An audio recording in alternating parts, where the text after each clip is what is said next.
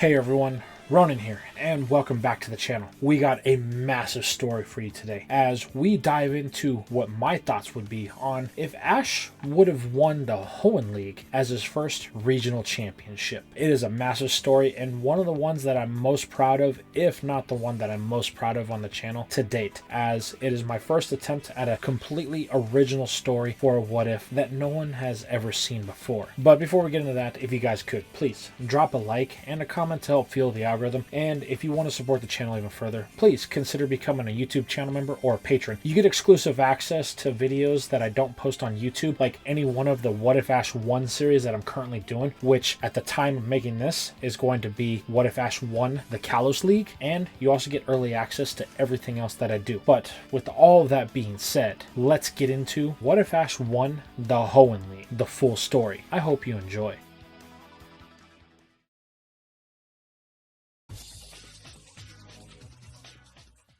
We begin our tale with Ash and his partner Pikachu arriving in Little Root Town. They have one destination in mind, the lab of the regional professor, Birch. The two stand atop of the hills leading into the sleepy town as the horizons of their next adventures is bright with the new possibilities. Now, we change over to a young girl riding her bike through the Hoenn countryside. This is May, and she is on her way to meet a particular Pokemon professor to get her first Pokemon. However, unlike our past experiences, she isn't thrilled at this aspect. Pokemon really aren't her thing. As a matter of fact, she's kinda creeped out by them. She just doesn't see all the hype about them. But what she does see is the ability to use her journey as an excuse to see the world. Traveling is the real reason she's on this journey. Well, that and the shadow of a great trainer that she feels obligated not to let down. This daydreaming causes May to run off course when a Pokemon known as Duskull crosses her path. She loses control of her bike that forces her to take an express route down a hillside. At the bottom, a stalky individual seems to be examining some Pokemon in their natural habitat. This is Professor Birch. He was supposed to meet May halfway, but got distracted by these cute Poochyena. However, they become aggressive when a yelling can be heard barreling in their direction. This causes the trio to attack Birch in the confusion, as they think he is the source of the panic. This forces him to climb a tree,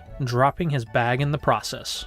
Great, the professor thinks. That was his only real way out of this. Guess I'll just have to wait until they get bored. Luckily, he won't have to wait long, as May comes shooting through the bush. With a tree now in her way, May jumps from her bike, hoping to land as safely as possible. Though it's a bit tough, May lands in one piece, but is quickly met with another problem. The three Poochyena now have their attention turned to her. This causes her to freeze in fear, only for a voice above her to say, "Hey, open one of the Pokeballs and call on one of the starters inside." May looks around, unsure who is talking to her. "Hey, you're May, right? Up here." Looking up, May sees a man in a tree. "I'm Professor Birch," he says. "I was supposed to be meeting you. Quick, reach into my bag and release one of the starters. Hurry. It doesn't look like the Poochyena will wait any longer." Doing as she's told, May releases the water starter Mudkip. "Give it a command," Birch yells. Meekly, May says, "Attack," to which it responds with a water gun to May's face. This causes her to squeal in fear. Knowing he has to take control, Birch jumps from the tree, commanding Mudkip to use water gun on the Poochyena. Doing so, the Mudfish scares them off with relative ease. A sense of relief washes over May. This is where Birch formally introduces himself, telling the girl to grab her bike. They will head into Little Root Town before they have any more unwanted guests. Doing as she's told, May grabs her wheels and they set off. Meanwhile, at the lab, Ash has arrived, only to be told by Professor Birch's assistant that he stepped out for a minute, so he will have to wait until the professor comes back. Ash and Pikachu are a bit upset,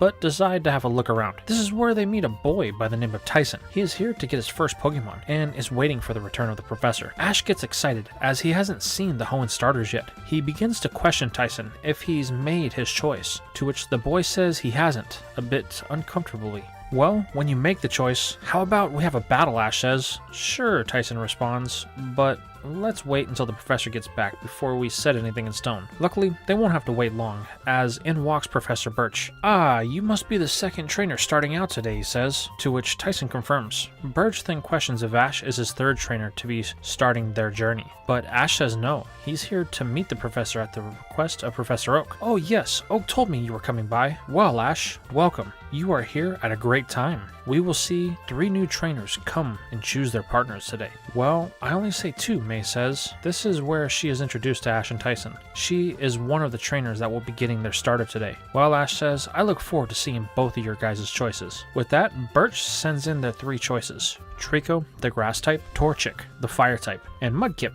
the water type. Ash comments that Torchic looks like it's the pre-evolution of a Pokemon he faced in the Johto League, a Blaziken. That's right, Birch says. It belonged to a trainer named Harrison, Ash replies. He was a really strong trainer. I'm glad to see that Harrison is still traveling and becoming stronger, Birch comments. He then turns to May and Tyson. Since you two are here, you can have the first pick. May, you go first, the professor says. Well, May instantly knows that she's not picking the one that attacked her, so she declines the water type. This only leaves Trico and Torchic, to which Ash says he really likes Trico. It's kind of cool, but to May, it looks a little strange. She's really not digging the whole grass lizard vibe. However, Torchic, May doesn't know what it is, but in it, she sees herself. Someone shy, not really knowing what it wants in the world. Making up her mind, she chooses the fire starter, to which it is happy, running behind its new partner. This just leaves Tyson, but it doesn't take long, as he has already made up his mind, as he grabs Trico's ball. Well then, you two have made fine choices for your first Pokemon. Now, let me give your Pokédex and Pokéballs. Handing them over, Birch tells the two that they are officially ready to start their journeys. This is the moment May was most afraid of. The only thing she has actually had planned is to get her Pokemon. Beyond this point, she hadn't really planned anything else out, but her inner turmoil is interrupted by Ash asking Tyson if they can have their battle now that he's chosen his Pokemon. Man, what's with this guy, Tyson thinks. But Ash isn't going to go away until they have that battle. So he agrees, and the two head outside. Birch then asks May if she has her travel plans laid out. As the daughter of Norman, you must be looking forward to getting started with your gym challenge right away. Sure, May says nervously. I'm just itching to get started. So I'm going to go, she says. Got big plans. Don't want to disappoint anyone. With that, she slinks outside to get away from the awkwardness of the moment, with her new partner not too far behind. Once outside, Ash and Tyson are in mid-battle. This captures May's attention for a second.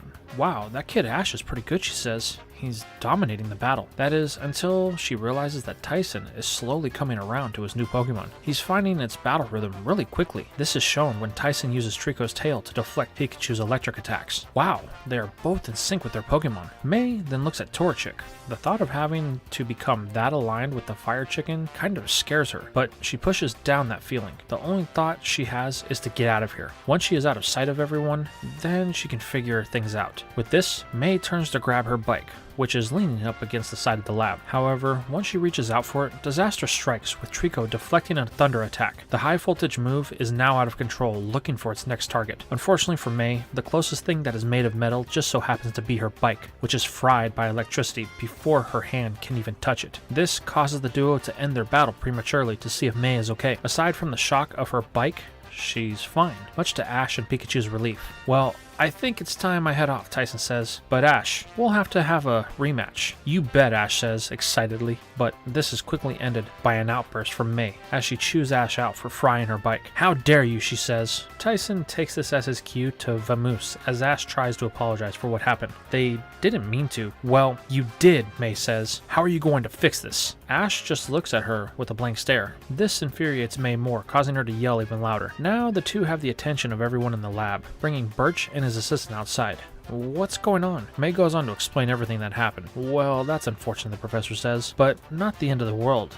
I'm sure we can find a solution to the problem. This is where Birch asks Ash if he can travel with May to her house in Petalburg City. I'm sure her dad can get her a new bike once she's home. This is where May realizes the problem with her outburst. Now she won't be left alone. That means she can't travel and do things the way she wanted to do. Suddenly, May insists that it isn't that big of a deal. She can make it work by herself. But feeling guilty, Ash is now insisting that he travels with her. It can get kind of lonely by yourself, so I'll be happy to go with you. Ain't that right, Pikachu? The mouse nods, happy to have a new traveling companion, as it seems to have made friends with Torchic as May and Ash were fighting. Realizing she has her back to the wall, May relents, hoping to find a solution to her problem before she gets home. With things settled, the two trainers spend the night getting to know each other as they're heading out at first light. The next morning, Ash and May hit the road. After talking with Professor Birch, Ash found out that the first Hoenn gym is in fact in Petalburg City. According to Birch, it's about a 3 days walk with no interruptions. This is where we see a difference between our new traveling partners. Having been traveling for a few years now,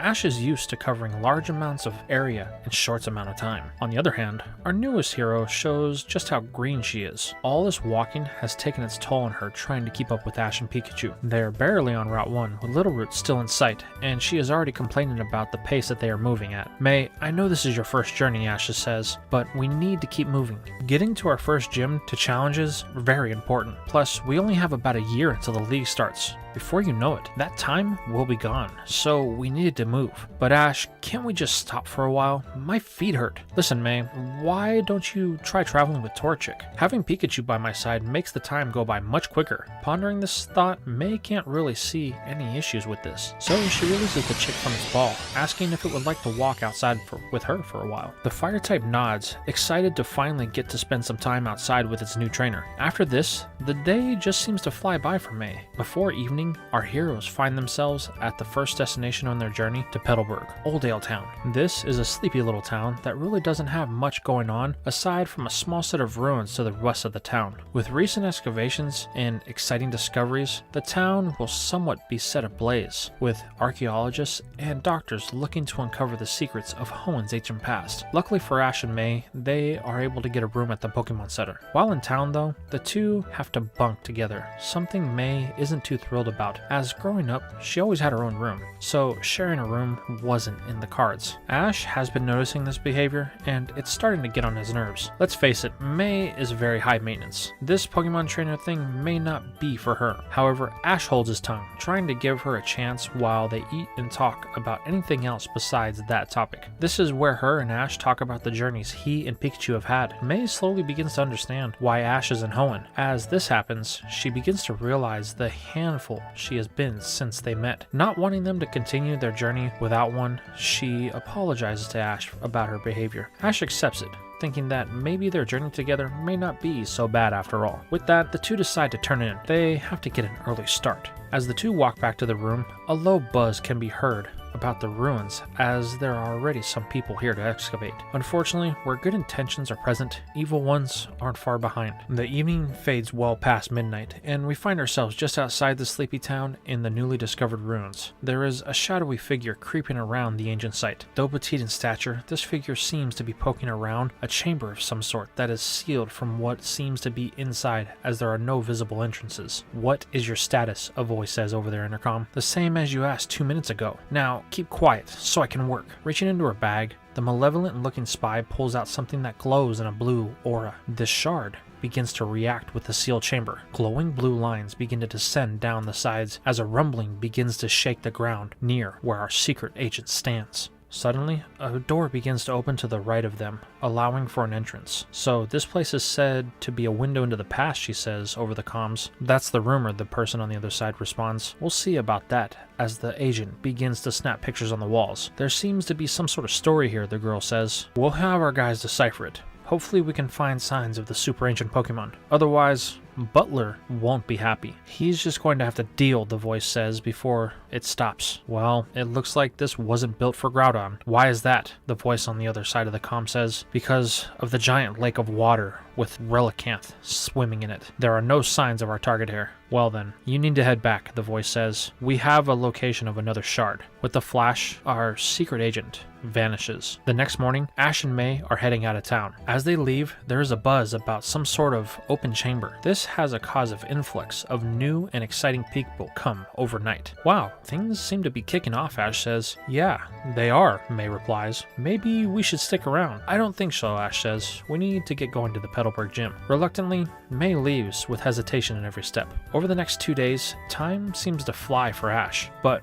for May, each step is filled with anxiety. Ash tries to lift her spirits by challenging her to a few Pokemon battles, but the girl refuses, saying she's still in the understanding phases of Torchic, so they'll battle when they feel ready. As much as Ash disagrees, he leaves her to her choices, as he finds some other random battles to compete in, to which he all wins. Unfortunately, the day finally comes when they arrive on the borders of Petalburg City. "This is it," Ash declares, the sight of his first badge. He can't wait to get going, to which Pikachu seconds with a few sparks of confidence. "Well, let's go. Come on, on, May, Ash says as he runs into town. Things move quickly for our hero as he rapidly finds himself at the doors of the Petalburg gym. Ash is excited, however he realizes that May is nowhere to be found. Realizing he must have lost her on the run over, Ash heads inside as she can't be far behind. Little does he know, May is actively avoiding the gym. She just can't bring herself to face Norman. She can't let him down with her failure. It's here that May asks herself, why is Ash so confident? He doesn't let anything hold him back. He's always excited for the next challenge. Why can't I be like that? Looking down on the place that is her home, May contemplates her next move.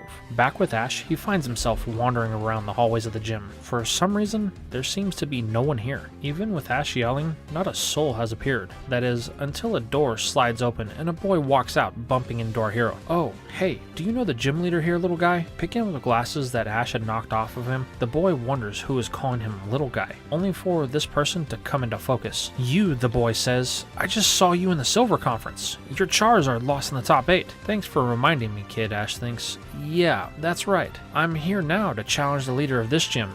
Do you know where he is? Oh, he's a very busy man, the boy says. But I'm Max. Will be happy to take your challenge. Think of it as a qualifying battle. I'm the assistant to the gym leader, who just so happens to be the strongest in all of Hoenn. So I make sure the battles that he gets aren't a waste of his time. Well then, Ash says, let's battle.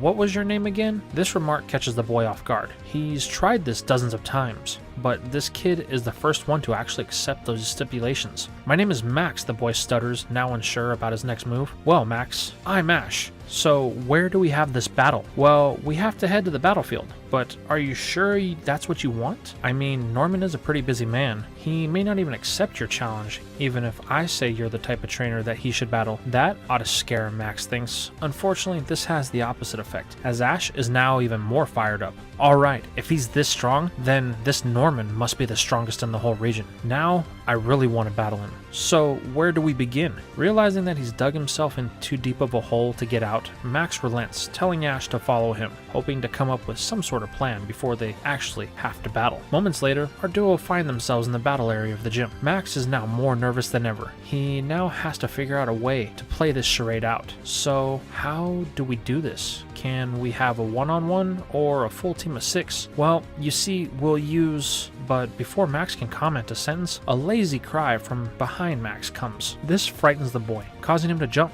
Oh hey, is that your Pokemon, Ash asks, pulling out his Pokédex. Ash learns that this Pokemon is a Slackoth. Max, realizing that this is the salvation, he says yes, this is my Pokemon. Don't be fooled by its laid-back exterior. This Pokemon is a powerhouse. Well then, Ash says, let's get started. Pikachu seconds this with some sparks from its cheeks. Max is now regretting ever lying about his position at the gym. The only thing he can do is try to convince Slackoth. Turning, Max silently pleads with the Mon, hoping that it will help him out. After all, they are old buds. However, the response he gets is a blank stare. This is where Ash asks if Max is ready. He wants to get this started. Max turns, taking a position behind Slackoth. Finally, Ash says, let's get this started. Pikachu, use Quick Attack.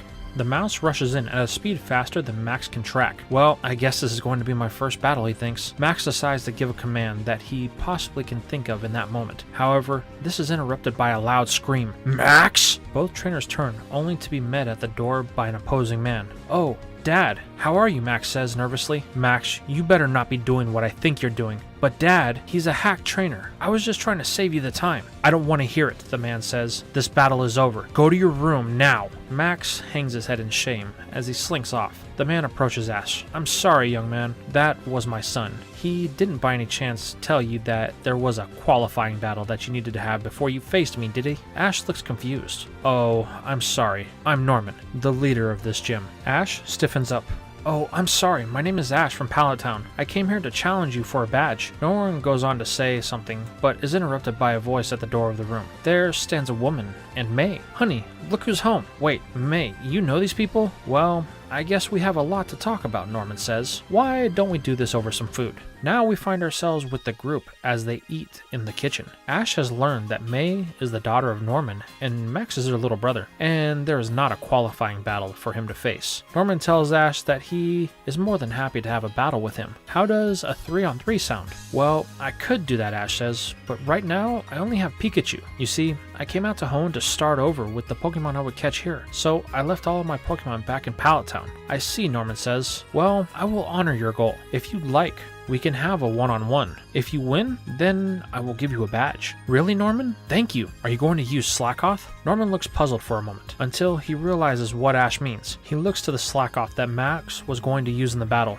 That Pokemon actually doesn't belong to me or the gym. It just showed up one day from the Petalburg woods and never left. Really, Ash says, as he looks at it playing with Pikachu. Well then, what will you use? With a smile, Norman says, let's go find out. Minutes later, Ash and Norman find themselves standing opposite of each other. Everyone is here, including Pikachu's new friend Slackoth. Max remarks that there's no way Ash will beat his dad, while May tells him to be quiet. Let's just watch and see. Ash chooses to go with his starter, Pikachu. Well, Ash, let me introduce you to my partner, Vigoroth, go! What emerges from the ball is a very high-strung ball of agitation. Ash, this is Vigoroth, the evolved form of Slackoth. It will be my choice for this battle. Well then, let's get started, Ash responds, to which Norman agrees, giving Ash the first move. Ash starts strong, going for a quick attack. However, Norman has a counter for this, ordering a slash that strikes true. Pikachu is hit dead on, sending the mouse back into the wall. Ash yells for his starter, "Are you okay?" The mouse nods as it peels itself from the wall. Man, this thing is far stronger than it looks, Ash thinks. Well, if speed won't work, then we'll use power. Pikachu, use Thunderbolt. Pikachu charges its 8th move, sending electricity striking about. Ash thinks he's got this, but Norman has a counter for it as he calls for a Thunderbolt of his own. The two moves cancel each other out. Well, Ash, this has been fun, but you failed to make a dent in Vigoroth, while Pikachu is a little worse for wear. Looking at Pikachu, Ash confirms that it is breathing heavily. Pikachu gives the signal that it is ready for more, but Ash has a different opinion. It's clear that Norman is on a different level. He concedes the battle, telling Norman that he appreciates the opportunity, but it's clear that he and Pikachu have a lot of work to do before they can match him in power. But not to worry, he will be back when he has a new team ready to challenge him. Norman smiles. Very well, Ash. I look forward to our rematch. Now, who's hungry? The group then goes to eat some more of May's mom's great cooking. During this time, May gets the chance to talk one-on-one with her dad. I'm sorry, she says. I've let you down.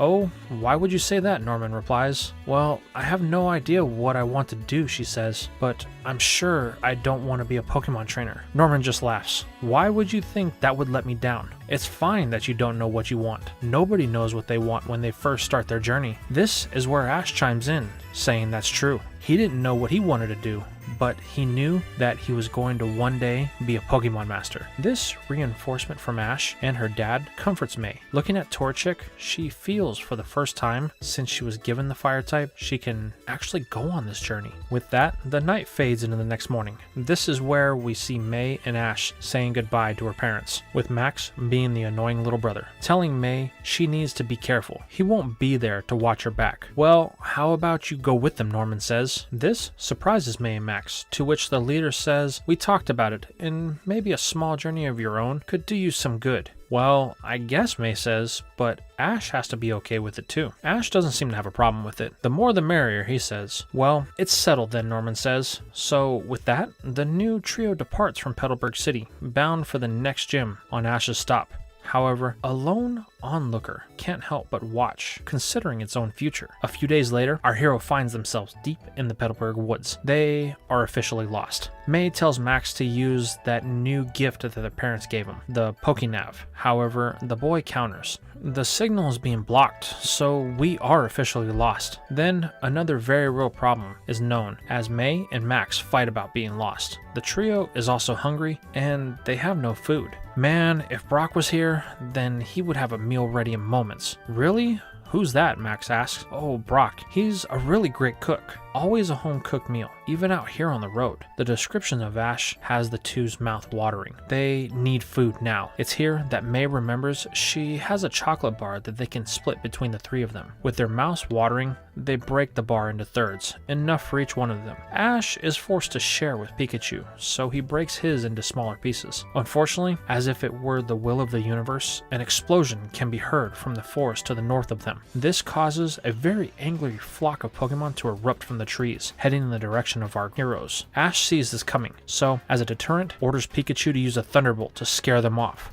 This works for the most part, that is, until Ash notices that one of these birds that Max identifies as Talo is eating his food. Knowing a battle is on, Ash orders Pikachu to use a quick attack, forcing the bird off of the food. However, it doesn't just run away. Instead, it's on the attack of Pikachu. This won't end well. Pikachu and Talo exchange attacks, trading blow for blow, but the guts of this bird are great, and it won't give in. Choosing to use speed, Ash orders Pikachu to fire a Thunderbolt. This confuses the bird, allowing Pikachu to land a quick attack that hits with enough force that Talo is sent hurtling into a tree. Knowing he needs to catch it to end this battle, Ash throws a Pokeball to make his first capture in Hoenn. But as he throws the ball, another explosion rocks the area, and as the ball closes in, something drops from the tree above Talo. It falls directly in the path of the ball, leaving Ash, May, and Max to wonder what it was that Ash just captured. And this is where we are going to leave things for now. So, now that the first episode is out of the way for What If Ash Won the Hoenn League,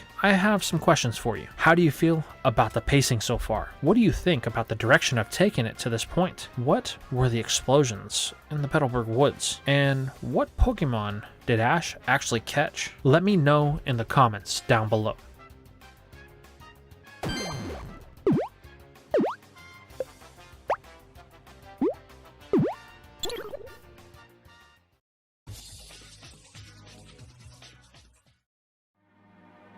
We begin today's part right where we left off with Ash and his first capture of Hoenn. The ball wobbles its final time on the ground as our hero Pokédex registers. Walking over to the ball, Ash picks it up to call on his newest friend. However, as he prepares to release the Mon, another explosion rocks the surrounding area, causing him to drop the ball. Ash attempts to pick it up several times, only for the ball to bounce away due to the tremors from the explosions. Hey Ash yells, giving chase, with May and Max in tow. The chase is extensive, leading the group deeper into the forest, finally ending with the ball resting at the base of a giant tree. Now able to grab the ball, Ash is oblivious to everything around him, as he asks Pikachu if it's ready to meet their newest capture. However, the mouse, as well as their traveling companion's attention is fixated on the surrounding area. What they see is a sight of great concern. The grass starter of the Hoenn region, Trico, lay injured all around them. Putting the ball back onto his belt, Ash, May, and Max rush to see if they can offer any assistance and find out what is going on. Unfortunately, before they can provide any assistance, another explosion rocks the area. This one felt much closer, like it was then another one, but this time, the fire from the source can be seen as our heroes see it coming from the other side of the giant tree. Whatever is happening there can't be good, and it has to be the source of what happened to all these Trico. Ash tells Max to stay here and help the Trico get into the surrounding woods. He and May will handle this. They then rush to the other side, only to find a sight far worse than what they initially encountered. There stands a lone Trico, protecting a small group composed of young Trico that is being shielded by a very old Trico.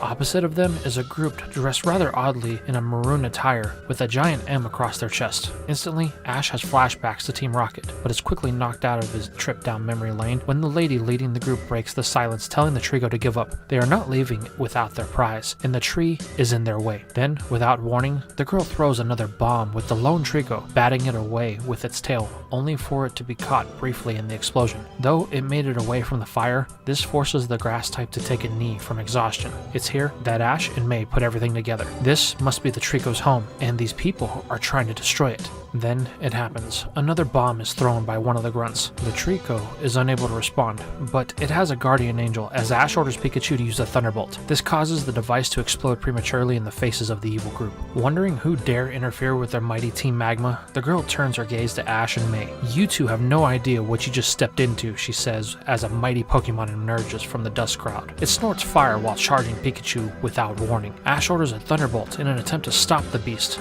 but it is unfazed as Pikachu is hit with a takedown being driven into the massive tree. This is where May pulls out her Pokédex, telling Ash that that Pokemon is known as Camerupt and is not just fire type, but also has the ground type. Grit in his teeth, Ash now realizes just how outmatched they are. Pikachu doesn't have any attacks that could take on a ground type effectively, and he has little time to react as Camerupt is on the charge again. While this is happening, May has now engaged with the grunts as their collective mighty Enas have begun to overpower Torchic. 3v1 isn't good for a Pokemon that hasn't really had a battle before. The fire type is quickly overwhelmed, forcing May into a very concerning position. Over with Ash, he calls for a quick attack to dodge the takedown. Pikachu is able to get out of the way. However, Camerupt remains steadfast as it collides with the tree that is now struggling to remain upright with all the damage at its base. Now slightly at an angle, the damage to the tree causes its Lone Protect to charge the fire type. Ash watches as its speed increases suddenly, and a brief green glow envelops the wood gecko as it cracks Camerupt on the head with its tail. This forces it to stop the assault on the tree as its trainer, who is now known as Courtney, orders the behemoth to deal with these pests. Bellowing smoke, the magma camel begins to spew fire in the form of a flamethrower that catches the base of the tree on fire. Now things are dire and Ash realizes they can use some help. Pulling out his Pokeball, Ash calls on his first Hoenn catch. "Taylor, I choose you," he declares. However, Ash and May both get a very unwelcome surprise, as what emerges isn't what was expected. Slackoth, May says in confusion, letting out a very delayed cry of its name. The normal type is happy to see its friend Pikachu, as it begins to slowly attempt to greet the mouse. However, Courtney is now fed up with all of these delays, ordering something to lay waste to everything in the area. Eruption! Camerupt begins smoking with a poisonous gas as it contracts, building pressure within its body. This is where Trico tries another attack, hoping to end this threat. Knowing he needs to assist it, Ash orders Pikachu to use Quick Attack. This forces the mouse to break its greeting with Slackoth as it charges in, protecting everyone. Now worried about its new friend, the sloth turns to slowly offer any assistance that it can, but it is left behind as both Trico and Pikachu share a glance, almost as if they have the same thought, using the force of both of their attacks to amplify one another. While the power of the two is great, it still isn't enough to topple Camerupt, as its attack is almost ready to launch. No, Ash says, as May and Torchic have been captured by the grunts. This just leaves him alone to stand against this force. Then comes Slackoth as it slowly moves towards Camerupt. The speed it moves is almost comical, as it has clear intentions to engage with Camerupt. Ash tells it to stop or it could get hurt, but the warning falls on deaf ears. Trico won't let its home burn any longer, as the green glow Ash saw before reappears as the grass type engages with Camerupt. But the time is up. The fire bursts from within the fire type as Slackoth is within range, letting out another delayed cry of its name, and Trico connects with the pound. Things look gloomy as the fire rains down on everyone. Ash isn't sure what to do. He's really starting to wish that he had brought his other Pokemon with him. However, a last-minute glimmer of hope comes when Ash hears a familiar voice. "Fortress, use Rapid Spin." Can't be. Brock? Ash, are you guys okay? Brock, what are you doing here? We can catch up later. Let's deal with this now, Brock says. Fortress is able to protect everyone from the eruption in one brilliant display of power. Now, with its new annoyance, Courtney is done with all of these interruptions. She orders a takedown aimed at Fortress. However, Brock is ready to counter with an explosion of his own, which envelops the two in hopes of finally taking down this beast. But as the smoke clears, Camerupt still stands, as Fortress and Brock regroup with Ash, Pikachu, Slackoth, and Trico. While the explosion didn't end Camerupt, it did have an unforeseen consequence: the freedom of May and Torchic as they join the group. Now, they are all facing down the group that declares themselves as Team Magma. However, with the assistance of Brock, Team Ash is still looking the worst of the two. That is, until Camerupt suddenly collapses. What, Courtney yells? It can't be. But then she realized what it is. That's Slackoth. But her outburst is interrupted by a grunt that tells her they are ready. With a smile on her face and the fire burning around them, Courtney tells the group she would love to continue beating them, but she must be going. Then, without warning and the click of a button, the tree bursts at the base as multiple explosion causes it to begin falling. Trico can do nothing but watch as its home falls in slow motion, enveloped in flames. Before Ash and his friends can react, a helicopter appears above them, dousing the surrounding area in water. Then, another group of Team Magma grunts descends, surrounding Ash and his friends. Far outnumbered, they can do nothing, as Courtney walks to where the tree once stood with some sort of device in her hand. Stopping suddenly, the Magma admin bends down, digging into the dirt. Then she stops, pulling up something from the soil. Ash can't make out what it is, but it glows in a blue aura. Then Courtney gives the command that they are done. As fast as they came, all of them clear out without warning. "I don't know who you are, but if we ever meet again, I would stay away," the purple-haired girl says as they disappear, leaving nothing but destruction in their wake. A moment of relief washes over the group, only for May and the older Trico to realize that where the tree had landed is where Max and all the other Trico were. Now stricken with survivor's guilt, they all rush to the aid of everyone, though they can see nothing but smoldering earth and wood.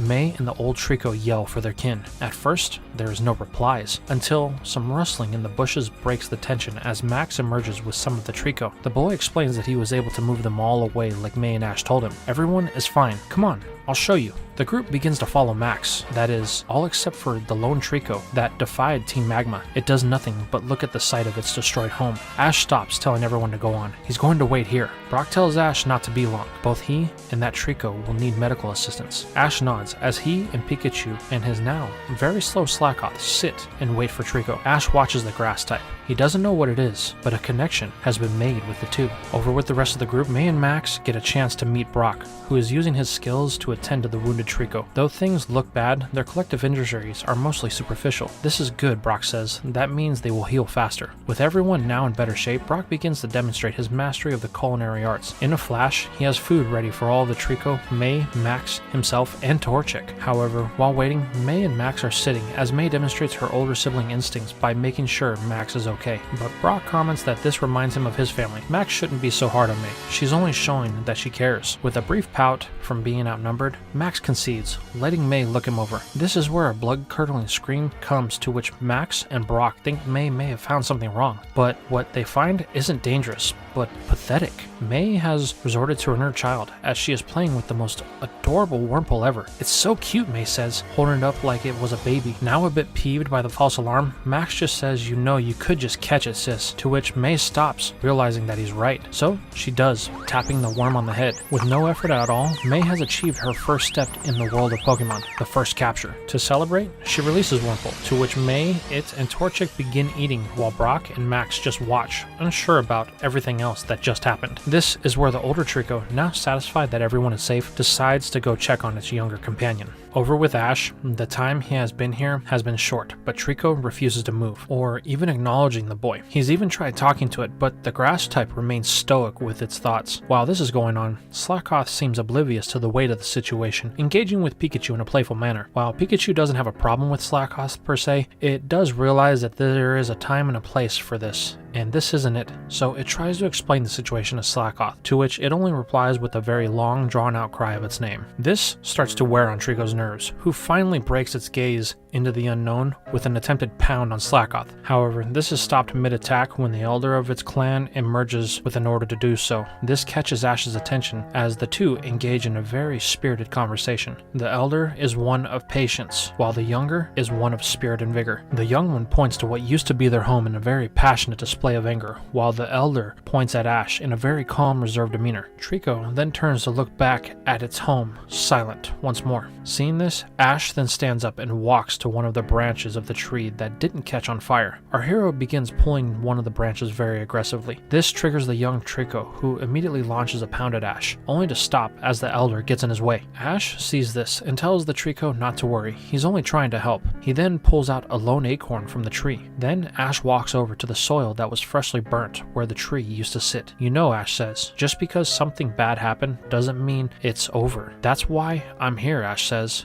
I came to Hoenn to start all over. I failed in my last journey, but this time, I will succeed, Ash says. Nothing will stop me or my Pokemon from becoming the strongest version of ourselves. Ash then digs a hole to bury the acorn. Covering it with dirt, Ash tells Trico, give it time, because your home will regrow stronger than it was before. The young wood gecko looks at Ash, then to Pikachu, who is playing with the annoying Slackoth, and finally to its mentor. Nothing is said, only a nod is given. Trico then turns to Ash and insists that they have a battle. Ash smiles. Are you sure? You're pretty worn out from all that's happened, but the look in the grass type's eyes says it all. Okay, Ash says, smiling. Pikachu, it's time for a battle. The electric mouse breaks its playtime with Slackoth, leaving the normal type confused. It watches as Pikachu and Trico exchange blows at the command of Ash. Though this looks to be movements of aggression, Slackoth can tell that there is compassion in each strike. With each blow, the bond between Ash, Pikachu, and Trico grows until the end comes, with Ash making another successful capture, adding the grass type to his party. The elder Trico nods, seemingly satisfied with the results of this outcome. With nothing else to do here, the elder Trico reveals the way to where everyone is. Once there, Ash and Brock get a chance to catch up as our hero reveals that not only has he caught Slackoth, but Trico as well. Wait, is that Slackoth from the gym, Max asks? Yeah, May says. I think it followed Ash out here. It did, Ash says. It must have gotten in the way of the Taillow that I tried to catch. It's not what I expected, but I'm glad to have it on my team, Ash says, as Max just looks on, his heart a little broken from this revelation. However, this is brushed aside as May reveals that she got to catch her first Pokemon, revealing her new Wurmple. I don't know why everyone says catching is so hard. Wurmple was so easy. Well, every Pokemon is different, May, so the next one may not be so so easy. But May doesn't hear Ash, as she is in full infatuation with her new catch. But this is where Ash gets a chance to meet Brock's first catch, a cute little ball of spikes known as Cacnea. Brock explains that it was looking for Ash, and he made camp one day. Cacnea came up to him. When Brock offered it some food, the cactus was overjoyed, and they've been inseparable ever since. Well, the grass type is excited to meet everyone, serving food to all of its newest friends. While its personality vibes well with Slackoth as it views everyone as a friend, it's a bit too much for Trico, so it takes the food, climbing to the top of a tree branch so it can eat in solidarity. Ash just looks, knowing that this Pokemon is strong and very prideful. The rest of the night is uneventful, with everyone resting. The next morning, after one last goodbye, our heroes depart from the Petalburg Woods, destined for the site of Ash and May's first badge, Rustboro City. With our heroes now on the road again, things begin to move quick. Ash is all about training with his new Pokemon, while Slackoth is more of the playful type, turning everything into a game, which causes Ash a lot of grief and tests his patience every time. Trico is the exact opposite. Every chance it gets, the Woodgecko is training. When the others are relaxing, it trains. After each meal, it trains. The grass type seems to know nothing but training. Ash can see this and is a bit concerned. While he wants his Pokemon to be strong, Ash doesn't want it to come at the cost of their happiness or even worse, their health. Brock points this out to Ash, to which he says he knows. It's a concern that he must address, but he's still thinking on how he can do that. This leaves May, who is just infatuated with Wurmple and Torchic, but Max is warning his sister that her gym battle is coming up, so she should actually train more if she hopes to win anything from that gym. But she just ignores Max, telling him he doesn't know what he's talking about, as she actually has Pokemon to which he doesn't. Things come to a head when Ash and Trico are training one day, testing the power of its pound attack. Unfortunately, when Trico misses the target due to the exhaustion it feels on how far it's been pushing itself, the Woodgecko collides with the Pokemon known as Seviper. The serpent was just minding its own business when it was knocked in the head from Trico's tail. This sends it into a rampage as it attacks the group. This is unfortunate for May, as she hasn't had an actual battle other than the encounter with Team Magma, and Seviper has her and Torchic in its sights. May, give Torchic a command, everyone yells, but she is frozen in fear. However, Slackoth somehow manages to get in the way of Seviper as it thinks the snake is a new friend. The normal type greets it with a long drawn out cry of its name that momentarily distracts the poison type. Realizing it has a chance, and with no commands from its trainer, Torchic uses an ember that burns the snake. It then charges in to use a scratch attack on Seviper. Once May realizes that Torchic is in harm's way, she runs to grab her starter, tripping in the process. As she falls, one of her Pokeballs rolls out of her case. The last thing she sees is a bright light as Torchic falls when the target of its scratches fades into the Pokeball. Before May knows what's going on, her Pokedex registers Seviper as her official catch, which the girl is a bit uneasy about. But with the encouragement from Ash and Brock, she decides to keep the snake, sending it out in hopes that it'll be a little bit more friendly this time. Once out of the ball, Seviper is met with its new traveling companions. While the snake is a little bit upset that it is now a captive Pokemon, it doesn't really have anything against May or her Pokemon. On the other hand, Trico is a different story. The Woodgecko attacked it, and this is a grudge the Vipermon won't soon forget, as it tries to attack with a poison tail, but May recalls it just in time. Well, it seems Seviper is still a little bit upset with Trico. Yeah, says, as Trico takes a knee from the fatigue settling in from how hard it has been training. With that out of the way, the group moves on, spending the night at a flower shop with some very unique water grass type Pokemon known as Lotad. While most of them find Ash and his friends just another set of humans, one takes a shine to Brock and his knowledge of Pokemon, so it decides to join his team, bringing Brock's count to 3, just like May. This leaves Max. While he thought this trip with May and her friends was a good idea at first, it turns out that he is starting to feel like he's left out, as he can't catch a Pokemon for himself yet. And the fact that Ash caught Slackoth isn't something that he's too fond of, as he is forced to watch one of his only friends make new ones. But the boy chooses to keep his grievances to himself for the time being, as the group finally arrives at the southernmost point of Rustboro City. It's here that Ash gets a chance to catch up with his newest rival, Tyson. He is actually heading south because he's going to Dewford Island for his second gym badge. Tyson then reveals the badge that he won at the Rustboro gym. This fires Ash up, who asks if they can have a battle. Tyson does owe him one after all. The young boy agrees, but asks if they can make it a double battle, going on to explain that that is a special way they battle here in Hoenn. Both trainers use 2 Pokemon at the same time, and the battle is over when both of one side's team is knocked out. Ash, being Ash, won't turn down any type of battle, and agrees to these terms. So the two get started with Tyson sending in his newly caught Tailo and his newly evolved starter, Grovyle. Realizing that Tyson's Trico evolved, Ash uses his Pokédex to find out what this Pokemon is all about. Well, Ash isn't going to be left out on showing off his newest Pokemon, as he declares, "Trico, slack off, I choose you." The battle starts with Ash and Tyson giving commands to both of their Pokemon. Unfortunately, Slackoff's playful side plays a role here, as it doesn't really respond to him in time due to its slow nature, and it ends up taking a Fury Cutter from Grovyle. It's then followed up with a Wing Attack from Tailo that sends the Sloth into a tree. However, it's not really phased, more so realizing that it would rather play with Pikachu. So that's what it does, much to Ash's dismay. Tyson asks Ash if he's sure that he wants to continue. It looks like only Trico really wants to battle. If you want, you can even sub in someone else more willing to battle. While Ash thanks Tyson for the offer, this is a battle, and he will win with just Trico, ordering a quick attack. The Wood Gecko is able to dodge its more powerful evolution and scale up a tree, giving it a vantage point over Tailo. Ash then orders Trico to jump on the bird's back as it swoops under it. Doing so puts the grass type in the driver's seat, as Ash orders Trico to grab the wings and take control. Trico forces the bird into a nosedive. Right before collision, Ash orders Trico to use his tail and slam it to amplify the impact, ending the bird. Ash smiles. See, now it's just one-on-one. Now, let's show him just how strong we are, Trico. The Wood Gecko nods as it engages with the pound. This is countered with the Fury Cutter from Grovyle. Ash is feeling confident as the pattern continues with both appearing even. However, it quickly becomes apparent that Ash has a false sense of security as Trico is starting to move slower. However, this does trigger that strange green glow from Trico again. Wow, Tyson says, your Trico's Overgrow looks very powerful. What kind of grass type attacks does it know? Grass moves, Ash says, questioning. It doesn't know any. Well, that's a shame, Tyson says. Let me show you one then. Grovyle, use Mega Drain. Suddenly, the middle stage evolution locks its arms around Trico, draining it of any remaining health that it has, ending the battle. Recalling both of his mons, Ash sighs. You have some pretty interesting Pokemon, Tyson says. Yeah, Ash says, thinking about how the battle was never really his. Ash, it was good to battle you again, but I have to get going. If you guys are looking for somewhere that could be cool to check out, the Rustboro Contest Hall is just up ahead. It may be something you would want to see. It could be a good place for training as well. With that, Tyson departs, leaving Ash with a lot to think about. That afternoon, Ash and his friends arrive at the contest hall. It's here that they are introduced to a few coordinators named Janet and Chaz. They are both competing in the contest that is going to be the next day and are practicing with their Pokemon, Venomoth and Beautifly. It is here that May begins to get an itch and wants to enter the contest. So her, Max, and Janet head off to the registration counter in order to get entered. This leaves Brock, Ash, and Chaz as he is feeding his Venomoth with something called Pokeblock.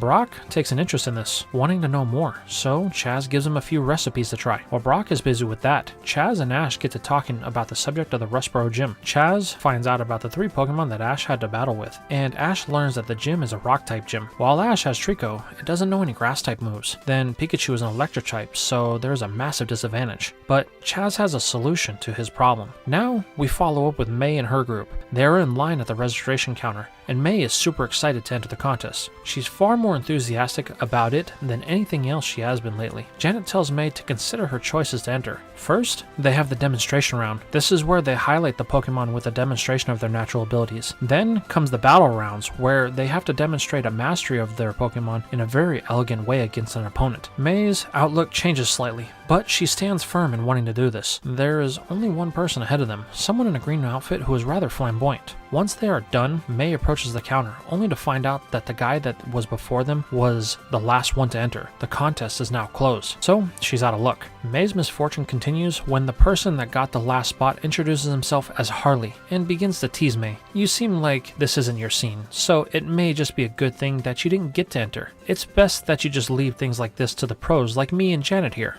Then, before anyone can say anything, Harley walks off. What was his problem, Max asks. That's Harley, Janet says. He's always like that to people who are new. Just ignore him. But I have an idea on how you guys can still enter the contest. But let's go back to the others so we can discuss this. Back with Ash, he is in the middle of training Pikachu to use a move that it has never used before, Iron Tail. At the suggestion of Chaz and a demonstration of his Furret, Ash and Pikachu made it their mission to master this move, while Slackoth cheers on and Trico looks from a branch in a tree. The mouse is making great progress as Janet and everyone comes back. This is where Ash explains his plan to beat the Rustboro gym. Pikachu, but he doesn't feel like it's enough. Well, why don't you use Trico, Janet says. I probably will, Ash says, as Slackoth isn't really the type for battling, as they watch it try to play with Sentret. But the problem is Trico doesn't really know any grass-type moves, so it will be going in at a huge disadvantage. Well, actually, I was thinking that Janet could help you out with that, Chaz says. Your Seedot, it can use Absorb. maybe you can show it to Ash and Trico so they can practice using the move? Hey, that's a good idea, Janet says, releasing her grass type. Ash tells Trico to come down, to which the wood gecko reluctantly does so. It's here that Ash explains he knows that it's frustrated from losing the battle earlier today, so he wants to help it get stronger, but it'll take some serious training, to which Ash knows it can do. The wood gecko looks at Ash. A grass type move would help it in battle greatly, so it agrees to this training for now. Awesome, Ash says. The next day, Ash spends training with Pikachu and Trico, with Brock offering any type of assistance that he can. While they are doing that, Max and May assist both Chaz and Janet in the contest. While things are going great for the most part, Janet does end up getting paired with the stuck-up Harley. While the battle does get a little intense with his Cacnea, in the end, she wins. This leads both Chaz and Janet to the finals. The battle is very back and forth, with both Beautifly and Venomoth trading blows, but in the end, Janet ends up the victor. This whole experience has a profound effect on May, causing her to begin to shift her path for her future. After thanking Janet and Chaz for all their help, Ash and his friends depart from the contest hall, heading north to Rustboro City and the site of the next gym. This takes about a day of travel, during which Ash practices with both Pikachu and Trico, refining their new moves. While Pikachu is getting it, the relentless effort of Trico has far greater results, as the wood gecko has seemingly fully mastered Absorb.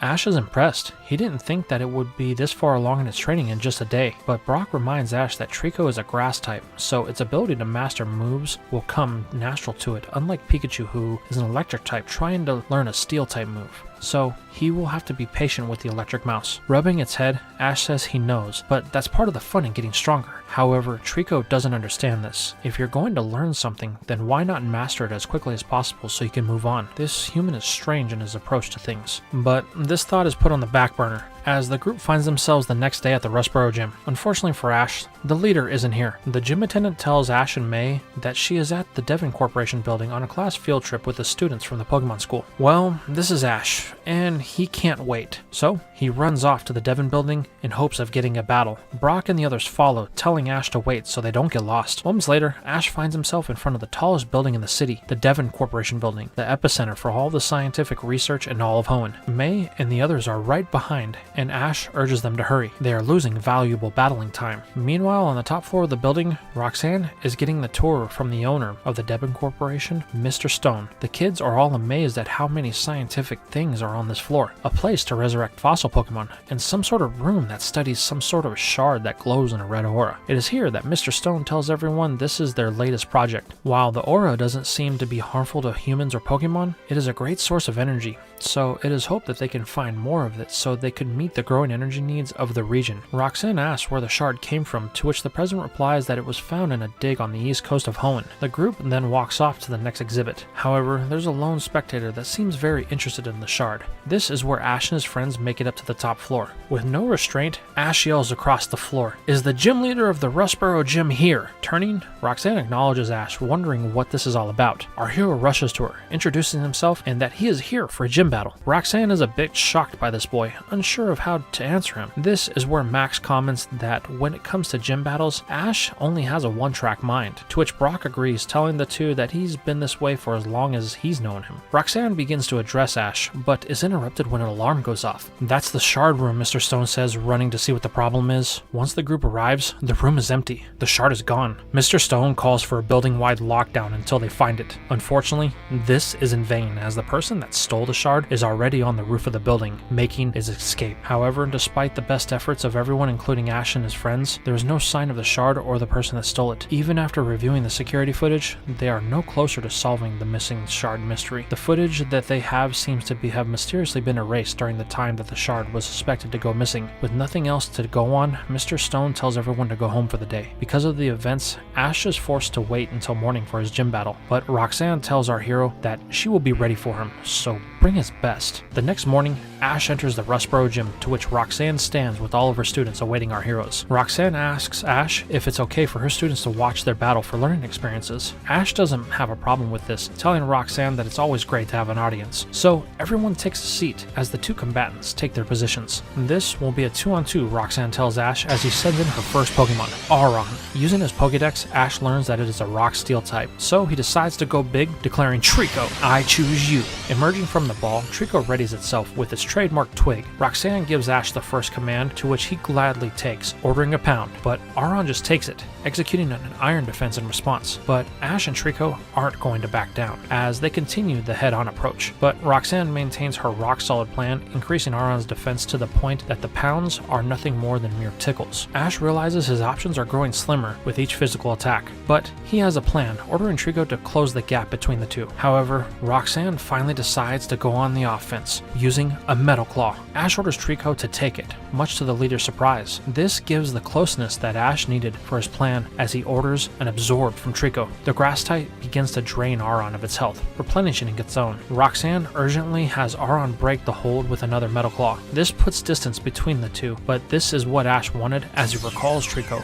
Looking down at his starter, Ash says, "Pikachu, you're up." So the mouse sparks, jumping in, ready for the battle. Unable to change her Pokemon as the gym leader, Roxanne continues on with Aron, as she thinks Ash may be a little short-sighted on his choice, so she takes advantage of this, ordering a headbutt. However, Ash chose Pikachu for this reason, as he tells it to hold nothing back. "Pikachu, use Thunder," Ash commands. Suddenly, a burst of electricity erupts from the mouse that envelops the whole battle area, blinding everyone in attendance. When the dust settles, it's clear that the electricity was too much for Aron to handle, as it lays knocked out with spirals in its eyes. "Well," Roxanne says, "I didn't think that a thunder could be that overwhelming. I guess even as a teacher, we have things to learn." Recalling her first choice, Roxanne commends Ash. She was starting to dismiss him during the battle with Trico, but he managed to turn it around. So let's keep the energy going, as she sends in her ace, the very sturdy Nose Pass. Using his Pokédex, Ash learns that this is just a pure rock type, so this one should be a quick win with Pikachu's secret weapon. With the start of the battle, Ash takes the first move, ordering another Thunder. However, Roxanne is prepared for this, ordering a Thunder Wave from Nose Pass. This cancels out the attack, preventing any damage to Nose Pass. "I'm afraid that won't work again, Ash," Roxanne states. "Well,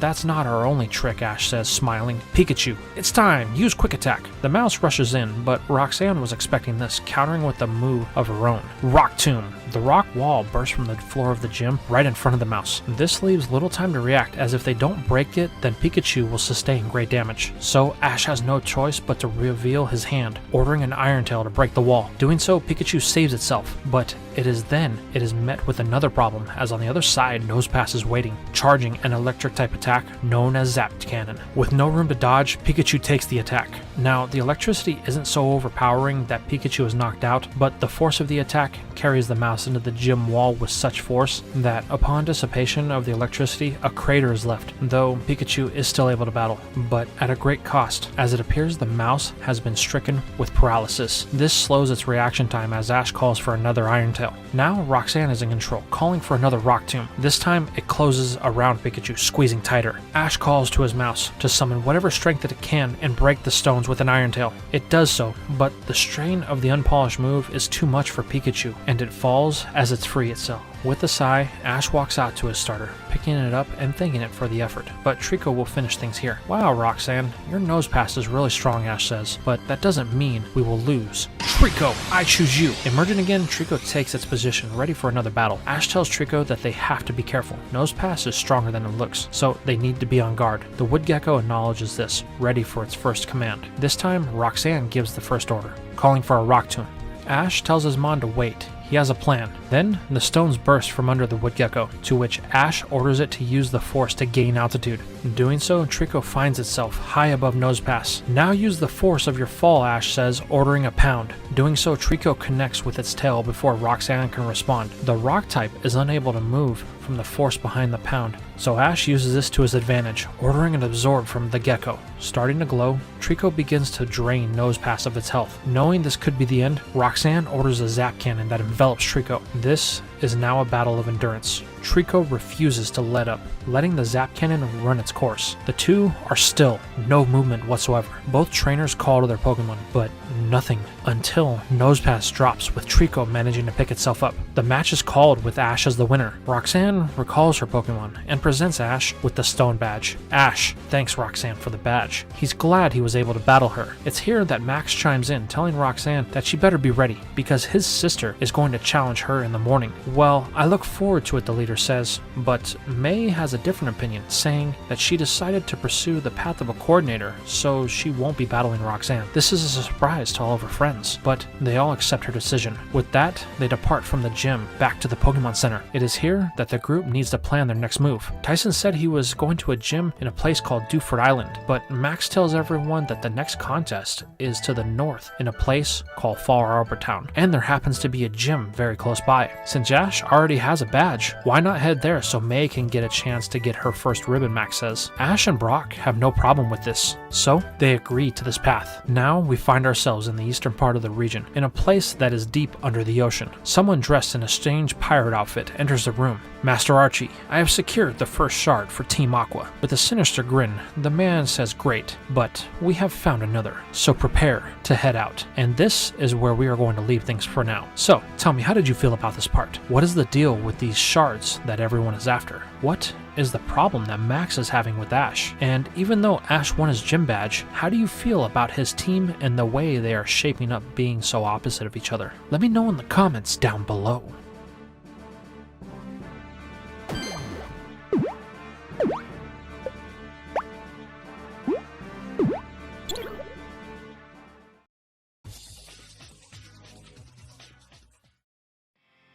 We begin today's part with our heroes traveling in the rugged northwest part of the Hoenn region. As they caress the base of Mount Chimney, everyone is slowly becoming aware of the reason why no one really lives in this part of the region. It's mostly coastline that is surrounded by high, jagged cliffs. The terrain is perfect for training, as Ash has come to see. He uses the rocky and shallow waters to work with Pikachu and Trico on strengthening their Iron Tail and Pound. Even Slackoth has gotten in on the action, attempting to use its slowness to wade in the waters. Unfortunately, the Sloth just keeps getting swept out with the tides, each time causing Ash to have to break his training so he and the other Mons can save the Sloth. This leaves May, Max, and Brock. Brock is keeping himself busy with his newest captures, Cacnea and Lotad, as they are both oddities to the breeder. He is fascinated by the biology of these Pokemon from Hoenn. Brock has been diligently documenting all of the abilities of every Pokemon in the group, almost like he's creating his own handwritten Pokedex. This leaves May and Max. Max is doing his best to distract himself from the fact that Ash has captured Slackoth by helping May with her contest practice. Unfortunately, this isn't really going too well, as they both have stark differences on how they should approach the whole contest atmosphere. While May thinks her performance should be more on the elegant side, that is a little bit more flamboyant, Max, being a young kid, thinks that it should be more on the big and flashy moves with power behind them. And this clash in ideals ends up with little in actual results for May's training, but there is one silver lining in the cloud of despair. When Seviper is practicing its routine with Torchic and Wurmple, some confusion between the orders of May and Max arises, and Wurmple ends up binding both Torchic and Seviper together into a ball of silk. The experience from this is enough to trigger the worm's evolution into Silcoon. While May is upset with Max and they argue a bit, it doesn't take long for her infatuation to kick in as May begins to baby her new bug. With each of their days packed full of training and excitement, the group's time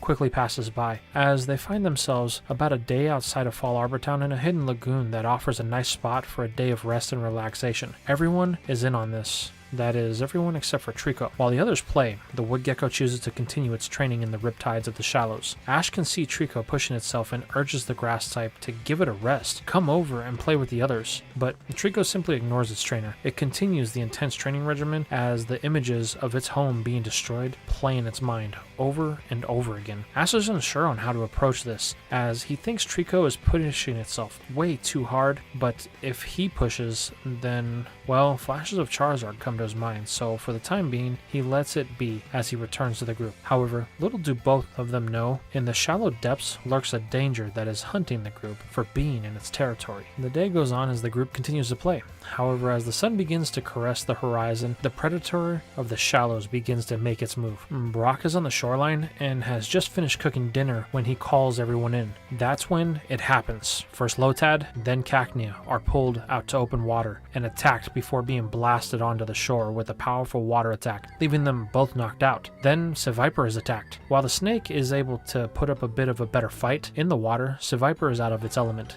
and it too suffers the same fate, landing on the shore with spirals in its eyes. This just leaves Ash and his Pokemon left in the water. The first target is Slackoth, who sees something speeding through the water like a jet. The normal type is happy to meet this new friend and gladly embraces it with arms wide open. However, Ash tells the Sloth that it needs to get out of the way, but its too late, as the lone attacker circles around it and catches it from the back. The predator surfaces and hits Slakoth with an intense double edge. While this didn't hurt the sloth, the attack from the unidentified assailant sends it out into the middle of the lagoon, where it is in the danger of being carried out into the open ocean. Ash calls to it, telling Slakoth to try and swim back in, but the only response he gets is a long, slow, drawn-out cry of its name. While this is now a deep worry of our hero, Ash has another thing on his mind. The underwater hunter has now targeted him and Pikachu. While May and Max and the rest of the Pokemon have all cleared out of the water, those two are still in knee-deep water, with them in the line of assault. But Ash won't let this predator win, as he tells Pikachu to use an Iron Tail. The mouse charges its tail, slamming it down on the shadow of the water. However, there is an intense blowback as a powerful water blast erupts, consuming the mouse. Pikachu, Ash yells, as he catches it. While Pikachu isn't really hurt, Ash is unsure on how to proceed as a Pokemon finally emerges from the water to reveal itself. May, on the shore, pulls out her Pokedex to reveal that this Pokemon is a Feebas, something that's normally weak and timid. Well, this one isn't, Ash says, as he jumps to the side, barely dodging an attack that's known as Double Edge. However, Ash has little time to recover, as the fish is right back on the assault. Ash calls for Pikachu to use another Iron Tail that clashes with the Feebas, though they are dead even. While the mouse is powerful, the one thing it lacks is size, as the Feebas is far larger than it, and since Pikachu isn't on land, and the fish has the advantage as it bites down on the tail, pulling it under. Now Ash begins to panic, as he frantically chases after the mouse. This is where our last participant takes its place, as Trico, with Slakoth on its back, lands with a pound on the head of Feebas, forcing it to release Pikachu. Using its superior speed, Trico grabs the mouse by the tail and bolts back to shallower waters by Ash. Trico, you save both Pikachu and Slakoth. The wood gecko simply looks at Ash as he drops the two, preparing to battle with his Feebas. Smiling, Ash tells Trico if it wants to battle, then they will, but they have to get closer to the shore first. The wood gecko stands ready as Ash runs to drop Pikachu and Slakoth off with the others. However, the wood gecko doesn't have to wait long, as Feebas has regained its faculties and is back on the attack. Just as Ash puts Pikachu and Slakoth down, he turns to see Trico's chance. He tells it to use its tail like a shovel and dig into the water under Feebas. The wood gecko does so by lifting the fish out of the water. Then, using a quick attack, Trico pushes Feebas through the air, forcing the fish onto the shoreline. Trico follows suit, landing just in front of it. While Feebas is now out of its element, it still resists firing a water pulse at Trico. However, the grass type just takes it, triggering its ability in the process. Really? Overgrow already, Ash thinks? Trico hasn't taken that much damage, but then it hits him. All the training it's done, Trico has hit the limits of its endurance. Ash quickly tells it to stand down, and he can use Pikachu to battle, but the stubborn starter refuses as it faces its opponent. Realizing it won't stand down, Ash proceeds, ordering a quick attack. Quickly, Trico closes the gap with Feebas, much to the fish's surprise. Then, in a demonstration of dominance, Trico latches on to the Feebas and begins to drain its energy with Absorb. The only thing that Ash can do is throw a Pokeball. After 3 intense shakes, the ball finally stops, securing Ash's third catch of the Hoenn region as the Pokédex registers Feebas. Now, with things a little calmer, the group is able to settle down, and Ash releases Feebas at Brock's request so he can look it over after the intense situation that they were just in. While Feebas is a little upset that it lost a battle, it acts civil while being looked over by Brock. This is where the breeder notices that Feebas carries a few battle scars, which he points out to Ash. It must be due to an abundance of intense battles. Have you noticed that there are no other water types in this cove? I guess this Feebas chased them all out, declaring it its own territory. Wow, that's some lonely life, Ash says. Well, you won't have to worry about that anymore. We will all be your friends now, to which is seconded by Pikachu and its newest best friend, Slakoth. Feebas is a little unsure on how to accept this show of friendship, as it attacked them first, but as it ponders this, it catches a glare from Trico as it sits in a tree above. Ash sees this, though he isn't sure of what it is. But he won't worry about that now, as the night fades on. The next morning, our heroes pack up camp. They all recall their Pokemon, but someone is missing. Trico. Ash is forced to go in search of the wood gecko, eventually finding it out in the riptides of the lagoon. Ash tries to call for it, but stops when he sees something extraordinary. Trico is trying to move as it slams its tail down into the water. At first, it would seem like it's just some sort of regular training, that is, until the results of the action reveal themselves, as 4 different rock walls shoot up from beneath the waves. That's Rock Tomb, Ash thinks. So that's what Trico's been up to this whole time. It's using the intensity of the water to speed up its training. After only 1 day, and it's able to erect 4 different walls? Wow.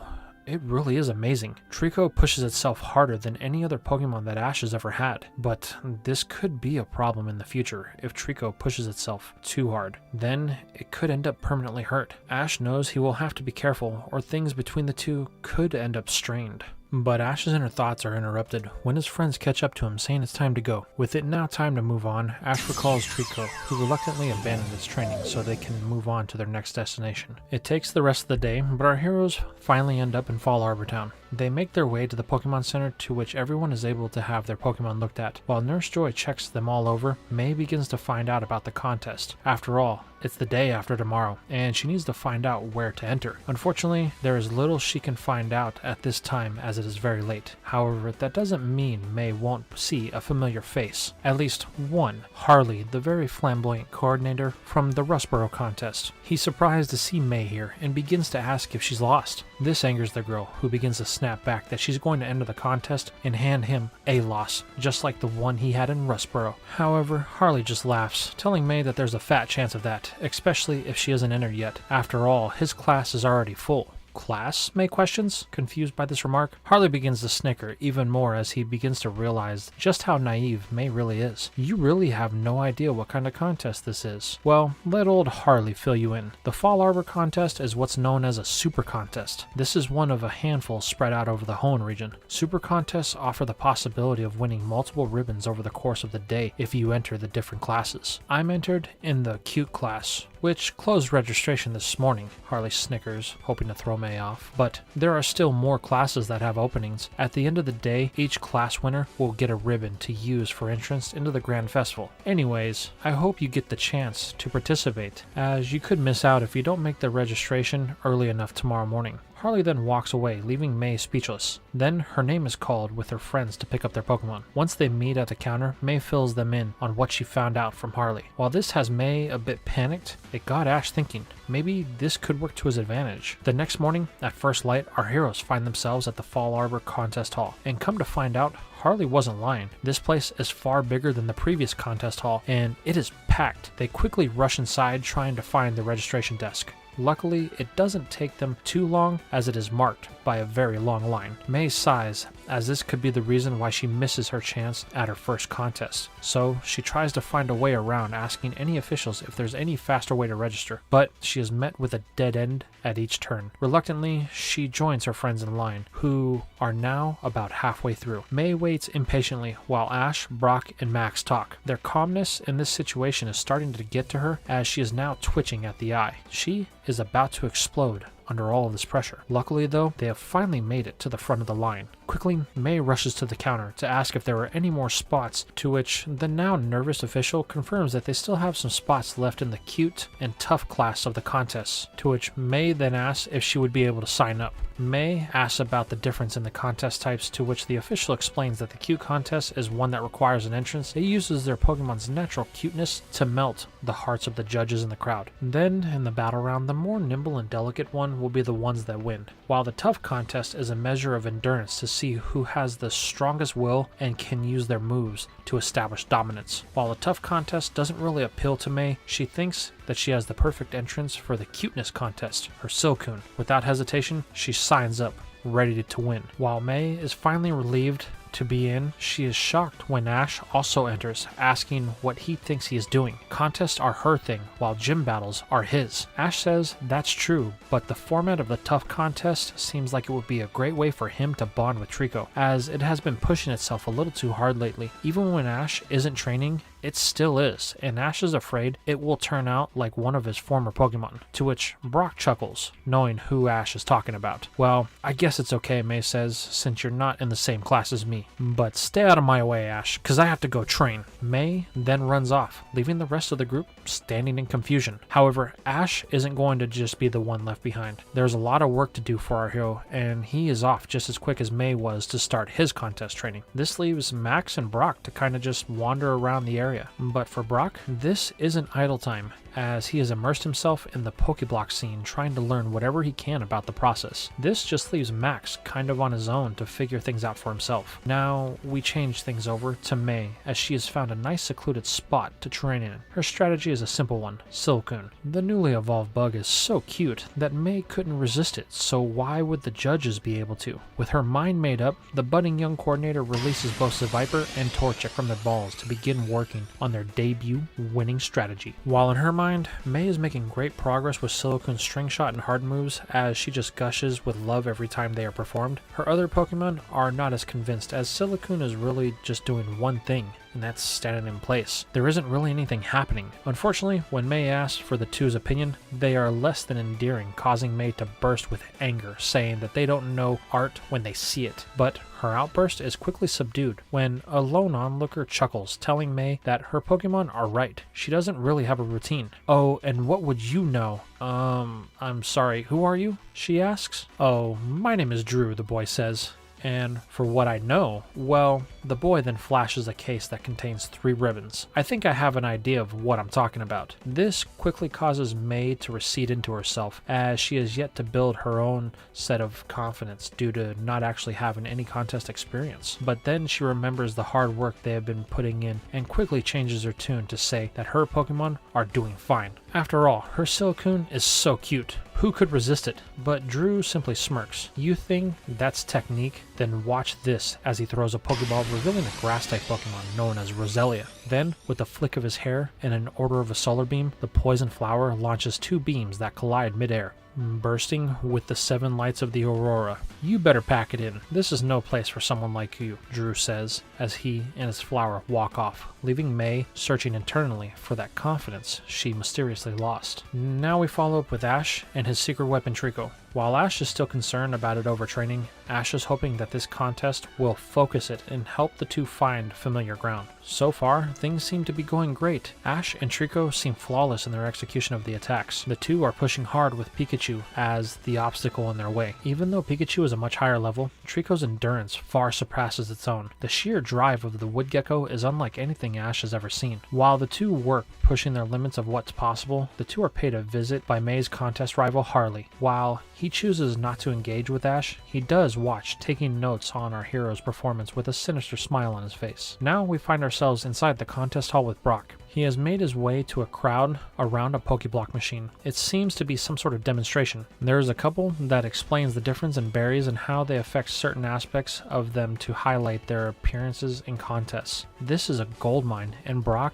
is a studious student taking notes on every word that is said. It isn't long before Brock himself attracts the attention of a certain individual who captures his attention and libido, a woman who introduces herself as Grace. She finds Brock's intuitiveness refreshing. The coordinators nowadays don't put their all into the contests. She's glad a new contest hopper like herself is taking things from the beginning and learning everything that he can. While Brock is momentarily blinded by his own desires, he quickly snaps out of it to correct Grace that he is not a coordinator, but someone who likes to learn about all aspects of Pokemon to be the world's top breeder. Well, that's a really big goal, but I think you're on the right path, Grace says. Well, I hope to see you around, she says, as she walks off, leaving Brock a bit lost for words. This just leaves Max, who has found himself outside of the contest hall at a pond that is hidden in some brush. He stares into the water, upset that everyone is off doing their own thing. For the second time on this journey, Max finds himself wondering why he even came on this trip. He's not getting to do anything that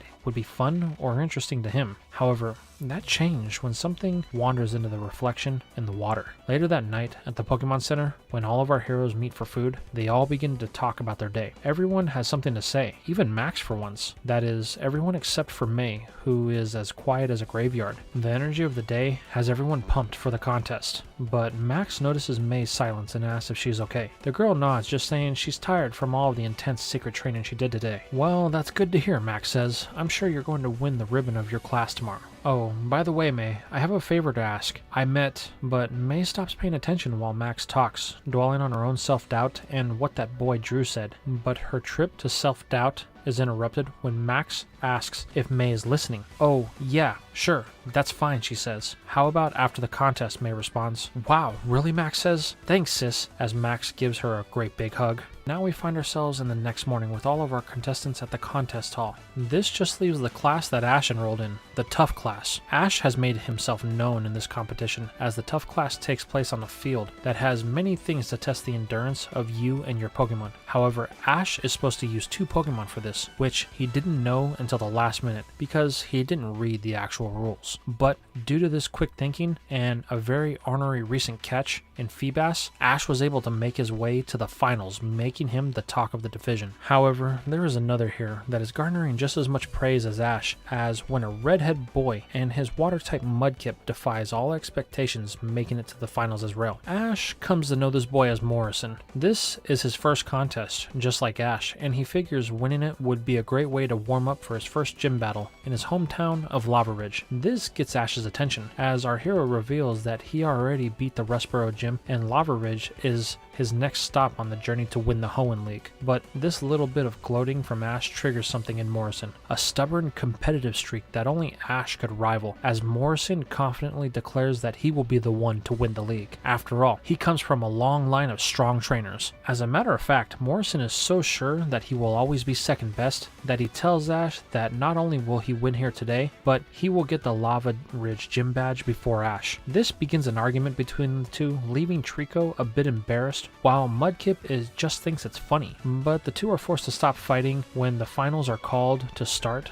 and they are summoned to the stage. The 2 boys end their altercation only to take the stage, while May and Drew watch from the other sidelines. May doesn't want anybody to know that she is associated with Ash, while Drew just thinks that both of them are way too pathetic to be called coordinators. Out on the stage, both of these new rivals take their positions as 5 minutes is put on the clock. Both Ash and Morrison are given the signal to start.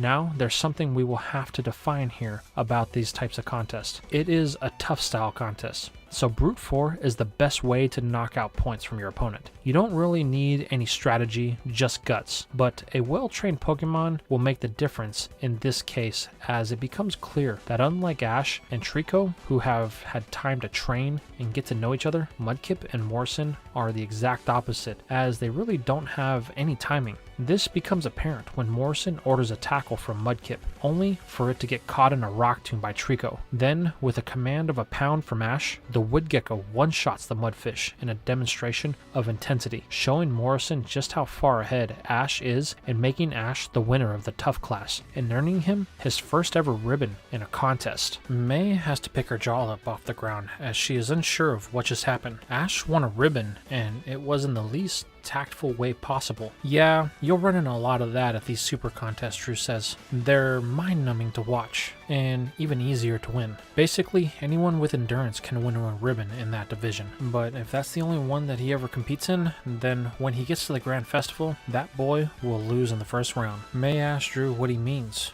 Wow, you really are a newbie. Well, I have some time before the final round of my division, so I guess I can explain it to you. Spread out over Hoenn are several different contest halls. Out of all of them, there are 5 like the one that we are in now, known as Super Halls. This is where you see all styles of contests display in the same setting. It's really a great way to see the difference in styles among the divisions, but the rest of the contests are ones that only hold one specific style of contest. May asks if Drew has competed in a single contest style before. The boy responds that he has. The one in Rustboro was a smart contest, while the one that is next to be held in Verdanturf Town will be a beautiful class. Wow, that's a lot, May says. How are we supposed to keep up with all that? That's the point, Drew responds. It's to make you a well-rounded coordinator. When you get to the Grand Festival, your battles will be randomized. If you wish to win there, then you need to be well-versed in all classes. Or, if you're someone like your friend there, then you will think you're a great coordinator and lose in your first round. This leaves May in silence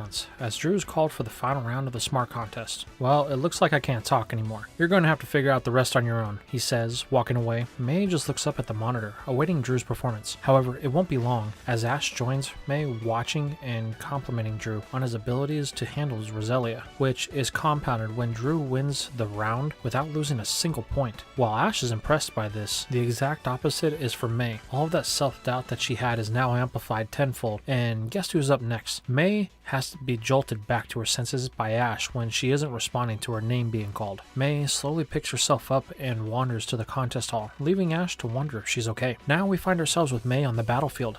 You see, this is the second round. All she has to do is win this battle and she will get to the finals. While she didn't really struggle in the demonstration rounds, as Silcoon was able to do some spinning that it had learned in the brief training session that they had the day before, unfortunately, this match won't be the same, as her opponent is going to be none other than Harley, the one who has been giving May a hard time at every chance he can. The start of the battle is called, and both send in their choices, which for May is the stoic Silcoon, while Harley uses his newest catch, a very unbalanced bear, Spinda. Harley gives the order of a dizzy punch, and May just watches, unable to give any command, as we fade from that battle to what's going on with Max and Brock. The two are outside the contest hall, as Max holds a Pokeball that belongs to May. Brock inquires what he is doing with it, only for the boy to respond that he's fulfilling a promise that May had made to him. The two find themselves at a pond as Max calls out, "Hey, I've come back." "Who are you calling?" Brock says. "Just wait, you'll see," Max responds, and sure enough, the surface of the water breaks as a little Pokemon known as Surskit appears and immediately launches itself at Max. This triggers Brock, who sends in Cacnea to stop the assault, but quickly realizes that the bug type isn't hurting Max, but playing with him. Suddenly, the reason they are here becomes clear to Brock, which he is unsure if it's something he should let happen. Back with May, she only watches as Silcoon takes the punch, sending it sliding back. Harley comments on this, telling May that he's glad she's wanting to help him by giving him a free win. So just continue to do nothing and he will make it quick. Spinda is then sent in an attack again with another dizzy punch that connects with Silcoon, sending it airbound. In this moment, everything stops for May as she watches her first capture take this beating. The cocoon can do nothing to defend itself, and May isn't really helping the situation by staying frozen in place. But then she notices it. Silcoon isn't really giving up. While it has been taking hits, the bug type has been using Harden to slow the damage it takes, so it won't lose, hoping May will come around. Then the young trainer feels something in her chest. Her heart is beating very rapidly. But why?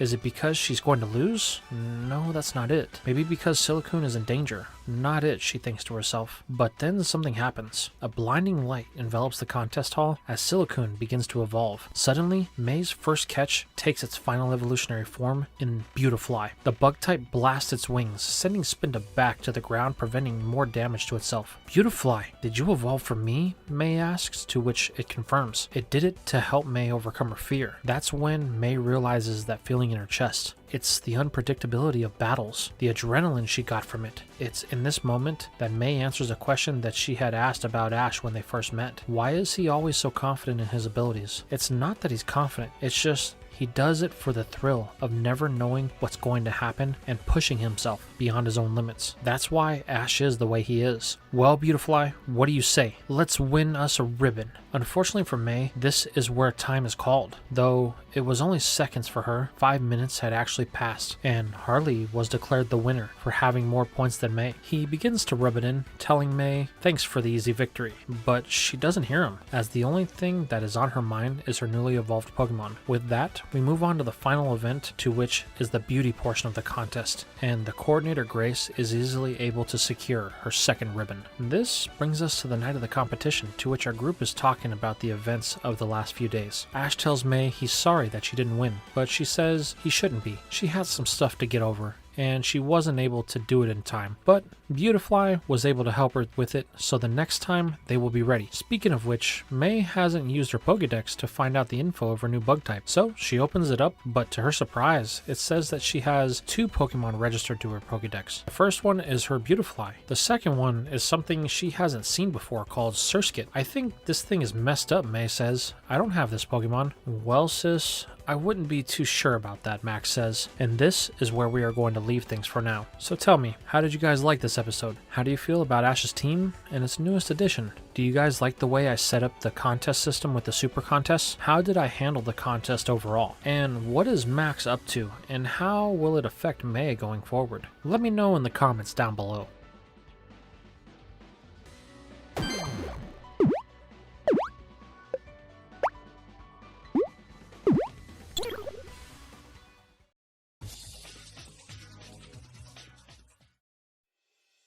We begin today's part with our heroes as they are in the process of climbing the tallest point in all of Hoenn, Mount Chimney. As the only active volcano in the region, this place offers a rare environment for Pokemon. Ash and May have taken advantage of this, using the harsh terrain to get some training in before they reach their next destination and the site of Ash's second gym badge, Lava Ridge Town.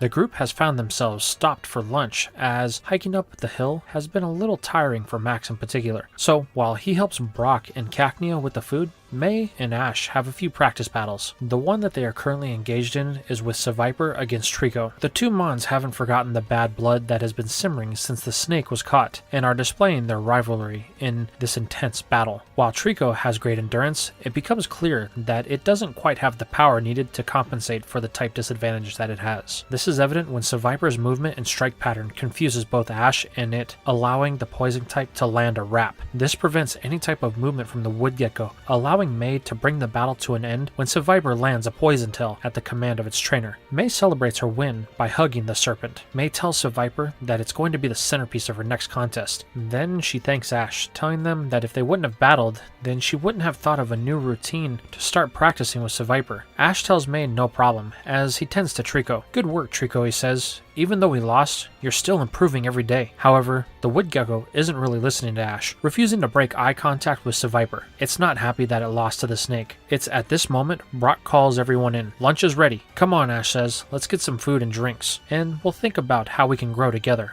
But Trico has another idea, as it stands up and begins to walk over to some boulders away from the rest of the group. "Hey, Trico, come on, there's no need to act like that. It was just a practice battle." But the grass type just keeps walking. Ash sighs, knowing exactly what it's going to go do: train. Ash then turns to head back to the area with the others to eat, as Trico can be seen off in the distance smashing some boulders with its tail. Once the meal is over, it comes time to head out again. Ash recalls both Slackoth and Feebas, then goes to recall Trico. Unfortunately, Ash finds the wood gecko passed out from the strain of its training. Pikachu rushes to its side, checking on its friend. "I knew this was going to happen," Ash says to himself. He then yells for Brock, who comes over to check on the grass type. Unfortunately, Trico was suffering from a poison it had caught from the battle with Seviper. Then, because of its training, it was unable to fight it off. Luckily, Brock is able to patch it up with an antidote and a potion that revives the gecko. While everyone is glad to see it's okay, Ash is a little bit more aggressive on this, telling Trico that it needs to stop being so reckless. If they weren't here, then the grass type could have been seriously hurt. This causes the two to start arguing. Trico is actually at odds with Ash. This is where Brock steps in, telling the two to stop. "Let's just cool down a bit." With a sigh, Ash says fine, recalling the starter so they can have some time to cool down. "Ash, I know you're worried about pushing Trico away by stopping it from training, but you really need to stop with that. If it continues, Trico will end up hurting itself to the point to where it may not recover." "I know," Ash says. "I just don't want the same situation that happened with Charizard." "That's understandable, but take caution, not ignorance," Brock says. "I'm confident you can do that." Ash nods as they proceed on their journey up the mountain. By high noon, our heroes have neared the top of the mountain, while the rest of the group are excited as this is the site of their next break. Ash is dragging behind, thinking about the events with Trico. May notices this and asks Brock about the comment that he had made about Ash being afraid that Trico would turn into Charizard. Brock goes on to explain the history of the fire lizard and how it got to the point that it wouldn't listen to Ash. No matter what he did, Charizard would just lay around, having no ambition to do anything unless there was a tough opponent. "Well, Trico isn't like that," May says. "It sounds more motivated than Charizard." "It is, but Ash is afraid if he pushes too hard, then it will turn out like Charizard because it will seem like Ash is trying to hold it back from getting stronger, which is the whole reason why Trico joined Ash in the first place." May begins to say something, but is interrupted by an explosion that comes from the crest just up ahead. This is powerful enough to shake the whole mountain, causing an unfortunate result. The vibrations have caused the volcano to begin to spew magma from the weak spots in the side. Realizing they are in trouble, the group begins to ascend as fast as possible. However, this won't be easy, as with every step, another explosion is heard, and eventually seen at the top. This causes the group to have to make a difficult decision. Do they continue up or down? Looking behind them, everyone realizes their option to go down has long since passed, as the trail that they came from is now swimming with lava. With only one open route, our heroes rush to the top. However, the cause of the explosions are quickly revealed when some familiar evildoers, Team Magma, with their leader Courtney, are revealed. She orders the grunts to plant more bombs around the mouth of the volcano. The signal is getting stronger with each layer of rock that falls off. "This isn't good," Brock says. "If those explosions are strong enough, they could cause the volcano to erupt. That would be a very bad thing for them and all of the surrounding towns." "We can't let them do that," May says. "I know, but we need a plan."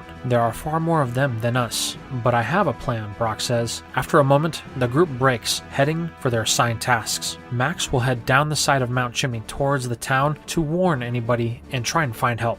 May is going to use Seviper and Torchic to sneak around and unearth the devices and clear them out before they can go off, while Ash and Brock will keep the attention on them confronting Team Magma. Courtney, Ash yells, "Well, if it isn't the brat from the Petalburg Woods. I thought you learned your lesson last time we met. You should run along before you get hurt." However, Ash and Brock refuse this suggestion, with both of them sending in Pikachu and Fortress to create a distraction that is needed. Things quickly heat up with the two Mons squaring off against a horde of Mightyena and the single Camerupt from their last altercation. While things seem stacked against them, Ash and Pikachu have grown in the short amount of time since their last confrontation, and it's on full display with the mouse's mastery of Iron-Tail as it cracks Camerupt on the head. Smiling, Ash tells Courtney things are different. They learned from their last encounter, so she won't be winning anything anytime soon. This confidence triggers the girl a bit. We'll see about that. Camerupt, use Eruption. The fire type begins to contract, spewing black smoke from the stacks on its back. Over with May, she and her Pokemon are doing their best to go unnoticed by the grunts. They have managed to clear most of the bombs that were planted. However, things go south when one of the explosions from Fortress sends a few grunts and their Mightyena her direction. As one of the dogs growls at May, Seviper takes a defensive position as the girl must decide on her next course of action. Down at the base of the mountain, Max runs into the town babbling about bombs and someone blowing up the top of Mount Chimney. While most don't pay the boy mind, a young boy who enters the town at the same time as Max hears his pleas for help. The boy introduces himself as Morrison and tells Max he's a really strong trainer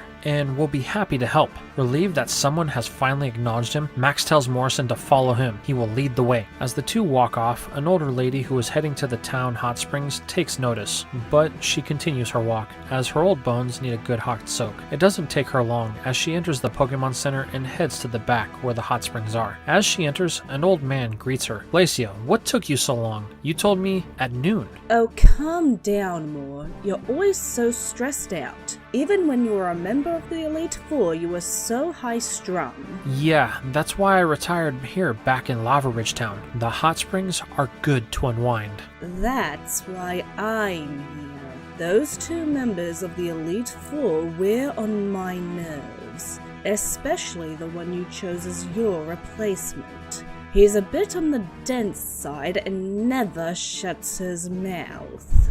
Well, maybe you should consider retiring as well. After all, at the end of this week, Flannery will be taking over the gym, and I'm finally going to hit the road for that much-needed vacation I've been planning for the last couple of years. Speaking of your grandkids, I saw Morrison on my way here.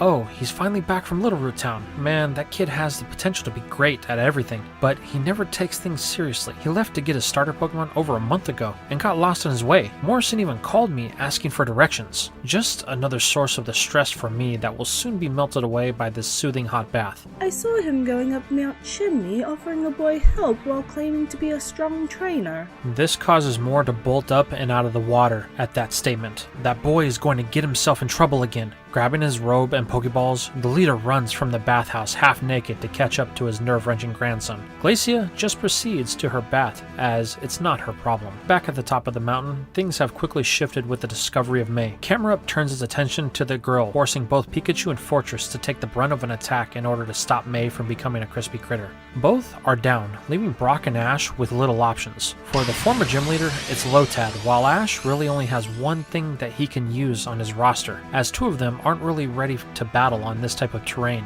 "Trico, I choose you," he calls. Emerging from the ball, the wood gecko staggers a bit, still recovering from the poison. However, things quickly come into focus as it realizes the people before it, the humans that destroyed its home. Trico doesn't even wait for Ash's command, choosing to engage with Camerupt. However, it's still moving slow and is quickly put in its place by a takedown that drives the grass type into a boulder. Ash calls to Trico, asking if it's alright. The wood gecko struggles to stand up, but is unable to. Its whole body is heavy and won't respond to it. The starter can do nothing but watch as these evil people destroy another home. Now, with his two best Pokemon down, Ash, Brock, and May are being overwhelmed with the sheer number of grunts. Even May's Beautifly isn't making any difference. Things are looking bleak until Max comes rushing over the ridge. "Guys, I'm back! I have help! This captures the attention of everyone, but they are struggling to see what Max is talking about. He stands alone. Realizing there's something wrong, Max turns around, only to see the so-called hero struggling his way up the last ledge out of breath. Morrison finally reaches the top, breathing heavily. "Don't worry, your hero is here," he says, very winded. But this has no effect on anyone as the battle just continues with the two of them being ignored. Morrison is a bit upset by being ignored, so to make them see him, he chooses to send in his starter Pokemon, the water-type Mudkip. However, once the Mudfish emerges, the only thing that it does is hit Morrison with the water gun to the face. While not the way he wanted it to happen, this gets the attention of the group as Morrison begins to yell at Mudkip to attack the bad guys, not him. Everyone can't believe the incompetence of this trainer, most of all May and Max. Max because he can't believe he fell for this guy's ploy, and May because she's pretty sure that's the same Mudkip she refused to take back in Little Root. However, this moment of disbelief is suspended when an intense growl can be heard. Turning, everyone sees Trico slowly walking towards the group, glowing in an aura of overgrow. The wood gecko is angered and intends to battle the Camerupt. However, this just causes Courtney to laugh, but she is tired of this resistance, so she orders Camerupt to run it over with another takedown. The fire type charges full steam ahead, connecting with Trico. Ash orders it to dodge, but the grass type refuses to break contact. The aura around it intensifies as the starter lets out a ferocious battle cry. Then, in a moment of power, Trico digs its feet into the ground as it begins to glow in an evolutionary light. Ash watches as his grass type begins to grow and change into its more powerful second stage, Grovyle. This brings Camerupt to a stop as the newly evolved Mon stomps its foot, causing stones to protrude from the ground, locking the camel into place. That power, Ash says. Grovyle, that's awesome. However, the gecko isn't done, as the leaves on its arms begin to glow. Taking out his Pokedex, Ash learns that this is a new move called Fury Cutter. With the rage of its destroyed home falling in its actions, what comes next leaves Ash speechless. Grovyle begins slashing Camerupt repeatedly as the opponent isn't enabled. With each successive hit, the Fury Cutter grows in powers, until Grovyle is able to deliver the finishing blow, dropping the Camerupt at the foot of its trainer. Courtney stands there in stunned silence when Grovyle turns its rage to her. However, as the grass type takes a step, it collapses from the strain that it's put itself through. No, Grovyle! But Ash has little time to check on it, as a hissing can be heard coming from just beyond the ridge, followed by a command, Typhlosion, use Flame Wheel! The Volcano Pokemon lands in the center of the battlefield and begins striking all of the Magma Grunts and their Pokemon, leveling all of the Mightyena in quick succession. Before they know it, the last member, who was by May, is staring down the Fire type. It hisses once more as the old man tells it to drop whatever that is and leave. The grunt, out of fear, does as he's told. However, that wasn't a smart thing, as that was the last activated bomb, and without someone keeping pressure on the trigger, it begins to count down. The grunt then yells run, taking off from the area as the bomb has landed right on the crest of the volcano. Before they know it, the explosion goes off. This causes a chain reaction that sets off the other bombs in the area. At the urgency of the old man, our heroes begin to move, with Ash gathering Pikachu and recalling Grovyle. As the explosions get closer, our heroes have no choice but to jump for their lives. This leaves them tumbling down the side of the mountain. Luckily, Typhlosion is able to quickly bring everyone to a stop before they slide off a cliff. Looking up, Ash wonders if Team Magma had any chance of getting out of there, but this thought is quickly interrupted when the old man begins scolding the boy. Morrison, why would you put yourself at risk like that? You could have been seriously hurt. These people could have been hurt, and you would have been to blame. I'm sorry, Grandpa. I just wanted to make you proud. This causes the old man to halt his questioning of anger, telling Morrison that he needs to think before he acts. He then turns to everyone to ask if they are alright. They all confirm, but could use a Pokemon Center ASAP. The old man introduces himself as Moore, and he will be happy to guide them. Soon after, the group finds himself in the Lava Ridge Pokemon Center, all being checked up and looked at by Nurse Joy and Chansey. While most of the Pokemon's wounds are superficial, the one that concerns her the most is Grovyle. It's going to need a few more days without a battle or any type of training to fully recover. At this, Joy recommends that all of our heroes head to the hot springs and to take their Pokemon. They are great for healing and will help speed up the process. Realizing they all need a day to relax, the group heads in. Releasing all the Pokemon, the group settles in to soak up the healing effects of the baths. That is, all except for Grovyle. It refuses to enter, causing Ash and the wood gecko to begin to argue about its own well-being. The grass type refuses to acknowledge that Ash may be right and that it needs some time off, so it heads off to do some training. However, Ash commands it to stop as its trainer, only for the wood gecko to ignore him and keep walking. Realizing Ash has no choice, and before Grovyle can respond, he recalls the Hoenn starter. much to Grovile's surprise.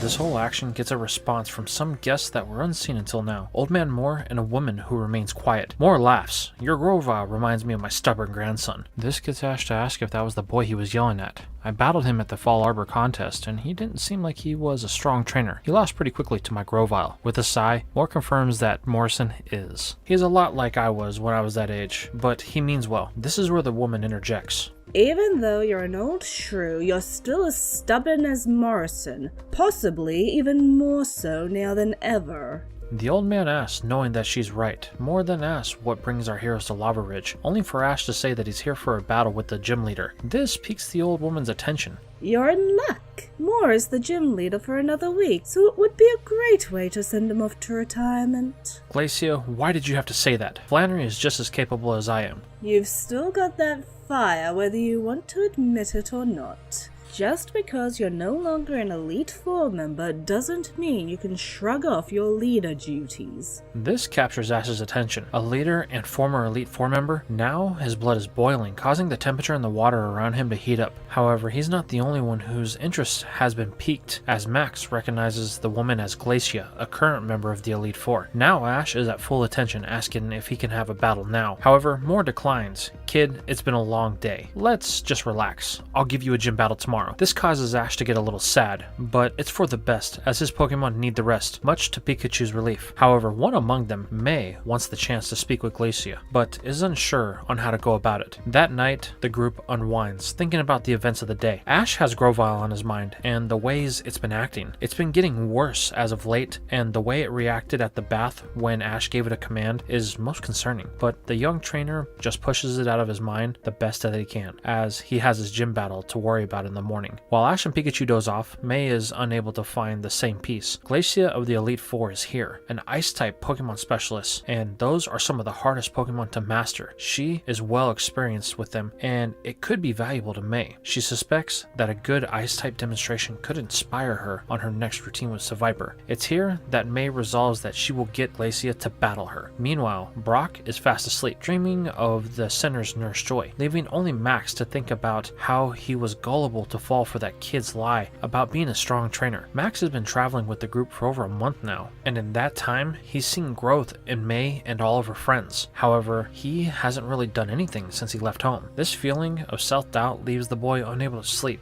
as he lays in bed, feeling sorry for himself. The next morning, Ash and his friends find themselves standing outside the gym. Some are well rested, while others look a little worse for wear. It is here that they are greeted by a young redhead who is very energetic, and her Pokemon share the same enthusiasm, the fire-type Torkoal. The girl introduces herself as Flannery, the next leader of the Lava Ridge Gym. While Max and Brock are interested in Flannery and Torkoal for obviously different reasons, Ash and May have a goal in mind as they are straight to the point, asking to see both Moore and Glacia. Flannery says that Glacia is inside while her grandfather is currently in a gym battle, if you want to call it that anyway. Leading the group into the actual gym, we are met with the sight of Glacia observing a battle between Moore and his grandson Morrison. Unfortunately, it's not one of real competition, as even though his water starter has the type advantage, Typhlosion makes easy work of it due to the experience gap. Morrison groans, recalling Mudkip. Come on, Grandpa, I'm your grandson. Can't I just have the badge? Moore scolds the boy, telling Morrison that he will not sully the name of the Lava Ridge Gym by just giving the badge to his grandson. The fact that Morrison thinks this is a way is a great concern. Then Moore sees someone who may be able to help his grandson see the error of his thinking. Ash, the leader says, are you ready for a gym battle? The boy nods, telling Moore that he is here for his second badge, and he ain't leaving until he wins one. This causes the old man to smile. Ash is exactly the type of person who can change Morrison's outlook. Well then, let's get started right away, the old man says. But don't you need to heal your Pokemon first? Ash questions. Moore simply laughs, stating that while he loves his grandson, Morrison hasn't exactly trained his Mudkip, so it was hardly a challenge. Morrison hangs his head as he realizes the one person that he wants to be like in the world, his grandpa, has more in common with Ash than himself. Morrison shuffles off to the side of the battlefield, where May is conversing with Glacia. The young coordinator seeks her guidance and help in improving her contest routine. However, the old lady doesn't want to be bothered by her. I don't care for contests, so leave me alone. May takes a seat next to Morrison, both distraught about the events that have taken place. On the battlefield, both Moore and Ash stand across from each other. Flannery will be the ref, and she announces that this will be a 2-on-2. Only Ash can make substitutions, and the battle will be over when one side is out of Pokemon. Moore takes the first move, sending in his majestic Ninetales. Ninetales. Glacia comments on this. That is one of the old man's most accomplished battlers. Their current champion lost 2 Pokemon when he challenged for the title. This also gets a comment from Morrison telling Glacia that his grandpa won't lose to some nobody like this kid. His last gym battle will be a victory. This looks to be true when Ash makes his choice declaring the name of Grovyle, much to the shock of everyone.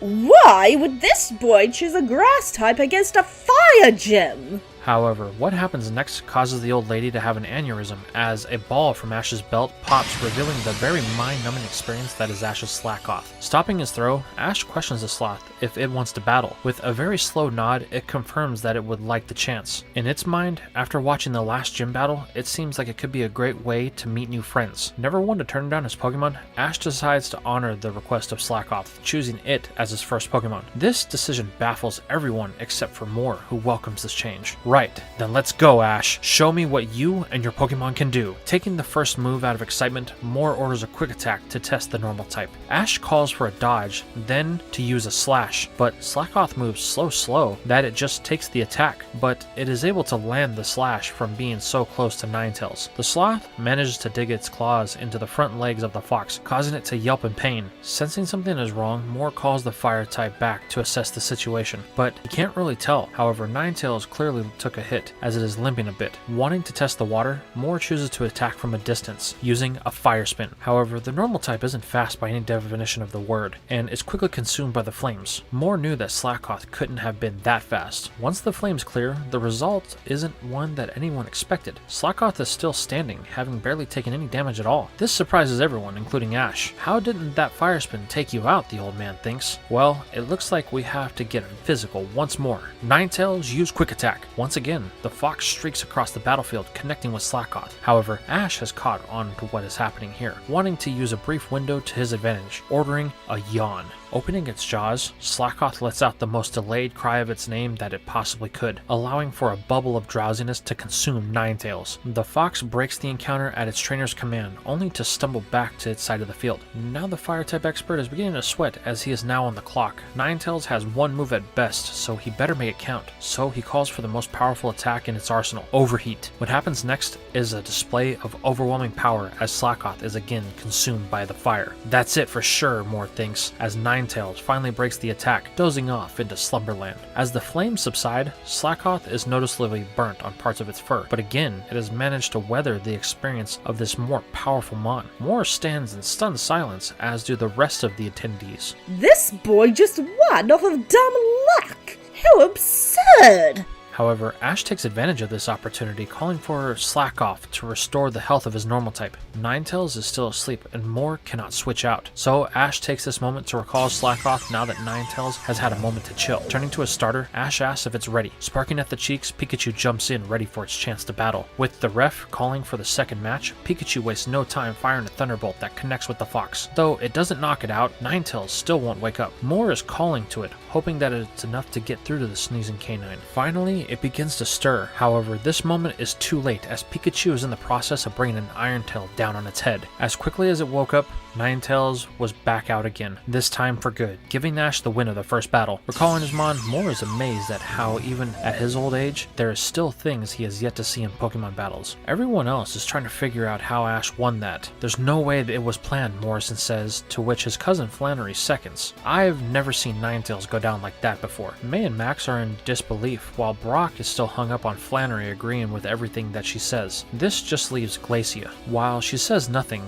the look on her face says it all. She is appalled by the demonstration she just saw. This boy makes a mockery of Pokemon battles, she thinks to herself. Back on the field, Moore and Ash are excited for the next round, as they both know what's coming. With the crack of the ball, Typhlosion makes its presence known as Moore declares that it's his oldest Pokemon, and if Ash wants the Heat Badge, then he will have to get past it. Ash just smiles, telling the old man that he and his starter are more than up to the challenge. With the start of the match, Ash takes the first move, ordering a Thunderbolt to test the waters. However, this is met with an almost perfect counter in the form of a Thunder Punch from Typhlosion. The two moves cancel each other out. Then Moore decides to go on the offensive, ordering a dig from his Badger. Burrowing down, Pikachu quickly finds itself trying to pinpoint the spot where Typhlosion is. However, it's too late as the fire type is at home in this terrain, as the ground is a bit softer here from the heat of the volcano, allowing it to move far easier than normal. This makes the movement of Typhlosion almost silent as it it surfaces, connecting with Pikachu for super effective damage. Realizing he needs to buy a little time, Ash tells Pikachu to come back. He's got an idea. Readying his ball, the boy declares, "Slack off, I choose you." Popping back into action, the sloth has the same slow expression as it always does. However, Ash is confident in its ability to win here. This gets a reaction from the crowd, mainly Glacia, because she can't believe this thing is back out again. Morrison, because he's worried about Typhlosion and it losing to the same way that Ninetales did. And Max, because as he watches Ash wield Slackoth, he has a realization that he never wanted to. The normal type is responding to Ash and having its true abilities slowly drawn out. This is a cause of jealousy that begins to fester in the boy.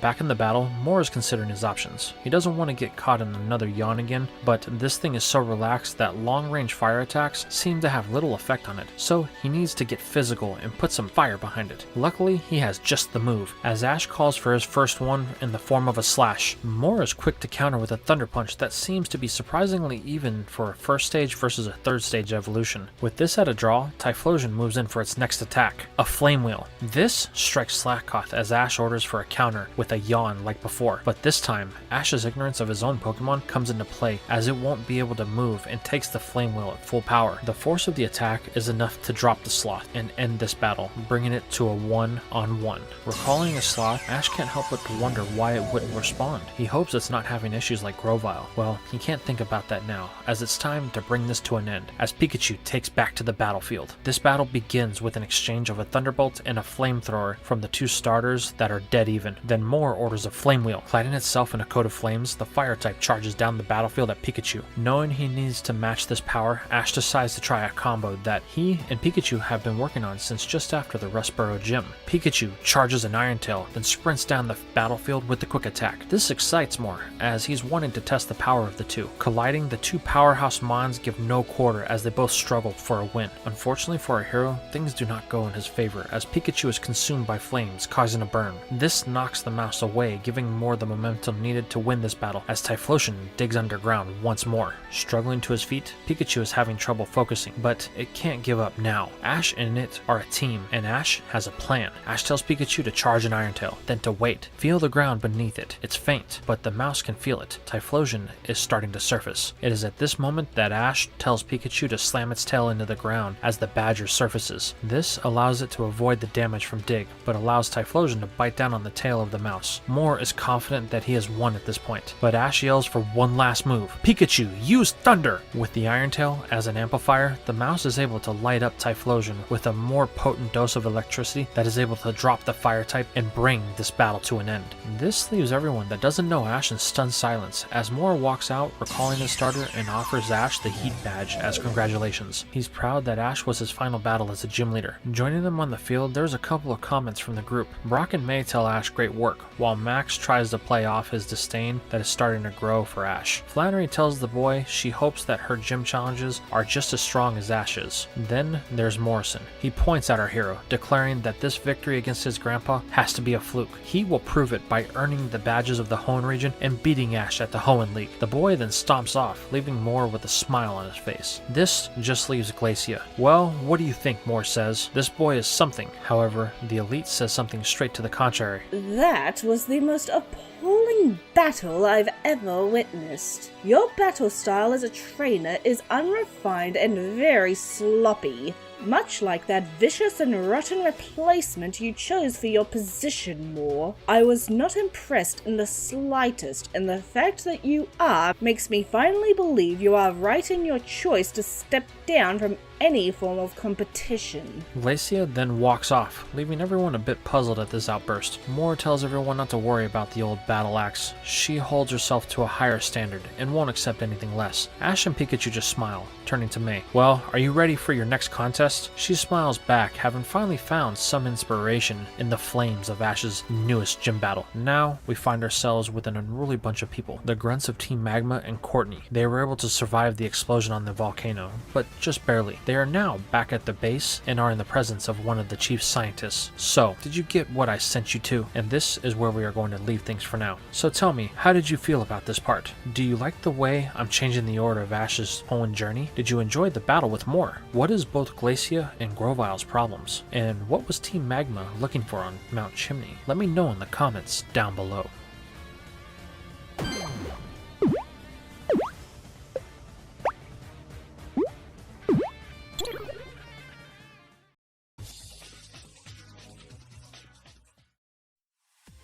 Today we begin with our heroes as they are traveling south of Lava Ridge Town to the site of the next contest in DIDNT. Ash and May are excited for the prospect of another contest, but for different reasons. Ash is because his competitive side has taken over, and since he won a tough ribbon in the Fall Arbor contest, this is still a good chance to get a second one. She needs to prove herself. The loss she had against Harvey isn't something she has forgotten. However, there is still something else from those events that she still needs to address. The fact that Max caught a Pokemon with one of her Pokeballs. Looking at her brother, May wants to scold him for doing this without actually getting permission and taking advantage of the confusion. However, she is forced to drop this subject as the group has finally made their way off of the cliffside that they were on into the valley that it has a direct path to DIDNT. It's here that Brock tells everyone they should stop for lunch. This is a good place as once they get into the Valley of Steel, they won't be able to stop for too long as the Pokemon in the area of the Hoenn region are known for being the most aggressive steel types that one can encounter. There really are no objections here as everyone has something they want to do. Max is simply taking his mind off of Slackoth by playing and bonding with Surskit. May wants to practice her contest routine with Seviper and her opener, Torchic, and she plans to use Beautifly and its wings to train the power of Torchic and its fire moves. The Chicken Little has had the least amount of training of any one of her Pokemon, and May wants to help increase the intensity of its flames with Beautifly's Gust, while Seviper uses its strike pattern to help with its agility and speed. Since they are waiting for lunch, Ash decides it's time to address the big problem on his team. With Pikachu and Slackoth by his side, Ash pops the ball for Grovyle. As the Gecko emerges, Ash prepares for any type of aggression from his Hoenn starter. However, it's the exact opposite. Grovyle is calm and collected, much to Ash's relief. Grovyle, Ash says, "I hope we could talk about the other day." You see, Ash is feeling a little guilty about it as it's been about 4 days since the lizard has been out of its ball. Ash refused to let it out so that it would rest, and with how stubborn the grass type is, Ash figured that this may be the best way for some cooldown time, since the last time they saw each other wasn't the best of circumstances. However, as Ash begins to explain the reasons behind his action, Grovyle just turns and walks to a set of rocks at the edge of camp.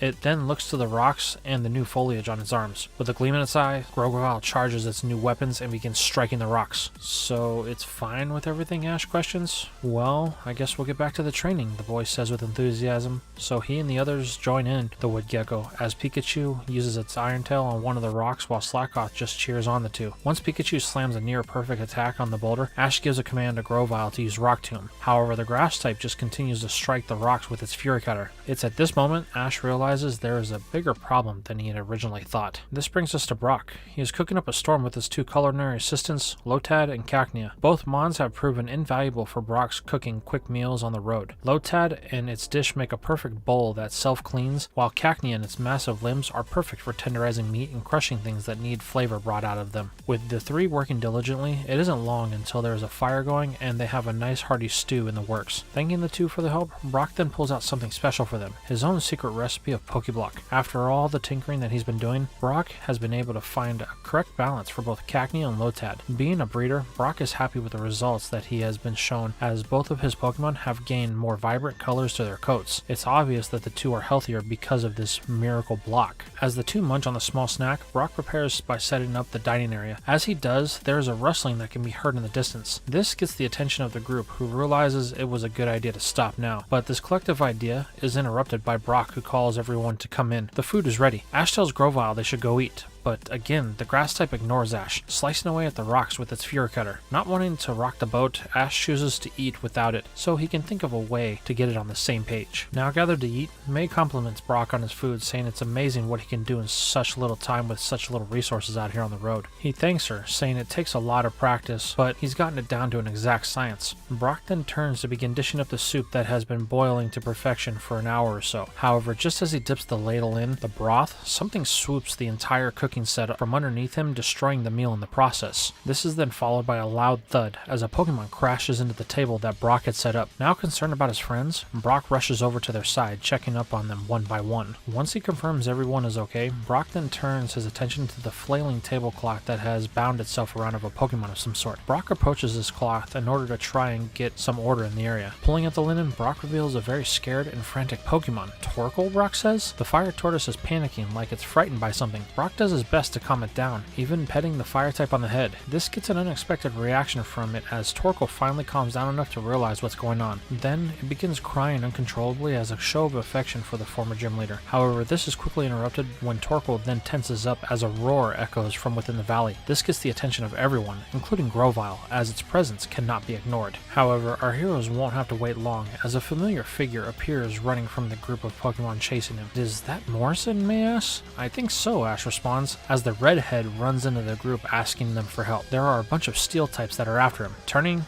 Ash and his friends can see that he's not wrong. A group of Magneton and Lairon with a Steelix and Skarmory at their head are on the move headed in the direction of the group. Realizing things are about to get rough, Ash tells Pikachu to get ready. They're going to have to battle. Seeing this as an opportunity to test its new firepower, May chooses to engage with Torchic. But they are not the only Pokemon that get involved, as Lotad and to Ash's surprise, Grovyle get involved as well. The group of defending Pokemon all attack at once, causing the herd of steel types to stop in their tracks. It is here that Ash questions Morrison on what he did to trigger the aggression of all these Pokemon. Morrison responds that he didn't do anything, he was just walking along, minding his own business, when he noticed that Torkoal was being attacked for no reason. So he tried to step in to help, but this just caused them to get aggressive and Steelix hit Torkoal with an Iron Tail, sending it flying. Then they proceeded to chase me because their leader ordered them to. Who's the leader? Ash asks. Morrison points to a Pokemon that sits atop the crown of Steelix. Ash pulls out his Pokedex to learn that this Pokemon is known as Mawile, a steel type known for its false appearances. It's here Mawile jumps down to address the group.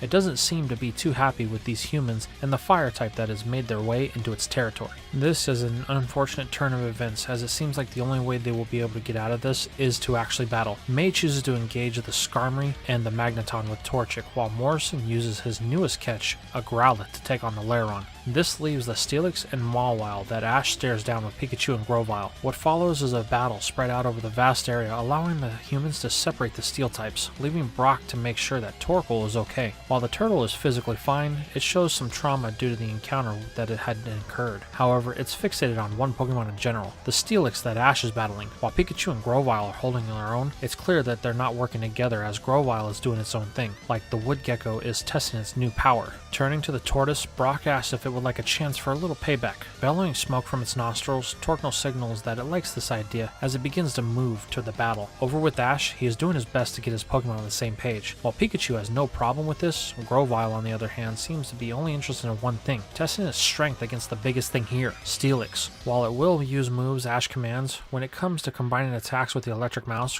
Grovyle is against it, choosing to battle solo. This is beginning to get under Ash's skin as he yells Grovyle that they need to work together or they won't win. But again, the grass starter ignores Ash, slamming the Iron Snake with another Fury Cutter. Grovyle is confident it's doing a great deal of damage as with the practice of the move, it has discovered the secret to Fury Cutter. It gets stronger with each consecutive hit. However, there is one thing that the grass type is overlooking that Ash has tried to point out. The bug type move isn't making much headway against the hide of the steel type, and each hit only is an annoyance to it. As Grovyle lands one more attack, it retreats proudly, thinking it will only be moments until Steelix will fall. However, the snake tunnels down, only to emerge with a dig that hits the grass type. As Grovyle heads into the air, Steelix tries to close its jaws down on it with a crunch. However, this is stopped with a flamethrower striking the Iron Snake, dropping it from the paint. Turning, Ash can see that Brock and Torkoal have joined the battle. So Brock, a new friend? Ash asks. Maybe, but first let's deal with this, he says, as Ash and Brock engage with Pikachu and Torkoal in the battle with Mawile and Steelix. Grovyle watches this as the two begin to push back the steel types. Over with Morrison, he and his Growlithe have been making great progress taking out most of the Lairon. Realizing that one of these things could be a great member to his team, Morrison readies a Pokeball in preparation to catch one. However, Steelix emerges from behind the boy, dodging a flamethrower from Torkoal. This is when Brock thinks back to when he had a talk with Flannery. She told him that Torkoal are capable of super powerful moves that are called Overheat. Just remember that each time you need to use it, it will get weaker. With this weakness in mind, Brock tells Torkoal to be ready. This is where Steelix surfaces by Morrison, only to be hit with an Overheat. This forces Steelix to drop from the intensity, causing Morrison's ball to jump from his hand and land on the Iron Snake, catching it all in one moment. This leaves the redhead shocked, but Brock knows that this isn't over as he can see the other steel types are all beginning to attack again. While May and Torchic have made great progress, they can't continue at this rate. Brock sees this and realizes there's only one reason why everything is still attacking, and it's because Ash is battling Mawile. Yelling over, Brock tells Ash that they need to knock out Mawile, or this won't end. However, Ash is one step ahead of his friend, as he now has an understanding of Mawile's battle style. Its weakness is its 2 mouths, and Ash plans to exploit it, telling Pikachu to use Iron Tail on them. However, Mawile just chomps down on it with a bite, stopping the mouse cold. But this is what Ash wanted, as a thunder is enough to drop the Steel-type princess. Then without hesitation, Ash throws a Pokeball. After 3 shakes, Mawile is registered as his 4th capture of the Hoenn region. Realizing their leader and muscle have been captured, the rest of the Steel types begin to disperse, leaving our heroes to finally get a breath from the pandemonium that has been happening. Now that things have slowed down, the group begins to collect themselves. Both trainers pick up their respective new captures. Morrison isn't sure how to handle this, as he didn't really want this particular Pokemon, and it's a bit more aggressive than a novice trainer may be able to handle. So for the time being, he belts the ball, until he has a solution. As for Ash, he's excited, immediately releasing Mawile so that they can become more familiar with each other. However, Ash is met with something unexpected. Mawile is sobbing uncontrollably. Ash begins to talk to it, to which the Pokemon pretends not to notice the boy at first. But this is quickly canned when Mawile's tummy begins rumbling, signaling that it's hungry. This is where Brock tells it not to worry, he can have a meal ready in a few minutes. About 30 minutes later, we see Brock finishing up the second meal as he uses Torkoal as a makeshift stovetop, as it provides many different spots that could be like burners, as Torkoal can control the flow of heat to each hole individually. This results in a meal that is far more extensive than the first one. Everyone sits down to eat while Brock thanks Torkoal for its help. This causes it to tear up once again. While Brock and his new friends talk, Ash gets a chance to see what his new Pokemon is like, and oh boy is he in for it. Mawile is a straight up princess, as it sits waiting for someone to bring its meal. Ash is beginning to see that this is going to be another Pokemon that tests his ability as a trainer. This brings things to May and Morrison, as they talk about everything that had happened. Morrison explains that he was on his way to Mawile City to challenge for his first gym badge. May says that they will be heading that way after they hit the contest in Turf. The redhead then asks if Ash is going to enter the contest. May says she's not entirely 100% sure. Ash won the last one he was in, but he hasn't really said anything to her at this point. Morrison realizes that he is far behind his self-appointed rival, so in an effort to catch up, he stands up, thanking Brock for the delicious meal, then says he has to go, before walking away without another word. What's his problem, Ash asks, but May tells him that she didn't know, only for Ash to get back to stopping Mawile from trying to rule over his other Pokemon. After a while, the group decides that they have been here for far longer than they needed to be, so if they hope to make it to the contest in time, they are going to have to travel through the night. Before setting off, Brock says goodbye to his new friend, telling it to not get in any more trouble. However, Torkoal won't let Brock leave without it, having grown attached to the breeder. Brock asks if it would like to come along, to which the turtle cries in approval. Pulling out a Pokeball from his belt, Brock adds the fire type to his culinary team. This just leaves one loose end: Grovyle. Walking to it, Ash grips its ball, preparing for another altercation as he attempts to recall it. "Hey Grovyle," Ash yells, "it's time to go." The wood gecko powers down one of the blades on its arms, giving him a look of disapproval, but Grovyle doesn't fight Ash on this, as it is recalled. Ash lets out a sigh of relief, but deep down he knows that things between the two are not okay. From here, the group moves on, traveling through the night. As the sun begins to crest the horizon, the group emerges from the valley at the top of Turf. Everyone is exhausted from the long trip and hurries to the Pokemon Center to get a room and some much-needed sleep before the contest that is in less than 24 hours. However, May realizes that before she can get some sleep, she needs to register. May says that she will be back soon. She needs to get to the contest hall so she can enter. Realizing she's right, Ash takes off in pursuit, leaving both Brock and Max to head into the center and get a room. This is where both Ash and May find themselves at the contest hall, standing in a huge line awaiting registration. It takes so long for them to get to the front of the line that both Ash and May nod off multiple times from the wait. This culminates when they finally make it to the front of the line, but nod off before the next person is registered. Now irritated with these two, the reception yells for Ash and May to pay attention and get up to the counter if they are here to enter the contest. Snapping out of their snoring session, the adrenaline kicks in for both as they rush to the counter, apologizing as they are added to the roster of the contest. As the two finish the registration and the scolding from the receptionist, they hustle away to avoid any further embarrassment. However, they don't get as far, as May's name is called by a very familiar voice. Oh no, she thinks, as she turns, hoping it's not who she thinks it is. However, it's exactly the person she thinks it is: Harley. May shudders at this, as Harley addresses her in his friendly yet condescending tone. He says that she looks tired and she shouldn't be entering the contest if she can't stay awake. After all, good old Harley is the only friend that she really has, and he has May's best interest in mind. However, both her and Ash have once again dozed off on their feet, having completely lost interest in him. Harley begins to yell not to ignore him, or he may be forced to stop being so nice. Then it hits him. Harley will go tell the tournament official that May has dropped from the contest for personal reasons. This gets May to wake up, telling the slimy coordinator to mind his own business. She will be fine. Now offended that his generosity has been thrown back in his face, Harley says that he's done looking out for May. All he did was treat her like a little sister, but from here on out, that won't be the case. He then stomps off as May and Ash head the other way so that they can finally get some sleep.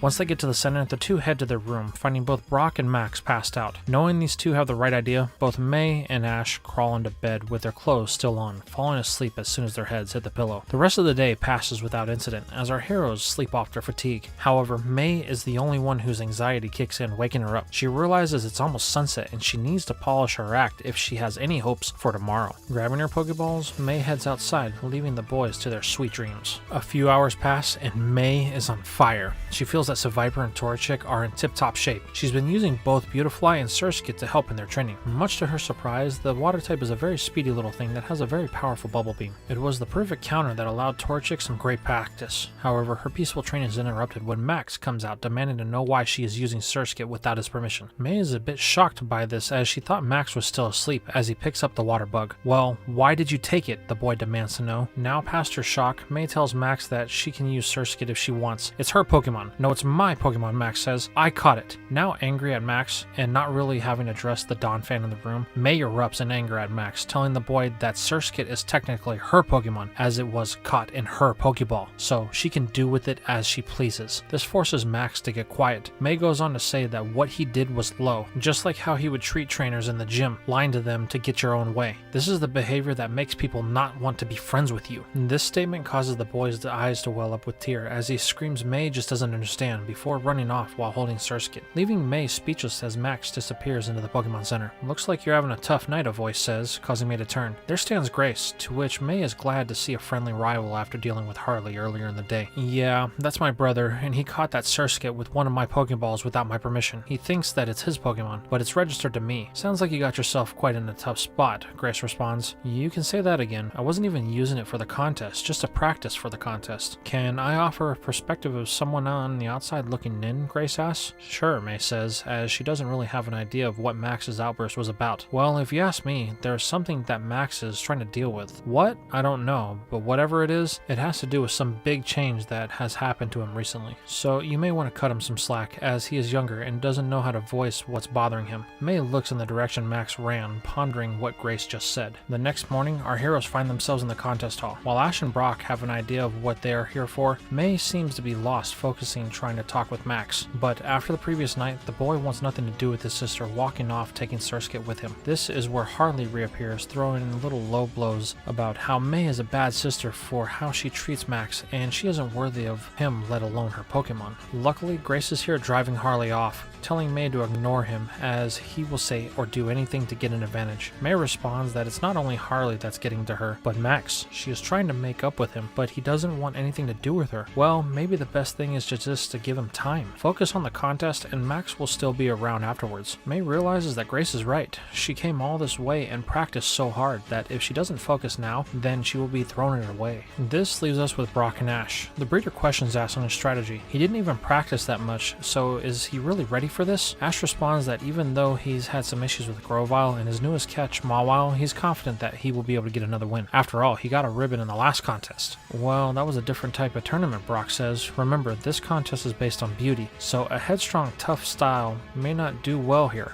However, Ash just ignores this, confident in his style. So as he and May prepare for the demonstration round, Brock begins to talk with all the people that are not in the contest. He has one goal here. He's looking for a very specific berry, and the breeder hopes to find it. As Brock begins his search, we fade to Max outside. He's sitting with Surskit, basically telling it that the bug type is the only one who truly understands him. Max then looks at the contest hall, thinking that it may be time for him to go do things for him. Back inside, the demonstration rounds have started. May was able to scorch her way through to the next round with Torchic and its new secret move. May has focused on a style using a fire tornado like little hoops that Torchic can jump through as if it's playing on a playground. The flames really bring out the beauty of the chick, even though it's still more on the cute side. May easily makes her way to the first battle rounds. The cacturn-clad man is able to secure his spot in the next round by using his Spinda from the last contest. Its natural balance issues have been heightened by its abilities to use Icy Wind, turning its wobbling into an elegant dance that impresses the judges.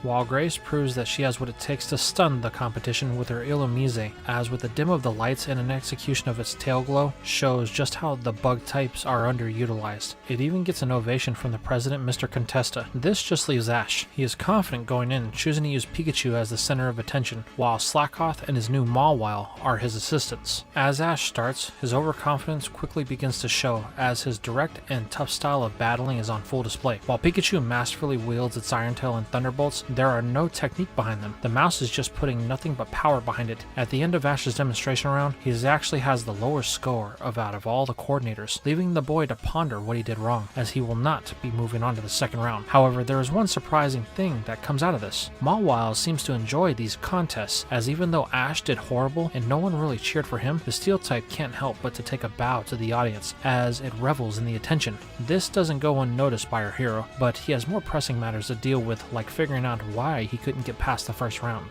Because Ash did so poorly, this leaves the top 4 to Grace, Harley, May, and a newcomer that lives locally, Timmy. The pairings are as follows: Harley versus Grace in round 1, and May versus Timmy in round 2. The first round is a tough one, as Grace uses her Medicham to try and secure another contest spot in the finals. However, Harley has been training hard, and as a result, his Cacnea has evolved into its much more powerful final evolution, Cacturn. This surprise is enough to give Harley the upper hand, as Grace was unaware of the cactus's new dark typing, making her lose points when Medicham tried a confusion on it. Then Harley used its free opening to execute a well-timed Needle Arm that landed in the gut of Medicham, knocking it out and eliminating Grace from the tournament. Now we follow up with May. She finds herself in a battle with Timmy and his Dusclops. The Ghost type is proving to be difficult for May and Seviper, as its control over Will-O-Wisp and Nightshade is proving to be a barrier she wasn't prepared for. The Spectre is able to use them with such mastery that not only causes May's points, but it does a great job at highlighting the colors of Dusclops. This is starting to get to May, as she hasn't been able to gain any control or hit for any points, and they are already halfway through their 5-minute round. Realizing the only way she will be able to get a win is if she gets a knockout, May decides to try something a little crazy. As Timmy calls for another Will-O-Wisp, May orders Seviper to rush in directly into the flames. This catches Timmy off guard, especially when May pulls out all the stops and orders a haze right in the flames. This is where Timmy finds out something May learned when she was training for this contest. The haze is flammable. This causes the Will-O-Wisp to blow up in Dusclops' face, resulting in a flinch. This gives just enough time to order one final move, with Seviper emerging from the center of the flames to land a bite on the Ghost type, one-shotting it in the process and moving May on to the final round. May is relieved, but needs to get Seviper some attention, as it has suffered a burn from the multiple Will-O-Wisps that it took. Luckily, Brock is present, having gathered some rare berries from the Pokéblock people in the contest lobby. It just so happens that he was able to get some Yago berries, which helps heal burn very fast. This brings us to the final round.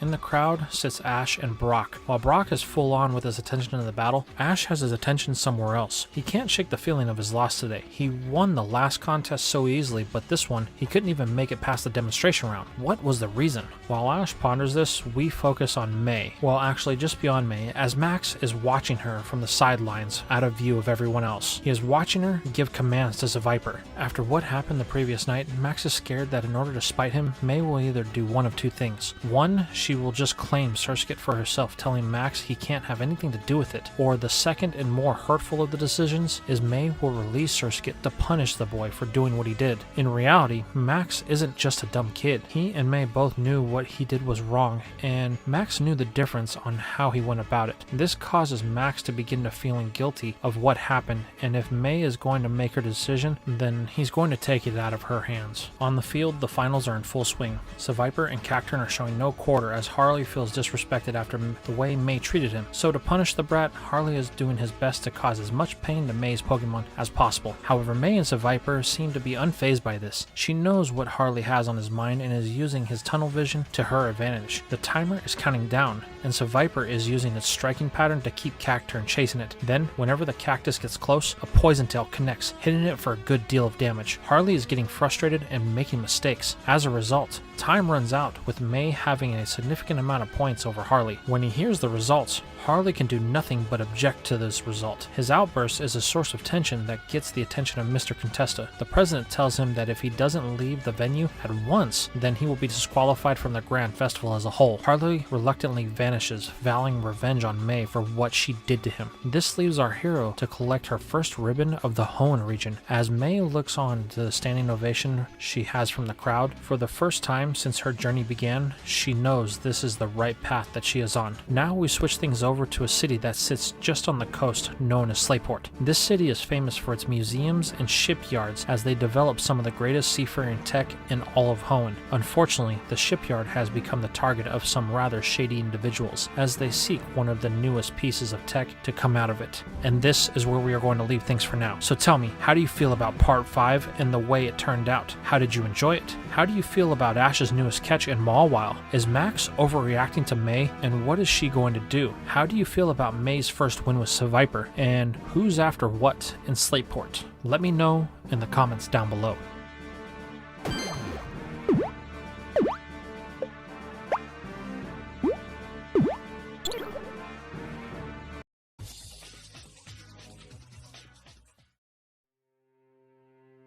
We begin today's part with Ash and friends as they have arrived on the western front of Mawile City. While this is the site of Ash's next gym badge, the mood among the group is one of worry. You see, after May won her last ribbon, they went looking for Max, only to find that he had left the contest hall with Surskit after talking with someone of the people that were in attendance. May is unsure of what Max's problem is or why he ran away, but she is worried nonetheless. Brock does his best to reassure her that they will find him, but May knows these are just words, as they are following the directions of a third party at this point, as they only made it this far by talking to random travelers that claimed to see the boy over the course of the last week while they were traveling to Mawile. However, their leads have run dry, as they haven't seen a person that has run into Max in a few days. Ash thinks it would be best for them to head to the Pokémon Center. If there is any place that may have seen Max, it would be there, since he would need to heal Surskit. So the trio heads into the city, hoping Ash's hunch is right. An hour later, May is sitting at a table in the dining area when Ash and Brock both come in, running up to the table. They have word on Max and where he may be, and it just so happens he was bragging about how he was the son of Norman, and he is here in town to challenge the gym. So their best bet may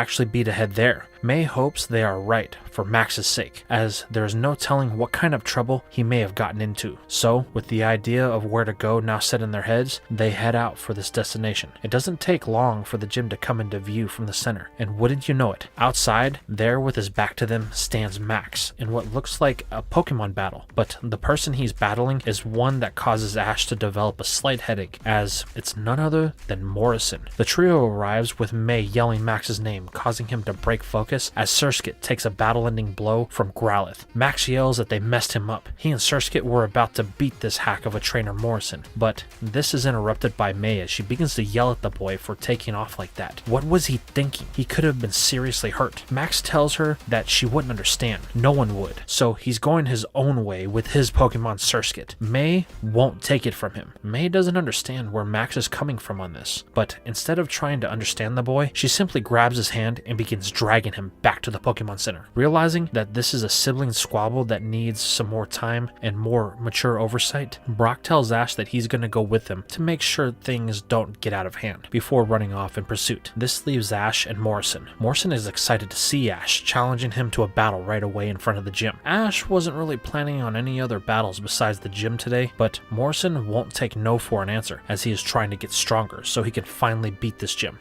Just how many times have you battled this gym? Ash questions, to which Morrison proudly states 3. Have you even come close to winning? To which the redhead states he's only gotten to the second Pokemon of the gym leader. He's really tough. So the way I figure it, if I challenge everyone that wants to battle the gym, then I will eventually get strong enough to beat the gym leader. So you ain't getting through until we battle, Morrison states. Realizing he won't get by until he does, Ash agrees, only if they can make it a tag battle. Morrison has no problem with this, as it will allow him to win quicker. Ash has an idea for the Pokemon he wants to use and asks if they can head up the road a bit. There's a perfect spot that they can do this in. Morrison tells Ash to lead the way. A few minutes later, they find themselves on a pond that offers a great place for water and land-based Pokemon battles. Holding 2 Pokeballs up, Ash says he's ready whenever Morrison is. He wastes no time in sending both in his Growlithe and Marshtomp. Good choices. I'm glad your Mudkip evolved, Ash responds as he declares, Slakoth, Feebas, I choose you. Both emerge from their balls with the fish taken right to the water. Seeing Ash's choices, Morrison thinks he's got the way to win this battle very quickly, telling Marshtomp to go in after Feebas, while Growlithe takes after Slakoth.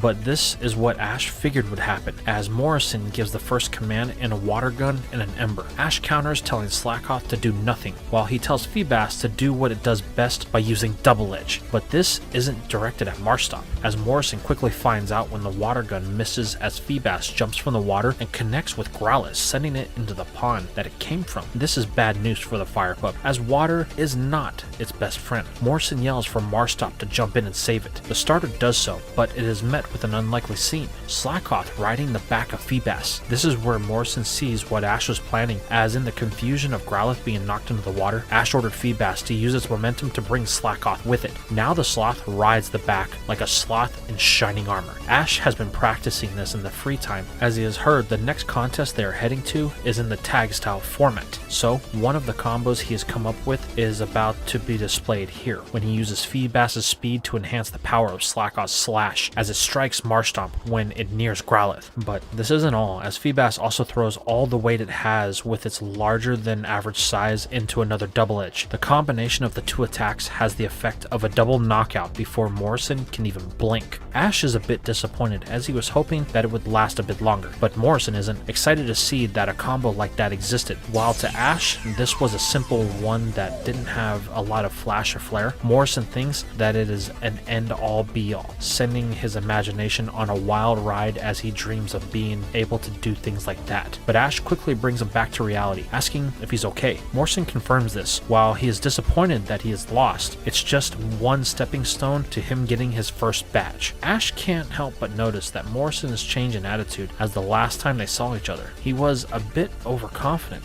but he guesses that many losses will humble anyone. Morrison tells Ash with that kind of power, he may have what it takes to beat the gym leader. Since he has been in Mauville, which has been about 3 weeks, only one other trainer with a Grovyle was able to earn this badge. Ash knows instantly that Morrison is talking about Tyson. If he's already been through this area, that means he is ahead of Ash, which fires up both him and Pikachu. Well, buddy, it looks like we needed to get our next badge today, so we can catch up. The mouse sparks, ready for another gym battle, but this is quickly interrupted by Morrison as he is questioning Ash if he can watch the gym battle. The redhead would like to take notes so that way he can plan his next strategy. A bit uncomfortable, Ash says he can, so that way they can end this conversation and get Morrison out of our hero's face. So with their plans for the afternoon now laid out, they set off for the gym and Ash's next gym challenge. Over at the Pokemon Center, May, Max, and Brock are all sitting around waiting for Nurse Joy to call them about Surskit. May is chewing Max out, telling the boy that it was stupid to run off like that. There's no good reason for him to put himself in danger like this. However, Max doesn't do anything to help this situation, only repeating the same thing to May. She wouldn't understand. The fact that he keeps repeating this causes May to let out an angry growl that forces Brock to step in. He tells her that she should go for a walk and cool off. He will sit with Max so the boy doesn't run off again. May takes the walk that Brock suggested. A little while later, she finds herself outside of the center with Torchic and Beautifly. May figured that she would practice some contest moves to get her frustrations out. It's here that she notices a boy hanging up a phone from a conversation with his dad. Looking at the device, May has an idea, so she approaches the phone and begins to dial a number. Back with Ash, he and Morrison stand outside the Mauville gym ready for his challenge. The boy readies to enter, only for a loud bellow of laughter to ring out from behind the two that causes both of them to jump slightly from being startled. Turning, they are met with a plump old man that seems to radiate a love for life. Well, Morrison, have you returned for another rematch? The man asks. It's here Ash questions who this guy is, to which Morrison answers the gym leader. He's He's really strong. Smiling, Ash steps forward telling the old man his name, and he is here to challenge for a gym badge. Well, I like your vigor, son. My name is Watson, and I'll gladly accept your challenge. So what do you say we head inside? Ash's excitement takes over, running into the gym, leaving the two behind. Watson laughs once more. You've brought me someone with great energy. With a gleam in his eye, Watson smiles, thinking this is going to be a good day. Following our hero inside, Watson tells Ash that he's excited to battle someone with his same level of energy. Ash comments that Watson is very energetic for his age. Well, you are only as old as you feel, and I never feel a day over 10 years old. Well, I hope the battle will reflect this, Ash says. So when can we get started? With another bellow from his belly, Watson chuckles, saying it will happen now. The stipulation will be a 3-on-3. Ash will be allowed substitutions, while Watson will not. The battle will be over when one side has no Pokemon left. Ready for his newest badge, Ash holds a ball in his hand. Watson chuckles once more, meeting the boys' excitement with the same motion as they both throw their balls at the same time. Voltorb, go! Mawile, I choose you! The two combatants take their positions on the field. Voltorb's entrance is typical, with a spark and a spin to complement the electric type. However, Mawile is a bit more elegant, as it begins to slightly curtsy, almost like it's pandering to an audience. Ash recognizes this motion as the same from when they were in their last contest. However, Ash pushes this off for the time being, as the battle is about to start. So Ash calls for a bite. Mawile stops the theatrics and darts down the field, looking to lock its massive jaw around the sphere. However, Watson is cooking up something crazy in that brain of his, calling for a sonic boom. Doing so, the electric type spins at a high rate of speed, causing Mawile's mouth to wave in the gust. This causes the bite to miss the target, and Mawile ends up taking a bit of damage as it is pushed back. However,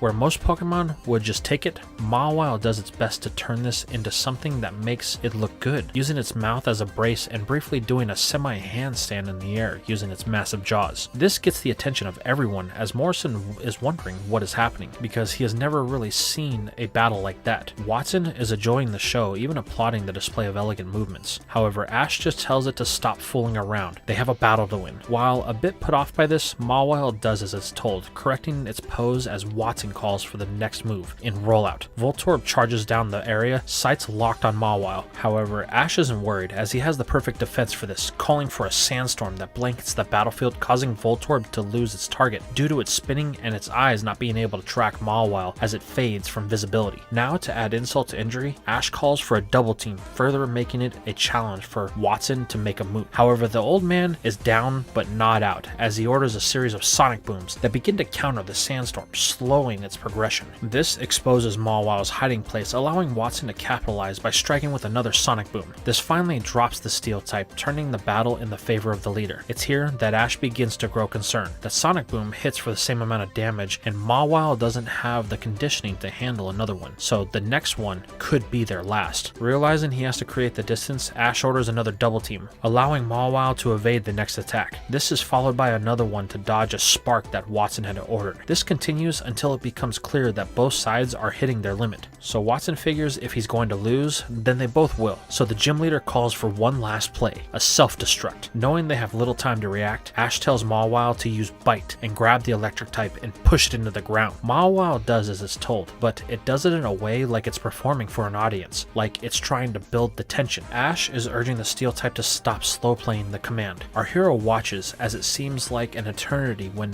Voltorb reaches critical mass and the explosion goes off. A dust cloud envelops the area, leaving everyone uncertain of the actual outcome. Once things settle, Mawile is left standing, but just barely, while Voltorb has spirals in its eyes, giving the first win to Ash. While relieved that they won, Ash tells Mawile that the delay was unnecessary and it could have been really hurt because of it. However, the steel type seems unconcerned with Ash's protest, as it takes a bow to Watson as if to say thank you for allowing it to perform. Unsure about what to do, Ash recalls it for the time being. You have some interesting Pokemon, the leader says. Your battle style and the way your Pokemon move is like art in motion. Yeah, I guess, Ash says, unsure on how to really respond. But this is quickly changed when Watson makes his next choice, sending him Magneton. Wanting a little bit more stability, Ash chooses to go with Old Reliable, turning to Pikachu and asking if it's ready. The mouse is always ready to test itself against another electric type, so it doesn't hesitate to jump in, signaling the start of the second battle. Ash wastes no time getting things going with a quick attack. Pikachu demonstrates its superior speed, bolting down the battlefield. However, Watson stays calm, giving no orders. He just lets Magneton take the attack, knowing its steel typing will resist the normal type attack. Ash is feeling confident confident at this point, as Watson can't keep up with Pikachu's speed. But this is where the old man reveals that he never intended to, as the moment Pikachu connects, a simple order of supersonic is given. Magneton begins to vibrate so intensely that the frequency causes Pikachu to become disoriented as it falls to the ground, staggering around confused. Calling to his starter, Ash tries his best to get through. However, the mouse is unable to differentiate his orders from the voices that it's hearing in its own head, causing it to charge headfirst into the gym wall. This is met with a follow-up from Watson as Magneton hits the mouse with a thunderbolt, causing a decent amount of damage. Morrison tells Ash that he needs to recall Pikachu, but Ash shows a little bit of his 10-year-old self here by choosing to be stubborn and keeping in the mouse. He states that Pikachu can do this, and he believes in it. Now, use Iron Tail. The mouse can hear Ash calling to it,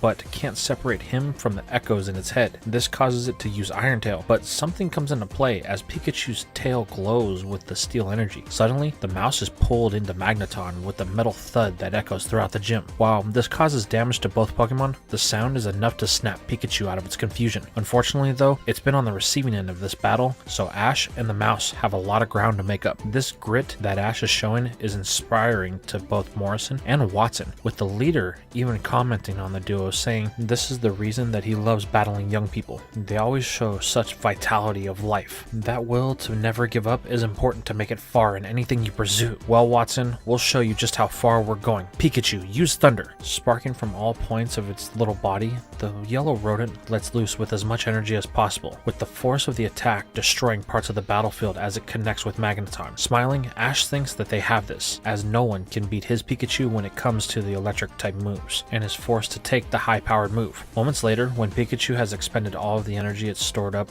in its body, the mouse sputters as the golden hue fades. While Pikachu did establish itself as the dominant electric type in this match, Magneton was just too bulky and tanked the move, though it did come at a great amount of its health. This allows Magneton to retaliate with a sonic boom that consumes the mouse and eats away at the last remaining health, ending the second day's bout in the favor of Watson. Walking out and collecting the mouse, Ash tells Pikachu that it did great. They almost had it, so just rest for now and let the others finish out the battle. Now Ash finds himself in a conundrum. Who should he go with? Mawile has already battled, but it's playing around too much and that could be a bad choice. Then there's Feebas, which is clearly a bad choice in an electric type gym without a pool of water to swim around in. Then there is Slackoth, who may not be able to carry him all the way to a win as his final Pokemon. Then the last choice, the one who is slowly becoming a rebel, Grovyle. All of them seem to be suboptimal, but Ash must make a choice, so he declares, Mawile, I choose you. Taking back to the field, the steel type enters with another pose, signifying that it's ready for another elegant exchange. Ash tells Mawile that they need to be careful as Magneton is very defensive. So begins a steel type showdown with Watson calling for a Thunderbolt. However, Ash counters this with a Sandstorm. While this won't cause any chip damage to their opponent, it will help mask the attacks of Magneton, or so Ash thinks. It's here a metal thud can be heard as Ash tries to see into the Sandstorm. This is when he gets the shock of the battle, when he can see the outline of Mawile and Magneton as an electric glow peers through the sand veil and Mawile falls limp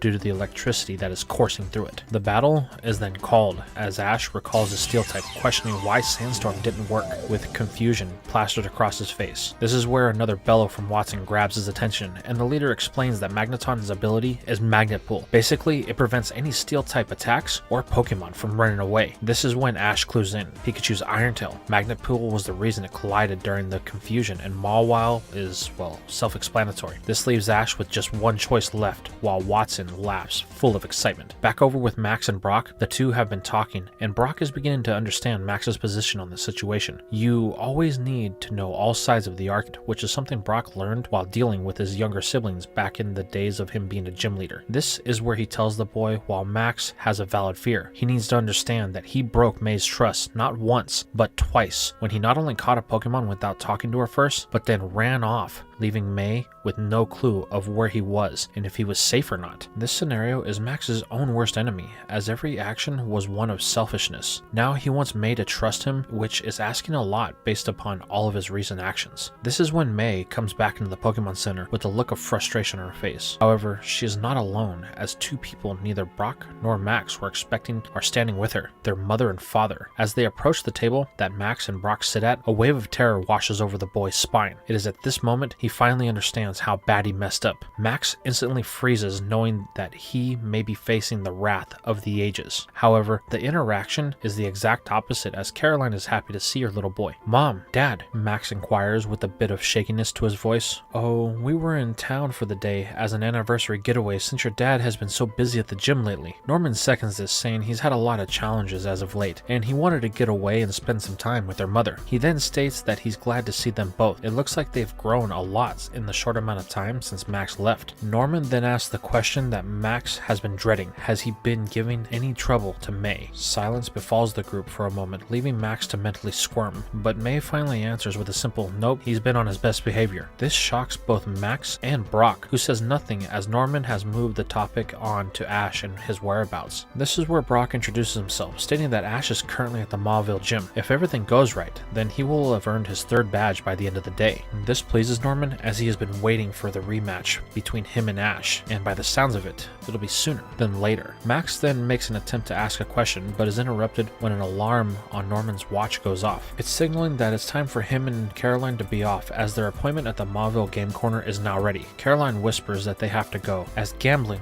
is Norman's guilty pleasure, and he's been waiting all week for this. The two then wave by, leaving May and Max standing there in confusion about multiple things. But the silence doesn't last long, as Max demands to know why May didn't rat him out. What's the angle she is working on? May looks at Max and simply shakes her head before walking away, saying that she wouldn't expect him to understand. Back at the gym, Ash finds himself in quite the pickle, as his options are limited, but there is only one clear choice and he knows it. Only one of his Pokemon has the endurance to battle 2 opponents. Gripping the ball tightly, Ash declares, "Grovyle, I choose you." The grass starter emerges from the ball with its signature twig ready for its chance to battle. However, there is a clear aura that everyone can pick up right away, like there is a tension between Ash and this Pokemon. But this is something that Ash chooses to ignore, as he tells Grovyle that it is their last chance for victory, so they will have to work together. The wood gecko simply stares down Magneton, awaiting for the start of the battle. Fortunately, it won't have to wait long, as the flag is waved. This time, Watson wastes no time on getting things started, calling for a Thunder Wave. Knowing he needs to keep Grovyle away from any status conditions, Ash calls for a Rock Tomb to raise and block it. Grovyle follows through. However, it adds more power to the move that creates not only a shield, but an aggressive attack, as the stones begin to spike up from the ground, striking Magneton, causing it to wobble on its axis. Seeing this, Ash realizes that there is an opening that has been created, so he calls for a Fury Cutter. Watson knows his window is closing, so he does the only thing he can do, calling for a Sonic Boom in hopes of causing any damage. However, Grovyle's speed is far superior to the Steel type, as is the Bug move, demonstrating its ability to strike down its opponent even when there is at a type of disadvantage. As the Bug Blade strikes across Magneton, Watson can do nothing but hear the clang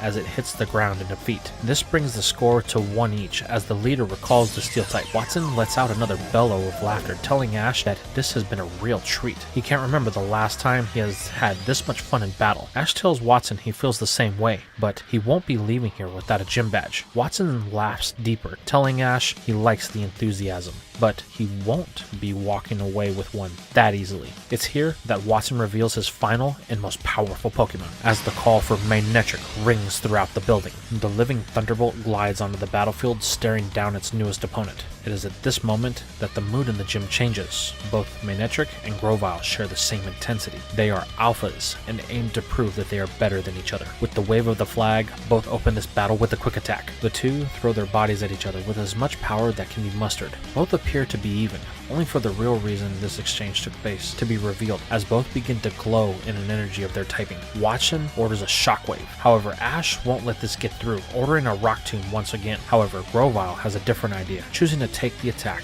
so it can latch on to Manectric. This shows just how much endurance the grass type has, as the electric type attack seems to have little effect. Grovyle is determined to make a statement here, as he begins to use Absorb, siphoning off the health of its opponent. This heals the damage Grovyle took. Watson realizes what's happening and orders his Mon to use a Bite in order to break the hold. It takes several attempts on the arms of the wood gecko before Ash orders the grass type to break its hold. Reluctantly, Grovyle does so, shooting a glare at his trainer. While Watson is a bit peeved about what happened, this is still a battle, and he aims to win, so he's going to need to increase the damage output of Manectric. It's in this, he orders a charge. Manectric begins to glow as it pulls in any electricity in the surrounding area. While Ash knows they have an opening, the move that Grovyle just pulled makes him a bit uneasy, but this is a battle, so he orders a Fury Cutter, telling his Woodgecko not to deviate from the command. Grovyle sneers at this order, but charges its blades and moves with a quickness to get into the personal space of Manectric. But again, Grovyle has its own plans as Watson orders a Shockwave. The grass type uses its blade on one arm to direct the electricity into the ground, while using its other arm to latch on to the electric type once more. It then begins to use Absorb and siphons off more of its health, draining its opponent of any type of life energy it has left. Both trainers watch the exchange until the electric type attack fades and Grovyle grabs on with his other arm. Then the draining of the health begins to intensify until the Absorb grows brighter. In this instant, Ash understands what is happening, as Grovyle's Absorb has evolved into the next stage, Mega Drain. However, Grovyle isn't stopping. Even as Manectric falls, clearly unresponsive from this exchange, it refuses to break contact. Ash yells at it, ordering the grass type to stop, but something has come over it, a rage that causes it to focus only on the battle at hand. Realizing it won't stop, Ash tackles Grovyle, finally breaking the hold. This causes Grovyle to finally snap back to reality. Grovyle, what's wrong with you? Ash yells, but the grass type just ignores Ash, seemingly satisfied at the results of the battle. Ash chooses to recall his mom before something else happens. This is where Watson approaches with a Dynamo badge for our hero, but Ash asks if he really deserves it. The way he won the battle wasn't a way he could be proud of. However, Watson just laughs. Yeah, the way we lost isn't one of his proudest moments, but a loss is a loss. Ash won, so the badge is his. Ash reluctantly takes it and thanks the leader. Then Morrison approaches Ash, asking if he's okay. Yeah, our hero responds. He just knows that Grovyle is going to need work, but he won't give up on it. That's his job as a Pokemon trainer. Morrison takes this outlook as a lesson for himself. He's got training to do, and there's a certain steel snake that he's been scared to work with.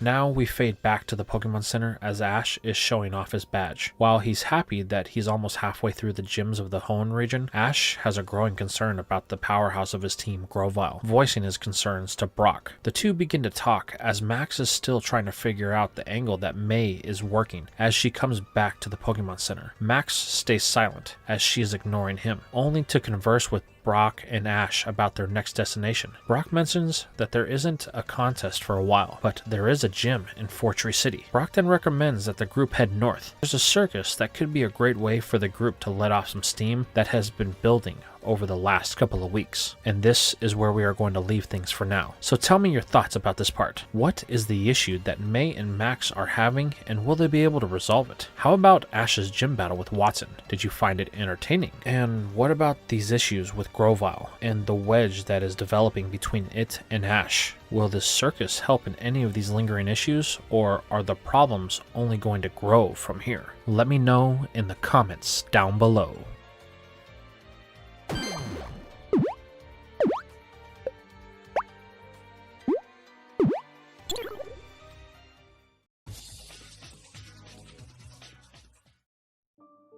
We begin our story tonight with our heroes as they are fast asleep under the stars of Hoenn. After a long day of traveling, everyone has settled in early after enjoying a home-cooked meal from Brock. Now, while the night started calm, there is one among them that is having trouble in Slumberland. The youngest member of the group, Max, is tossing and turning as the recent tension between him and his sister has his mind restless, as he has a nightmare about someone he's grown close to having to leave him forever. This causes the boy to panic as he can feel the ground beneath him trembling as Max chases his friend, trying to catch up, but slowly it slips away into shadows as Max wakes up in a frantic sweat. What a nightmare, he thinks to himself. However, this thought is interrupted when he realizes that the ground is still shaking violently. Now, really panicking, Max screams, waking up the others in the group. Thinking they are under attack, the group takes a defensive stance as light appears on the hill just above them. Not wanting to wait to be attacked, Ash rushes to the hill, only to realize that what they thought was a threat is actually a group of people traveling. Our heroes watch as all the vehicles stop suddenly as something amazing begins to happen. Buildings start to appear out of nothing as slowly what appears to be a circus begins to spring to life as the sun begins to caress the horizon. Rapidly, we see our heroes gathering their supplies as they dart off to a day of fun. However, in the shadows of the dawn, a Pokemon said to be the herald of disaster watches ominously. We now fast forward a few hours as our heroes have become fully immersed in the festivities. May mentions to Brock that she thought they missed it, to which the former gym leader responds he did too. The festival travels over the week the Millennium Comet is in the sky. Based upon the Pokénav, it looked like we had missed the first day, as they couldn't tell where the comet was due to the clouds blocking their view the last couple of days. But it seems that they were ahead of the festival the whole time, so it's a good thing they stopped when they did. With the festival being 7 days, the group intends to spend as much time as they can having fun due to the tension that they have been experiencing as of late. The first day of the festival goes off without any problems. Max spends most of his time with Surskit while Brock watches over him from a distance, so that Max can have some space from the boy. This leaves Ash and May, who spend most of the day with each other riding as many rides as possible. However, the carnival is so vast that they won't be able to experience it all in one day. This leads us to dusk of the day when the group finally meets up, tired and hungry from the day of fun. Brock suggests they head to the food area of the carnival. He saw a place that looked like it might make some great kebabs. With their mouths now watering, our heroes make their way to the establishment. However, something odd in the crowd catches the eye of Ash as a small group of a Pokemon known as Seedot crosses paths with our heroes. While this isn't too strange as there are a lot of Pokemon at this event, the Apricorn Pokemon appear to be wild as they scamper across the walkway. However, Ash just ignores this in favor of filling his now growling belly. After a great meal, our heroes make their way to a sleeping area that the carnival supplies for the week that is to be set up. As they fade off to Slumberland, Max again finds himself in another dream. In the sky, a bright light flashes as the boy heart pounds in his chest. Then the ground beneath Max's feet begins to shake violently as a set of glowing yellow eyes peer through the darkness. Now terrified, Max begins to run away from the threat. However, it feels like he's unable to make any type of ground as the eyes close in on him. As Max is swallowed by the yellow fear, a voice echoes, forcing the boy to wake up in a cold sweat with his heart pounding. Looking up, Max can see the ethereal light of the Millennium Comet as it rockets through the night sky. Laying back down, Max can't help but wonder why he keeps having these dreams. The following morning, everyone is up bright and early. While most feel rested, ready for another day of fun, Max looks like a ghost. His eyes are sunk in and he's irritable to anyone who talks to him, even going as far as yelling at Brock when he tries to talk to the boy. While Brock is unfazed, May comments that she should have let Mom and Dad take him when they were in Mauville, before she takes off into the carnival to start her day. This leaves Max speechless as he knows full well he messed up again. Brock does the best he can to comfort the boy, as Ash tells him that he's gonna go find May and talk to her. Why don't they meet up after lunch and they can go see that magician that everyone is talking about? With the group now split, Brock begins talking with Max, asking what the deal is with him. Everyone has been as understanding as possible, and yet he tries to push them away. Even May, the one that gave him a second chance, he has been nothing but mean to. However, the boy just remains silent, refusing to talk to Brock, as from Max's perspective, the only one that can solve his issue is him. Over with Ash, he and Pikachu finally caught up with May, who is walking with a frustration that could only be caused by a little brother. Calling out to her, May finally stops, beginning to voice her opinions on Max. "Ooh,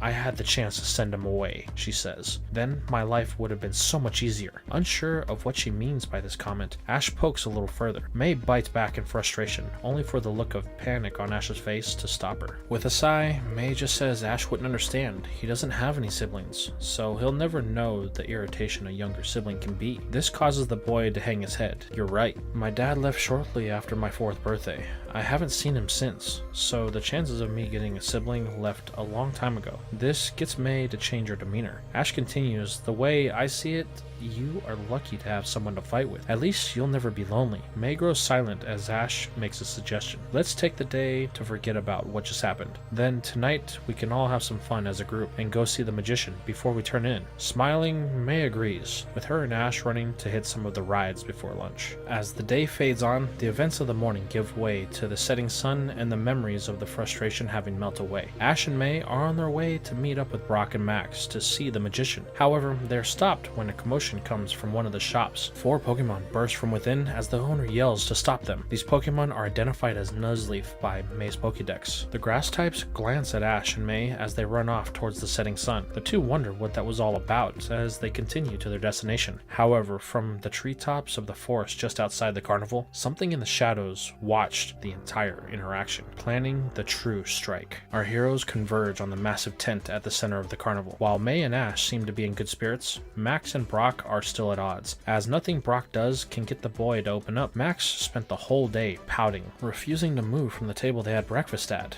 The only reason Brock got him to come to the tent was because he threatened to have May contact their parents like she said she wanted to. While Max is present in person, he still refuses to acknowledge everyone, ignoring even Pikachu. Well, let's go inside, Ash says. The show is about to start and I want to get good seats. Unable to resolve the issue, the group heads inside reluctantly. After finding some really good seats front and center, the group settles in for a spectacular performance from the amazing magician known as Butler and his lovely assistant, Diane. Our heroes are treated to the sights of magic from Curlia, Mightyena, and Dusclops. The show has been so captivating that 2 hours have passed without the group noticing. As the act comes to an end, Butler announces the finale as from under the floor a giant purple crystal lifts, catching the attention of everyone. However, Max is instantly drawn to the rock by an echo of his name, the same echo that's been plaguing him in his dreams. At this moment, Butler asks for a participant from the audience, to which Max wastes no time in rushing the stage while babbling what seems to be nonsense. While Diane is excited at Max's enthusiasm, Butler isn't too thrilled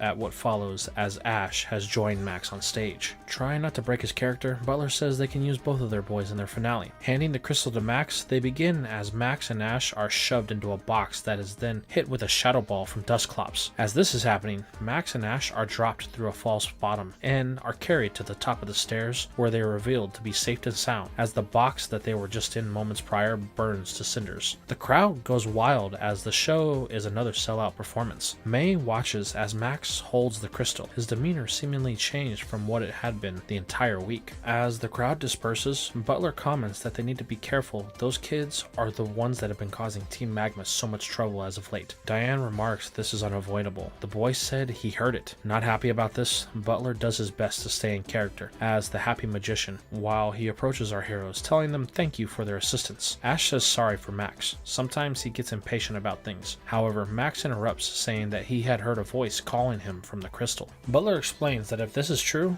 then Jirachi must be close to awakening. The group looks at him in puzzlement as the magician explains further. Jirachi is a mythical Pokemon that is said to awaken once every 1,000 years. It's said that for it to happen, then two things must occur. One, the Millennium Comet must be in the sky, and two, Jirachi must bond with a friend. It seems Max is who Jirachi chose to be his friend, so it should be awakening soon. So what do I do? The boy asks. Well, I was charged with guarding Jirachi. However, I think in this circumstances that you should be the one to hold on to it for the time being. Just stay close, as I don't want anything to happen to the mythical, Butler says. Don't worry, me and Surskit will take really good care of it. Max then says he's hungry and asks if they can go eat. May, pleased at his change of demeanor, tells the boy yes, so the group heads out. Once they are alone, Diane asks if this is such a good idea. Butler explains that while he's not pleased by this, they have no choice. They are on the second day of the comet, and Jirachi still hasn't awakened. They need to work fast. Maxie will not tolerate failure. Once Jirachi has awakened, then he will grab it, and they will start the process. Over with our heroes, Max is holding the crystal like a newborn. He refuses to let anything happen to it. Testing the waters, May pokes fun at Max, telling him he's never shown such responsibility before. Well, I've just never been given the chance before, the boy quips back as the group finds a spot to eat. A few hours pass and the carnival is beginning to die down for the night. We find our hero sitting outside of its borders on a single rock in a field. The group is enjoying the night sky. It's so clear that the comet looks like they could touch it. It's here that the silence is broken when May begins to sing a very soothing lullaby as she watches Max struggle to keep his eyes open. Brock and Ash just listen as May's soft tone carries the boy off to dreamland. That was nice, Brock says. Our mother used to sing it for us when we were too stubborn to go to sleep, she responds. It was the only way Max would fall asleep when he was younger. Well, I guess it's time for us to get some rest, Brock says. Hey Ash, will you carry the crystal while I get Max? Nodding, they begin to pick up the boy, but as Ash reaches for the crystal, something happens. In the night sky, the comet flashes slightly, just as the purple rock begins to glow in an intense light. Before anyone can respond, Max wakes up, accusing everyone of doing something to the crystal. Ash tells Max to calm down. He didn't do anything, but as he says this, a cracking can be heard from the rock as it glows brighter before shattering in a light of brilliance. As the light fades and everyone's vision returns, where the crystal had once stood is now a very small white Pokemon. Max rushes to it, saying Jirachi in a soothing voice. The mythical slowly opens its eyes before Max comes into view. While this is only their first true meeting, Jirachi instantly knows who Max is, growing excited at the sight of the boy. The two begin to play with each other, while May and the rest watch. For some reason, it seems that all of the tension of the past few days has been forgotten. This is where Butler and Diane show up. Having heard the interesting ruckus, Butler is pleased to see that Jirachi has awakened, so he invites the group to stay the night with them. They have plenty of room in their camper, and in the morning, Max and Jirachi can explore the carnival together. The group agrees as they head back to the carnival to get a good night's rest. Hours later, Max and Jirachi are the only ones still awake, as they are excited to finally meet each other. The two can't wait to have a full day of fun, as there are many things Max wants to show the mythical. He's sure the world has changed a lot since the last time it was awake, and they have limited time, so he wants to make sure they don't waste any of it. However, they have fought it long enough, and the two can no longer stay awake, falling asleep in each other's arms. But there are still two on the prowl of the night. Butler and Diane are still awake, discussing their next move. Diane says that things have become complicated due to the kids. Butler mentions that there's only one thing he fears, and that's Ash. The others will be a simple task to deal with. So how do we do that? Diane asks. Simple. We let them have their day of fun tomorrow. Then after they're all tired out, and when we put on our final show for the day, we will use that as a distraction to capture Jirachi and slip out while everybody thinks that it's part of the act. Before anyone realizes what happened, we will be long gone. While uneasy about this plan, Diane agrees as the night fades on. The next morning is a full day of excitement. Our heroes find out that Jirachi is rumored to grant wishes, but realizes that it can merely teleport things that people desire when a bunch of snacks go missing from one of the vendor's shops. After returning everything and explaining to the mythical that it's wrong to steal, our heroes find themselves back in the tent of Butler as he wants to use Jirachi in the finale of his act for the day. Butler explains that it will be unlike anything the group has ever seen before. Max will even get a chance to be part of it. The boy is excited about this, so she just lets it be as her and Ash and Brock all go find a place to sit in the audience. Luckily, they won't have to wait long as the show starts immediately with Butler and Diane taking the stage. Ash comments that Butler was right. This is a whole different act from the previous night. The group settles in, awaiting for the part with Max and Jirachi. Meanwhile, outside the tent, things are relatively quiet, for most of the visitors are now in the show, leaving the shops relatively empty aside from some patrons that didn't want to go see the show. This is where we see a very peculiar sight, as those sea dots from a few nights ago are wandering through the empty pathways. However, they are not alone, as in the shadows, their evolved form, Nuzleaf, is working hard behind the scenes so that they can execute the plans of their boss, who just so happens to be present as we see a powerful grass type known as Shiftry step out from the shadows, giving the signal for everyone to strike. Suddenly, what was a peaceful moment is overtaken with the cries of merchants as they are being robbed blind by the Pokémon. All-out pandemonium erupts as the Nuzleaf and Seedot take over the food shops. Any resistance that is put up is quickly dealt with by their boss Shiftry and its mighty fans that control the winds. Unfortunately, these winds are both a blessing and curse as a rogue gust is sent in the direction of the tent our heroes are currently in. It catches the fabric, lifting it as the final act is just beginning. This throws everything off for Butler as panic sets in the crowd as the Shiftry and its pre-evolutions are revealed. This causes the crowd to begin to scatter at the attack. Ash and Brock realizes that help is needed, so they are going to confront the thieves while May finds Max to keep him safe. Breaking away, we follow Ash and Brock as they send in Pikachu, Mawile, Cacnea, and Torkoal. They begin to engage in battle with the grass types, trying to save whatever they can. However, the numbers are not in their favor, as they are quickly overwhelmed. It eventually comes to the point that Ash and Pikachu are facing down the whole squad of evolutions. Ash realizes he's going to need some help here, so reluctantly he reaches for Grovile's ball, but stops when a voice interrupts him. Hold on, kid, let me have a go at him. Turning, Ash can see an odd fellow throwing a Pokeball, calling on a Pokemon called DIDNT. The life-size lobster emerges from the ball, using its powerful pincers to protect Pikachu from an attempted leaf blade from the Shiftry. Now, use Crab Hammer. Raising its second massive pincer, DIDNT begins to charge the attack, smacking the Tango with the club, sending it sliding away from it and the electric mouse. As Shiftry slides away, it fires back with a Razor Wind. The Lone Crab and Pikachu counter with a knockoff and Iron Tail that drives the attack into two different directions. While one is sent off into the night sky, the other is sent directly in the path of the tent. Seconds later, it cuts through the material, revealing the people that are still inside, the two main ones being Diane and Butler. While the blonde is unfazed by this man battling the Tengu, Butler has a look of nervousness. Diane notices that Butler is uneasy, telling him that this is the perfect time to grab Jirachi and leave. However, Butler doesn't hear her, fixated only on the battle as the man and his Crawdon best the grass type. Then, in a flash, the shift tree is caught by the stranger, bringing the pandemonium to an end. The people of the carnival quickly gather around as murmurs of the identity of the man is whispered. "Hey, it's Sydney of the Elite Four," one man yells, to which another seconds, capturing Ash's attention. Now, everyone, that'll be the end of that. I didn't come here to rile everyone up. I'm simply here like all of you to view the comet before it leaves the night sky for another 1,000 years.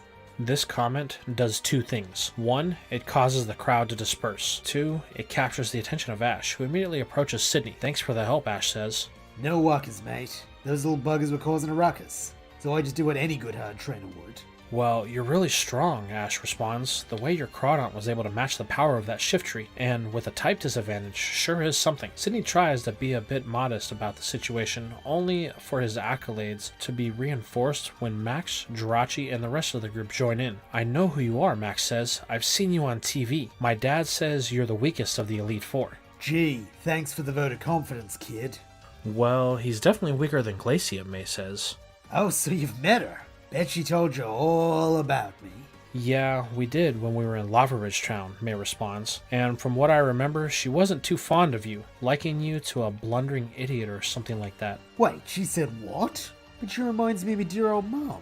This comment seems to have Sydney down a little bit, which is played into by our heroes as they try to console him at the revelation that one of the members of the Elite Four he actually liked doesn't feel the same way. While this is happening, Diane is trying to get through to Butler, only snapping him out of his trance when Sydney calls his name. Butler, mate, is that you? Nervously, Butler acknowledges, confirming the question, telling Sydney it's been a long time, asking what he's doing in these parts, seemingly speaking with tension in his voice. Diane picks up on this, attributing it to the fact that a strong trainer is here and has put their whole plan at risk. Hoping to salvage what they can, Diane runs interference, introducing herself to Sydney, telling the Elite that if he knows Butler, then they should know each other as well. After all, she is his wife. Sydney quips at Butler, never telling him that he found himself a Sheila. However, the magician can do nothing but stutter some words out before Diane says they should catch up. Butler has to get the tent situated after all the damage that it took from the attack of Shift Tree. "So why don't you do that while I take your friend over for a meal so we can talk, right darling?" "Oh, right," Butler stammers as Diane pulls Sydney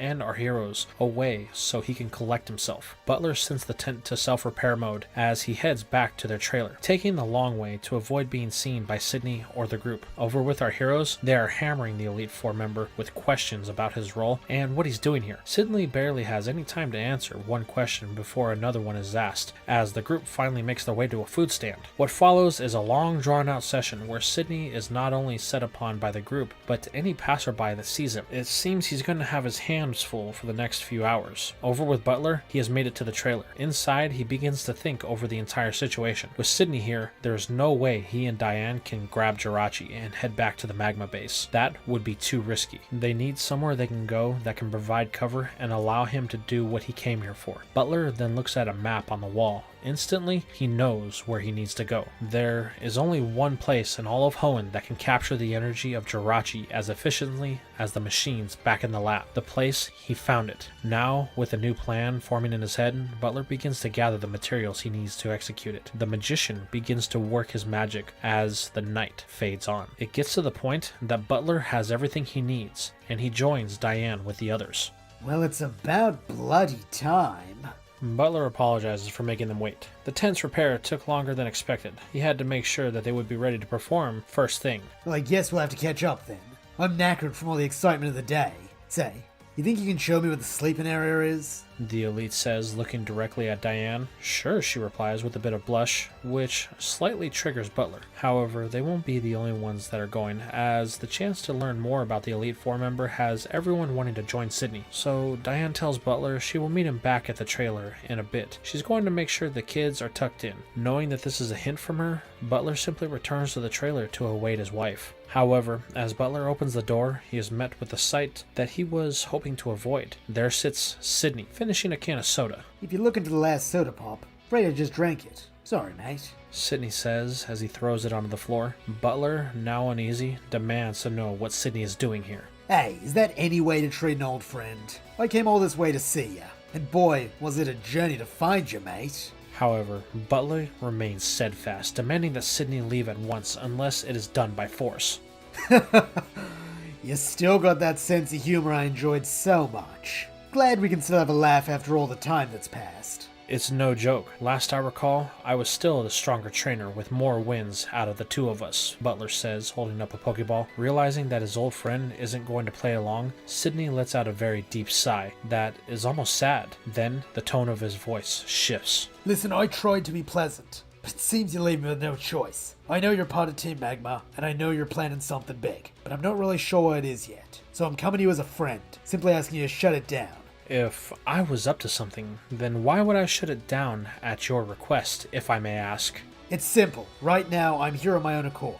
But next time, you might not be so lucky. The League may send me or someone more dangerous than me to deal with you. If you care for that pretty little shield of yours, do what's right and stop this foolishness. Butler goes quiet as Sydney opens the door. Before he steps out, the elite leaves one last word of advice. You're a great guy, Butler, but your desperation to achieve greatness has led you down a dark path. Pull back before it's too late. Sydney then closes the door, leaving Butler more fearful than he was when he first saw his old friend. Moments later, the door opens again, only for Butler to jump, thinking it's Sydney. However, it's Diane. She asks if everything is alright. Unfortunately, Butler thinks that it would be best to keep the conversation that he just had with his old friend to himself, so he plays it off as nothing. Diane goes on to tell Butler that tonight will be perfect. Max is sleeping with Jirachi in a room that is separate from the others, due to some issues they were having with his sister. We can grab Jirachi with little interference. Butler tells Diane that he doesn't think that tonight is going to be good. He's not feeling well, so let's just wait a day so he can recover his strength. Then they will be able to make their move. Caring for the well-being of her husband, Diane agrees, telling Butler to get some rest. They will move come nightfall tomorrow. A few hours pass and everyone is asleep. We find ourselves in Butler and Diane's trailer. The blonde-haired woman is the only one asleep here. Butler is nowhere to be found. The question is, where is he? However, we won't have to wait to find out, as we pan over to the room with Max in it. Within the darkness of the room, the magician and his Dusclops stand, working their magic on Jirachi in an attempt to move it without the mythical waking up. So far, things are going good. That is, until the nightmare that Max has been suffering from returns, causing the boy to thrash about in his sleep. This breaks the hold Dusclops has on Jirachi, causing a burst of psychic energy to echo throughout the whole carnival. This causes the machinery of the place to begin to activate, and things start going crazy, forcing everyone to awake. From May, Ash, and Brock's rooms, they can hear a commotion coming from Max's. Even Sydney can hear this, rushing off to the boy's aid. However, the last thing they see when they enter the building is Butler holding Max while activating the power of Jirachi through Dusclops. In a flash, they teleport away, leaving everyone confused with more questions than answers. As Brock tries to prevent May from breaking down at Max's apparent kidnapping, Ash questions what's going on to Sydney, to which he replies that he has no idea. Well, you were supposed to be such great friends with him, so you should know something, Ash yells. But this argument is put on hold when Diane rushes in, out of breath, stating that she knows where Butler has gone. This gets everyone's attention as we fade to them all sitting in the trailer of Butler and Diane as they are speeding away from the carnival. May demands to know what Butler did with Max as she cries, barely able to get the words out. Diane is behind the wheel and hesitant to tell them at first, but then Sydney speaks up. I know about Team Magma. These words shock everyone for different reasons. This revelation causes Diane to open the floodgates about everything. She explains that she and Butler are part of Team Magma's science division. He is the head of it. Team Magma has been trying for years now to capture the legendary Pokemon Groudon, with little success. That is when they approached Butler. He had been discredited and laughed out of the Pokemon scientific community for his theories on cloning Pokemon. That is, until the leader of Team Magma came to him. He found interest in Butler's work for one reason. If they could not find Groudon, then they would make one. So their leader provided all the resources needed for Butler to continue his research. However, time passed and there was one thing that Butler came to realize. There was no known power source on the planet that could power his machine long enough to create a super ancient Pokemon. So Butler began to look outside of the planet. Then he came across the legend of Jirachi and the Millennium Comet. It was here that Butler began to theorize that Jirachi could absorb the energy of the comet and power his machine. So we began working. It took a couple of years, but eventually we found the crystal that housed Jirachi in a place called Farina. However, we had to wait. There were still two things that were needed. One was the Millennium Comet, and the second was we needed a piece of Groudon's DNA. Luckily, we found that not too long ago on Mount Chimney. Wait, that was you guys there, Ash questions? Not us directly, but Tabitha, the second in command of Team Magma. She was there on the orders of Butler, though you guys and that gym leader that got in the way were a bit of a pain, but in the end, she was able to obtain what we needed. So Butler has everything he needs to do this cloning, Brock asks. There is one thing that he doesn't, Diane responds. His machine. It was back at the Magma base. He had it all set up, ready to go once Jirachi had hatched. The reason we were at the carnival was to find someone for Jirachi to bond with. Then we would take it and disappear. But then you guys showed up and threw everything out of whack. But he won't go back there now that you're here, Sydney. He wouldn't want to expose the hideout to someone on the opposite side of him. So if he's not headed there, then he can't start the cloning process then, May says. But Diane informs them that Butler still has the ability to do so. There is another lab set up in the heart of the place they found Jirachi. Where is that? Ash questions. Diane simply utters one word. Farina. Well, that's all well and good, but I have to ask, why should we trust you? Because I didn't agree to use kids in this plan. Butler has crossed a line and we need to stop him. I think the pressure of the situation is getting to him, so he will do anything he has to. How long till we get to Farina? May asks, with concern in her tone. 4 days. But boy, then it'll be too late and the comet will have left the sky.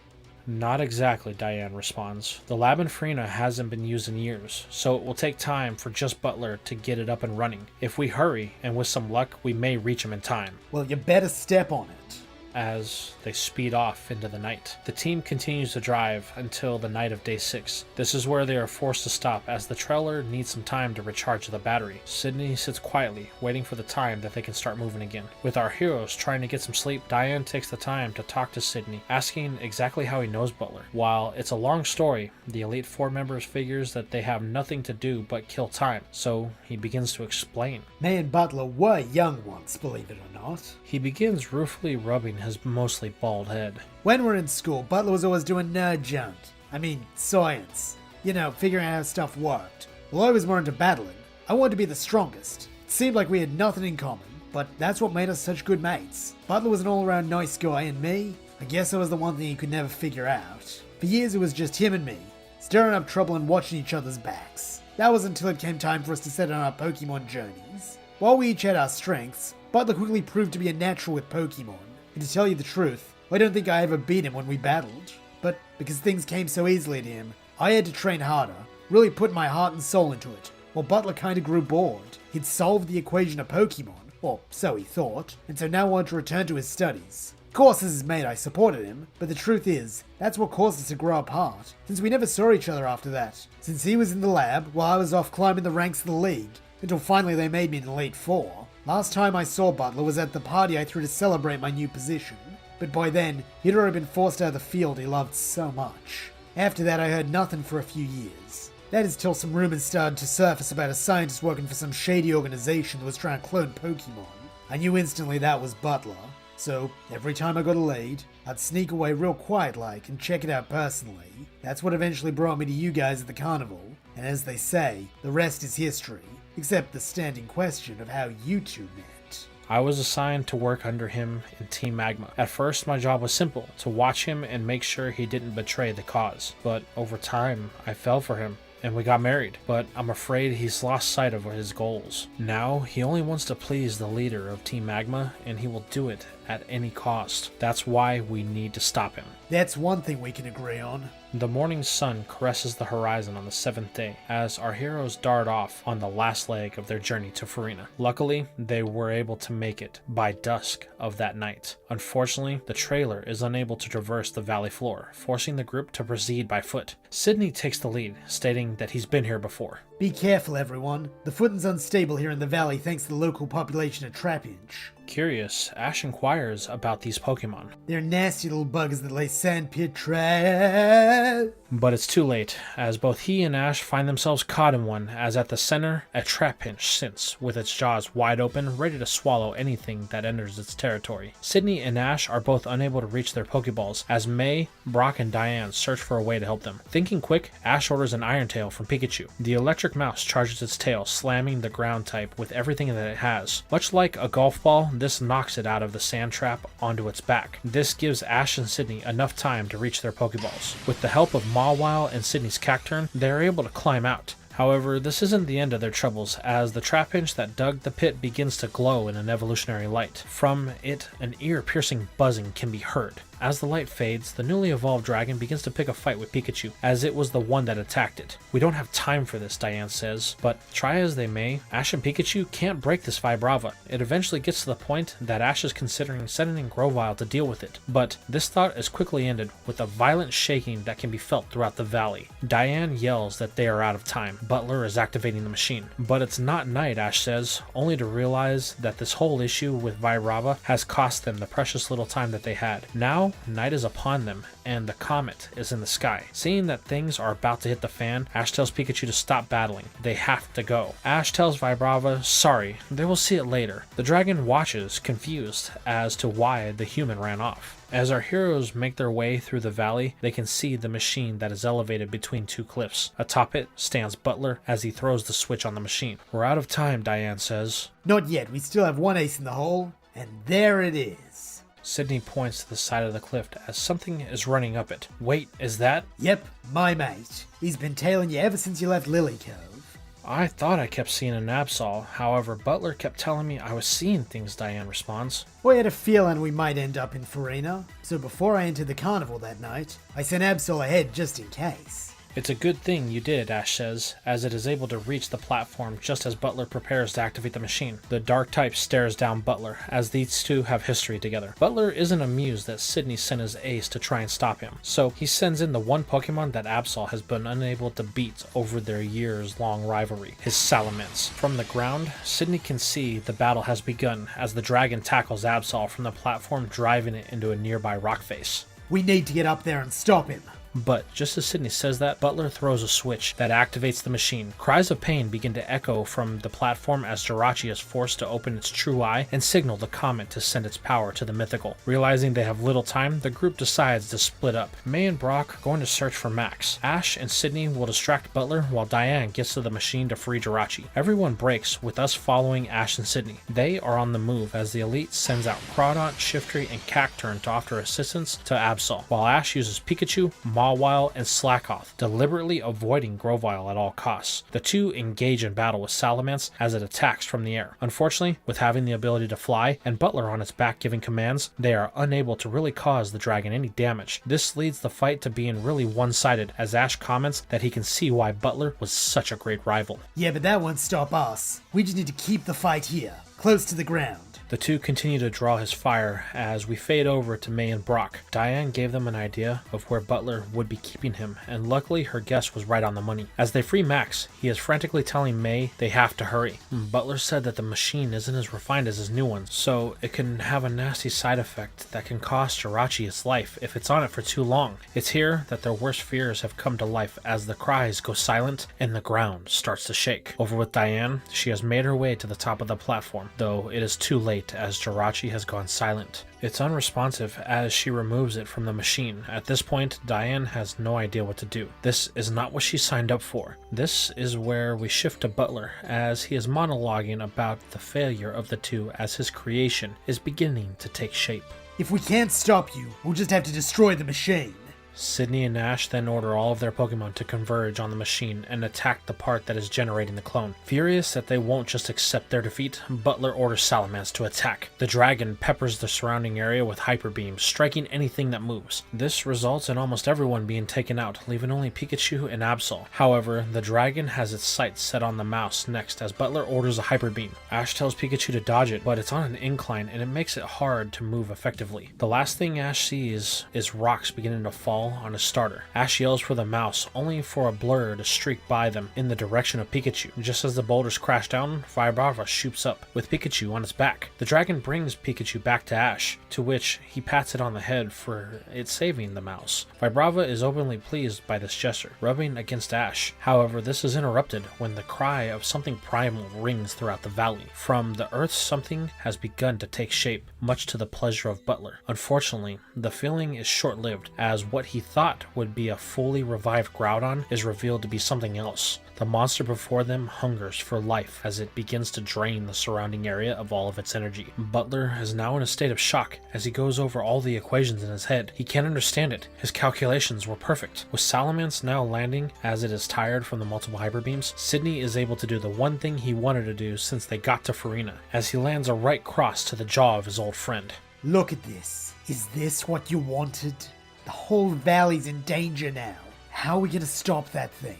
As Sydney rips into Butler, they are joined by the others, who Max now holds the lifeless body of Jirachi in his arms. The boy has no words, just tears. Jirachi did nothing, and Butler took his life for his own selfish reasons. Unfortunately, things are going to take a turn from dark to worse, as the group now has to deal with the issue on hand. The fake Groudon has begun to snake its tentacles throughout the valley to absorb any life forms nearby to satisfy its unending hunger. Before they know it, the group is surrounded as everyone is absorbed in less than a millisecond. The only ones that are left that are able to get away were Butler, Ash, Salamence, Pikachu, and Vibrava. The magician is left with the last images of Diane telling him that she loved him. However, the tentacles didn't take Jirachi, as Max dropped its lifeless body when it was absorbed. It's here that Butler decides that what he created is nothing but pure evil. They need to stop it. The only way to do this is to get Jirachi back to the machine and reverse the process. If he can take the energy back from the creature and put it back into Jirachi, then they may be able to save everyone. Ash is against this plan, unwilling to trust Butler after all that he has done. However, he is quickly reminded that they don't have any other options. So either they work together or everything is lost. Ash asks what they need to do. Butler tells him to use Vibrava to collect Jirachi and get it to the machine. Ash will have to connect the mythical to the platform, then flip the main switch. If he does that, then it will reverse the process. But they have to hurry, Butler says as he drops Ash on the platform. That thing is looking for us. If it locks onto your energy, it will absorb you too. But I will use Salamence to draw its attention for as long as possible. What follows is a struggle as Pikachu and Vibrava risk it all to collect Jirachi. Butler does his best to fend off the tentacles that are after the two, allowing them to make contact. However, as they pick up the lifeless body of the mythical, Butler is overwhelmed when he orders Salamence to intercept the tentacles that all go after the two Pokemon at once. Butler is absorbed. Vibrava takes off, beating its wings as fast as possible. They are working against the clock as the fake Groudon is on their tail. Luckily, they are able to just outpace the terror and make it back to the platform. Taking Jirachi, Ash tells the two to fight off everything the best that they can. He has to hook Jirachi up. Unfortunately, the platform is unstable now that it's under attack, making Ash's job that much harder. The boy bumbles around, connecting things up, all the while unable to help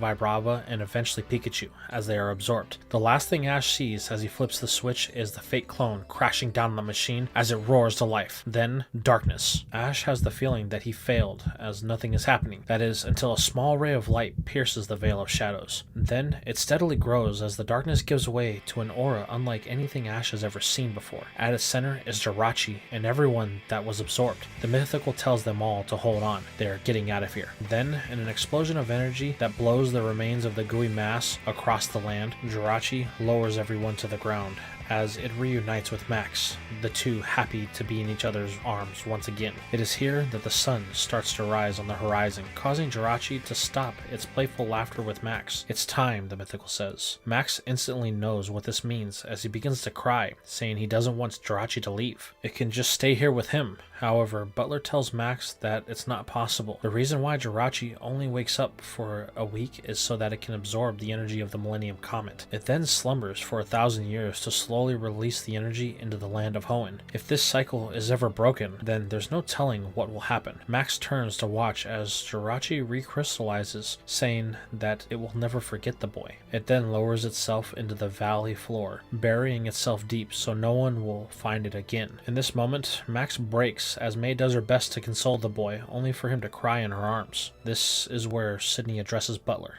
So what now? You gonna return to Team Magma? No, I can't. With the failure of my experiment, I will be hunted, so it's best if I just disappear. We disappear, Diane says, as she holds the hand of her husband. Well then, I wish you two the best and hope we'll meet again someday. Sydney, before I go, I have a warning for you. Team Magma is assembling the Orbs of Legend. If they succeed, then they will be able to control Groudon. Butler and Diane then leave on the backs of Salamence before Sydney can say anything. The elite then turns to our hero as Pikachu and Mawile are playing with Vibrava. Seems you got a new friend there. Ash looks at Sydney, then at Vibrava. He then presents it with the Pokeball, asking if the dragon would like to join him on his journey. Vibrava had such a good time that it doesn't hesitate to tap the ball and join Ash's team. Well, Ash, I gotta say, it's been a long time since I met a trainer like you. You're something special, kid, and I'll be rooting for you in the Hoenn League, so we can have a battle when you make it to the top. Don't worry, Sydney. The next time we meet will be for a battle, and that's where we are going to leave things for now. So tell me, did you enjoy this part? How do you feel about my take on Jirachi Wishmaker? How do you feel about the story I crafted for it? And how do you feel about Ash's newest team member and the team overall to this point? Let me know in the comments down below.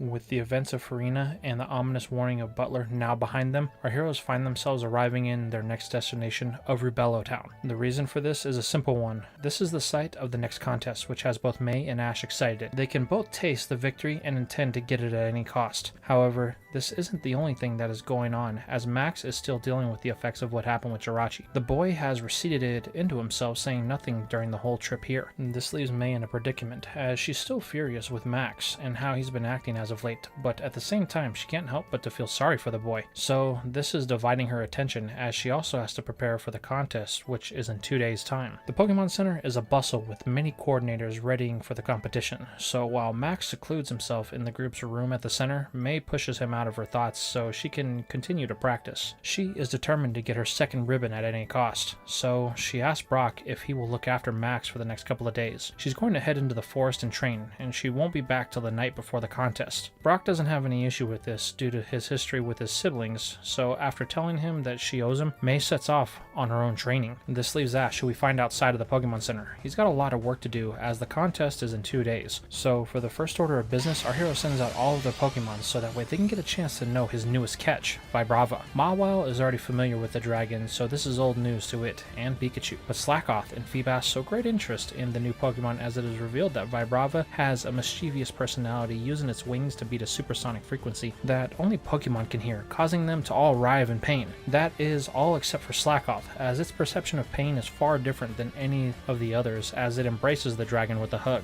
However, this leaves the ace of Ash's Hoenn roster, Grovyle, who won't stand for this pointless expression of self. The Woodgecko uses its high threshold for pain to push through and threaten Vibrava with a Fury Cutter. The Dragon type sees this and uses its obviously superior speed to dodge Grovyle by taking to the skies above. This causes the Grass type to grow angered as Vibrava hovers above, laughing as it thinks the whole exchange is funny. Ash can see this isn't going to end well, as Grovyle uses its superior jumping ability to give chase to Vibrava, to which it quickly takes off thinking it's a game. Ash tells the two to stop. They shouldn't be fighting each other, but this command falls on deaf ears, as his dragon is able to stay just ahead of Grovyle, causing its rage to build with each missed attack. It gets to the point that Grovyle shifts from a point of establishing Vibrava's place in the pecking order to attack with the intent to harm. The dragon is oblivious to this and realizes this too late, as Grovyle uses its superior power to trap the dragon in a rock tomb. It's at this moment things set in for the dragon, as Grovyle doesn't hesitate to hit it with a Fury Cutter that is so strong it breaks the rock prison and slashes it across the belly, sending the dragon into a tree behind it. As Vibrava looks up at Grovyle, the Grass type gives it a look that says, "Watch where you step, cause it may be your last." This is where Ash steps in, telling Grovyle to stop. They are supposed to be on the same team, so they shouldn't be fighting each other. The Grass type just looks at Ash before defiantly taking off to the opposite side of the clearing for training at the river that contains massive boulders. Ash looks at Grovyle with a little bit of disgust before turning to Vibrava, asking if it's alright. The Dragon type nods, though it's clear from the flinch that it is in a little bit of pain. Ash apologizes for Grovyle, telling Vibrava that he understands it may have thought that this was a little prank and it was funny, but it should probably take caution, as it was a little extreme, even for him. Vibrava thinks about what Ash is saying, as the boy explains it is part of something bigger now, and the dragon has to think about more than just itself. The whole time Ash is looking at Grovyle as it continues to train. The Woodgecko hears Ash, but thinks this whole notion of team togetherness is foolish. It's clear that it is the strongest one of the team, and the way the Grass type sees it, strength is the only thing that matters. So this newcomer needs to respect the hierarchy. If it doesn't, well then Grovyle has no problem putting it in its place, as the Woodgecko charges another blade to slice a rock in front of it in half. With things kind of calm for the time being, Ash starts a training regimen that favors the style of how he won his first ribbon. While some like Pikachu, Feebas, and Vibrava Vibrava have no issue with this training as it favors their preferred style of battling. Mawile and Slackoth have trouble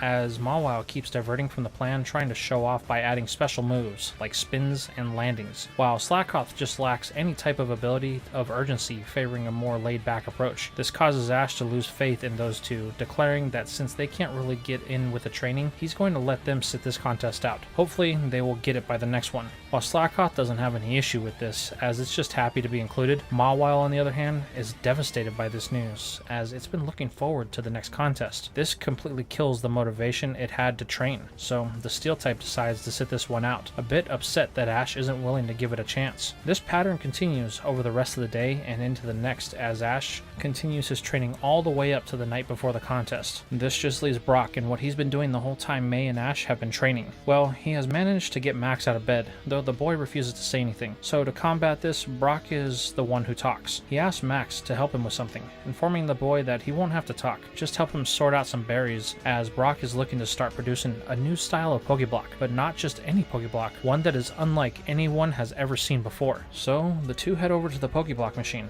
This is where Brock opens up his bag to reveal that over the past couple of weeks, he's been gathering berries from everywhere that they have traveled in the Hoenn region. The amount the breeder has is staggering, even causing Max to finally open his mouth with a gasp of surprise. Brock explains that he hopes to put the final touches on his Pokéblock today so that May and Ash can have it for their contest. Once Max gets over the shock value, the two get to work, with Max finally opening up to Brock as he wants to make sure that the berries he is handling are the right ones. As the two work, they talk as Brock doesn't really push the conversation anyway, letting it flow where Max is comfortable. The boy only really wants to talk about Brock's new Pokéblock and the process. Brock explains that the mixture is very sensitive and he's been practicing whenever he gets a chance and they're at a contest hall. Over the last few months, he's been refining the process more and more, and he thinks that he may have finally solved the equation. It's at this moment that the machine beeps, signifying that the process is done. Brock then pulls out the block, only for Max to comment that it looks like any other ordinary block, but the breeder explains that he's not done yet. This is where we have one more thing to do. Then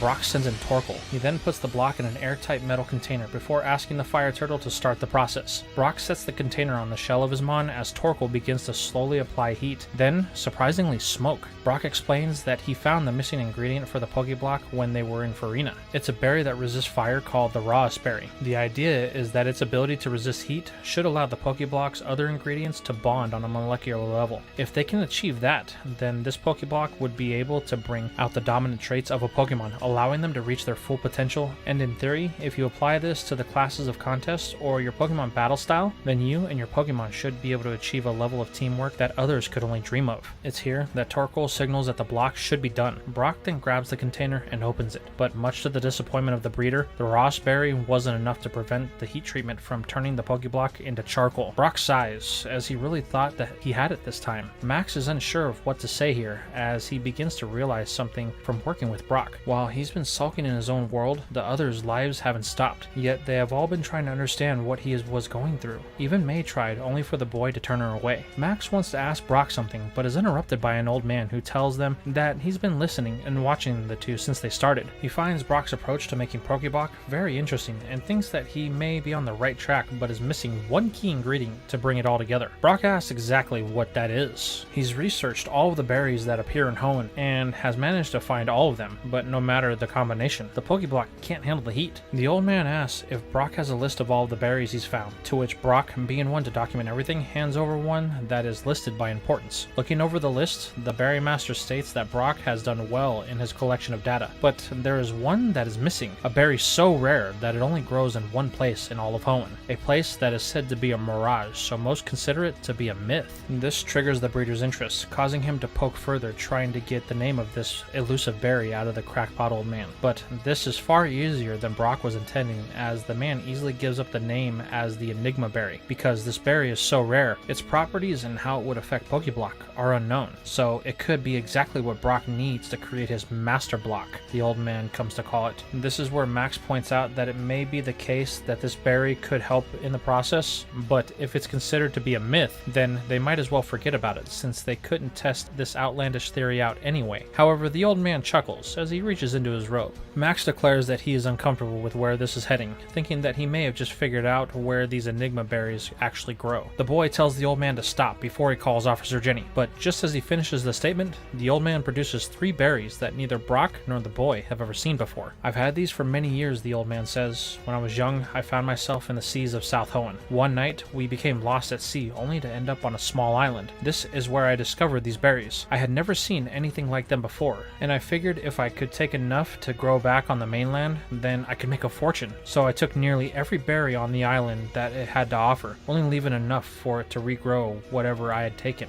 just in case I needed to come back for more. But upon arriving back on the mainland, I discovered why they would only grow on the island, as every berry that I planted on my farm quickly died, and soon, after many failures, I was only left with these 3. But I figured I could just return to the mysterious island and get more, as it had been years since my last visit, so they should have replenished by then. But it was not to be. As I set sail to find the magical place, I was only met with open water, unable to ever step foot on that paradise again. Now I'm an old man with little left to my legacy. I spent years trying to combine berries to produce the effects of these berries, but to little success. So if I could help you unlock your master block, then I know my life wouldn't have been a waste. Brock asks if the berry master is sure that he would want to give up something like this, to which he replies that he's had them for over 50 years and done nothing with them, so it's time they were put to use. Brock takes the berries and thanks him. He then turns to Max and Torkel, stating that they have some Pokeblock to make. The 4 spend the next 2 days working on the Pokeblock, combining the Enigma Berry in 3 different ways. While the first 2 batches end in a result that is less than perfect, the last one is different, as there is a slight glow to the block when Brock pulls it out from the container post the heat treatment. The breeder can't explain it, but he knows that this is the right batch. Each attempt was closer than the last, resulting in 3 different batches of Pokeblock that had 12 pieces each. Wanting to test it out, Brock takes out one of the pieces from the lowest quality batch and gives it to Torkel. Upon ingesting it, the fire type expels a burst of smoke, signaling that it likes it. But this isn't what has brought attention to the turtle. It's the smoke itself.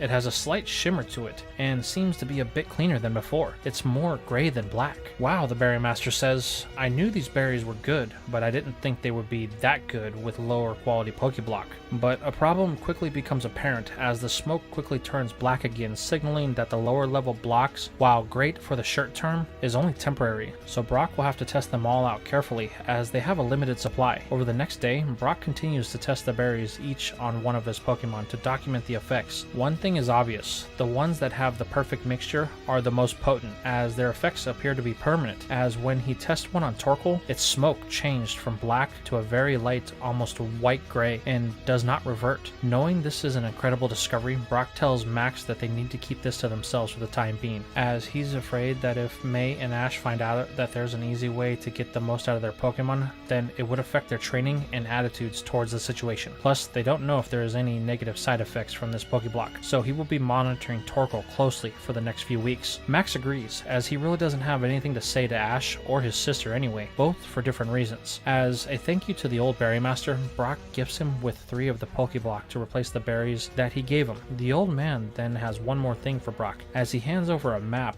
that has the general area that the old man thinks he found the island. If Brock is ever in that area, then he should try to find it, as the berries on the island are special, and the old man wants to make sure that he didn't cause the island to become barren. Brock nods as we fade to the night before the contest, and the group all meet up in the lobby of the Pokemon Center. May looks like she has been through the ringer, as she feels that she may have a new secret weapon for tomorrow's contest, while Ash on the other hand feels like his training was the exact opposite. It feels like most of his team are all on opposite pages, and this has severely limited his options for the contest, but nonetheless he feels that they are the best ones to go with and that his strategy is going to win, no doubt. This is where we see a familiar face as Harley joins the group, specifically making fun of May for her disheveled look. If that's the way you keep yourself, then your Pokemon are developing horrible practices and there's no way you will ever make it past the first round tomorrow, the green-clad man says. However, Harley finds that his comments have fallen on deaf ears, as May is ignoring him in favor of talking with another contestant for tomorrow's competition, a woman by the name of Savannah and her daughter Sandra, who May met while she was in training. Let's just say there is a reason May has a new strategy. This gets under Harley's skin as he stomps off in frustration at his inability to cause May any of her own frustration. This is where we see another familiar face in Drew as he sits quietly in the corner of the center, merely watching everyone. He has overheard everything that May and Ash have said about their secret winning strategies, and the only thing he can think to himself is that one of these two is the most pathetic attempt at a coordinator he's ever seen. This leads us into the next day, as the contest hall is abuzz with many coordinators and audience members. The pressure is on for all as they need to show something that the crowd has never seen before. This is where we lead into the first rounds. Savannah is up first as she uses her Flareon to dazzle the crowd with its fire type attacks. But this is a smart contest and she has to do something to show off the cunning of her Pokemon. However, this is a simple task as when executing a Fire Blast, Savannah does what seems to be a fatal mistake to her contest run when Flareon ends up in the direct path of the attack, only to reveal that its ability Flash Fire kicks in, allowing it to absorb the attack, causing it to glow in an intense red aura. With this demonstration of Savannah's talents, things move forward with Drew earning his spot with his Masquerain, Harley clinches his spot with Spinda, and May uses Beautifly to earn her top spot. This just comes down to Ash being the last one in the contest, which he knows he can ace this choosing to send in Pikachu. While the Electric Mouse proves that it has great power, the demonstration round doesn't go too well for Ash as he only embraces his headstrong brute force style of battling. Brock has come to notice this, and it is no surprise to the breeder that Ash has come to be excluded from the next round. Brock is curious to what Ash has been thinking as of late. It seems when he's in Pokemon battles, there is no problem with his style of battling, even demonstrating his ability to adapt on the fly to new situations. But when it comes to contests, Ash just only chooses one style. It's unlike the boy, so Brock is going to keep an eye on him for now. This leads us up to the point before the top 4 is to start, when we find Ash in the locker room, cheering on May in her battle as she takes to the stage. Ash's cheers are interrupted by Drew as he approaches the boy, asking why Ash is here. Our hero responds that he was in the competition, so he is allowed back here, but that's not what Drew meant. He means, why is Ash continuing this facade of pretending to be a coordinator? Every time Ash has been in a contest with Drew, the results have been pathetic. This gets the boy mad and he reminds Drew that he won a ribbon in the super contest. So Drew doesn't know what he's talking about,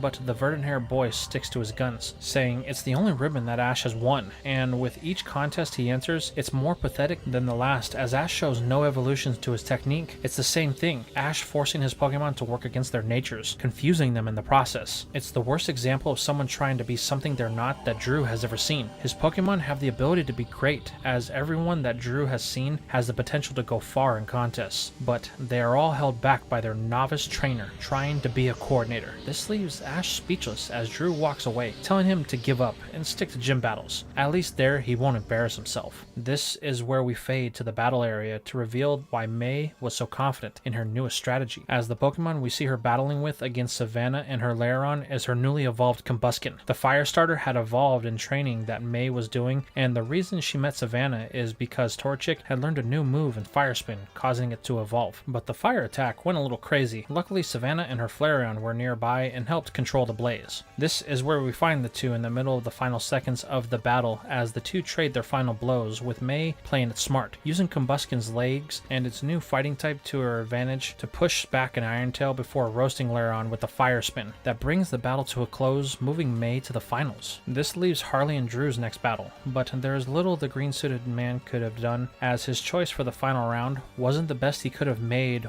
with the ghost type Bayonet. But Drew was thinking 3 steps ahead as he unveiled his newest contest Pokemon known as Absol. Drew reveals here why he is considered to be a prodigy in the contest scene, as Absol makes quick work using its typing here to embrace the spirit of contests and just overwhelm Bayonet, knocking it out with the feint attack, as the ghost type couldn't track the dark type when it had stacked flashes earlier in the battle. This leads us to the finals as Drew and May stand across from each other. The two say nothing, both confident in their victory here, but May is feeling very confident as, having seen the last battle with Harley, she has chosen to copy Drew's strategy and use Combuskin's typing to her advantage. However, she is quickly going to find out that she overlooked one key factor of the last battle, the usage of Flash on Drew's part, to which he implements in this battle from the start. This makes it very hard for Combuskin to keep up with the dark type. Then things become even worse when Drew actually starts attacking, as with the heightened evasion of Absol, it allows the disaster Pokemon to draw the fire type in close, dodging the attack and then landing their secret move, a Water Pulse. The power of this move is enough to cause a major difference in their points. This forces May into a position that no coordinator wants to find themselves in, and that is playing catch up.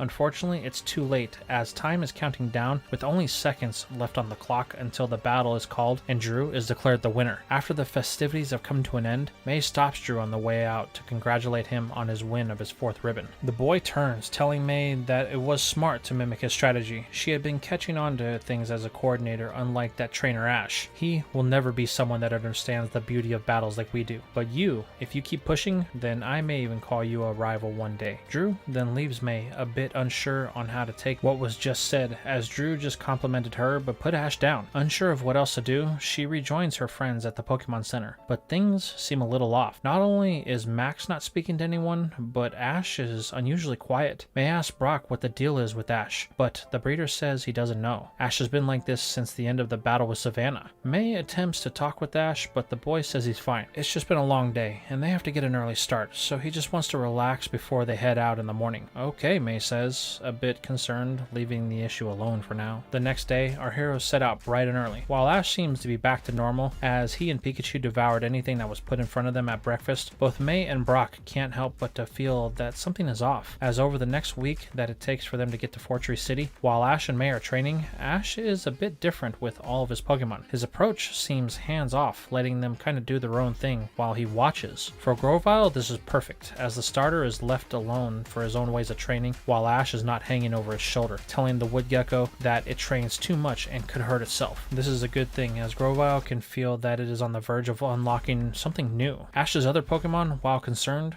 don't find this too odd, as they haven't been with Ash too long, so this could just be one of his ways of training for all they know. But the one that is most concerned is Pikachu, as it was there for the conversations with Drew. It knows why Ash is acting the way he is, but isn't sure on how it can help the boy. But this is also noticed by both May and Brock, as over the week, Ash just sits, watching his Pokemon practice. But Brock begins to notice something. Ash isn't just staring into space like they had originally thought. He's actually watching his Pokemon, like he was looking for something. But what the breeder doesn't know, as when asked about it, Ash feigns ignorance and changes the subject. This leads us to the day that they arrived at the site of his next battle in Fortree City. While Ash isn't his normal excited self, he does give off an aura that says he's ready for his next battle, like it's something he needs to validate something. With this in mind, the group passes the Pokemon Center and heads straight to the gym. However, when they arrive, Ash finds out that his gym battle is going to have to wait, as the gym leader isn't here for the week, as she is to host something called the Feather Carnival, an event that happens in Fortree City once a year. So like it or not, Ash is going to have to wait until the festival is over before he can get his gym battle. But our hero isn't going to take this lying down, as he tells everyone they are going to the festival to find the gym leader so that way he can get his battle. Brock advises Ash to just wait, as they have been traveling for a while, so it could be good just to unwind and take it easy. But the boy won't take no for an answer, so he heads off into town, leaving the rest of his friends stumbling to catch up. However, it's here that Ash is going to find out his mission may be next to impossible, as for such a small town, this carnival has a lot of people in it. Wow, Brock says, I wasn't expecting this. The carnival must be a big deal. May seconds this, with Max just looking around, as everything here reminds him of Jirachi,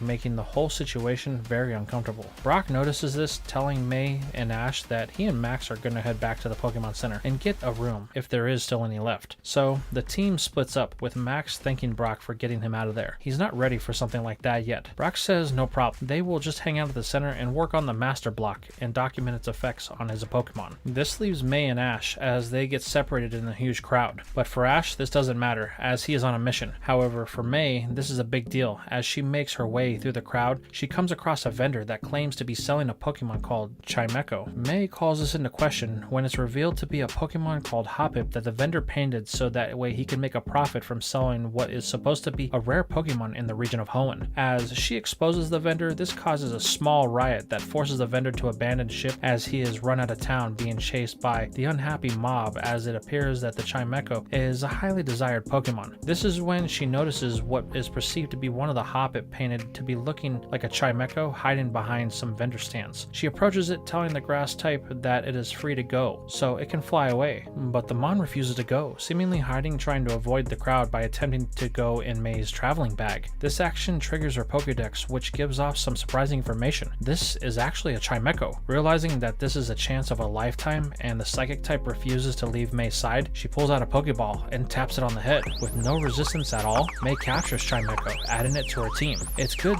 she did so, as the angry crowd has returned, and if they could find out that there was a wild Chimecho around here after they were sold some fake ones, things might get a little hairy. So the girl rushes, trying to get back to the Pokemon Center, but this is where she runs into a familiar face, bumping into the coordinator Grace. May asks her what she is doing here. This question even surprises the coordinator as she thought that May would be here for the same reason she is. With a laugh, Grace tells May that there is a contest here. The Feather Carnival is over the course of a week's time, and one of the things people get to do when they take part in it is the forgery contest. This causes the girl to panic. She didn't know and wants a chance to enter. May asks to where the registration is, to which the girl points to a giant tent in the middle of the carnival grounds. But before she can say anything, May takes off in the direction in hopes of registering before it's closed. It's here that she runs into Ash, who has been unable to find the city's gym leader. May tells him that there is a contest, so they should hurry. If he can't get a battle till the end of the week, then this would be great for practice until then. At first, our hero is hesitant, but May doesn't give him a chance to decline as she is so impatient. She grabs Ash's hand and pulls him in the direction of the tent. Moments later, they find themselves at the registration counter, just barely missing out on the cutoff. May is the first one to enter, to which she finds out that this is a beautiful style contest. This excites her as she thinks that there is a perfect Pokemon in her arsenal to use for the win. However, Ash is hesitant to enter and doesn't really want to. That is, until a person addresses someone behind the counter as Winona, asking if she will be having any gym battles this week. The girl says she doesn't, as she is the master of ceremonies, so her full attention has to be on the carnival. This gets Ash's attention as he rushes Winona, asking if she's really the gym leader, to which she confirms. Ash then insists that they have a gym battle so that way he can get his next badge, but this time the way he says it has a hint of desperation behind it, like this is something Ash needs, and if he doesn't get it, then something bad will happen. The boy is downright pushy at this request, but Winona isn't a pushover as she explains there will be no gym battles until after the carnival is over. Ash will have to wait until then, but the boy persists, urging Winona to have a battle with him. However, the gym leader, now a bit irritated at Ash's inability to take no for an answer, stands firm, telling Ash she will not, and if he continues to bother her about it, then she won't accept his challenge. This causes the boy to stop his pestering as May knocks him in the head, telling Ash to just enter the contest for now. Then he can have the gym battle later. Realizing that he won't get his way here, Ash reluctantly enters. He turns to Winona, telling her that she should come by the contest. She might see the Pokemon that will hand her her next loss in the gym challenge. May hears this remark from Ash and is a bit surprised. She wonders what's up with him. As the boy walks off, May apologizes for him before giving chase, telling Ash to wait up. All the while, Winona looks on, wondering about this boy. As May catches up, she asks what that was all about, but Ash simply tells her to mind her own business. He has to prepare for tomorrow's contest. This leaves May standing in the crowd, wondering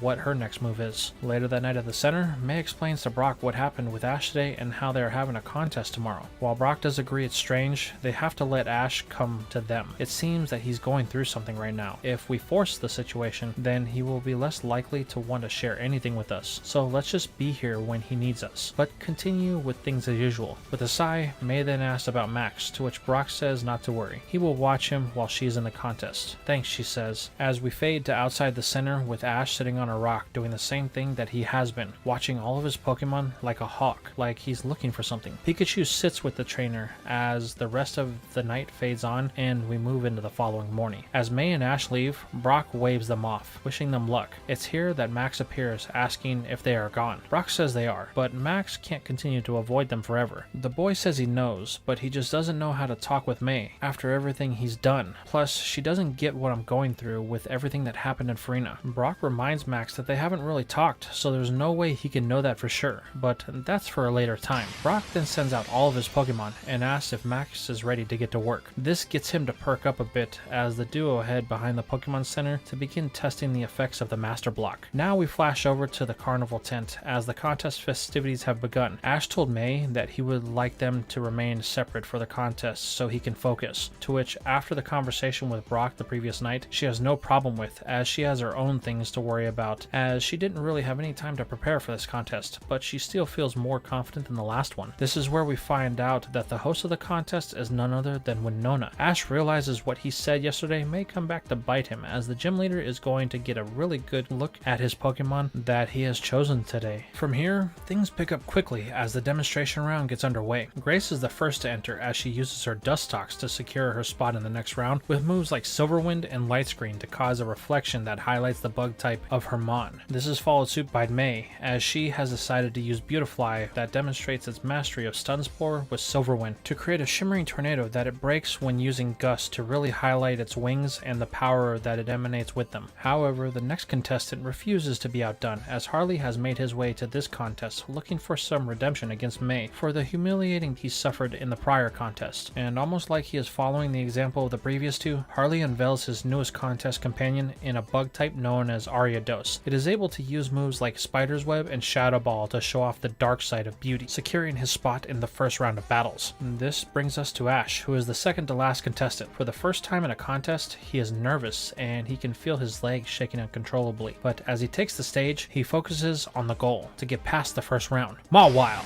I choose you! As the steel type pops from the ball, Mawile takes to the stage in what could be considered its trademark entrance, as it uses the secondary mouth it has as a platform to launch itself airborne in an elegant manner before gracefully landing with a bow. This captures the attention of the judges and the crowd, as it's clear this Pokemon has a knack for performance. It's here that we see what exactly Ash has been watching and what ultimately made him choose Mawile, as their demonstration begins and Mawile uses a sandstorm out of all moves, but it's not a full-on attack causing a dust cloud. Mawile uses it as an extension of itself, dancing around on the stage as the sand whips from its limbs to help highlight its already elegant movements. However, something is of note here, as Ash isn't giving Mawile any commands. The steel type is moving completely on its own, which has the judges stunned at how graceful it is without the help of its coordinator. At the end of their time, Ash is able to advance to the battle rounds as Mawile gets a standing ovation from the crowd and the judges for its performance, which brings untold joy to the Metal Princess. However, there is one thing here that isn't swayed by Ash's Pokemon, and that is Winona, as she merely watches, still forming an opinion on the matter. As the battle rounds start, it doesn't take long to figure out who is going to be moving on to the third round, with Harley easily winning with his Wigglytuff, May squeezing out a win with Seviper, Grace uses another new Pokemon to her roster in Zangoose, and Ash is barely able to take the next battle by using a surprise entrant of Feebas. However, this is where things start to change, as Ash is paired with Grace for his top 4 battle. Unfortunately for the boy, he stands no chance here, as Feebas, while tough, lacks the elegance to pull off a win, as it first loses massive points when Zangoose uses a Crush Claw to counter its double edge. Then, it's knocked out in its entirety when Feebas' limited move pool costs it, as the fish is unable to defend against a Thunder Punch, knocking it and Ash out of the contest for good. This brings us to the battle with Harley and May. Wigglytuff proves to be a powerful opponent for May and Seviper, as its ability to inflate itself to repel the attacks comes into play, costing May points. It looks like Harley is going to win this one, gloating about it, saying this is what she deserves for the last contest, but he really hasn't been paying attention to the Serpent's attack patterns, as May had planned to lose those points to feel out Wigglytuff. As the normal type tried to close this out with a Focus Punch, a simple command of Haze causes the attack to miss, allowing Seviper to land a Poison Tail for the win. With May and Grace moving on to the finals, Harley and more importantly Ash are left to lick their wounds. Ash watches as May struggles to combat Zangoose, as it appears to have the perfect counter to Seviper. After all, they are bloodhead enemies. However, May is beginning to see a path to victory emerging, as Seviper's attacks patterns is the problem here, so she orders it to coil up instead of striking. Doing as she commands, the snake begins to make a new move, as the coiling causes it to spin like a top of sorts. Instead of using its fangs as a striking mechanism, Seviper relies on its tail, that it can slingshot in a wider point of attack, slicing at Zangoose like a sword. This creativity in battle allows May to pull ahead, as Grace's attack patterns are now useless. This results in May being able to clutch out a win here with her Serpent, earning her the second ribbon of the Grand Festival. With the contest now at an end, we move over to the locker area where Ash is sitting, seemingly more down than when they were at the last contest. This is where May and Winona walk in, as the leader is curious to how May came up with that type of attack. The girl says her friend, the one that had challenged her, often does things like that, so she just does things how he would. But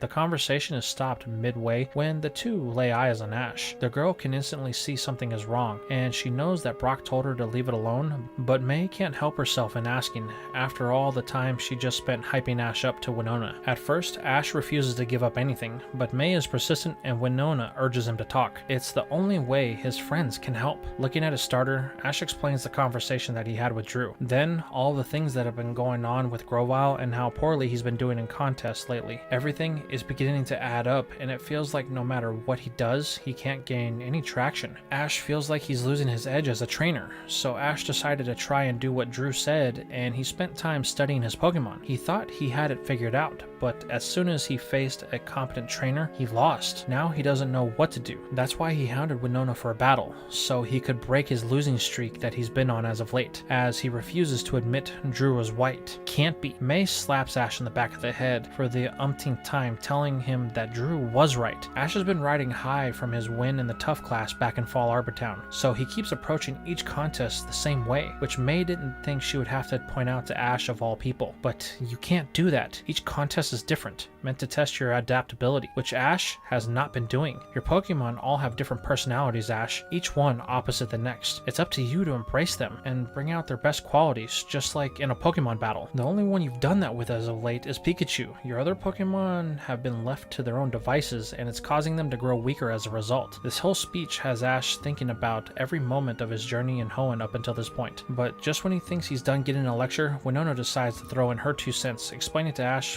one simple truth. If everything that May said is true, then there's no point in them having a Pokemon battle, as he won't win. It will be a clean sweep on her part. This comment gets to Ash. There's no way he would lose a battle that bad. He's a seasoned trainer, and he wouldn't make a rookie mistake like that. Winona can see the conviction behind this statement, so she tells Ash to meet her at the gym in 1 hour. He will get the battle that he so desperately needs, and she hopes he will prove her wrong. Winona then walks away, leaving Ash and May standing there. Come on, Pikachu, we need to go. Our 4th badge awaits us. But May tries to stop the boy, telling him that Winona has a point. He should wait and work with his Pokemon so that way they can get back on the same page. But Ash just ignores her. After all, what does she know? May isn't as experienced as he is. As Ash walks off to get his 4th gym badge, May rushes to the Pokemon Center, informing Brock of what's going on. She tells him that Ash is going in battling blind, acting out of desperation. Realizing things are worse than he and May originally thought, all of them take off for the 4-tree gym. However, as they arrive, the predictions of Winona seem to ring true, as when they enter, the last thing they see is Pikachu being flash frozen with an ice beam from Winona's ace, Altaria. Then, to end the mouse, it is hit with a super effective earthquake. As May and Brock look on, May can see what Winona said was true. The scoreboard above shows that Altaria took out not only Pikachu, but Grovyle and Vibrava. Ash hangs his head as he walks out to the battlefield, picking up his starter, and without a word, he leaves the gym, with his friends standing there unsure of what to do next. And this is where we are going to leave things for now. So tell me, how did you feel about this part? Do you like the double contests and the way May got her 2nd ribbon? What about the master block that Max and Brock are developing?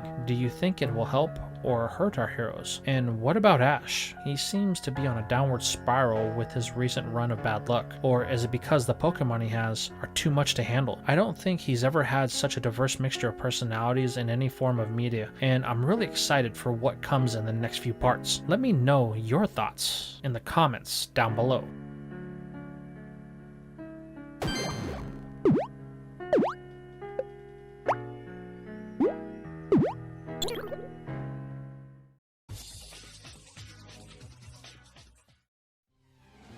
We begin today's episode with Ash and Pikachu as they are outside 4-Tree City. However, it's only our hero and his 6 Pokemon. It's been a week since his loss to Winona, and Ash has been on an intense training regimen. The words of Drew and May keep replaying in his mind. He doesn't understand his Pokemon. He keeps fighting against their natural ways of doing things. However, our hero is having trouble seeing the path to this. His way of battling and the natural abilities clash in a way that he has never experienced before. While his past teams have all had their own personalities, the one thing that had been consistent is them doing things the way Ash felt was right. But now it seems as if it's not only his Pokemon that will have to evolve to get stronger, but him as well. However, the boy is starting to feel like he may eventually find this right path, though the destination is still unclear. Ash knows that he and his Pokemon will walk it together and achieve their ultimate goal. This leads us into the training that Ash has been currently undertaking with the Pokemon he wants to use in the rematch with Winona. Pikachu, Mawile, and Vibrava all have been the focus of Ash for the last week, while Feebas and Slakoth have been providing their support in developing new combo techniques that Ash has thought of after all the time he spent watching them. For Pikachu, it's working on a move that combines its Iron Tail with Thunderbolt. Using the steel charge it draws in the electricity, creating an arching ball of energy that Pikachu can use in different ways. But the flow of power between the two is something that the mouse is yet to master. Ash has come to call this Electro Volley, as it can produce multiple balls of energy for defense or offense. Then there is Mawile. Its tendencies for showmanship and dancing matches well with its Sandstorm. The Steel type has an uncanny ability to match the flow of the sand it produces to its dancing patterns. Because Mawile has been working on this since the first time it was exposed to a contest, it is farther along in its training than the others. As such, it masterfully demonstrates the control of the Sandstorm, extending the attack from its limbs as it gracefully dances and spins as if they were extensions of its natural movement. Ash has come to call this attack Max Sand Whip. They have proven to be very resilient in defending from attacks while attacking at the same time, as demonstrated by the way it interacts with the training from the others. This brings us to Vibrava. The dragon, having a mischievous nature, was the hard one to pin down, but Ash was able to identify a strange interaction its dragon's breath had with the vibration of its wings. By surrounding itself in the dragon's breath and using its wings, Vibrava can create sonic vibrations that create a backlash that spreads out over a wide area. This can be sent as far as needed, but the further it sends, the weaker the attack becomes. The problem Ash has found is the power output from the wings that Vibrava puts in. The dragon has trouble controlling the flow of vibrations, so that is what the dragon has been working on. Ash has come to call this Dragon Burst. However, we are forgetting about one of Ash's team members, the one that is thought to be the strongest of them all, Grovyle. Its situation is a bit different. The starter is training on its own, as it usually does, but things seem to be different than in the past. The gecko is having trouble focusing on its training due to one key reason: the loss it had in the gym battle to Altaria. Ash was down, his back to the wall, with Vibrava having been taken out and Pikachu unable to make any real progress against it. So Ash, knowing it was a risk, decided to send in Grovyle as his last choice. The gecko was confident in its abilities to get the job done, as it had so many times before. However, this was quickly proven to be a false sense of confidence when Altaria proved just how outclassed Grovyle was. Unable to keep up with the flying type, Grovyle made a decision mid-battle out of frustration to completely ignore the orders of Ash, engaging at its own accord. This caused Grovyle to be taken down even quicker, as it couldn't land a single blow. The last thing the starter saw was Altaria hitting it with an ice beam that one-shotted it into oblivion. Now the grass type finds itself with a shattered pride as it tries to train, but its focus is clouded, causing its attack to lose strength and precision. This causes the frustration to build, as the new power that it was feeling is slowly slipping away with each attack. Grovyle is beginning to spiral into a well of self-doubt, as visions of its past failures replay in its head. Then, to add insult to injury, the grass starter is forced to watch as the other's Pokemon continue to grow as they master these new techniques. It doesn't know it yet, but if Grovyle is unwilling to change, then it will be the one that is left behind. While Ash and his Pokemon continue down their unknown path, we move over to May. You see, Ash isn't the only one that has been in intense training. She has been hard at work, as her next contest is coming up soon. The Lily Cove contest is a super contest over the course of 2 days with multiple different contest classes. May aims to gather at least one ribbon over the course of the event, but more importantly, she wants to battle as many coordinators as possible, so that way she can refine her battle abilities. She needs as much experience as possible, and exposure to other quality trainers and Pokemon is the only way to ensure that happens. What we see is May polishing off any strategies that she has come up with over the last few months with all of the new abilities and evolutions her Pokemon have gained. She is confident that victory is within her direct path. This leaves us with Brock and Max. They have been at the Pokemon Center the entire time, following up with the effects of the Super Block. Torkoal is the primary focus, as it was the only one to ingest one of the perfect samples. The results that Brock and Max have observed are astonishing. The fire type has been burning coal at a cleaner rate. Its attacks have been more powerful, with intensity in its flamethrower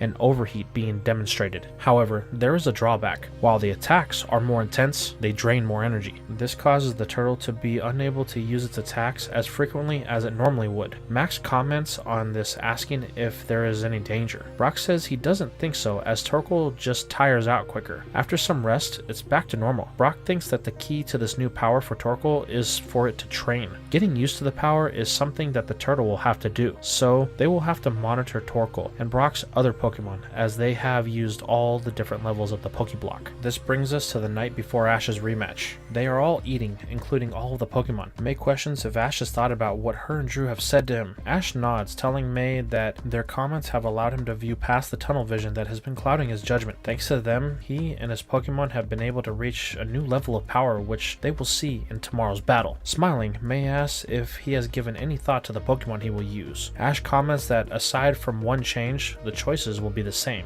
May tells Ash he seems confident, so she's glad he found what he needed to get back on track. However, Ash's comment may not have affected those that were in the conversation. It did hold some weight on one member of his party, as Grovyle's own self-doubt sinks it deeper into its own dark well of thought. The next morning, Ash and the gang are up bright and early. After a meal, our hero finds himself at the gym ready for his rematch. Ash knows this is big. This was the first gym he didn't even stand a chance of beating, so the future of his Hoenn League challenge is on the line here. This feeling is reaffirmed when Ash locks eyes with Winona as she is just opening the gym. "So, you're back," the leader says. "Have you found the winds of change that were needed?" Smiling, Ash tells Winona the only way to find out is for them to have their battle. Smiling back, Winona finds comfort in this answer, so she tells Ash to follow her. As the two take their positions, May asks Brock if he thinks that Ash has found himself. The former gym leader tells May that the one thing Ash has always done is what's best for his Pokemon. So if he was the one that needed to grow for them to be better, then he's confident that Ash will rise to the occasion, even if it may take longer than a week. Well, hopefully it's enough, May says, as we change focus to the battle. Both Ash and Winona are staring each other down. He knows the Altaria is going to be the challenge, but there is one thing that he has to keep in mind. He hasn't battled any of the other Pokemon, so he needs to be ready for anything, as this battle will be the same as the last one,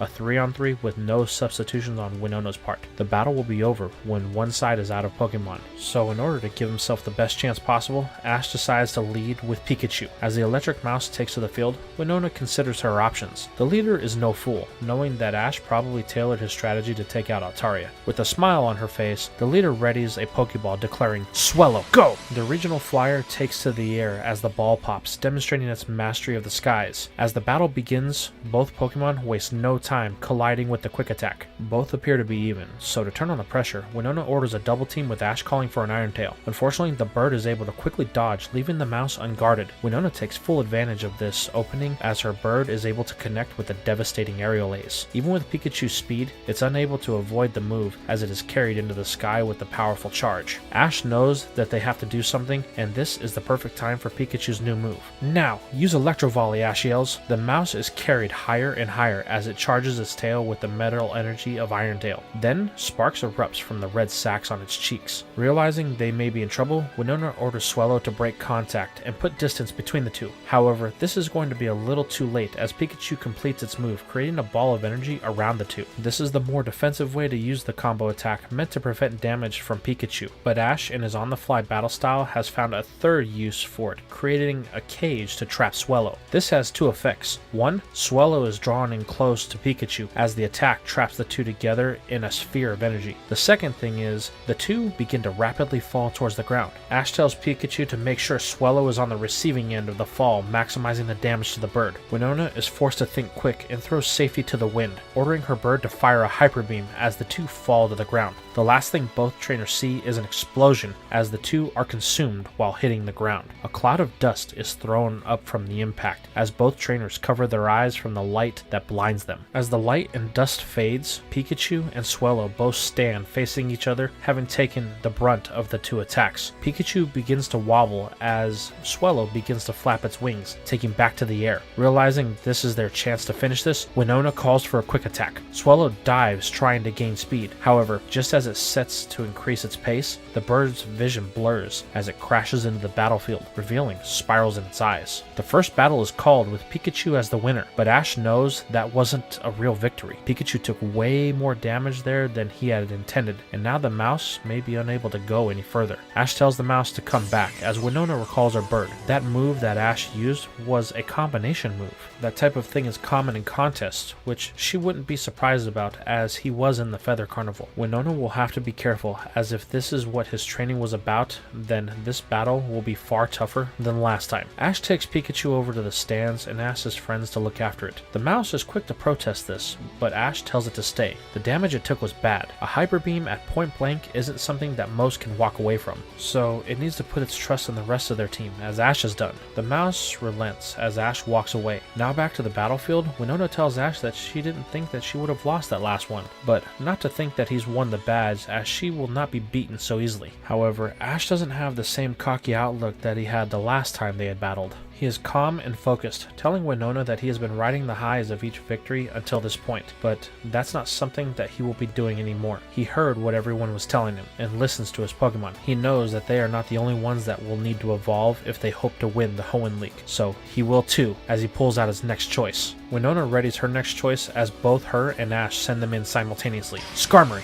go! Mawile, I choose you. The duo of steel types emerge from their balls with Mawile gracefully bowing to greet both Winona and its opponent. This kind of etiquette is something that the leader hasn't seen from a Pokemon before, causing her to compliment Ash and Mawile on it. Smiling, Ash tells Mawile they managed to win their first battle, so he's counting on her to continue the trend. With a confident smile, Mawile feels that it's finally going to get the chance it needs to shine on a wide stage. With the ref calling for the second battle to start, Winona wastes no time calling for a Leer to bring down the natural defense of the steel type, but Ash isn't going to let this detour them, calling for a sandstorm to hide his Mon. While this won't hurt Skarmory as it shares the steel typing with Mawile, it will hide her from the sight, making it harder to hit. This is proven to be successful when a Drill Peck fails to connect while presenting an opening that allows Mawile to grab the armor-clad bird in its massive jaws with a bite attack. This isn't going to cause a massive amount of damage, but it is going to ground Skarmory, forcing Winona and Ash into an awkward position. Neither one of their Pokemon can complete an attack, or at least that's what Ash thinks, until Skarmory lets out a swift attack that pelts Mawile in the face, forcing it to relinquish its grip to prevent any further damage. Now that the bird is free, it is able to hit for a good amount of damage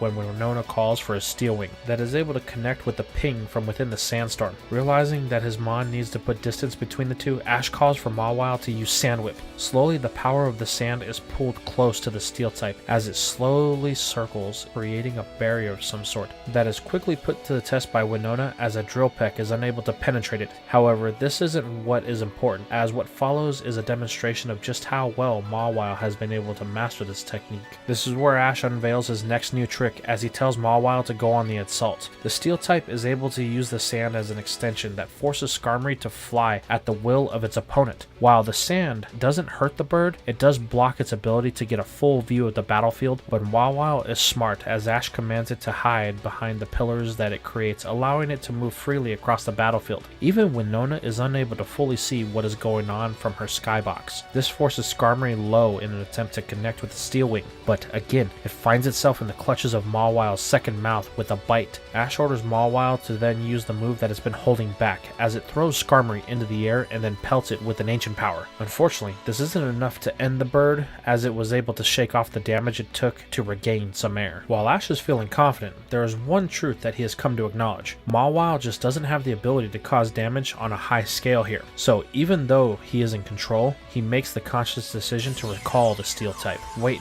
why would he do that, May asks? He was in control. While this is true, those moves that Ash was using weren't really causing any damage to Skarmory. Ash realized that Mawile was in control, but the endurance factor between the two is miles apart, as Skarmory just has to wait for Mawile to tire out. Ash saw this as what Winona was trying to do, so he knew he had to make a change or be in a worse position when facing Altaria if he is able to get that far. May hopes Brock is right as we fade to Ash holding his final Pokeball in his hand. He knows that his choice will be a battle-defining one, but he has no other options, as if he hopes to beat Winona, then he will have to be in her element, as he declares, "Vibrava, I choose you!" Emerging from its ball, the dragon takes to the sky as it demonstrates a speed that is far superior than Skarmory's. So Ash, you want to take this to the sky, do you? Fine, Skarmory, use Drill Peck. Knowing they need to use this to their advantage, Ash orders his dragon to dive. Vibrava takes off in the direction of the ground, but this is where Skarmory reveals that it has a brief advantage when it is in a dive. Its weight works to this advantage, forcing it to fall faster, quickly closing the gap between the two, allowing it to land a Drill Peck. However, Vibrava continues to fall with Skarmory, much to the surprise of Winona, as Ash calls for it to use a dig. The half-ground type is able to tunnel beneath the battlefield at a high rate of speed, preventing any damage on its part as Skarmory crashes into the battlefield. But this isn't enough to bring down the steel type. That is, until Vibrava surfaces, connecting with the Dragon's Breath, finally bringing this battle to an end. Winona recalls the flyer, impressed that Ash used both land and sky to bring her Skarmory down. But all of this has been a formality, as the real threat has always been her final Pokemon, with Winona sending in the one Pokemon that Ash has feared since this battle began, Altaria. As the Cotton Dragon emerges, a gust of wind follows through the gym. You feel that, Ash? Those are the winds of change. I hope you are ready, as Altaria is my oldest Pokemon and won't be taken taken down as easily as the last two. Ash thinks that Winona is crazy if she thinks using 3 of his Pokemon to take out 2 of hers was easy, but this is what he knew was coming, and he intends to go the distance, choosing to leave in Vibrava for the time being. With the start of this battle, Ash goes on the attack, calling for a Dragon's Breath. This is a move that could cause great damage if it connects. This was a smart choice on Ash's part, as he figured Winona would start this battle the same way she did before with Dragon Dance. While the damage it takes is super effective, the gain it received from the dance puts it in a whole nother place of confidence from the point of view of Winona, as when Ash tries for a second Dragon's Breath, the move is torn through with an Ice Beam that strikes Vibrava and sends it into the battlefield below. This is a scary moment for Ash, as it could end his dragon. However, with a little luck, it was barely able to survive, showing that it's still functioning by vibrating its wings. However, Ash realizes he needs to change it up again, recalling Vibrava so that way he can send back in Mawile. This could make things a little complicated, as Steel isn't something Winona may be able to best, as Ash begins with a double team. Realizing she's going to have to battle close, Winona orders Altaria to dive and attack with a Dragon's Breath of its own. The Dragonic attack swirls around Mawile, as Ash calls for a Sandstorm to be used as a shield to block any damage, but this is what Winona was waiting for as she reveals her way of dealing with Mawile. Altaria slams itself into the battlefield as the command of an earthquake is given. As the shockwaves come, Ash calls for one final ancient power that is able to connect with Altaria as the Steel type falls to the ground type attack, bringing this battle to a close. Ash recalls it, thanking Mawile for the effort that it put in. He truly feels like he is beginning to understand it. Now Ash has a choice, but to him, there is only one, as Pikachu watches from Brock's arms. Vibrava, I choose you! Still feeling the effects of the Ice Beam, Vibrava is a little slower than normal as it pops from the ball, but Ash and it both know that there is a battle to be won, as the boy, for the first time since they began, is beginning to see a plan of attack. Winona wastes no time in going on the attack for herself, calling for another Ice Beam, but Ash is quick to counter, ordering a dig. This prevents any damage from the attack, but now the problem that Ash has to face is when it surfaces. Altaria will be there to attack it, but Ash thinks that he may have a plan for this, ordering their new combo move. While under the battlefield, Vibrava begins the process of its move as Ash calls for a Dragon Burst. Winona is unsure of what's going to happen, telling Altaria to be ready, but they won't have to wait as the results of this attack are quickly revealed when a burst of rocks and dragonic energy erupt from the ground, shooting into the air that strikes Altaria. This is a double-edged sword, as it is hit with 2 different types of attacks that it is weak to. Winona's ace drops to the ground, unable to maintain its flight. The leader then calls to it in an attempt to recover some altitude, but it's no use as Altaria crashes. Vibrava surfaces using a Sand Tomb at the command of its trainer. While this doesn't hurt the flying type, it binds it so that its speed is no longer a factor. This allows a free shot to end the battle by calling for another Dragon's Breath. However, Winona isn't out yet, as Altaria still has an Ice Beam that it fires. Both Pokemon are hit with these battle-ending attacks that knock them out. This brings the whole thing to a close, as Ash is being declared the winner, with Pikachu still technically able to battle. And for what seems like an eternity, Ash is finally able to breathe a sigh of relief. It seems his new approach to his Pokemon is exactly what was needed to change things up. This is proven when Winona presents Ash with the Feather Badge. She tells Ash that it looks like he found his Winds of Change. Don't lose that feeling, she says, as it will carry him and his Pokemon to new heights. Ash celebrates with his Pokemon and their victory. This is something that Ash didn't know he needed, as he thanks Winona for giving him the chance to grow. While this is happening, May and the others are all thinking about what Ash had demonstrated here with his new combo moves. It is in this moment that May realizes that she needs to step it up. Ash is serious about his growth, and she may have been holding back. If she can create something akin to what Ash did, then she will surely win the next contest. This leads us to the night of Ash's win at the 4-Tree Gym. May and Ash are talking about the battle. She is doing everything she can to pick his brain about how he discovered those new moves. Ash just tells her that he watched his Pokemon. He tried to get into their heads and feel what they feel. It allowed them to connect on a level that they had never had before. When that happened, it made him able to see things from their perspective. From there, things just took off, with them unlocking each of their moves one by one, though they are far from perfect and will require a lot of practice to get there. May hangs on every word as Max and Brock talk on their own. Brock is urging Max to take the time and talk with May. They haven't spoken a word in almost a month. She's your sister, he says, so this can't continue forever. Brock is speaking from experience due to his many siblings back in Pewter City. Max thinks about this as we now have the ability to move on to their next destination, Lily Cove City, but this is going to take around 2 weeks as the trek is going to be a long weaving path through the mountainous forest area. So Ash and May waste no time in training every chance they get. In this time, May is able to see what Ash was talking about. Each of her Pokemon is different, and when you can truly see that, then the possibilities are limitless. This leads her on a journey of discovery with each of her Pokemon that proves to be fruitful with each day of training. However, on a day when Ash and May are in a practice contest battle using Mawile and Seviper, Mawile's whips strike a target that it wasn't meant for and just so happened to be passing by. This is revealed to be a Pokemon called Spoink, but there is something odd about it. The picture in the Pokédex is different than this one, as it does not have the pearl on its head. But as Ash points this out, Spoink begins to panic as it needs the pearl to perform its psychic abilities. Feeling bad about being the cause of this, Ash tells Spoink that he will help the pig find the pearl. Luckily, it seems to have a link with the pearl as the psychic type bounces off in a direction of a towering mountain in the distance. As Ash takes off, he yells to the others, telling them that he will be back as soon as he finds Spoink's pearl. Pikachu and Mawile give chase, leaving May there to figure out things for herself. Since her attention isn't being occupied by Ash, Max finally opens his mouth, asking her if they can talk. Over with Ash, he is chasing Spoink through the forest. The boy yells for it to slow down,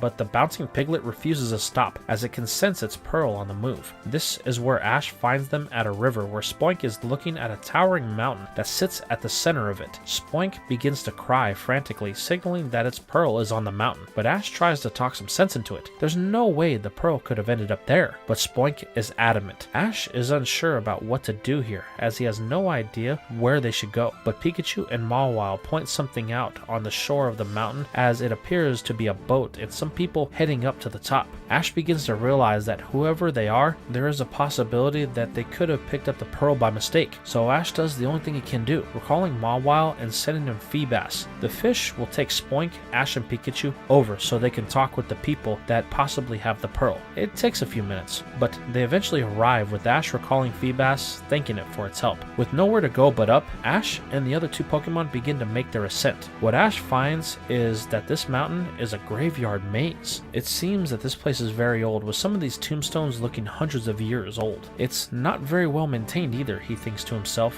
wondering why there would be any kind of people in a place like this. But like it or not, Spoink is in distress, so they continue to climb as fast as they possibly can. But there is a problem they quickly run into when Ash comes across some people that appear to be up to no good. They look like they may be part of Team Magma, as their outfits are very similar, but blue instead of red. Knowing this could be a problem, Ash tries to sneak past them, but this thought is shattered when Spoink just barrels through, causing it to get caught by the two. Now the pig is beginning to panic, which causes Ash to appear, demanding that Team Magma drop Spoink. They have no right to hurt it. This causes the two to break out in laughter, which confuses Ash. Wow, kid, you think we're part of those incompetent screw-ups? Sorry to disappoint you, but we have nothing to do with those losers. We are part of the illustrious Team Aqua, who aims to save the world from those eco-terrorists Team Magma. So you should just hurry along before you get caught up in something that you may regret. But Ash, being Ash, refuses to leave. Spoink is here for something, and these guys are just up to no good. It's here that an explosion can be heard at the top of the mountain, causing everyone to be on edge. This causes the Aqua Grunts to become suspicious of Ash as they send in their Crawdons to attack the boy. However, they are no match for Pikachu and its Electro Volley, as the balls trap the crustaceans, shocking them into a coma. The Grunts realize that this kid isn't somebody they should be trying to battle, so they recall their Pokemon and run for the top, dropping Spoink in the process. Checking on the Mon, Ash sees that it is unhurt, but the pig has a one-track mind as it bolts for the top of the mountain, with Ash and Pikachu struggling to keep up. What follows is Ash running into more of the Grunts as they continue to climb, forcing him to use Mawile, Vibrava, and Slackoth to battle as they work their way up. But with each battle, Spoink gets a little bit more ahead of Ash, completely losing sight of it eventually. But this is a moot point, as Ash has the current situation to deal with. But Pikachu and the rest of his Pokemon are able to best the hordes of Grunts that keep coming until Ash is finally able to ascend the full length to the top. However, what he finds is a sight of mayhem and carnage with an intense battle between two people that Ash has never seen before. A guy dressed like a pirate and a girl dressed in some sort of summer outfit are at odds with each other. I don't know who you are, but take your men and go! Arg!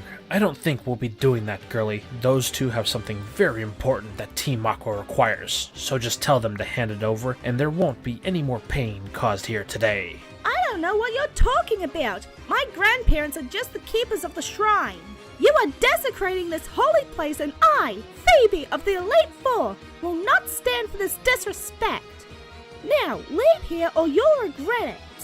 This causes the pirate, who Ash has learned is called Phantom, to laugh uncontrollably, but that is the least of his worries, as Ash notices that Spoink is being held down by a person that he is very familiar with, that guy that was at the Devon building in Rustboro, the one that stole the shard that they were experimenting on. This is when the true danger of the situation sets in, as an all-out battle between Phoebe and Phantom begins with their Dusclops and Gyarados. The room up here is very limited, and if they are allowed to draw this out, then things could become dire. It's here that Ash decides that he is going to have to get involved. Using Pikachu and Vibrava, Ash comes up with a plan to free Spoink and the grandparents of the Elite Four member. As the battle rages, Vibrava uses its mischievous nature and high-frequency pulses of its wings to cause a distraction with the grunts that are searching for something among the ruins that dot the top of the mountain. This draws the attention solely on the dragon, allowing Pikachu to sneak over to the captives. They are unsure if the mouse is there to cause them harm until it uses its Iron Tail to break their bindings. Pikachu then signals to where Ash is as the boy motions for them to come over, but this is going to be interrupted by the battle that is going on. Gyarados is using a Hyper Beam to ravage the area as it has been unable to hit Dusclops with any move. This causes the grunt that holds Spoink to drop the Psychic type as everyone runs for cover. That's low, Phantom. You can't win, so you'll just attack anyone or anything. Dusclops, use Hypnosis! The Ghost type uses its shadow abilities to get in the face of the serpent as its eyes glow red and they lock on with each other. While this is successful in its command, there is a grave consequence to this action. Gyarados did not subside with the attack, so as it wobbles, the Hyper Beam blasts through the area. With the blast of energy now out of control, Ash is forced to step in as he commands Vibrava and Pikachu to engage with it. Who is this kid? Well, he doesn't appear to be an enemy, so we'll deal with that later. Dusclops, help Pikachu and Vibrava! The three do their best to control the serpent and where its attacks land. Phantom has been left alone as he notices Phoebe's grandfather trying to reach for something, but this is interrupted by Spoink as it has gotten to the area that the old man is trying to dig up first. The piglet uses its Psy-Wave to lift something out of the buried dirt. Suddenly, a glowing mass is revealed as the pig begins to celebrate, mounting it atop its head. The pig is happy beyond all belief, but this is going to be a short-lived as the last bit of a Hyper Beam is sent in the direction of the old man and Spoink. This forces everyone to act fast as Pikachu, Vibrava, and Dusclops are forced to protect the humans as the Hyper Beam strikes the area. While they are protected, Spoink isn't so lucky as it is blasted off the side of the mountain. Ash jumps in an attempt to save it, but it is just out of reach as the jewel atop of its head falls and rolls to the feet of Phantom. Smiling, the old sea dog picks it up. "Thanks for your help," he says Phoebe, before he and the grunts use the confusion of the situation to make their escape. The old man cries, telling Phoebe to stop them. They can't get away with that, but his plea falls on deaf ears as Ash is focused on the only thing that he can do to save Spoink, throwing a Pokeball at it. Luckily, Ash's aim holds true as the ball strikes the Psychic type. This action results in its capture as the ball comes back to Ash's hand, with the boy sighing in relief. This forces Ash to make a decision of which Pokemon he needs to send to Professor Oak. Not really having any time to make an important choice like that, the boy selects Mawile for the time being. Now that things have calmed, Ash is able to join the others as they try to make sense of the ramblings of the frantic old man. Grandpa, calm down. We're safe. They're gone. No, we are not. That item they took will bring nothing but chaos and destruction. It can't be that serious, Grandpa. It was just some relic. How would a jewel have that kind of power? Phoebe, those stories I told you as a child were more than just ways to put you to bed at night. Do you remember that story I told you about the prince and the temple? Well, that wasn't just a story. That was something that happened in the past of the Hoenn region. We are descendants of an ancient group of people called the People of the Water. They worship the sea and everything in it. To honor their bonds with the ocean, they built a mighty temple. This temple was said to have no other rival in all of existence. It was so grand that even water Pokemon would grace it with their presence. Even the super ancient Pokemon known as Kyogre. What's Kyogre? Ash asks, to which Phoebe finally realizes that he is still here. Hey, thanks for the help. I'm Phoebe, and these are my grandparents. Ash introduces himself, then restates his previous question. The old man goes on to explain that it is a Pokemon that is said to have made the oceans of the world. To the people of the water, it is their god. They spent centuries honoring it, though it would only awaken every 1,000 years or so. But when it did, they celebrated the return of the sea beast. That is, until they were caught up in a struggle between it and the one known as Groudon. Wait, I know that one, Ash says. It has the power over land, right? Yes, it is the eternal rival to Kyogre. Usually, the two never cross paths, remaining awake and asleep in different cycles. But for some reason, they had both awoken at the same time. Because of this, the two clashed for dominance of the region of Hoenn. It almost wiped out all life in the entire region, even threatening the world. Well, what stopped it? There was an ancient people that worshipped the sky and its guardian that had stepped in, using its mighty power to stop the duo from causing any more harm. While the region was devastated, the humans knew they had to do something to prevent this from happening again. So they used an ancient source of power that was said to be able to control the two. Our ancestors forged it into a way to do so. By doing this, they were able to move the Pokemon into a place where they could be locked away for all time. While I don't know where Groudon was placed, our ancestors placed Kyogre in their most sacred temple. The Sea Temple? The one from the stories?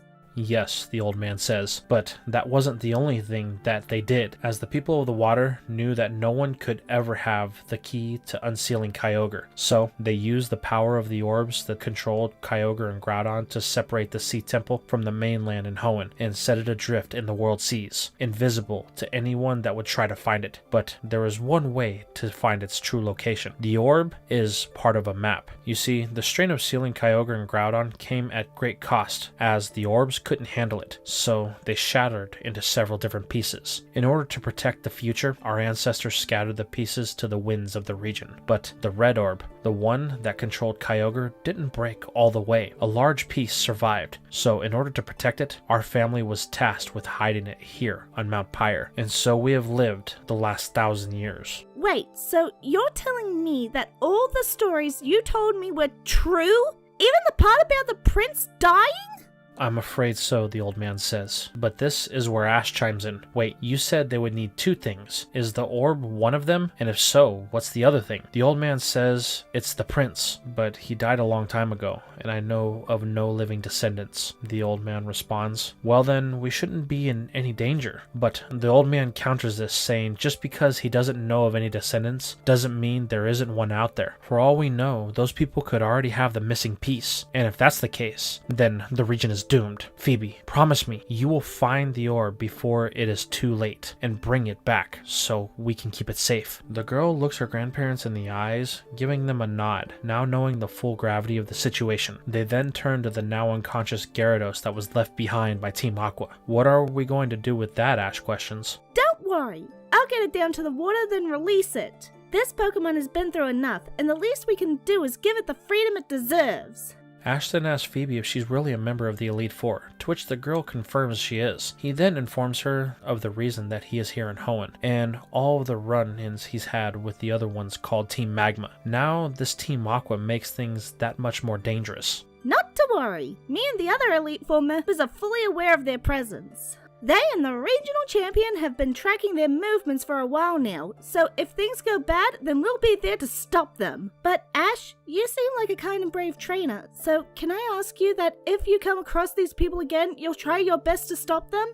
Ash nods, saying that he will. The last thing he wants is harm to come to anyone. As we fade back to when our hero catches up with his friends, Ash explains everything that had happened, as they had heard all of the explosions and were beginning to get worried. But Ash tells them he's fine. He even got a new Pokemon as he releases Spoink from its ball. It's here that Ash poses a question to the piglet, asking it if it would like to join him on his journey. He knows that Spoink is missing its pearl, so if it comes with Ash, then he will help it look for one. The psychic type thinks about this offer for a moment, only to find it be a fair one, as it bounces up and down, accepting the offer that Ash has given it. With a smile, he recalls his newest team member, as he and his friends set off for Lilycove City once more. It has been a few days since the events of Mount Pyre. Ash and his friends find themselves in a place called the Slackoth Gardens. It's said to be the only place that Slackoth can be seen in their natural habitat with no predators in all of Hoenn. This place has a special meaning to May and Max, as their dad used to bring them there as kids. so they wanted to stop by and see what had changed. Ash and Brock have no problem with this, but Ash thinks it would be good to let his Slackoth join in, so he sends it out. The normal type is excited to see some of its own kind, as it leads the charge to enter the sanctuary. But when our heroes get inside, they find a place of desolation, as there is nothing but barren trees as far as the eye can see. Not one Slackoth can be found. The sight is a depressing one for everyone, and they wonder what has happened to this place. May and Max can only think about how one of their best childhood memories is ruined. Luckily, the group won't have to wait long for an answer, as a man named Marcel, the overseer of the sanctuary, comes out. May and Max begin to bombard him with questions about the sanctuary, not really giving Marcel a chance to talk. This is where Brock steps in, saying to give the man a chance to explain, causing them to both stop for a moment. The man tells them that a wild Snorlax entered the sanctuary about a week ago and has been eating all the food that the Slackoth normally eat. Normally, it would be enough to sustain their population year-round, but if the Snorlax isn't stopped, then the Slackoth won't have enough food to make it through the end of the month. Realizing the situation is dire, our heroes offer their assistance, with Ash telling the man that he has the experience dealing with the Snorlax, as he has one of his own back in Pallet Town, so he will happily take care of this issue. The man is instantly relieved at this offer, telling them that he will gladly take any help he can get. Smiling, Ash tells him to point the way, to which the man leads them deep into the banana grove of trees. As they walk, the Slackoth finally come into view. Ash's Slackoth can see them and wants to make friends, but they all just hide. Marcel explains that Slackoth are normally friendly creatures, but since the Snorlax showed up, they've all been scared to engage with anyone. This causes something to stir within Ash's Slackoth, as for the first time, it stands on its hind legs and begins to move with a pace that Ash didn't even know it could. Slackoth, are you okay? Ash asks, but the normal type simply continues to push forward as it wants to find Snorlax. But that won't take long, as the behemoth comes into view. It's here that Slackoth begins to make demands of it, but Snorlax simply ignores it in favor of stuffing its face. This causes Slackoth to become irritated, which Ash can see. Slackoth then does something that it hasn't done in the entire time that Ash, May, or Max have seen since they have known it. The sloth engages Snorlax in battle, trying to land a slash, but it's quickly battered away as Snorlax ignores it in favor of eating. Snorlax is angered even further as it attempts to slash once more, but Snorlax, now agitated, uses a move that Slackoth knows all too well in Yawn that catches it off guard. Before Slackoth or Ash knows it, the normal type is off to La La Land, as Snorlax continues to eat the food source of the other Slackoth. As the man-bear pig moves away in search of food, Ash awakens his normal type, asking if it's okay, but Slackoth isn't. The look on its face says it's all. It is frustrated at not being able to help its fellow Slackoth. It then lets out a cry of anger as it begins to glow in an evolutionary light. Before Ash knows what's happening, his normal type has taken on its high-strung second stage, Vigoroth. The Pokemon is a complete 180 from Slackoth, as Ash uses his Pokédex to find out about it. Vigoroth has more energy than he knows what to do with, as it signals it wants another crack at Snorlax. But Ash doesn't know how evolving will help it. Snorlax still has Yawn, and if Vigoroth gets hit by it again, then the battle will be over. But this is where May uses her years of experience with his evolutionary line to offer some insight here. Ash, Vigoroth is actually the perfect Pokemon to do this. It has the ability Vital Spirit, which means it can't be put to sleep.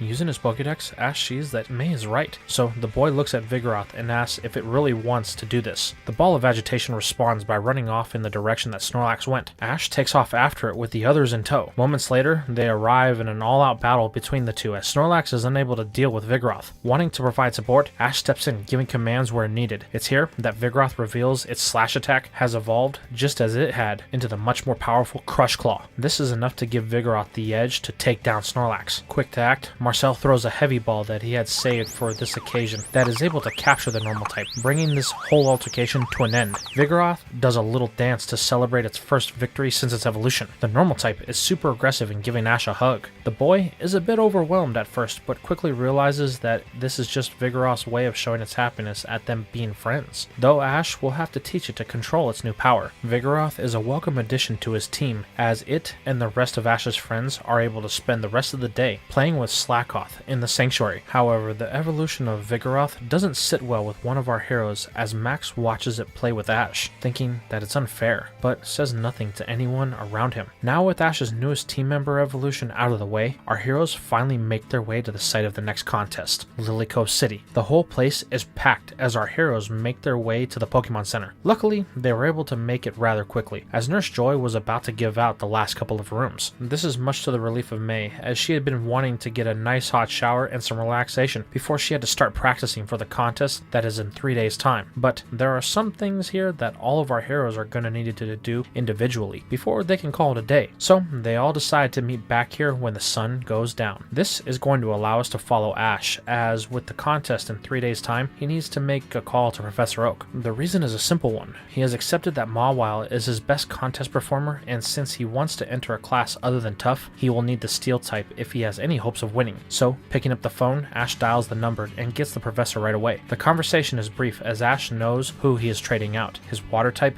Feebas, for the time being. This is a blessing in disguise, as the professor has wanted to study one of these for a while now, as they are compared to Magikarp for how weak they are. However, the last thing that Ash tells the old man is not to underestimate his Feebas, as its strength may surprise him. With that, Ash hangs up the phone, but is immediately stopped with a familiar voice calling his name. Turning, Ash sees his old rival Tyson. The boy is happy to see Ash, but Ash is even more excited to see Tyson, asking how many badges he has. The rival reveals that he has 6 of the 8 badges that the league requires to enter, while Ash is impressed as he reveals he only has 4. This isn't the only thing that catches Ash's attention though, as at the side of his rival is a Pokemon that Ash is very familiar with due to his past adventures, though he has to admit that it is oddly dressed. It's a Meowth in boots and a cowboy hat. Tyson explains that he caught this Pokemon a while back when he was near Evergrande City, as he was headed to Moss Deep. It was severely wounded and couldn't walk, so he gave it these boots to help protect its feet. Ever since then, it's been one of his most reliable Pokemon. This story has an idea pop into Ash's head, as he asks Tyson if he would like to have a battle. He still owes him for that loss back in Rustboro. Smiling, Tyson says that he has a few minutes to spare, so how about they head outside? Moments later, the two find themselves behind the Pokemon Center. Tyson suggests a 2-on-2, but Ash wants something a little bit more intense, as he suggests that they have the same type of battle they did before. So another tag battle? Okay Ash, you're on. The two boys ready their Pokeballs, as they both reveal their choices at the exact same time. For Ash, he wants to go with power, so what better than his newly evolved Vigoroth and his ace of the Hoenn region, Grovyle. For Tyson, he has the same mindset, but chooses his starter, the final evolution of Trico, Sceptile, and the fighting type,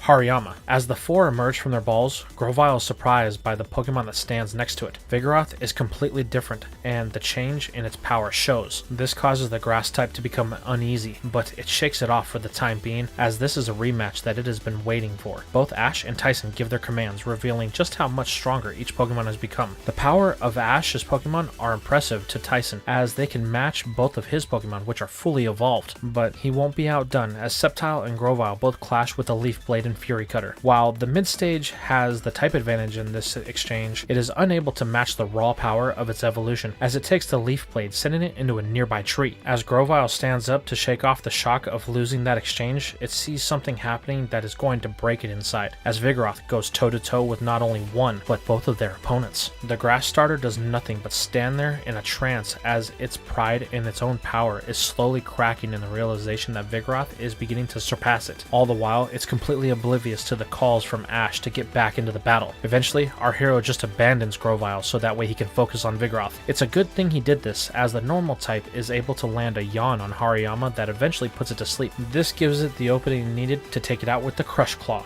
just leaving Sceptile. However, while Vigoroth is stronger, it has taken some heavy blows when battling a 2-on-1, and even with the assistance of Slackoff, it still ends up falling to the speed and power of Sceptile. Ash walks out to help his Mon up, thanking it for all of the effort that it put in, and tells it not to worry, it just evolved, so it'll take time to get used to that new power. Tyson compliments Ash on the strength of his Pokemon, saying that he thought that he was going to lose. If Grovyle had been helping, then he may have. The two look at the grass type, who is just staring blankly back at Tyson, asking if it's okay. Ash says he doesn't know. It has been acting very strange as of late, even going as far as ignoring Ash's orders, but this is the first time that it has completely frozen in battle. Well, I hope you can figure it out. I'm sure it will be a huge part of your team when you do. I hope so, Ash says. Now we shift perspective over to the one called Phantom, as he has arrived back at the base of Team Aqua. Archie is pleased with the results, as this will for sure allow them to free Kyogre. Phantom tells his leader that there is just one more thing that they need to find, the Sea Temple, and he has it on good authority that it is closer than they think. Well then, let's begin to make the final preparations and track down the remaining pieces of the orb in the meantime, Archie says as as he looks at a map of the region with several blinking dots on it. And this is where we are going to end things for now. So tell me how you felt about this part. Did you like the rematch that Ash had with Winona? How do you like Ash's newest capture in Spoink? Are you excited that Vigoroth has finally evolved? What about the battle that they had at Mount Pyre and the introduction of Phoebe? And thanks for RuneScribble for voicing that part, by the way. And also,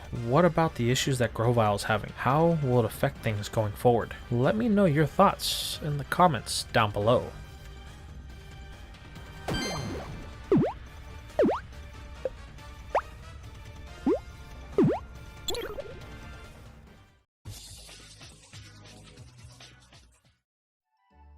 We begin this part the night before the Lily Cove Super Contest. It's been 2 days since Ash's battle with Tyson. While the rival had moved on to the site of his next gym battle, Ash and May have been in full swing with their final preparations for the contest that is happening over the next 2 days. Since many other trainers and coordinators have shown up to take part in the festivities, this includes the likes of Drew, Grace, Janet, Timmy, as well as a few newcomers in the form of coordinators known as Robert and Kelly. However, that's not the only surprise that the two get, as May is busy with the teasing of Harley and the praises of Grace. Ash has had his hands full with another one of his rivals, the stubborn boy known as Morrison. The redhead has come to the Lily Cove for 2 reasons. 1, to take part in the contest, and 2, to get a boat to the eastern half of the region so that way he can earn more badges, as he only has 2 to date. But that hasn't stopped him from battling with Ash on a contest basis over the last 2 days, trying to get ready for the tough contest that he plans to enter. This leads us to the battle that the two are currently in, as Morrison and his Steelix that he has been somewhat able to tame are battling with Ash and Mawile. While this is a bit of a somber moment, as Mawile used to be Steelix's boss back in their days of the Valley of the Steel. But now they stand as equals, and this currently is Morrison's strongest mon, now that Steelix will obey his commands somewhat. However, just because Morrison has power doesn't mean he is on the same level as Ash, as it's demonstrated here when Ash and Mawile are able to evade everything the two rivals throw at them. Mawile's use of its Sandstorm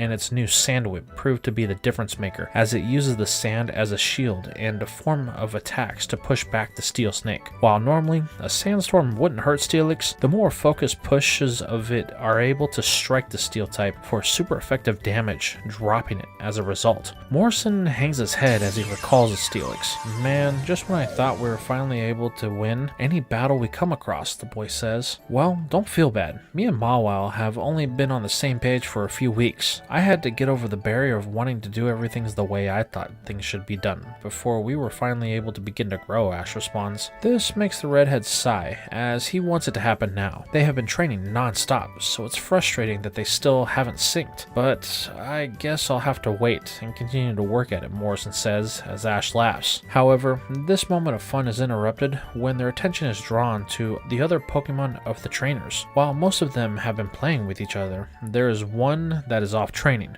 Grovyle, the eternal loner, is standing before a mighty tree. While it appears to be training, the truth is the gecko is trying to find itself. The other day, watching Vigoroth, a Pokemon that was weaker than your average Pokemon, gained the ability to take on multiple Pokemon like the one in their double battles and the match them in power, has the grass type doubting itself, and most of all, its strength.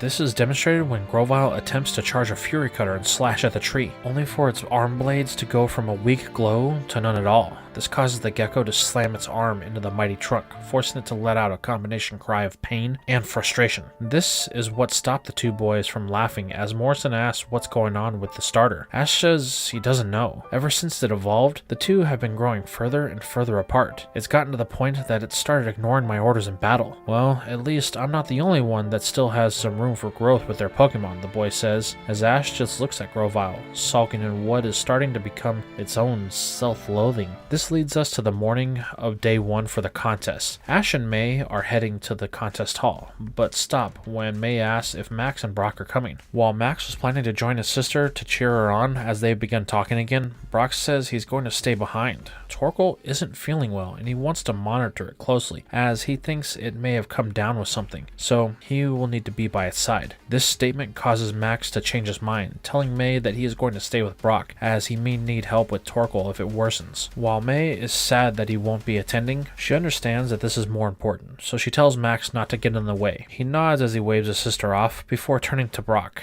Is it the Pokeblock? Max asks. This leads us to the contest hall. May and Ash have just entered, only to be caught off guard by the grandeur of the place. With it full of contestants and fans, the pressure of the situation has begun to set in. The two head to the registration desk to enter their respective contests. Ash has decided that the first contest he will be entering is going to be the Smart class, while May has decided to enter something a little bit more akin to her traveling partner in the Tough class. This forces the two to split up in registration, only for Ash to enter in the line that has some old familiar faces. His rival Morrison, and more importantly Drew, are here. Morrison is happy to see Ash, as he knows that they are going to be battling in the finals, to which Ash responds he thought he was going to enter the Tough class again. However, Morrison says that was merely a deceptive tactic, as he wanted to throw Ash off his game, and then he asks if it worked. However, Drew can't help but laugh at this comment, drawing attention to himself by stating that all of these things will be impossible. He will be getting his 5th ribbon today, and it will be at the expense of both of these clowns.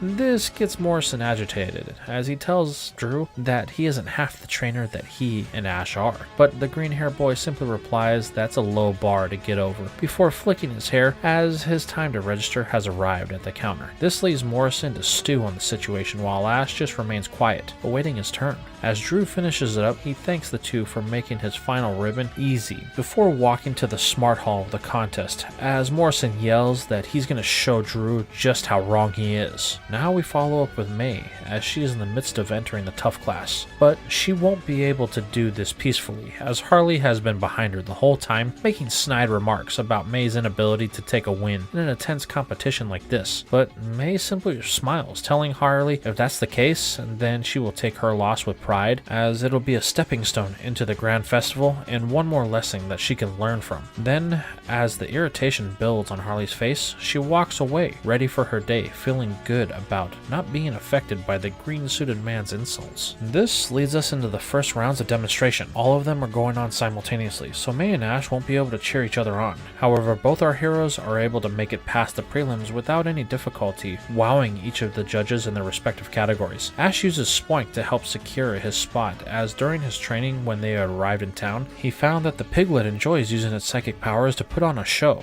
much like Mawile, but more so to test its ability to lift things. Even without its pearl to help focus, Spoink is still very strong. We even see Harley, Drew, and Morrison make it past the openings. This brings us to the battle rounds, where the true test will begin. Now Morrison will get a chance to prove that what he was saying to Drew is true, as they're going to be the first opponents in the Smart class. Ash watches as the two engage in a contest battle, but it's very obvious that Morrison is outclassed, as the Pokemon he has chosen to go with, something that Ash has known for a long time. His Marshtomp is getting its butt handed to it, while Drew, ever calm and confident, goes with his bug, Masquerain.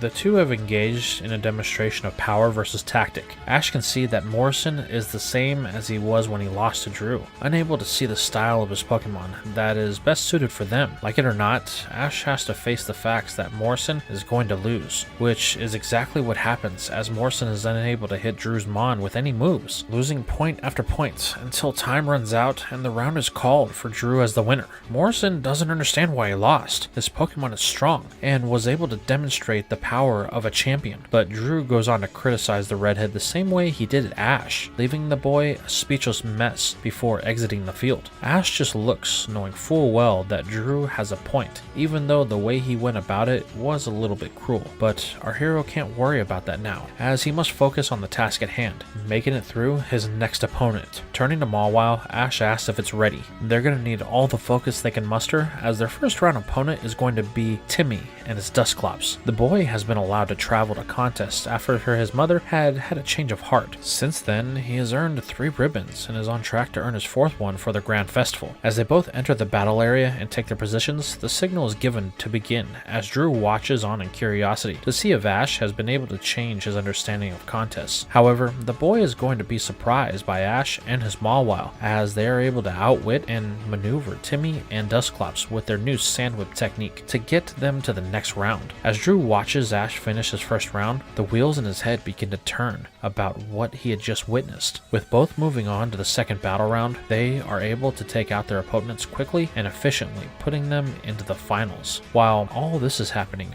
Morrison was watching from the stands, realizing just how much of a gap there is between him and the two finalists. As Ash and Drew give their first commands, we shift our sights over to May as she has made her way to the finals of the Tough contest. Her opponent is none other than Harley, as his frustrations with May and what he sees is a total lack of respect on her part has been his sole motivation to get here so he can humiliate her in front of everyone. But as the battle with Harley and his Grumpig begins, May is calm, cool, and collected. Her and Combuskin are ready for anything that Harley can throw at them. This outlook serves her well, as Harley is unable to get past her demeanor and begins to get flustered when May unveils her new counter strategy in the form of something she calls Counter Shield. Combuskin is able to use its Fire Spin to block a barrage of Shadow Balls. It then strikes them all down before slamming into the Psychic type, causing a burn to both it and Harley's points. This causes a major blow for him, and he ultimately isn't able to recover in time as the round is called, and May has barely lost any points to Harley's nearly depleted bar. May celebrates with her starter as she is presented with her third ribbon. She simply smiles, confident in the momentum that she has created, heading into the next day's round. This leads us to the night of the first day. May is overjoyed with her win, while Ash, even though he did his best, ended up losing to Drew again. However, Ash isn't upset, not like last time. Instead, Drew shook his hand, telling our hero while Ash isn't a coordinator, he has shown his ability to respond to the needs of his Pokemon, unlike others he's met. So the boy and Mawile are just sitting under the stars outside of the center. Tomorrow, Ash says, we will win. Mawile lets out an excited squeal as it is ready for the next contest. With a good night's rest, we find our heroes back at the contest hall as things are in full swing. This time, May finds herself blazing through the cool class easily, finding her way to the finals. However, she is going to be met with a challenge that she wasn't expecting, a man by the name of Robert. He and his Pokemon known as Milotic have been making waves across the super contests over the last 2 days. He was able to win the beauty contest with ease. Now May and Seviper look on as the gaze of this confident adversary looks back without a blink to his eyes. Now we shift over to Ash as he has found himself in the finals of his round in the beauty contest. He and Mawile have wowed the judges with their skills. However, their final round opponent is none other than the battling beauty of Grace and her Exploud. The two have used the sound-based moves to blow through the competition and secure their spot in the finals. So, with the command to begin, her and Ash leave nothing behind as both Steel and Normal clash to establish dominance. However, it becomes apparent that Mawile is outclassed when it comes to power, but that won't stop it or Ash from making their move as he tells the Steel type to use its Sand Whip, allowing them to strike from a distance and get some damage on the board. But this is only a temporary solution to their problem, as Grace shifts to their sound-based strategy, making any sand attacks useless. Realizing they needed to get close, Ash orders Mawile to use its bite attack, only for it to be met with a stomp from Exploud's massive foot. The two meet with Mawile trying to overpower it, but the Steel type just doesn't have the strength to take the lead. Or does it? Ash tells it not to give up. They are so close. Just push a little harder. But Grace tells him it's no use. The timers are almost out, and they are behind on points. However, Ash won't listen to this, and neither will Mawile. Suddenly, its teeth on its second mouth begin to glow in a dark aura as they dig in deeper to the leg of Exploud. Then, without warning or command, it suddenly lifts the Normal type up, giving them a brief opening as Ash uses it to his advantage, calling for a Sand Whip. At this angle, Grace and her Mon are unable to counter, as it is pelted with sand from behind before being slammed into the contest wall. This results in a total knockout, giving Ash the win. He and Mawile stand a bit stunned. They can't believe they won, until they are declared officially and presented the ribbon, bringing Ash's to 2. This allows us to bring the Lily Cove Super Contest to a close, with us following up with our heroes at the Pokemon Center. While Ash was victorious, May was less than so, as she lost decisively against Robert. It wasn't even a contest, but May isn't discouraged. She knows that this was just another obstacle for her to overcome as she looks at her 3 ribbons. However, this leaves Brock and Max. Their day has been an eventful one. Torkoal was under close watch by the staff and Nurse Joy. It's finally showing the negative effects, and they were not a pleasant one, as it could do nothing but cry in pain. Brock could do nothing but watch, as he knows it's what he did to his fire type that caused the situation. Luckily, Nurse Joy was able to help flush the system of the turtle by raising its internal temperature to a height that could burn off any virus that it may have had. This allowed Torkoal to slowly recover over the course of the night. While the fire type is up and moving around the next morning, Brock vows to abandon his research on the master block as he throws it in the trash. But as the breeder walks away, Max looks at it, wondering what he could do to help.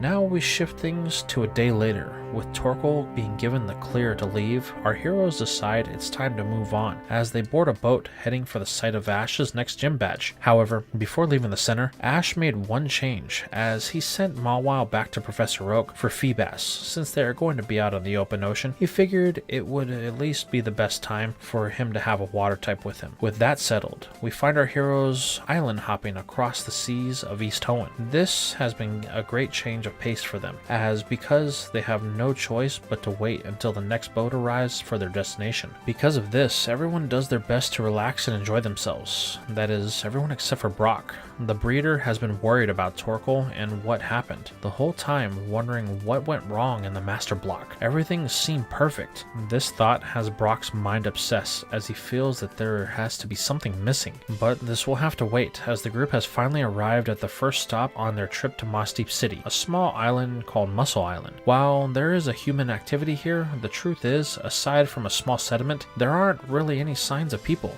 The island seems abandoned, as our heroes have to wait a few days for the boat to arrive so they can move on to Moss Deep. So with nothing else to do, the group explores the surrounding area. While it seems there is no one at first, they eventually find a group of people that are training, but it's not normal training. They are training themselves and Pokemon. At first, Ash thinks that it may be a fighting type gym with the intensity of this training, but when they meet a trainer called Rocky, the owner of the gym, they find out that it is a gym meant for humans to train so they can be stronger. They just use Pokemon to help them get to that level. He then asks if they have come to join his place of fitness. At first, the group declines as they are only passing through, but when Max points out that they have a few days to pass until the next boat, they decide to take part. After all, a little bit of more training won't hurt before Ash's next gym challenge. So, everyone sends out their Pokemon to get involved. What follows is a very productive day of training with all of the Pokemon benefiting from the training that they are going through. Well, everyone except for Grovyle. In terms of productivity and ability, it is starting to file behind the rest of Ash's Pokemon. And this doesn't go unnoticed by Ash or Rocky. Things come to a head on day 2 when Ash and Rocky are talking. The boy finds out that Rocky doesn't leave the island because he hasn't lost a battle to anyone that has stopped here from the mainland. So the way he sees it, he will only get stronger by training here. However, Ash sees this as a challenge, as does Grovyle, showing so when the wood gecko steps forward to challenge the trainer, but Rocky declines the request, telling Ash his grass type is nothing special. It's showing no potential in the day that they have been here. However, Ash's other Pokemon, specifically Pikachu and Vigoroth, those two have piqued the interest of Rocky, and he would love to challenge those two. This revelation shatters Grovyle as a look of disappointment crosses its face. Ash can see this, but the only words of comfort he can offer it is that they will train later, after the battle. While Ash is trying to help, the truth is this statement only serves in further damaging the grass type's pride, as it is forced to watch Pikachu and Vigoroth not only get to battle Rocky and his Pokemon, but overcome the trainer and his Ice Ball strategy. Though the battle was tough, the two were able to hand Rocky his first defeat in the type of intense battle that Grovyle would have loved to take part in, but its inability to do anything, even charge a Fury Cutter, cost it. It's been unable to even tap into its overgrowth. The grass type is beginning to realize that it's losing itself and can't figure out why. But this is gonna have to wait, as the adventures on Mussel Island come to an end, with Rocky telling Ash that he is going to be heading out to challenge other gyms in Hoenn. Ash convinced him that there are strong trainers, and he will only grow if he trains and travels. With a shake of the hands, Ash says he hopes that he will battle him in the Hoenn League. Rocky smiles, telling the boy that they will. As the ship sets sail, May tells Ash Ash that he needs to do something about Grovyle. Something is seriously wrong with it. Ash acknowledges this, stating that he's been thinking about that ever since the day before, but the truth is, it doesn't want help, so he can't do anything until it's ready. So he will just have to continue showing it that they can grow together and wait for it to come around as he holds the grass starter's ball in his hand. With Muscle Island now out of the way, it's only 2 days until Ash and his friends find themselves in the sight of his next badge, the city of Mossdeep.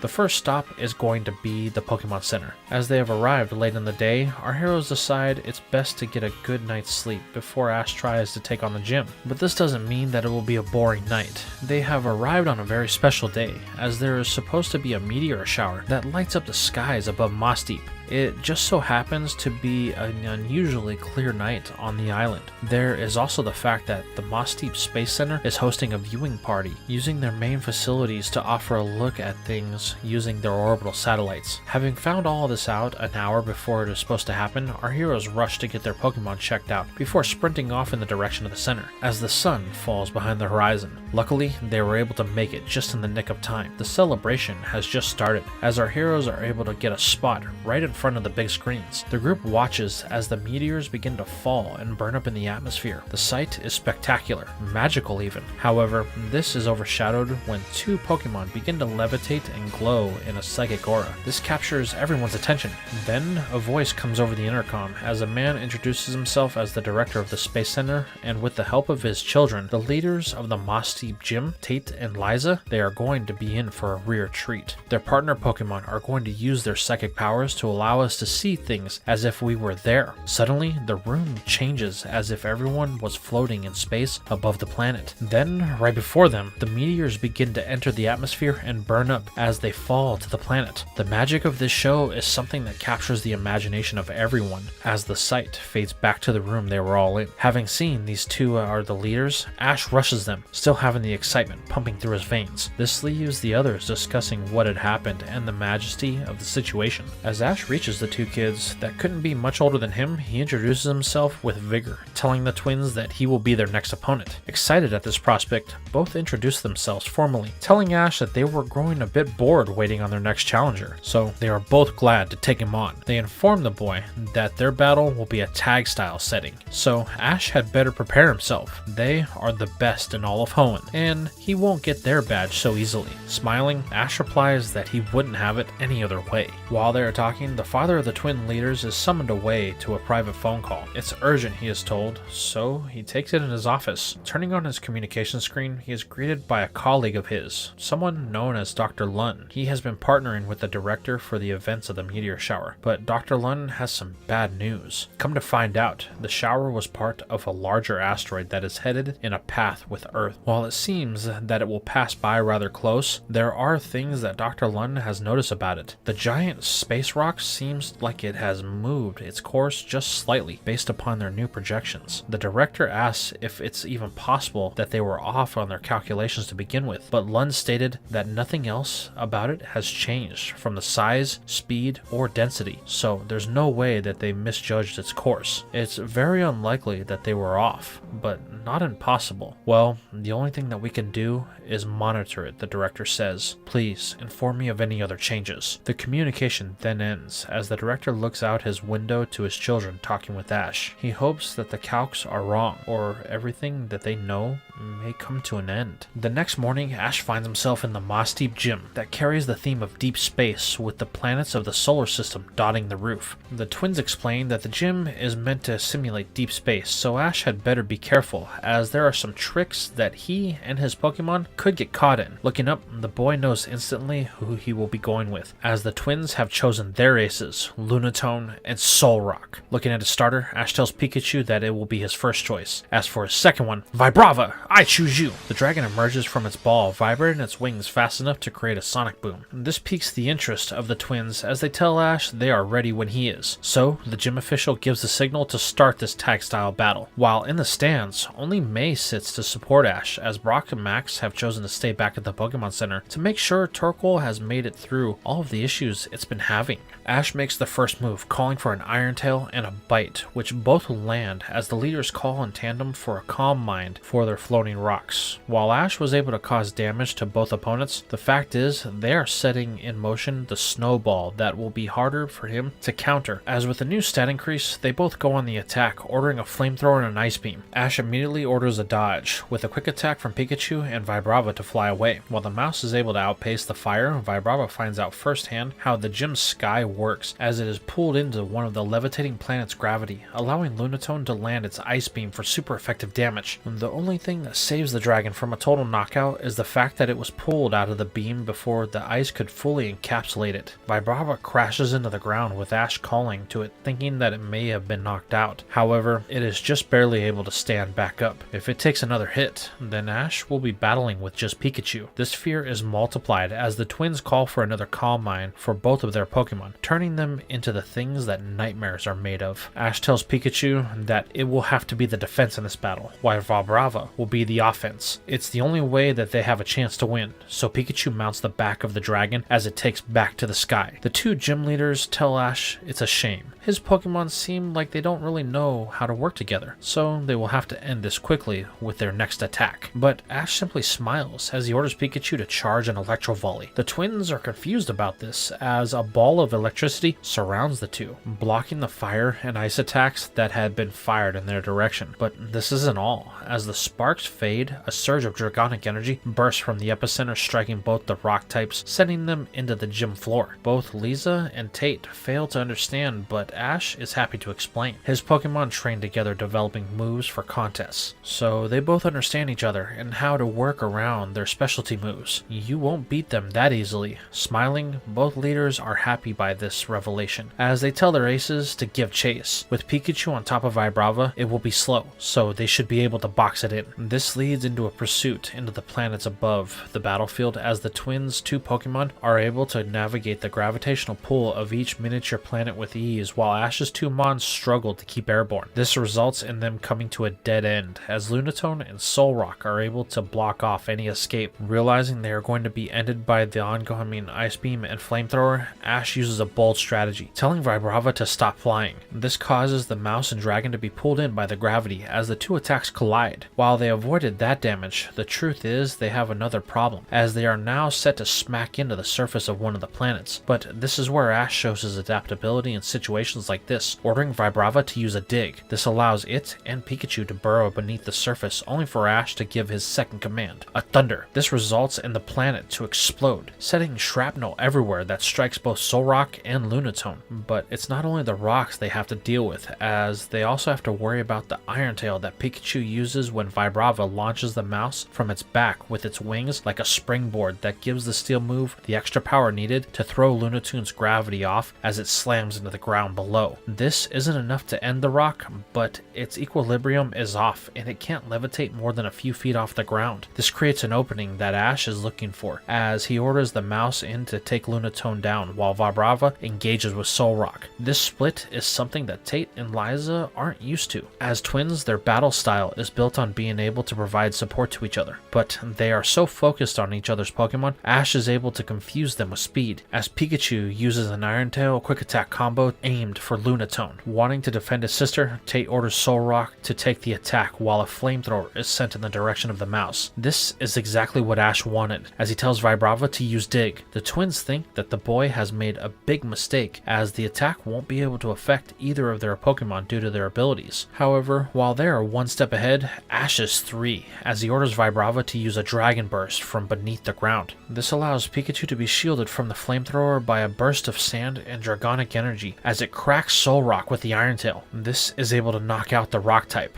but it comes at a cost, as Solrock is driven into the ground. Lunatone was behind it, charging an Ice Beam that connects with Pikachu, sending it into one of the planets above, knocking the mouse out. However, this leaves a slight opening for Vibrava to strike as it emerges from the ground with a bite attack on Lunatone. The rock is unable to defend as the dragon latches onto it. Lisa tells Lunatone to use its trump card in Hypnosis, but Ash isn't going to let it take effect, as he orders Vibrava to pull it under the battlefield with a Dig. This is going to block Lunatone's line of sight to the dragon, canceling the attack. Tate urges his sister to get Lunatone out of the ground. It is a sitting Psyduck, so the girl orders a Psychic in an attempt to free itself. However, this battle is already over, as Ash calls for a Dragon Burst that causes the battlefield to shift slightly with an explosive explosion of green and blue energy. Then, a moment of silence befalls the gym, before Vibrava surfaces with a Lunatone that has spirals in its eyes. Both Tate and Liza sigh as they recall their Pokemon. They thought that they had won this battle, but Ash and his Pokemon, their teamwork is something that only someone that has worked toward could have. The twins then approach Ash to present him with the Mind Badge. They tell Ash that if he continues to battle like this, then the Hoenn Championship will definitely be something that the world would want to see. Smiling, Ash takes the badge, thanking the two gym leaders while celebrating with Pikachu and Vibrava. Only 3 left. We are so close, he says. The two Pokemon give a cheer, showing their excitement. Now, with Ash's gym battle out of the way, we find ourselves in the ocean south of Moss Deep. Here, we find some of the Team Aqua grunts and the pirate known as Phantom. They have been digging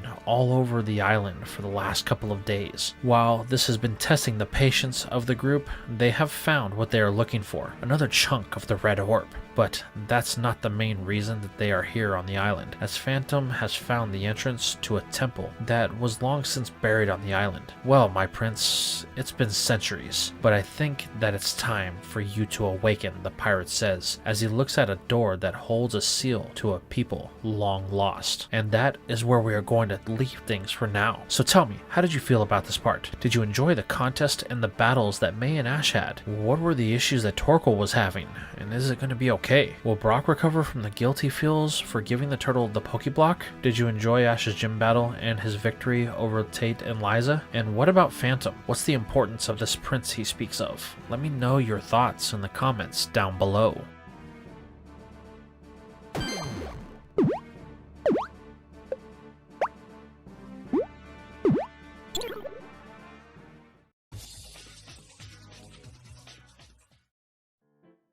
We begin today's part with our heroes as they are on a boat heading to the site of the next contest. However, things have been a little rough as it's only been a day since they left Moss Deep, and there is a storm that has been progressively building since the day before they left. Luckily for our heroes, the place they are heading to, Izabi Island, is within their view. It's a good thing as the weather has become darker and they need to get to solid land as soon as possible. Quickly, the group finds themselves standing on the dock of Parika City. However, there is something here that catches the attention of everyone, as at the center of the island stands a tall mountain that seems to be covered perpetually with a cloak of snow. The harbor master mentions that Izabi Island is unique in this part of Hoenn, as it has several different areas that favor different environments. At the center of it all is Izabi Mountain. It's the perfect refuge for ice Pokemon. Ash looks up thinking, I might want to check that place out before they leave. However, the group is quickly reminded of the storm as a cold front pushes onto the docks, forcing our heroes to seek shelter in the Pokemon Center for the rest of the night. This is a bit disheartening for May and Ash as they wanted a chance to train a little bit before the competition,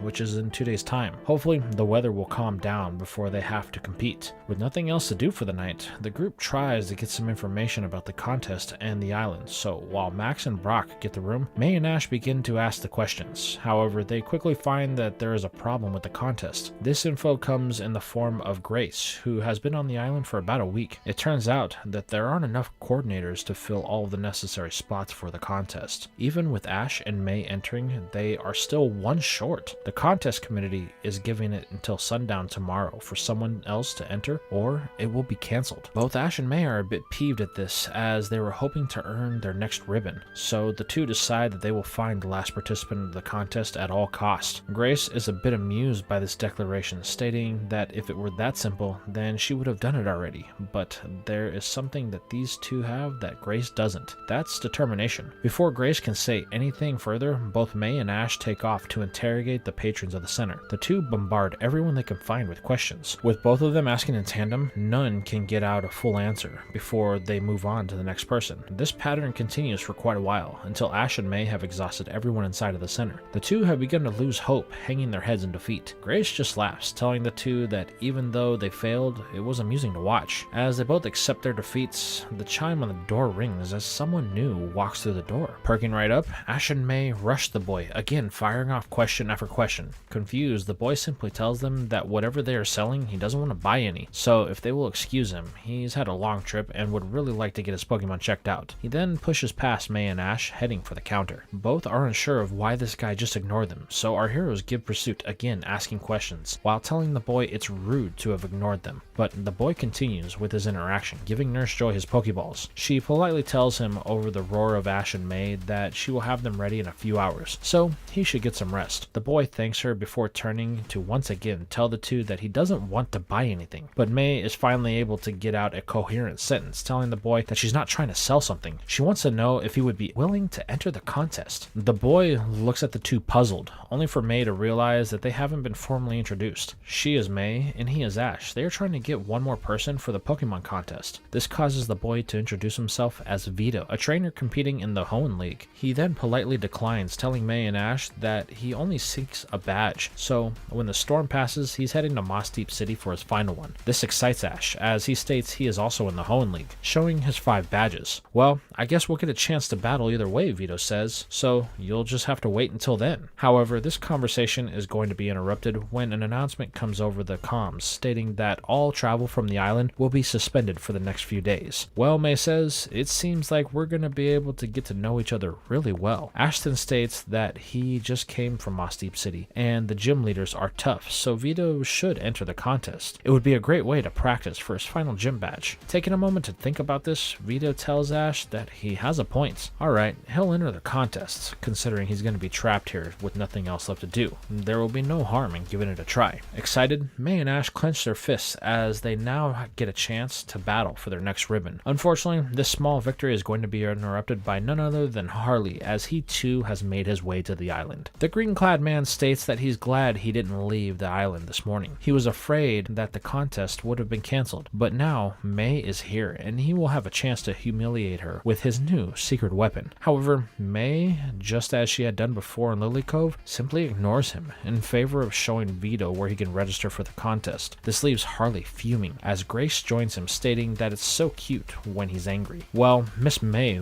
won't like my anger during the contest, he states, watching her and Ash walk off, leaving him to stand with his own thoughts of frustration. With the issue of their final contest participant now solved, Ash and May are able to spend the next morning getting prepared for it. They spend a lot of time with Vito and the Pokemon he plans to enter in the first round with his Alakazam. The group has found out that this is a smart style of contest, so the way Vito sees it, a psychic type would be the best bet considering he doesn't really have any contest experience. However, from the shadows on the other side of the tree line, Harley and a spooky new partner practices out of sight. However, he will use the information that he has gained watching the two, as he has marked that May will be using 2 new Pokemon for this contest in Chimecho and Surskit with the permission of Max, while Ash will be using Feebas and Spoink. However, the day goes by very quickly, and before they know it, our heroes find themselves awaiting their turn for the performance round. However, there is one thing that is missing, that being Brock and Max. They have once again decided to stay back and observe Brock's Pokemon. The breeder has been obsessed with Torkoal ever since the issue it had in Lily Cove, but it's more out of need to understand why. The old man said those berries would help create the perfect Pokeblock, but something went wrong, and it had to do with those berries. The two have been meticulous in their observations. Brock measures the weight and output of energy from Torkoal, making sure that if there's any changes, he knows about it instantly. But Max does question if Brock intends on telling the others about what happened. Brock tells Max in due time. He just wants to make sure that he didn't cause any permanent damage to any of his Pokemon. Besides, they have to focus on the contest and gyms, so I wouldn't want them to have their attention split. Max thinks about this statement, not really sure if Brock is actually right on this. Now we flash over to the contest, as all of our heroes have made it past the demonstration rounds. We now find everyone in the midst of the battle rounds, with May going first, and she will be facing off with none other than Harley and his newest partner, the one known as DIDNT. While May's choice is one that has everyone thinking that she may lose this battle, her Chimecho. However, May quickly proves everyone wrong when she is able to use Harley's ghost-type tactics against him by using Chimecho's natural voice to pinpoint the ghost before hitting it with the Psy-Wave. This combination of attacks causes a rapid drop in Harley's points, as he tries to cause any damage. But the supersonic of May's Pokemon has put Harley in an unrecoverable position, resulting in his points being too low when time in the round is called, allowing May to move on to the top 4. This brings us to the first round with Ash. He has found himself in battle with Vito. The two are excited to see what one another has, as Ash sends in his Feebas, which surprises the judges as it is able to actually move on land. Vito can see that this fish is something strong by the way it carries itself and the many battle scars it has, so he decides that he wants to see exactly what it can do by challenging it with a Pokemon that Ash has only seen recent as of the Lily Cove contest, something called Milotic. It's here that Vito explains Milotic evolves from Feebas, so he would like to see what abilities Ash's has. The mere challenge of its evolution has stirred something inside of the fish, as it gives all the attention it has to Milotic. Feeling the grit of determination that his fish is giving off, Ash is happy to oblige, engaging in battle as he calls for a double edge. Vito chooses to humor Ash by giving a command of a water pulse from his serpent. However, he is surprised at the power Feebas gives off as it is able to push through and crack the evolution in its head, costing some points to Vito. This is when he realizes that this Feebas is different, and is backed up by Ash saying he won't be able to hold his fish off by trying to overpower it. So if Vito doesn't put some power behind his attacks, then Ash will be able to claim victory here. Beginning to understand what this boy is saying, Vito pulls out all the stops as he orders Milotic in full force. What follows is an all-out Pokemon battle between the two evolutions. Both Ash and Vito ignore the points and the time limit. May watches from the locker room, wondering what Ash is doing. He's throwing away his chance to get to the next round,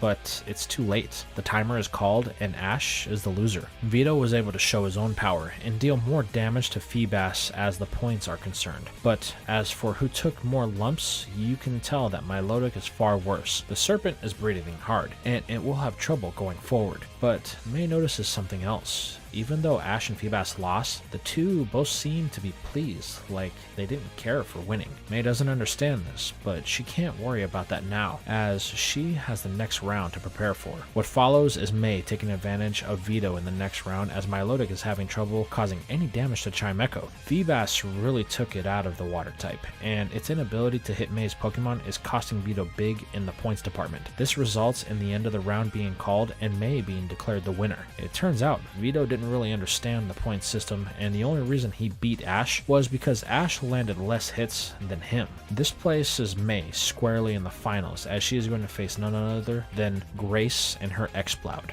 However, this isn't where we are going to stay, as we follow Vito, as he has told Ash that he enjoyed their battle so much he would like to help him in Feebas. This brings them out to the lobby of the contest hall. Vito takes Ash over to one of the Pokeblock machines and explains that his Milotic just recently evolved. It was able to do so when I helped it recognize its true beauty. Vito then presents Ash with 2 Pokeblocks and asks him to call out his Feebas. So the boy does, as Vito crouches down to it and explains that he enjoyed their battle today, and he can see that Feebas is something that prides itself on its power, so he would like to offer it a chance to grow stronger. The fish looks at Ash and the boy simply nodding, telling it that if it wants to grow stronger, then they will do it together. Vito then tells Feebas to eat the 2 Pokeblock. As the water type munches down, Vito explains that Feebas will only evolve when it has maxed out its own beauty. In the wild, Milotic are extremely rare, as they need a particular berry that only grows on land. See, Feebas as a fish can access it, but these berries are really rare and Feebas needs a lot of them in order to evolve. Vito then shows Ash the berries, which triggers something. Ash remembers seeing those in the cove that he caught Feebas in. It's here that the boy puts things together. Feebas was the only Pokemon in that cove. It must have been fighting off other Pokemon in order to protect those berries until they were fully grown. That's why Feebas is so big. Vito confirms this, explaining that Feebas typically grow in size the more they eat the berries, gaining weight for evolution. It's here that Ash sees what Vito means. Feebas must have been growing in the cove for a long time, waiting season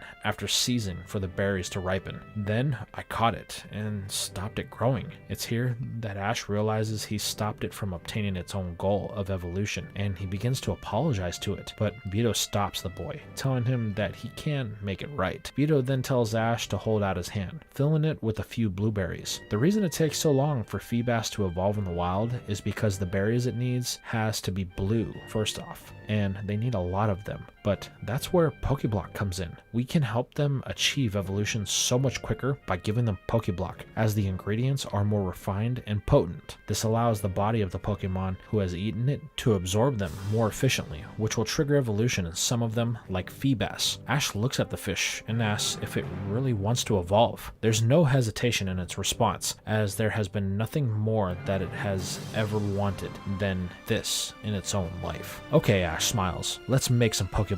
But there's only one problem. Ash doesn't know exactly how, but Vito tells him not to worry. he will help Ash craft those berries. But there will only be a limited supply, so Ash will have to find more if this doesn't help it evolve. The two then get to work as the final round of the contest rages on. By the end, Ash has a handful of Pokéblock that Feebas devours like it had never had a meal before in its life, and May has unfortunately lost this contest, allowing Grace to win her 4th ribbon. Vito tells Ash that Feebas may not have evolved from the block they collected today, but to keep gathering berries as, due to its size, it may not be far off. Ash thanks Vito for all of the help with Feebas. The fish is grateful as well, since it had all but given up on evolving after it had been caught. Later at the Pokemon Center, the group rejoins Max and Brock, as May breaks the bad news of her loss. However, she's not bummed out by it, as she knows that there is still time. They have the Slateport Super Contest coming up, and it will be a 3-day event, so there will be plenty of time for her to get the last ribbons she needs.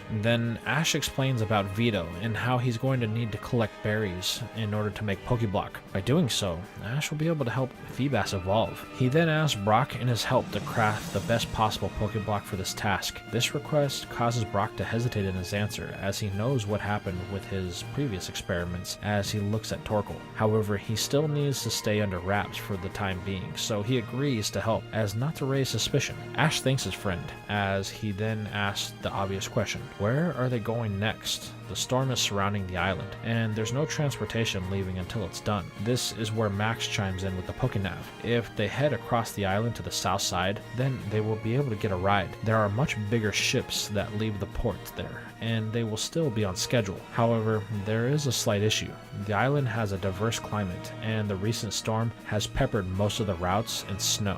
They will have to head around the mountain to get there. Well, if that's the only way, Ash says, then I guess we'll have to take it. So the group's decided this is their next course of action as they settle in for the night before the long trek through the cold in the morning. The next day, we find our heroes walking on a snow-covered trail that caresses the mountain. Here, we see May and Max hanging back with Surskit as they talk about the contest, while Ash and Brock are on the lookout for some of the berries that Vito had told Ash about. It gets to the point that the group decides it's time to stop for lunch, as they had left pretty early to beat any storm that may come their way. Luckily, the sky has been pretty clear above the island, with only a few cold breezes coming in from off the sea. Now, with the fire set, Brock begins working on lunch, while Ash begins some training and preparation for his upcoming gym battle. Here, we see Spoink, Vigoroth, Vibrava, and Feebas all playing in a nearby pond that hasn't frozen over, which allows for some interesting exchanges due to the cold weather. What follows is a few practice battles between the four, with Feebas being the instigator of them. However, while they are all enjoying themselves, we shift over to Grovyle, as it once again stands before the tallest tree that it can find while trying to muster the strength for a Fury Cutter. However, each attempt is met with failure quicker than the last, as it just slams its forearms into the trunk, causing pain. Having watched this enough, Ash, with Pikachu on his shoulder, makes the attempt to approach the starter and offers some words of encouragement. Speaking with a confident tone, Ash tells the grass type he knows it's been struggling, and this has caused it to doubt its abilities. But Ash knows that they can do this together. Grovyle just has to let Ash help it, and they can become stronger together. In this moment, it seems like the Woodgecko may heed Ash's words. However, as Ash takes a step toward it, Grovyle takes off running into the forest. Realizing he can't leave it alone, Ash takes off after it, unwilling to let it suffer by itself. This happens so quick that no one sees it, as we shift over to May and Max as they are sitting on a log. While they are talking about the issue with Surskit, Max tells May he's sorry on how he handled things when they ran into Mom and Dad. He's just scared that things are changing so quickly. Everyone is growing, and he feels like he's being left behind. That's why he tried to leave with Surskit when he did. He just wants the chance to grow like everyone else. May explains she understands what Max means, but he needs to remember that there are others who care about him, and he needs to think about how his actions will impact those who love him. She was really hurt when he put himself in danger like that. Max nods as he pets the bug on its head. The boy begins to say something, but is then interrupted by the sound of a twig snapping, followed by something falling in the snow. At first, the two see nothing, but Surskit quickly jumps and runs across the powder until it stops. Max and May follow in a hurry as the bug is crying urgently about something. As the two get closer, they can see to what looks like a Pokémon. Kneeling down, Max tries to nudge it to get a response, but upon contact, the Pokemon that May has identified as Ralts is burning to the touch. Even with the snow, the little guy is really hot. It has a fever, May says. We need to get it back to Brock. He will know what to do. So Max picks up the psychic type and runs into the direction of the camp while screaming Brock's name. Hearing the urgency, Brock rushes, only to be met with the feverish Pokemon. Realizing what is happening, Brock tells them to put it on the table. He then tells Max to get the medical kit. The boy does as told, and Brock gets to work. Luckily, he's able to get some medication into the Mon to help counteract the fever. Brock says that they will have to watch Ralts to make sure that its fever comes down. Max volunteers for this, with both Surskit and him refusing to leave Ralts' side. This allows us to follow up with Ash. He's giving chase to Grovyle, but has lost sight of the grass type. The boy now finds himself lost in the snow-covered forest on the island. Pikachu tries to use its sense of smell to locate the wood gecko, but to no avail. The wind is too strong, and he can't get a fix on it. However, the mouse does notice some movement off in the corner of its eyes, causing it to signal Ash before running off. Giving chase, Ash calls to it and Grovyle, telling the wood gecko to slow down. However, after running for what seems like an eternity, and Pikachu getting false signals left and right, the two find themselves in a clearing within the forest. But what Ash finds is something that he thought he would have to hunt for a long time. It's a bushel of trees that are dotted with blueberries hanging from their branches. Ash can't believe his eyes. Quickly, he and Pikachu begin to gather as many as he can carry as he fills his pockets. While Ash is happy to have found these, the question is, where are they? However, this is when the worst possible thing happens. The once clear skies begin to quickly fill with dark clouds and snow begins to fall. With the high winds, Ash can see nothing more than a few feet in front of him. Knowing things just got bad, Ash realizes they need to return to camp. However, the way they came isn't exactly clear, but Pikachu then sees something in the distance and takes off running, with Ash giving chase, hoping that they may have finally found Grovyle. Back at camp, Brock and May have put up their tents for the night to create any type of shelter that they can. While they get things squared away, Max does his best to shield Ralts from the storm as the psychic type has begun to regain consciousness, to see Max over it trying to keep it warm. But it quickly fades back out just as it briefly connects with the boy on a mental level. Max watches as it falls back asleep, only for the boy to reassure it that he will protect it. Luckily, May and Brock have completed their shelter and rush to get inside as they stoke the fire to keep it going. However, there is one problem. Ash isn't here, as all of his Pokemon have rejoined them. Well, all except for Pikachu and Grovyle. Instantly, the group looks out in the blizzard. They hope that Ash is okay. However, as they are wondering, Grovyle is just outside of the shelter, hearing that Ash has not returned. Looking out in the direction that he had ran, Grovyle takes off into the storm, fading from visibility. Back with Ash and Pikachu, the two are trying to fight their way through the storm, looking for any signs of Grovyle. However, it seems that they are lost, losing any trace that they may have had. The only hope they have is shadows that seem to be playing games with them. While they stumble through the snow, the two happen upon an opening in the mountainside, a cave that seems to be untouched by the harsh snow. Knowing they need to get out of the weather, Ash and Pikachu head inside. However, just when Ash thought he was out of the woods, those shadows come back into view as Pikachu begins to spark in a defensive stance. However, whatever it is seems to be closing in. Wanting to protect them, Pikachu begins firing off thunderbolts as it tries to stop this thing. But it's no use, as this thing is closing in on them, with each thunderbolt revealing what is hunting them, or playing with them, as a cheerful cry, like it's having fun, echoes throughout the cave. Ash tells Pikachu to stop, as from within the shadows steps out a Pokemon that seems to be laughing. Pulling out his Pokédex, Ash learns that this is something called a Snorunt, an ice-type Pokemon. It's here that Ash puts it together. You brought us here to get us out of the storm, didn't you? Snorunt jumps for joy, signaling that it wanted someone to play with, and when it saw Ash and Pikachu in the berry grove, it decided to bring them back here. Ash thanks the ice-type by offering it some of the berries he picked. Snorunt gladly eats them, as they are its favorite kind of food. Ash settles in as Pikachu and Snorunt eat the berries and then begin to play with each other. The boy realizes that they will be stuck in here for the night, so he settles in, trying to keep warm. But with how cold it is, the boy has trouble, shivering constantly. This causes Pikachu and Snorunt to stop their endeavors as they cuddle up to the boy. While Snorunt is an ice type, it surprises Ash by how warm it is. The Snow Hatmon snuggles in close as it and Pikachu fall asleep on Ash, tired from all of the playing they had just done. The three settle in for a long night as the winds howl outside the cave. The next morning, Ash is up bright and early as he wasn't able to sleep much. Snorunt and Pikachu are up as well, having munched on the berries before starting to chase each other around. However, Ash stops them, saying they need to get back to their camp. He then asks Snorunt if it can lead them back to the berry patch from the day before. The ice type jumps as it leads them out of the cave. It isn't long until they find themselves at the berries, to which have now frozen over due to the blizzard. Ash makes a brief stop to pick some more of the berries to replenish the supply that he had eaten for food. Then both he and Pikachu thank Snorunt for all of its help before telling the Icemon they have to get back to their friends. However, as they turn to leave, Snorunt lets out a cry. It doesn't want them to go. They had so much fun and it wants to just play a little bit longer. But Ash tells it that they can't stay. They have a boat to catch and he has to make sure his friends are okay. Then the boy stands up and he and Pikachu wave bye to Snorunt before walking back in the direction of their camp, leaving the Ice Hatmon with tears in its eyes. It doesn't take long for Ash to find his way back to the camp to see his friends are safe and sound. They are all happy to see him and were starting to think the worst. As Ash and Pikachu are greeted by everyone, including the Pokemon he had left behind, it quickly becomes apparent that one is missing. Ash asks if anyone has seen Grovyle, as he had gotten lost trying to find it, but everyone says they haven't, as they explain the issues that they were having with their new friend of Max, Ralts, who is now up and moving around after the medicine had run its course. Both it and Max have become fast friends as they play with Surskit in the snow. However, the mood is going to change drastically when everyone realizes that Grovyle is still out there and was out there all night. Ash immediately begins to panic as he urges everyone to help him look. However, this is going to be stopped when a whoosh of snow envelops the area, causing everyone to stop in their tracks. They all look as three figures stand in the cloud of dust. Quickly,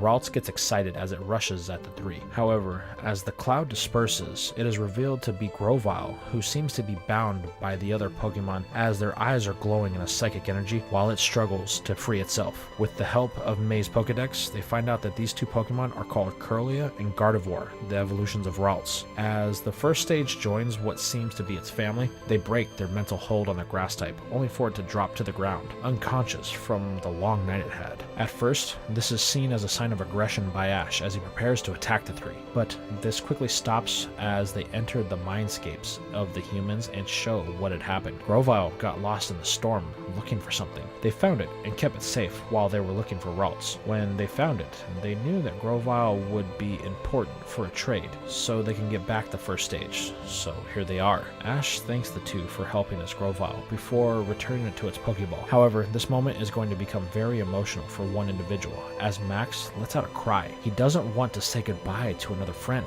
First Jirachi, now Ralts. It's not something that he thinks he can do again. However, Ralts teleports next to the boy and gives him a big hug. Then it mentally tells Max that he can always come back and visit, but Ralts needs to be with his family, like Max needs to be with his, as the boy looks at May. It then teleports back to the side of its evolutions before waving one final time to the group. Crying, the last thing Max says is that he will see Ralts again before they teleport from view. Max does his best to choke back his tears while May consoles him. It's here that Brock asks Ash to see Grovyle. It being exposed all night could be bad for it, especially with its weakness to ice. So Brock begins to look over Grovyle as it is now awoken and appears to have a little frostbite on its head leaf. Ash looks at the lizard as it just stares at the ground. Ash knows why it was out in the storm, thinking that the Pokemon he knows is still in there somewhere, but he just needs to find a way to get through to it. Brock quickly wraps up his review of the starter, telling Ash that it should be fine with some rest. So with that, Ash recalls it and the rest of his Pokemon as the group packs up camp and prepares to move on. However, they are stopped as there is an unexpected visitor. Snorunt has made its way to the group. It immediately runs to Ash's side, playing with Pikachu. Everyone is wondering what's happening here as the boy tells them how Snorunt saved him. They look at it playing with Pikachu as Brock tells Ash it seems that Snorunt is unwilling to say goodbye. Looking at the ice type, Ash asks if it wants to come with him and his friends, to which it jumps up and down happily to be with everyone. Ash then presents it with a Pokeball that he taps on its head before the light absorbs them on, giving Ash a new capture in the region of Hoenn. However, this triggers Ash's Pokedex as he must choose someone to send to Professor Oak. It's here that he makes the choice to send Vigoroth for the time being. While Ash is happy that things have worked out, Max had to watch this and is having issues with Ash Ash always getting things to go his way. But the boy is going to have to table these thoughts as the group prepares to move on to the south side of the island. It takes another 2 days due to the storm not subsiding, but our heroes are finally able to make their way to the south part of the island. The first stop for the group is going to be the Pokemon Center, as after so long stuck in the snowstorm, they want to make sure that their Pokemon are ready for open ocean travel. Luckily, aside from Grovyle being a little weak due to the exposure it had, the rest of them are given a green light to go. So they all head down to the docks in hope that they haven't been trapped in by a wall of ice around the island. However, fortune seems to be smiling in their favor, as even though the storm is still raging, it has moved away from the island. Approaching the dock, our heroes begin to look for any boats leaving the island. However, all of the ones that seem to be seaworthy have no people or crew present. Talking with one of the few people that they can find, Brock learns that all of the crews for these ships have headed into the island. They have chosen to wait out the storm for their own safety. The group lets out a collective sigh of disappointment. However, there is some hope as they are directed to a ship that is all the way at the end of the dock. It appears someone is planning to leave, and they may be able to get a ride if they are willing to house a few extra heads. Seeing this as their only option, Ash takes off down the wooden planks in hopes of getting off of this island. It isn't long until the boat that they were looking for comes into view, which doesn't exactly strike confidence in our heroes, as it is a literal pirate ship. However, this does not stop Ash from asking around, only to be ignored by most of the crew as they are focused on completing their tasks in order to set sail. While this is frustrating, all of the commotion gets the attention of the first mate of the ship, who approaches Ash in an attempt to address this disturbance. The man introduces himself as Fitz. He then inquires why Ash is interrupting his crew. The boy explains his purpose and how he and his friends would like a chance to get a ride on their boat. So he was hoping to speak with Fitz since he is the captain and can grant his request. However, the man stops Ash, saying he's not the captain, pointing to a salty old sea dog that stands on the deck looking down on our heroes with a soul-piercing gaze. He is, so Captain Drake will have to be the one to make that decision. It's here a deep voice echoes from the deck. Fitz, what is the meaning of this interruption? We have a schedule to keep. The first mate explains Ash's request, only for the old man to look with an unchanging gaze. He then turns and waves a hand before walking off out of view. I'm sorry, Fitz says, but the captain has denied your request. You're going to have to wait until another ship can take you. This devastates everyone, as they were really looking forward to getting off the island. However, Ash won't take no for an answer, as he takes off and runs up the ramp onto the deck, as he yells for the old man to stop. This is the only ship that is leaving, and they need to go to Sutopolis City. Turning, the captain looks at Ash as Fitz and his friends come up from behind him. Hey kid, you need to leave. The captain has spoken. However, this is interrupted when Drake holds up his hand. Wait, Fritz. Let me handle this. Boy, why are you trying to get to Sutopolis City? Me and my friends need to get there so that I can have my next gym badge, as he opens his badge case to reveal 5 that he currently has. I want to enter the Hoenn League, and nothing is going to stop me. Drake looks the boy over once more. Why do you wish to enter the Hoenn League? Looking at Pikachu, Ash says that he aims to win. He and Pikachu are partners, and they have the same goal. And what is this goal? With an intensity to match the salty sea captain, Ash says he wants to be a Pokemon master. And you think winning a regional championship will accomplish that? Well, yeah, why wouldn't it? Only a child would think like that. Okay, if you want to ride, then you, the next Hoenn champion, have to beat me in a Pokemon battle. A bit excited and peeved at the tone Drake carries, he accepts these terms, as he knows there's no way this old guy can be that good of a trainer. Good. We will have a 3-on-3. It will be right here on the deck of my ship, so everyone can see just how skilled you are, boy. We will have a series of one-off battles. Ash looks around as all of the crew has stopped what was once their busy schedule to watch this battle. Drake then walks to the other side of the deck and pulls out a Pokeball. Oh, by the way, there's one thing I forgot to mention. I, Drake, carry the distinction of the strongest of the Hoenn Elite Four. So if you want to be champion, then prove you have the ability to overcome any challenge. Gulping, Ash begins to think he may have bitten off more than he can chew, but a deal is a deal, and he needs to get to Sutopolis City. Turning to Pikachu, Ash says he will be his first choice. The electric mouse sparks as it jumps forward. So, starting out with your strongest right away. That's some great confidence you have. Let's see if your Pikachu can stand up to this. Altaria, go! The Cloud Dragon pops from the ball and takes to the air. Fitz has taken the role of the official over the battle and gives the command to start. Drake gives Ash the first move, which the boy, confident in Pikachu, starts with a quick attack, trying to close the gap, but Drake simply orders the dragon higher to avoid this. However, Ash is on this as he orders Pikachu up the mast of the ship, giving chase. Wanting to prevent any leverage Ash may have, Drake calls for a sky attack in order to end this in one move. But Ash was expecting this, ordering Pikachu to use Electro Volley. This catches the Dragon Master off guard as Altaria is caught in a ball of electricity, immobilizing it. This allows follow-up on Ash's part, as with an Iron Tail from Pikachu, the mouse is able to land it square on the head of the fluffy ball, driving it into the deck below. This is enough to give Ash the first win, surprising him and Drake both. Recalling his dragon, Drake remains silent as Fitz gives Ash the win. This leads to the boy recalling Pikachu, as he thanks it for giving them the momentum. Wanting to break the silence, Ash pokes Drake a little, asking if it was too much for the old elite. However, that simply prompts a smile. I may have misjudged you. It seems I'll have to stop holding back. Now, Flygon, go! What pops from the ball is a dragon that seems oddly familiar to Ash. Once he uses his Pokédex, he can see why. It's the evolved form of Vibrava. So Ash being Ash wants to test his dragon as he declares, "Vibrava, I choose you." Popping from the ball with a slight sonic burst, Vibrava shows its excitement at the chance to battle.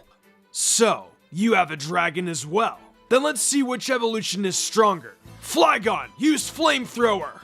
Spewing the fire from its gullet, the fully evolved Mon forces Vibrava to take to the sky. However, Flygon is quickly in pursuit, passing the mid-stage before Ash and it can see what is happening. Before Ash can give any command, Drake has ordered an Iron Tail from his dragon that hits so hard, it sends Vibrava into a nosedive that causes it to crash into the deck of the ship with a bone-chilling thud. Looking at his dragon, Ash can see that it is out cold, and recalls it, giving Drake the second win.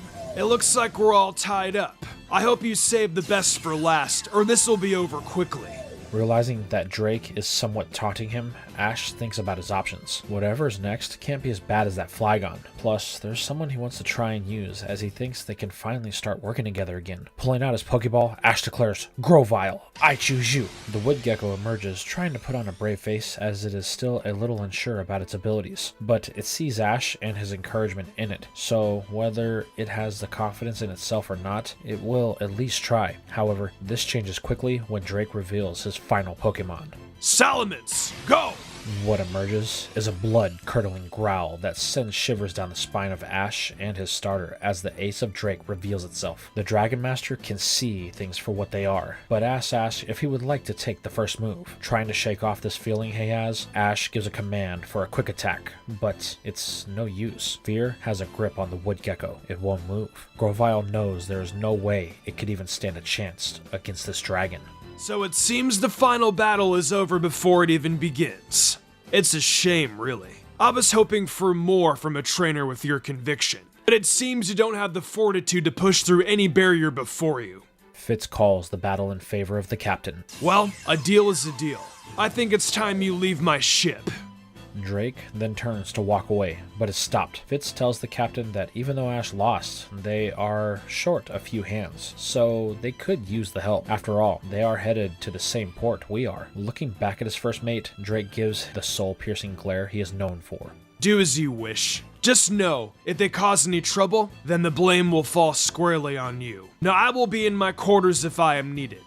Drake then takes his leave, with Ash and Grovyle still standing in the same spot he left them. A few hours go by, and our heroes are making good on the promise that Fitz volunteered them for, as they all hold mops, scrubbing away at the deck and help tie down the supplies as the seas are beginning to get rough. Here we find May and Ash talking as they have completed some of the assigned tasks. May asks Ash if he's okay after the loss he suffered. The boy responds that he is fine. It's just Grovyle. He's worried about it. Ash has never seen it freeze like that in battle before, and is concerned as they have become so distant that he's not even sure if he can get through to it. May tells Ash that she's noticed the decline of the grass type in the recent weeks, and asks if this is something that he went through with Charizard. Chuckling, Ash says no, Charizard was vastly different. As it evolved, it outgrew me, so I had to catch up to it. It took a while, but soon it recognized my skill had grown. Ever since then, when I needed its help, it would respond. But it's off training now, as we found the only way we could grow stronger is for us us to part ways for the time being.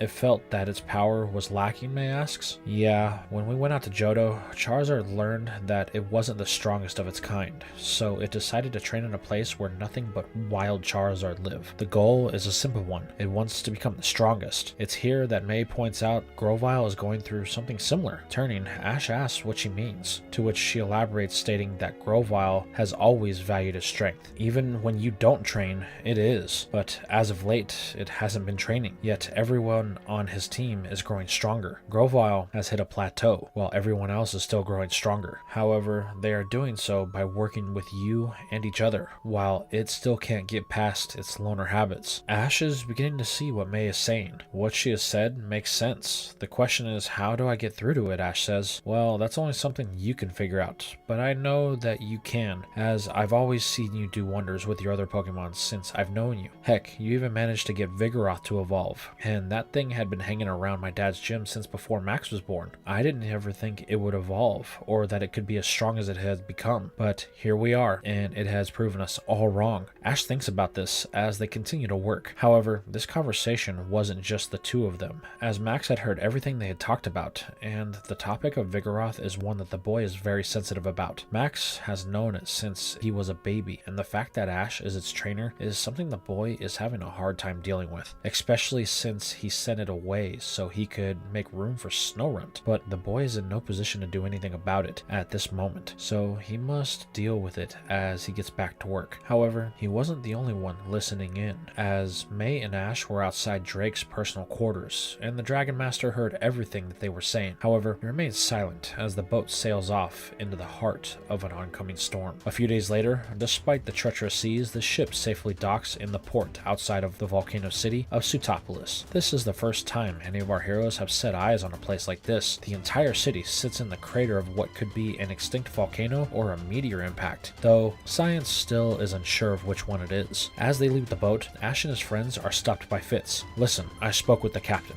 We will be here for the next 3 days, then moving on to Slateport City. If you need a ride, then you can get one from us, as we are the only ship that will be traveling that way, considering the eye of the storm has moved to the south seas of Hoenn. The group thanks Fitz as they walk away from the dock, preparing to climb the pathway that leads inside of the crater. However, Ash takes one look back at the boat, where he can see Drake standing on the deck, giving the boy the same look that he did when they had their first battle. However, the boy is ushered on by his friends, as they have begun to ascend. After about an hour of climbing and descending into the mouth of the crater, our heroes find themselves in the Pokemon Center. They want to take the day to relax after the rough ride they had here, but more importantly, Ash wants a chance to get his Pokemon looked at and work on some training with them as well. But while waiting for them to be called, Ash learns that the center actually has a Pokeblock machine, which is rather odd in a town without a contest hall. So the boy asks Brock if he can help him turn the berries he found on Izabi Island into some block. Brock reluctantly agrees, as he still has a bit of fear of making the block, but nonetheless the two get to work, with Brock providing some of the berries that he had gathered over their journey thus far. While they work, May and Max are in the cafeteria having a meal. May has noticed that something has been up with Max the last few weeks and begins to probe, trying to see if she can figure it out. You've been pretty distant from Ash, she says, which causes Max to stop his playing with Surskit, only to deny this, stating that he was helping with the work that they needed to do. But May continues, saying that she knows that Max was avoiding their friend.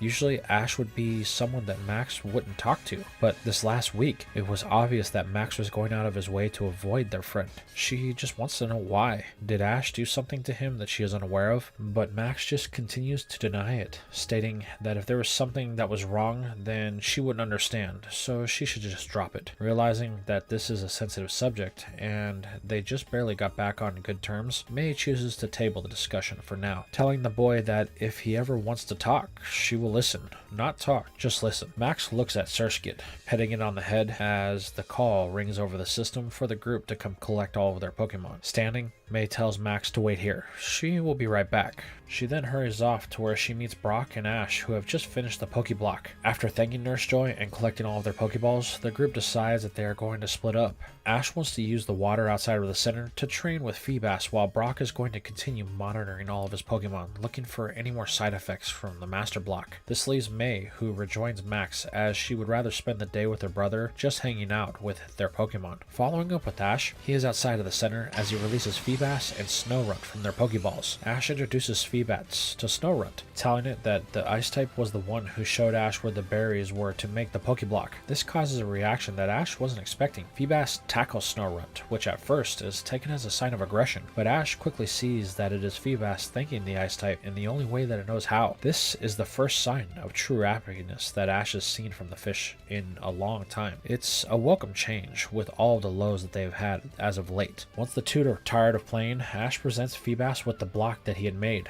only for the fish to waste no time in devouring it, which is a significantly larger amount than it was the first time. Once Feebas finishes its meal, a strange side effect presents itself as the fish glows slightly and its scales begin to shine as if they were just polished. Ash then watches as Feebas takes back to the water and darts around with speed that he hasn't seen before. This is really something that has the fish excited, and by proxy, Snowrunt is as excited as it is, as it has been able to help with this, only to jump into the water and ride on the back of its newest best buddy. Seeing that they have a good moment going, Ash takes this as a sign that they need to use it to train and master this new speed that the fish has. While things are rather pleasant, Feebas quickly begins to get overconfident and loses control, causing it and Snowrunt to crash in the water. But this is just a minor inconvenience, as the two laugh it off. But this does trigger Snowrunt by sneezing from the water getting into its nostrils, causing an icy wind to fly in the direction of Feebas. Not wanting any harm to come to his water type, Ash tells it to dive and avoid it, but something else happens. Feebas glows once again as the attack hits it, but it is then sent back to Snowrunt, who is then covered in its own mucus and ice. This causes a moment of confusion and silence. Wondering what that was,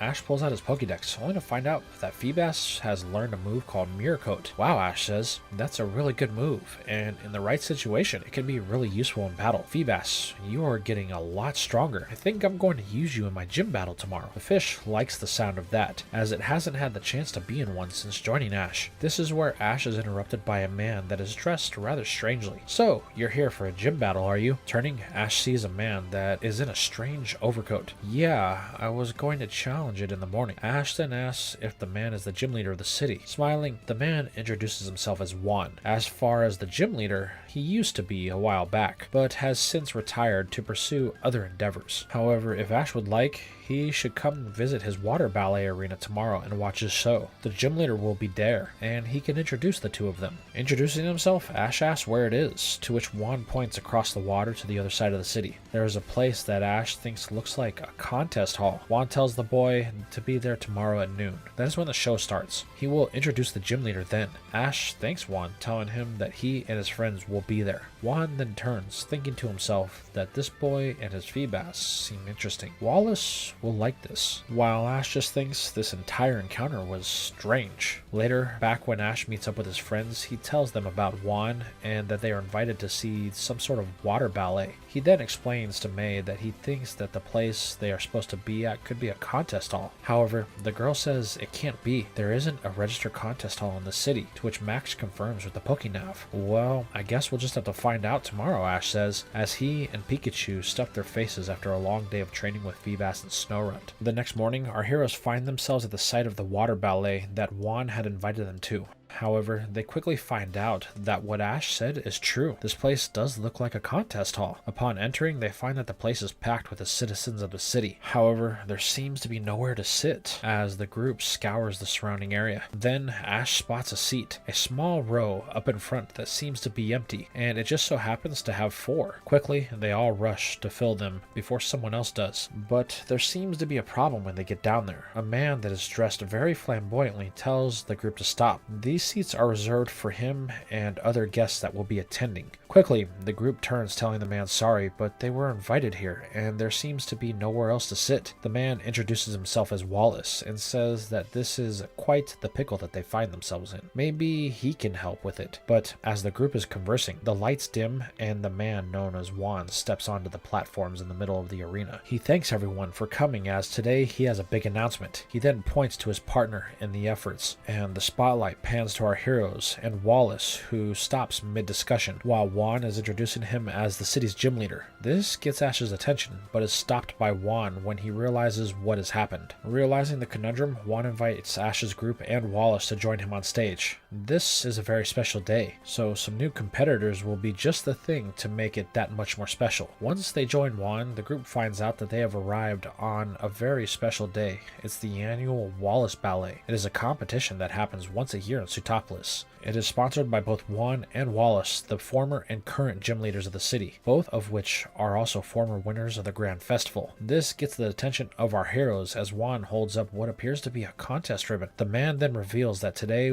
will be a contest-style event. They have several contestants in attendance that are looking to add this ribbon to their collection. Not only is it a rare one, as it is only given out once a year, but it is also valid for access to the Grand Festival, which both May and Ash both take interest in. As Hoenn finishes his speech, he then turns to Ash and his friends. So will you take part in the festivities? While Max and Brock decline, Ash and May step forward. They want the chance to win another ribbon. Hoenn announces that they will be added to the roster. So now let's begin. As the crowd cheers, Hoenn turns to Ash and May. I see you met Wallace, the gym leader, and my former student. He and I will be judging the competitions, so you both should put your best foot forward. I've been following you two and the rest of the participants in this season's competitions. Both of you have impressed me in Wallace, so when I saw you yesterday, I knew that I had to have you in the Wallace Ballet. Hoenn then walks away to prepare. Wallace then tells Ash and May that he looks forward to their performances. He then joins Hoenn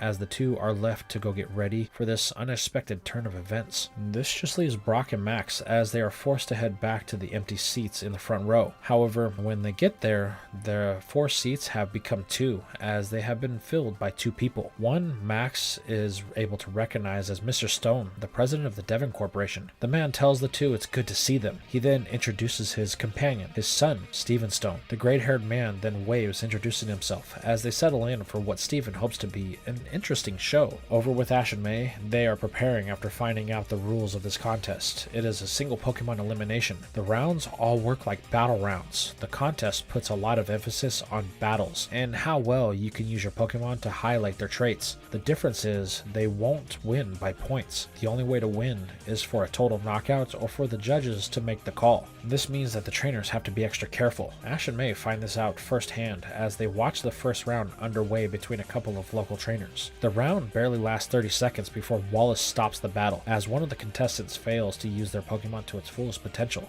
This puts May and Ash on alert. The first battle was over that quick and it wasn't even decided by the trainers or Pokemon. That means they will need to be on their toes if they hope to even have a chance, which is going to be put to the test right now with Ash as he is called for the second round of battles. Luckily for the boy, this will be on a water-style battlefield, and he has just the Pokemon in mind for it. However, the person he's going to have to deal with is another local trainer who happens to use a Mantine. As the battle begins, Ash quickly finds out that he is going to be a tricky path to navigate as Mantine has mastered the water while Feebas is still trying to master its new speed that it got from the Pokeblock. It gets to the point to Wallace grows tired of this. However, Hoenn stops him, saying the reason that he wanted Ash here is because of his Feebas. So let's wait and see what they can do. Luckily, it won't take long for them to find out just how capable Ash can be when he and his Pokemon are in sync. This comes in the form of a bubble beam that comes from Mantine.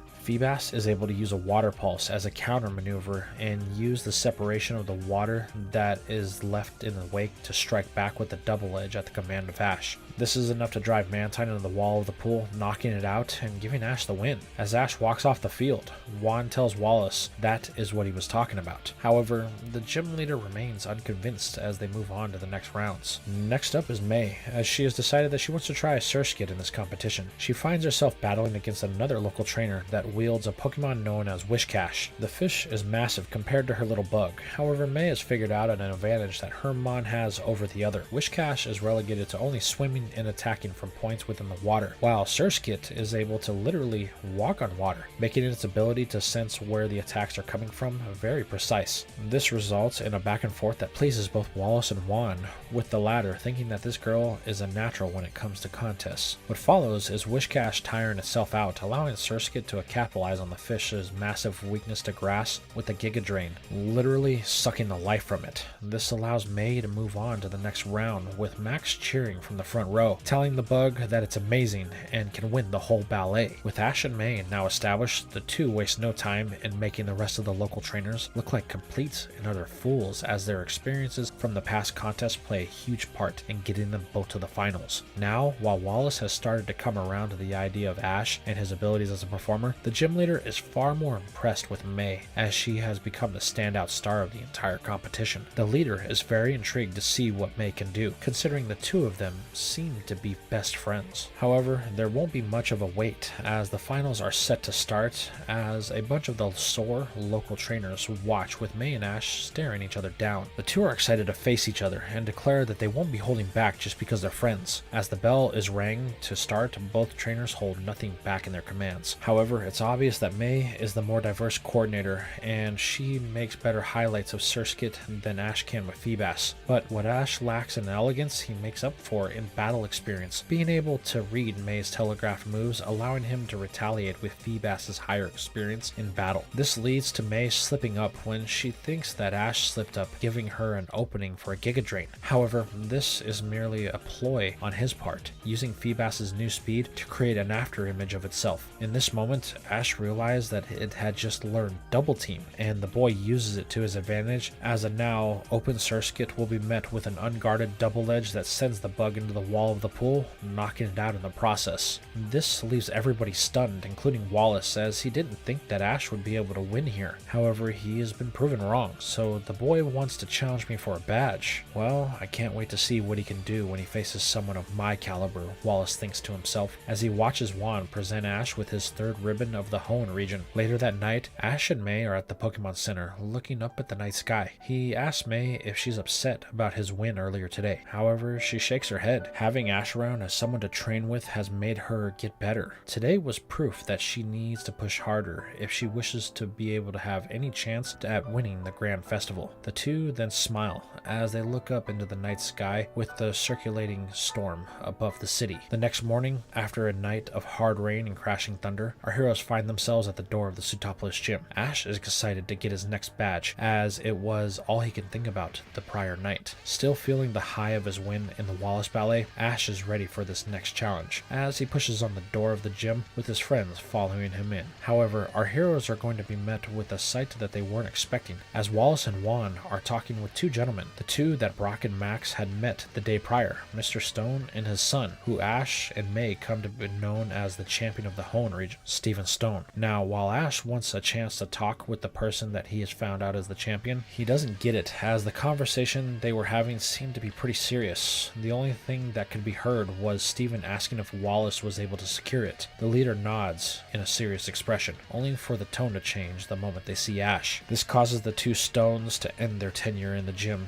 as they excuse themselves, only for Mr. Stone to greet Max briefly before he and his son depart. As Wallace greets Ash, the boy asks if that was really the champion of the Hoenn region. The leader responds, telling Ash that he is. Stephen and Wallace were old friends, and he was just stopping by to say hi. But enough about him. Let's focus on the matter at hand. You impressed me with your battling skills yesterday. Hoenn tried to tell me, but I didn't want to believe him. But after your win, let's just say I'm intrigued to see what you can do in an actual battle. This refocuses Ash on the task at hand. Wallace, it's all I could think about last night. Well then, why don't we get started? Wallace then leads Ash into the battle area of the gym, as Hoenn leads the rest of our heroes to the seating area. Hoenn tells them that this used to be his gym, but when he wanted to retire, Wallace, his former student, took over. May asks if Wallace is as good a trainer as him, but he shakes his head.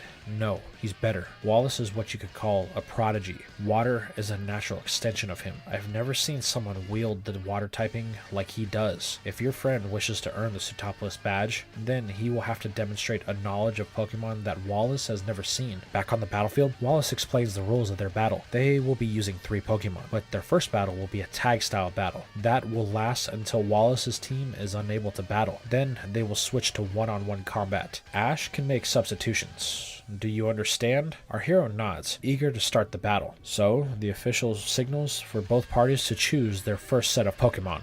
Ash wastes no time, as he has a new duo that has become fast friends as he declares Snowruts, Feebas, I choose you. The two take to the field, both feeling oddly at home with each other. Wallace sees that these two have a trust in each other, so he wants to put it to the test as he sends in his two choices. A duo that Ash comes to know as Luvdisc and Gorbis. The pink pair emerge from their Pokeballs with what Ash can only describe as a flare that you would only see in a contest. With both teams decided, the official gives the command to start. Wallace gives Ash the first move, to which he wastes no time in getting started with an Icy Wind and a Water Pulse combo. While impressed, this isn't the Ash Wallace saw the day before, as he is able to easily counter this move with a double agility from his two Pokemon. This allows them to speed up just past the attacks, only for them to strike their opponents with the next round in a return and a Swift that strikes both of Ash's Mons unguarded. This drives them both beneath the waves, to which both Gorbis and Luvdisc are quick to take advantage of with the Whirlpool from the Pink Serpent, while Luvdisc is quick to circle around and use a Water Pulse that strikes the two for some serious damage. Ash knows that he needs to do something, or things will end badly here. Wallace comments that this is not what Ash had displayed the prior day. He is less than impressed. However, Ash is quick to answer this criticism as he orders Feebas to use a double edge, but the target is his own teammate, as Snorunt is jettisoned from the Whirlpool with Ash commanding for a headbutt that strikes Gorbis with enough force to send it into the pool wall. With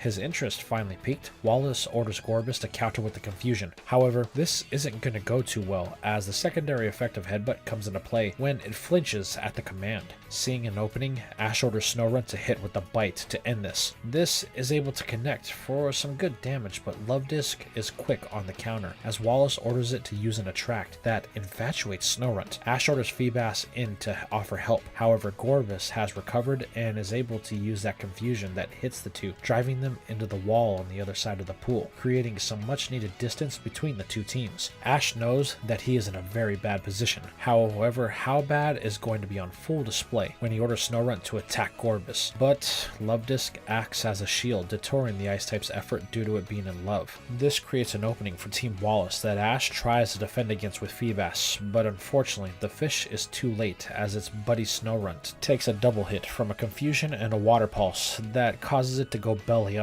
with spirals in its eyes. Ash recalls the Snow Hat as Wallace tells him it's a shame that it didn't work out. He was starting to show great potential with his combos. So, what's your next Pokemon going to be? The only way we can move on from the tag team portion of our battle is for you to beat my team. Ash knows that this next one is his final choice, so he has to go with the sure thing that he knows can pull him through as he turns to his partner, as it is sparking at the cheeks, having been on the same line of thought as its trainer. Pikachu then jumps into the battle to join Feebas, as the next exchange is set to start. Wallace takes the first move here, calling for an Attract Swift combo to help ensure that they both hit with the Infatuation move. Ash knows that there's only one real option here. He's going to have to fire back with one of his own. So the boy tells the mouse to mount the back of his fish before they take off in the direction of the attack. Wallace thinks that this is foolish, as it all but guarantees that his attack is going to hit, and this is even more so when Ash calls for a double edge. However, what follows is what catches Wallace off guard as Ash unveils his secret move in Electro Volley. Surrounding both in an electric ball, Pikachu and Feebas are able to push through the double assault of the gym leader. However, Wallace won't let this stop him as he orders his team to dodge, as this should be simple with them only aiming for one target. But the two water types are unable to move. This is when Wallace looks closer, only to see that the attack from Team Ash has caused the water to become partially electrified, causing a paralysis to both of his Pokemon. The gym leader is unable to do anything, as they are both crashed into with the electric tackle. This hits Luvdisc first, so it takes the brunt of the damage, but as soon as it connects with Gorbis, the damage it took from Snorunt comes into play, as both are one-shotted out of the pool like bullets, only for them to land at the feet of Wallace with spirals in their eyes. This leaves the gym leader a bit stunned, as Juan stands up and applauds Ash for his use of the two Pokemon to end it as quickly as possible. Wallace is forced to acknowledge this as well, complimenting Ash as he recalls his team. He didn't think he would lose that one,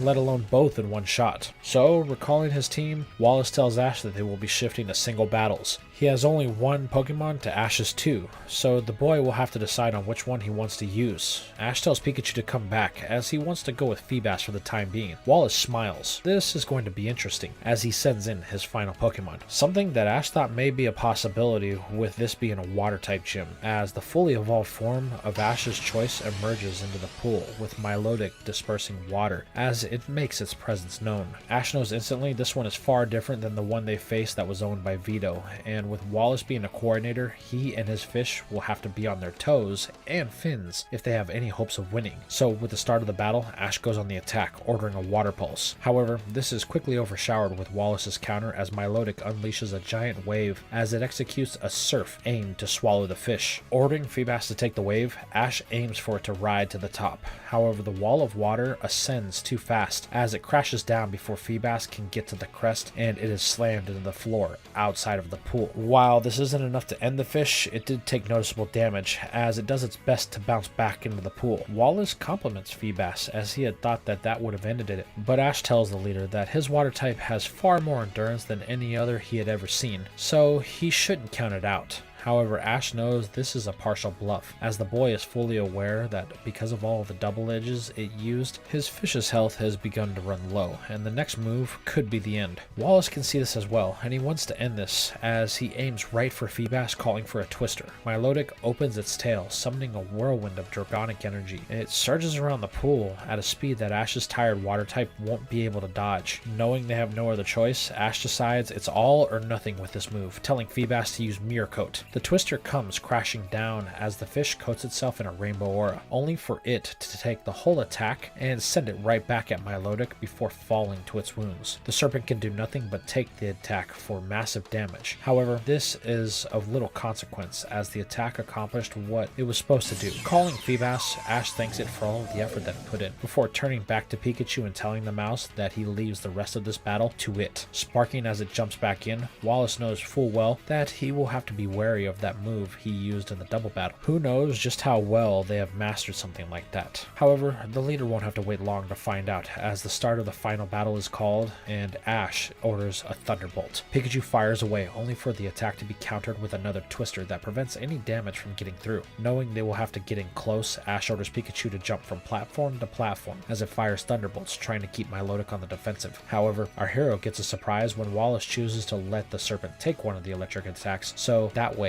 it can counter with another surf that causes a wave far bigger than the one that had hit Feebas. Wallace is feeling pretty confident that this battle is his. However, Ash has an answer to this, copying what Feebas did by ordering a quick attack, allowing Pikachu to run up the wall of water. Its speed is enough to outpace the crash of the wave as Pikachu gets some serious air, surprising Wallace. But the leader did have a move to counter this in the form of an Ice Beam, as it is fired in the direction of the mouse. Seeing that this is their chance, Ash orders Pikachu to use its fall to amplify an Iron Tail. The Steel type move allows it to break through the Ice move and crack Milotic on the head as the water subsides, with Pikachu landing back on a platform. This attack left Milotic looking a little wobbly after being hit, giving Ash confidence that they are close to ending this. However, he is in for a rude awakening when Wallace reveals his Ace's trump card, calling for a recover that heals most of the damage that the serpents had taken. It begins to sink in that if Ash wants this badge, then he is going to have to get extreme with his damage output. Knowing that he has Ash on a slight tilt, Wallace turns on the pressure by ordering another Ice Beam. Ash knows that he needs to create an opening, so he tries something a little crazy, as he tells Pikachu to use an Iron Tail on the water. This causes the ice to connect with it instead of the mouse, creating an ice tunnel that leads directly to the serpent. Seeing what is happening, Wallace orders a twister as Pikachu jumps into the tunnel, using it as cover as it speeds down the ice pathway with a quick attack before finding itself face to face with the water type and a now towering wave of water from a surf attack. Knowing this could be a problem, Ash orders an Iron Tail that shatters the ice tunnel and sends it into projectiles to help fend off the water attack. This creates openings that Ash uses, telling Pikachu to use the ice as platforms so it can run up and gain some height. However, as it gets above the wave, the mouse finds that Milotic was waiting as it fires a twister that Pikachu can't protect itself from, as it is driven into the gym wall with a bone-shattering thud. Ash calls to his starter as Pikachu struggles to stay stand up. The mouse took some serious damage in that exchange, and if it's hit again, that will be it. On the other hand, if they don't end Milotic in one hit, then it will just recover back to full health. Ash can see a path to victory, but it is very risky. Wallace, on the other hand, feels like this battle has run its course, telling Ash so, only for the boy to say that they won't give up until they can't move. With a smile, the leader can see that Ash won't let this end without a definitive winner, so he will oblige him, as the boy tells Pikachu to use the move Electro Volley. However, this time it is different, as multiple smaller balls are fired in the direction of Milotic.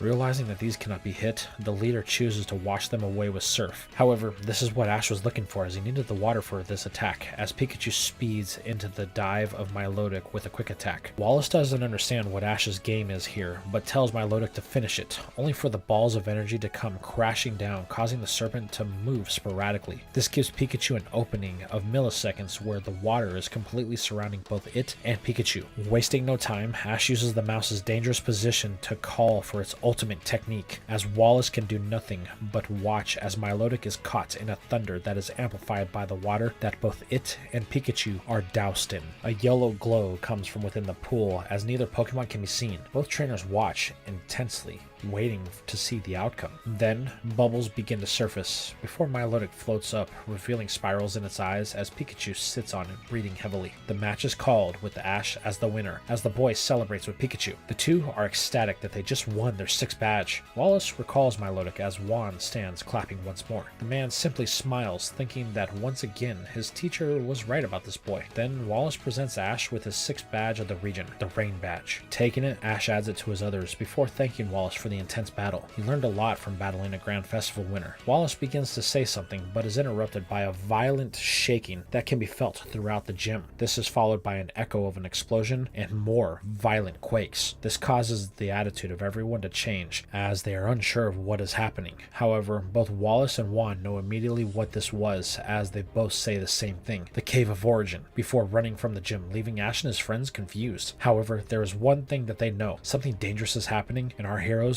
need to help. Exiting the gym, the group sees Wallace and Juan running behind the gym in a panic as the vibrations shake the city to its center. The locals have all begun to panic, as some of them begin to claim that the volcano is coming back to life and they need to evacuate now. On the outside of the city, Drake sits on the deck of his ship, wondering what is going on. Back with Ash, he and his friends have given chase to Juan and Wallace. However, the only thing that they can see is Juan releasing what looks like a Kingdra before the two dive into a pool of water that is hidden in a small grotto behind the gym. All of our heroes look at each other.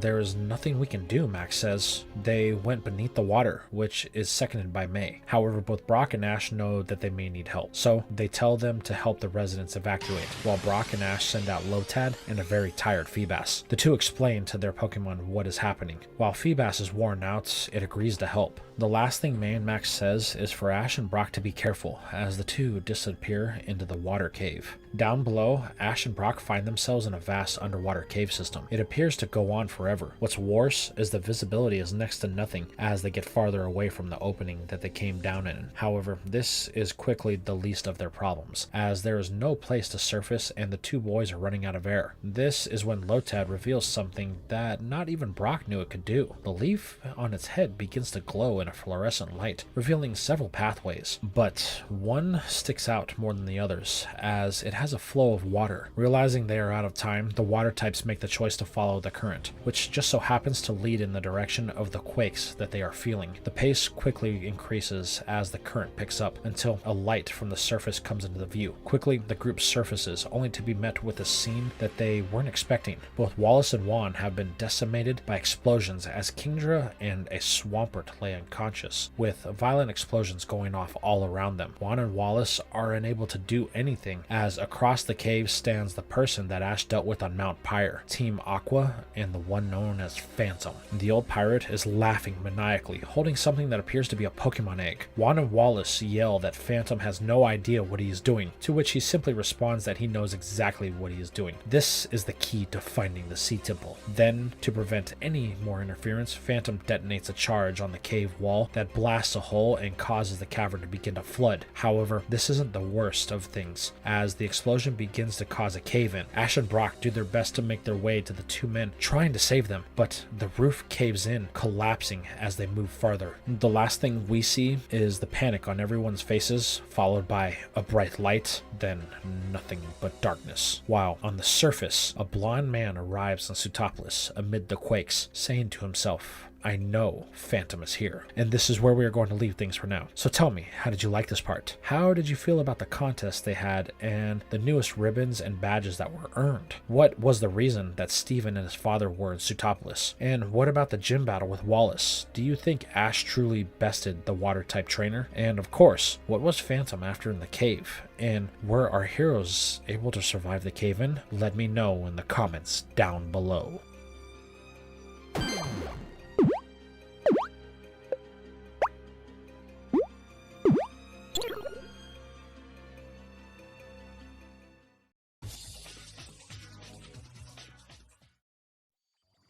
We begin today's part with May and Max as they are in the midst of helping with the evacuation of the city. Our two heroes are leading people out of the city the way that they came in the day prior, where Drake's boat sits on the other side. However, this is going to be interrupted when another huge explosion goes off, causing the whole city to shake. However, this isn't the most concerning thing, as in the middle of the crater, a burst of water shoots up before being swallowed by a whirlpool that seems to spin faster and faster. But this won't be for long, as May watches a group of people emerge from the whirlpool trying to escape the wake from pulling them under. Luckily for them, it's of little effort for the Pokemon that carry them, the water-type Crawdont. But the one known as Phantom seems agitated.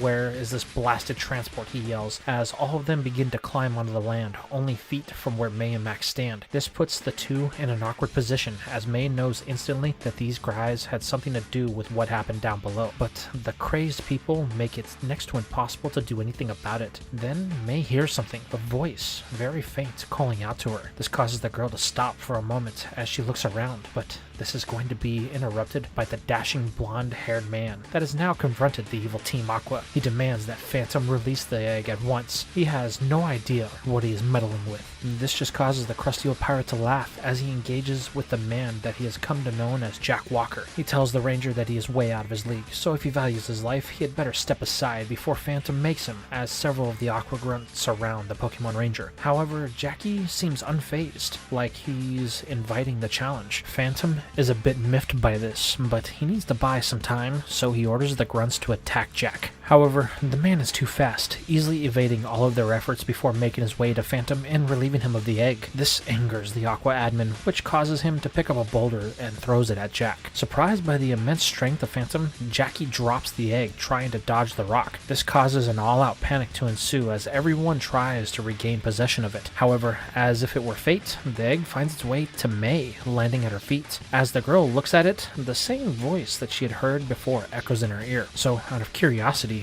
or some other driving force, she bends down and picks up the egg, only for everyone's attention to be fixated on her as it begins to glow with a bright light. Once it subsides, May is now holding a blue Pokemon that looks at her with the eyes of a newborn. This instantly strikes May in a way she has never felt, but that quickly changes as the Pokemon begins to cry in her arms. As panic sets in, May has no idea of what to do. However, Phantom sees this as an opportunity, as his boss, the leader of Team Aqua, arrives above the city by aircraft. Quickly, the pirate uses this to his advantage as he grabs May and the Pokemon before jumping on the transport, leaving Jack and Max to watch as they take off into the storm that surrounds the city. This causes a bit of shock to set in for Max. Watching his sister be carried away like that wasn't something the boy could deal with. All he can do is mumble words as Jack checks him to make sure he is alright. However, Max can only get out the words May, Brock, before pointing at the water. Jackie looks down at the whirlpool, only to think that this kid may have truly lost it. However, at this moment, something breaks through the surface of the water. It's a Milotic,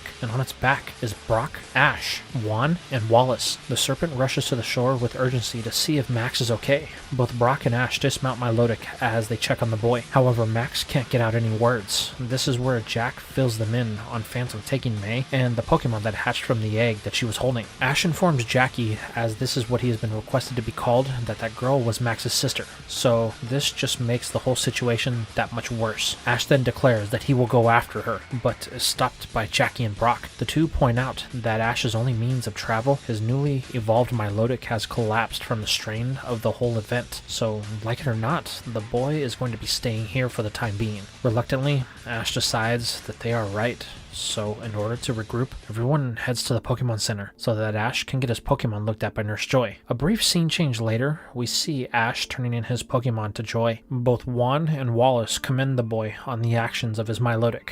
If they hadn't have been there, then the possibility that no one would have survived would be a very real one. Ash tells them that while he is glad that they are okay, he is more concerned about what happened. His friend, May, is gone, taken for no reason. That man Phantom, I ran into him on Mount Pyre as he attacked an old couple there that guarded that place. You're speaking of Phoebe's grandparents, aren't you?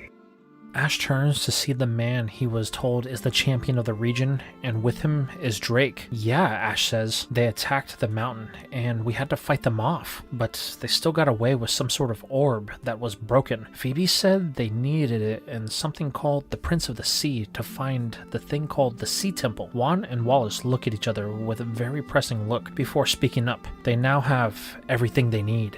What do you mean by that? They only took the girl and the Pokemon that hatched from the egg. With everyone's gaze fixated on Wallace and Juan, they begin to break down the fears that everyone is holding back. That Pokemon you saw was the Prince of the Sea. It is a Pokemon known as Manaphy. They are said to be born once every 1,000 years, and now that one is hatched, it will seek out the one place that it calls home, the Sea Temple, whether it wants to or not. The two explain that Manaphy has a way to find the temple no matter if it has been there before or how long it has been since it was last there. It can find the temple no matter where it is in the world. Then, with the orb that they have, they will be able to set free a terror that has been sealed away since before recorded history. The super ancient Pokemon known as Kyogre was sealed in the temple to prevent man from being able to use its power over the waters of the world for destruction. What kind of time frame are we looking at until they get to the temple? Drake asks with a stern tone. The two water experts look at each other and then reply with a less than ideal response. Less than a week. Manaphy uses the moon as a sort of lunar compass. The closer it gets to a red moon, the stronger it can sense the temple. Then, on the night of a blood moon, the temple will become visible underneath the water. It is then Team Aqua will be able to strike and take control of it and Kyogre. It seems we're short on time, but that doesn't mean we will sit back and let this group of sea pirates gain control of the power of this super Pokemon. That is well put. Drake, I must ask a favor. I need you to use your expertise and provide a guide to the open seas. Help Jackie find this Team Aqua. Save the girl and stop them from reviving Kyogre at all costs. Drake nods before Steven informs everyone that he is going to get ahead of this.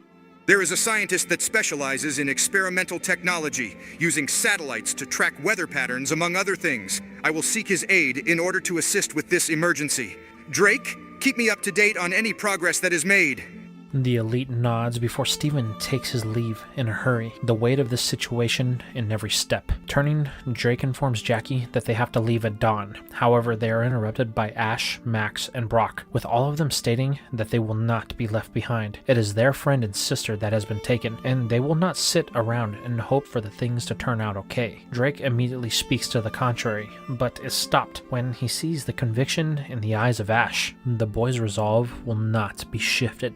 Very well, but know this. If you are dead weight, then you will be left behind. Drake then turns, walking away with Jackie following behind. Are you sure it's a good idea to bring those kids along? While they may be young, don't underestimate their conviction. They have more personal stake in this than anyone. This can be a great asset.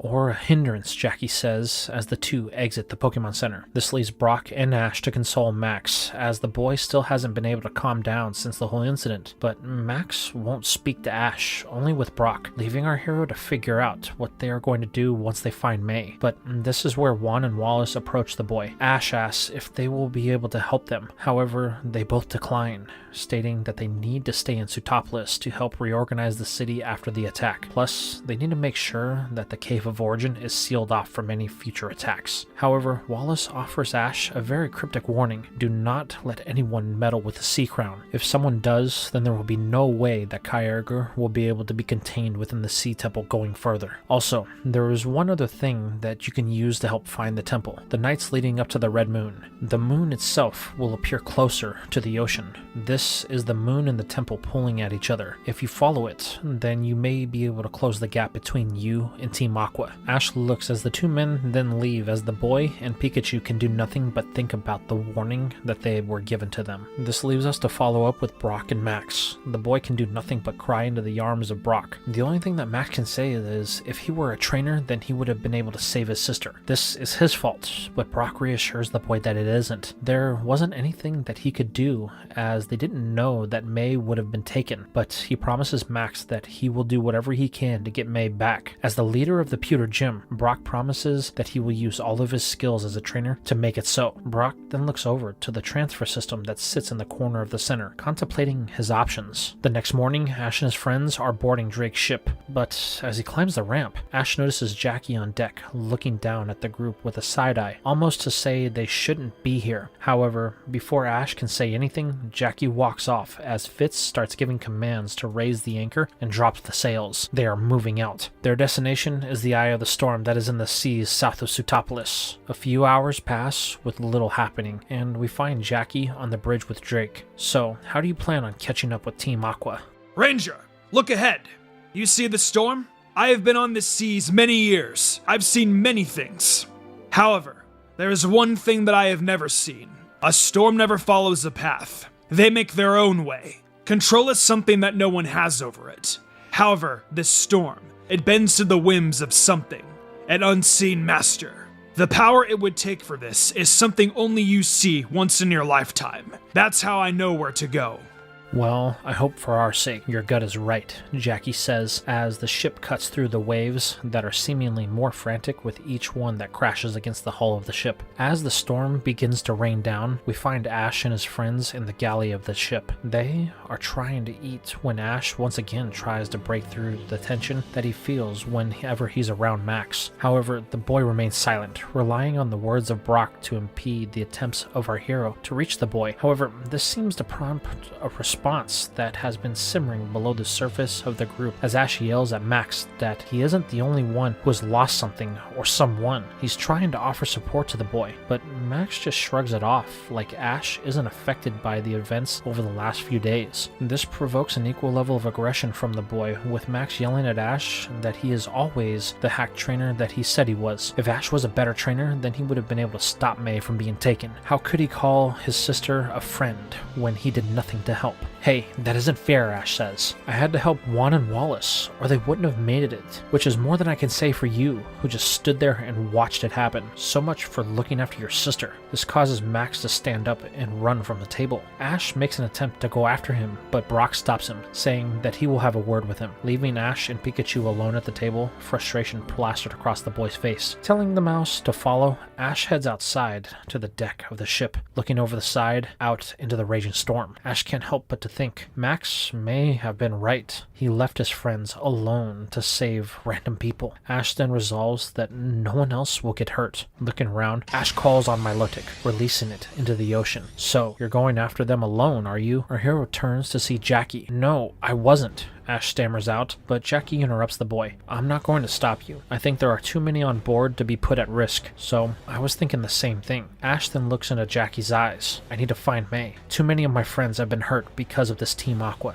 and I can't let anyone else get involved. The ranger can see that Ash will not be convinced otherwise. Well, I can't let you go alone, Jackie says. But before Ash can say anything, the blonde-haired man jumps from the side of the ship, causing Ash and Pikachu to panic. Milotic, save him, Ash yells. But as the serpent prepares to dive, Jackie surfaces on the back of a Pokemon known as Hoenn. So, are you coming? He yells before taking off in the direction opposite of the way that the ship is sailing. Realizing that he will be left behind, Ash calls for Milotic as he jumps from the deck of the ship, only for the serpent to catch him and give chase to the ranger. Once Ash catches up, Jackie asks where they are going. Ash simply replies that they need to find clear skies. Smiling, Jackie and his new friend take off as the two test the speeds of the new water types. As they sail for clear skies and the distance between them and the boat grows, we change over to the base of operations for the dastardly Team Aqua as they sail undetected under the waves that rage above. Within the tin can under the sea, Archie and Phantom are discussing their next move. Boss Aqua isn't happy that they had to take the girl. The operation was supposed to be smooth without any bumps. However, Phantom reminds Archie that their intel was wrong to begin with. The egg wasn't on Monsu Island. How did you not know that Steven had it moved by Wallace and Want? We had to make the plans on the fly, and you said you would support as we needed it, but when things got intense, you were nowhere to be found. Slamming his fists on the desk, Archie reminds Phantom that they are only partners because they have a common goal. The temple is what they are both after,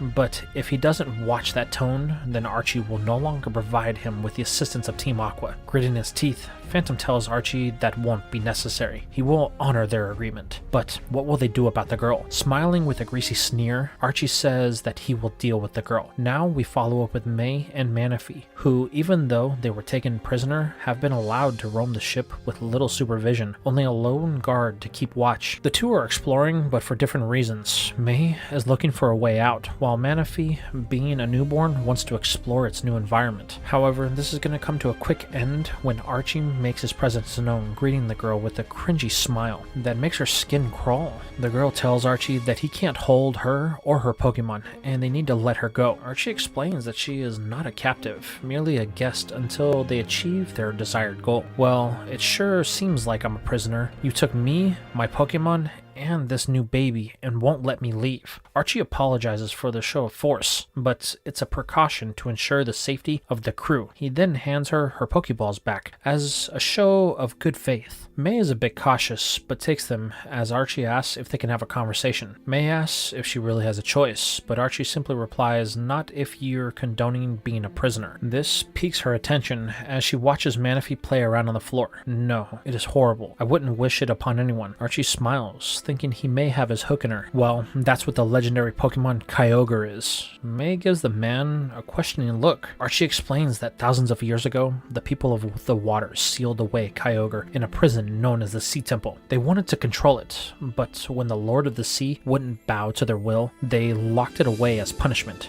May isn't sure about the narrative that is being spun to her, so she asks Archie if he's sure that that is the story, because she was told that Kyogre was used as a weapon. However, Archie disputes this claim, telling the girl that the only thing that it was guilty of was living. But if the girl doesn't believe him, just know that Kyogre is still locked away, a prisoner being deprived of the right to live its life. That alone should be enough of a reason to set it free. However, May isn't ignorant to the tone in Archie's voice. There's something you're not telling me. Whether or not your argument is valid is irrelevant. How can you expect me to trust you if you keep secrets from me? May says as she bends down to pick up Manaphy as Archie was giving it a very unsettling look. Happy to be held by what it has come to see as its mother, Manaphy snuggles up, falling asleep in the arms of May. Archie, a little annoyed, states that May is sharper than he may have given her credit for. Okay, I guess I can't ask you to trust me if you don't have all the facts. There is another organization like us known as Team Magma. I'm aware of them. Every time we have encountered them,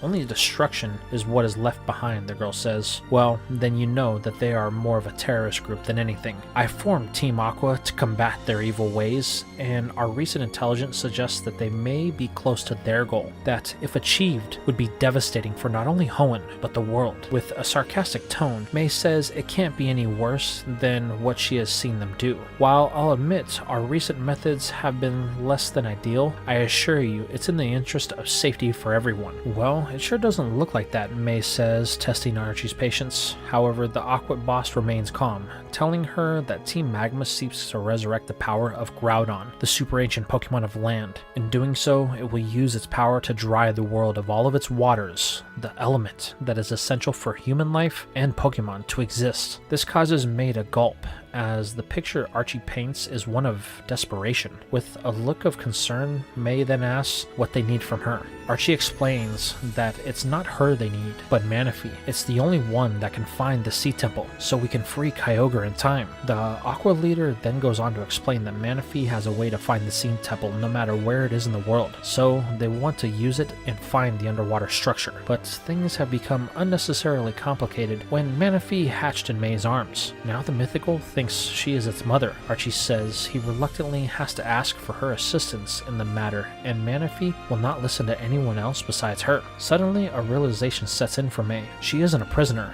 but she can't leave. She can't let Manaphy fall into the control of these Gaias. While Archie seems to be telling the truth, the fact of the matter is something is still off about his story. Turning to the greasy man, May asks what does she need to do? With a very sinister gleam in his eye, Archie tells May to come with him. They have a lot to discuss. Following up with the ship of Drake, the crew have been hard at work combating all of the elements as the ship is thrown around like a rag doll. However, with Drake at the helm, they have managed to keep everyone safe. But that doesn't mean that there haven't been problems, as Brock has attempted to find his friend Ash, but when he is unable to, he seeks the assistance of Drake and Fitz. At first, this causes a panic as they assume the boy went overboard. However, Drake knows better as he realizes before anyone that the ranger had gone missing. As Fitz asks what they should do, Drake stares out in the storm. Fitz, take the helm. I have to see something personal. Drake then leaves the bridge with everyone staring, only for Fitz to order them to get back to work. But the first mate can't help but wondering what would be so important in a time like this. Now we follow up with Ash and Jackie as they have made landfall on an island that sits on the crest of the storm. The two are exhausted as they have been traveling through the night. Ash recalls Milotic, but is struck by something that Jackie does. He simply waves some sort of magic wand that seemingly releases Huntail. As the blue serpent disappears beneath the wave, Ash questions the ranger on why he would release a Pokemon like that. Jackie goes on to explain that that's what's known as a capture stylus. It's the main tool of a Pokemon Ranger. As for Huntail, it wasn't something that he had captured. It was merely assisting Jackie as long as he had needed it. Rangers don't capture Pokemon. The stylus allows them to temporarily make them a partner, but once the task is done, the Pokemon is freed. Ash asks if that's lonely. He never gets to truly bond with any of the Pokemon that help him. While Jackie admits that this is true, he never has a problem with the Pokemon he never sees. Most trainers capture Pokemon because they bond with them, but when they get more than 6, the remainder gets sent to some place of holding, and you will only ever see them if you call on them. But some trainers forget about that when they have their main team of 6, so others are forgotten. I've seen it so many times. Plus, I get to meet so many different Pokemon. Even if it's the same species of one that I've met before, it will have a different Pokemon with a different personality, unique to itself. So I make new friends every time. Ash then asks why Jackie became a Pokemon Ranger, to which he goes on to explain about a time he got lost in the mountains when he was a kid. The night was cold, and I was scared, but the local wild Pokemon saved me. They kept me warm throughout the nights, so I could make it back home. It was then I knew that I wanted to meet as many Pokemon as possible. Being a Ranger allows that. I get to form a brief yet special bond with any partner I have. It truly is unlike any other experience, and I wouldn't have it any other way. But anyway, why did we leave the ship, and why were you telling me to come all the way out to this island in the middle of nowhere? Ash explains what Hoenn had told him, and that if they followed the moon leading to the night of the blood moon, then they would be able to find the Sea Temple. It was a failsafe built in by the people of the water. Ash then points to the moon as it hovers above the sky. You see, it's closer than usual. If we follow its path, then we should be able to find the temple. Jackie looks at the moon, then puts a finger to his ear. Did you get all of that? To which a girl repeats back, I sure did. Give me a few hours, and I'll have a heading for you. Great. I'll check back in then. Jackie out. Who's that? Ash asks. Oh, just an eye in the sky. They're going to project the path of the moon based upon the most recent movements. So if we just sit tight for a few hours, we will know where we need to go. Ash looks at Jackie as the ranger kicks back for a bit of rest. Jackie suggests he do the same. It will be the last time they have a chance to do so for a while. Now we follow follow up with May. She has been doing what she can to keep Manaphy occupied as the mythical becomes increasingly impatient over the last few hours. And with them being underwater, May's whole sense of time has become a little distorted. She doesn't know if she's been here for a day or a week, but what she does know is looking after a baby like Manaphy is really exhausting. She hasn't had any time to sleep or collect her thoughts, as her sole concern has been the water type.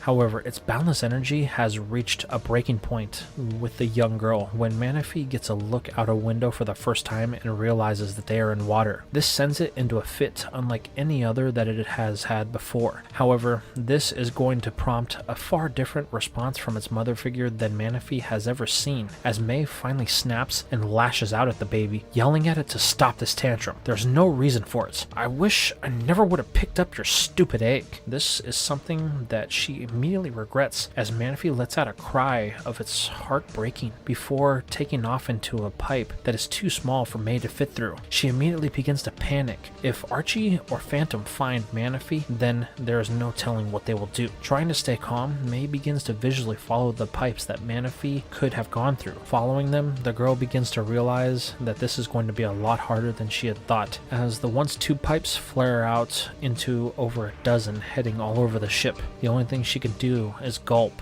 and hope she guesses right. Now we shift back over to Ash and Jackie. Two have been sitting idle for a few hours now. While Jackie has been resting as there really hasn't been any other option, Ash has been pacing, the boy's mind racing as the thought of May and what she could be going through right now is something that he can't ignore. Now that the moon is high in the sky and the night's shadows are nipping at the corners of his mind, Ash is his own worst enemy. However, he will soon get some relief from this feeling when Jackie's communicator beeps, causing the ranger to crack an eyelid. At the insistence of Ash, Jackie answers the call, only to be met with the news that they have been waiting for. They have a projection of the laid path of the moon. However, there is a problem. The last night when the blood moon occurs, there are three possible outcomes that she sees for the moon's trajectory panning out. Looking at the layout of the pass, Jackie understands, hanging up. Ash questions what the big deal is. They could just check all three of them. It's not that simple, I'm afraid. While this map looks small, the reality is this area is several hundred miles of open ocean. If we make the wrong choice, then we could end up in a place where we will never find your friend. Ash doesn't like this, but wonders what they can do as he looks out into the water with Milotic's ball in his hand. Over with May, she is searching the depths of the ship, her lack of sleep causing her mind to play tricks on her as she keeps seeing shadows that resemble Manaphy. This goes on for quite some time until she eventually breaks and finds a small corner out of sight that she collapses in and begins to cry. She just can't do it anymore. This whole thing is too much for a 10-year-old girl, May sobs to herself, hoping that she can just wake up from this bad dream. This causes her to slowly nod off, exhaustion taking over. While from the shadows, Manaphy sees this and is sad at the pain it witnesses from its mother figure. Feeling somewhat responsible, the mythical resolves that it's going to find something to make May feel better. It then takes off back into the pipes to a room that it had found. Inside sits a glowing orb that Manaphy thinks is really pretty. It's the perfect gift to make May feel better. Exiting from the pipe, Manaphy makes its way to the desk that it sits on and ascends the structure in an attempt to collect the prize. Though it feels impossible, the mythical refuses to give up and eventually is able to obtain it. But this won't be without consequence, as when Manaphy begins to enter the pipe, Archie and Phantom enter the room only to watch as the mythical panics and takes off. Back to May. Rage sets in as Archie commands for the alarms to be sound, as he thinks that May had something to do with this. As the alarms blare, May is awoken to the sound of it and Archie over the intercoms commanding that all the grunts on the ship find the girl. May has no idea what is going on, but is quickly met with Manaphy emerging with the orb. May's grogginess turns into panic as she knows that this is what the issue is. Manaphy is proud of its accomplishment, but May tells it that they have to go as she picks it and the orb up before running off into the depths of the ship, doing what she can to avoid being spotted by a grunt. May's goal is simple. While looking for Manaphy, she had come across a single-person sub that she now has her eyes set on. But there is a problem. Before her stands two two grunts that are fully aware she is here. They both call for Archie, saying they have located the girl. Boss Aqua tells them to hold her there. He will join them in a moment. However, the two grunts seem to have overlooked the fact that May is actually a trainer, as the mistake that Archie made in the beginning is coming back to haunt them now, as she is able to use her Pokeballs. Even with their Crawdaunt, May is able to overcome them using a combination of Combuskin and Seviper, as her contest experience gives her a slight edge over her opponents. This results in them quickly being overwhelmed, forcing them to run off. Recalling her two Pokemon, May then boards the submersible, but this is where her plans have stopped, as a very real thought sets in. She has no idea how to pilot this thing.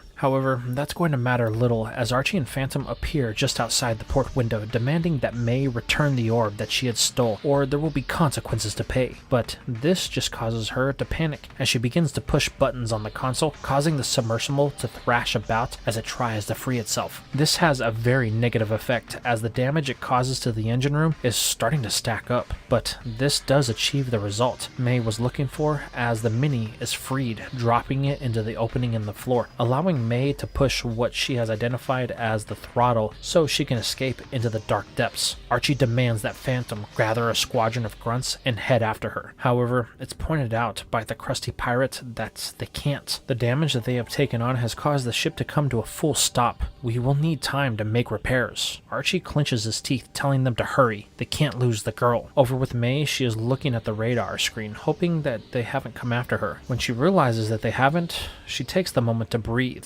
May begins to scold Manaphy once more, but stops when she realizes it didn't mean any harm. The water type just was trying to make her feel better. "Thank you," she says, which causes Manaphy to get excited as it begins to clap happily. May then looks at the orb. However, the girl is going to be met with an unexpected turn of events as the orb begins to glow wildly, radiating a red aura unlike anything it had before. In turn, Manaphy reciprocates this with a glow of its own. This causes a change in the demeanor of the mythical, as it makes a serious look before trying to escape the submersible. Suddenly, it's overcome with the urge to get into the water. May is unsure on what to do, but then notices a small opening that can be used to feed things outside. Looking at Manaphy, she asks if it trusts her, to which it nods. The girl then lifts the mythical up and puts it inside of the opening, then closes the door and pushes the button next to it. Suddenly, the pressure equalizes as Manaphy is shot out of the sub. This causes May to panic, as she had lost sight of the mythical. However, this is only temporary, as it comes into view of May in the viewing glass. May is happy as she puts her hand on the glass. It's here that Manaphy then takes off, as it suggests that May follow it. Then, as if this was planned, the computer then comes online, telling May that the tracking of Manaphy has begun. It then kicks on a propulsion system, seemingly following it into the depths. Now we follow up with Ash and Jackie, as they have been out in the open seas now for a few days, following the path of the moon. While things have seemed easy with the help of Milotic on their side,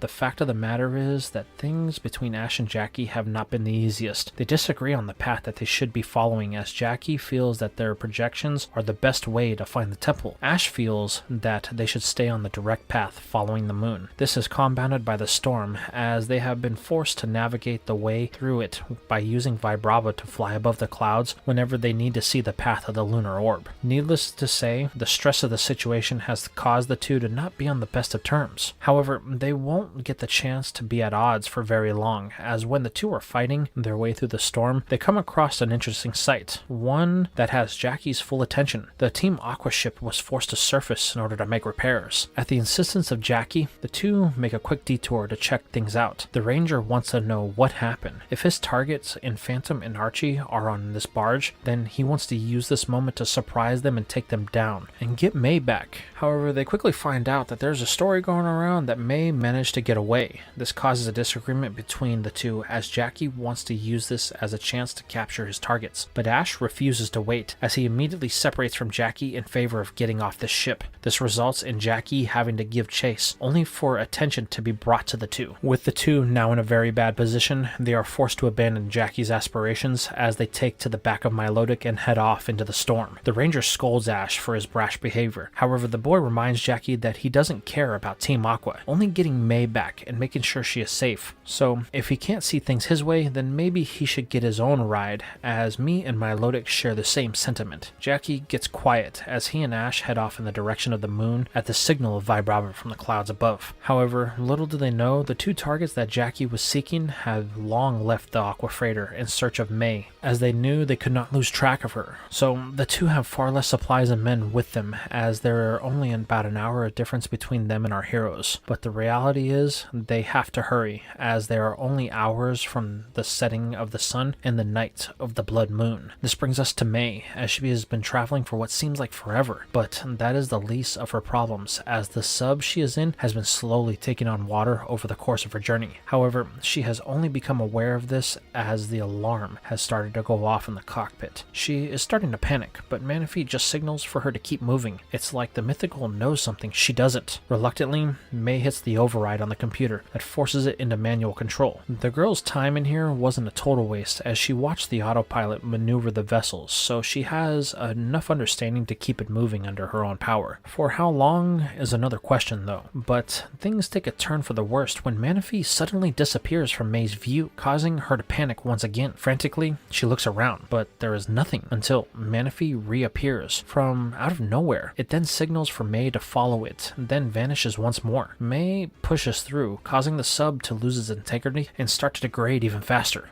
But then the most amazing thing happens as she passes through a barrier of some sort that leads her into something that she didn't see before. In front of her is a massive structure that seems to exist in a protective bubble, a bubble that allows May to escape the sub before it becomes far too gone. This forces her to swim while holding her breath briefly until she is able to reach what appears to be a surface with a massive air pocket. Manaphy is excited that May is here as it urges for her to come on the grounds of the temple so she can rest. Doing so, she is finally able to catch her breath and take in the grandeur of this place. May is speechless as she follows Manaphy deep within the temple, while it swims up water paths that seem to be leading them both to something. May is wondering where this is, but it quickly becomes revealed as she finds herself in a room that seems to be fit for royalty. The jewels that line the walls, and at its center is a magnificent collection of giant crystals that glow, but that isn't what has May's attention, as at the top of the pedestal sits something that's radiating a very similar energy to the orb she has been holding.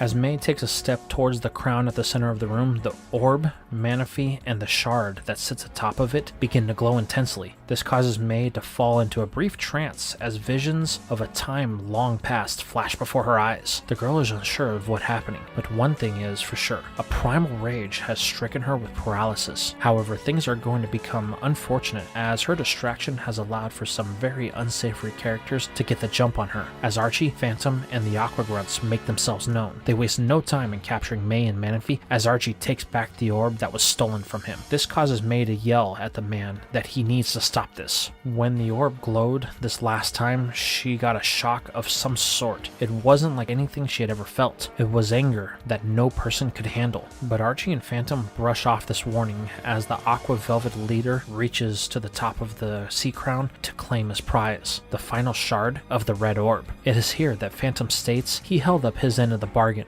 Archie has the shard and Kyogre, just like they agreed. However, May comments that she didn't see any Pokemon on her way up here, but Archie smiles as she tells her to look down. Beneath them, in a pool of water that isn't visible from anywhere else, slumbers a massive blue Pokemon. The sight of this behemoth causes shivers down May's spine as she realizes that it's the Pokemon that she saw in that vision. She urges Archie to stop. If it awakens, disaster will befall everyone. Kyogre will ravage the world and bring all life to an end as the lands flood and will be sank underwater. Archie tells May that's only a half-truth. Anything that can live in the water will be spared. The rest, like humanity, a cancer on this world, will be wiped from existence. This will allow life to start over. Imagine a world that doesn't know the hand of mankind. May realizes that Archie is insane, telling him so. However, this just prompts a laugh from the man as he rejoins the orb together and a burst of aura erupts from it. Smiling, the man tells her that she will be the only living thing to witness the reckoning of this pathetic world. Now, Kyogre, awaken! What follows is silence as Archie's commands go unheeded. to which he responds with another command for the beast to awaken again, but nothing. This causes frustration to begin to build as Archie throws what seems to be a temper tantrum. A feeling of calm comes over everyone except for Phantom, as the crusty old sea dog laughs bellow throughout the temple. It seems all the legends were just that. He then reaches for one of the massive jewels on the crown, as he says it's a shame that he will be the only one who gets what he wants, while he begins to pull on the crystal. This causes Manaphy to begin to panic, as it knows something that no one else does, but it's too late as Phantom frees the crystal. A violent shaking reverberates throughout the temple, followed by a cry that causes everyone to freeze as the orb begins to glow once again. Above on the ocean surface, Ash and Jackie have made their way to what could be the eye of the storm, and just like what Wallace had told Ash, the light of the red moon casts itself on the water to reveal the temple that sits just below the depths. However, there is something odd. It seems to be moving away,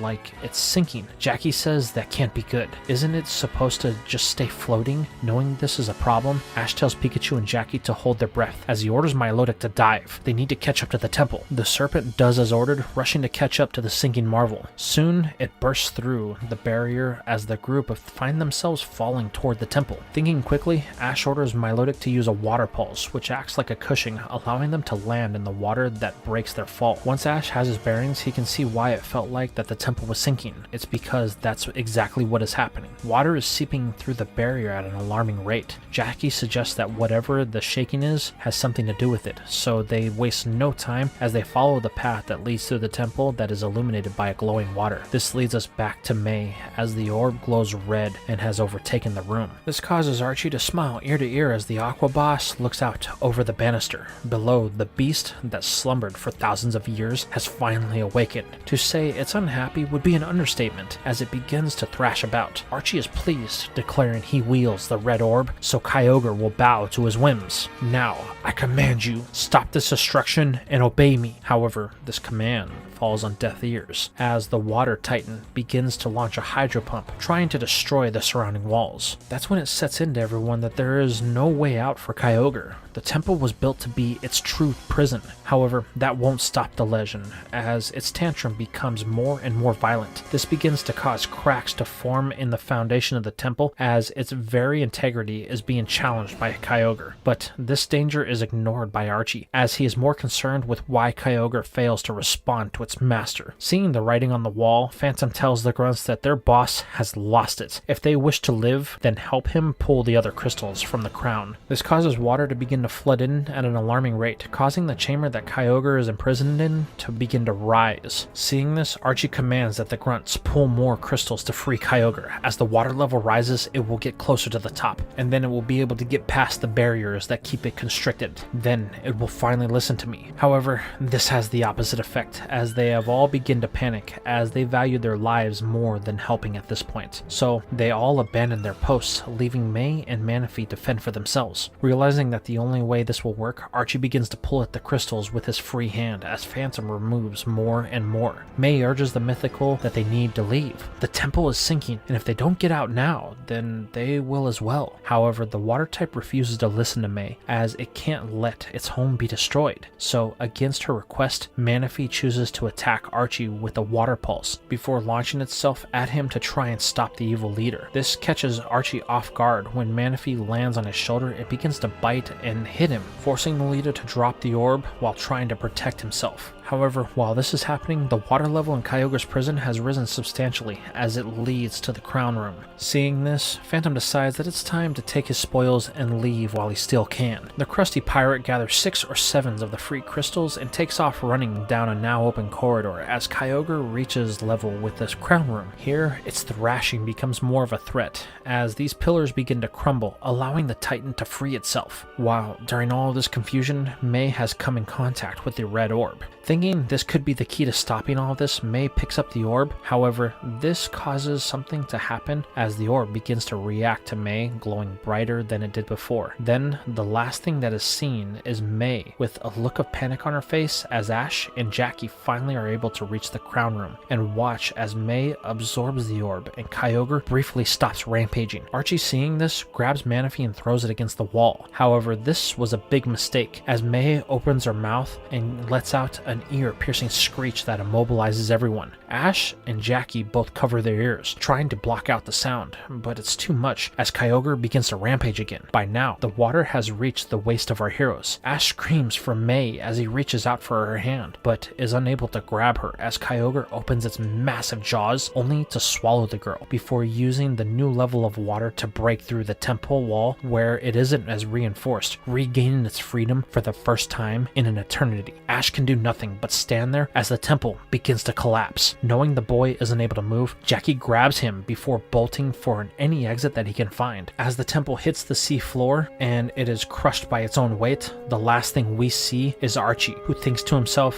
"I may not live to see it, but my will is done," before the man is washed away into the depths of the temple and the once vibrant monument is swallowed by the darkness of the sea depths. However, this isn't the only thing that is happening, as at this very same moment, across the region, the once dormant Mount Chimney begins to convulse as it spews smoke and rock into the atmosphere. At its base, both Sydney and Glacia watch with horror in their face. Hey, Glace, don't suppose your ice types can fix this, can they?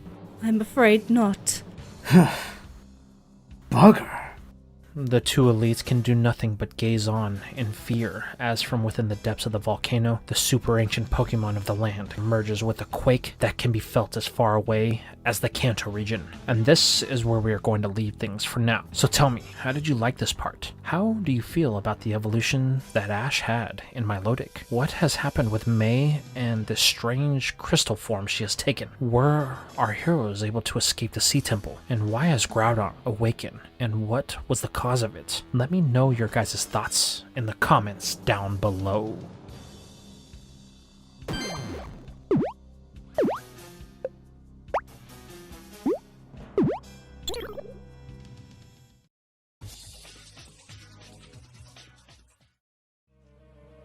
We begin today's story in a tower that was built on a man-made area in the southern seas of Hoenn. This place is the Battle Tower, a place that was created to attract the most powerful trainers in all of the region to test their skills as a trainer. However, this tower has a dual purpose. It is the tallest building in the whole region. As such, at the very top sits a research station that is used to track weather patterns across the region, as well as tracking objects that are close to the planet in outer space. The person in charge of this place is known as Dr. Lund. He is the one that is responsible for the construction of not only the tower, but the entire city known as LaRousse that surrounds it. This is where we find the professor as he is tracking several phenomenon. The storms in the seas of Hoenn have been growing more dangerous by the day. The lands of the region seem to have taken on a life of their own, with the long dormant Mount Chimney awakening after countless years of being inactive. Then there is this, as we pan out to see the professor staring at a screen of something that is being tracked moving in the solar system. It has been moving in their direction for years, and the deep space scanners that the Moss Deep Space Center had launched a few years back proved to be unreliable when giving precise information, size, mass, weight, or trajectory. However, as the months whizzed by and the object got closer, Lund was able to paint a more complete picture. Unfortunately, it is one of doom, with all of his calculations projecting that the massive object would slam into the region of Hoenn, with enough force to not only end life, but block out over 70% of the sun on the planet, threatening all living life. Having trapped the object for many years, Lund has made many contacts, including one that we are going to meet now. Dr. Lund, please tell me, do you have some good news? Turning, Lund sees one of his oldest friends, the champion of the Hoenn region, Stephen Stone. I'm afraid things have not changed. The storm over the south seas of Hoenn appears to be influencing the object. In what way do you mean influencing? Lund explains that as the storm intensifies, the object appears to change its trajectory ever so slightly, like it's tracking the storm. I've never seen anything like this in my life. However, that's not all. I've been tracking the seismic activity that has been emanating from Mount Chimney. It seems our celestial friend is also responding to it as well. At first, it didn't have any effect on it, but as the activity grew, the object would react. Now, it appears to be a tug of war in the stars. This is what I've tracked over the last week. As you can see, the movements are frequent. This certainly is a strange turn of events. Why do you think that this is? It isn't clear as of yet, but if I was a betting man, I would think that someone should check on Mount Chimney. I have a feeling that what is happening there will be just as bad as this storm. I'm already way ahead of you on that. I sent Sydney and Glacia to investigate. After what happened at Mount Pyre, I think this whole event has been influenced by the workings of both Team Aqua and Team Magma. That could very well be true. Those eco-terrorists have always been out of control, and their extreme views threaten everyone. But unfortunately, these are not the only problems that we face. This causes Steven to become concerned, as he cocks an eyebrow to Lund, pushing a button that causes something to rise up from the floor in a metal tube. There on the stand sits a purple stone that glows in an azure hue. Lund then turns to look out the window to the seas just off the shore of the city. Since I found this at the bottom of the sea just out there, it has never once glowed, but within the last 24 hours, it has become active. Does this pose any threat to us?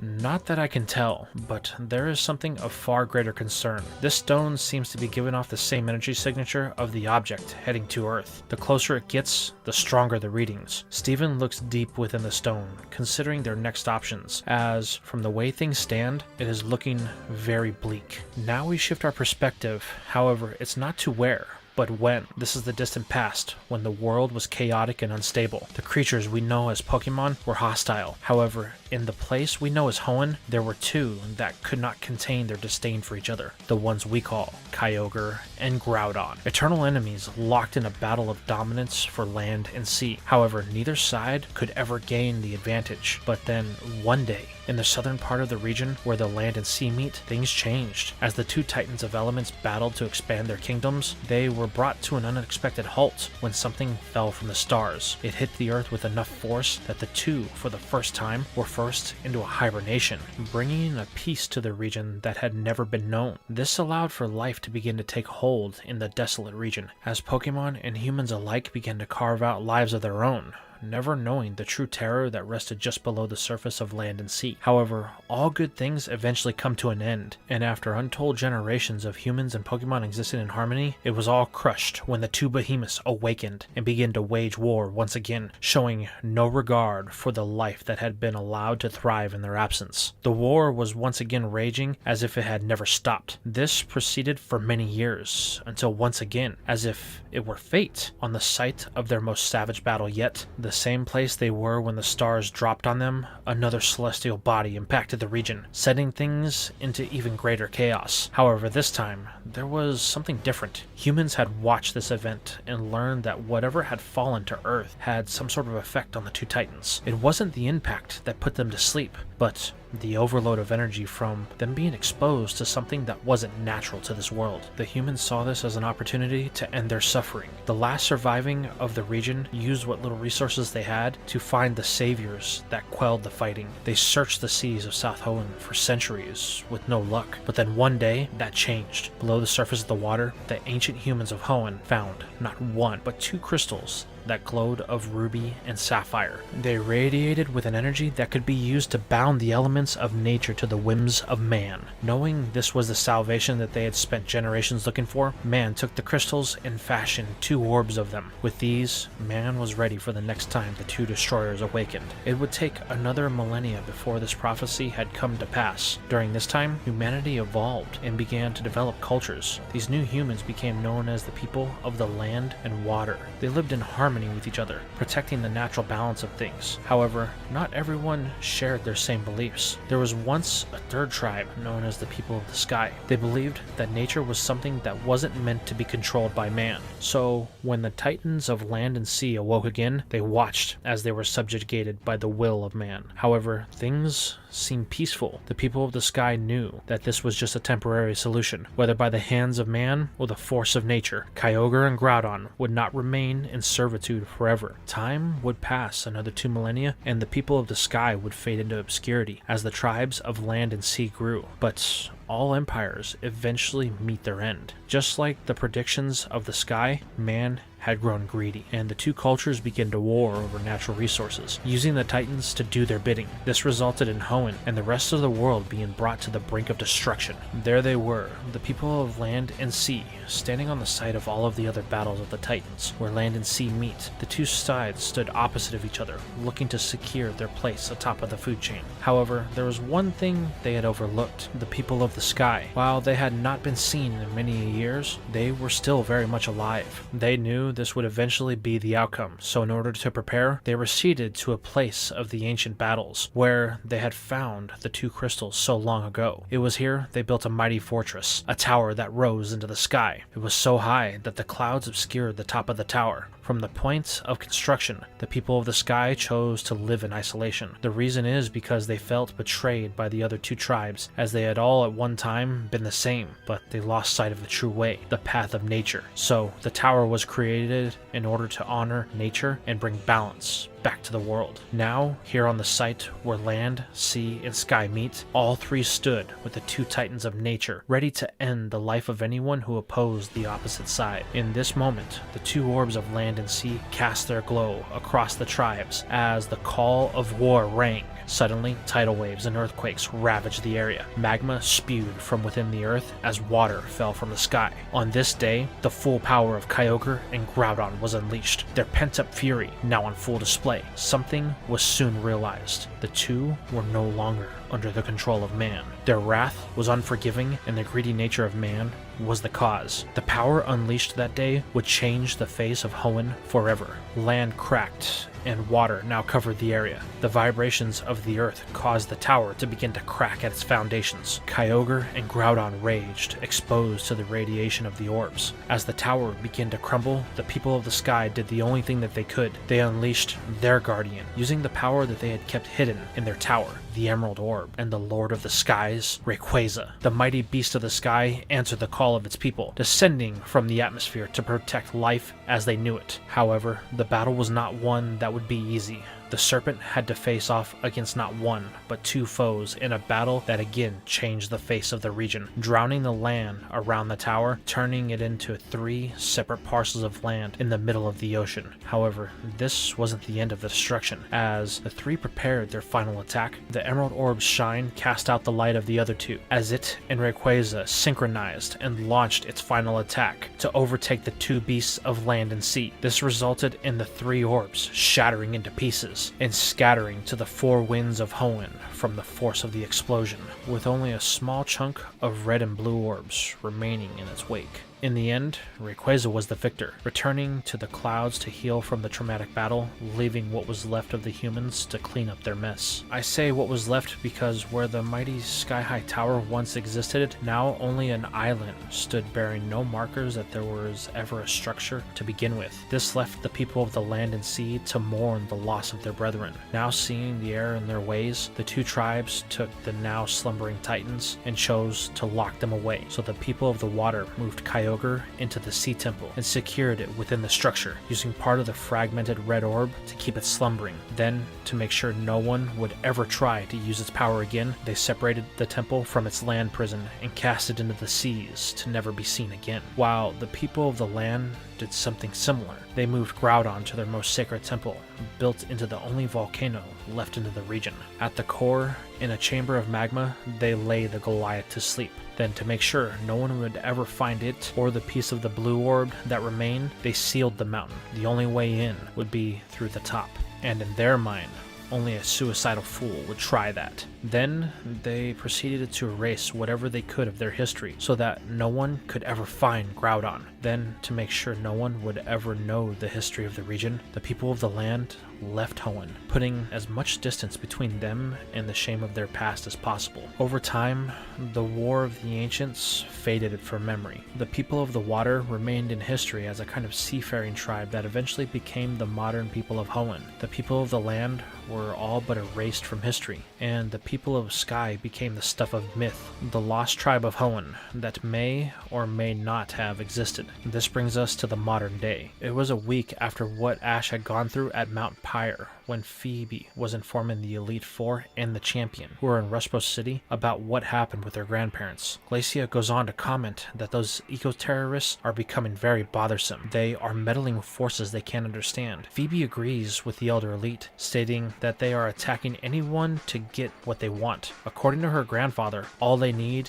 is the prince in order to find the Sea Temple. This is where Stephen speaks up. According to Wallace and Juan, the prince is a very real thing, a Pokemon that is said to hatch from an egg every 1,000 years. They both stated that it is hidden in the ruins of the people of the water on Monsu Island. Phoebe is shocked to learn that the prince is actually a Pokemon and is still around. She states they need to secure it. Stephen informs her not to worry. He instructed Wallace and Juan to move the egg to the Cave of Origin in Sutopolis. This way, they can keep a close eye on it. As a matter of fact, I'll be heading there after this. While this lends a ray of hope to the dire situation, Sydney speaks up, stating that he hates to be the bearer of more bad news, but he was just sent a letter by his friend Butler. Apparently, Team Magma has found the final piece of the blue orb and are now on their way to the location of Groudon. According to Butler, they are headed to Mount Chimney as they believe Groudon is sealed inside of it. Stephen declares that it is time for them to step in. He assigns Glacia and Sydney to Mount Chimney, even though the ice specialist protests. However, Stephen tells her there will be none of that.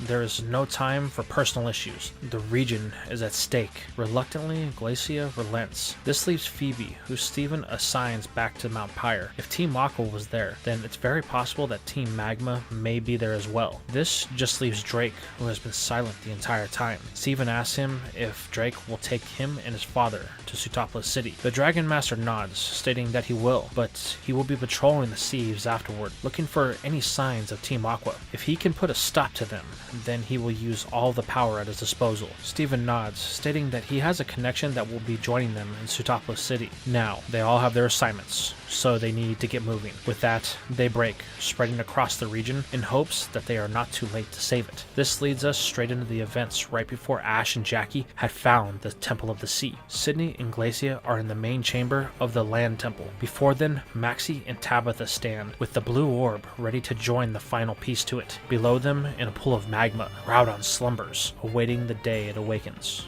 Both Sydney and Glacia find themselves in a situation where they are outnumbered, so the only thing that they can do is plead to the humanity of Maxie. However, the Magma leader refuses to let Team Aqua win. They aim to unleash destruction upon us all. Then, before the elites can say anything, Maxie joins the orb, and the volcano begins to shake violently. Realizing they need to get out, Sydney and Glacia abandon their mission. Suddenly, things turn south, as the last thing the two see is Maxie being swallowed by the orb, then Groudon consuming the Magma leader. The two then take off running for their lives, dodging falling rubble, only to make it outside. Wasting no time, the two elites basically tumble down the side of Mount Chimney, hoping to avoid their own end. But this is futile, as the last thing they see is Groudon emerging from the top of the volcano, unleashing its power for the first time in centuries. Now we shift perspective back to LaRue City. It's here we see a small boy named Tori. He's very shy due to an incident that had happened when he was a small child. Because of this, he spends most of his time indoors playing in his father's garden. However, he's not alone, as he has a very special friend that joins him, glowing light unlike anything anyone has ever seen. It is on this day that we find Tori playing with his special friend, enjoying life. The two are in the middle of a game of hide-and-go-seek when the alarms in the building start going off. However, these aren't just any alarms. They are only sounded when the city is to be evacuated. Tori, in his confusion, is unsure of what to do, so the boy stays in the place he is hiding, hoping that his father will come save him. As the building trembles, we pan outside to see the source of the pandemonium. Groudon and Kyogre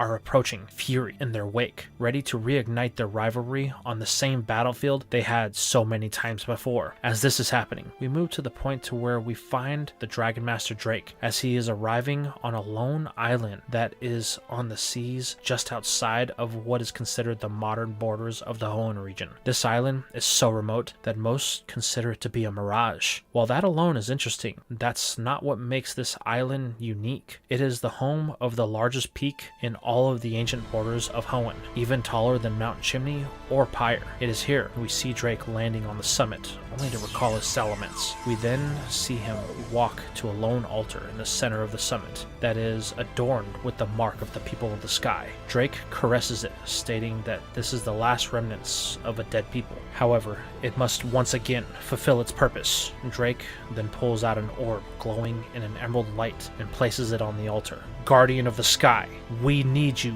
once again. And this is where we are going to leave things so tell me, what did you guys think about this part? How did you feel about the backstory I crafted for the Hoenn region and its ancient past? Did you like how I connected all of the events of the series leading up to this point? Who was the boy Tori, and what is his importance in the oncoming parts? And just who exactly is Drake, and what is his connection to Rayquaza? Let me know your guys' thoughts in the comments down below.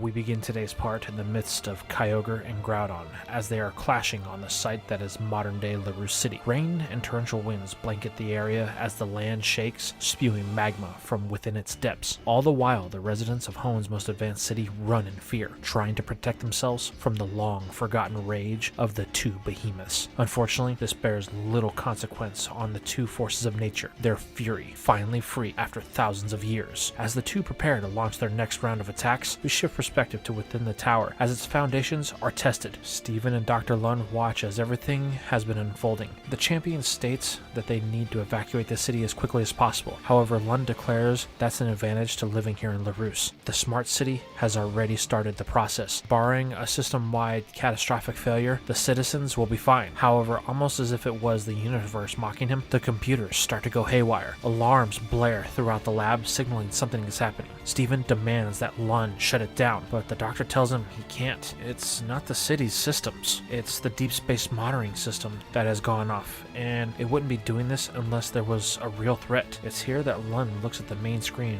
only to see what the issue is. The meteor that he has been following has somehow doubled its speed and changed its course. It's going to impact in less than 2 hours. With fear in his voice, Steven asks where it will hit. Lund, trembling, states that the impact zone is projected to be at the epicenter of the now clashing Kyogre and Groudon. The size of the object will vaporize everything that is living within a 100-mile radius and plunge the region into a veil of darkness. Fully understanding the totality of what is happening, Steven runs to the elevator, only for the power of the building to cut out. What are you going to do? Lund questions. Turning to the doctor, Steven declares that he's going to provide whatever support that he can and clear anyone that he can carry out of the city. Without power, we are trapped in here. However, the champion is undeterred, and he decides it's time to call on his strongest of allies as a giant steel mass emerges from a Pokeball. Metagross. Use Meteor Mash, the champion yells, before he mounts his ace and takes off into the chaos down below. Knowing their time is limited, Lund redirects what power he can to open any lines of communication.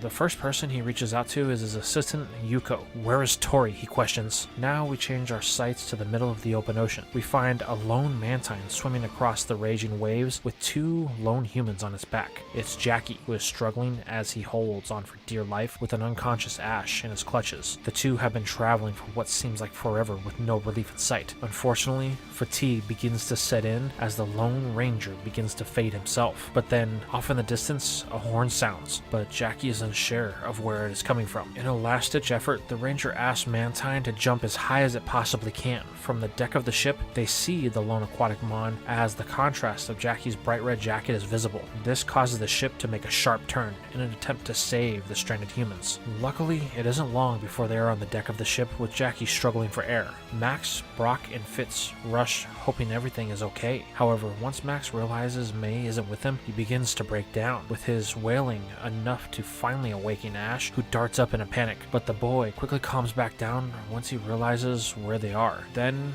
a look of sadness falls upon his face. What happened out there? Brock asks. Jackie explains everything that he knows right up to the point that May was swallowed by Kyogre. The only thing they could do was escape the temple as it sank to the sea floor. Luckily, I was able to use my capture stylus to snare a Mantine before we lost all of our breath. So, my sister is gone, Max says, with a look of devastation. I tried to save her, Ash says, as he looks at the deck. I really did, but before I knew it, the red orb had taken over her. Then, she was swallowed. I couldn't do anything. If only we knew where Kyogre was, then maybe we could still have a chance. It's here that Fitz informs them he's been been getting reports of massive storms and earthquakes about an hour west of them in a place called Larus. They say a giant blue Pokémon is attacking from the sea, while a giant red one commands the land. They are both Pokémon that have never been seen before. That's them, Ash says. The boy struggles to his feet with Milodic's ball in his hand, but Brock stops him. You can't. Look at yourself. You almost died, and now you want to rush back into danger? Plus, Milodic has been pushed way too hard, Ash. Let it rest. Then how do you expect us to save May? The boy yells.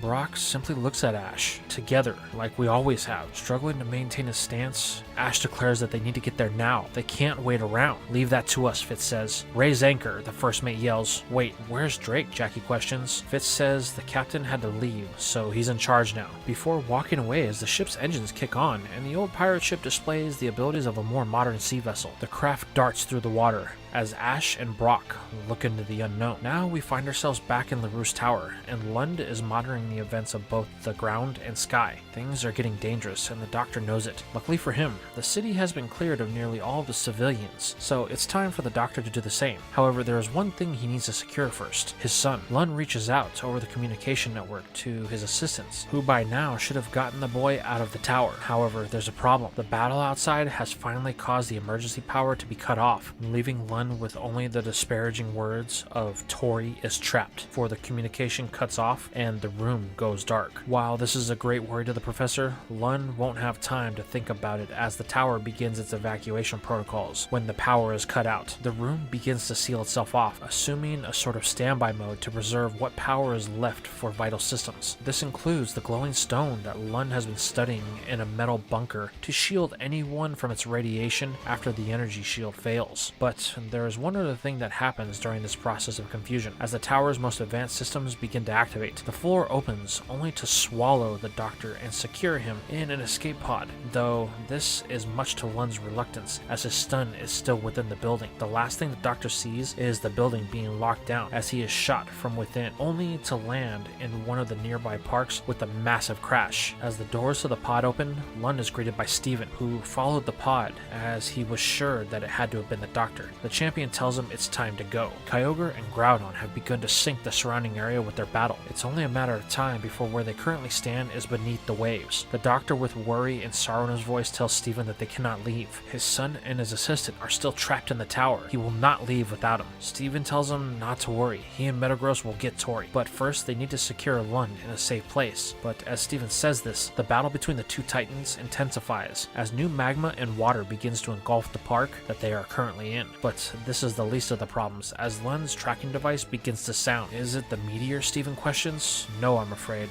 There is something else headed this way. Whatever it is, it's heading from the south, and it's coming by sky. It's moving fast, and it will be here in a matter of moments. Steven looks to the clashing duo, wondering if what's coming will add to the chaos that has unfolded here. As Steven contemplates this, we shift to the east of the city, in what used to be the Bay of Larus. The ship of Drake has arrived, only to see the devastation that has been caused by the clashing super Pokemon. Ash, Brock, and Max watch on, wondering what they can do. All the while, Jackie is on the phone with Ranger HQ, preparing to mobilize a force of Alpha Rangers to help contain the situation. Max demands that Brock and Ash do something. His sister is in that monster Kyogre, and they have to save her. However, even though they want to do something, the truth is that neither one of them know where to begin. And when Brock tries to explain this to Max, the boy simply accuses them of being selfish. They only care for themselves. Ash begins to yell at Max, telling the boy that he did everything he could to save her, and if he knew how, then he would have. This causes the boy to snap back at our hero. But before anything comes out of his mouth, Max is cut off by a bone-rattling sound that echoes throughout the sky. The crew of the ship look on, shaken to their very core by whatever that sound was. However, a stern voice rings from above.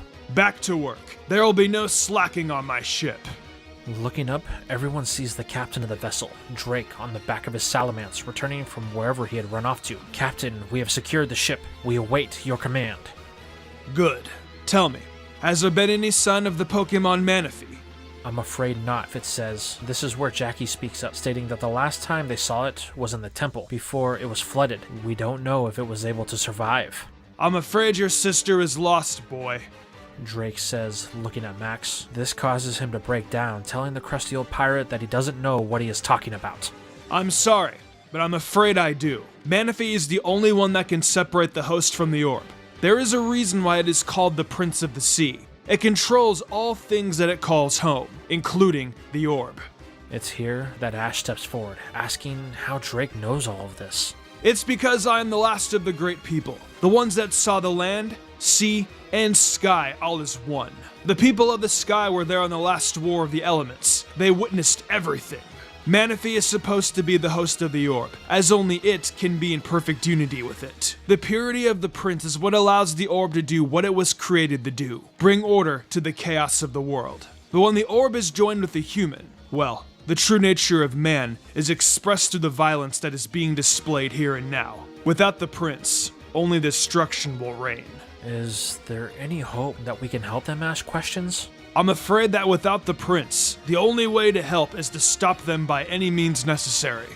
Then another roar echoes throughout the sky once more. However, this time it is much closer and is so intimidating that it even commands the attention of the two clashing behemoths, stopping their battle temporarily. As this happens, an emerald hue skates throughout the clouds before coming to a halt just above Kyogre and Groudon. Then, in a moment of pure majesty, from within the clouds descends the Emerald Serpent of Legends, Rayquaza. As everyone gazes at the sight of this moment, Steven and Lund come flying in on his Metagross to land on the deck of the ship. It appears you weren't entirely forthcoming on the knowledge you had of this matter, Steven says with a stern voice. As everyone looks, they see this comment is directed at Drake. I had my reason for not disclosing what I knew. My people swore to protect the balance, and the best way was to maintain ignorance of the matter.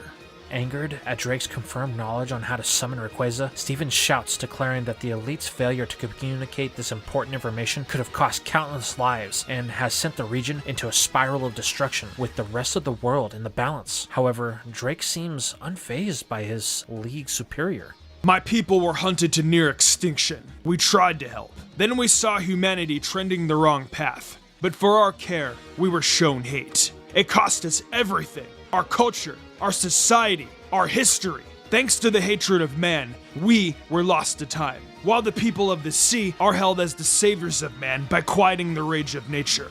So we took a vow to only interject when life was threatened. Man's hate would no longer be our concern.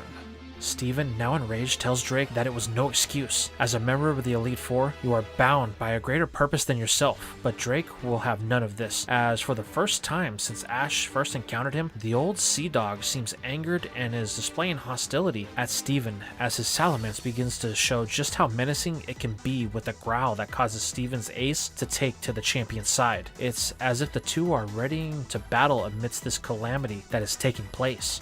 Don't be fooled, boy. The only reason you won our battle the last time was because I no longer wanted the mantle of champion. I would crush you in the setting of a real war. With a gulp, almost to confirm to everyone that what Drake speaks could be true, Steven states that it doesn't matter. People are hurt, and Drake is to blame. At this moment, it appears as if Drake is done talking, preparing to give his dragon the command to attack. However, the tension is broken when a brief calm is shattered as the surrounding water and clouds begin to rage once again, followed by 3 ear-piercing cries that echo from the beasts that have now began to battle for supremacy. We have to stop them, Ash says. They will destroy everything. As I said before, boy, the only thing we can do is let them fight it out. Rayquaza is the alpha of these titans. Its reign as the dominant force is being challenged. There is nothing we can do but let nature run its course, and let Rayquaza establish its status as the strongest. However, Drake's speech is interrupted when Lund pleads that they have to do something. His son is still trapped in the tower. If they don't save him, then his boy will die. However, Drake is unconvinced. Their battle is locked to the sea and land's edge. They have shown no interest in the tower, so it is the safest place he could be. Or is all that boasting you did on the Hoenn news just a bluster about the tower being an indestructible fortress? However, this is where Drake is informed that his information is severely outdated, as Lund and Steven inform everyone about the meteor that is currently headed for the region. The Doctor informs the Elite that its impact zone is supposed to be right where the 3 are currently battling. Then, to drive home just how stubborn Drake has been, the Doctor states that the giant space rock is picking up speed due to the amount of energy that is being given off by the 3, as if it was drawn by their fighting. What is our time frame, Steven asks. only for Lund to state that he has less than 30 minutes to clear the impact zone. With the realization that things are far worse than everyone knew, Drake relents, stating that he will follow Steven's lead. The champion tells him that they need to evacuate as many people as possible. The ship needs to get to anyone stranded and get them to safety. Lund will stay on the ship while Steven and Drake go to get the boy. Jackie states that he will help with the evacuation, as this is something that he specializes in. This is where Ash and his friends step forward, stating that they want to help. However, Steven and Jackie both state that the kids need to stay on the boat. Ash is still recovering, and Max is too emotional to get involved, but Brock will need to look after the two. However, as they begin to object to this, a cry that is familiar to Ash and Jackie can be heard coming from within the depths of the water just off the deck of the boat. Looking over, they watch as Manaphy emerges from within the depths, only to land on the deck. However, it has seen better days. The prince is tired and badly bruised, showing signs that it was an intense struggle. The water type is signaling that they need to go, pointing to the battle. It wants to save May, Ash says. The prince is the only one that can separate the orb from the girl. It seems that even in the darkest night, there is still light. Stepping forward, Ash tells Manaphy that they will go now, as they have limited time. However, Manaphy shows no interest in our heroes, sidestepping Ash as he tried to pick up the prince, only to approach Max. The mythical grabs his hand with its antennae, pointing to the battle. However, Max doesn't understand, but Drake offers an explanation. Manaphy can only free the host from the orb if there is a family member with a deep emotional connection to said host. The prince has the ability to sense this connection, which it is pinpointed in you. I'm afraid only you can save your sister.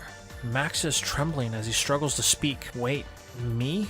Why? Ash is the one who got her into this mess, so he should do it. Seeing the boy struggle, Drake leans down to offer truth to the lad. In ancient times, the hosts for the orbs were not chosen at random. Usually, they were people that were emotionally damaged with no family to speak of. Someone that would make a good sacrifice. The reason for this is simple. The more emotions, the more power they can wield. It's perfect for when you want a weapon that can fight for eternity. However, this came at a great cost. The host would eventually die due to the stress put on its life force. None ever survived, but you have a chance to break the cycle of violence. Whether you want to or not, fate is calling, and you have to answer, unless you want your sister to be lost in this war. Max looks at Manaphy, then out to the battle. Even though he doesn't want to, the boy gulps as all of the good and bad memories that him and May share flood back to the boy. Max then begins to glow in a strange aura with Manaphy, signaling that what Drake speaks is the truth. As the light subsides, Max says he'll do it. Brock and Ash both step forward, stating that they will help get him to May and run protection. However, Max is still blaming Ash for his part in May being put in danger, and he tells our hero that he doesn't want his help. He and Brock will do this without him. But Max, Ash says. However, Drake puts a hand on the boy's shoulder. We have no time for arguing. I will help the boy and provide coverage while he does what needs to be done. But what about my son? Dr. Lund says in a panic. He will come with me, Steven says. Ash seems to be an experienced enough trader that I won't have to worry about him. So, we will get your son. Lund relents, knowing that time is ticking away. Fine, but you must hurry. We only have 28 minutes left until impact. Don't worry. I'll look after Max, Brock says. Ash looks at him, giving a nod. As our hero mounts Metagross, he looks down at his friends, feeling somewhat guilty that he won't be there to save May. But he has no time for this as the metallic super brain speeds through the air. Knowing that he may need backup, Ash decides to release Vibrava, knowing full well that its support is going to be needed as they fly off into the sky. Steven breaks the tension, telling Ash not to let what Max said get to him. He is under a lot of stress, but Ash says nothing, merely trying to focus on the task at hand. While back on the ship, Drake, Brock, and Max mount on the back of Salamence. Before they take off, the elite gives one final order. Fitz, if I don't return, then you will be the captain. Now save as many as you can!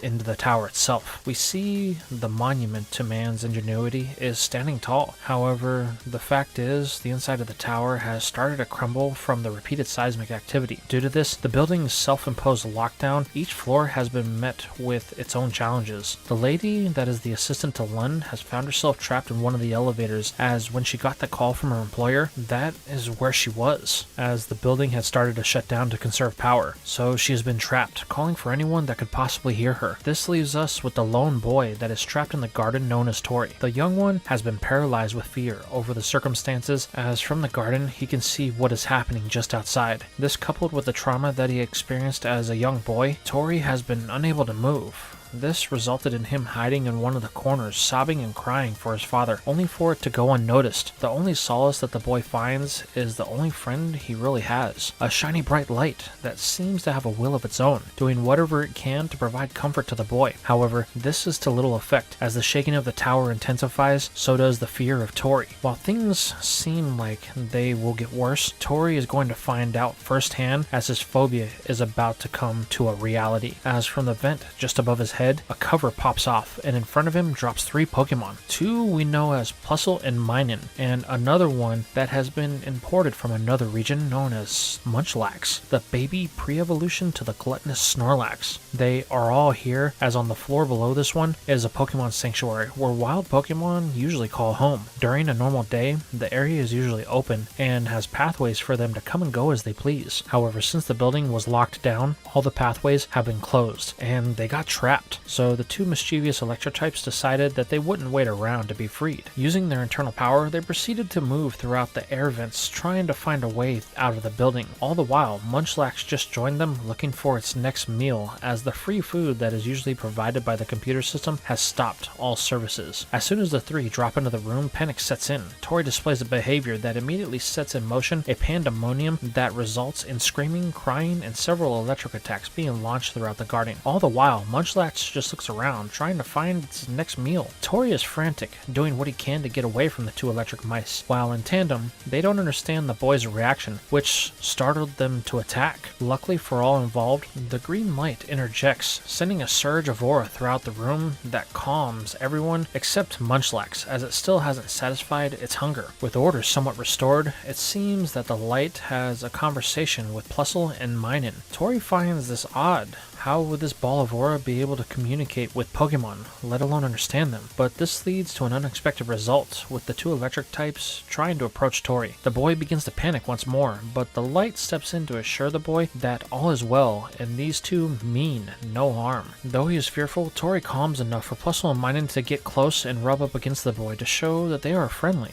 This causes him to calm a bit more, as there is no way to tell if the tower is shaking was caused by Tori or the raging battle outside. With a momentary reprieve, the boy begins to think clearly for the first time, as the light informs him that the 3 Pokemon were looking for a way out. Knowing that this is the route they should be taking, Tori resolves to assist them in this endeavor for the safety of the group. The boy then begins to look for any way out of the room when he realizes something. Some of the systems are online, but they are slowly losing power. Turning to Plusle and Minun, the boy asks if they will help him with something as he pulls out some sort of identification card. As the new team gets to work, we shift back outside of the tower. Our 2 separate group of heroes are finding it difficult to enact their plan. Brock, Drake, and Max are trying to get to Kyogre, but Manaphy is having trouble getting near the water titan as the seas have become ravaged by the attacks coming from both sky and land. This has put them in an awkward position, as even with the help of Salamence, they can't even get close to the battle zone. All the while, Ash and Steven are seeing a similar problem as Rayquaza has positioned itself in the area around the tower. Anything that seems to get close, the serpent treats as a threat and fires a Hyper Beam at them.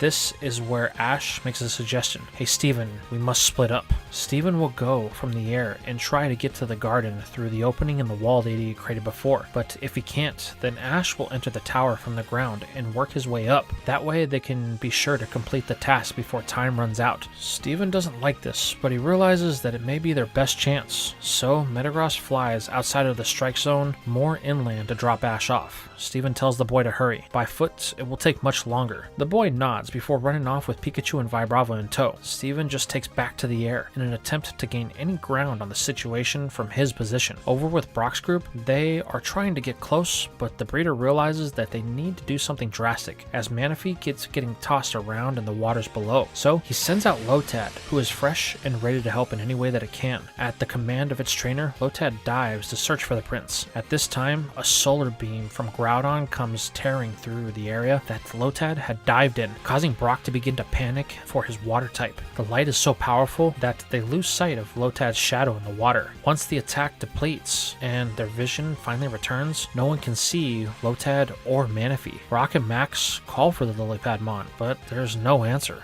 If your Lotad was hit by that attack, then the chances of its survival will be slim, I'm afraid.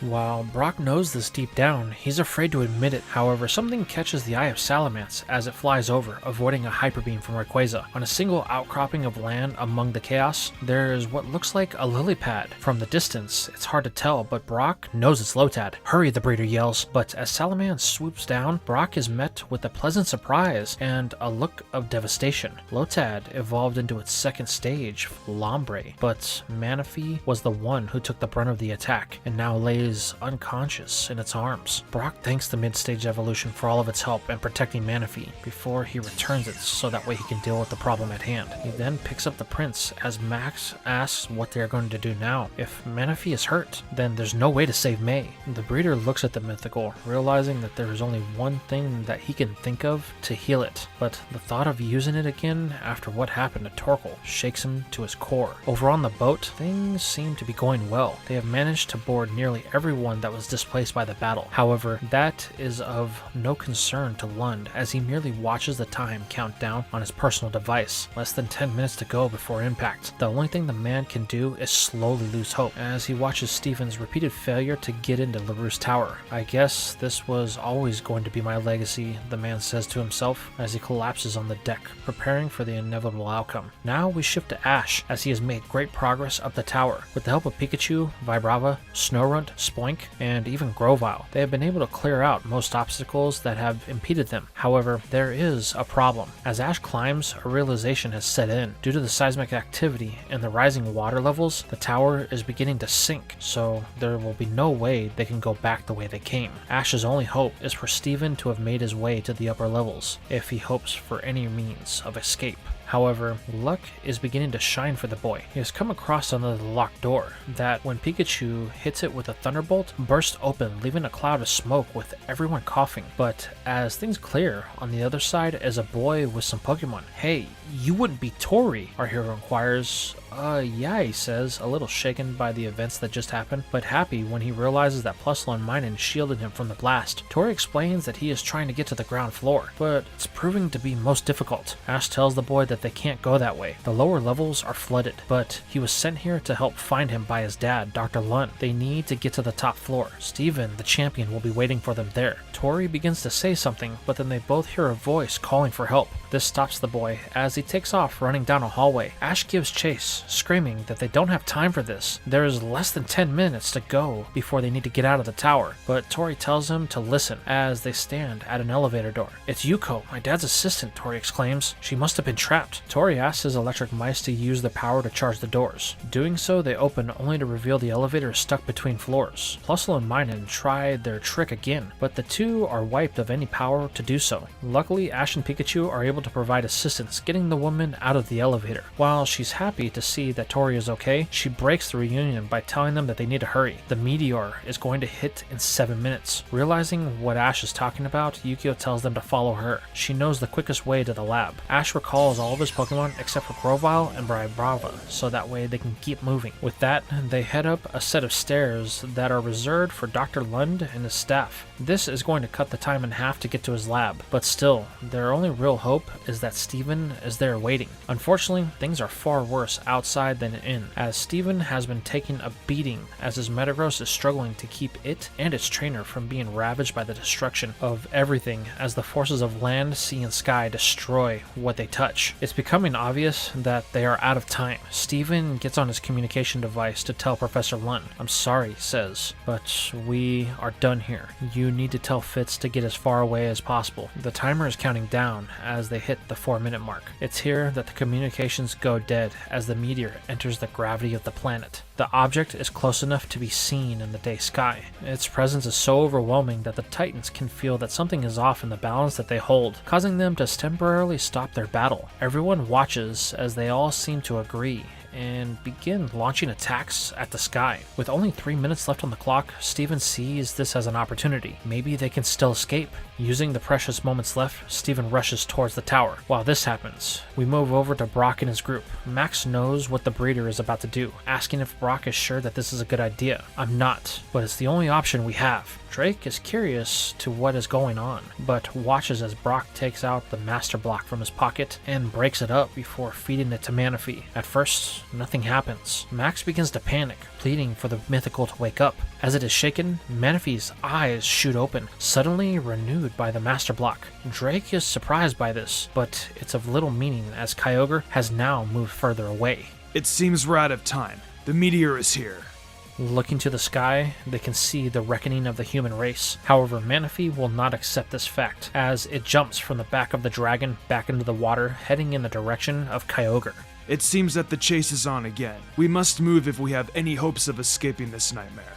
However, all things are beginning to feel the weight of the meteor as the time is now counting down. But it seems the forces of nature won't take this invasion of their territory lying down. They collectively charge their most devastating attacks and fire into the sky as an attempt to break apart the giant space rock. The attacks form an impressive display of unity and power colliding with the meteor. The three put everything they have into destroying this threat. Just as the collision of energy and rock happens, Steven manages to get to the top floor, just as Ash and the rest of them reach the final step of the stairs. The champion tells them that they need to move now, but it's too late. While it seemed the three were going to be the unforeseen saviors of the planet, the fact is the mass of the meteor is far greater than the collective power of them. While its size was greatly reduced, it's still able to plow through the energy. The impact is imminent. However, Rayquaza will not let this invader from the stars claim its territory. So, in a last-ditch effort, the dragon heads skybound on a collision course with the rock. Everyone watches on as the realization sets in that time is up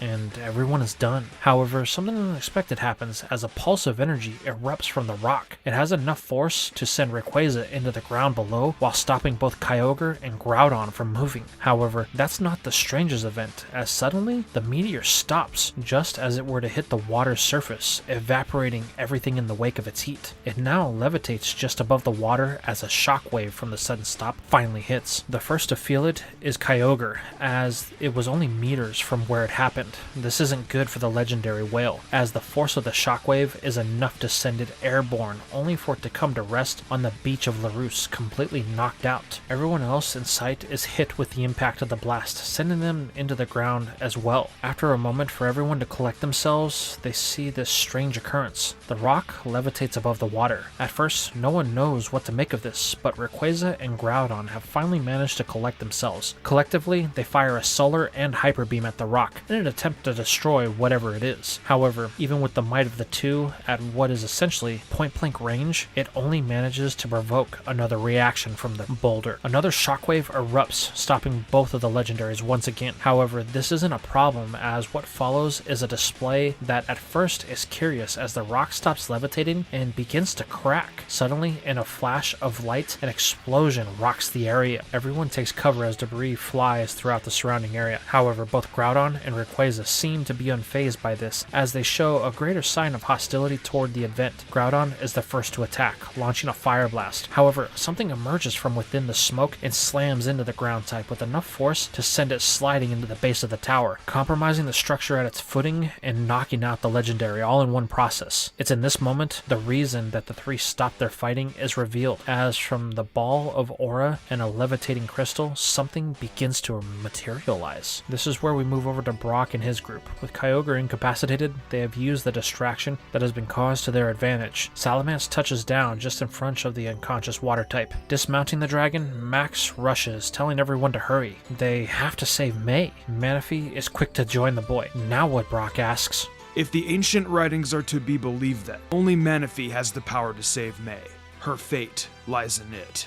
Suddenly, Manaphy once again wraps its antenna around Max's hand, but this time, the boy hears a voice. It's Manaphy telling him to reach out to May. The boy then sees a silhouette of what could be his sister in this aura-based mental scape.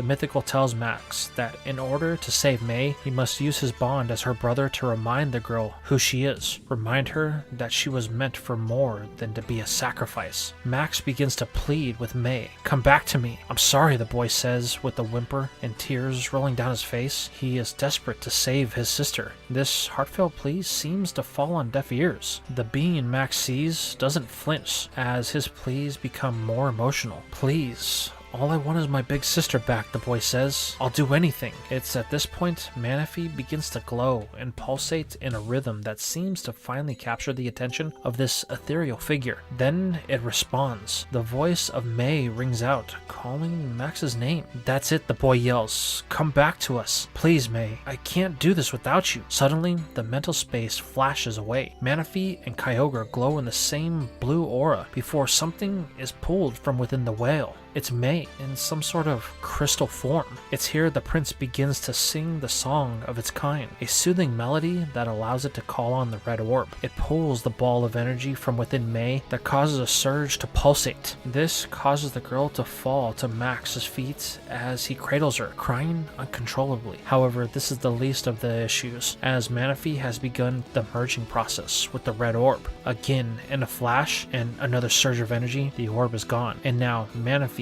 has taken on an aura that shares the same hue as the red ore. Now having realized its true place in the world, Manaphy begins to sing its song. This causes it to begin to glow even brighter, while at the same moment, Kyogre begins to levitate and glow the same color as Manaphy. I think it's time we left here. Whatever is happening may result in Kyogre awakening. If that happens, then we don't want to be anywhere near it.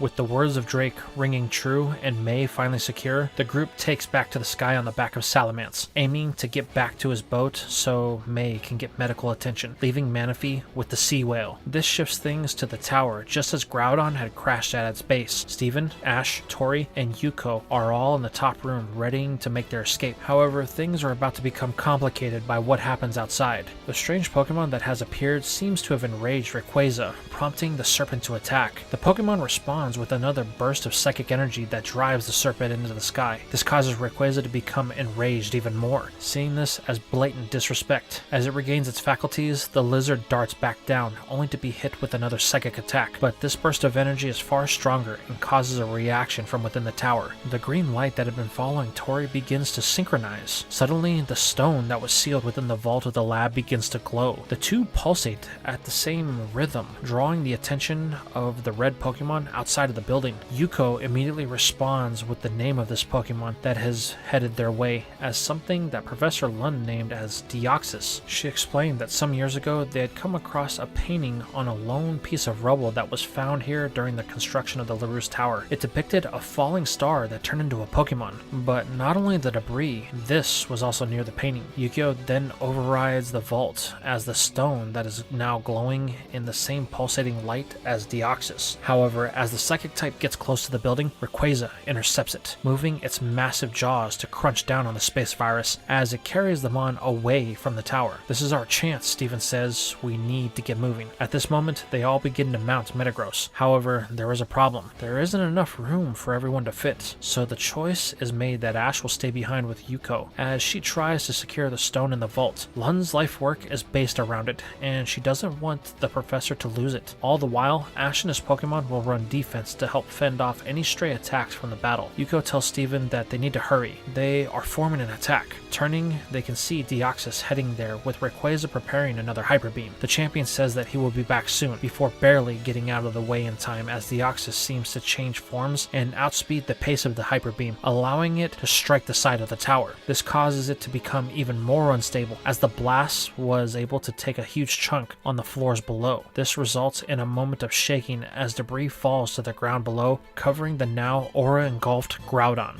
Back above, they have little time to worry as Deoxys has once again changed form to a more defensive style so that way it can take the brunt of attacks from Rayquaza. However, the serpent isn't a fool and can see its long-range attacks are not working, so shifts its strategy to a more up-close and personal style of attacks using an Iron Tail that cracks the invader. However, this barely has any effect as Deoxys takes the hit and grabs the dragon's tail before once again changing into into a more aggressive form and striking Rayquaza with another psychic burst. This sends it flying into the top of the tower just as Ash and his Pokemon watch. Yukio tells the boy she's almost done. The vault is locked down with the emergency protocol, so it will only open when power is fully restored. However, there is a very curious thing that no one has noticed. The green light has gone missing, and there is only one guess to where it has gone. Over on Drake's boat, they have managed to get to a safe distance outside of the city. It is in this moment that both Salamence and Metagross touch down, to the relief of everyone, including Lund at the sight of his son being okay. Tears in their eyes, father and son have a reunion they thought would never come. But Lund realizes they are missing a few people. Where is the boy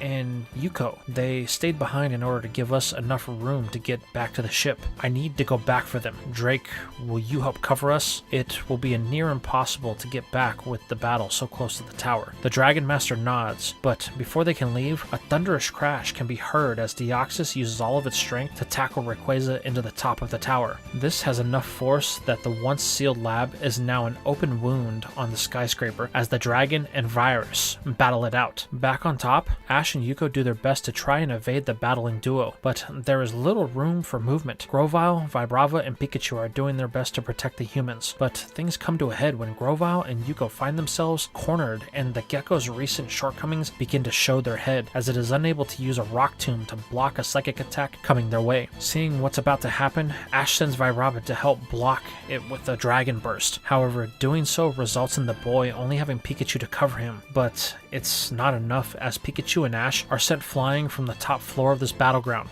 Both Vibrava and Grovyle watch in slow motion as their friends fall to their certain doom. The grass starter is frozen as its own weakness just cost its trainer his life, but Vibrava won't let Ash or Pikachu become one with the ground outside. Using all of its strength the dragon has, it bolts down the side of the building heading in the direction of the two. However, they're just out of its reach. No matter how fast Vibrava flies, using its supersonic wings, it can't seem to close the gap. As they inch closer and closer to the ground, Ash tells Vibrava to save itself, or it will meet its end as well. However, this is an answer the dragon will not accept, as it lets out a psionic cry that shatters the windows of the tower as its speed increases and it begins to glow in an evolutionary light. A burst of aura ensnares Ash and Pikachu, saving them from sheer destruction as his newly evolved Flygon emerges. Now riding his dragon, Ash takes back to the skies, telling it they have to save Yuko and Grovyle. Using its newfound speed, Flygon shoots back to the top of the tower, dodging the falling debris, only to see that in this moment since they were there last, things have drastically changed. The vault has been opened by a stray hyper beam from Rayquaza, exposing the stone inside. The sight of this has sent Deoxys into a frenzy, as it seems this is the reason it has been trying to get past Rayquaza. The psychic type has begun to reveal its true power as it slides between forms to apply pressure to the dragon. Ash is barely able to get close enough with Flygon to save Yuko. The woman jumps onto the dragon while Ash is forced to recall Grovyle as it is again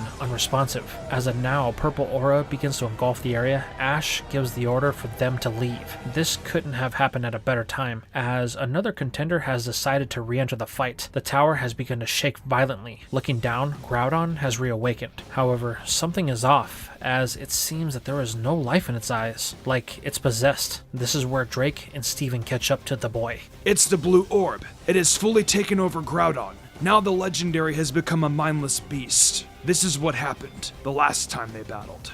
Is there anything we can do about it? Steven inquires. However, Drake shakes his head. It is to the point that the human host has been lost. Now only something of equal energy can stop it. But with the interference of this strange creature from space, Lord Rayquaza is unable to battle it. We are truly without a future if Groudon's power goes unchecked.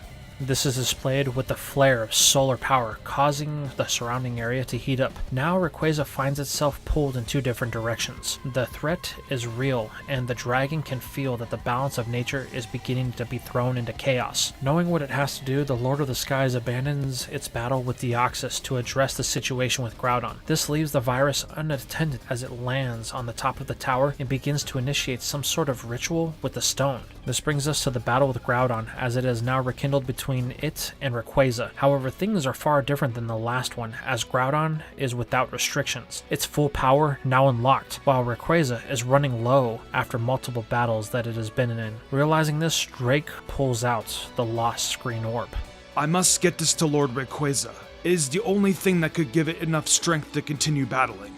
Is that what I think it is? Steven says. However, this is interrupted by the green light that Ash had met when he was following Tori. It appears out of nowhere, only to enter the orb and cause it to begin glowing. This is strange to the Dragon Master. However, what happens next is far stranger, as something begins to materialize from the orb. Over in the battle with Groudon, the lizard is on the losing end. Tired and beaten to within an inch of its life, the serpent prepares to make the ultimate sacrifice to stop Groudon. However, in this moment, things appear to come to a head when Groudon prepares to make its final blow. It is stopped by an intense blast of water. Turning, the ground type is met with the now awakened Kyogre. However, it is far different than Groudon, as the whale is attacking at the command of Manaphy as the prince glows in ruby and sapphire aura. The prince demonstrates its purpose in life as it draws on the power of the sea to bring Groudon down, but it refuses to go down without a fight as the sun's intensity increases, dampening the effects of the water, allowing a fire blast to consume the new duo. However, a surprise help comes in the form of a Deoxys, as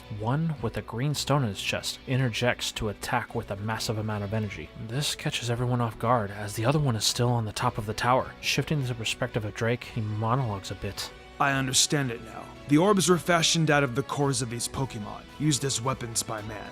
It seems none of us are innocent.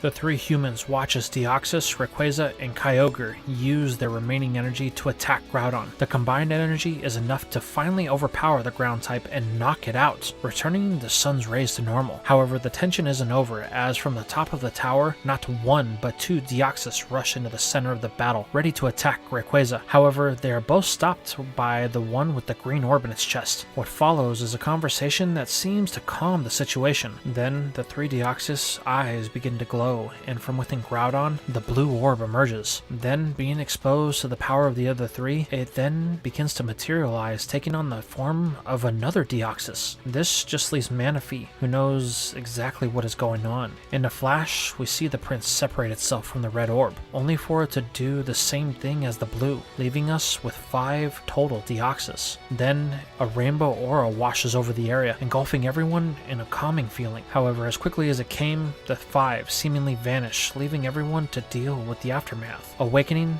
Groudon shakes off the beating it just took before looking at Kyogre and Rayquaza. The stare down seems to last forever before the beast of the land turns and heads into the molten area, disappearing into the magma. Kyogre does the same, seemingly tired of the struggle, and disappears beneath the waves into the wide ocean of the world. This just leaves Rayquaza, who takes back to the sky, letting out an alpha cry before vanishing above the clouds. Drake, Ash, and Steven look on as the city is left in ruins. I think we should head back to the ship, the champion says. They all agree, heading back to finally rest and wrap their heads around everything that has happened. Back on the ship, Ash is finally able to see what happened with May. The girl, while a bit weak from being used as an avatar for an ancient war, seems to be okay, which is a great source of relief for the boy. But Ash chooses not to say anything as May is currently being smothered by a very emotional Max. What follows is the crew of the ship checking up on everyone and providing any first aid that they can. This leaves Ash and Brock to talk as they reveal their new evolutions. But as they continue their conversation, things once again become tense as the 5 Deoxys appear above the ship. Everyone is on edge, but then one of them lowers to the deck in front of Tori. It's the one with the green crystal. It begins to talk with the boy. The two seem to have a full-on conversation before the boy begins to tear up and waves goodbye, thanking Deoxys for being its friend. Then, in a moment, the 5 shoot off into the sky, leaving the planet for parts unknown. Professor Lund asks his son what that was all about. Tori explains that Deoxys apologized for all the damage that was caused. It was only because they were trying to get the family back together. They had been here for so long, and when none of them came back, their dad came looking. That's what set everything off. They are now heading home, so it just wanted to say goodbye before it left. Lund is surprised by this, asking what happened to the boy being afraid of Pokemon. Tori looks over at Plusle and Minun playing with Pikachu. I had some help with that. The father hugs his son, happy that they are both safe and sound. Here, we get another surprise visitor on the deck as Manaphy comes to check up on May. At first, the prince is worried that she is hurt, but in a moment of tears, she tells it not to be worried about her. She will be fine. Manaphy has far more important things to see to, as now that Kyogre is awake, the prince opponents must keep the balance and make sure Kyogre does not bow to Groudon again. Manaphy stands at attention as if it were taking a command from its queen. May smiles a broken smile before telling it to go. With one last hug, the two part ways as Manaphy aims to fulfill its destiny. Now that the tension has been lifted, we find May as she is trying to make her way to Ash. But as the boat rocks due to the sea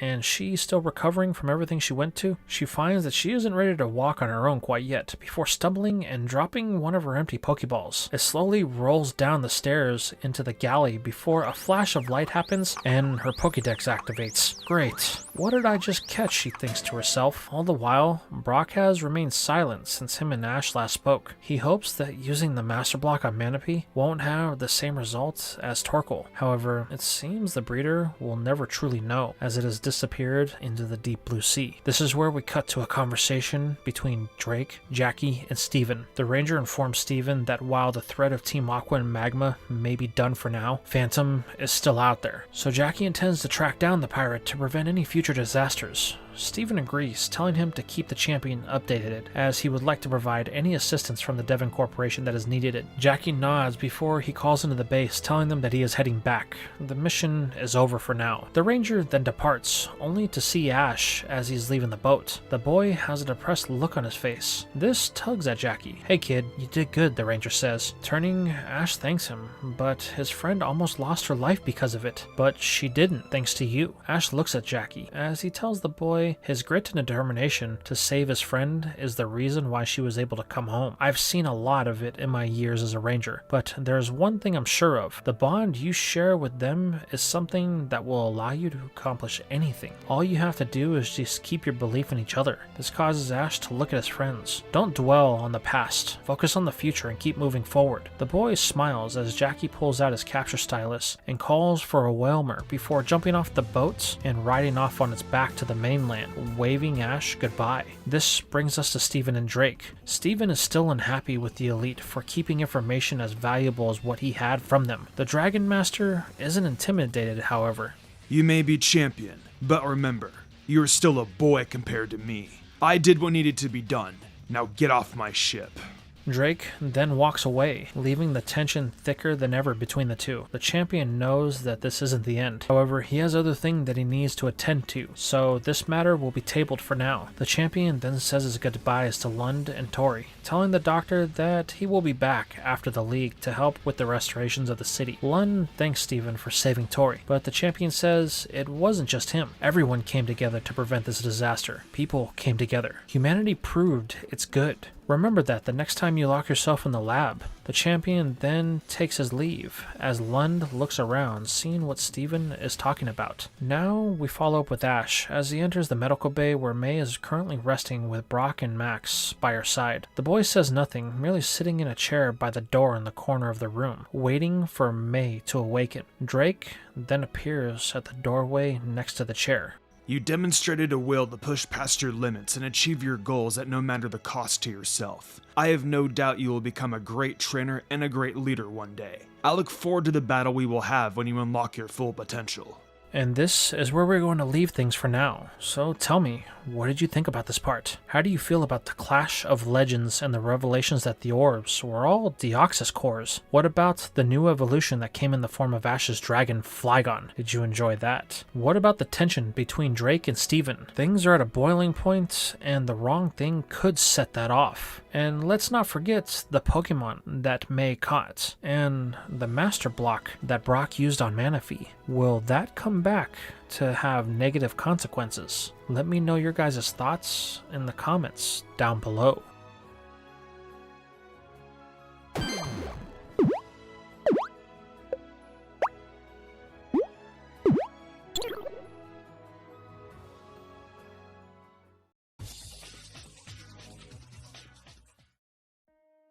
We begin today's part with our heroes as they are being dropped off in one of the most isolated towns in all of Hoenn, known as Pacific Log Town. It is a town that floats in the middle of the South Hoenn Seas. Rumor has it that what remains of the people of the water are the direct descendants that live in this very small place with less than 100 residents. This is where we see a group waving to Drake as the Salty Sea Dog sets sail back to LaRue City to bring supplies to the area as reconstruction has already begun. Now that these events with the Weather Trio are behind our heroes, they get a chance for the first time in what seems like weeks to actually relax. This is where we slide to the night of their arrival, as everyone has kind of separated so they can have their own personal space after everything that has happened. However, this isn't by choice for some. Brock has chosen to exile himself to a dark corner of the Pokemon Center as he continues his research on the Master Block. The breeder has a feeling that won't leave the pit of his stomach that something is going to happen to Manaphy, so he must be ready with an answer or he will never be able to forgive himself. Now, while Brock works in self-loathing, we move to Ash. The boy has wanted to talk with May as he still blames himself for what happened to her, but Max is doing everything he can to run interference and occupy as much of her time as possible. This leaves May in a position that she feels like she must adhere to Max's relentless requests, resulting in her telling Ash that they will have to talk when she has a moment. This leaves our hero with a sense of uncertainty. He can't stand the thought of May blaming him for what happened to her like Max does, and because he is keeping the girl focused on the needy little brother, this is a feeling that Ash can't seem to kick. However, as the group makes themselves comfortable in the Pokemon Center, they are set upon by some familiar faces. The regular contestants Grace, Harley, Erica, and Joshua have all made their way to Pacific Log Town. Come to find out that there is a contest that is less than a day away. While Ash and May have had a rough go of things as of late, the prospects of a contest and another ribbon could be the thing that gets them back on track. So the two begin whatever last minute planning they can and fine tuning of their teams and strategies so that way they can be as prepared as possible. This results in two things happening. The first is Ash deciding that he will use the team of Spoink and Snowrunt. The two have become fast friends and have demonstrated a knack for showmanship. Snowrunt likes to use its icy wind to create ice sculptures in the shape of people and things, has taken an interest in using its psychic abilities to move whatever it can, even going as far as to manipulate some of Snowrunt's attacks to help it in its efforts to put on a magical winter show. Ash has really been impressed with the two. Their natural synergy is something that the boy wants to start working on, and this contest will be the perfect place to do so. While Ash is doing his thing, we move over to May, who is trying her best to work on a demonstration, but with Max not wanting her to leave his side, she finds it rather difficult, especially with her newest catch, as the Pokemon she accidentally caught on Drake's ship was the gluttonous Munchlax, and ever since they got to Pacific Log Town, it has been doing nothing but eating away at everything that it can get its paws on. This results in the girl recalling it so she can focus on her routine. Luckily though, the girl seems to have a secret weapon in her arsenal. As the girl does her best to ignore Max and his pestering, she sees Chimecho and Seviper engaging in some interesting activities. Using its Heal Bell and Psywave, the psychic type is able to lure Seviper into a trance. May thinks that there might be something there. She just has to use what time they have to focus on it. But this doesn't mean that she won't be without some prying eyes, as Harley has once again found himself looking, as there aren't really many places that are private, as they literally are floating on logs in the middle of the ocean. However, Harley sees nothing that is of concern to him, so he chooses to turn in early, leaving May to push herself through the night. This brings us to the next morning and the start of the contest. We see for the overall small town, the amount of people that have shown up is far more than Ash and May have seen in the past contest. The truth of it is, like Harley and Grace are here to earn their final ribbon, as Harley has made it oh so clear with his gloating on having more than May. However, the girl simply ignores him, as she has her eyes set on the prize, as demonstrated in the first round when May goes first. The choice she uses here is her trusty Serpent. Through her work overnight, Seviper was able to unlock a new move that is on full display, as a combination of Poison Tail and Rollout are demonstrated. The move has created a new variation of Seviper's Poison Coil that wows the judges. This secures May a spot in the next round, easily leaving Harley eating his words as she walks by without a word. This leads us into the rest of the demonstrations, with Ash, Harley, Grace, Erica, and Joshua all making it through the first rounds, and even into the second round of demonstrations into the battle rounds. Ash is able to secure his first round win, making it to the top 4 with his new secret weapon, Spoink,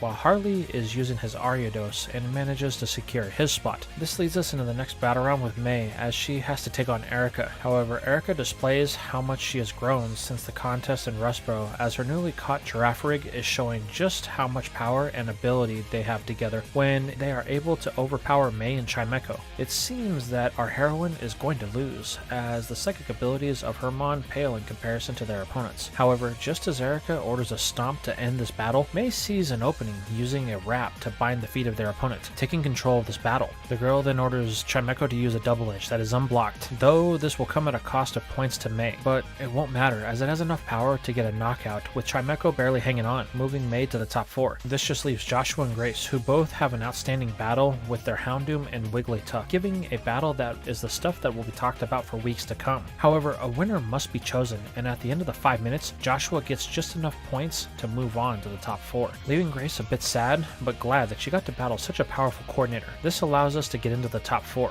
Harley, as always, is wanting to battle May, but ends up getting paired with Ash in his first round. While Harley is a great coordinator in his own right, he goes into this battle underestimating what Ash can actually do. He relies too much on Ariados's speed and typing, allowing Ash to find an opening needed to take advantage of Harley's hubris. This allows the boy to secure his win with a light screen and a swift combo to highlight a failed pin missile from Ariados. To the disgust and disbelief of Harley, he is forced to watch as Ash makes his way to the final rounds. This just brings us to the battle with May and Joshua, which has a similar flair to it, with Houndoom dominating the whole thing. But Chimecho, while small, is able to use Houndoom's size to its advantage, as a wrap secures its snout of the doggo, preventing it from using any of its attacks. As it flails about, the Hound loses points, which is driven home when a double edge is once again able to edge out a win, moving May into the finals with Ash. This brings May and Ash face to face, which causes the boy to feel the way he was before the contest. The battle gets underway, however the actions of the battle is a backdrop to Ash and May,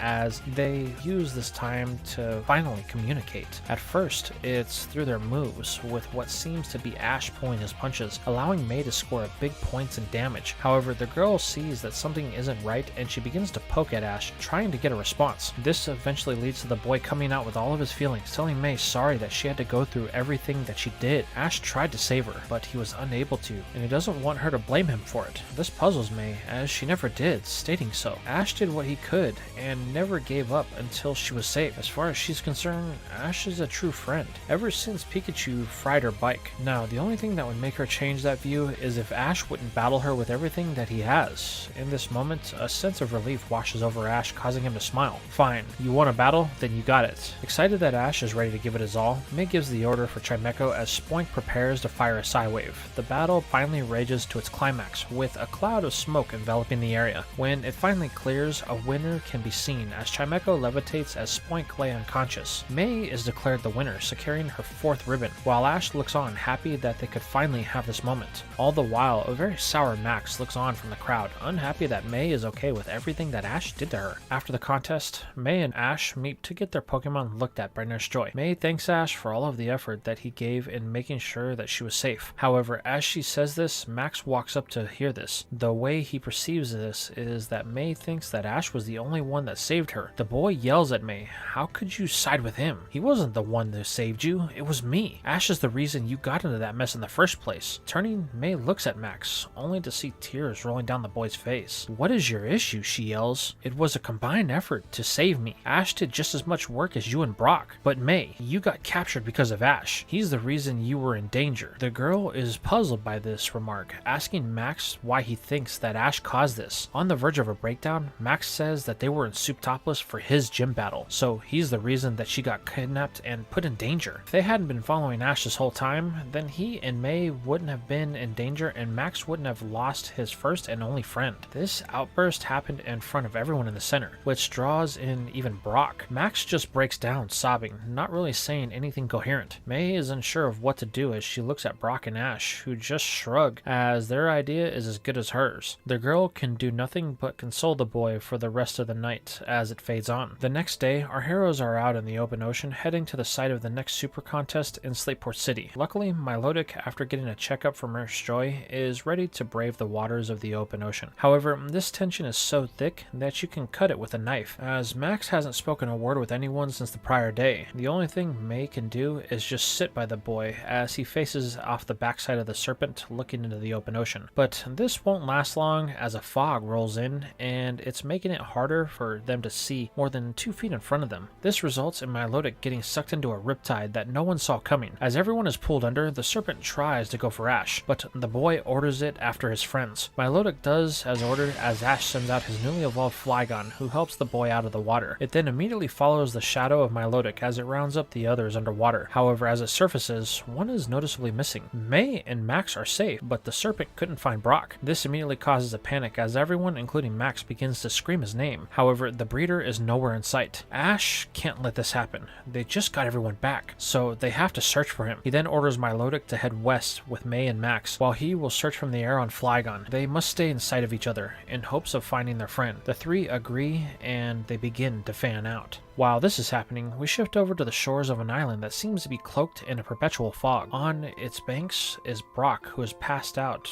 with a very tired Lombre next to him, breathing heavily. Brock has used his water type, thinking it was strong enough to get him to the surface, but the truth is the currents were a little bit too strong for him, so they were swept away to this island. Luckily, after a short while, Brock wakes up to Lombre's happiness. The breeder looks around, asking if it has seen anyone, but the Lilypadmon shakes its head in disappointment. Brock, a bit wobbly on his legs, stands up, stating that they need to see if there's anyone else here. So they begin to search all over the island. Brock figures that if they get up to the top of the plateau that seems to sit at the center of it, then they will have a better vantage point. So the two get to climbing, as it is a near vertical ascent in the direction that they need to go. However, this is something that won't come without a headache, as it seems that the eyes of the two are being played tricks on, as from within the fog, shadows keep appearing in their peripheral vision. This causes Lombre to become paranoid as it fires water guns at the shadows. Brock does his best to console the water type, but there isn't really much he can do as he's dangling nearly 100 feet in the air. This eventually results in Brock getting hit with one of the water guns, which causes him to lose his grip and begin to fall. The breeder is beginning to think that this is it. However, he then comes to a sudden stop when a pair of hands grab him and help him secure a hold on the cliffside. At first, Brock thinks it's Lombre, but when he looks up, he can see that the water type is still firing away. This leaves the breeder in a very puzzled situation, not sure if he should be concerned that they are not alone on this island or not. Knowing he can't proceed with Lombre acting like this, Brock recalls it so that the water type can calm down in its Pokeball where it is safer. Brock then proceeds to continue his climb. All the while, he can't shake the feeling that someone or something is watching him. It takes a while, as it is now the dead of night in fog, so Brock is literally climbing blind. However, he eventually does get to the top.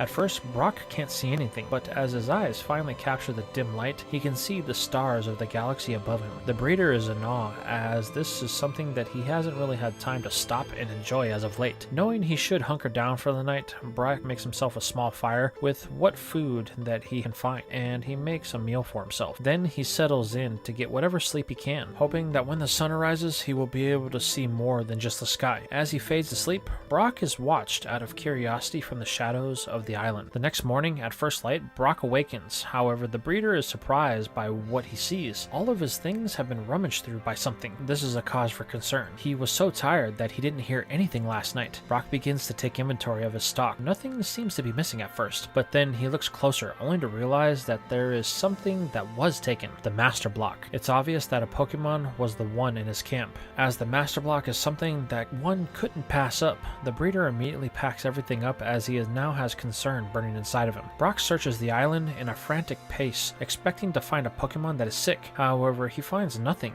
The island is nearly barren on its east side. However, the west part of the island has vegetation that could be hiding someone or something. So Brock heads that way, only to be stopped when he hears what could be laughter. Looking around, Brock looks through the fog, trying to see who it is. However, nothing is there, but he can hear running, so Brock takes off in the direction of the sound. However, he again finds nothing but some small bushes. Brock is beginning to become discouraged. That is, until he looks closer at these bushes. Upon further inspection, Brock notices that he has seen these berries before, but it can't be. That would mean that this island is the one that the Berry Master spoke of. It's here Brock spots a Pokemon walking in front of him, snacking on some of the Master Block. "Hey, don't eat that," Brock says, but the Pokemon just bites down, choosing to ignore the warning and replying with a laugh. This puzzles Brock, but then he begins to connect the dots in front of him. It seems that the Enigma Berry berries are the only source of food on this island, so these Pokemon that Brock have come to identify as Why Not survive only on them. This intrigues the breeder as he looks over the berries, tasting them as he goes. He sees that there are small variations on what is on the island. As he walks through the grove while a small group of Why Not follow him, Brock eyes something that looks familiar. A patch of Enigma berries that look like the ones that the Berry Master gave him. He reaches out to try and grab one, but the Why Not that had been eating the Master Block smacks his hand, almost to say no.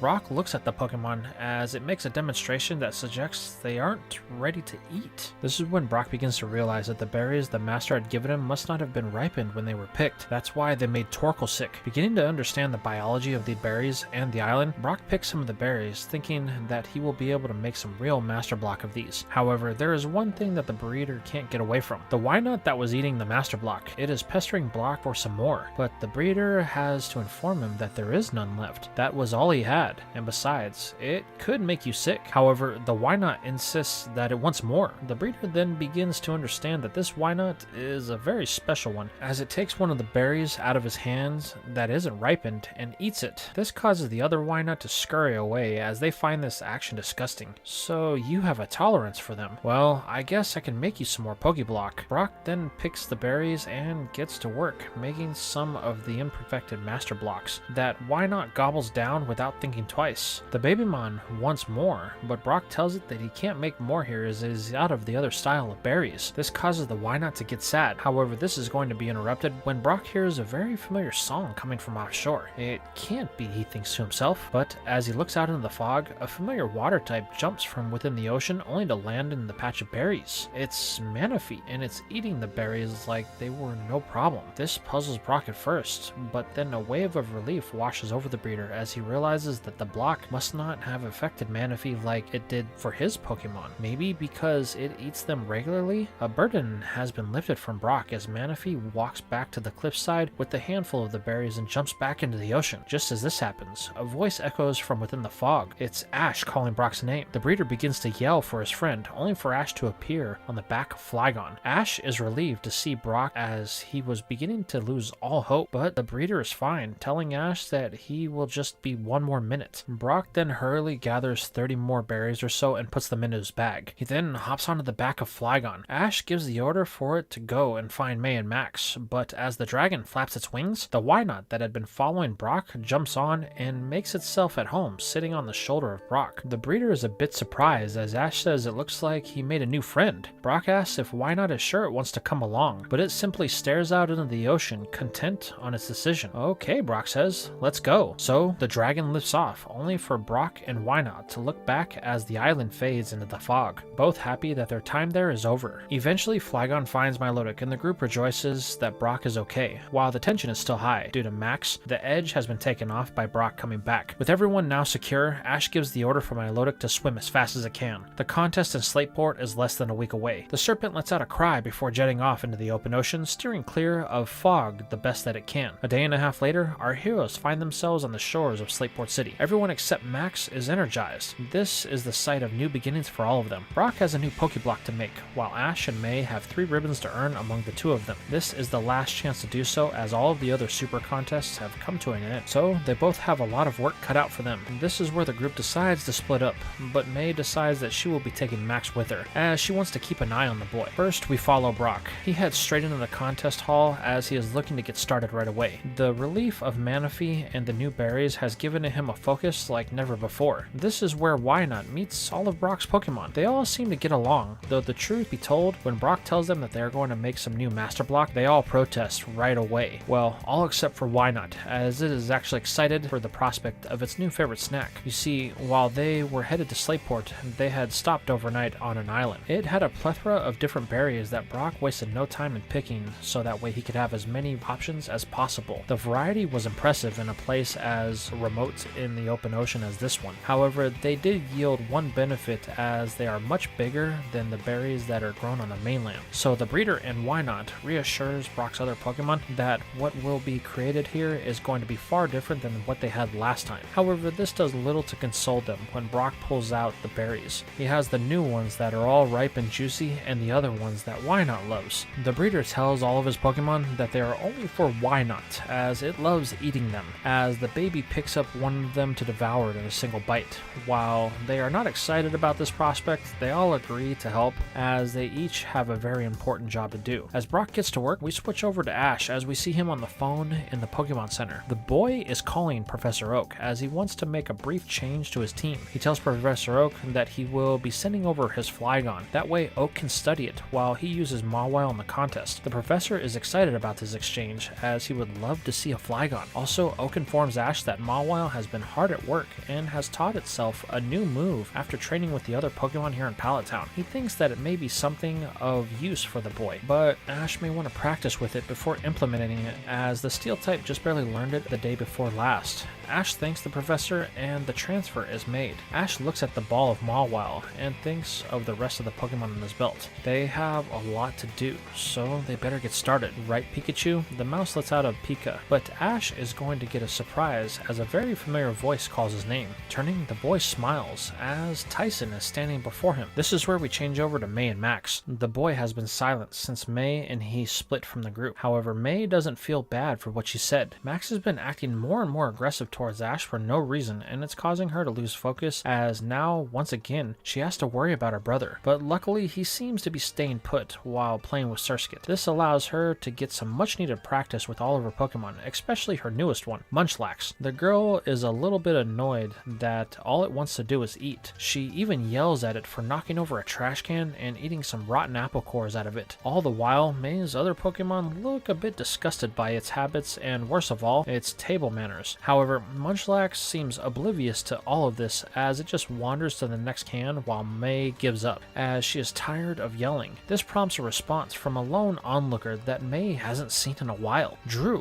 what are you doing here? The girl questions. The verdant-haired boy states that he is here for the super contest. Wait, don't you have 5 ribbons already? May questions, to which Drew confirms, but he states that he has still been competing in other contests to train his Pokemon. He's even won 2 additional ribbons, bringing his total to 7. This makes her a bit intimidated as she has only captured 4 thus far, and she thinks that Drew will look down on her for it, as Drew is one of the coordinators she looks up to. May wants to impress him, though she doesn't want to admit it to herself. However, Drew says something that is the exact opposite to her, stating that he wants to see what she has learned since the last time they battled, so the next time they meet will be in the Grand Festival. That means that she had better win whatever ribbons she still needs, as out of all the coordinators he's battled in the past year, she is the one that he wants to battle at full strength, so she had better tighten up whatever loose ends she has, because he won't be holding back when they do have to battle. Drew then walks off, leaving May with a strange sense of motivation and focus that she didn't have at the start of her conversation. It's here that May takes the role of a leader of the group, yelling for everyone to focus with enough vigor in her voice that even Munchlax is a bit shocked and stands at attention. We start training now. In less than 3 days, we need to have everyone ready for our final push to the Grand Festival. They all nod, ready to get to work. All the while, Max sits there, stewing about the events that have happened. This brings us back to Tyson and Ash. The two are in mid-battle. They decided to have a 3-on-3. It was pretty intense when Tyson sent in his Metang, as it was able to take out Spoink rather easily. However, Mawile proved that it is far more experienced in battle when it used a new move, Hidden Power. While this could be any element, it happened to be the one that would be most troublesome for Metang, as it is fire-based. This allowed Ash and Mawile to come up with a new variation of the Sand Whip in battle when Ash used it with the Hidden Power and was able to easily take it out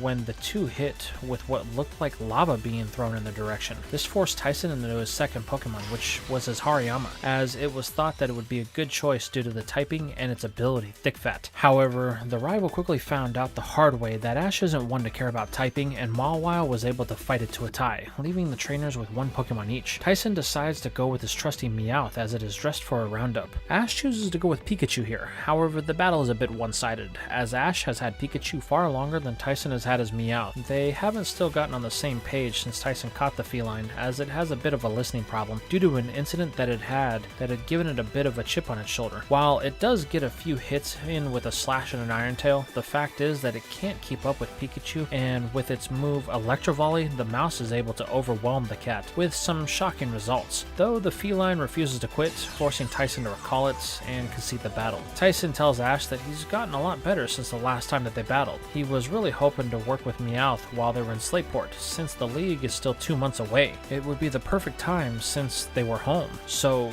you're from here, Ash questions? Yep, born and raised, Tyson responds. Ash is a bit intrigued by this, asking if Tyson will still be here when the Grand Festival is back here in a month's time. I don't see why not, the boy replies. This gets Ash excited, and he wants to make Tyson an offer. Since he will be back here for the festival, how about they have another battle? And not just any battle, but a full battle. That way, you can use Meowth again, and we can test each other for the league. Tyson is interested in this proposition, stating it's definitely something that he would like to do. Ash, even more excited, tells him great. It will give him time to get his last 2 badges before they have their battle. This surprises Tyson, as he would have thought that the boy would have them by now. But Ash says that he got a little sidetracked, so some time is gonna have to be made up. Laughing, Tyson agrees to the battle, thinking it'll be a great motivator for not only him, but all of his Pokemon. The two then shake on it, with Ash telling his rival that he will be holding him to that promise. But he now has to go, as he has a lot of training to do for the contest, as he still needs to get 2 more ribbons. Ash then runs off, leaving Tyson to think about what he just said. That's the reason Ash and his Pokemon keep improving so fast. They are using the contest to train for the league. Well, it looks like we might have to do the same thing, Tyson thinks to himself. What follows is a very strenuous 3 days, as all of our heroes remain isolated from each other. May works on her contest performance to show Drew that she is ready for the level that he is at, while Brock toils away at the Master Block, slowly making progress to something that is more viable than the last. This is where we come to Ash. While all of his Pokemon are ready to compete, there is one that Ash can't seem to shake its funk out of. Grovyle has been silent, refusing to even try and eat. Ash knows that it has to do with what happened on the tower in LaRousse. However, he's not sure what to do about it. He tries to motivate it by offering to work with it on its new move, even going as far as telling the wood gecko that what happened wasn't his fault. But nothing works. It just sits there, looking at the ground, having a pity party for itself. This makes Ash concerned about it. They were making such great progress, but now it's even worse than ever. But then he has an idea. If Grovyle won't train on its own, then maybe a little stimulation will trigger it. It's here that he gathers all of his Pokemon and begins to conduct a plan. They are all going to attack it and try to force it to defend itself. Let's see if it still has that strength inside. So they follow through with Ash's crazy idea. First, an Iron Tail from Pikachu. This actually hits, but no real response. Then Milotic with its newest attack, Twister. This actually moves the grass type, but only under the power of the move. Next comes Snorunt, as an Icy Wind comes in that hits for super effective damage. But the Ice type likes this game and keeps it up, causing Grovyle to become a little frustrated, and it begins to move out of the way before it can be hit. This causes Snorunt to turn down the cold, as Icy Wind begins to change into something more intense that hits Grovyle for some super effective damage. But it quickly loses power, causing Ash to wonder what just happened. But he will have to look into that later, as up next is Spoink, and it uses a Psy Wave to attack, hitting Grovyle unguarded yet again and sending it into a tree. Then Mawile steps up to launch its new Lava Whip, as Ash comes to call it. However, as the move prepares to connect, something happens. Grovyle lets out a cry of frustration that no one has ever heard from it before. Then it starts glowing and overgrow, and the blades on its arms grow in size as it jumps at Mawile, striking it with this new power. This stuns everyone, but none more than Grovyle. You see,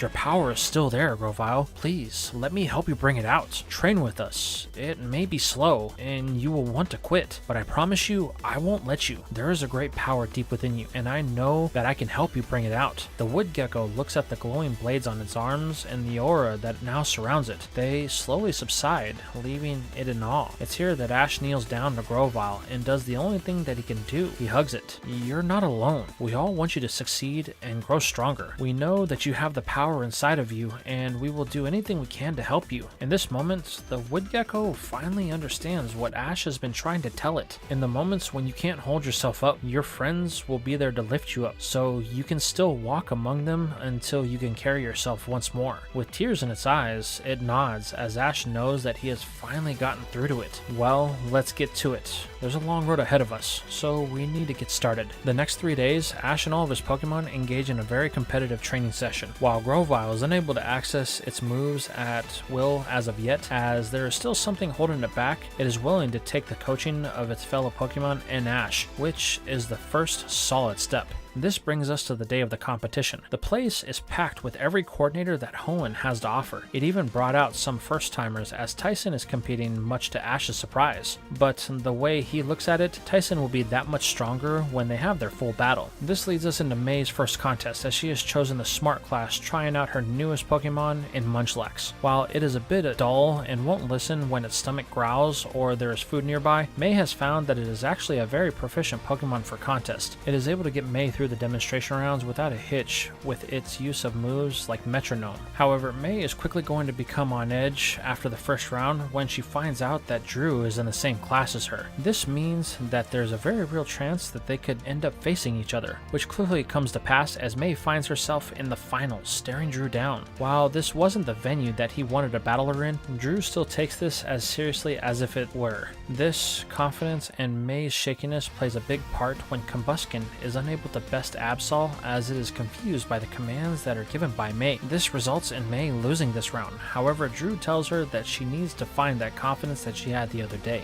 That is the trainer that he wants to battle, before taking his ribbon and leaving. May is left with a decision to make as she heads off to prepare her last chance to get a final ribbon. This brings us to Ash, as he was able to easily clean up the beauty class of day 1 with the help of Snorunt and its new and improving Icy Wind, as well as Mawile and its new Lava Whip. The combination of fire and ice really impressed the judges, and Ash was able to take home his 4th ribbon. The boy is on cloud 9, feeling ready to take part in the Smart classes the following day. While all of this has been happening, Max has been silently watching in the audience, thinking about a way that he can get back at his sister and Ash for the way they treated him. This leads us into the next morning, as the group has yet to awake. Well, that is all except for Max, who woke up bright and early to pull off some revenge as he sees it. The boy starts with Ash taking his Pokeballs and heading outside of the Pokemon Center. His intentions are clear, as he aims to hide them all until after the contest so Ash won't be able to enter. He also plans to do this with May, but the boy miscalculates his time as he wanted to make sure that they were as hard as possible for Ash to find. This results in him only being able to hide Ash's, as his sister and Brock are now awake.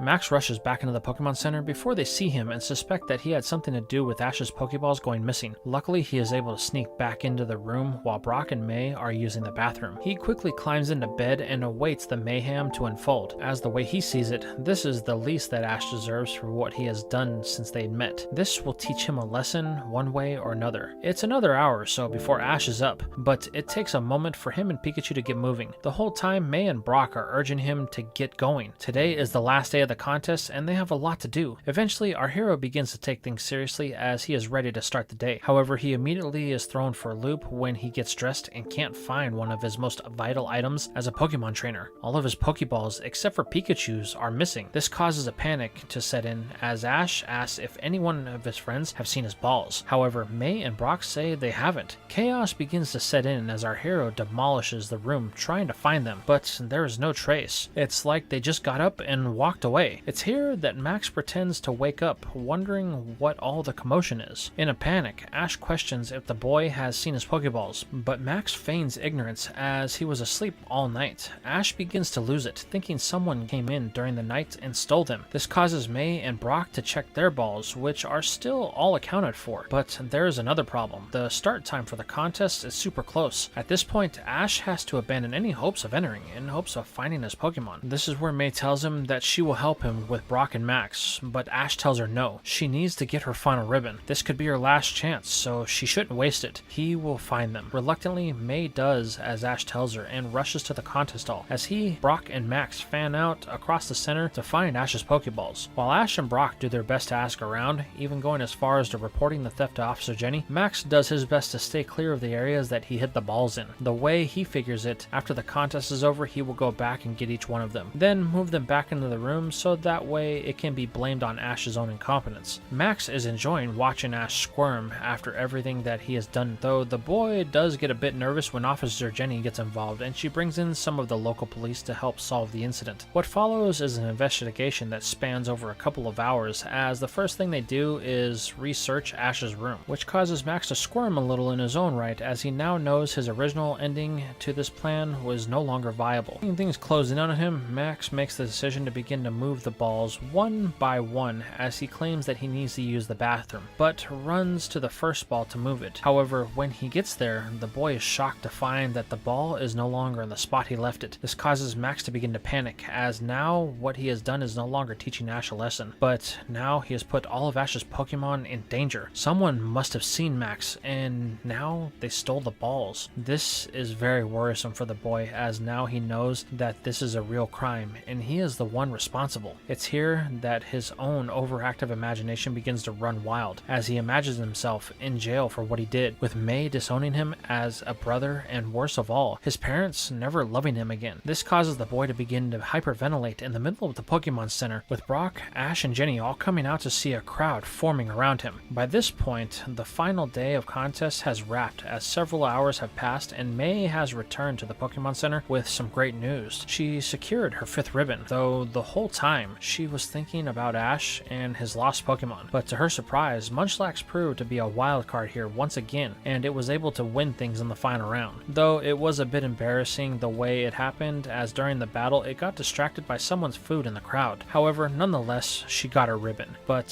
she is going to be knocked out of Cloud 9 when she finds that Max is panicking in the lobby, but unable to form any words. May asks what happened, and did Ash find his Pokemon? They inform her that there has been no luck in that department, and they don't know what has happened to Max. However, as May begins to console her brother, Drew steps forward from the crowd. So these are your Pokeballs, he says, as he presents 5 to Ash, which Pikachu is able to quickly identify by the scent on the balls. This causes a moment of confusion for everyone except Max, as a look of fear washes across his face. A very happy Ash thanks Drew and asks where he found them, to which the verdant-haired boy simply points to Max and says, why don't you ask him? And this is where we are going to leave things for now. So tell me, how did you enjoy this part? How do you feel about Brock and his newest capture? Do you think the berries that he found will help him create an actual master block? What about May? Do you think she is in a good spot now that she has 5 ribbons? Or is Max going to cause her more problems than she can handle now that she has her 5th ribbon? What about Ash? With the Slateport Super Contest over, will he have another chance to earn his 5th ribbon, or is he out of the running for the Grand Festival? And finally, what about Max? Has he finally crossed a line that there is no coming back from? Let me know your thoughts in the comments down below.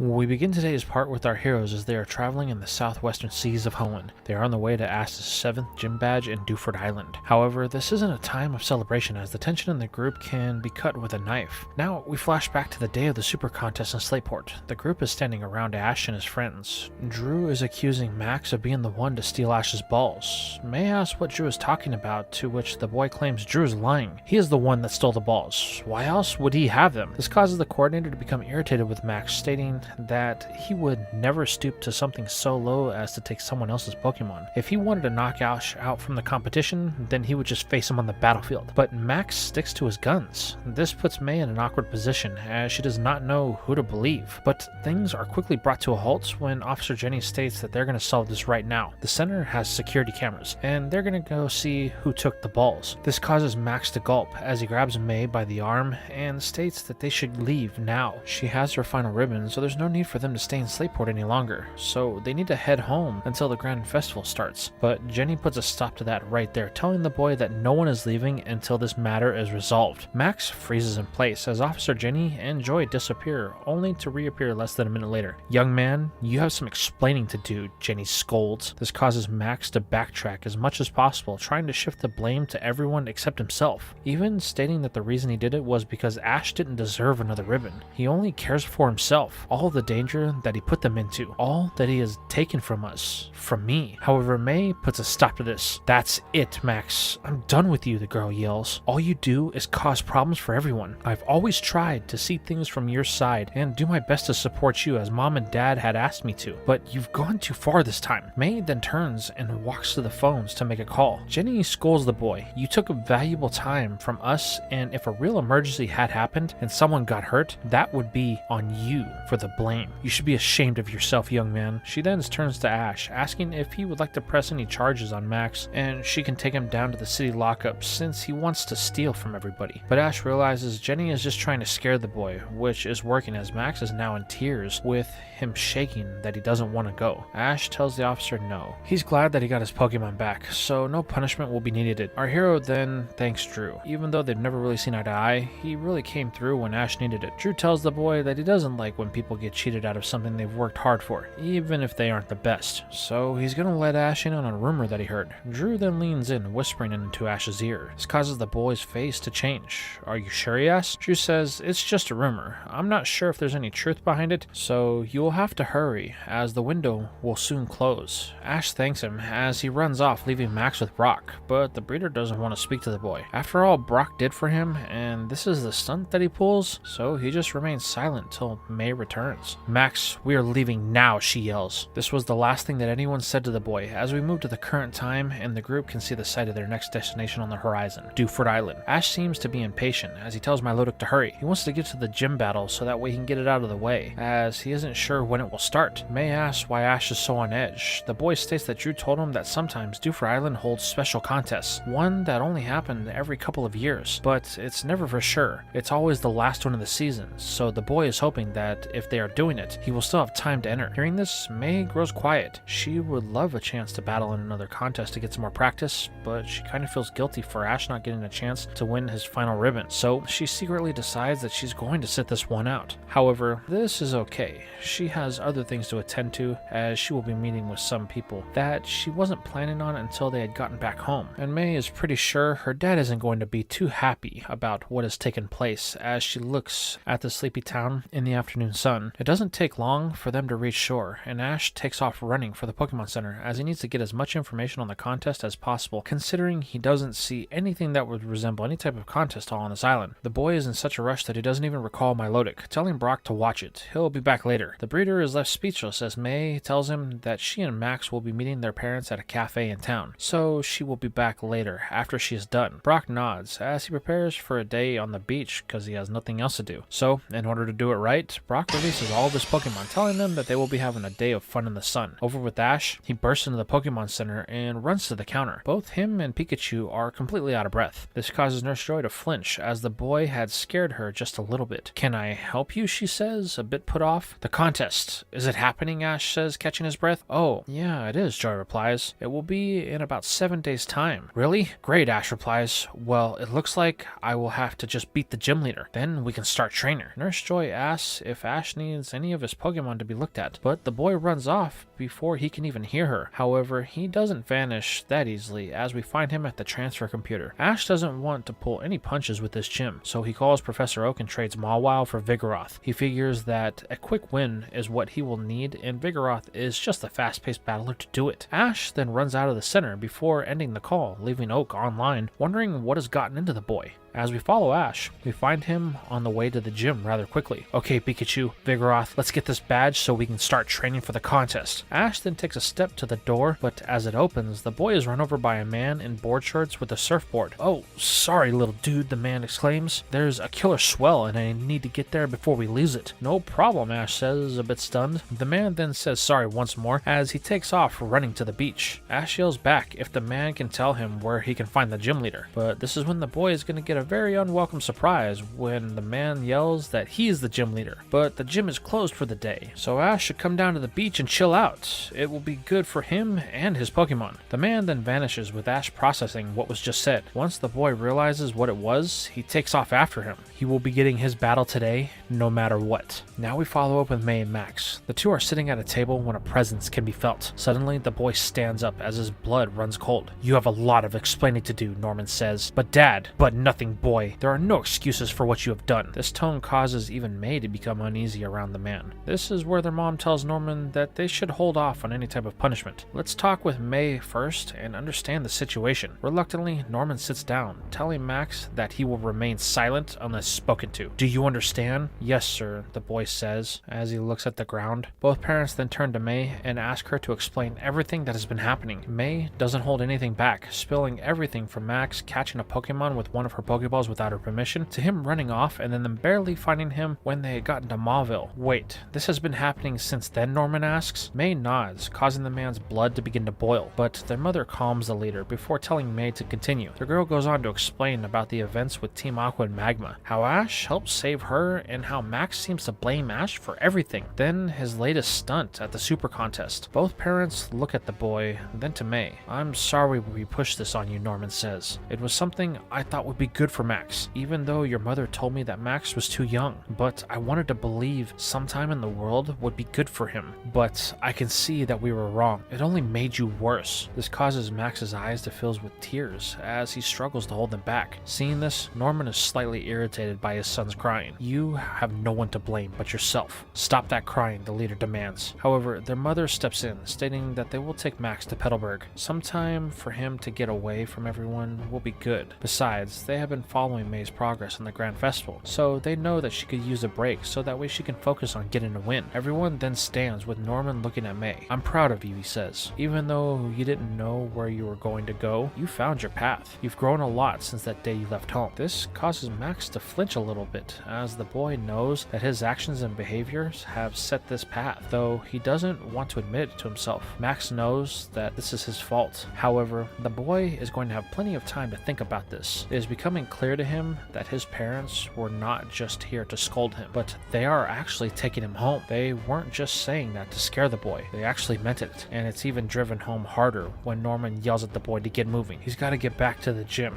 as he's sure that some challengers have been waiting. However, before they go, the leader tells May to keep training. He knows that she will be able to win the festival. The girl smiles at her dad, but this is an easy one. As she watches them walk away, she can't help but to feel a little bit guilty that she turned Max into their parents. The last thing she sees is her brother looking back at her almost to say he's sorry. He never meant for it to get this far, but it's too late as they board the ferry that will take them back to the mainland. Over with Ash, he has been doing his best to pester the gym leader, who has become known as Brawly, demanding that the leader give him a battle. But Brawly just keeps telling Ash that they can have a battle tomorrow. He should just enjoy today as it is perfect. But Ash is hyper focused on his goals. He needs to get the contest ribbon, and he won't be able to focus on that until he clears the gym. If he waits till tomorrow, then he will lose a day of training. Brawly doesn't understand this, and Ash is becoming rather frustrated with his laid-back attitude. This causes Ash to do something really dumb even by his standards, when he and Vigoroth both head into the water when Brawly comes in only to ruin a good wave that he was riding. This finally gets an emotion out of the beach bum other than chill, as Brawly begins to yell at the boy that what he's doing is dangerous. Somebody could really get hurt, but Ash won't back down, stating that if Brawly just gives him his gym battle, then Ash could beat him and be on his way. Realizing that this kid won't take the hint, and he will probably do something even more reckless,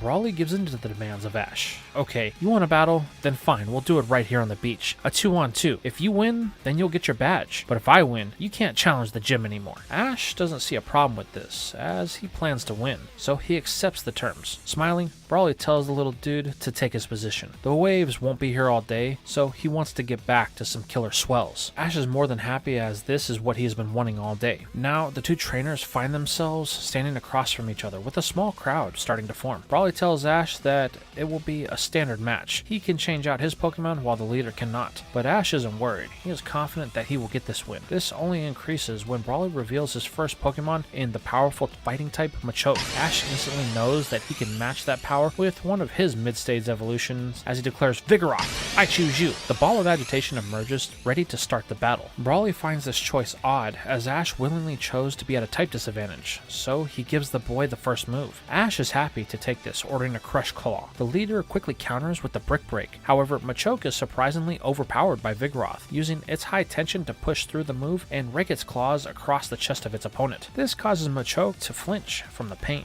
Brawly calls to his mon, asking if it's okay. The mid-stage has no problem standing to face the normal type once more. Ash is feeling confident that they are close to winning, and orders his mon back on the attack, just as Machoke covers. But the boy is going to find out that his direct way of attacking to save time is going to backfire, as Machoke just stands there waiting for Vigoroth to close the distance. Then, just as it prepares to slash away once again, the fighting type sidesteps it and uses this opening to grab the normal type and secure it in a bind that Vigoroth is unable to break. Ash yells for it to wiggle free, but the more it moves, the tighter Machoke's hold becomes until Vigoroth Vigoroth loses the energy that it always possesses as the air is slowly squeezed from it. As Ash becomes a blur to it, Brawly calls for a superpower from Machoke that sees a swell of muscles, then a destructive aura enveloping the two before the fighting type slams Vigoroth into the beach with enough force that the sand bursts up, leaving a cloud of dust. Once it settles, Ash can see that Vigoroth has lost as it lays unconscious and unresponsive. Recalling his normal type, Ash can't believe that they lost so quick. He thought for sure Vigoroth would be able to win that. However, that is okay.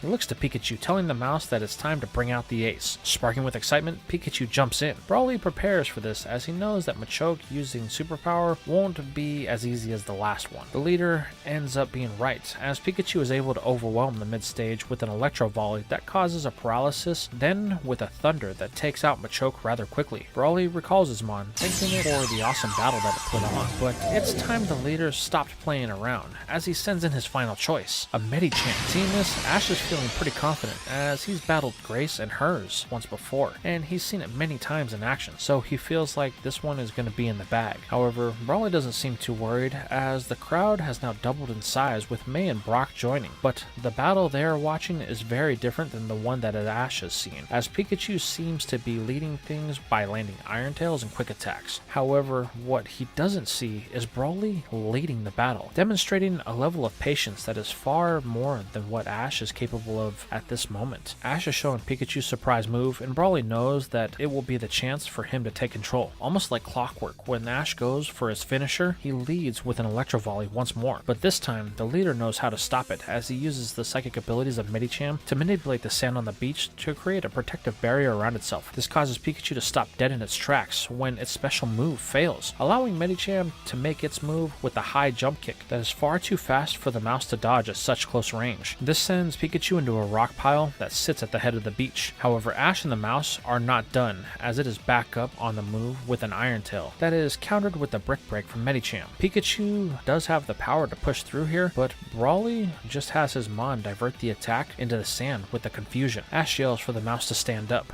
but before it can respond, an Ice Punch is brought down on the head of it, leaving Pikachu cratered just like Vigoroth and Ash the loser of this battle. The boy can't believe it. How did this happen? He lost so easily to someone like that? It has to be a mistake. But Ash is awoken from his delusion when Brawly tells the boy that he should learn to be more patient. He could have won the battle if he wasn't in such a rush, but Ash refuses to listen to Brawly as he picks up Pikachu. The leader simply shrugs, stating that a deal's a deal, so Ash won't be able to challenge the gym ever again. Luckily, there's many more gyms in the Hoenn region for him to challenge, and he can still get his 8 badges. This causes the boy to begin to clench up and his eyes well with tears. Brawly sees this and tries to say that it's not that serious, little dude, but if you don't learn to change the way you battle, then the result will be the same. Brawly then turns to Medicham and tells it to grab a board. They have some waves to catch. This is where Brock and Make try to console their friend, but Ash simply ignores them, choosing to suffer in silence as he thinks about what just happened. Later on, after Pikachu and Vigoroth have their wounds looked at by Nurse Joy, the three sit on the beach as the sun is setting. Nothing is being said. They only look out over the ocean. But then something catches the eye of our hero. He sees Brawly with his Pokemon out, all the ones that battled today and some that didn't. They seem to be cheering on one of Brawly's Pokemon that is learning how to surf, a Hariyama, the same Pokemon that Tyson had when they last battled. The truth is that it may be a bit too big to do something like this, as the behemoth keeps falling off every time a wave comes near it, but Brawly doesn't give up. Ash can see this, as well as the look of disappointment on Hariyama's face. However, Brawly shows patience with it, as he tells the Mon not to be discouraged. Even though it evolved, it can still learn to surf again. It just has to get used to the way that its new body handles everything. Hearing this, something clicks in Ash. He realizes what Brawly was trying to tell him was true. Because he was so hyper-focused on the contest, the gym was a second thought. He didn't really take it as seriously, and because of that, the battle was already lost before he had started. Ash then stands up and walks out to the leader. Brawly asks if the boys' Pokemon are okay, to which Ash says they are, but he wanted to apologize to the leader for the way he acted. Ash states that he put him and others in danger by trying to force a battle that he shouldn't have done. He wasn't even in the right mind to have one anyway. Smiling, Brawly tells Ash that it's no problem. He's glad the boy can see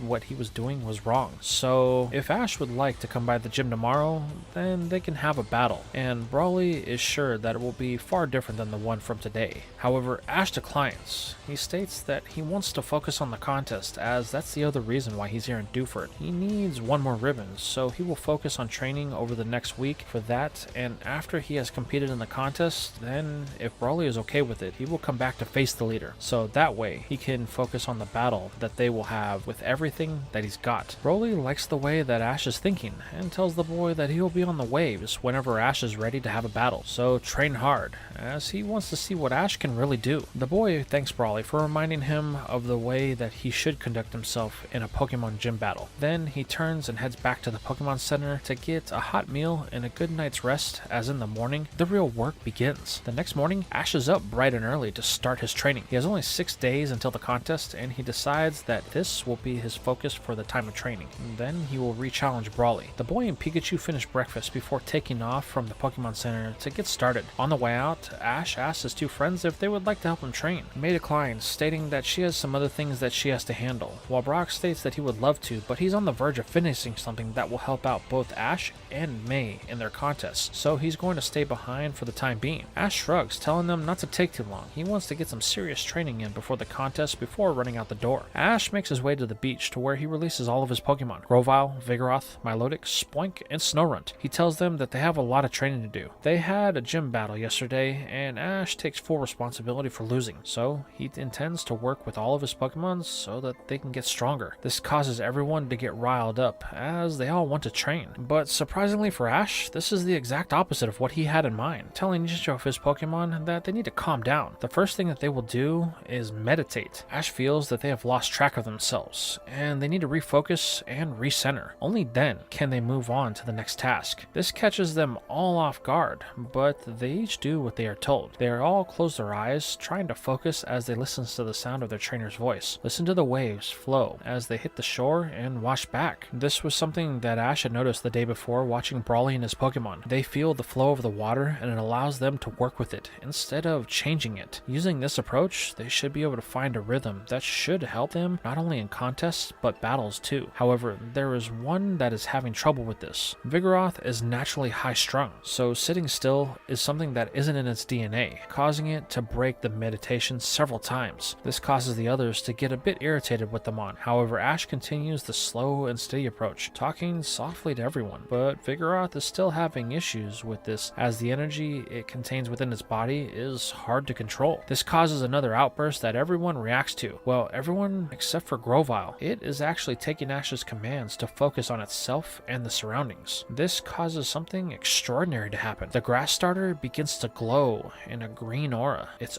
overgrow has been activated, and the deeper Grovyle focuses, the more intense the aura becomes. The wood gecko is so focused that it doesn't even realize this, and isn't snapped out of its trance until Ash hugs it. Grovyle, you did it, the boy says, only for it to see the glowing aura that it is enveloped in. This causes it to begin to tear up a bit, but its pride won't let anyone see this. Ash smiles. You see, if we work together, then we can grow far stronger than we ever could alone. The wood gecko looks at its trainer, and for the first time, it actually believes what Ash is saying. Seeing this, Vigoroth sits back down next to Grovyle and begins to meditate. The barrier that it just broke through seems to be infectious, as Ash watches as all of his Pokemon shed any doubts about what they are doing, fully embracing the teamwork mantra. By the end of day 1, Ash has found a new center, as well as all of his Pokemon, but the two that seem to have found the greatest control is Grovyle and Vigoroth. The normal type has calmed to a level that Ash hadn't seen since before its evolution, while Grovyle, on the other hand, pulls Ash and the rest of his Pokemon to a rock at the edge of the beach, only for it to stare at a boulder very intensely for what seems like forever. Ash simply tells Grovyle not to force it. Let the feeling come naturally. Closing its eyes, Grovyle focuses once more, causing its green glow to once again appear. Suddenly, the leaves on its arms begin to glow. But this isn't Fury Cutter like Ash had seen before. This is something new. Pulling out his Pokédex, Ash sees that this is a move called Leaf Plate. Everyone then watches as Grovyle retracts its arms only to swing at a boulder, only for the blade to fade as it completes the attack. But nothing happens. Ash tells Grovyle not to be discouraged. It will take time for its power to fully return, but he will be there every step of the way to support the grass type. The wood gecko nods as they all turn to head back to the Pokemon Center for the night to get some food and rest. They still have 5 days, and none of them want to waste any time. However, as they begin to walk away, a loud thud can be heard. Turning, everyone sees that the boulder slid down from the cut that Grovyle has performed. Smiling, Ash looks at the grass starter, but they say nothing, as they know that things are about to kick into overdrive. Now, we shift over to day 3, and their training is in full swing. While May and Brock have kept their distance, Ash and his Pokemon have been working very hard. It's to the point that Grovyle and Vigoroth are having battles. The grass type has regained its ability to use its moves, and the new Leaf Blade is proving to be a powerful attack, rivaling Vigoroth's Crush Claw. This has led to the two becoming exclusive sparring partners, as they are looking to test the endurance of each other. Ash doesn't have a problem with this, but does remind Grovyle not to push itself too hard. While this is happening, an unlikely pair, Snorunt and Milotic, have become training partners as well, but this is because Milotic has taken an interest in one of the moves that the Ice type knows, it's Icy Wind, so the Serpent has been doing everything that it can to replicate its movements of the attack, while Snorunt seems to be trying to learn a new technique of its own. This leaves Pikachu and Spoink, as the Psychic type is trying to get a handle on its psychic powers. While its power is great, far beyond its evolutionary capabilities, Spoink is finding it hard to control its power after it gets to a certain point. This causes it to get down, as Ash realizes what the problem is. Spoink is still missing its pearl, and Ash had promised to find it one. However, a very unusual turn of events is going to prove to be most fruitful, as Vigoroth and Grovyle take advantage of their lack of supervision from their trainer and begin to push themselves a little too hard. This results in a Leaf Blade and Crush Claw colliding with nothing holding back their power, and the two create a shockwave that catches everyone in its reach, while at its epicenter, both Ash's mid-stages lay knocked out from the power that they had generated.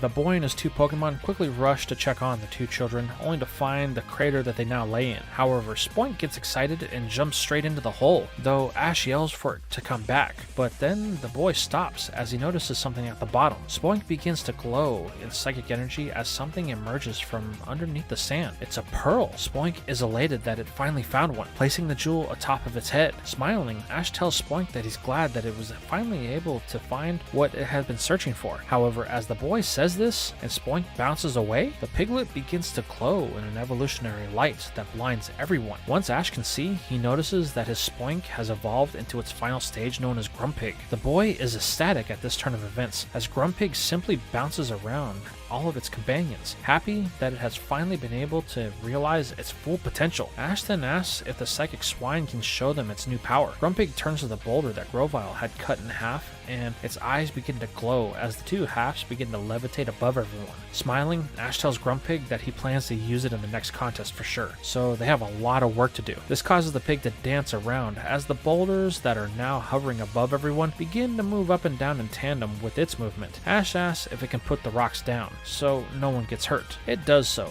sending them flying just off of the beach into the shallows. Smiling, Ash tells everyone that it's time that they got back to work. There's a lot that they have left to do. This brings us to day 5 of Ash and his Pokemon's training. They have made a lot of progress with everyone. Grumpig is settling into its new power and finding that with its evolution, the psychic abilities of the swine have reached a whole new level. It was even able to stop a wave that was crashing down on the group during their training that could have seriously hurt someone. Then there's Milotic. The water type has been hard at work trying to learn Icy Wind from Snorunt, to which it has demonstrated a unique ability to master it. Vigoroth has been working on its focus, allowing the normal type to really be precise with its attacks, as its previous approach was just to see if they can hit. This just leaves Grovyle and Snorunt. The two have been making progress, but it's a bit slower than everybody else. The Ice type is finding it difficult to get a handle on this new move that it's been trying to learn in Ice Beam, while Grovyle is showing that even though it has regained the abilities to use its attacks, it still fully isn't there, and sometimes they fail.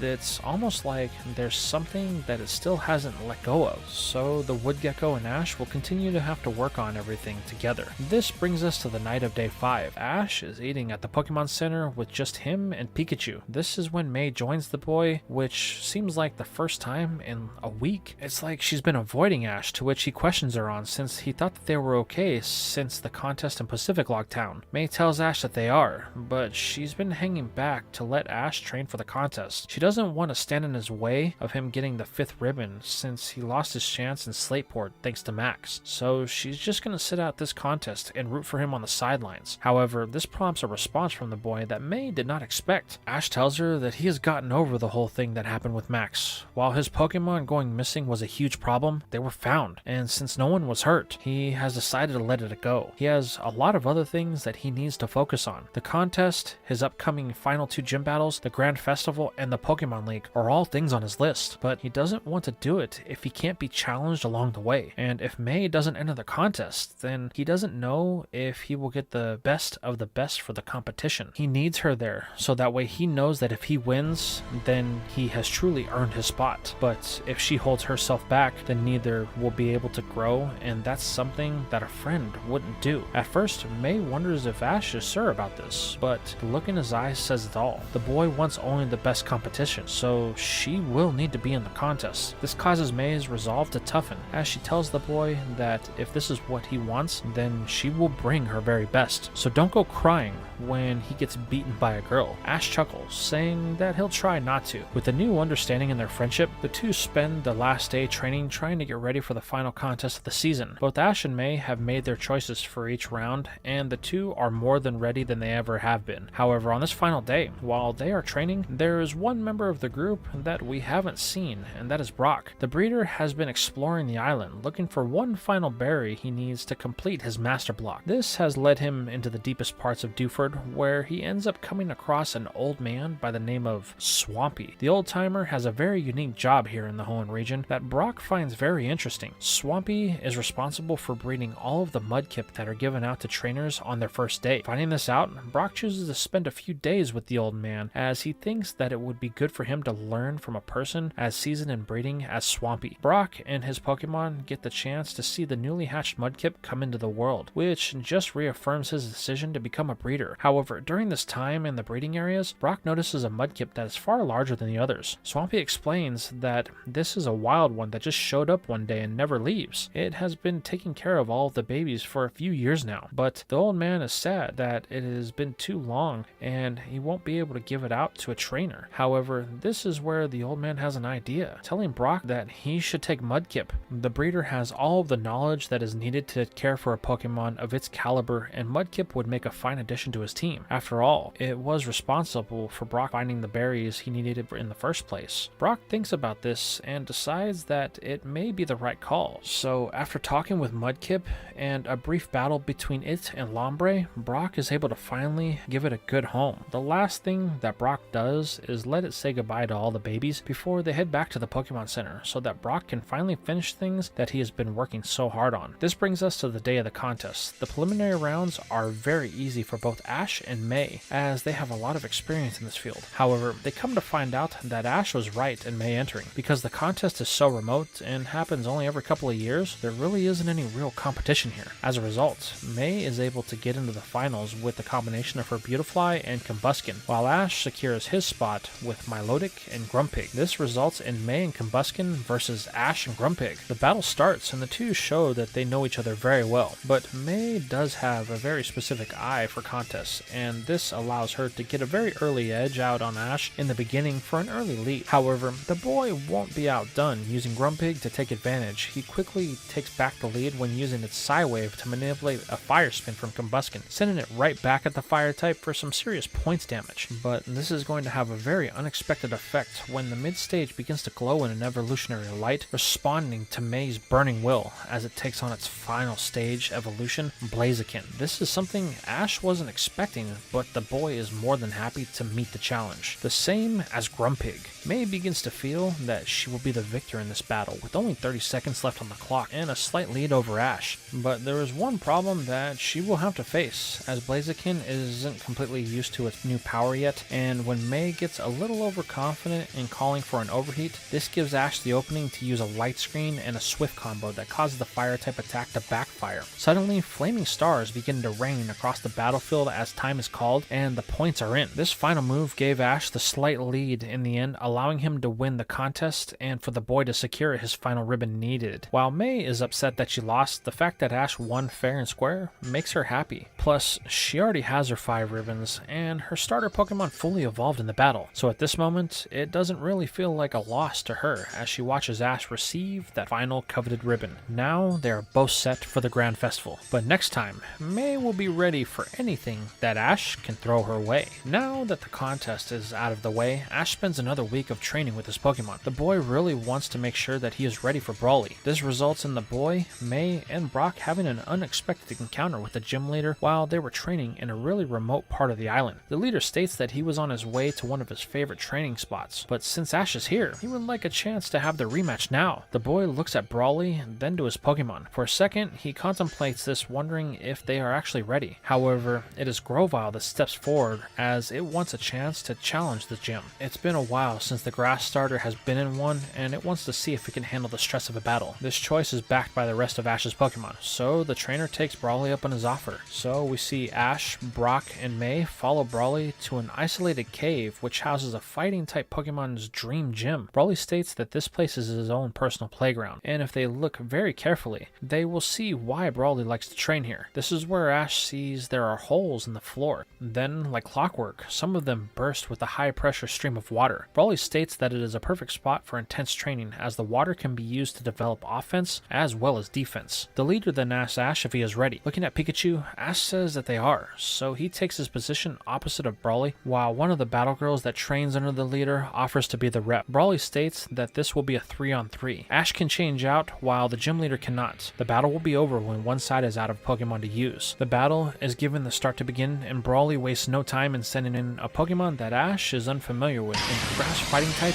Breloom. Our hero feels that this is his best opportunity for the grass type to test its power, so he declares, "Grovyle, I choose you." Popping from its ball, the mid-stage lands with the confidence, but no arrogance, which is something that Brock notices right away. It seems Ash was able to get through to it. However, the breeder wonders how far they have made it in their training, but he won't have to wait long, as the two collide in the middle of the battlefield with a Leaf Blade and a Mach Punch, demonstrating their power. They seem even, but Ash thinks that Grovyle may have the speed advantage by ordering a quick attack. This is proven to be right, as it outpaces a Mach Punch to land a Leaf Blade from behind, giving it the first damage of the match. But Ash is going to be in for a rude awakening when his rush to get the first damage comes back to bite him, as Grovyle triggers the ability of Breloom, which upon contact it lets out a cloud of dust that catches the grass starter and causes it to fall asleep into La La Land. Not sure of what happened, Ash calls to his grass starter, but Brawly tells Ash about what happened, stating that he should have been a little bit more cautious when trying to engage with his Pokemon. This is where Breloom lets loose with a flurry of Mach Punches that hits Grovyle without prejudice. Realizing that if he doesn't do something, he will lose Grovyle, he recalls the Mon for the time being. Brawly states that this was smart on Ash's part, but to make sure his next choice is a wise one. Ash knows this and needs to focus. What good was their training if he can't even follow it? But the boy has a pretty good idea of what his next choice is going to be. Calling Grumpig, I choose you. The psionic swine emerges with its trademark dance, ready to battle to display its new power. Brawly realizes this could be a problem, so he tells Breloom to be ready. They will have to attack from a distance if they can. With the start of the battle, Ash takes the first move, calling for a Swift to test things. Brawly responds in kind with a Mach Punch that destroys the stars as they close in, but the shattered dust is going to be what Ash was looking for, as Grumpig uses its Psy Wave to strike Breloom. This causes a problem as the grass type isn't responding to Brawly, but Ash is going to learn another lesson here, when the hole in the floor shoots water into Grumpig's gut at a high pace, causing it to break the attack on Breloom. This allows Brawly an opening that he uses, telling Breloom to use the jets as a boost to increase its Mach Punch that strikes the stunned swine with fury. While this causes great damage, it's not enough to get a win, and once Grumpig recovers, it uses a Swift to send Breloom into the wall of the cave with all the power that it can muster, ending this battle and giving Ash the first win. Brawly recalls his Mon, telling Ash that he was surprised that they were able to push through that. The battle normally comes to an end whenever that type of move connects. The boy says that his Pokemon have a lot of guts, and it will take more than that, but the truth is, it caused more damage than it looks, as Grumpig flinches a bit. Ash questions if it wants to stay in, to which the swine nods. Brawly decides that he's going to match typing, so he chooses to go with the Pokemon that Ash couldn't beat in their last battle,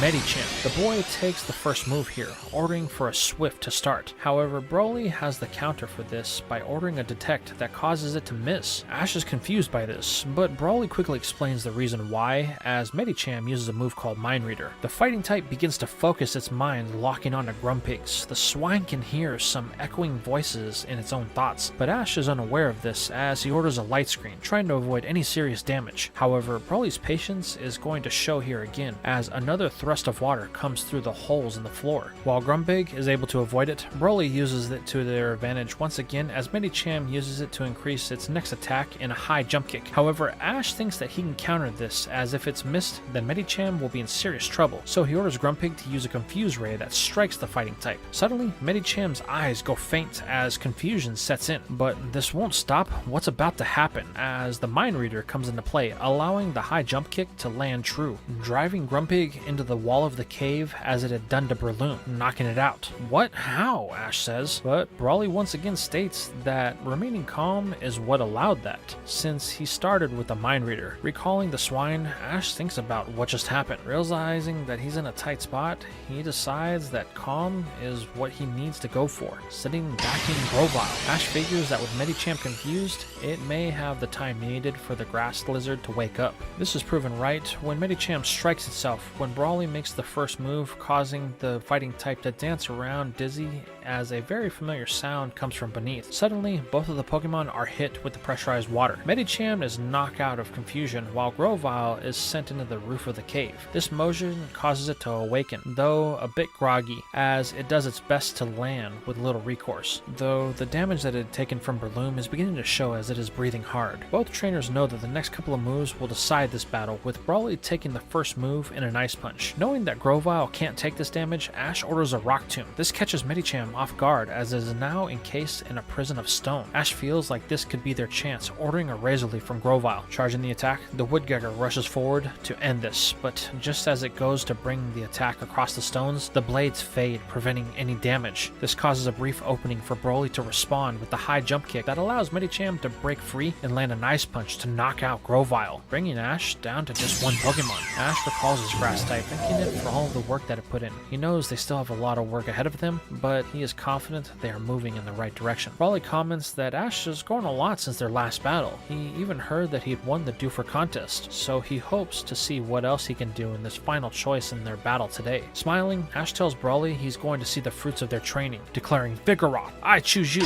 Brawly knew that this would be the final choice for the boy, but he still feels confident in his lead, so the next battle starts with Ash calling for a Crush Claw. However, Brawly states that the boy is still falling for the same old tricks, as water shoots up and Medicham uses it to dodge so that the Mon doesn't have to expend any energy to avoid it. However, Ash reveals that he was one step ahead of Brawly this time when he tells Vigoroth to use the Crush Claw as an anchor point and pivot into the feint attack. Doing so, the normal type is able to change its trajectory of its movement to land the dark type move completely unguarded on Medicham with all the power that it can muster, knocking the Mon out and bringing this to a 1v1. Maybe I smoked too soon. That was great thinking, the leader states. Smiling, Ash states that it took him a while to get the timing of the water burst down, but now he's got them, and Brawly no longer has the numbers advantage. Smiling, the leader asks Ash if he's confident in that answer, as he recalls Medicham and calls on his final choice for this battle. The Pokemon Ash saw him working with on the beach the day that they lost, Hariyama. Brawly states that this is his oldest Pokemon, so if Ash wants the Knuckle Badge, then he will have to best this fighting type. Ash smiles as Vigoroth beats its chest. "That is what we plan to do, Brawly. Now, use Crush Claw." The normal type rushes in to land the move, but Brawly simply responds by ordering a Bulk Up that hardens the massive body of Hariyama, reducing the damage it takes. Then, that sound can be heard, with Ash telling Vigoroth to jump, allowing the water to miss it, but Hariyama uses this to his advantage, stepping on the geyser to lift its massive frame off of the ground so it can match Vigoroth in the air. "Now, use Knock Off," the leader commands. Suddenly, Ash watches as his Mon receives a massive hand chop that sends it into the floor below. This is followed by a brief quake as Hariyama lands. Then, the rumbling starts again. "This is my favorite part of the day," Brawly says. The riptides around the island are kicking up, which means the geysers become more random, so this battle will become even more intense. Realizing that this could be a problem, Ash tells Vigoroth to remain calm. They need to focus, or the water could cost them this match. The normal type stops in place, becoming motionless as it listens to its surroundings. Brawly takes this as a chance to deal some serious damage, calling for a Rock Slide, but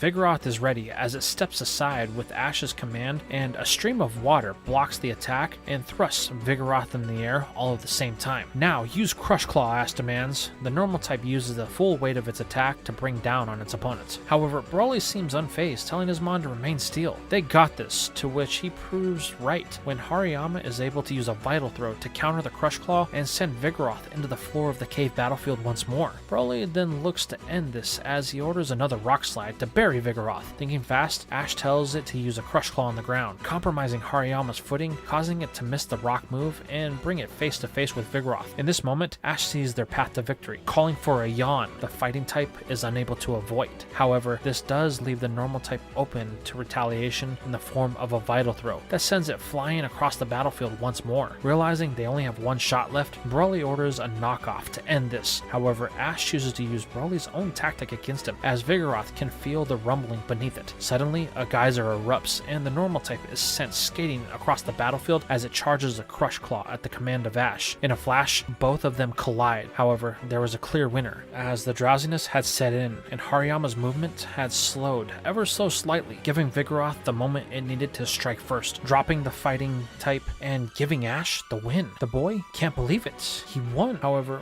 Broly states that he can. The boy proved that he can wait for the right time to make his push to win the battle. This is a skill that Ash will need if he hopes to do well in the Hoenn League. Then, as proof that Ash had won at the Doofer Gym, Broly presents the boy with the Knuckle Badge, which Ash celebrates with Vigoroth. May and Brock both join the friend on the battlefield. They are proud of the progress that Ash has made while they were here on the island, to which the boy states he couldn't have done it without any of them. But there is one more badge to obtain, so it looks like they're heading to May's hometown. The girl smiles, but she knows deep down this could be a problem, as her brother is there, and he could be planning something else in retaliation for what she had done. And this is where we are going to end things for now. So tell me, how did you enjoy this part? How do you feel about Max being shipped off back home for all of the things that he has done? What about the arc that Ash had here with his Pokemon? Do you feel like he made great progress in the lessons that he had learned while on Dewford Island? Do you like the evolution that he had in Grumpig and that he was able to get his final ribbon for the Grand Festival? What about the progress of Grovyle and Vigoroth? They both seem to be on track to discovering some sort of new power, but will Grovyle truly be able to master its own power? What about the battle that Ash had with Broly? Did you enjoy it? And are you excited because the next part, Ash challenges for his final badge of the region? The question is, will he win? Let me know your thoughts in the comments down below.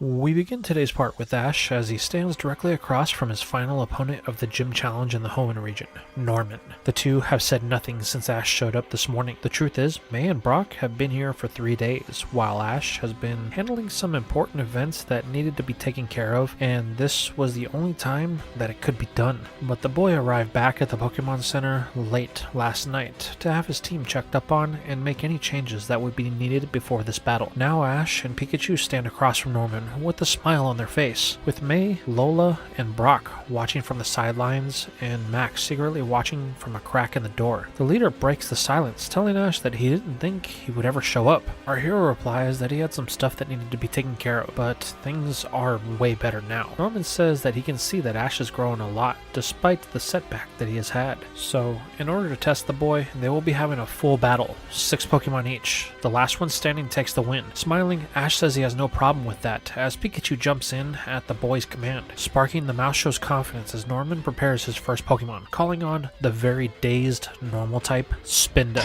May comments to her mom and Brock that she's curious to what Spinda is capable of. Lola says that Norman has been working hard to build up a team of strong Pokemon, as your father has always had one goal in mind. He wants to challenge the Pokemon League and take the reins as champion. May looks on intrigued about this revelation as we flash back to the day our heroes arrived at the edge of Petalburg City. The three are planning to head to the gym, however Ash suddenly stops. What's wrong? Brock asks. Ash looks silently into the city, then back at the woods behind it. May questions if Ash is worried about Max and him trying something, because her dad won't let that happen. Ash simply shakes his head. Listen guys, we've experienced a lot since we've come to Hoenn. However, there is something that I still need to do. It has to be done before I can take this gym battle, as this is the only time that it can be fulfilled. Well, we'll come with you, May says. But Ash shakes his head no. This is something that only he and his Pokemon can do. He tells them that he has to go into the Petalburg Woods for a few days, but he will be back once he is done what he needs to do. May insists that they all go together, but Brock stops her. You do what you need to, Ash. We'll be here when you get back. Smiling, Ash turns, heading down a different path. May asks if it's a good idea to let him go by himself. If he's going where I think he is, then Ash is right in it being something that only he and his Pokemon can do, Brock says. Let's trust his decision. Reluctantly, May takes Brock's advice as they turn to head to the gym and prepare for Ash's return. Now we flash back to the present.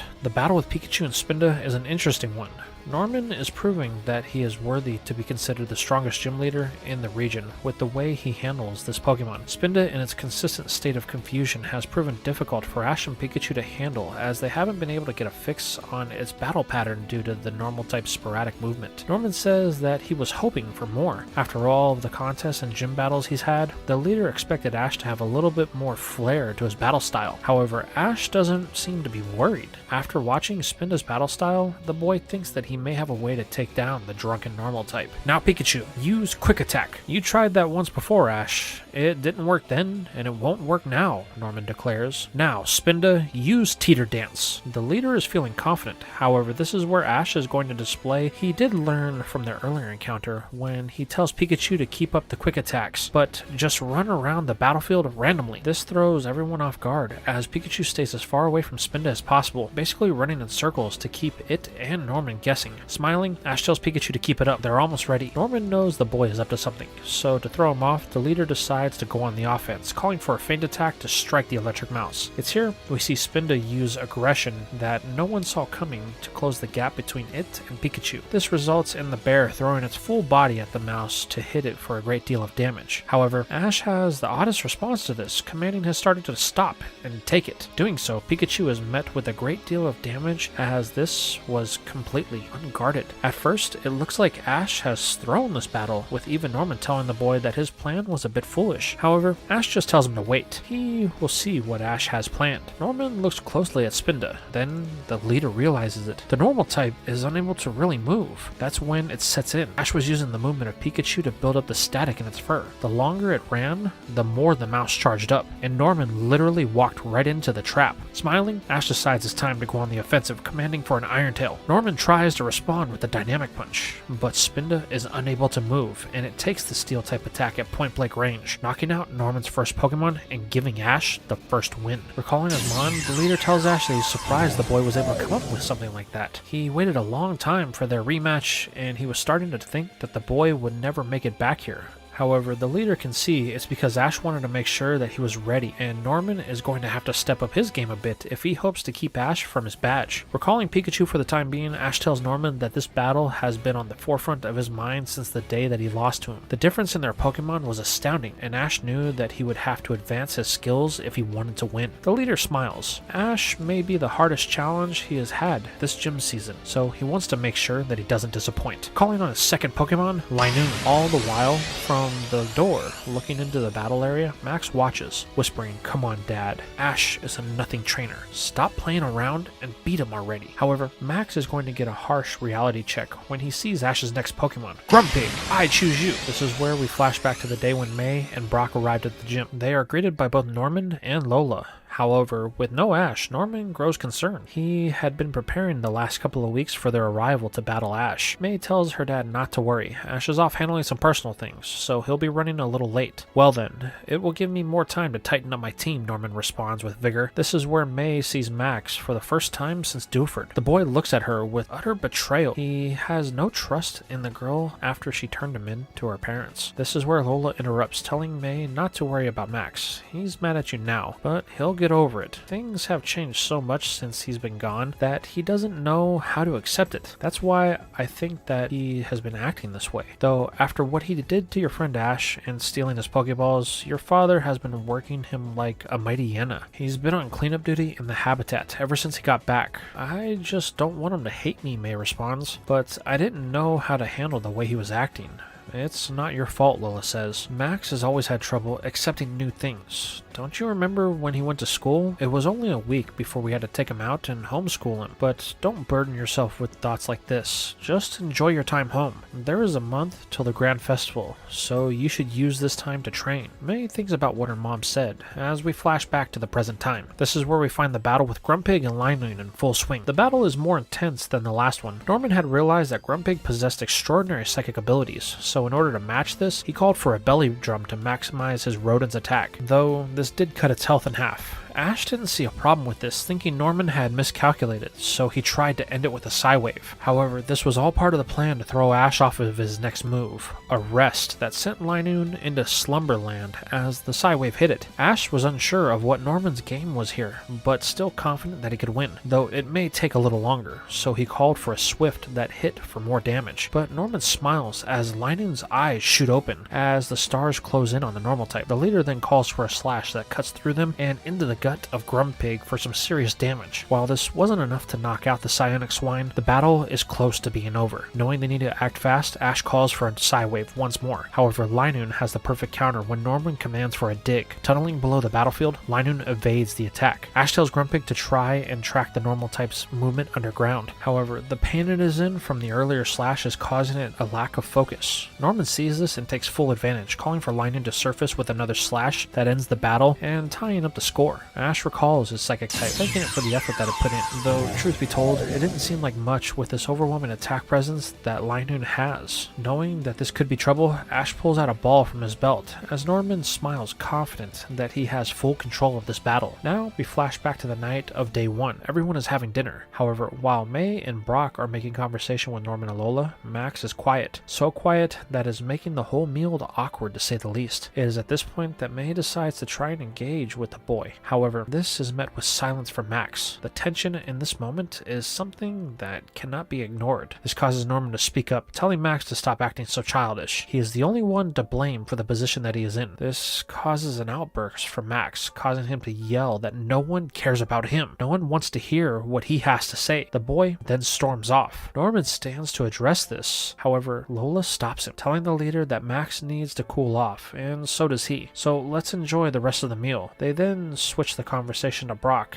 as they know nothing about the breeder. This leads to Brock mentioning that he was Ash's first ever gym battle, as he is the leader of Pewter City. They then mention about how Ash won his 5th ribbon and his 7th badge at the Dewford Gym with Vigoroth. Norman is impressed by this. The leader is now more excited to face the boy than ever. All the while, Max is just outside of the kitchen, listening to how Ash won his ribbon and his 7th badge with none other than Vigoroth of all of the choices. This causes the boy to tear up and run off to his room. Back to the battle, Ash wastes no time in calling on his next choice, declaring, "Vigoroth, I choose you." As the normal type pops from the ball, Norman is curious about something, asking if that is the same Vigoroth as the one that was here on the day that Ash first came to the gym. The boy confirms this, stating that the way he caught it was by mistake, but it quickly became one of his best Pokemon. Norman thinks long and hard about this statement, as the leader is beginning to understand what is happening with his son. However, promised himself that he wouldn't let any outside interference determine the outcome of this battle. So the leader pushes this to the back of his mind as the next battle is about to begin. Ash takes the first move, calling for a Crush Claw. However, a dig from the rodent makes this move inactive, as Linoone tunnels below the battlefield. Ash yells for Vigoroth to stop. They need to be still. The normal type does so, nearly going motionless. It's here that it can feel the movement in the ground. Seeing its opening, the sloth barrels down the battlefield just as Norman tells Linoone to surface for an attack. However, they are unprepared for the aggression that follows, as a Crush Claw is brought down on Linoone's head as it breaks the ground.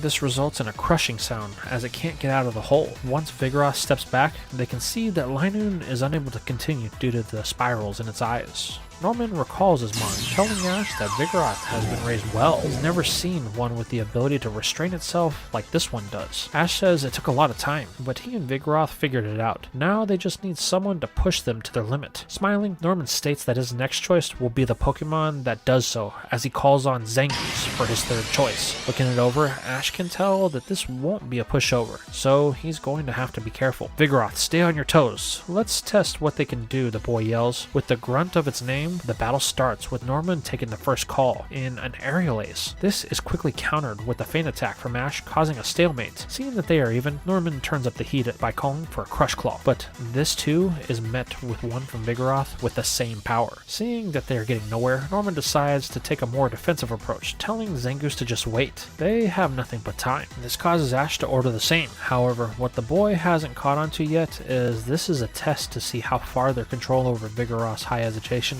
really goes. But this won't take long, as the normal type is beginning to twitch. Ash tells it to hold steady, but Vigoroth can't hold it anymore. Its inner aggression has taken over, and it has gone on the attack. Realizing that they have no choice, Ash orders a Crush Claw. However, Norman remains steadfast, telling his mon to remain in its place for their time is coming. Then, when Vigoroth brings down the claw, Zangoose just takes it, but rolls a bit at the command of its trainer, only to launch a counter into the gut of Vigoroth for double the damage, sending it into the gym wall and leaving a crater in its wake. At first, it looks like this was a decisive knockout, but Vigoroth is able to peel itself off the wall. While it took a great amount of damage, it can still battle. Smiling, Ash calls for a slack off to regain some of its health. Realizing this will put the mid-stage back into the battle, Norman calls for an aerial ace that connects for some damage. Ash can see that the leader is going to keep applying pressure to end this, so he won't be able to rely on slack off to finish off the battle, but he decides to take advantage of their closeness of Zangoose, calling for a yawn that causes it to become very drowsy. Knowing the delayed result of the move, Norman yells for Zangoose to finish this with another Crush Claw. Ash tells his mon to wait. They can't waste any of this chance. What follows is a surprise, as Vigoroth just takes the Crush Claw, only for it to maintain its stance with Zangoose too close to dodge in its retaliation, as the normal type brings down its own Crush Claw that strikes, knocking out Zangoose and bringing this battle to a close. Norman is surprised by Ash's actions. He used Yawn to lure in Zangoose with the intention of trying to end the battle quickly, only for it to backfire on the leader. However, as Norman recalls his mon,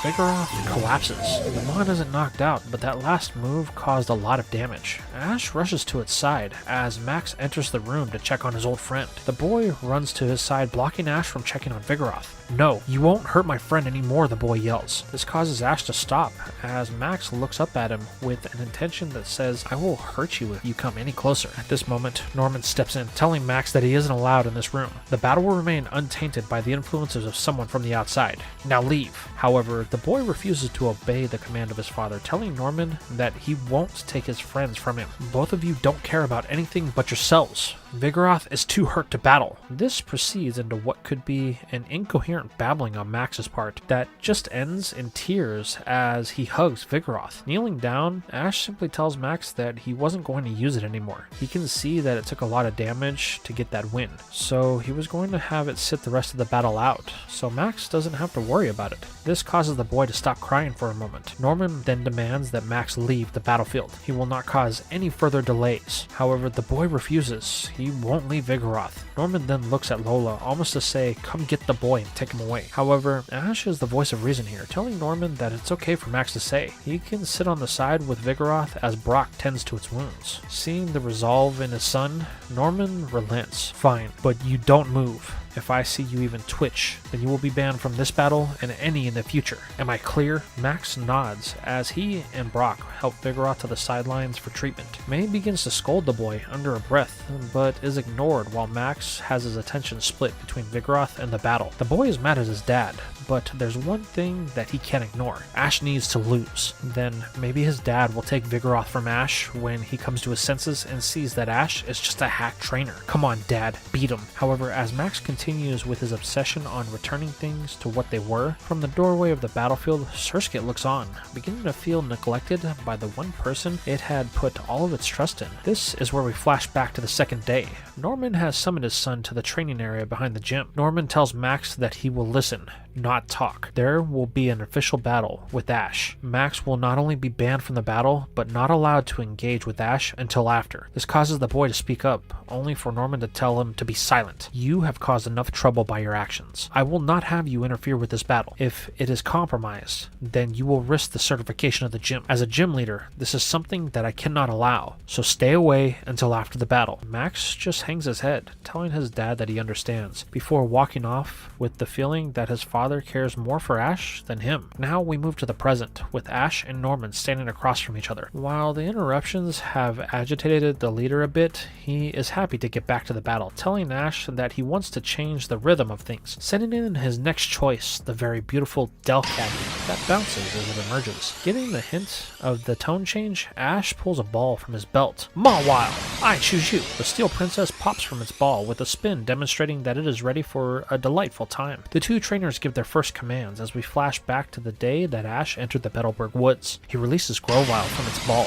The grass type immediately recognizes the area that they are in and looks at Ash. The boy says that he knows that Grovyle has had a lot on his mind over their journey, so if they want to grow stronger, then it needs to be at peace. The only way they can do that is to truly clear its mind, so they're going back to where it all began, where he first caught the wood gecko. The two then set off in search of Grovyle's home. Now we move back to the battle. The tone has completely shifted. Ash and Norman are treating this like a contest battle, using their opponent's attacks to amplify their own. This has resulted in a very long, drawn-out battle with neither side really getting any damage in. It seems both are perfectly matched. May comments that she remembers playing with Skitty when it was young. That was some of the funnest times she had ever had in her childhood. But now it's so strong, even showing some flair and contest-style battling. Lola comments that when May was young, Norman used to use it a lot in context battle, though the girl may not remember it. The truth is, this is one Pokemon that connects you two together in more ways than one. At this moment, May realizes that this is the reason Norman wasn't mad at her not becoming a trainer. His time in contest showed him that there was more than one way to bond with Pokemon. The girl finds that in this moment, she has a newfound respect for her father as she begins to cheer for both Ash and Norman. Max sees this as a betrayal and begins to cheer for his dad, telling Delcatty to crush Mawile. Brock tells the boy that it's unsportsmanlike to act like that, but Max is beyond the point of listening to the breeder, telling Brock to just make sure Vigoroth is okay and mind his own business. Don't worry, it'll be fine as far as you're concerned. But Vigoroth isn't the one that everyone is worried about. This causes Max to go silent as Brock steps back to his seat to enjoy the rest of the battle. However, this is when Ash decides that he won't be holding back anymore, revealing Mawile's Sandwhip. This proves to be the difference maker as Norman struggles to find an opening in their defense. However, he thinks he can create one, ordering Delcatty with a Shadow Ball that breaks the connection to the sand. However, Ash reveals that this was only a momentary setback, ordering Mawile to use its newest variation in the Lava Whip. Combining Hidden Power Fire with the Sandstorm, Mawile creates a Molten Whip that strikes the cat, finally bringing this battle to an end. Norman is impressed. Out of all the contests that he has done, he never saw a combination like that.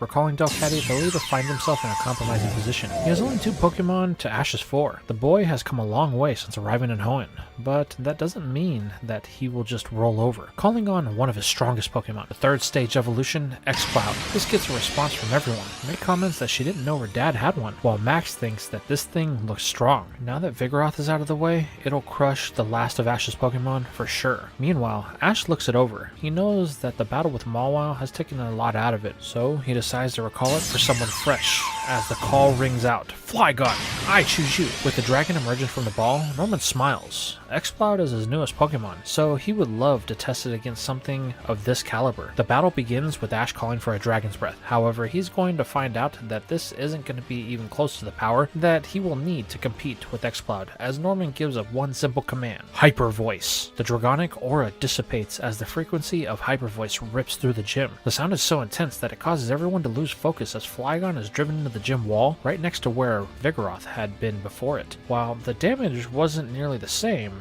this message is sent. Ash will have to be on his toes if he and Flygon want to take this victory. This is where we flash back to the second day that Ash and his Pokemon were in the Petalburg Woods. They have been walking forever, but there is a problem. While some things seem familiar to Grovyle, the deeper they get into the woods, the less familiar things feel. This has caused the trio to become lost, as they have been wandering in circles since dawn. Grovyle is beginning to lose confidence that they will ever find its home and family. This causes the wood gecko to begin to break down as it drops to its knees and sobs uncontrollably. Ash tries to control the grass type, saying that they can't give up hope. They won't be leaving here until they find the place that they are looking for. While this is meant to cheer up the grass type, it has the opposite effect, causing Grovyle to grow louder in its agony. However, this has an unexpected result, as from within the bushes, a rustling can be heard. This causes everyone to become on edge, but this is going to be only for a moment, as from within the brush emerges a familiar old Pokemon, the Mentor Trico that Ash met on the day that he caught Grovyle. The old grass type is a sight for sore eyes as Grovyle rushes to it and embraces its old master. However, nothing is said as Grovyle weeps, finally knowing that its family is okay. Now we move back to the present battle with Flygon and Exploud. While the dragon has great power, problem that it faces is it can't get close to the normal type. Every move that it tries is met with a counter of a Hyper Voice or a Water Pulse. This even resulted in a confusion at one point, though Ash was able to get through to it, but it did cost them some damage on their part. This is where we find Ash thinking about how he can win this. He needs to create an opening, but he thinks there might be a way. Ash orders Flygon to use Dig. This should prevent any sound-based attacks from affecting them. The dragon tunnels down, with Norman wondering what Ash is up to, but they're gonna find out firsthand as the ground below Exploud starts to shake. Thinking that Flygon is going to surface, Norman orders a stomp. However, when Exploud brings down its foot, the ground swallows it as the battlefield is slowly being turned into a sand trap. Suddenly, Exploud finds itself waist deep. This is where Ash makes his move, calling for a Dragon Burst. This causes the ground to light up in Dragonic Aura that strikes Exploud. The normal type finally takes the first damage of the battle. Feeling confident, Ash decides that it's time to end this by calling for a bite from Flygon. Closing the gap, the dragon lifts its head from underneath the ground to chomp down on Exploud. However, its hands are still free, and Ash is going to watch in real time as his dragon is met with the fourth move of Exploud, an Ice Punch that slams Flygon's head into the ground, knocking it out in the process. This leaves Ash in shock. That was a for sure win, he thought. However, he must recall his dragon as it is unresponsive to his commands. This gets Max to begin to celebrate. That's it, Dad. Take his Pokemon out one by one. There's no way that hack can beat you. However, this just triggers a glare from Norman, causing the boy to silence himself once more. Ash contemplates his next choices, but he knows that he needs to keep at least one of his Pokemon as fresh as possible, so he declares Mawile, I choose you. The Steel type emerges from its ball, a little fatigued from the last battle. However, Ash thinks that its contest style of battling will give him the edge needed to take the win. Ash starts by calling for a Sandstorm to blanket the field from sight. The boy is feeling like this has the advantage, though he's going to find out firsthand that he's letting his guard down too early, as Norman commands for a Water Pulse, but he uses it in a similar way to Mawile's Lava Whip, as the Sandstorm begins to turn to mud, striking both of the combatants. While Exploud does take damage, this is minimal compared to Mawile as its attack has backfired, with it being super effective damage. Realizing they are losing, Ash calls for Hidden Power, but this isn't enough to prevent the damage as the Mud Bomb knocks out his Mon before the fire can strike their opponent. Recalling the Steel type, Ash looks to Pikachu. Alright buddy, it's time for you to get back in. Sparking, the mouse jumps in, ready to take on this titan of a Pokemon. Well, it seems that your lead has slowly been withered away, Norman comments. However, Ash seems unfazed, smiling back at his opponent. We worked hard to get here, Norman, so we won't let a couple of losses stop us now. Pikachu, use Iron Tail. However, this is countered with an Ice Punch that nullifies its effects. This causes Max to cheer on Exploud. Pound Pikachu into the ground, he yells. Lola tells her son to quiet down. Let the battle play out. But the boy refuses, seemingly possessed at the sight of his dad turning the tables on Ash. However, this is where Max is going to be in for a very rude awakening. The Iron Tail was only a diversion. Ash then reveals his true motives, using it as a conduit for Pikachu's electric-type moves, flooding Exploud with electricity as it unleashes its most powerful move, Thunder. This causes the normal type to take a knee, as that was far more than it was expecting. Seeing his control slipping, Norman calls for a Hyper Voice. Exploud tries to bellow out the sonic sound, but is met with an Iron Tail from the mouse to its chin. This sends the attack upwards. This is when Norman realizes what Ash's plan is, as the mouse is on the attack again with another Iron Tail. They intend to keep up this pace and whittle Exploud down. Realizing they need to do something, Norman commands for an Ice Punch on the ground to intercept the Iron Tail. But this isn't enough, as Pikachu pivots to its Electro Volley, sending 2 orbs to break the ice wall, with a third one striking Exploud for the final bit of damage to bring this battle to a close. Norman recalls his Mon, contemplating Ash on his use of Iron Tail and Pikachu's electricity like that. It seems you have learned a lot from battling in those contests. Ash smiles, telling Norman that he couldn't have done it without May. She is a big reason that the boy was able to grow over the last year. Well, let's hope that she learned something from you as well. This praise of Ash strikes hard with Max. How could his dad say such nice things to him? He just lost another Pokemon. Max is having trouble wrapping his head around this, however, he rationalizes it by telling himself that Norman is trying to lure Ash into a false sense of security. Yeah, that's it. He saved his strongest Pokemon for last and wants Ash to be off his game. This thought is given weight when Norman tells Ash that he's been saving his strongest Pokemon for their last encounter. Ash knows that this has to be the Vigoroth he battled the last time he was here, but the boy is going to be in for a rude awakening when what emerges from the ball is not the mid-stage, but the final evolution known as Slaking.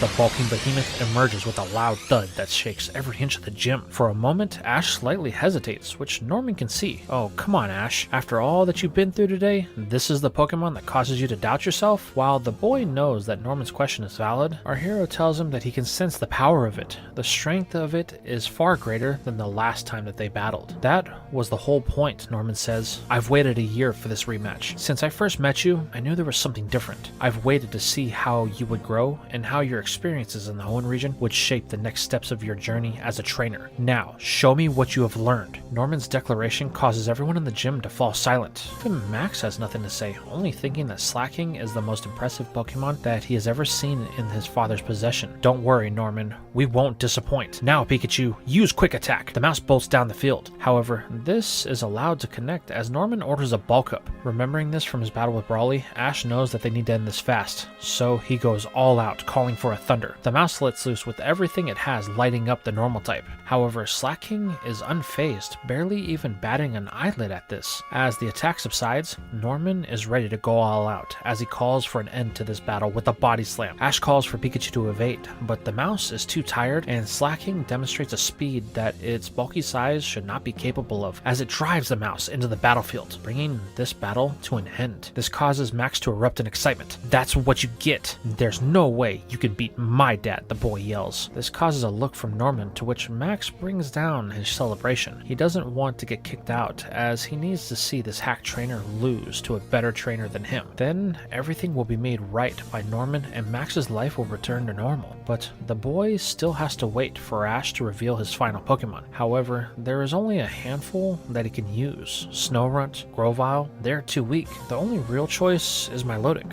While it is strong and the best choice, the Serpent still can't hold a candle to Slaking. Max looks at Ash, daring the boy to bring out his best as he holds the ball as final choice, and we flash back to the day that Ash and Grovyle found the Elder Trico. The Elder has led the group to the location of the Trico tribe. What they find is a flourishing society deep inside the forest. Grovyle is having trouble processing this all. Everyone is alright. The grass type just stands there in awe. They have all grown in the time that it has been away. You see, Ash says, I told you we would find it. Everyone is okay. It's here that Ash asks Grovyle a question that he's never asked it before. The reason you decided to join me on my journey was because you wanted to become stronger for them, wasn't it? The Woodgecko looks at its trainer, then around to everyone. Hesitantly, it nods, having trouble admitting to itself that it was unable to fulfill its own personal goals that it had set out on, feeling like it had failed. But Ash speaks to the contrary, saying that it has achieved what it wanted. However, Ash thinks that there is something else that is holding Grovyle back. Ash says that it's guilt. Grovyle has it set in its mind that everything that it has done has led to nothing but failure. The Woodgecko reacts to this with a flinch. It knows Ash is right, but the grass type doesn't know how to let it go. This is when the Elder signals for them to follow. There is something that they need to see. Both of them look at each other, then follow, unsure where they are going. However, they won't have to wait long, as the area begins to look familiar for both Ash and Grovyle. This is when they come across a large dip in the ground. This is the place that Grovyle's home once stood.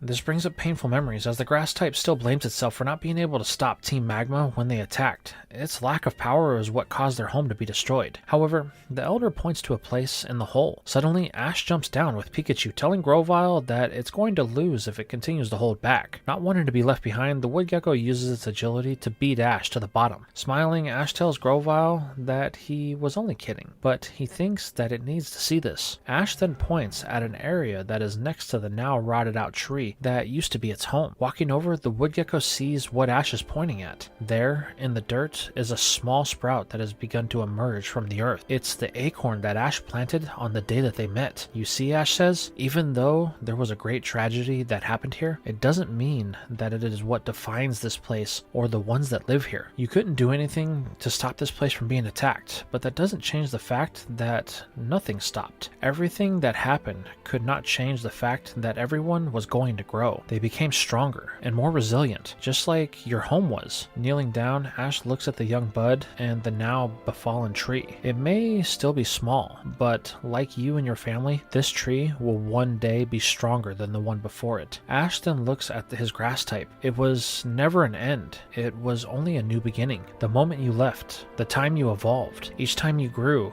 every battle you won or lost, they were all new beginnings. That's why I brought you back here, Grovyle, to show you a new truth that you haven't been able to accept. I figured the only way to get closure is for you to see it with your own eyes, what has happened since you've been away. The mid-stage looks at Ash, then above them, as its whole family has joined them. They all begin to cheer for their brother, showing that they all support it. You see, you just have to let go of your own self-doubt, your own pride. If you do that, then you will unlock a new level of power that no one has ever seen. In this moment, the mid-stage drops to its knees. Then it happens. Grovyle lets out a loud cry, releasing all of its pent-up frustration of its own shortcomings as tears stream down its face. There.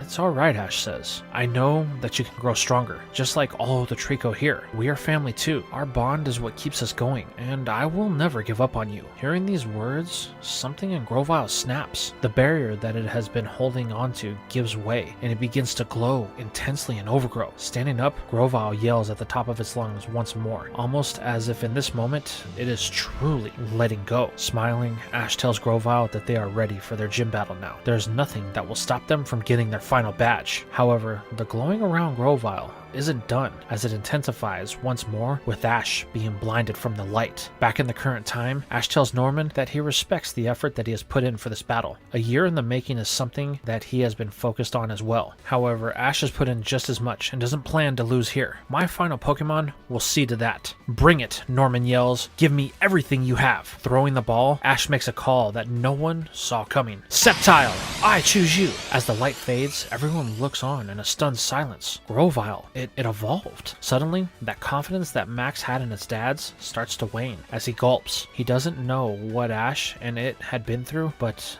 there has been some massive growth on their part since the last time the boys saw the Hoenn starter. That's it, Norman says. I can feel it. The bond you have forged with this Pokemon since you caught it. The journey has been one of great triumph and tragedy, but you two refuse to give up. Now, show me the power that you two have unlocked together. Don't worry, Norman. You're going to get exactly what you asked for. Now, Sceptile, use Leaf Blade. The grass type darts down the battlefield, moving faster than it ever has to strike the Kong with its full power. However, this is met with a focus punch that proves to be much more than they expected, as Sceptile is sent sliding back. Realizing they need to go harder because of the bulk up, Ash yells for Sceptile to combine its Leaf Blade with a quick attack. This is successful, allowing the grass type to finally hit. However, Ash notices that Slacking didn't even move at all while taking this. Norman didn't even give it a command. The boy calls the leader out on this. However, Norman just laughs. I was wondering when you would notice that. You see, my Slacking is so strong that it takes something of true power to pique its interest. Otherwise, it'll just loaf around if it doesn't feel that its opponent is worth its time. So you're going to have to demonstrate a lot more power than that. This is cemented when Slacking just seems to sit down, almost to say Sceptile isn't worth its time. This causes a little frustration on the grass type's part, but Ash reminds it they need to do this together. If they don't, then there's no way they can win this. Reluctantly, Sceptile pushes down its urges to do things on its own. Smiling, Ash tells it they just need to be patient. Instead of power, let's try a different approach. Now use Rock Tomb. This catches Norman by surprise as Slacking is now encased in boulders. However, it's still not enough to get the attention of the normal type as it just begins to nod off. Ash chooses to take advantage of this, calling for another Leaf Blade and Quick Attack combo. Sceptile launches its offense, cutting through the boulders to cause some damage to Slacking, but it still isn't enough. Well, Ash, it seems that we're going to have to end this. Slacking Slacking and I are both growing bored, and it wouldn't be right if I just gave you a free win. However, Ash tells Norman that there won't be any of that, ordering for a rock tomb once more. But this time, the full power of Slacking will be on display as it holds nothing back and speeds down the battlefield to strike the Woodgecko with a focus punch that sends Sceptile into the gym wall. The movement and the power is so much that Ash can do nothing but look forward as Sceptile flies by him before the impact. What power, Ash thinks to himself. That's what Norman has been holding back? Well, it looks like this battle is mine, Norman says as he looks at Sceptile, who appears to be unresponsive. I'm sorry that you couldn't win, Ash, but you can always try again. This causes Max to celebrate. No one can beat his dad. Just as he had said all along, Ash was a hack trainer. Now all of Max's dreams are going to come true, and his life will be set right. But just as Max bends down to tell Vigoroth that he will be staying with Max from now on, an intense green aura envelops the room. Everyone turns as Sceptile has made its way to its feet. The starter looks at Ash, who is unsure if they can continue after that hit. But Sceptile gives it a look, almost to say, if you want me to trust you, then you have to trust me. Turning, Ash yells that this battle isn't over. Sceptile is just getting started. Well, I guess so, Norman says, and it seems that you have finally piqued Slacking's interest, as the Kong steps forward without being ordered. Ash knows that if Overgrow is active, then they have limited time. Taking another hit like that is out of the question, unless they use that move. With the two combatants back on the field, Norman gives his first command for a body slam. Ash tells Sceptile to use quick attack to dodge it. The starter does so, making its way behind Slacking. It's here that Ash reveals Sceptile's newest attack as he calls for a Giga Drain. The grass type begins to latch on to Slacking, siphoning off the normal type's health to replenish his own. This causes Slacking to take a knee as the effect is intensified with Overgrow, but Norman won't let this stand, ordering for a focus punch. However, the move fails as with its new health, Sceptile is able to dodge, but the new life has come with a cost as its Overgrow has subsided for the time being. While Ash is happy that they are still in this, there is still a long road ahead of them as Slacking is still standing. Norman has a look on his face, almost to say that he still has this battle won. This is a cause for concern for Ash, so the boy chooses to go on the offense with a flurry of leaf blades from Sceptile. However, this is met with a barrage of focus punches from Slacking. Unfortunately, Sceptile doesn't have the power to match the normal type and ends up taking some damage in the process. This forces the grass type back into Overgrow, which is something that Norman wanted as he orders for a move that is going to be the deciding factor in this battle: Toxic. Suddenly, Slacking uses the closeness created by Ash to spit a purple ooze on Sceptile, causing a poison to set in. Sceptile takes a knee as its health is slowly drained. Realizing they are on the final leg of this battle, Ash needs to think quick. Tick tock, Norman says. Time is counting down, and so is the health of Sceptile. You better make your move, or your chances of winning will fade away with it. Ash knows Norman is right, but what is he going to do? Overgrow will give Leaf Blade power to compete with Slacking, but Poison will drain his energy. Giga Drain will replenish its health, but not long enough to win the battle. That's when it hits Ash. There is a possible solution, but all of his other Pokemon had time to perfect their combo moves. So if Ash hopes to win, he's gonna have to rely on Sceptile's natural ability. This is when Ash gives an order for an all-out attack, calling for Sceptile to use a Leaf Blade, but to infuse it with the power of its Giga Drain. The grass type looks at Ash, but then nods, agreeing and launching itself with the intent to end this. Knowing Sceptile could present a real threat, Norman commands for Slacking to go on the attack, using every focus punch that it can. What follows is an all-out brawl as both Pokemon have abandoned any form of defense in favor of causing as much damage as possible. Sceptile's Overglow flares with each drain of its health from the now stacking poison, while with each hit of what Ash has come to call Giga Blade, Slacking slowly loses momentum until it reaches a moment where both launch their final strike. As both Pokemon cross paths and come to a stop with their backs to each other, a moment of tension washes over the room as Sceptile takes a knee with the poison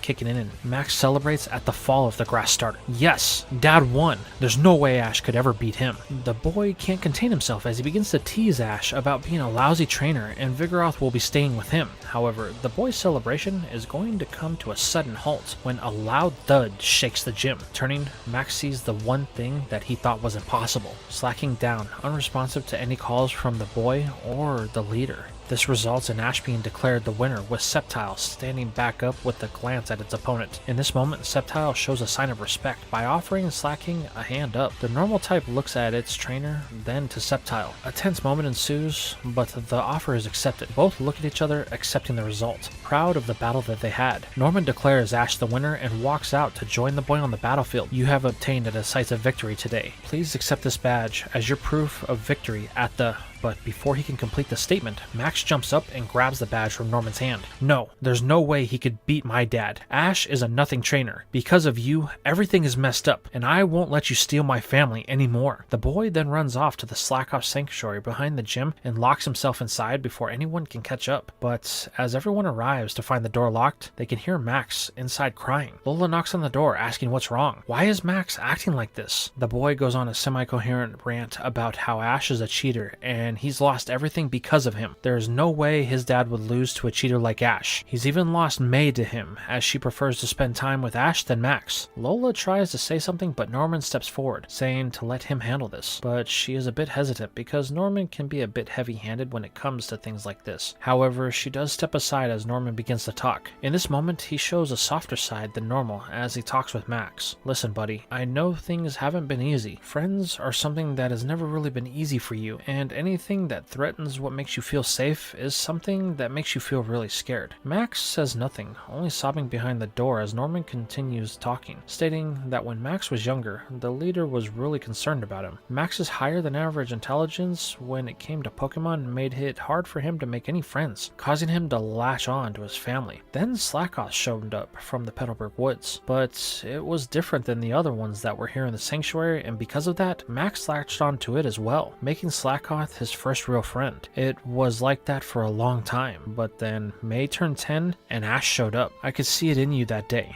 Something about him just didn't sit right with you. But because your sister was heading out on her own journey, I figured it would do you some good to go with her and allow you to grow and experience the world. But I was foolish in thinking that you were old enough to handle this. I never should have forced this on you, and I'm sorry for putting this type of pressure upon you, son. But there is something that I need you to understand. I gave everything to beat Ash, but he was the better trainer today. And I know you're not going to like what I have to say next, but it's something you need to hear. Ash has never been nothing but nice to you. From day one, when you guys met, he has treated you like a friend. Yet it seems like at every turn, you see him as a threat. I don't think that this is fair to him. The boy has proven to be an upstanding trainer and an even more remarkable young man. From what your sister tells me, he isn't even mad about you stealing his Pokemon. This causes Max to stop crying for a moment as Norman finishes with one final statement. I know you're scared of change because of how poorly it went for you in the past, but there is something that you need to understand. You are growing up.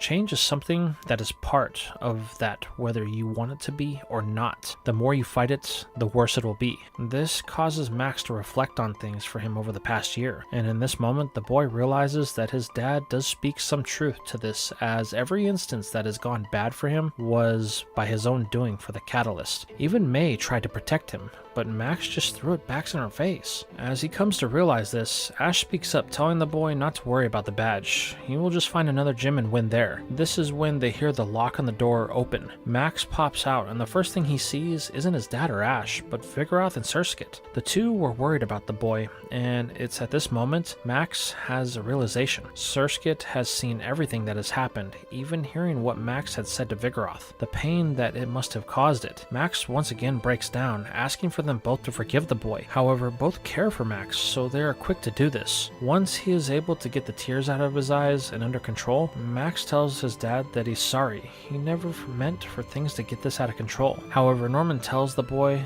that he is not the one who Max should be apologizing to. Turning, the boy knows what he has to do as he tells Ash that he's sorry. He didn't want to lose his sister or Vigoroth. Ash says that he understands. The world can be a scary place, but that's why having friends is so important. They can help you overcome anything. In this moment, Max looks at Ash and Brock, realizing this is exactly what they had been over their travels the past year. But he was too obsessed with what was to realize what had become. Not wanting to hold things back any further, Max gives Ash the badge. Here, you did earn it, he says. Take this and make sure you win the Hoenn League, or it will embarrass the Petalburg gym. Smiling, Ash tells Max that this is what he plans to do. The boy then takes the badge and celebrates with Pikachu, Vigoroth, and Sceptile. They have finally done it. Their entrance to the Hoenn League has been secured. And this is where we are going to leave things for now. So tell me, did you enjoy this part? How do you feel about the resolution that we had with Max as a character? As I always felt like he was a little flat in the anime, so I wanted to give him a very special arc of his own in this What If. How about the growth that Ash and Sceptile had and its evolution? Was it better than the original, or was it worse? And let's not forget about about the battle with Norman. Was it fitting for a final gym battle in the region?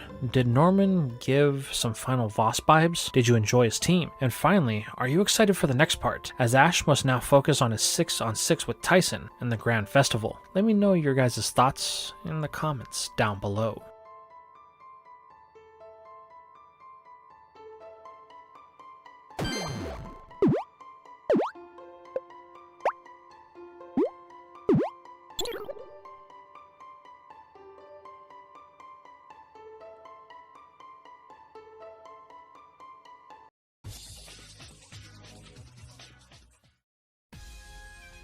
We begin today's part as our heroes arrive back in the city of Slayport. The reason they are here is simple. The Grand Festival is in 7 days' time, so both Ash and May need to get ready. However, there is another reason that Ash is here this early. As they arrive on the edge of Slayport, Ash looks out over the city with Pikachu on his shoulder. With a smile, Ash takes off, with May, Brock, and Max all in tow. May's younger brother has found a new purpose, as after what happened in the Petalburg gym, Max pleaded with his parents to let him go. With May and the others, he had been there the whole journey and he needed to finish it with them. While Norman was hesitant, it was May and Ash that convinced him to let the boy tag along, on the single condition that Max would no longer be a problem. With Max agreeing and May convincing her dad one final time, the four set off with urgency to get to Slayport. It's here that we find ourselves in the Pokémon Center, where Ash makes a call to Professor Oak as the boy is looking to change out a few team members so that way they can get started. These will be some of the Pokemon that he uses in the battle with Tyson and in the Grand Festival. Ash has had 2 weeks to think about this since they took the land route to get back to the city. However, the boy is confident in his decision and looks forward to what's to come. This is where Brock requests that Ash and May join him and Max. He has something that he needs to discuss with them. Both Ash and May wonder what's up,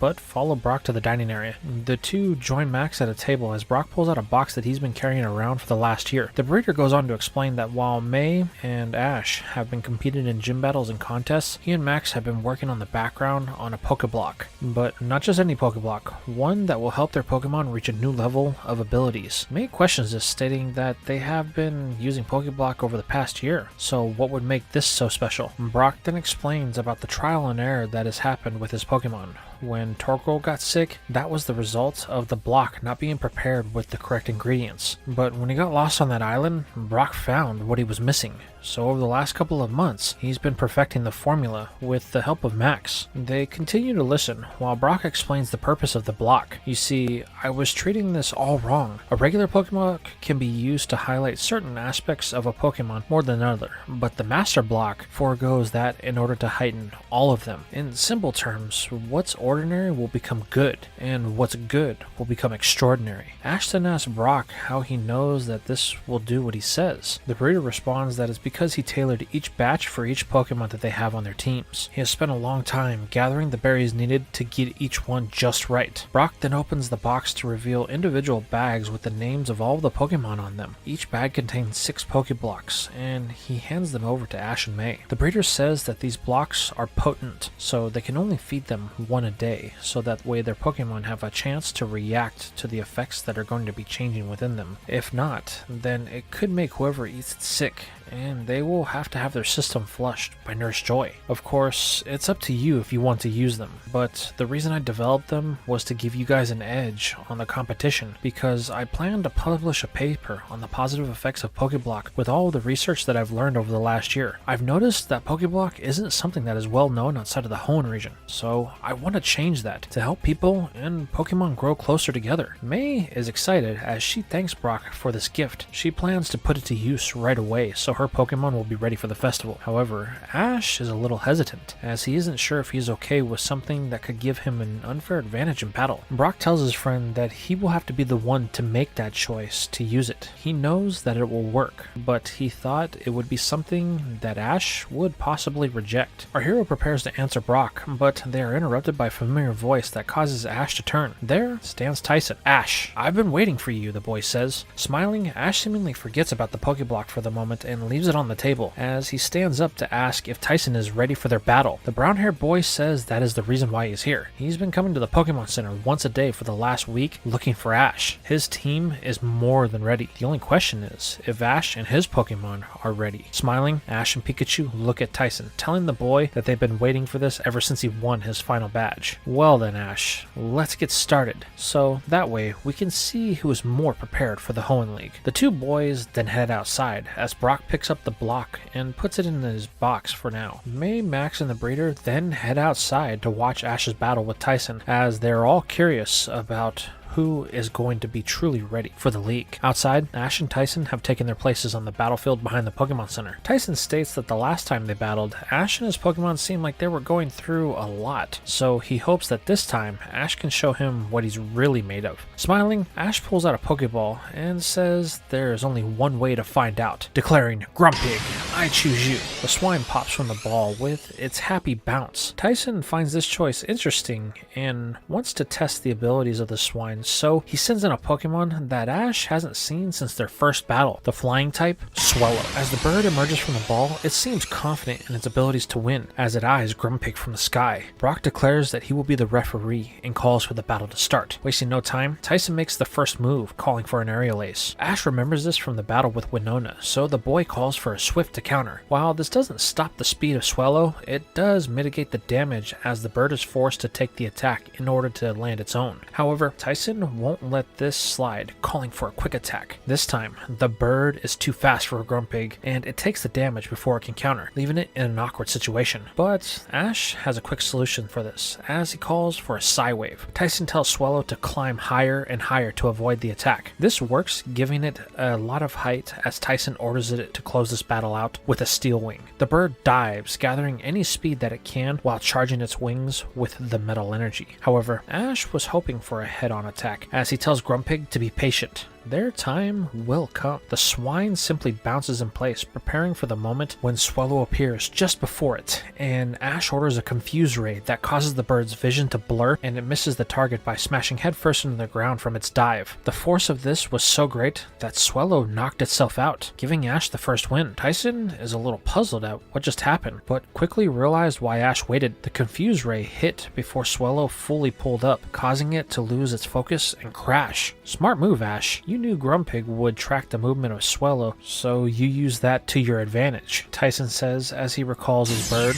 Ash recalls Grumpig, stating that he knew he couldn't win on speed and power, so they just had to use their momentum to close the gap. Smiling, Tyson states that this is the battle he was hoping for, so let's keep things going. Hariyama, go! Sumomon pops from the ball with a thud to show the power it brings to this battle. Ash remembers this thing from their last battle. Vigoroth barely beat it, so the boy is going to have to up the power he brings, as he declares, "Flygon, I choose you." As the dragon emerges, the second battle gets underway, with Tyson landing the first move in a fake out. This was something that caught Ash and Flygon off guard, as they didn't expect Hariyama to move so fast. Tyson quickly uses this to his advantage, calling for an armed thrust that allows Hariyama to use its closeness of the two mons to its advantage and deliver multiple blows to Flygon's chest. Wanting to keep this pace up, Tyson yells that it's going to try and fly away, so they need to keep Flygon grounded, so keep up the pressure. However, Ash is on the opposite line of thinking as he tells Flygon to use a Dragon Burst. The dragon does so, confusing Tyson as he's never heard of a move like that before. But this isn't the only problem, as the stunned Hariyama leaves an opening for Flygon to use Dig. This puts it underground, safe from any attacks from above, although Tyson doesn't see it that way, calling for a cross chop to shatter the battlefield. But Ash is one step ahead as he knew Hariyama's weight would be its greatest weakness. It's here that Ash calls for a Sand Tomb. Suddenly, the ground softens right where Hariyama lands, causing it to sink into the ground head first, trapping it in place. Tyson yells for Hariyama to use its arm thrust to escape, but it can't move and is left wide open to a Dragon Burst from underneath the battlefield that causes it to shake a little bit before the fighting type goes limp and Flygon is declared the winner. As he recalls Hariyama, Tyson is beginning to feel the pressure, as this is a side of Ash that he has never seen before. The boy is wondering if he can actually take home this win. Well, there's only going to be one way to find out, as he calls on his Puss in Boots, Meowth, to take the battlefield.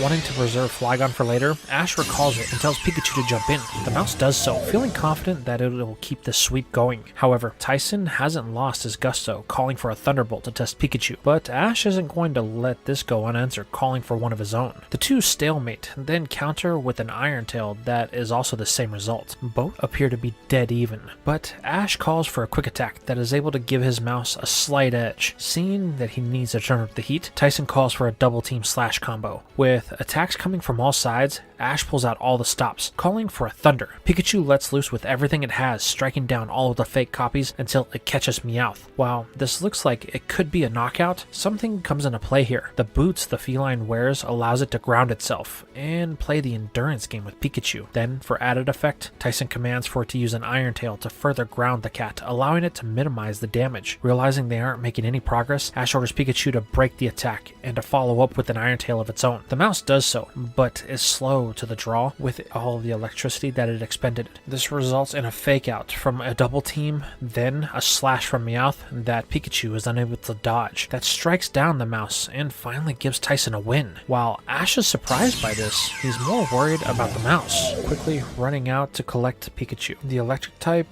has a look of apology on its face, but Ash tells it not to worry. This one was his fault for getting a little overconfident after winning the first 2 battles. Ash then asks May and Max to look after it so he can continue on. As Ash takes his position, a small crowd has started to form. Among them is a trainer that we haven't seen in a while, the stubborn redhead, Morrison. The boy is actually quiet for once as he looks on, admiring the battle that he has stumbled onto. Now we pan back over to the battle itself. With things turning in his favor, Tyson aims to keep the ball rolling, calling for his Dawn fan. Wanting to keep as many of his team members as fresh as possible, Ash declares Grump Big, I choose you. The swine pops from its ball with the pep in its step that it has become known for. However, it's a little slower due to the battle with Swellow, and Tyson aims to take advantage of this. Ash wastes no time calling for a Swift. However, Tyson holds nothing back, calling for a Hyper Beam. Suddenly, a destructive energy surges through the area and disintegrates the Swift before striking Grumpig, sending it into a tree just behind Ash and knocking it out. This stuns Ash for a brief moment. Tyson isn't messing around. The 2 trainers recall their Pokemon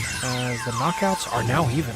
The next one will have the momentum in their favor. Ash comments that Tyson seemed a little aggressive on that last one. However, the boy comments he needed to be. Tyson saw an opening and took it. Well, don't think I'm going to allow that to continue, Ash says, declaring Flygon, I choose you. Knowing this dragon has something special about it with that Dragon Burst move, Tyson decides that he's going to need a little bit more power here, so he calls on his Metang for the next battle. Ash is a bit surprised by this Pokemon as it looks very similar to the Pokemon Steven used in LaRue City, but he puts that out of his mind for the moment as he takes the first move, calling for a Dragon's Breath. But Tyson is quick to counter with the Metal Claw. The Steel typing provides excellent defense to break the Dragonic Aura up in a flash with little damage to Metang. Tyson then calls for an Iron Defense to make sure it stays this way, but Ash is going to use this to his advantage, calling for a new move in the form of Crunch. But as the dragon bites down, a metallic sound can be heard, signaling that the damage was minimal. This leaves Flygon in a compromised position as it is met with a Metal Claw to the gut. Suddenly, Metang glows in a hue, signaling that it got some sort of stat boost. Knowing things are slipping away, Ash orders for Flygon to use a dig. The dragon tunnels down, hiding from Metang, but this is of little use, as with the command of a Psychic, Metang is easily able to find Flygon and bring it to the surface. The dragon is squirming, trying to break the hold on it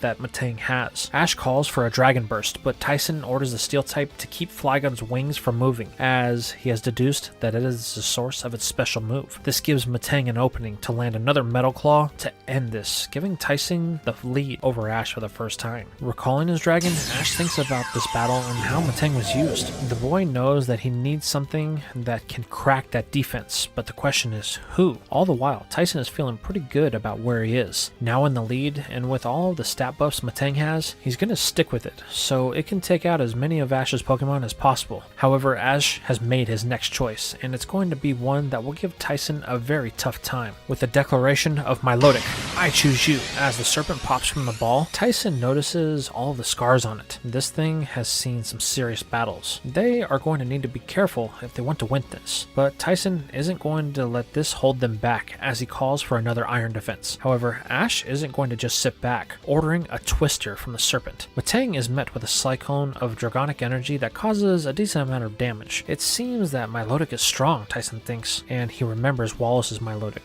thinking that if Ash faced it like this, then he may have picked up some things from it. So he needs to cause as much damage as possible before any type of recovery is used. So with this thought in his head, Tyson calls for a Psychic to hit it for as much damage as possible. However, Ash was hoping for this, as he is quick to counter with a move called Mirror Coat. While Milotic is going to take a great deal of damage, everything will be sent right back at Metang double. This attack has enough force to knock it out, even though Metang had a resistance to the typing of it. Ash thinks to himself if that had been any other Pokemon, they wouldn't have been able to have the endurance to survive that. But Milotic, even though it took the damage, it still looks like it's ready to go. Recalling Metang, Tyson realizes that he made a great miscalculation. However, he's still in a place that this is something that he can recover from. He just needs to be careful. So with this in mind, he calls on Meowth once more. The feline pops from its ball, a bit worn out from the battle with Pikachu, but still ready to face any challenge. Tyson takes the first move, ordering a double team in an attempt to make this battle last as long as possible. However, Ash has the perfect counter in Twister that is able to catch each of the fake cats, while damaging Meowth in the process. However, it is still standing, and Tyson orders it to use a Slash Iron Tail combo, but Ash is quick to call for a Water Pulse to put a stop to this. However, this is what Tyson had it charge an Iron Tail for, as it's used to break apart the water, allowing Meowth to strike Milotic for what looks like a critical hit. However, the Serpent won't let this go unchecked, with it coiling around the cat at the command of Ash. This puts Meowth in a very bad position, as the only thing it can do is use one attack. However, Tyson thinks it may be just enough as he orders a Thunderbolt. But this is when the boy is going to learn firsthand. Ash was one step ahead of him as he counters with a Mirror Coat. While the damage to Milotic is severe, leaving it with little health left, the Mirror Coat is amplified, leaving Meowth with no way to survive this strike. As Milotic uncoils, Meowth is left with spirals in its eyes, forcing Tyson to recall the cat. Looking over his options left, Tyson knows there's only one that he has, calling on his starter Pokemon Sceptile. Ash chooses to keep Milotic in, knowing that it's near the end, so he wants to cause as much damage as possible. This results in the battle starting with an Icy Wind for Milotic, but this is quickly countered by Sceptile with a Detect, allowing it to evade the attack and land a Leaf Blade to bring this short battle to an end. Ash recalls Milotic, thanking it for all of the effort that it put in. At least he knows some of what Sceptile can do now. However, Ash has a choice to make. He only has 2 Pokemon left with him, but he knows that one of them will be a better choice for the experience in battling. However, he really has been working with this other one the last couple of weeks to learn a new attack, so he's going to use it, declaring Snorunt. I choose you. The Snow Hat pops from the ball with a brief chill, as happy as can be. Tyson is curious about this choice, but decides that he wants to conserve Sceptile, so he recalls it. Both he and Ash only have 2 Pokemon left, so he needs to be smart as he sends back in Donphan. Though it is at a type disadvantage, Tyson thinks that it may be able to last long enough to win this. Ash starts the battle with a Headbutt to get in close, but Donphan smacks Snorunt away with a Rapid Spin. Though smaller, the Snowhatmon won't back down as its tenacity kicks in and counters with an Icy Wind that is able to hit Donphan. But it's not enough to win, as Tyson is quick to counter with the Hyper Beam in an attempt to end this. Knowing this could be the end for Snorunt, Ash counters with a Double Team, allowing it to just barely avoid the dodge, giving it a free opening to counter with another Icy Wind, since Donphan has to recover from expending all of its energy. Knowing that things are quickly turning in Ash's favor, Tyson orders a Rollout to turn on the pressure, but Ash is quick to counter with another Double Team. This once again allows Snorunt to evade the attack, only taking a little damage in the process, but Tyson continues with a barrage of rollouts that is making it hard for Snorunt to keep up. Knowing they only have one real option here, Ash puts everything into the move that they have been working on, calling for an Ice Beam in an attempt to one-shot the ground type. However, Snorunt is slow to gather the energy from the move, allowing the Rollout, who is now on its 3rd pass, to strike with full force, knocking out the Ice type and bringing this battle to a close. This causes Ash to hang his head a bit, as he thought for sure they had it, but he guesses Snorunt still needs some practice, he says, recalling the Marn. Tyson comments that he thought the battle was going to be over when Ash called for an Ice Beam, but it seems Snorunt isn't quite ready for an attack of that power yet. Smiling, Ash tells him not to worry. They will eventually get it, but that will be later, as they have a battle that they need to finish. So let's make it a good one, Ash yells as he declares, Sceptile, I choose you. The grass type emerges from its ball with a stance of confidence that Tyson immediately notices. The boy remarks that it looks like Sceptile has grown a lot since their last battle. Smiling, Ash says, you have no idea. Me and Sceptile are a team now, and there's no way that we are going to lose. Smiling back, Tyson says, let's put that theory to a test, as he calls for a Hyper Beam from Donphan. However, Ash is quick to counter with a Rock Tomb that blocks the attack. Then, With Sceptile's speed, it is able to use the recharge opening to land a Leaf Blade and bring this battle to a close before it had even really gotten started. "See, I told you, Sceptile and I are one," Ash says. Recalling Donphan, Tyson has to admit that was impressive. The way Sceptile responded has the boy a little unsure about what he just saw. All the while, from the crowd, Morrison is watching a bit intimidated by the performance of these two trainers. They have been pushing themselves, and the redhead is worried if he is even halfway to the level that they are. But that is a point that he will have to address later as he watches the final moments of this battle open with Tyson calling on his Sceptile. "Well, Ash, let's see how one you are with Sceptile. I remember the day we first met. Pikachu was the Pokemon you battled me with, so I know that it was your first Pokemon. That's a bond you never truly share with any other one, and as far as I see it, your bond won't be as strong as ours. Now, Sceptile, use Leaf Blade." Ash is quick to counter with one of his own. The two seem even, but this is only at first, as it is clear Tyson was correct in his assumption in Ash and his grass type not being on the same level that they are for bonds or power when his starter is overtaken by the power of Tyson's. This lands it straight in the gut to Ash's Mon. While this is resisted by the typing, it still hurts as it forces Sceptile to take a knee. Ash calls it to make sure that Sceptile is okay. However, the gecko merely shakes off the pain as it isn't ready to throw in the towel just yet. Smiling, Tyson was hoping they wouldn't be done. His Sceptile hasn't had a real challenge in a while, so he wanted them to push them as far as they can go here. Smiling back, Ash tells Tyson that he and his Sceptile won't fall so quickly. This is only getting started. The two trainers then give a command to attack. What follows is a drawn-out battle with the two that shows just how close both trainers are to their Pokemon. Both Sceptile do their best to hold their ground. But as the battle draws out, it becomes clear that Tyson and his starter are ever so slightly ahead of Ash in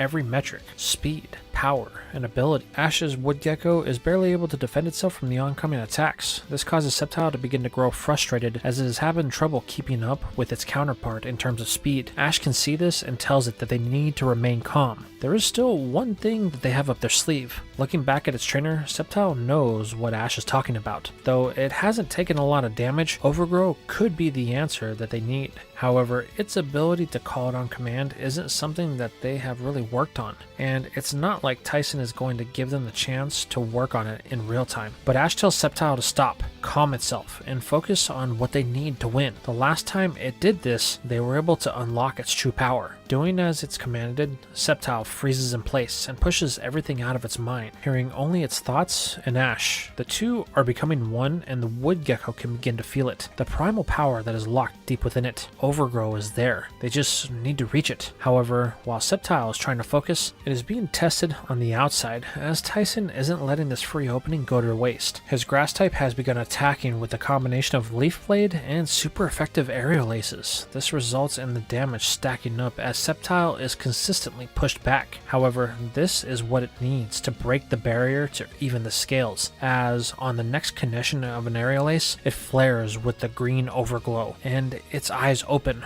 only to retaliate with a Leaf Blade so intense that it sends Sceptile into a nearby tree. "That's it," Ash smiles. "Now we're ready for the true battle." Looking back at his starter, Tyson asks if it's alright. The Woodgecko stands up, though the Leaf Blade made its legs a bit wobbly. Things have definitely taken a turn in Ash's favor. Knowing this, Tyson thinks that they need to end this as soon as possible. However, Tyson may see a way to victory, though this depends on just how much damage Ash's Woodgecko has taken. But he's going to learn firsthand the power of Ash and Sceptile when Overgrow is activated, as all of the grass type's attributes are increased, now putting it on par with Tyson's starter as it lands another Leaf Blade that Tyson can't defend from. This makes the boy smile as he tells Ash that they are impressed. The power of Sceptile has in Overgrow is amazing. Ash comments that they have been working with it for a while, but truth is that they have not mastered it as of yet. With a chuckle, Tyson makes a revelation that his Sceptile is the exact opposite of Ash's. It has always had trouble accessing Overgrow. This has made it extremely hard for it to get to the level that it is currently at. As a result, they've been forced to find other ways to win battles. Ash isn't sure why Tyson is telling them this and questions it. The boy says it's simple. That is the reason why they are going to lose on the next attack. Ash says Tyson has to be seeing things. They have taken control. If his Sceptile can't access its overgrow, then they have this battle won. This sentiment is seconded by our hero's grass type, but Tyson seems to be confident, even daring Ash to make the first move if he is so confident that victory is his. Fine, Ash says. Sceptile, let's end this. Use Leaf Blade. The Woodgecko bursts down the battlefield, ready to bring this to an end as its overgrowth flares. However, Tyson simply waits, telling his mon to do the same. They need to time this just right. This causes Ash to think that they are up to something and orders Sceptile to use a quick attack to speed this up and end it. However, this is what Tyson was looking for, as he yells for a detect. Suddenly, his mon's eyes glow as it is able to track every movement of its opponent and dodge this final strike, leaving Sceptile fully open. Ash can do nothing but watch as his starter takes another aerial ace point blank that drives it into the ground and brings this battle to a close. Our hero is left a bit speechless as May, Max, and Brock watch on, unsure on how they should approach this. However, Ash is the one that breaks the silence as he pulls out the ball of Sceptile and recalls it. He wanted to yell, "That was a great battle!" This startles Tyson a bit as he wasn't expecting that type of reaction. Walking over, Ash tells the boy that he really thought they had that won. Overgrow was able to beat Norman in a battle to get me my final badge, so I figured it would work here too. Tyson states that he thought Ash had it, and truth is, if that move wouldn't have worked, then he would have gotten it for sure. Well, it looks like I have a lot more work to do before the Pokemon League next month, the boy says. Smiling, Tyson tells Ash that he feels the same way. This battle showed me that my Pokemon are nowhere near ready if we plan to win the league. However, Ash tells the boy that he's going to have to get in line, as it will be him and his Pokemon that take that way. Tyson tries to respond, but as Max, May, and Brock join the two, from within the crowd, a voice rings out that neither of them will be the winners of the Pokemon League because he is going to take victory at the tournament. The group turns, only to see Morrison standing there at the front of a now dispersing crowd. The redhead is fired up, demanding that Ash and Tyson have a full battle with him at this moment. He'll take both of them on at the same time to prove that he's better than them. However, the two are just standing there puzzled, not really sure on how to respond to this outburst of the boy. This is where Max casually mentions that they can't have a battle with the meathead, as they just finished one and all of their Pokemon are too tired to have another one. However, Morrison would probably still lose to their Pokemon in their current state. This causes the redhead to shift his attention temporarily to Max as they begin to argue. As this is going on, Tyson tells Ash that he's glad that they did this battle. It really showed him a lot about what he needs to work on for the league, to which Ash says the same thing. With only a month left, they have a lot of work to do in order to close any gaps in their training. Tyson then turns to leave, but gives Ash one last comment. The next time they meet will be at the Evergrande City Conference. He hopes that Ash will be ready because Tyson intends to be flawless. Smiling, Ash tells the boy not to worry. Their next battle will be far different from today's. Tyson then walks off as Morrison finally clues in on what is going on and yells for him to come back. They didn't have their battle. Ash simply turns to the redhead, stating that was never going to happen, only for Max to add insult to injury with another meathead comment. This causes another argument between the two as we fade to the night and our heroes are at the Pokemon Center after Ash gets all of his Pokemon looked at, and he makes a quick change to his team, swapping Flygon for Mawile so he can truly focus on the task ahead, the Hoenn Grand Festival. It is at this moment we find our heroes eating a meal after the long battle of the day. Morrison is here explaining what he has been up to since the last time that they saw him. Turns out he has 7 out of the 8 badges required to enter the league. The boy was actually passing through Slateport on his way back to face his grandfather for his final badge. It's here that Ash reveals all of the badges that he has, stating that Morrison better hurry. They only have a month left till the start of the league.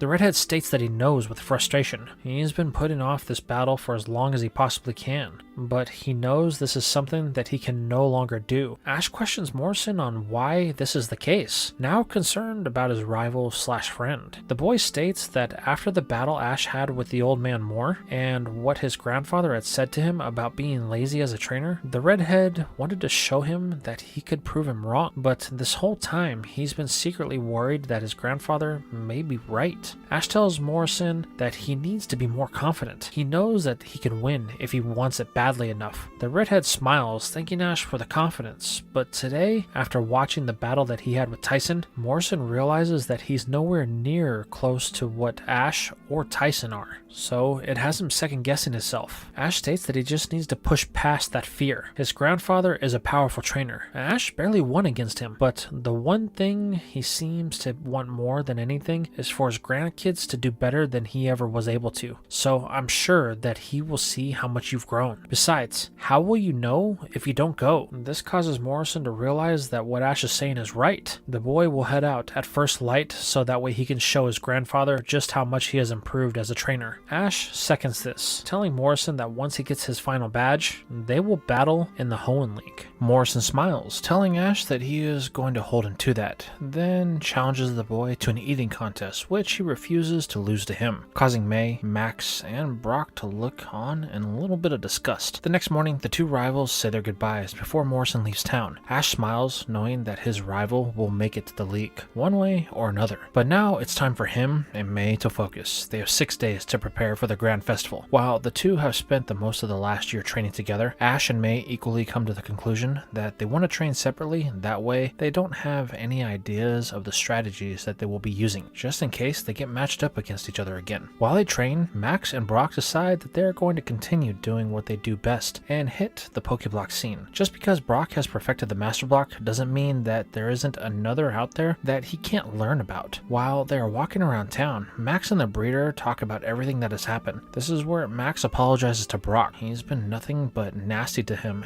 and all Brock tried to do was help. The breeder has been a true friend to the boy, and Max couldn't see it. However, Brock states that it's no big deal. With all of his siblings, he is used to being not liked in certain points, especially when he needed to be the point of authority. Just remember what you have learned. That will guide you into the future by meeting new people. Max nods as they continue into the Slateport marketplace. This is where we flash over to Ash and May. Though the two have set up in different parts of the city for training, their goals are the same, to train as much as possible, though the ways they go about it are completely different. Ash focuses on Snorunt and Sceptile. They are the Pokemon that he knows need the most work, as they have the least amount of practice when it comes to combo attacks and just training in general. Snorunt in particular needs to work on its Ice Beam. It's weak and inconsistent at best, so Ash does everything he can to think of any type of help it can to bring out the power of the move, while Ash and Sceptile focus on bringing out its Overgrow. As of right now, it's only responding in one of two ways, either when emotions are high or it's taken enough damage. However, as a Trico, it demonstrated the ability to bring out the Overgrow at will. Ash just feels that with everything that has happened with Sceptile, it has forgot how to do this, so they will focus on meditation to find its center. While progress is slow, Ash is able to still make some with this training method, with even Brock stopping by from time to time to remind Ash of the Master Block. However, Ash tells the breeder that he doesn't want to use it just yet. Once he knows his Pokemon have reached their best, then he will consider it. But with the current state of things, he feels that it would only be a temporary fix to a problem that needs hard work. He doesn't want his Pokemon to grow complacent, as they both look over at all of them training with each other to prepare for the contest. Smiling, Brock says he understands, but he reminds Ash that they only need to take them once a day when he starts. Nodding, Ash tells the breeder to hold on to the block, keep it safe until he decides that the time is right. This allows us to follow up with May. Her approach has been the exact opposite of Ash's. She started the block on day 1, and by day 3 was seeing results in the training with her and the Pokemon. The girl is super excited as she feels that her Pokemon will be unstoppable. They are in tip-top shape, and with the Master Block that Max and Brock made for her, they're going to win for sure. While her confidence is beginning to grow, May has a few visitors over this time, mainly Brock and Max, but this is only to check up on the progress of her Pokemon as they ingest the Miracle Block. But there is one that does catch May's eye, as her longtime rival Drew happens to come across her training one day. While the words are brief, Drew states that he hopes she is ready. They will battle in the festival, and he can feel it. He wants her to bring the best that she has. If she gives anything less,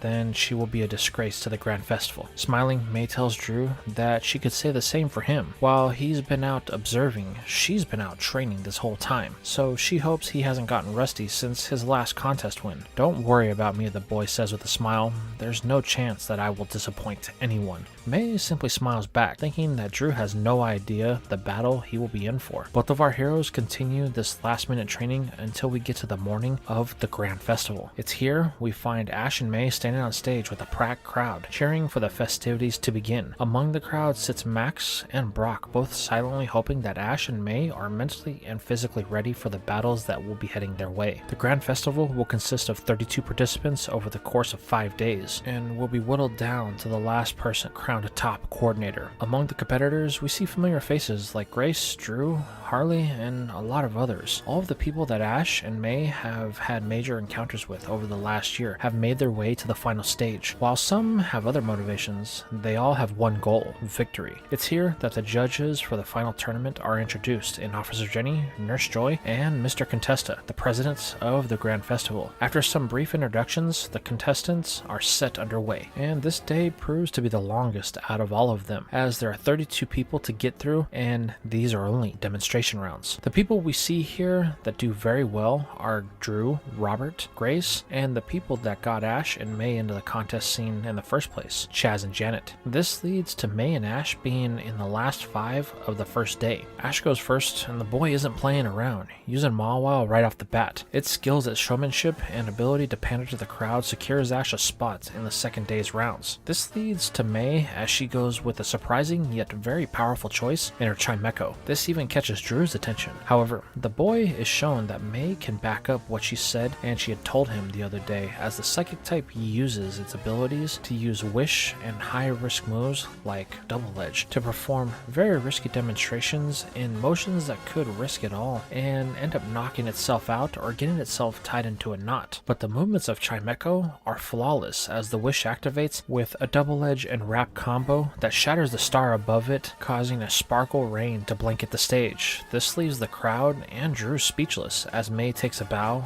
and exits with a smile. With May being the final demonstration of the day, the finalists for day 2 have been announced. Both Ash and May have secured their spots, as has Drew, Harley, and others. However, this was the easy part, as on day 2 is when the battles actually start. But as everyone dissipates, Harley approaches May, but she doesn't have time for his comments, merely blowing him off. However, in this moment, Harley yells for May to stop. He has something to say. Over the last year, they haven't been the best of friends, to which May states they were never friends. Harley just has something against her, and she never quite understood why. But this is where the man states what he's trying to get at. He just wants to say sorry. He saw that May has a hidden talent for contests, and he had gotten a little jealous, especially after Janet and Chaz had taken her under their wing to show her the ropes. He never had that when he started, and because they did that for her, he wasn't okay with it. But that demonstration with Chimecho just now shows him that May has been working very hard, possibly harder than Harley has. So if they are to battle, the only way he will feel right is if they can battle with all of the air clear. Harley wants May to bring her best, as he intends to. The cacturn-clad man then turns and walks off before May can say anything, stunned from what just happened. Ash then comes over to ask if everything is alright, but the girl simply smiles. Things are fine, she says. Now let's go get some food, as I am starving, the girl yells as she runs off to find Brock and Max, with Ash yelling for her to wait up. Later that night, May is sitting outside of the center looking at the night sky. The excitement of the day is preventing her from sleeping, so she's just looking at the sky, enjoying being alone. However, this won't last long as Drew happens across her. The two eyes meet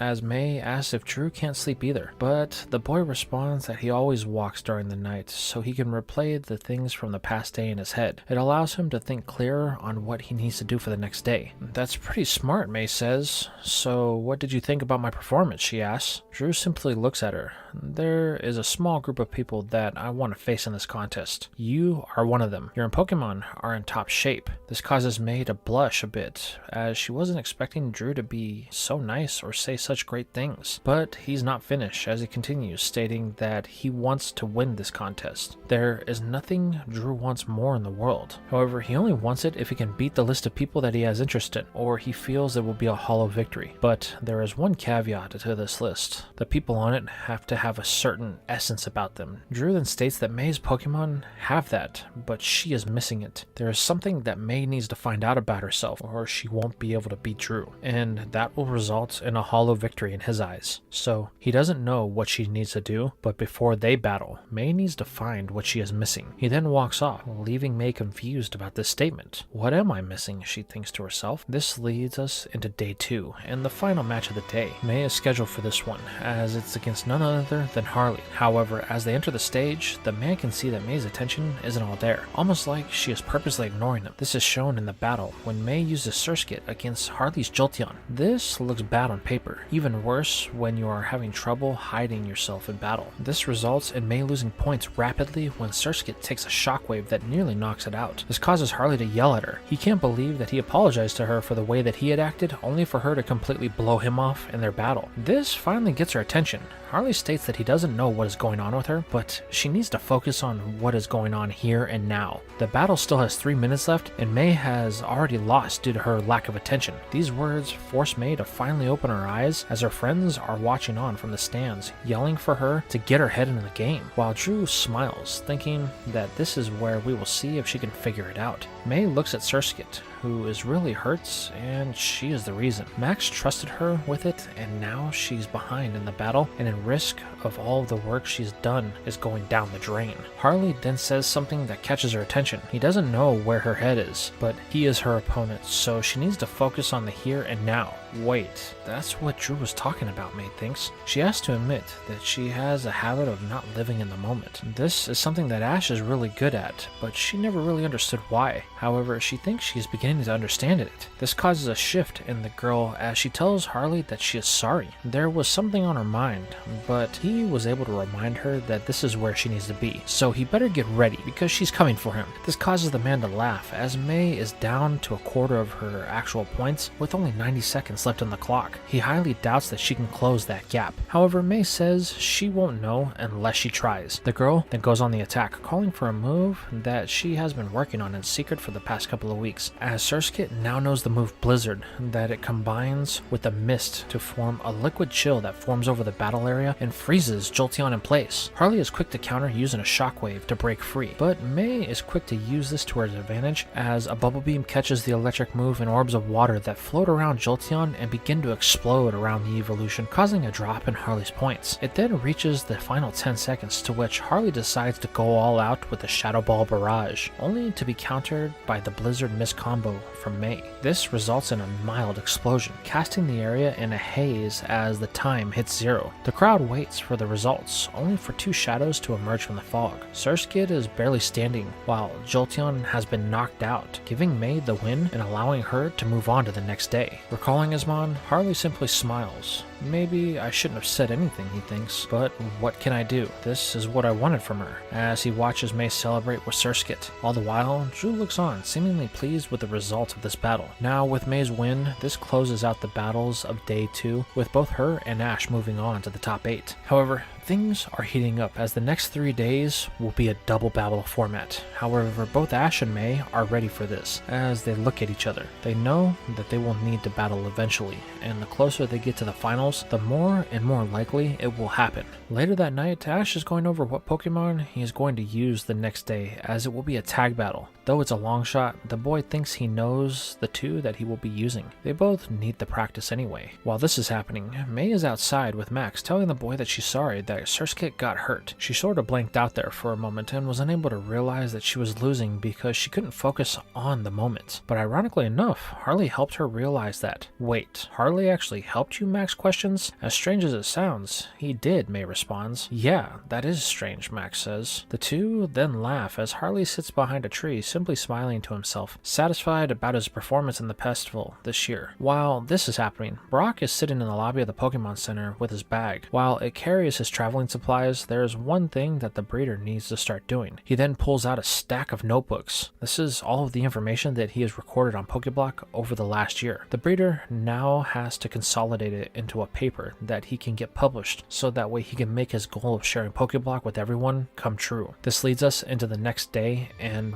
the top 8 rounds are in full swing. Drew was able to win his tag battle format using a combination of his Absol and Roselia against Chaz, the trainer that taught Pikachu how to use Iron Tail. Following Following this was the battle with May, as she was paired against the coordinator that had got her start in the contest scene, Janet. The two seem to have developed a very similar lineup of Pokemon, as May uses her Beautifly and Munchlax against Janet's Beautifly and Slackoth. It is in this battle that we can see a difference in experience, as Janet is quick to overtake the early lead with her Pokemon, as Slackoth proves to be a problem for May. The girl knows that she should be able to battle with this thing as she grew up around them. She just needs to figure out how Beautifly falls into this. But then May sees it, as Janet has set it up as Slackoth being the main focus and Beautifly's wings beating at a faster pace than normal to provide cover, allowing it to move freely in the battle. This allows the girl to formulate a plan in her head, but it's going to take a bit of help from her opponent. This is when she has Munchlax use a Fire Punch that is able to cause some damage to both of Janet's Pokemon, more so to Beautifly due to the bug typing. This is then followed up with a Gust from May, trying to finish it off, but it's countered with a Blizzard from Slackoth, allowing them to survive the attack. Knowing they need some help, Janet calls for a Morning Sun to heal Beautifly, but this is what May was after, as she tells Beautifly to use a Gust on Munchlax that drives it into the air. This ends up costing May some points, but puts Munchlax right where she wants it to be, as it begins to use the solar energy that Beautifly is gathering for its own attack. Then, in a brilliant flash, the bottomless pit lets loose with a solar beam that engulfs both of Janet's Pokemon. Once the light fades, Beautifly is down while Slackoth is out. While there is still a little bit of time on the clock, Janet decides that it's in her best interest to forfeit, as Slackoth doesn't have the stamina to fend off two Pokemon. This moves May right into the top 4 with Drew, which causes the girl to scream in joy. Janet congratulates May, telling her that she has come a very long way since the Rust Barrel contest, so she should be proud. Smiling, May tells Janet that the only reason she became a coordinator was because of her, so she should be thanking Janet. The two then shake hands as the crowd cheer them off of the stage. However, this isn't the end of the day, as there are still 2 more battles. It's between Grace and Timmy. While Timmy proves that he has learned a lot, Grace is able to make quick work of the boy, securing her spot in the top 4, leaving just Ash and his opponent, the powerful Robert. It's here that we find their battle in full swing, as Ash is using Sceptile and Snorunt against Robert's Mischievous and Vileplume. Though things are not looking good for the boy, as Robert is very much a tactician when it comes to contests and will pick apart his opponents one by one, both Sceptile and Snorunt have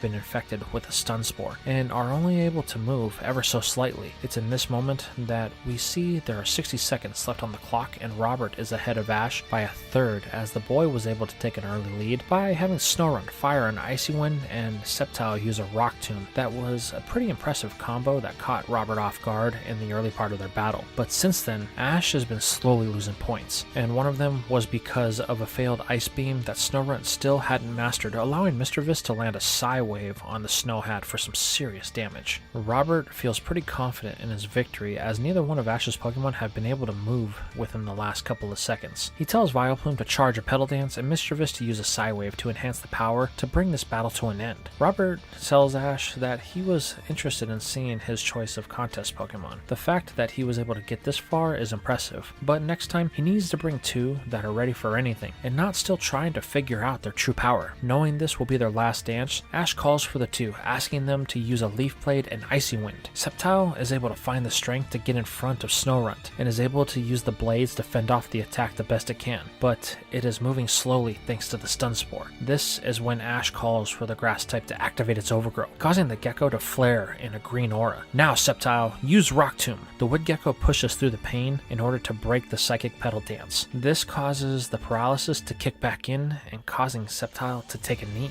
Robert is intrigued by these turns of events, but there are only 30 seconds left on the clock. The only way Ash could win now is by a knockout, so he aims to make sure that that can't happen by calling for the same move as before, knowing that Sceptile won't be able to fend it off again. The blonde-haired man is right, as the Grass type ends up taking the brunt of the attack as Snorunt sits safely behind it. The Snow Hat is unable to really do anything. Both of those Pokemon are far more powerful than it, but the Mon can hear Ash calling to it. He believes Snorunt can do it, push through the pain. All of their training has led to this point. If it doesn't, then they will lose this battle. Hearing Ash's conviction and feeling the strength of Sceptile as it does all it can to defend it, something snaps in Snorunt, causing the Ice type to glow in an evolutionary light. From within it bursts the newly evolved Glalie, with the full power Ice Beam that is able to counter the assault of Robert's Pokemon. Wow, Ash yells, look at that power. Glalie, you did it! However, this moment of celebration season is going to come to an end as the clock runs out and the timer rings. The battle is over, and Robert is declared the winner, as he still has about half of a bar to Ash's 8th. While this moment is bittersweet for the boy,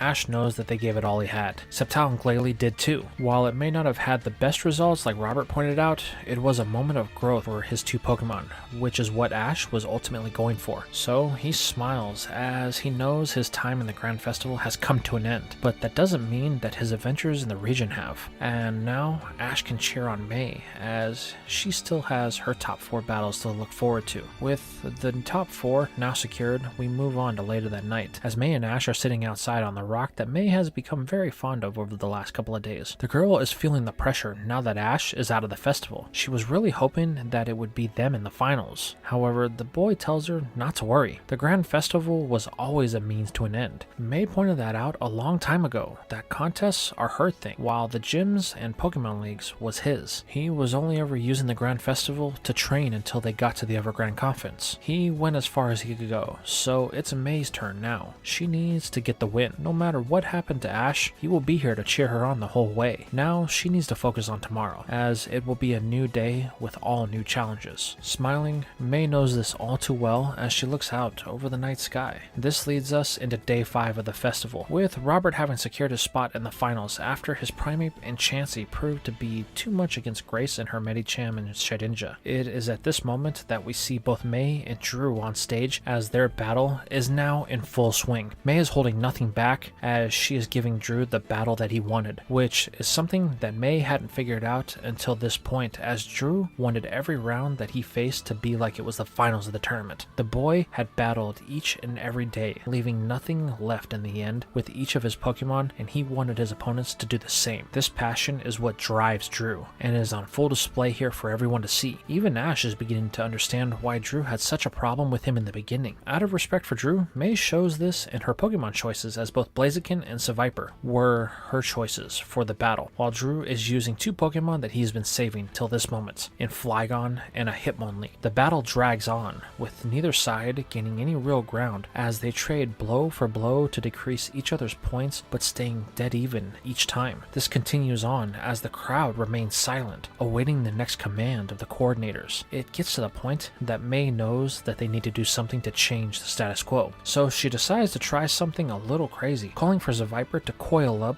for a rollout. Seeing this coming their way, Drew tells Hitmonlee to use its feet to absorb the attack, but what follows is something the boy would have never seen coming, as May orders Blaziken to use a Blaze Kick on Seviper and send it rolling down the battlefield encased in flames. This ends up being too much for either the Serpent or the Kicker to handle, as they are both knocked out upon collision just as the timer strikes 0. However, upon review of the points, it's found that both May and Drew are still dead even, something that has never happened in the Grand Festival before. This results in the judges declaring something called sudden death. The first one to lose points will be the loser of this battle. This leaves May and Drew in a state of disbelief. The two have been so involved with the battle that neither one actually noticed the points. So, with Flygon and Blaziken now at their limits, the battle begins. While Flygon takes to the air, Blaziken's ability to jump makes this an even fight, as once again they both find themselves at a deadlock, unable to break the other. Both May and Drew know that they have to do something or the other will find a way to win this. However, as if fate was smiling on May, the long drawn out battle activates Blaziken's Blaze ability, allowing it to increase the fire type moves that it can use. This puts Drew on edge as he knows victory is slowly slipping away. May can see that this is her last chance, so she orders Blaziken on the attack with an overheat. However, Flygon takes to the air to avoid being hit, and both Pokemon dodge any damage, but they both know that this battle is coming to a close, as both of their Pokemon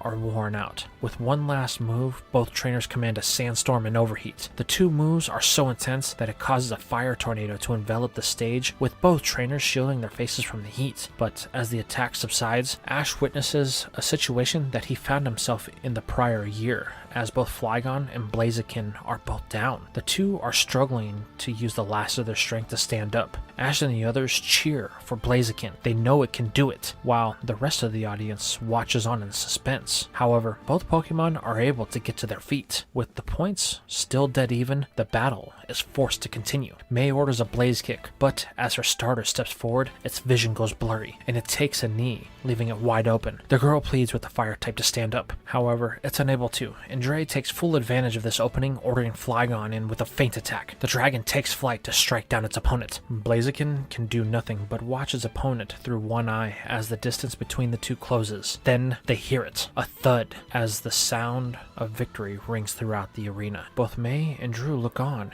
in pure disbelief at what just happened, as it is revealed that Blaziken is still on its knee as Flygon has collapsed under its own weight with spirals in its eyes. This ushers in a cheer as May is declared the winner of the battle, and she will be moving on to the finals. The girl stands there in a stunned silence. I won, she thinks, but she is brought back when Blaziken finally falls from its injuries, causing her to rush out and check on it. This is when Drew walks out to recall his dragon and offers a handshake to May. I said I would only consider it a win if I battled you and you gave me everything. I was the one who asked for that, so you have earned this win. A smile appears on May's face as Drew turns, but before he departs, the boy tells May that just because it's not them in the finals doesn't mean that she can't fight any less than she did today. If she brings the same passion, then she has a chance to win it all. The boy then leaves as May is left to process her win, with everybody in the crowd cheering her on. This was the best battle of the festival, they all chant. Only one more to go, the girl thinks to herself as she looks up to her friends, while from the crowd, Robert watches, curious about his final opponent. Later that night,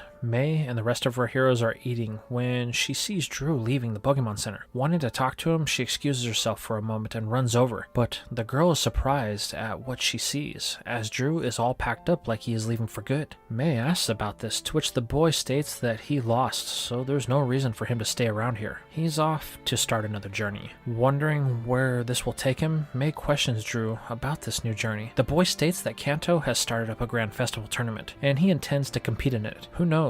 Maybe once May is done here, she can come out there to compete against him once again. He could use a tough opponent. Smiling, the girl says that she likes the idea of that, as she would love for a chance to kick his butt all over again. With a smirk, Drew tells May not to get too cocky. The next time they battle, the result will be very different. The boy then flips his hair and tells May that he will see her around before walking out of the center. The girl looks on, thinking that she will handle tomorrow's battle the same way that she handled this one. Ash then joins May, asking if everything's alright. She simply nods, as she has a battle to prepare for, and the night fades on into the next morning. It is here we find ourselves on the final day of the Grand Festival, and in the final moments of the battle with May and Robert. The girl has done what she promised Drew, and brought the same passion that she had to this battle, using her Beautifly and Surskit against Robert's Milotic and Claydol. As a result, May has pushed the man further than even Ash could in their battle, with their points being nearly even, though Robert does possess a slight lead on May. However, unlike Drew the day before, Robert didn't share the same sentiment in this battle and has slowly been playing the long game. His careful planning in this battle has brought it into the final 30 seconds. May does her best to push through with a Blizzard Gust combo, but it is quickly thrown to the side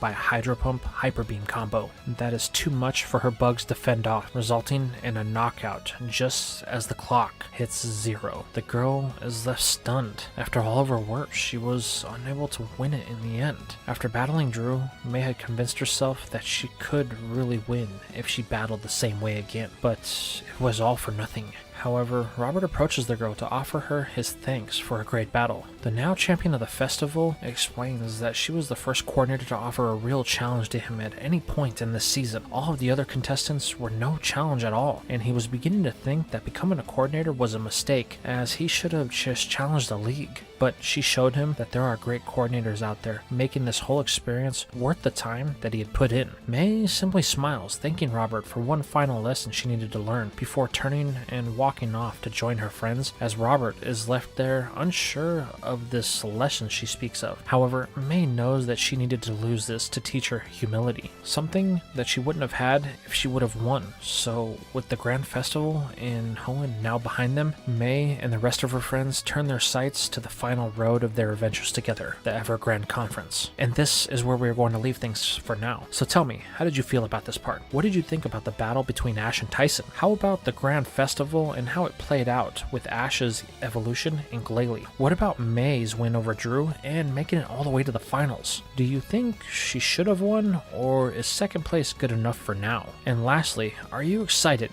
as we are about to enter the final stretch, as in the next part we enter the Evergrande Conference? Let me know your thoughts in the comments down below.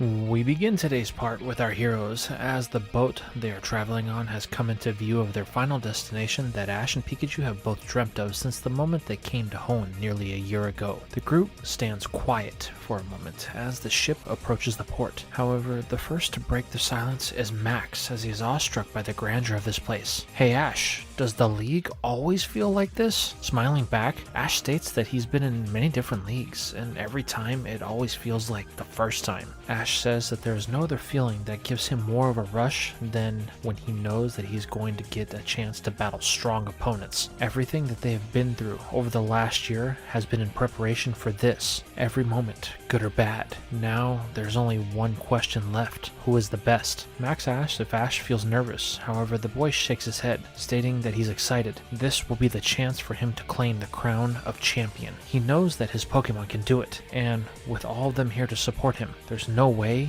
that they can lose. This comment strikes a sore spot for Max as he tells Ash sorry once again for what he put him through, but the boy tells Max not to worry about it. He knows it's hard to grow up. I've had a friend that was forced to go her own separate way, and that I haven't seen in over a year. It's not because we fell apart, but just because life pulls us in different directions. It's something we all have to deal with eventually. Max smiles, thanking Ash for accepting his apology again. However, the boy isn't the one that is having thoughts of dread in his head, as just behind Ash, May is now in her own mind, struggling with the inevitable certainty of what's next after the league. Something she has been trying not to think about, but the closer they get to the start of the league, the more it pounds in her mind, reminding the girl that soon she will have to face the next chapter of her life, with or without her friends. However, May's trance is broken when the ship lets out a cry from its huge horn, signaling that the docks are done and the passengers can now depart the ship for the festivities that await in Evergrande City.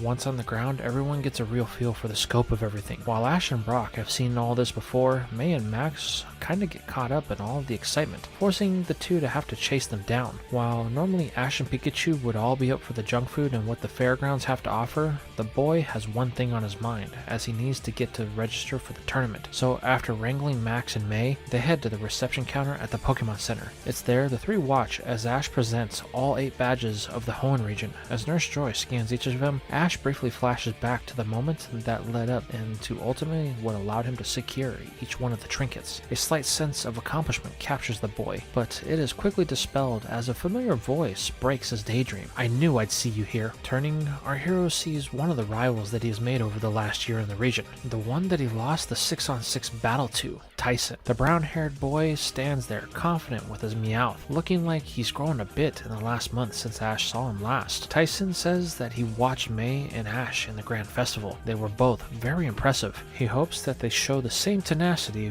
when he gets his matchups, cause Tyson doesn't want the boy to lose to anyone but him. Smiling, Ash tells Tyson that he's thinking of a far different outcome. This causes both boys to laugh a bit, before it is broken by an announcement that is Mr. Goodshow, as it appears on all the monitors around Evergrande City. The president of the Pokemon League states that he hopes everyone is well and ready for some intense battles. Tomorrow will be the official lighting of the league torch and the start of the league itself. so everyone must make sure they register before the torch is lit, or they will miss out on their chance to participate in this year's league. Well, I'm glad that's done, Ash says, only for Tyson to tell him to step aside, so that way Ash won't get a free win with him not in the tournament. With a bit of a chuckle, Ash states that he only wants the win if he can beat everyone here. The boy then yells out, "You hear that? I'm going to beat you all." This causes the center to fall deathly silent, as all eyes are now on our hero. In response, May and Max both duck their heads and cover them as if to signal they are not part of Ash's trademark crazy. But Brock simply states that they can't run from it. This is one of the many things that they will have to deal with if they are going to be friends with Ash, as they watch the boy argue with Tyson on who's going to get their first battle in the league. This causes the two to fold into themselves even more, as Brock just laughs. "Don't worry, you'll get used to it." "I hope so," they both say in tandem as we fade to that night. Ash and Pikachu are lying in bed. The two just look up at the ceiling. "Tomorrow, buddy, we get the chance to show off everything we have learned since coming to Hoenn." The boy then looks at Pikachu. "I don't know what it is, but I can feel it. This time, things are going to be different." The yellow mouse lets out a brief pika before it and Ash fall asleep, awaiting their chance to show the world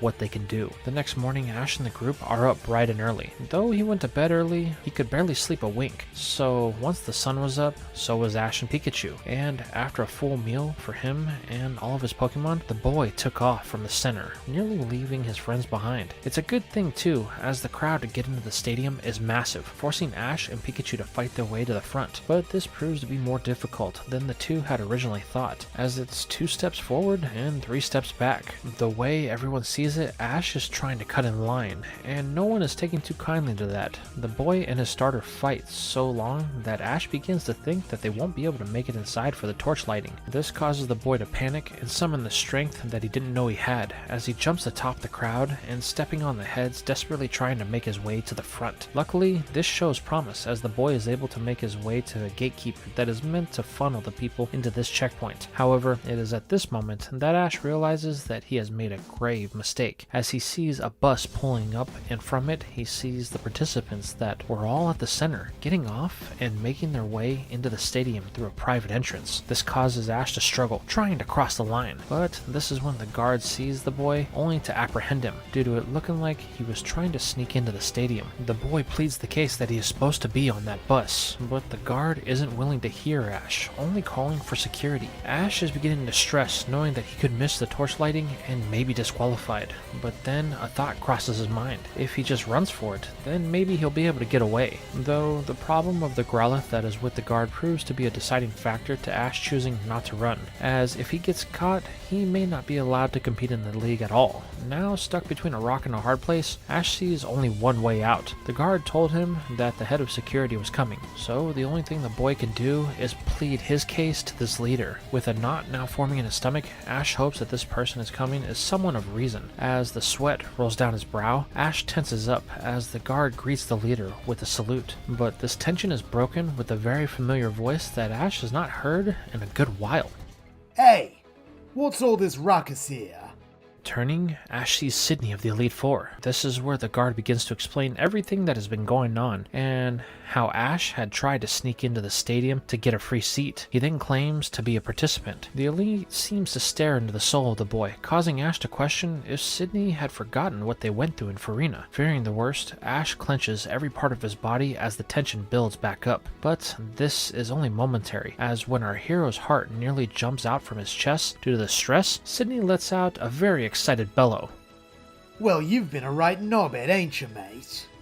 Ash stares at Sydney in confusion as his brain struggles to process what's happening. "Come on now. What, Meowth got your tongue? Where's all that vig you had a minute ago?" Pointing to himself, Ash questions if Sydney is talking to him. "Yeah, you can stop playing now." Sydney then turns to the guard that apprehended Ash. "Oi, this's me mate, and I say he's right proper for this tournament." The guard is now looking at Sydney a bit confused about what the Elite just said, causing Sydney to get a little upset and yell something that only Sydney could really understand. But he then grabs Ash. "Come on, you knob, we'll get you where you need to be." Sydney then pulls the boy by the arm as the guards watch on, still trying to piece everything together of this whole interaction. Over with Ash and Sydney, they bypass all of the gates and head into the participants area. You got yourself in a right pickle, ain't ya? Well, I didn't mean to, Ash says. I just was trying to get inside the stadium so I didn't miss the torch lighting, but the crowd was too big. Then I saw the bus with the participants unloading. I panicked and things got out of hand. Heh. Not to worry, I did the same thing first day of my championship. Ended up being late and nearly missed registration. But I ended up winning the whole thing in the end. Really? Well, thanks for the help, I guess. No worries, mate. Now run along. You got a big day ahead. Just try not to be a knob moving forward, okay? Ash then takes off running as the bell has rang for the final call to enter the stadium. He yells thanks to Sydney as it disappears around a corner. I like his spunk. Sydney thinks to himself before getting another call over the radio, forcing him to return to work. Over with Ash, he and Pikachu have finally made their way into the stadium, much to the duo's relief. With a sigh, they are directed to the main entrance of the battlefield. Upon entering the stadium, their eyes are caught by the sun, who is just peeking over the main fixture, the ceremonial torch. It's here that Ash looks around to see people beginning to fill the stands as they are directed to their spots for the opening day. However, as Ash looks around, a stark realization sets in. While he's seen Tyson and some other of the high-level opponents that he has been hearing about and experienced over his travels like Vito and the cool beauty of Lily Cove Katie, there is one obviously obnoxious participant missing for this crowd, Morrison. Ash hopes the boy was able to achieve his goal of capturing the badge of his family's gym. While this is a concern, the truth of the matter is Ash can't be concerned about Morrison at this moment. He has much more on his plate with what happens next as he sees a very familiar face enter the stadium, the champion of the Hoenn region, Steven Stone, and 3 out of the 4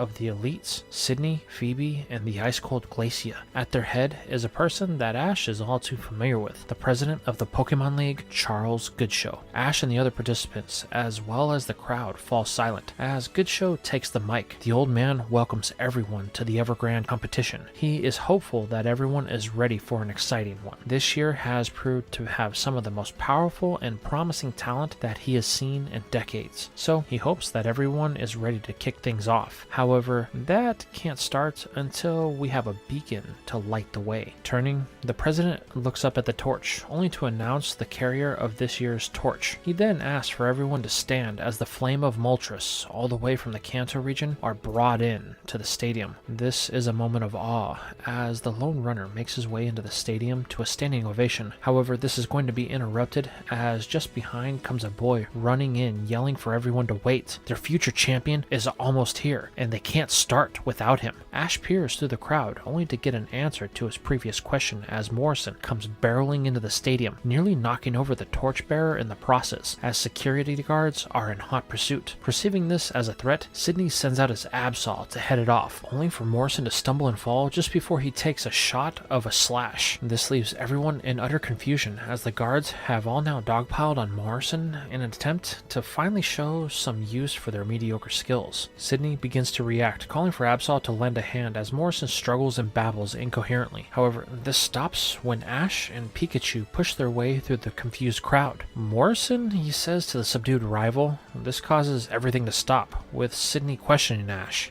You know this bloke? Nervously, Ash says he does, and confirms he is no threat, only a very late competitor.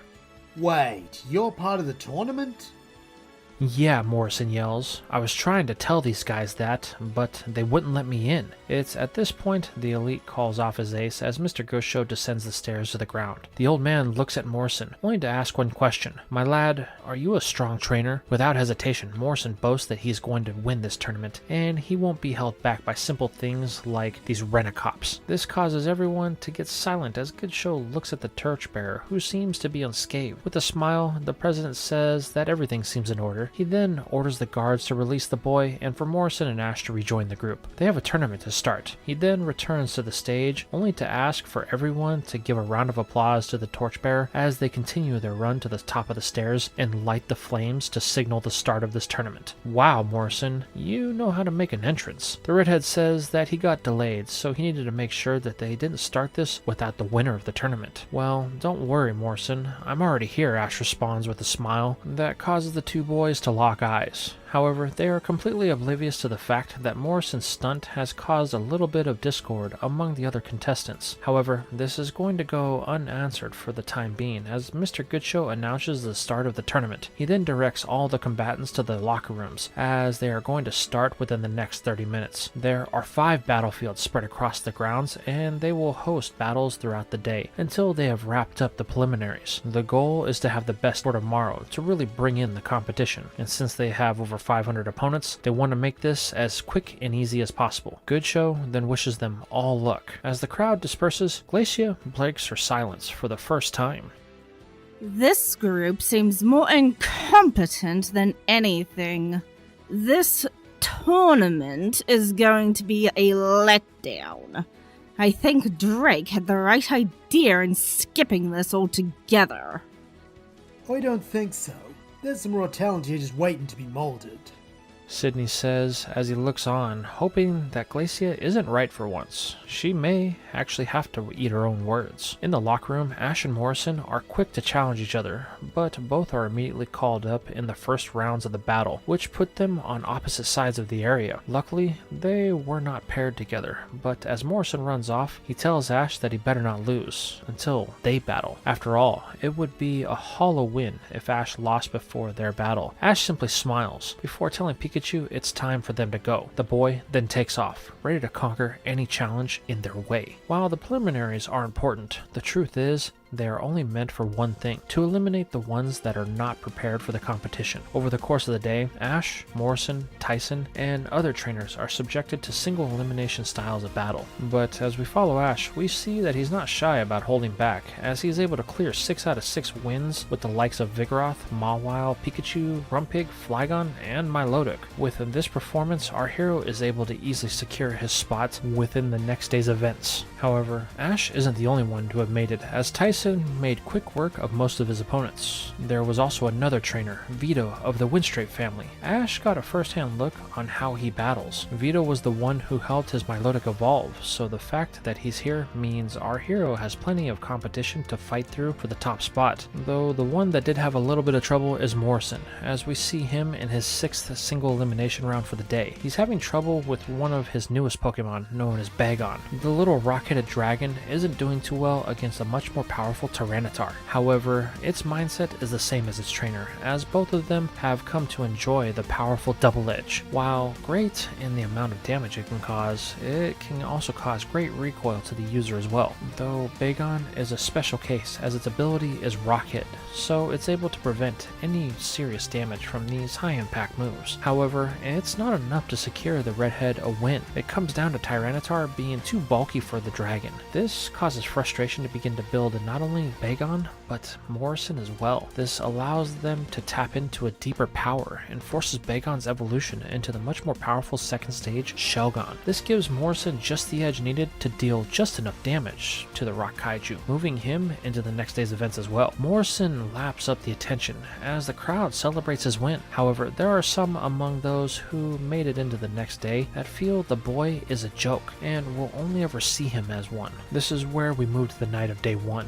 Ash and Morrison are doing their usual thing and trying to out-eat each other. The only rule really is the first one to choke on their food loses, but neither plan to give an inch to the other. This has caused a scene of disgust among the other diners in the Pokemon Center. The only thing Brock, Max, and May can do is just sit at another table, so no one thinks that they are together. However, as the two continue to argue with mouthfuls of food, this is going to rub one of the contestants in the diner the wrong way. The one known as the cool beauty of Lilycove City, Katie. With her last nerve pinched while watching these two, she tells them both that they are embarrassments to the league with their behavior. They should both be ashamed. This causes the two to stop mid-feast as they are being yelled at by this girl. Unsure of what she is going on about, Morrison swallows his mouthful, only to ask if she is addressing them. With her irritation levels now at an all-time high, Katie yells, "Yes, I am." You two are supposed to be part of this powerful group of trainers that make up this year's tournament. Please,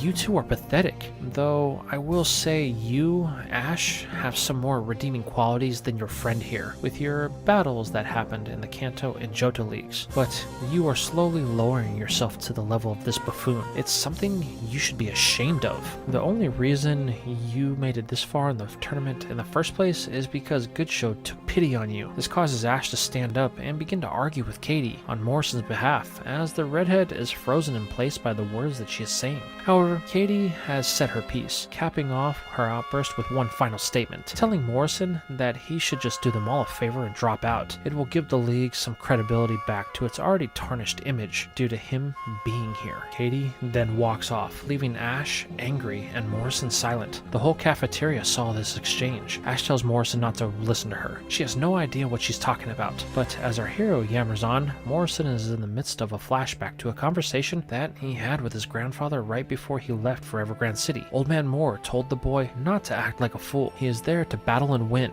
The focus that he had in their gym battle must be the same he displays in the Hoenn League. If he doesn't, then Morrison will lose for sure. The old man then hugs his grandson, telling him that he is proud of him for what he has done. Now, go capture the championship. Morrison then comes back to reality, questioning if he actually has what it takes to really make his family proud. While this is going on, there is another having their own personal problems. In his last preliminary round of the day, Tyson had an issue with his Meowth. Their opponent was a Persian and a trainer named Vivica. While Meowth won the battle and moved Tyson into the next day, there was a great concern when Meowth went into a frenzy and tried to attack the Persian after the battle had been called. Had the boy not recalled his scratch cat, he could have been the one packing it up instead of Vivica. Tyson is going to have to be careful, or it could cost him in the end. The next morning, we find Ash getting ready to head out bright and early. He has the first match of the top 32 that is scheduled, and he wants to make sure he isn't late. However, as the boy is departing the Pokemon Center, he is stopped by Brock and Max. While they are both here to see if their friend off, as they will only see him from the stands from this point on, Brock has another motive here. The breeder asks if Ash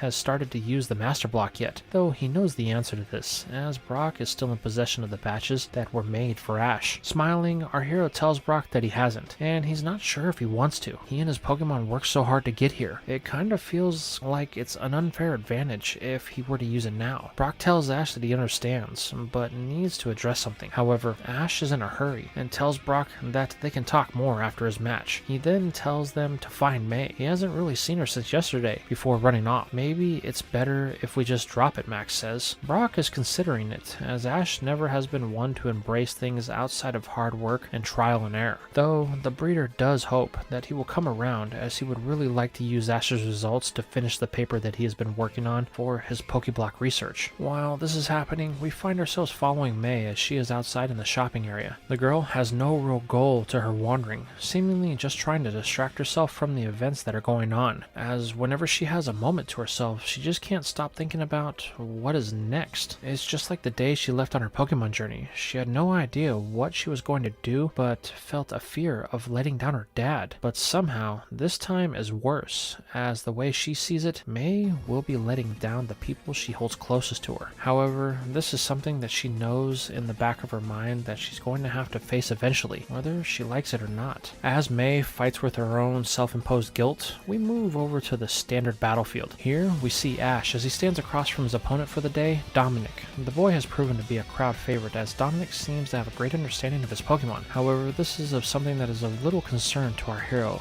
as it's the type of battle that they are really having that excites him the most. A tag-style battle. Eyeing down his opponent, Ash wastes no time in calling on his two choices for this battle, in Milotic and Glalie. Dominic smiles, feeling confident in his two choices for this battle, sending in his Swalot and Tropius, respectively. With the start of the battle given, Ash calls for a Twister for Milotic to test the waters of the two. But Dominic has a simple answer for this, ordering Tropius into the air while Swalot fires a shockwave. It immediately becomes apparent that Dominic is after Milotic, as from above, a Razor Leaf is sent in with the combo of the shockwave. However, Ash has had enough contest battles to know this is mediocre at best, as Glalie reveals the purpose it is in this battle as the shield for the team, using a Protect to block the super effective combo moves. Seeing that he needs to use power to break through this barrier, Dominic orders Tropius to fly higher and begin to charge a solar beam, while Swalot provides cover with a volley of sludge bombs. But this is to little effect, as a combo move that Ash has been working on and developing in his time since the Grand Festival is deployed here, when Milotic winds up his tail, only for it to slam it into Glalie with the levitating ice head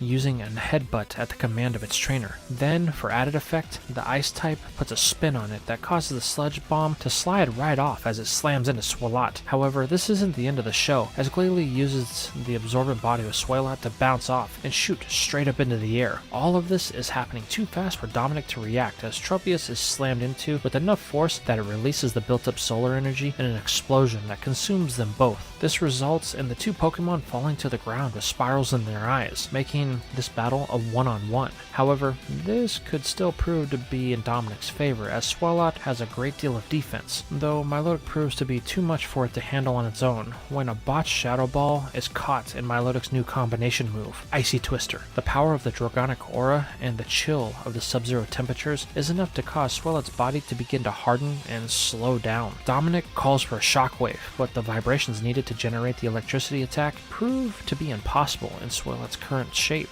and it's unable to respond, allowing Milotic to wrap this up with a Water Pulse, giving Ash the win and bringing the battle to a close. As our hero celebrates with Milotic from above, Vito watches, happy that Milotic evolved and curious about what else it can do. While Ash had a great battle, the boy wasn't the only one to win, as Morrison, Katie, and Vito all made it into the top 16. This is where we find the last battle of the day in Tyson. The boy is proving to be in a tight spot, as his Donphan was taken out pretty early, leaving only Sceptile to face off against a Machamp and Marowak. While the lizard is fast, Machamp's arms and Marowak's bone prove to be a difficult thing to have to overcome, as they can cover nearly any area that Sceptile could possibly attack from. Tyson is left with no other choice but to use a solar beam to break up the two. This creates a moment where visibility is low, allowing the Woodgecko to land a Leaf Blade on Marowak, evening up the battle. However, there was one problem. Sceptile is starting to tire, and Machamp has 4 arms to block any oncoming attacks. Luckily, Tyson has an idea, telling Sceptile to use its blades to cut up the boulders and use them as projectiles to draw the attention of Machamp. The grass type does this in a frenzy, forcing the 4-armed brute to divert its attention in multiple directions. However, it's not enough to stop Machamp,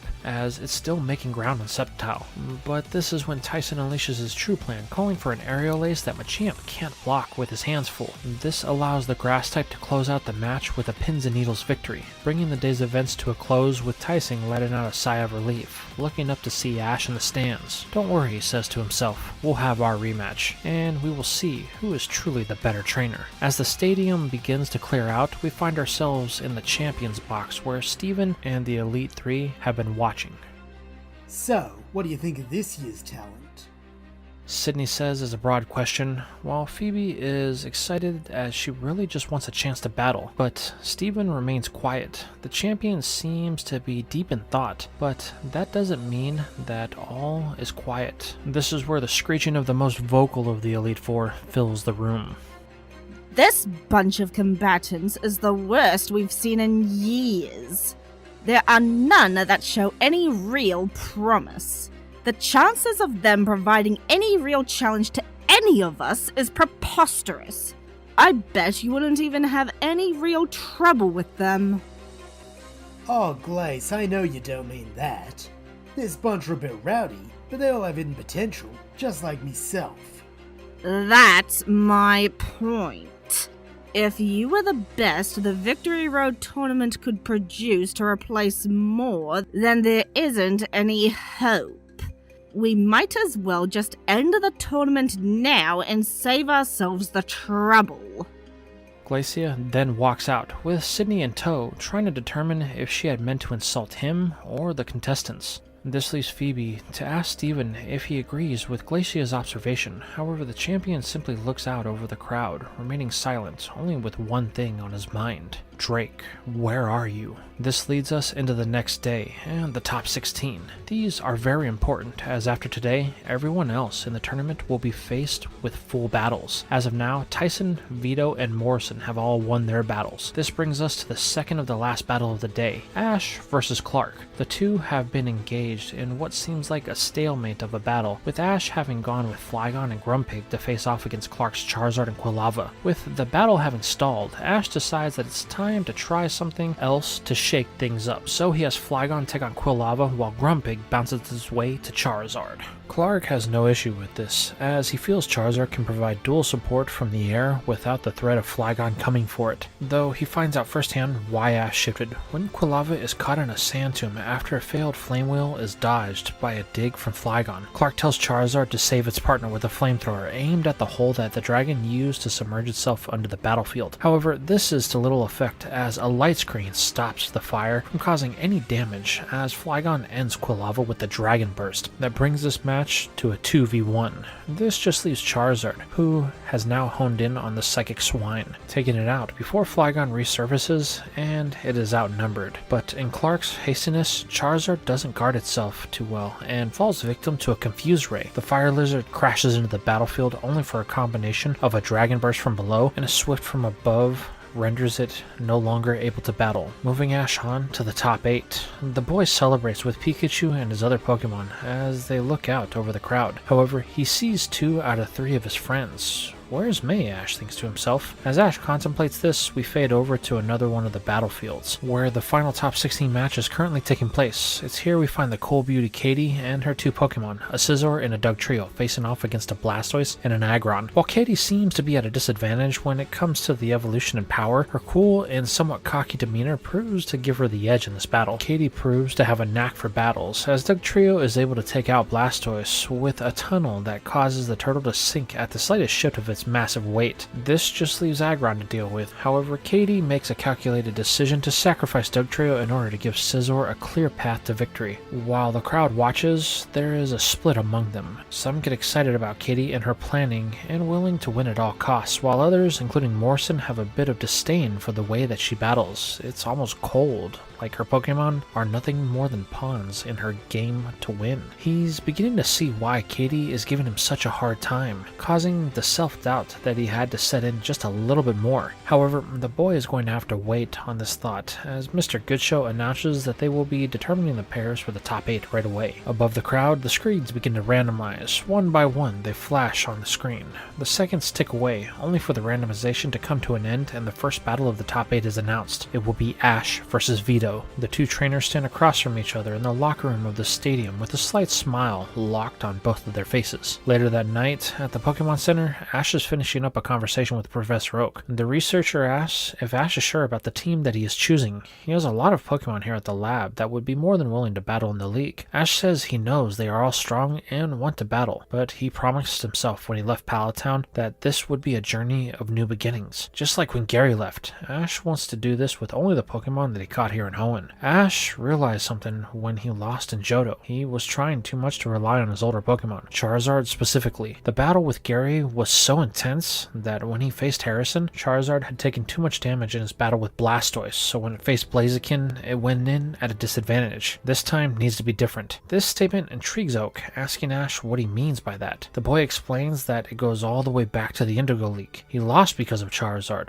I wanted to rely on its power to win. While my Pokemon were friends for the most part, they were not a team. We were not a team. Charizard was the strongest of them, and it wouldn't listen to me. This continued into the Orange Islands, but then we started to make progress and finally became united when Charizard finally came around. However, then I made the mistake of relying on it too much and isolated my other Pokemon. Charizard became the center point of my team, and my other Pokemon suffered for it. While I know they are all strong, when it came time to show off all of our hard work, I fell back into old habits using my older Pokemon, using Charizard. So when I came out to Hoenn, I wanted to make sure that wasn't a problem. I need to prove to myself that we could work together, build a unity that I had actively avoided in the other leagues. I feel like we've done that, but I need to finish the story and stick to fulfilling the promise that I made to myself. Professor Oak tells Ash that he understands. This is a moment of growth for the boy, something that only Ash can do. Whether this choice is one that is right or wrong is not for the professor to say. Just know know that everyone here is supporting any decision that Ash makes. Ash thanks Oak for his understanding. Please let everyone else know that I miss them and we will be home soon. With a nod, Oak says that he will, before the call is cut off by an over-affectionate hug from Ash's sludge monster. As the screen goes dark, Ash looks at Pikachu, asking if the mouse is okay with the choice that he made for not only tomorrow's battle, but the decision to not use their other friends. The mouse lets out a brief Pika, showing that it is in unity with the decision. Win or lose, they are a team, and they will accept that outcome together. Ash smiles, knowing that in his soul, this is something that he needs to do. There will always be other challenges, but this moment is more for him than anything else. Knowing that he has the support of all of his Pokemon behind him solidifies the boy's confidence in the decision that he has made. With his top 8 match with Vito scheduled for the next day, Ash makes the choice that it's time to turn in. He wants to make sure that he is well rested, as he knows very little about Vito's battle style, so he will need to be more alert than ever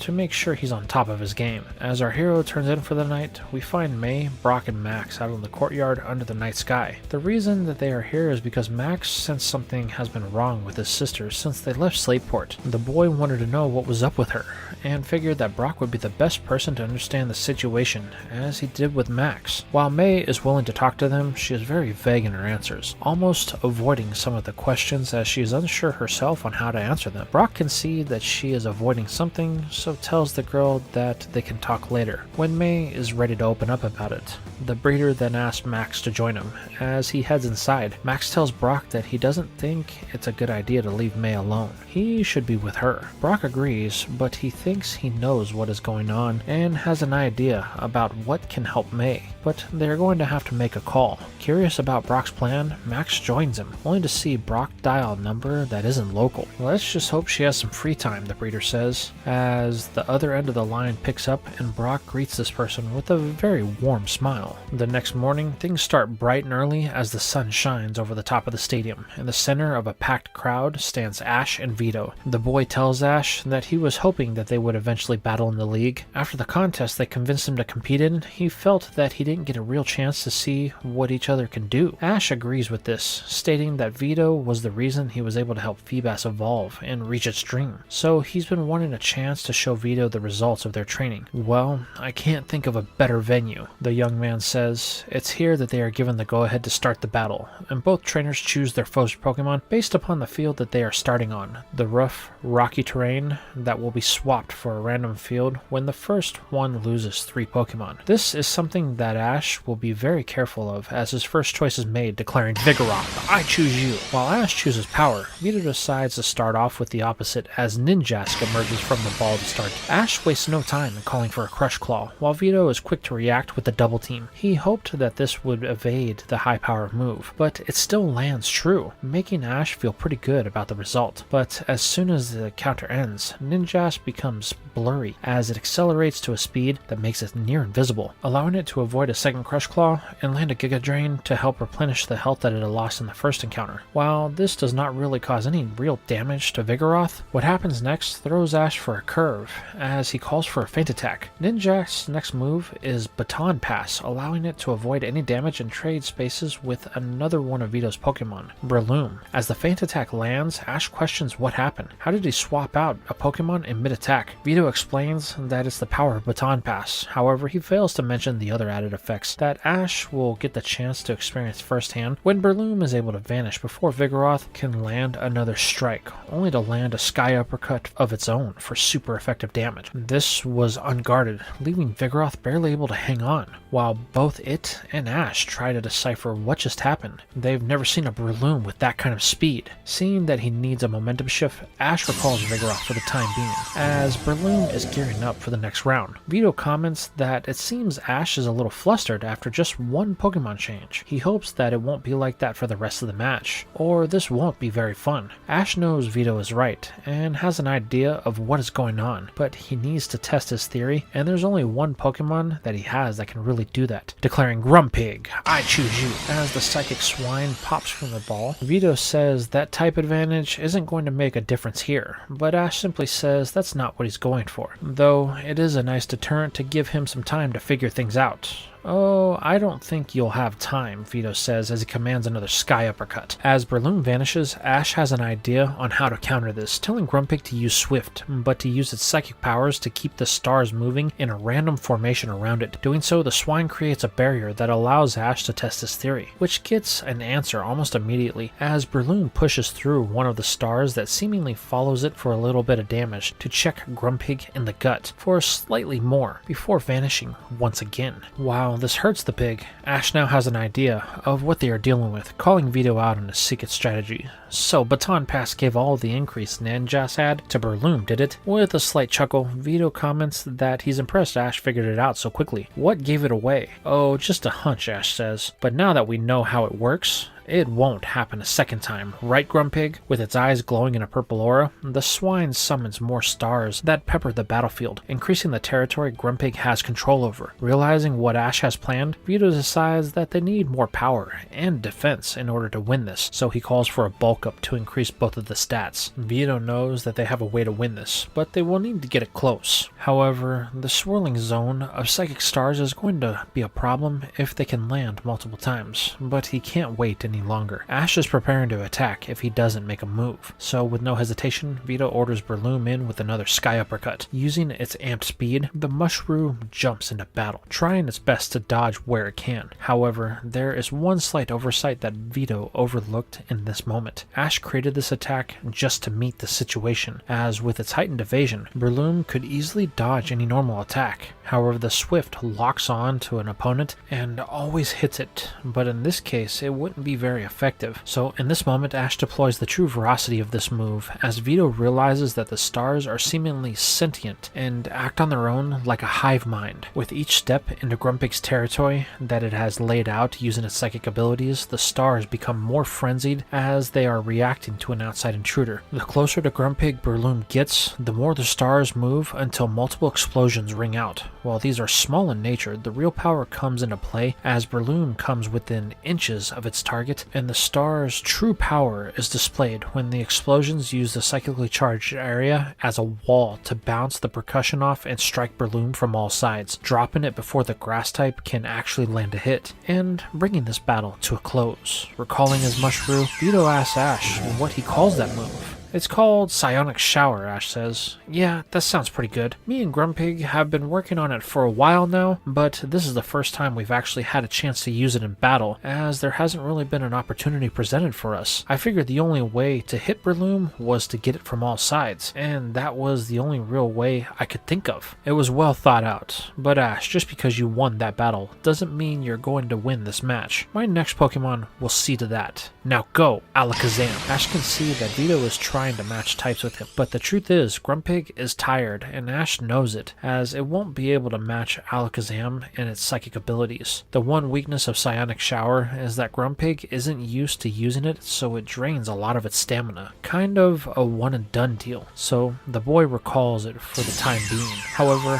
Ash feels that his combo attack may be his key to victory here, so he knows his next choice, declaring Mawile, "I choose you." Popping from the ball, Ash figures that Mawile's contest experience and steel typing will give it the advantage needed to match Alakazam. So with the call to start the next battle, Ash puts this to the test, calling for a crunch for some good damage. However, this is countered by a dynamic punch from Alakazam that not only pushes back the attack and overpowers Mawile, but hits it directly, causing the 2-mouth terror to tumble back mouth over heel. Stumbling back up, Mawile tries to get its bearings, while Ash tells it to look out, but there is something that the boy doesn't see right away, as Mawile's sway isn't preparing to dodge, but a confusion that is set in, allowing a Shadow Ball to connect with the steel type. Once again, Mawile is knocked for a loop, putting Ash in a very tight spot. Realizing that he is fighting a losing battle, he recalls Mawile for the time being. Vito stands silently confident as he watches Ash mull over his next choice, but the only thing that the boy is concerned about is the fact that he is starting in a very bad position. While he still has has all of his Pokemon, they're being slowly worn down in battle. 3 of his members have been sent out, while only 1 of Vito's Pokemon have been knocked out. If Ash doesn't do something to swing the momentum, then this may be his last battle in the league. But he thinks he has a solution to this problem, declaring, "Glalie, I choose you."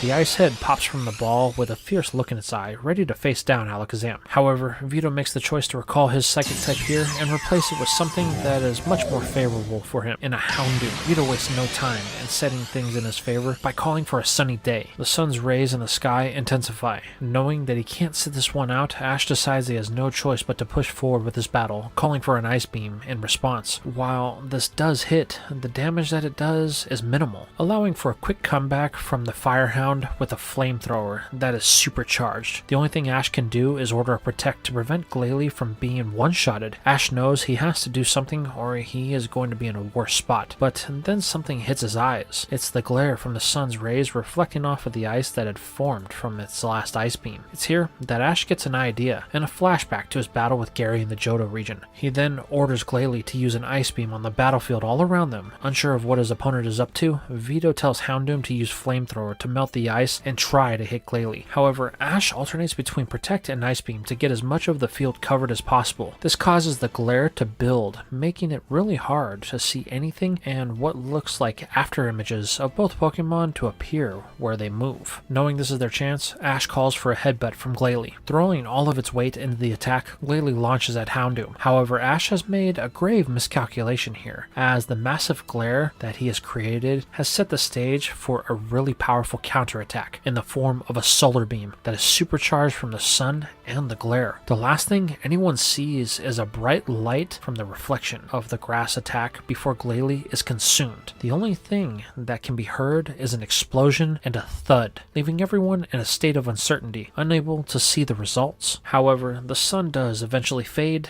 and the glare dies, to reveal that Glalie has come to rest with spirals in his eyes on top of Houndoom, using its weight and the force of its fall to knock it out, making this battle a draw. Both trainers recall their Pokemon, surprised about the outcome. Vito and Ash both think that they had that one for sure. It's only sheer luck that Glalie was able to hit its target. This prompts both boys to think about their next choices very carefully. This next battle will set the momentum for the second half. Things are so close right now, one mistake could spell disaster for either. However, they both choose to use the Pokemon that they have already battled with, Mawile and Ninjask, as they are returned to the field. Ash knows that he can't let this thing do the same setup that they had last time, so he chooses to attack from long range with a Sandstorm to start things off. Setting the weather allows Mawile to hide as Ninjask misses the Giga Drain. However, this allows its ability to activate. Ash knows that he needs to end this thing now, calling for a hidden power, but as the flames are sent into the storm, Vito protects his bug with the dig that prevents any damage from the fire attack or the storm, giving it a second speed boost. Not wanting to risk this any further, Vito makes the decision to deploy the Baton Pass now, calling back out to Alakazam. This puts the Psychic type in the clear path of a Lava Whip that strikes it before Vito can even react. Seeing this is their chance, Ash tells Mawile to use the power of the storm, turn it into a massive Lava Whip that Alakazam cannot avoid. The Psychic type does its best to dodge around the field as the power of the Sandstorm is focused and it gains a lot more room to move. However, this comes at a cost as a barrier of lava now circles Mawile. Vito sees that this could be disastrous for a Psychic type, so he plans to use one of Ash's tactics to win here. Calling for a Psychic, Vito does exactly what is needed in provoking a massive Lava Whip from Mawile. This opens the lava shield up just enough for a gap to form. Vito then sets his plan into action as the lava arm is brought down, calling for a rain dance that causes the clouds to form in the sky and water to begin to fall. This cools the lava, slowing its advance and allowing the increased speed of Alakazam to evade it. But the now glass arm shatters on the ground. Alakazam then fights its way to the opening that was created to land a dynamic punch and end this. However, what he thought would be a cage entrapping Mawile turns out to be the exact opposite, as using its massive mouth, the Steel type latches onto the glass prison and throws itself at Alakazam. The Psychic type can do nothing but slam its fist into the cage, only for it to miss and get its fist caught in the opening as one of the spoons is pulled down into the ground. This puts Mawile directly on top of its back with an unguarded opening. Ash sees this as his chance chance, calling for a crunch that shatters the glass, then clamps down on Alakazam for one final time in this battle. As Mawile lifts its massive jaws, Alakazam is revealed to have spirals in its eyes. This gives Ash the win, bringing the battle to a halftime and a field change. With both trainers allowed a moment to regroup to plan for the second half, we move over to the crowd where we see Brock, Max, and finally May. But that is not the only one that is here. They also have Pikachu with them. It seems that Ash made the decision not to use the electric mouse in this battle, which has sparked conversation with Max and Brock. Max hopes that it doesn't cost Ash the battle. Brock reassures Max that he has done something like this before, so he should have a little bit more faith in Ash. Besides, he is doing this to prove something to himself. If he can't win this battle with the Pokemon he chooses, then it doesn't feel like he should be in the league. This is more than just a battle to him. It's a point of validation, something that needs to happen for a choice that he made at the start of this journey to mean something. Well, I hope you're right, Max says, while asking May what she thinks, but the girl just gives a bland answer, showing that even though she is here in the stands, her head is somewhere else. Brock says nothing, only hoping that the person he called will be able to convince her sisters to actually do their job for once. After all, it's been over a year since they have seen each other, but this is a thought that will have to wait. The battlefield is finished with its changes as the rocky terrain gives way to one all of water with small platforms for Pokemon to stand on.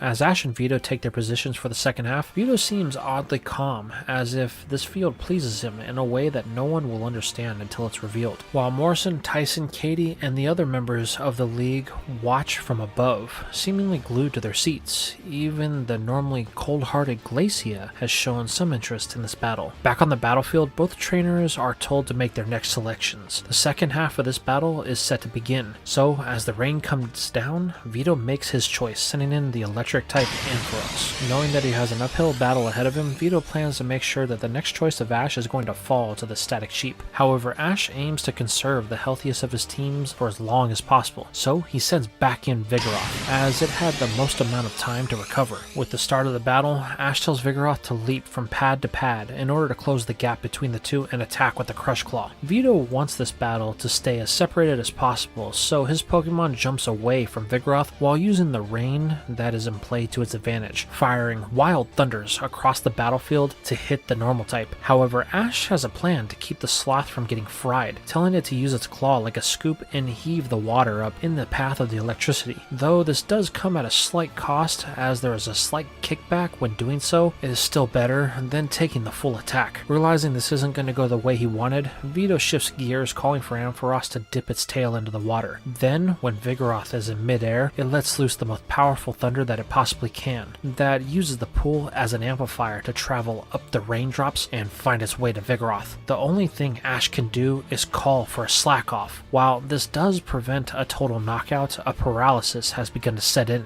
Vigoroth is unable to move at the call of its trainer. This gives Ampharos ample time to move across the battlefield while charging a Brick Break. Slowly, Ash watches, hoping that Vigoroth can break through and use another Crush Claw. Then suddenly, its two sets of claws start to glow as it brings up one arm to block the Brick Break while using another hand to land a second claw firmly in the gut of the sheep. While this is a clean hit from Vigoroth, the fact is now it has nowhere to go, and because it couldn't get the knockout here, Ampharos is free to use the last of the rain to send a supercharged thunder through the normal type, dropping it and bringing this battle to a close. Recalling his ball of agitation, Ash thanks it for the work that it put in. While it may not look like much, Ash can see the way Ampharos is standing that it is trying to guard its belly from another attack. Knowing this is his chance, Ash decides that it's time to send in someone fresh. So with a smile on his face, the boy declares, "Flygon, I choose you." Emerging from its ball, Vito can see that his current choice isn't going to work out here, so he recalls the electric type in favor of setting it up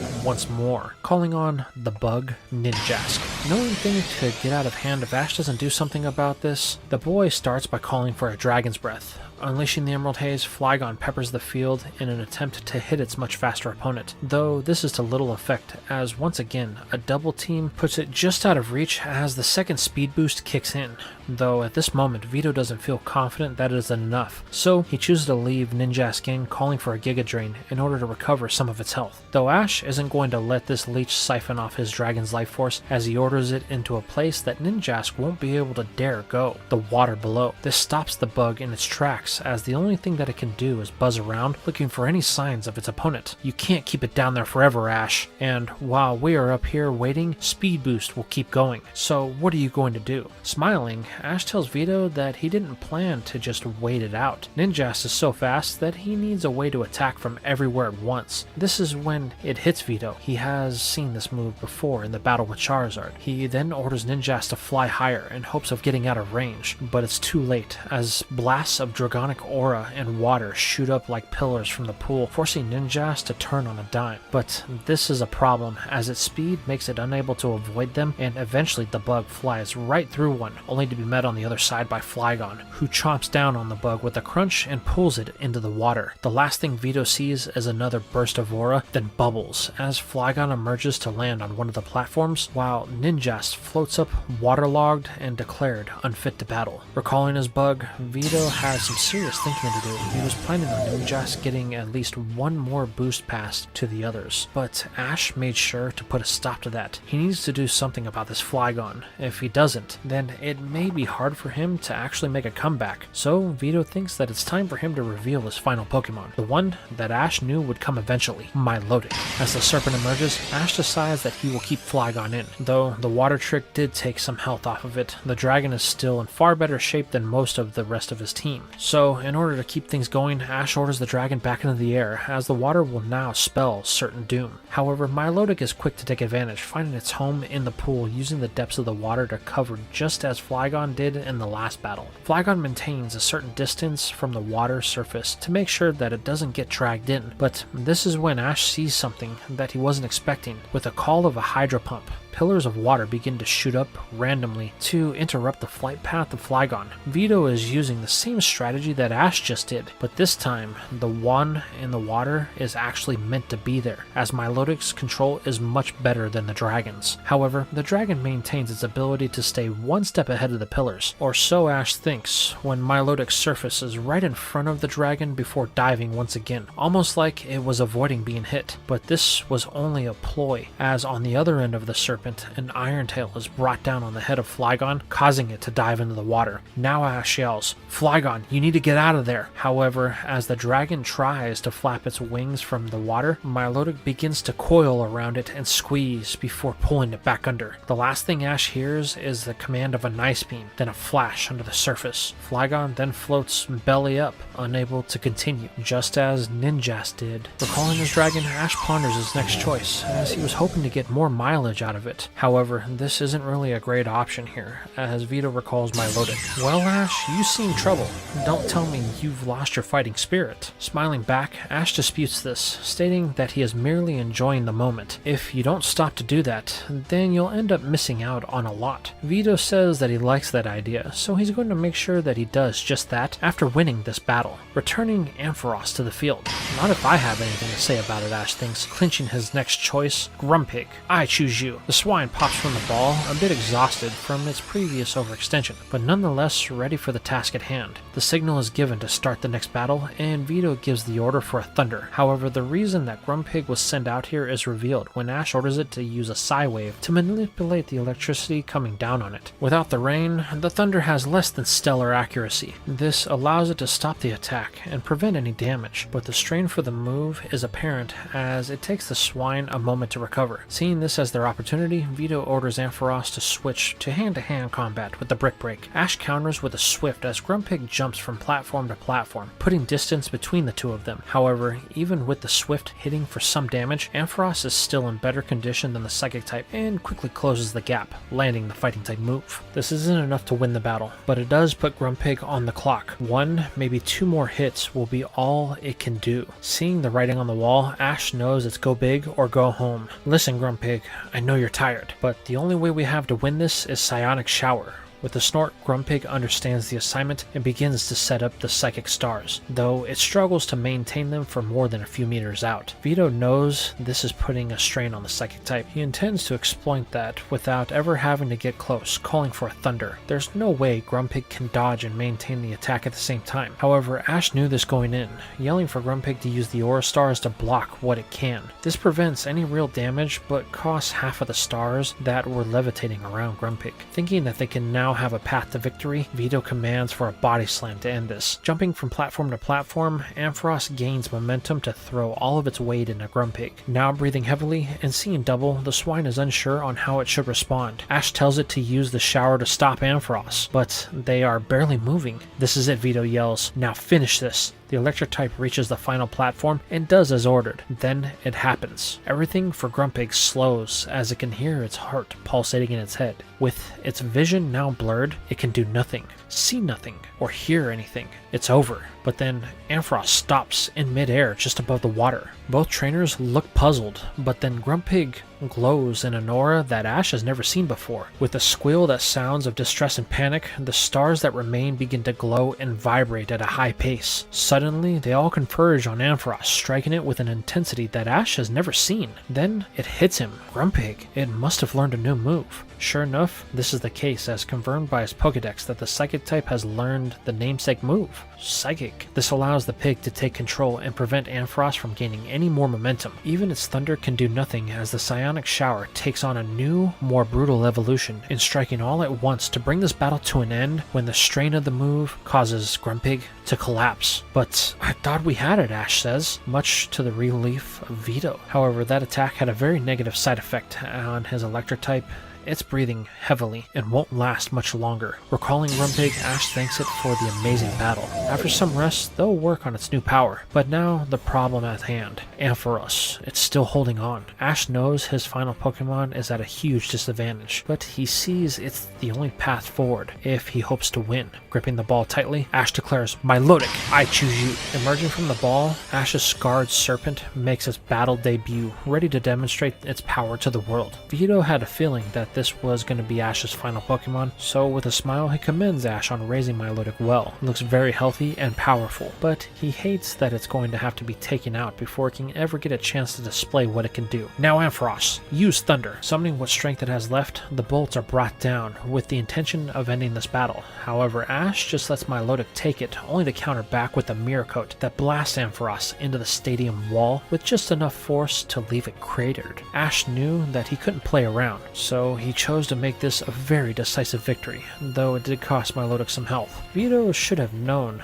that this was what Ash was planning, but it skipped his mind. Recalling the ball cheap, Vito knows that all the cards are now on the table, so I need to be extra careful, he thinks to himself. Now, Milotic, go. The serpent re-enters the battle for the final time, only to stare down Ash's. It's here that it can be seen. There is a clear size difference between the two. Vito's Milotic is much bigger, so this could mean trouble for our hero, but that's not going to stop Ash as he goes on the offensive with a Twister. However, Vito chooses power here and uses an Iron Tail to break up the Maelstrom. Knowing that he's going to have to create an opening, Ash orders Milotic under the water, as does Vito. The two serpents trade blows underneath the surface, getting to the point that no one really knows what is going on. Even the audience can't seem to see what is going on from their height advantage. But this doesn't go on for long, as an Iron Tail causes Ash's Mon to finally surface. However, it is launched from the water into the air, only to land on a platform. A little rattled, Ash decides to recall it, to give Milotic some time to recover. While down to his last Pokemon, Vito is feeling confident that he has this one in the bag, knowing full well what Ash's next choice is going to be, as the boy sends back in Mawile. While better than what Grumpig was when it battled, Mawile is still feeling the other battles it had. But this is the final stretch, and it, like Ash, has found its second wind as the battle starts, with Vito showing a bit of aggression with a Hydro Pump. However, Ash is confident that they can use this to their advantage, ordering a Sandstorm to block the attack. but the force turns some of the sand into mud that strikes Milotic like a mud bomb. Knowing that he needs to prevent as much chip damage as possible, Vito orders Milotic back into the water. However, there is an unforeseen side effect as the mud has mucked up the water and now visibility is lower for both sides. However, this does not stop Vito as he orders Milotic to use an ice beam from under the surface. Not knowing where they are going with this, Ash orders Mawile to use a sand whip for defense that is able to block most of them as the steel type hops from platform to platform. But there is one problem that Ash is going to have to deal with. Nothing is really happening, and unless he can think of something, then this will continue until Mawile slows from exhaustion. Looking down at the pool,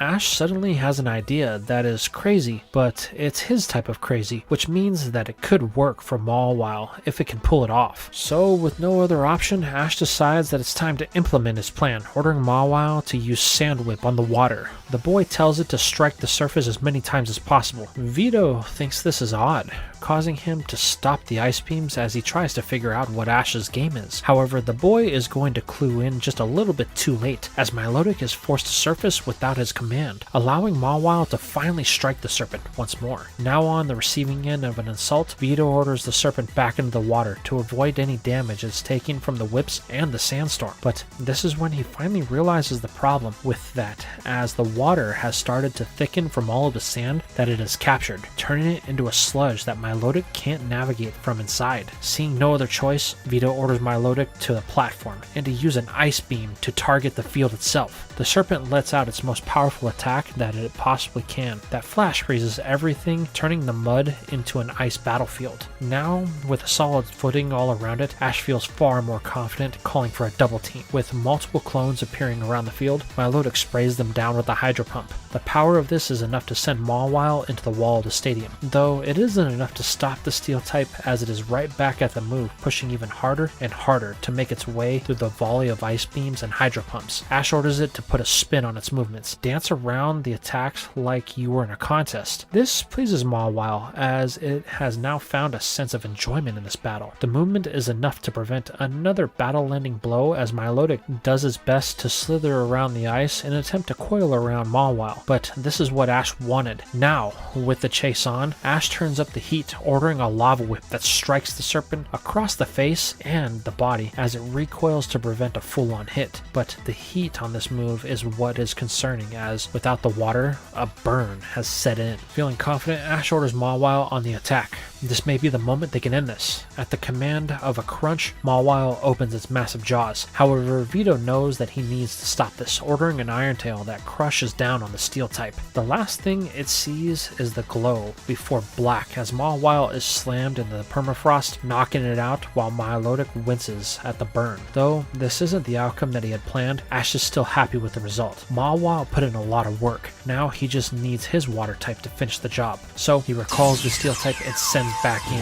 his final Pokemon. Emerging from the ball, Milotic is a bit tired from the last battle as it was overpowered by its counterpart, but Ash tells it not to worry. He knows that they can do this. With an elegant cry, Milotic embraces its trainer, confident in it, while on the other side, Vito isn't liking where he stands. Things are not as sure as they were when Milotic was out last time, so he and his serpent will have to be very careful. With the signal to start the final battle, the crowd watches from the edge of their seats as both water Pokemon put their full power on display. While Vito has size and power on his side, Ash has technique, which allows for some clever counters with its Icy Twister that managed to cause the hulking serpent to begin to slow. This puts Vito in a very poor spot, and he realizes that there is only one real way to win. So in a move of desperation, he deploys the last move in his arsenal of his serpent, a Toxic. Ash can do nothing but watch as Milotic is covered in the poisonous ooze. Our hero realizes what this means. Now both of their Pokemon are on a timer. It's going to come down to whoever has the better endurance. And since Ash let his serpent take an open thunder, things aren't looking too good for our hero. Ash realizes that he's going to have to gamble if he wants to win this. So he throws caution to the wind and orders Milotic to engage with the opposition with an Icy Wind. However, this is overpowered by an Ice Beam that strikes it back, causing it to cry in pain. Just a little more, Milotic. Hang in there. Now, use a Water Pulse. But again, it's overpowered by Hydro Pump. Vito can't understand what Ash's game is sense here. The more Milotic moves, the worse the poison is going to become, and all of its moves pale in comparison to that of Milotic's, as the Icy Twister is broken up by an Iron Tail. This just doesn't make sense, but the onslaught continues, and both the burn and poison run their courses, and the serpents begin to slow down. This is the moment that Ash had been waiting for, as he calls for Milotic to bind onto Vito's. Vito can't understand this. Ash knows his Milotic is much larger, and will win every time, but he feels that the boy is up to something and would rather be safe than sorry, ordering an ice beam that is aimed at the field to erect a barrier between the two. But this is when Ash kicks his plan into action, telling Milotic to intercept the attack and retaliate with another Mirror Coat. Doing so, the serpent takes on a great deal of damage, only to send it back at its opponent double in the midst of a small explosion, causing smoke to appear. Both trainers can do nothing but watch as their two serpents keel over from the exchange as the smoke settles. Suddenly, it occurs to Vito what Ash's plan was. He was trying to force them into a moment of desperation so he could do this, but it kind of backfired as it took longer than Ash had intended. Now both trainers are forced to leave it up to the iron will of their Pokemon. The judge has begun to count both of them. If they don't get up, then this battle will be declared a draw. The two trainers begin to cheer on each serpent, pleading with them to show any signs of life. 10, 9, 8.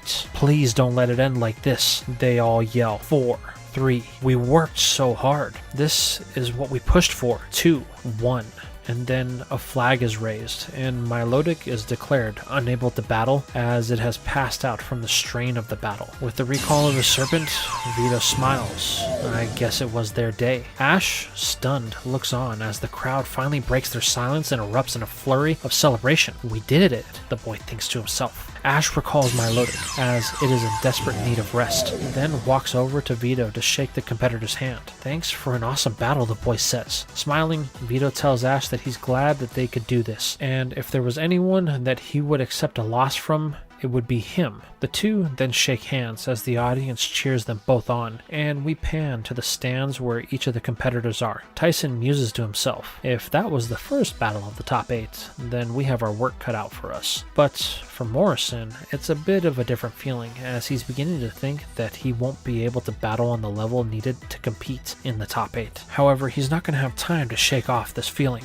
as his battle is up next. And this is where we're going to leave things for now. So tell me, what did you think about the start to this league? Is it shaping up better than the one we originally got? Do you enjoy the battles that we had and the full 6-on-6 between Ash and Vito? What about the Elite 3? They all seem to be of differing opinions at this time. Do you think they are all founded? What about Drake? Where is he? And has he seemingly abandoned the league as Glacia suggested? Then there's Steven.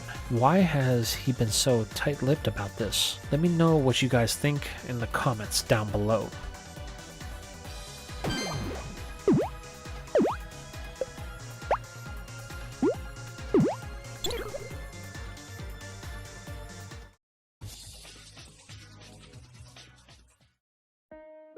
We begin today's part with Ash and Morrison in the eatery at the Pokemon Center the night of the top 8 battles. Both are talking about the day's events. While Ash was able to secure his position in the top 8 on a knife's edge, Morrison had similar luck, when the only reason he won was because his Steelix was able to outlast his opponent and bring down their final Pokemon. While the boy is happy he was able to join his rival, it was the aftermath that really got him thinking and what sparked his conversation with Ash. This is where we flash back to just after Morrison's round, as it was the final match of the day. Mr. Goodshow had announced that the top 4 contestants had been chosen. Ash, Morrison, Tyson, and Katie as well had all made it to the top 4 finals. However, that was not the interesting part. The old man declared that they would not be announcing the pairings for the next day. Instead, he has come up with a way to force the best out of each one of the combatants. They will not know who their opponent is until they meet back here in the main stadium tomorrow. This takes everyone for a loop, as that means that they will not be able to research their opponent and build their Pokemon teams accordingly. Each trainer will have to be in the dark. While they can see the Pokemon that each trainer has and try their best to prepare, the fact of the matter is that there's no way to cover all of their bases, and this will force all of them to think on the fly. This is a bombshell that sends shockwaves throughout not only the crowd, but also the elites and even the champion Steven. Goodshow tells everyone to rest up, because tomorrow they will be deciding the 2 people that are the best suited for the finals of this year's Evergrande grand conference. The old man then takes his leave as the crowd begins to discuss this amongst themselves. The president then makes his way up to the champion box, only to be hit with a broad line of questions from none other than the champion. Steven demands to know what Goodshow's play is here. The old man simply chuckles. I've been thinking, if Drake really has abandoned us like Glacia claims, then we need a new Elite Four member. Sydney took the place of Moore, though there are some that seem to be a little bit upset about my choice. So, in order to make sure that we have the best person possible, I want them to really prove what they can do. Show us and the world what Hoenn has to offer. I don't know if this is a good idea, Steven says. It completely upends everything that the league has set as a precedent in the past. However, Sydney has his 2 cents to offer on this.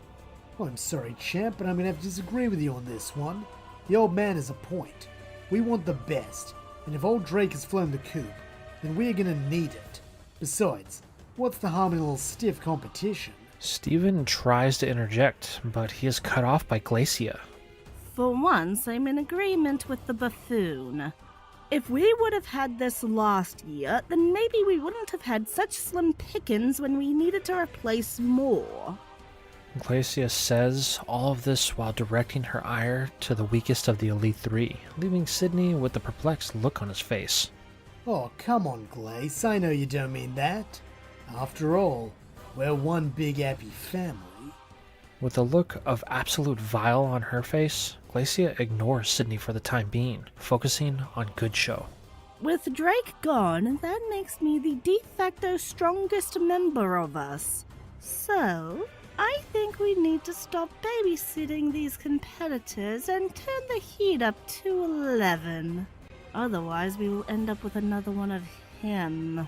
Glacia says as she glares into the soul of Sydney, causing the man to tense up. Goodshow chuckles at this, while Steven finds this a cause for concern. Everyone seems to be on their own page. What will this look like to the fans if we can't present a united front? The old man simply tells Steven not to worry. He's been undefeated for the last 5 years. Out of the 4 Pokemon leagues that Goodshow overlooks, Steven is one of the strongest champions he has. But he had better not lose his focus. Cynthia will have his number otherwise. Steven merely ignores this comment as it's one of Goodshow's tactics, as he has a dream that all of his regional champions would one day be able to battle on a grand stage. The old man can see this, so he asks Phoebe for her input on this situation as well.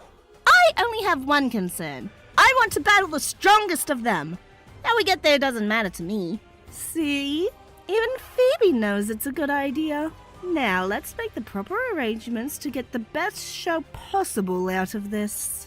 As Glacia takes command of the situation, Steven can't help but to wonder about Drake. Could the disagreement they had in LaRouche City really be the cause of this, he thinks to himself, as we move over to Ash and Morrison. After his win, Ash wanted to congratulate the redhead, but as they found each other, they were met with Katie. The cool beauty still has that disdain for Morrison, telling the boy that he is an absolute embarrassment for having made it this far. Katie hopes that she gets the chance to battle him first, as she would love the opportunity to be the one to knock him out of the tournament. Hey, Morrison has earned his right to be here just as much as me and you, Ash yells, a bit frustrated at all the comments that Katie has made. However, she is unfazed. With a simple smile, the girl states that she will see them both in the ring. Oh, and Morrison, Ash won't be able to fight your battles when that happens. Before walking off, leaving Ash gritting his teeth and Morrison a bit nervous as he's beginning to think that Katie is right. This is where we flash back to them in the eatery as Morrison is beginning to panic. He doesn't know what Pokemon to use. The boy has a list of the Pokemon that each person has that he got printed out at the main desk by Nurse Joy, and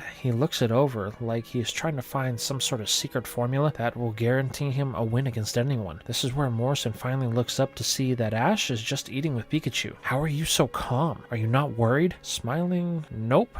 I've already got my plan for tomorrow. Looking over Ash's list of Pokemon, Morrison questions how he could decide on 6 that would be the perfect ones to battle the 3 people that he could face. Ash simply states that he didn't. He just went with his gut. Besides, he was able to make the choice pretty quick, since he promised himself that he would only use the Pokemon that he caught here in Hoenn for this tournament. Ash then goes on to explain the reason he told Professor Oak the day before. This is more than just a tournament to him. It's validation that he is a good enough trainer trainer to compete at a high-level event like this. It's his ultimate test, and he will not stray from his goal no matter what. Wow, I wish I had your confidence, Morrison says. Just relax and stop thinking about it. Look, you haven't even touched your food. Ash then challenges Morrison to an eating contest, to which the redhead accepts, stating that he knows this is something that he will not lose at. The two then begin to eat as if it was their last meal, causing everyone inside of the center to take their food back to their rooms, as not to be horrified at the war crimes that are being committed here. While this is happening, we move over to the call center, where we see Brock and Max on the phone with someone that we know very well. Brock asks if she was able to get her sisters to come back to the gym. Smiling, the girl states that only Violet was dumb enough to come when called, but that's all she needs. The gym now has a leader other than herself, so she will be leaving for Hoenn first thing in the morning. According to the trip planner, it will take her about 4 days to reach the region from Cerulean City. Smiling, Brock tells Misty thanks. He knows that she will be a big help. The redhead says it's no problem. However, she questions Ash and his progress in the tournament. The breeder states that Ash will be in the top 4 tomorrow, to which Misty yells that he had better not lose before she gets there, or he will have an earful from her when she sees him. Brock replies that he has not mentioned to Ash that he has called her yet,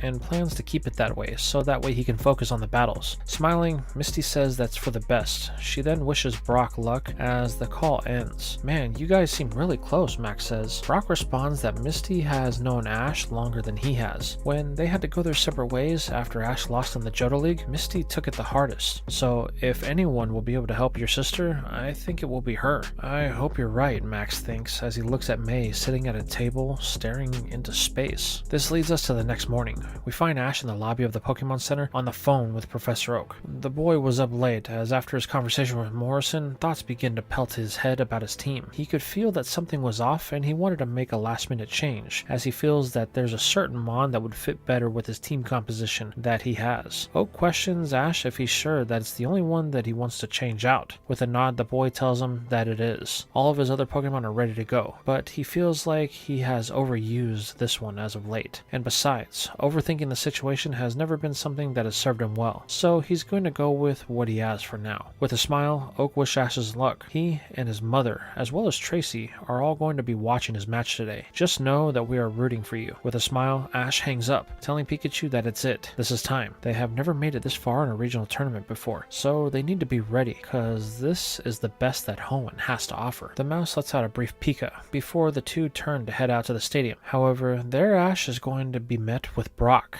So, heading out, the breeder asks, yeah, I know that we will have an intense battle, so I want to make sure I'm at the stadium early. Can't have what happened in the Indigo League be a repeat. Brock nods, but quickly shifts the conversation. Listen, Ash, I know you have always believed in hard work and dedication to bring you victory. Brock then pulls out the master block that he prepared, but I really think you should give this a chance. I know you saw May's Pokemon and the result that it had for them in the Grand Festival. The boy tells Brock that he knows. He watched it. He could see that May was in a position to win the festival if she would have been a little bit more experienced as a coordinator. Ash then begins to explain the reason why he has been so against it and how he only wants to use his Hoenn Pokemon in this tournament. But the breeder cuts him off. I get that, Ash. You want to see if your skills are where they should be. Starting over was a big choice for you coming to Hoenn, but I think you are holding too much on what happened in the past. Brock explains that Ash's journey in Hoenn mirrored his one in Kanto very closely. After all, he was there for both. However, Ash is stunting his growth by not embracing something that could help him. Skills and hard work will only get you so far. I think you have proven that you are a trainer that can actually beat the best of the best. You have made it farther than any of your other tournament runs, but this is where things will reach another level. You need to stop giving yourself a handicap, thinking that it'll give your victories that much more meaning. There is no reason for you not to give it your all. Use everything at your disposal to get the win. However, Ash seems a little bit irritated by this comment, stating that Brock doesn't know what he is talking about. The past year has been a very challenging one for the boy. He needs this win to validate himself and his accomplishments. Ash begins to walk away, telling Brock that he's never been at this level of competition, so there's no way he can really understand.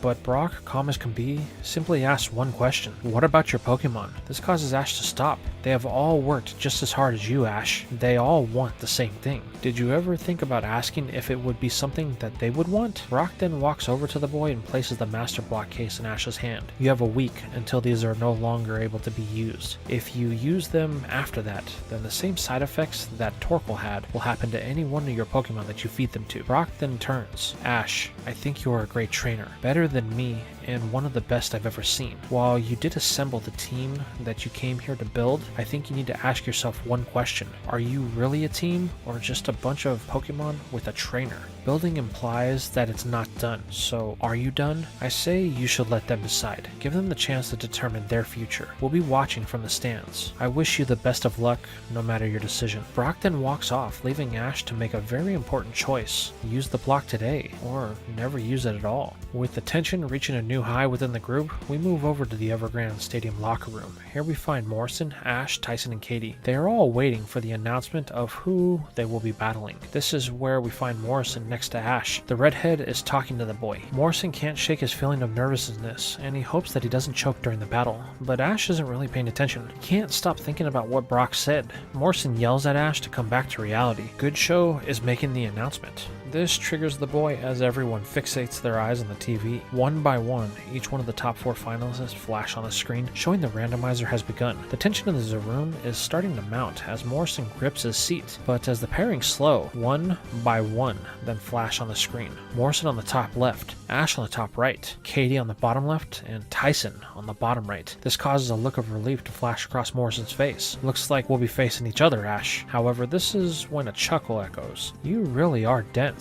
Katie then turns to face Morrison. You're facing me. Ash is facing Tyson. This causes Morrison to clench up at the revelation. Well, it looks like I got my wish after all for the top 4 match, but I guess someone would have to be the one to eliminate you, Katie says as she walks out the door. If you're smart, then you won't even show up. I wouldn't want to embarrass you. This causes Morrison to gulp. Then the first response from Ash as he says in a calm, cathartic voice not to let Katie get to him. Morrison earned his place here, so he just needs to battle her with everything that he has. Prove her wrong. Show her that you may be a different type of trainer, but that doesn't make you any less of one than her. For whatever reason, these words have a common effect on Morrison for the moment. Standing up, the boy tells Ash that he better not lose. They still have their battle to do. Ash gives a thumbs up as Morrison heads out with a pep in his step. However, this leaves Tyson as he looks at his top 4 opponent. Smiling, he asks if Ash is ready. They need to get out there. Ash tells Tyson to go ahead. He'll be out there in a moment. There is one thing that he needs to do before heading out. Okay, just remember, we owe it to each other to bring our best, so don't come out there with anything less. Tyson then walks out, with his Meowth giving a brief hiss at Pikachu. The mouse turns to its trainer as he pulls out the 5 Pokeballs that he has on his belt. Pikachu, Brock was right. Ash then calls on all of his Pokemon. As we fade out of the stadium over to Katie, as she has been standing there waiting for Morrison to show up. The girl is beginning to think that he has finally come to his senses, but as the 1-minute warning is called, the boy comes screaming into the stadium, just like he had on opening day, telling them that their future champion is here, so they can finally get started. Well, I thought you made the right choice, Katie says, but I guess that I will have to be the one to pound it into you. Morrison simply states that she won't be getting to him any longer. He's going to let his Pokemon do the talking. With the rules explained to each combatant, they both pull out their first Pokeballs. This is going to be on a rock battlefield. Morrison wastes no time in sending in a Pokemon that he is confident that will bring him his first victory, his Hitmontop.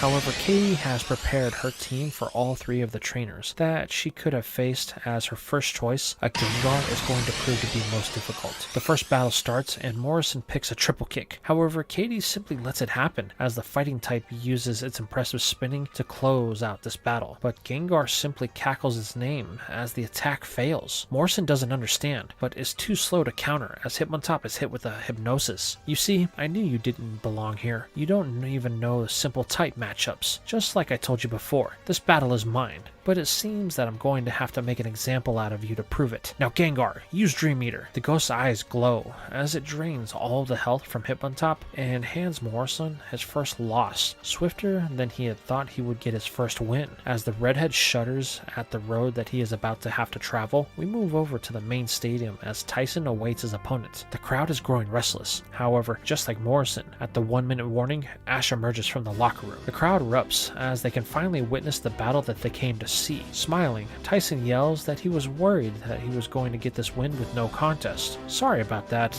there was just something that I needed to take care of first, but I'm here now, so I hope you're ready for a battle that you will never forget. Pikachu sparks as Meow stares down. Tyson smiles. I hope that you would say something like that. While in the crowd, Brock, May, and Max watch on. Max is full of questions, but May is simply locked on the battle, trying to distract herself.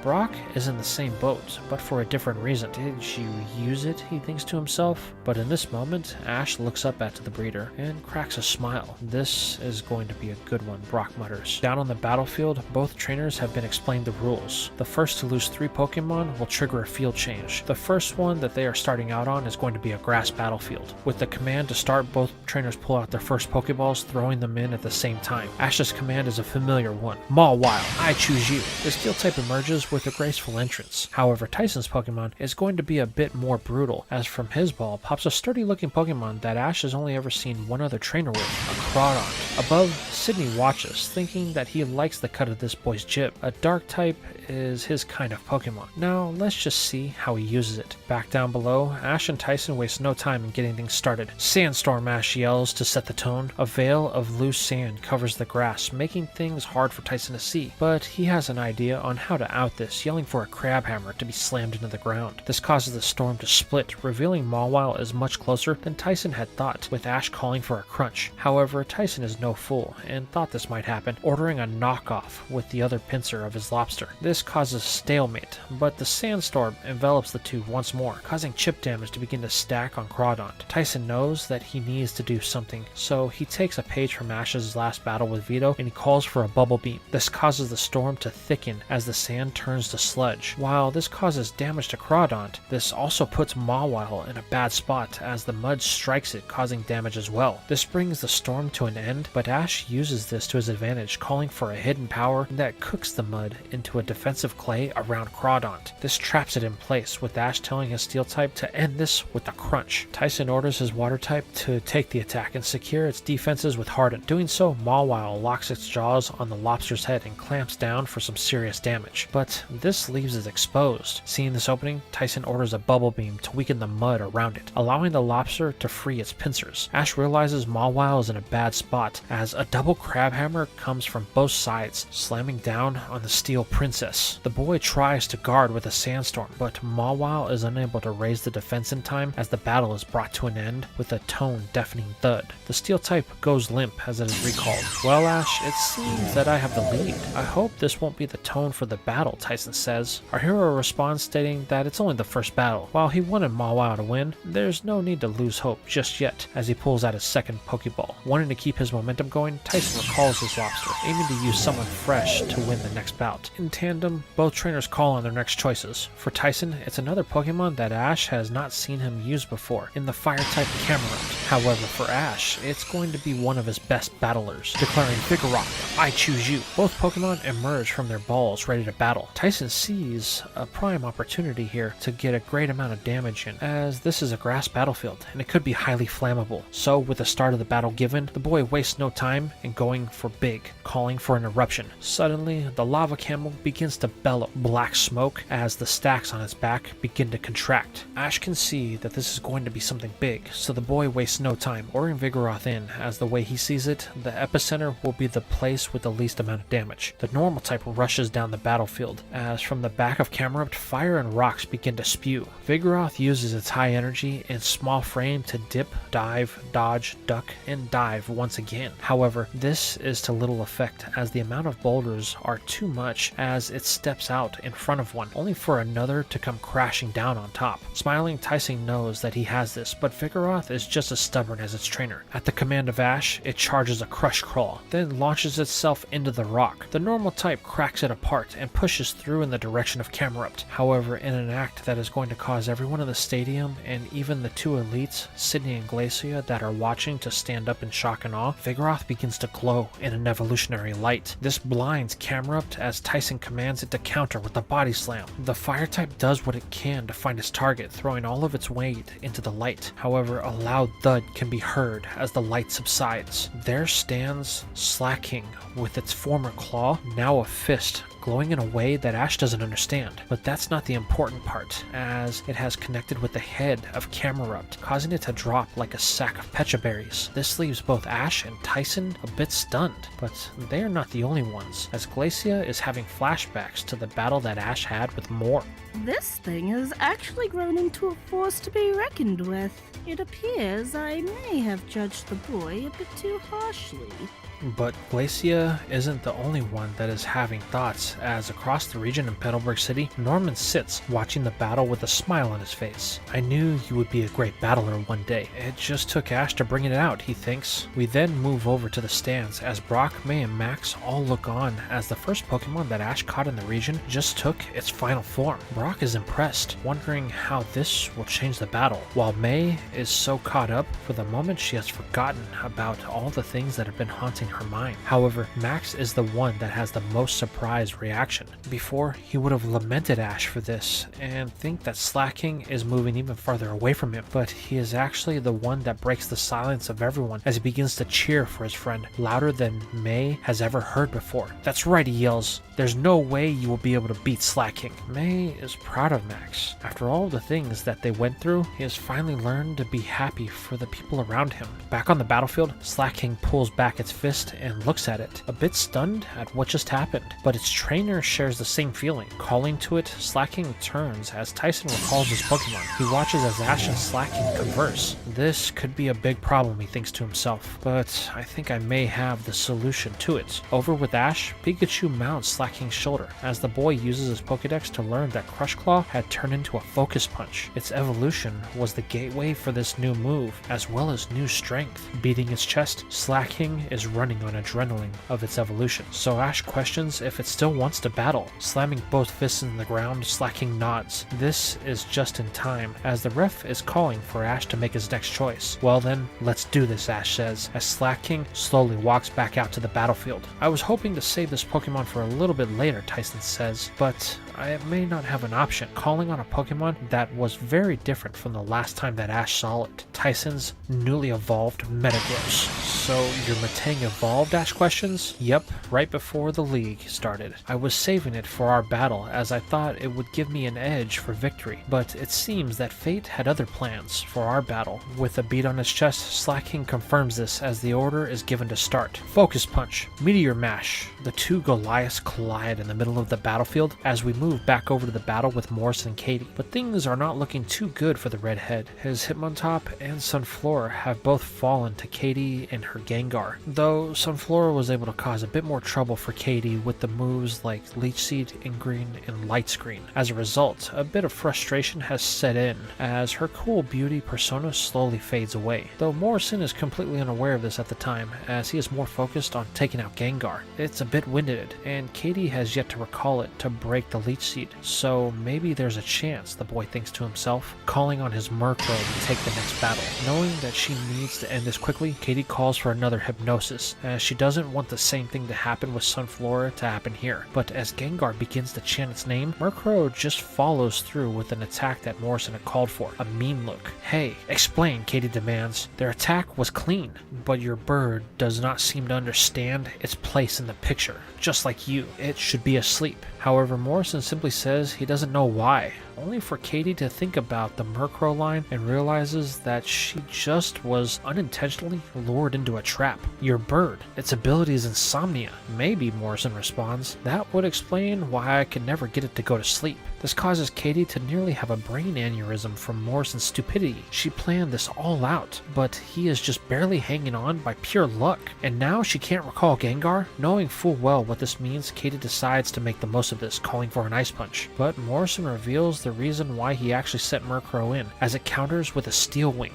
The Ice Punch is what ended Sunflora, so he knew Murkrow was the only thing that he had that could battle in the sky and counter the ice move. Stopping Gengar causes no damage damage to the dark type, and the leech seed drains the last of the ghost strength. This finally gives Morrison a win, which the boy celebrates. Recalling Gengar, Katie rubs her temple, trying to wrap her brain around what just happened, but she won't give Morrison the satisfaction of beating her any longer, calling on her second Pokemon of this battle, an Altaria that takes to the sky with speed that the boy knows that Murkrow will not be able to compete with, though he chooses to leave it in, as he knows that he has nothing else that will be able to battle in the air. As Murkrow flies up to face its opponent, the call to start is given. Katie wastes no time in ordering a Dragon's Breath. However, Morrison tells his flyer to take it and counter with another mean look. This once again locks Katie's Mon into battle. She feels pretty confident about this, as it seems that the strength between the two flyers differs greatly, but this confidence is going to be rattled when Morrison calls for his next move, a Perish Song. Squawking away, Murkrow sounds the song of its opponent's demise. Then, to add insult to injury, Morrison recalls the bird, causing Altaria to miss an aerial ace. Katie is beginning to panic, as she can do nothing. She's going to lose her second Pokemon, whether she likes it or not. But Morrison isn't done, as he calls upon his Steelix for his fourth choice in this battle. Katie knows she needs to end this before the next two turns are up, so in desperation, she calls for an Earthquake, as Morrison calls for a Dig. As Morrison finds his second wind, we move back over to the battle with Ash and Tyson. The two are reaching the climax of their two super heavyweights. The battle has been a difficult one, as Metagross has maxed out its defense with Iron Defense, but Slaking has been able to keep up the pressure with Slack-Offs that restore its health every time it takes a critical hit. While it seems even, as each one is able to match big blow for big blow, this battle is about to reach an end, as the normal type uses a feint attack to dodge a Meteor Mash and make its way behind the steel type, only to slam its massive arms down on the top of Metagross with enough force that its four legs give out as it is cratered into the battlefield, bringing this scuffle to an end. The crowd's response to this is one of excitement, as they react as if it was the final battle between these two trainers. Both Ash and Tyson look around as Metagross is recalled. It seems that we are having a battle that we promised each other. Ash nods. Yeah, that was great, but the boy has to admit that Slaking used everything it had to take down Metagross, as it is breathing heavily, so Ash decides to recall it for the time being, telling Tyson one more win and things will be in his favor heading into the second half. Smiling, the boy states that he aims to be the one with the momentum as he sends in his next Pokemon, the bug type Ariados. Ash knows that he needs to play this smart here. He balanced out the battle in his favor for now, but this could be a problem, so just like Tyson, he chooses to go with someone fresh. Glalie, I choose you. Oh, so I'm not the only one that had an evolution since the last time we battled. Yeah, it happened when we were at the Grand Festival. I lost that battle, but Glalie evolving was worth it, as it is able to finally master this move. Now, use Ice Beam. The floating head does as commanded, aiming right for the bug. However, Tyson is able to quickly counter this with a Sonic Boom that shatters the ice and pelts both Pokemon and some chips for damage. Feeling like he needs to take this in close, Ash orders a headbutt. Cracking a smile, Tyson was hoping for this as he orders a Spider's Web.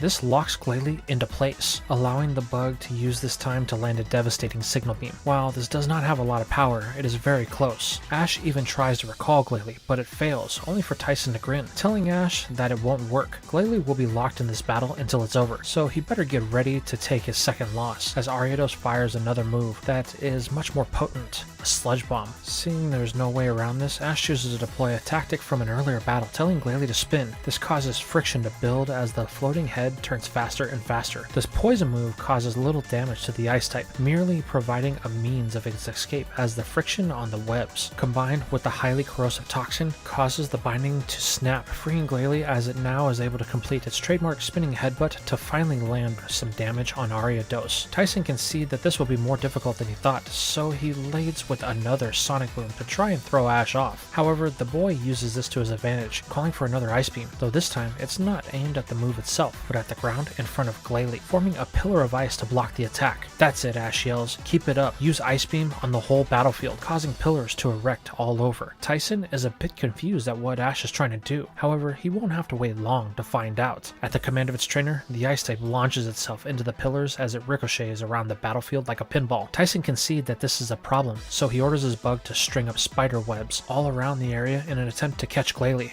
But this doesn't go the way that he had planned, as they are just shy of ensnaring it, though Tyson is feeling pretty good about his defense, as there are literal nets between Ariados and the ice head. Well, that is until Glalie uses one of the webs to bounce off and catch more speed. That's when Tyson clues into what Ash was doing. He wanted this to happen. Knowing he needs to slow Glalie down, Tyson orders a sonic boom, but it's too slow. The bouncing has reached supersonic itself and is now headed for Ariados. Now, use headbutt, Ash yells. Knowing it's all or nothing, Tyson commands a sludge bomb in an attempt to knock Glalie out before it connects, but the ice type just blows through and slams into the bug with enough force that they both crash through several pillars of ice before rolling over each other and getting caught in the webs. As the two come to a stop, strung up for the whole stadium to see, it's revealed that both Pokemon have spirals in their eyes, and this battle is a draw. As both trainers recall their Pokemon, this brings Tyson to 3 losses, which means they will have a 15-minute break and a field change. Ash and Pikachu step down so that way they can let their minds rest for a moment. Ash looks up at Brock, May, and Max. He nods briefly before thinking about Morrison. He hopes that his friend is okay and is able to deal with Katie. If there was one trainer that he was going to have a problem with, it would be her. As we fade back over to their battle, Morrison Steelix was able to survive the earthquake thanks to its massive defense and came back to knock out Altaria with an Iron Tail. This prompted both of them to recall their Pokemon and Katie to resort to one of her best, Scizor.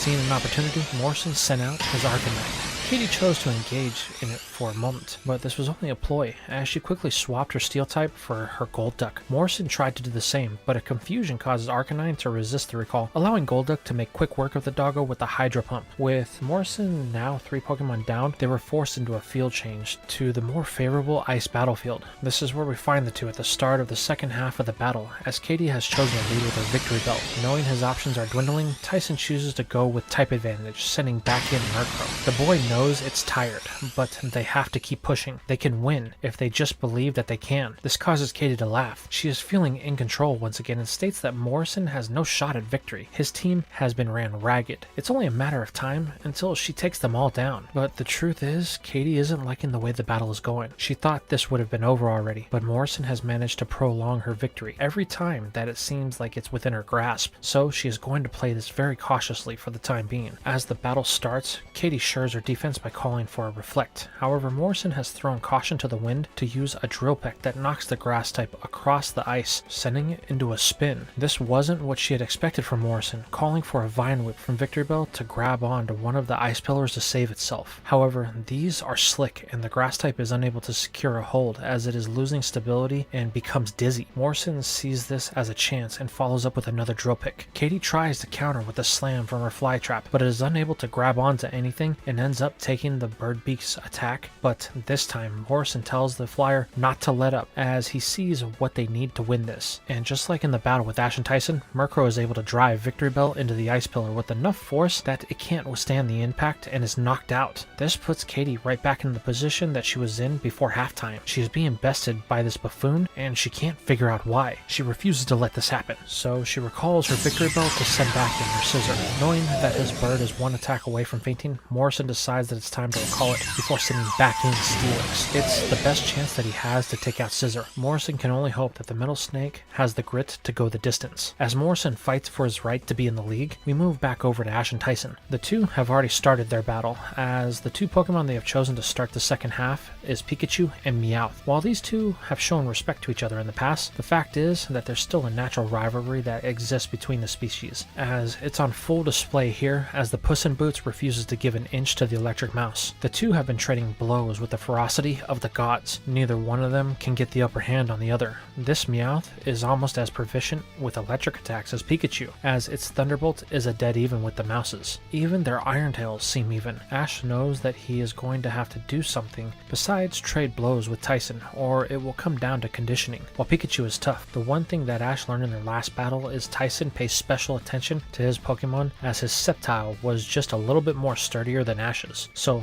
logic would dictate that the same is for all of Tyson's Pokemon. However, the boy has an idea that just might clinch this in their favor. He tells Pikachu to use an Iron Tail, which Tyson easily matches in power, but as the two connect, he yells for the mouse to turn it into an Electro Volley. Doing so supercharges Pikachu's tail and causes electricity to surge through it. Tyson flinches in horror as he realizes the complications of this. Without Meowth using electricity to fend off Pikachu's attacks, and in the middle of an Iron Tail, it has become a lightning rod. The Scratch Cat winces in pain as a very real paralysis sets in before a burst of energy separates the two. Once the dust settles, both Pokemon are still standing, but it's clear that Meowth is now at a huge disadvantage as it bursts with little jolts of electricity. Seeing their opening, Ash calls for a quick attack. The mouse bolts down the field as Tyson orders a double team, but Meowth is unable to execute the move, taking the charge from the mouse. This sends the cat tumbling back, but just as Ash thought, it's still not down. Meowth once again struggles back to its feet and deploys its claws ready for their next exchange. However, Tyson has other plans by recalling it so that way the Scratch Cat can rest and regroup. This causes Ash to get excited as he knows that they are much closer to the win. The boy asks if Pikachu would like to stay in.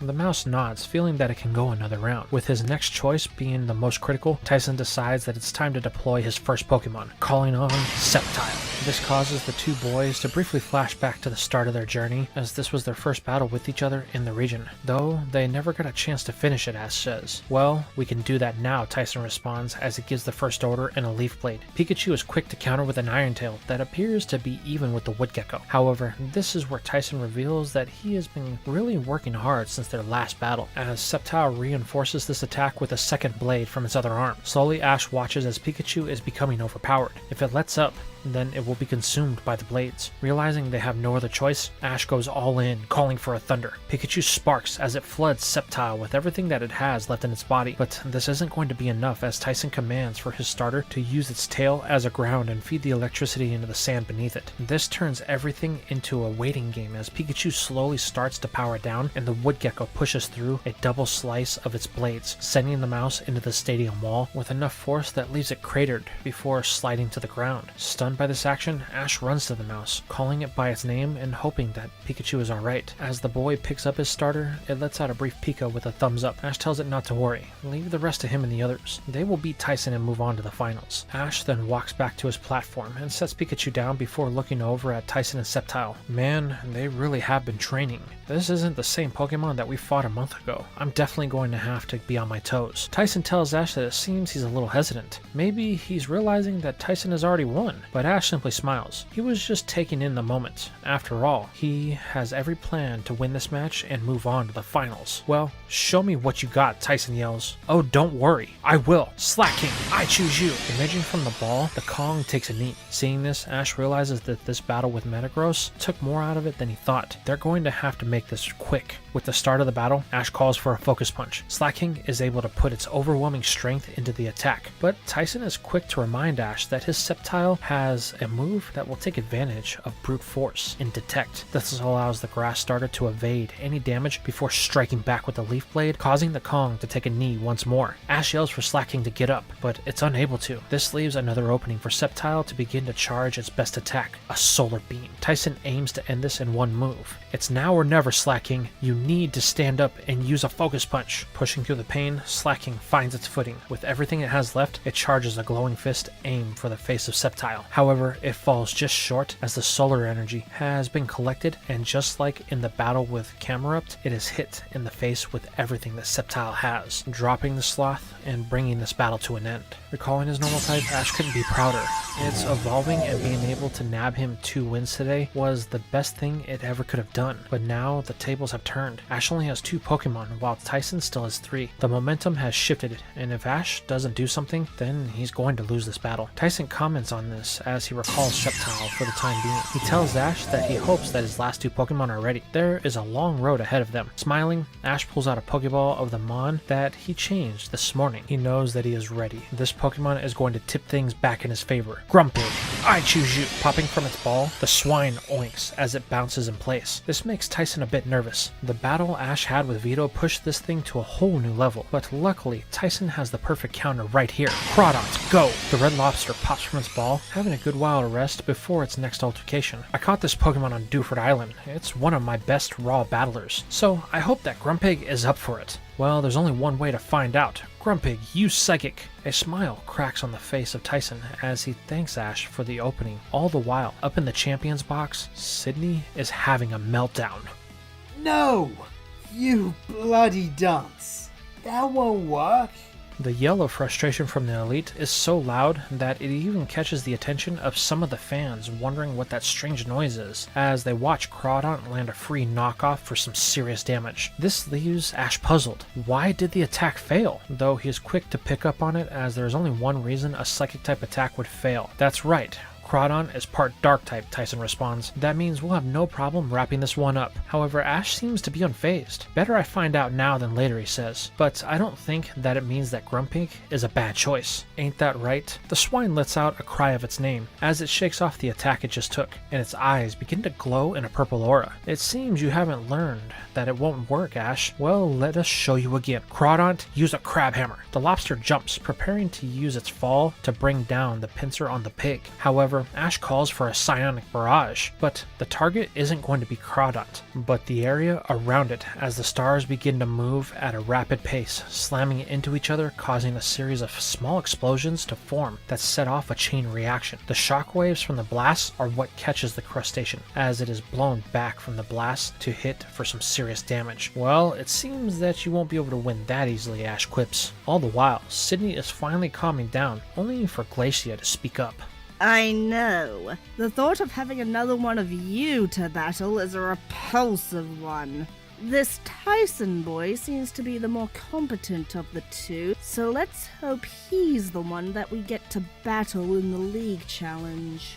However, Sydney says nothing, only thinking that Glacia hasn't really seen Ash at his best yet. Back on the field, things have really started to come to a head, as the light screen and Harden has been employed by both trainers. This allows them to prolong the battle just that much longer. Tyson uses his immunity to take advantage, while Ash is forced to get a little bit more creative in baiting the crustacean with a psychic. Seeing this as another free opening, Tyson takes it, aiming to end this with a knockoff. However, the bait laid by Ash was too tempting, as Tyson couldn't see the real plan. Just as the pincers connect, Grumpig's eyes flash with a purple glow. This catches Crawdaunt in a glare that forces it into a confusion, which results in it missing the knockoff and slamming itself into the ground, allowing a follow-up of a swift from Ash. This isn't enough to take out the lobster, but it sends a message that things are not going to go too well, forcing Tyson to recall it to break the confusion. The boy knows that he has little options, as all of his remaining Pokemon have battled, but he needs to push through. Ash only has 2 Pokemon to his 3, so the numbers are in his favor. He makes the decision to send back in Meowth in hopes that it will be able to shake off the battle that it had with Pikachu, and in this, Ash knows that they should keep its distance, as it is what will allow him to win here. So he commands a Swift. As Grumpig prepares to fire the stars, we shift back over to the battle with Katie and Morrison. Much to the girls' frustration, Steelix had the defense to keep her Mantis at bay and clutch out another win with a Dragon's Breath that had made the bug unable to move, leaving it completely open to an Iron Tail. Down to her final 2 Pokemon, Katie is finally realizing that she is behind Morrison. The numbers are in his favor and are causing her cool exterior to begin to melt, as the thought of Morrison stumbling his way to a victory infuriates her. This forces her hand, sending the only Pokemon that she has not yet to reveal in this battle, an X-Cloud.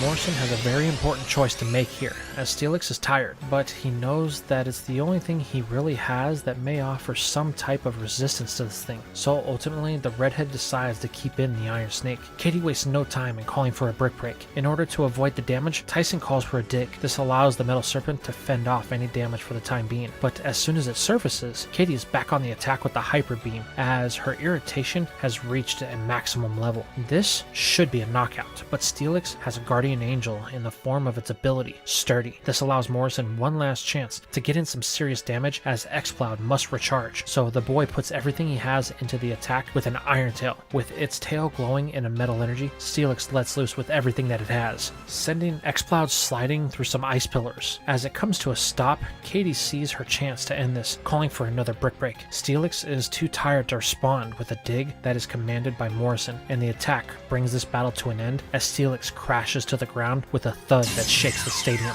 Morrison knows that things are going to be rough from here on out, as he was secretly hoping that it had the endurance to ride him to victory. Katie Katie can see it on his face, even commenting on it, trying to goad Morrison into making a mistake. However, the cool beauty and her analytical brain are at work here as she sees that X-Cloud is her path to victory, so she decides to call the normal type in order to send back in a Golduck. This is something that Morrison wasn't expecting. Golduck was able to easily take out his Arcanine with little to no effort, so the boy hopes that his final Pokemon can lead him to victory. However, as he prepares the ball, an explosion echoes throughout the valley that didn't come from their battle. This causes the whole stadium to fall silent as a pillar of energy is sent into the sky. Immediately, they know that it is coming from the other top 4 battle. Morrison looks up, feeling a strange sense of calm. If Ash is giving it his all, then he needs to as well. If he loses, then he will leave nothing left to question. Morrison then points at Katie. "You won't stop us," he yells, clenching one of his last 2 balls as another pillar of energy is sent in the air. Katie smiles. "I would rather be in that battle, but in order to get to that level of competition, I will need to first finish this here. So send in your next Pokemon, so I can end this pathetic excuse for a top 4 battle."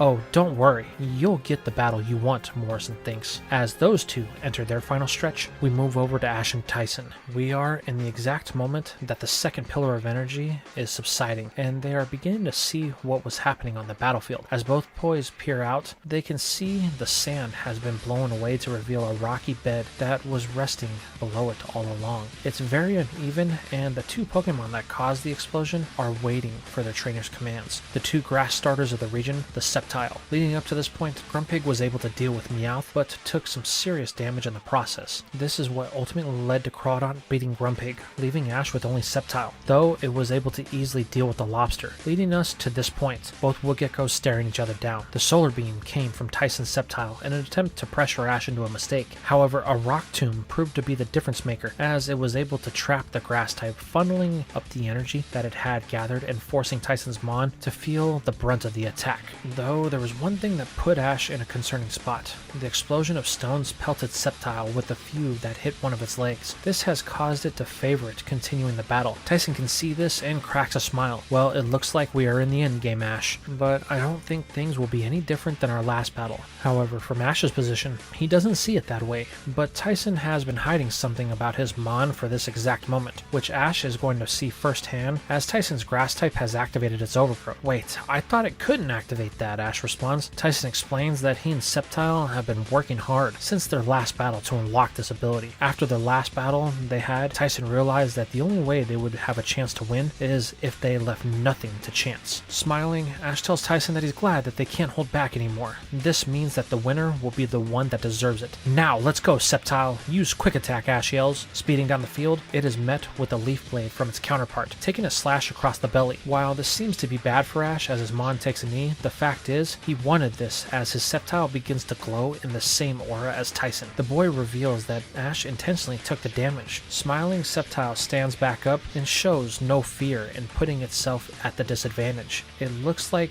we are in the final moments," Tyson says. Nodding, Ash states that he and Sceptile will hold nothing back. He hopes Tyson will do the same. The boy tells Ash that he has no reservations about the end. He knew it would come down to this. Then simultaneously, both Sceptile charge their blades as their partners give the orders to attack. What follows is an all-out battle with both Pokemon trading blow for blow, choosing to throw defense to the wind. This is a battle of pure adrenaline. Only the one with the stronger will is going to pull through. However, there is something that is noticeable here. With each blow, Tyson's grass type glows more intense in a green aura, while Ash's remains relatively the same. However, that's when Tyson realizes what is happening. What he thought was a battle of leaf blades was in fact not, as with each connection, his Mon is slowly losing strength. Smiling, Ash asks if Tyson forgot about Sceptile's combo move, Giga Blade. Realizing that they need to end this, Tyson calls for his Sceptile to charge another Solar Beam. They have to unleash as much power as possible. The wood gecko does so, trying to trade blows with its opponent, though this splits its concentration, allowing Ash and Sceptile the opening that they need. With one final command, both boys call for their final attack. As Tyson's Mon unleashes its Solar Beam at point-blank range, Ash orders for his grass type to put one of its blades in the mouth of the other. This causes an explosion to form, engulfing the two in another pillar of light, causing wind and sand to blow throughout the area. area. Everyone watches, trying to see the results. Slowly, as the light fades and the dust settles, they can see that the two Sceptiles are locked in a grasp with each other. The ref announces that it looks like the battle is still on. Ash tells Sceptile to move away, to which it does, only to lose its footing and stumble over, as Tysonmon just stands there seemingly ready for more. "Come on," Ash yells. "Get up!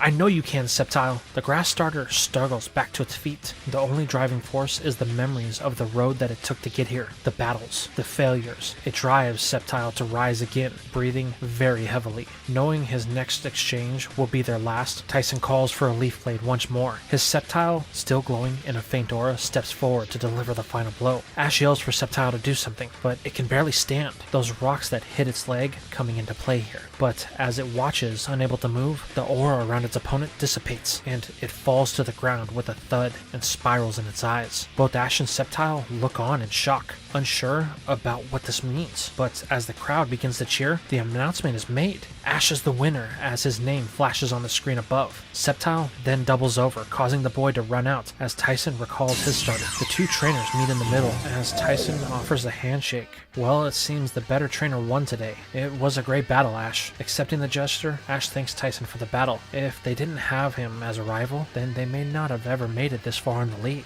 Well, don't let that be the reason you lose in the finals. I won't, Ash says, as they both laugh. Speaking of that, Ash wonders who his opponent is going to be, but then it's revealed that the other battle is still going on. Realizing they can catch the end, Ash recalls Sceptile and grabs Pikachu before he and Tyson run out of the stadium, leaving everyone confused about what is going on. However, Brock knows, as he wonders what the outcome of the other battle is himself. As the officials in the other stadium try to gain some sort of order over their combatants suddenly just up and leaving, we move over to Tyson and Ash as they are nearly at the top of the stand so that way they can see into the battle. But as they near, an explosion can be heard that rocks the stadium of the second battle. Realizing that that was something big, the two rush, hoping that they didn't miss anything. However, as they come into view of the battlefield, they see a very perplexing sight. Both an Exploud and an Electrode lay in the middle of the battlefield, knocked out, as the crowd watches in a stunned silence. As this is happening, we fade from Evergrande City as we follow with the one person that has been absent from the festivities this whole time, Drake. The old sea dog is in a very peculiar place, but as he knocks on the door, he is greeted by an old friend. More? We need the talk. And this is where we are going to leave things for now. So tell me, did you enjoy this part? How do you feel about the double perspective for the battles and how they shifted between both of the top fours? Did you enjoy the Ash and Tyson battle? Who won the Morrison and Katie battle? And why is Drake in Lava Ridge seeking the counsel of his old Elite Four friend? Let me know your guys' comments and your thoughts down below.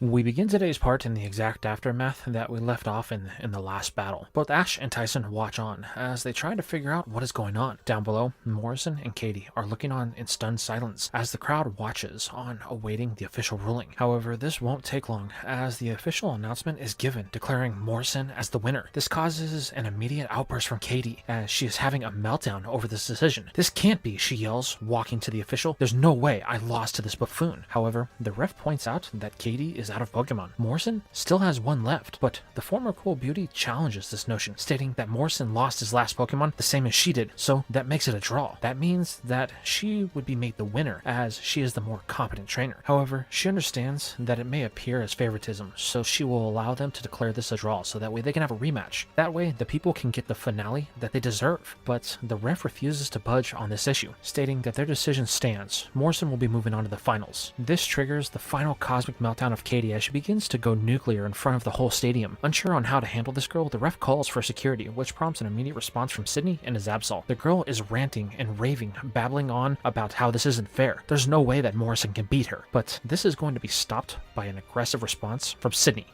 Alright, love, that'll be the end of that. You lost, and since you don't accept the verdict quietly, I'm gonna have to ask you to come with me and Absol, unless you want this to get physical in front of everyone.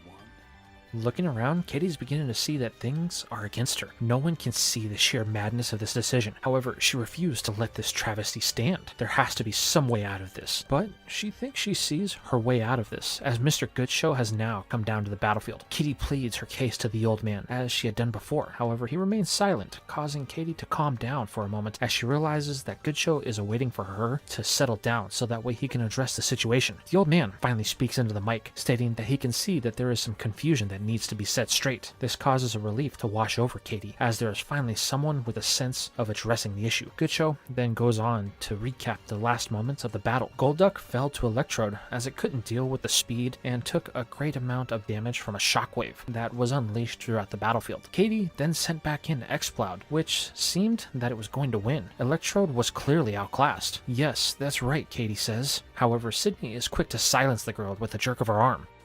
Let the man finish.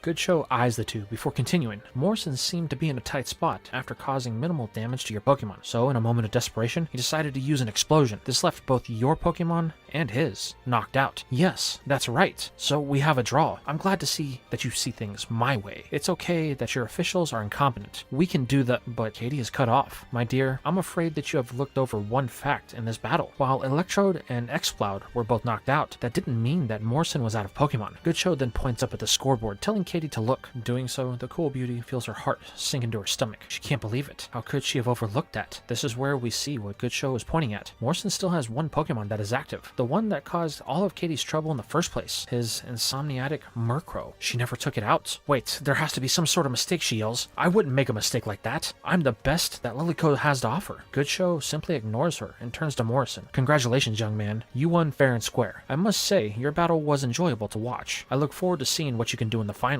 Thank you, Morrison says in a bit of stunned speech. Goodshow then walks off, leaving the boy as Sydney deals with the now irate Katie. Suck it up, princess, you lost. Now deal with it. I don't have time for you to chuckle wobbly. Now come quietly or Absol will have something to say about your behavior. As the cool beauty is drug away, the crowd finally gets the chance to cheer. This causes Morrison to finally come back to reality as he looks around. Immediately, the boy sees Ash at the top of the stands. As soon as their eyes lock, Morrison knows that Ash will be his opponent, which is going to be confirmed with the announcement via the screen above showing the two are scheduled for a battle the very next afternoon. Looking back at Morrison, Ash feels an eagerness that is welling up inside of him. This is the first time our hero is in the finals of a major tournament. It's something that he wasn't expecting, and he isn't quite sure how to navigate it, but nonetheless, he is happy that it is going to be against his friend that he has known since coming out to the region. Smiling, Tyson states that he looks forward to this battle that Ash and Morrison will be having. He is happy for them both and will be rooting for them in the finals. Thanks, Ash says, as we fade up to the champion box. Mr. Goodshow has rejoined the others. Walking into the room, a brief chuckle comes from the old man. The reason for this is because of the look that is on Glacia's face. So I take it you are not pleased with our finalists? These two are absolutely the worst choices that we could have. I had such high hopes for this round of trainers. But it appears I am cursed to be surrounded by incompetence no matter how we hold the tournament. The thought of it makes my stomach turn in ways that are most unpleasant. With another chuckle, Goodshow tells Glacia that even though she can't see it, there is raw, untapped potential here, which is seconded by Sydney as he walks in from dealing with Katie. I think you're spot on, old man. Ever since I met the boy, Ash has shown me something I've only seen in a few trainers in my whole life. Let me guess. He reminds you of how you were as a young trainer? Well, I would like to say that. I have to admit there's something more. Something that only comes along once in a generation. As for his opponent, the one called Morrison, that boy is dense, but he's the grandson of Moore. While I don't know the old fella too well, even you have to admit, Glace, that's gotta count for something.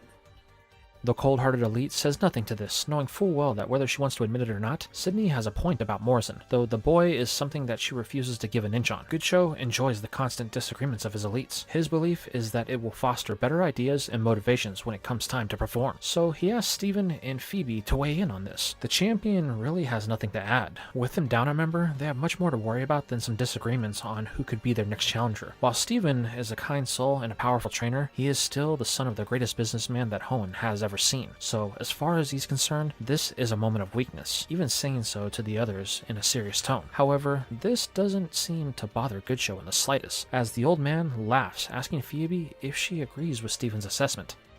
While I don't like the fact that Drake has seemingly abandoned us, I have to admit the thought of the unknown gets me excited. No matter what happens at the end of this year's competition, things will change forever. It's not the end I want to see, but the journey to get there. It's just like the ghost type. Just when you think you've got it all figured out, something changes and you have to adapt to it.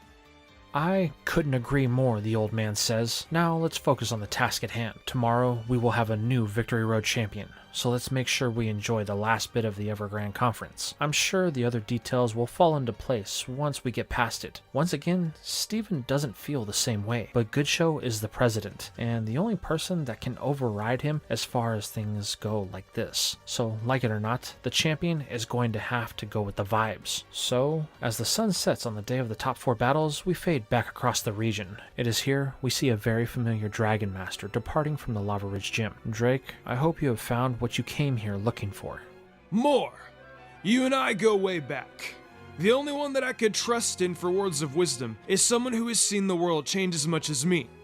You know, we did start our journeys at the same time, the way we were as kids. The whole world was our playground. The battles, rivalries, and friendships. We didn't know it then, but they would shape the way we view things now.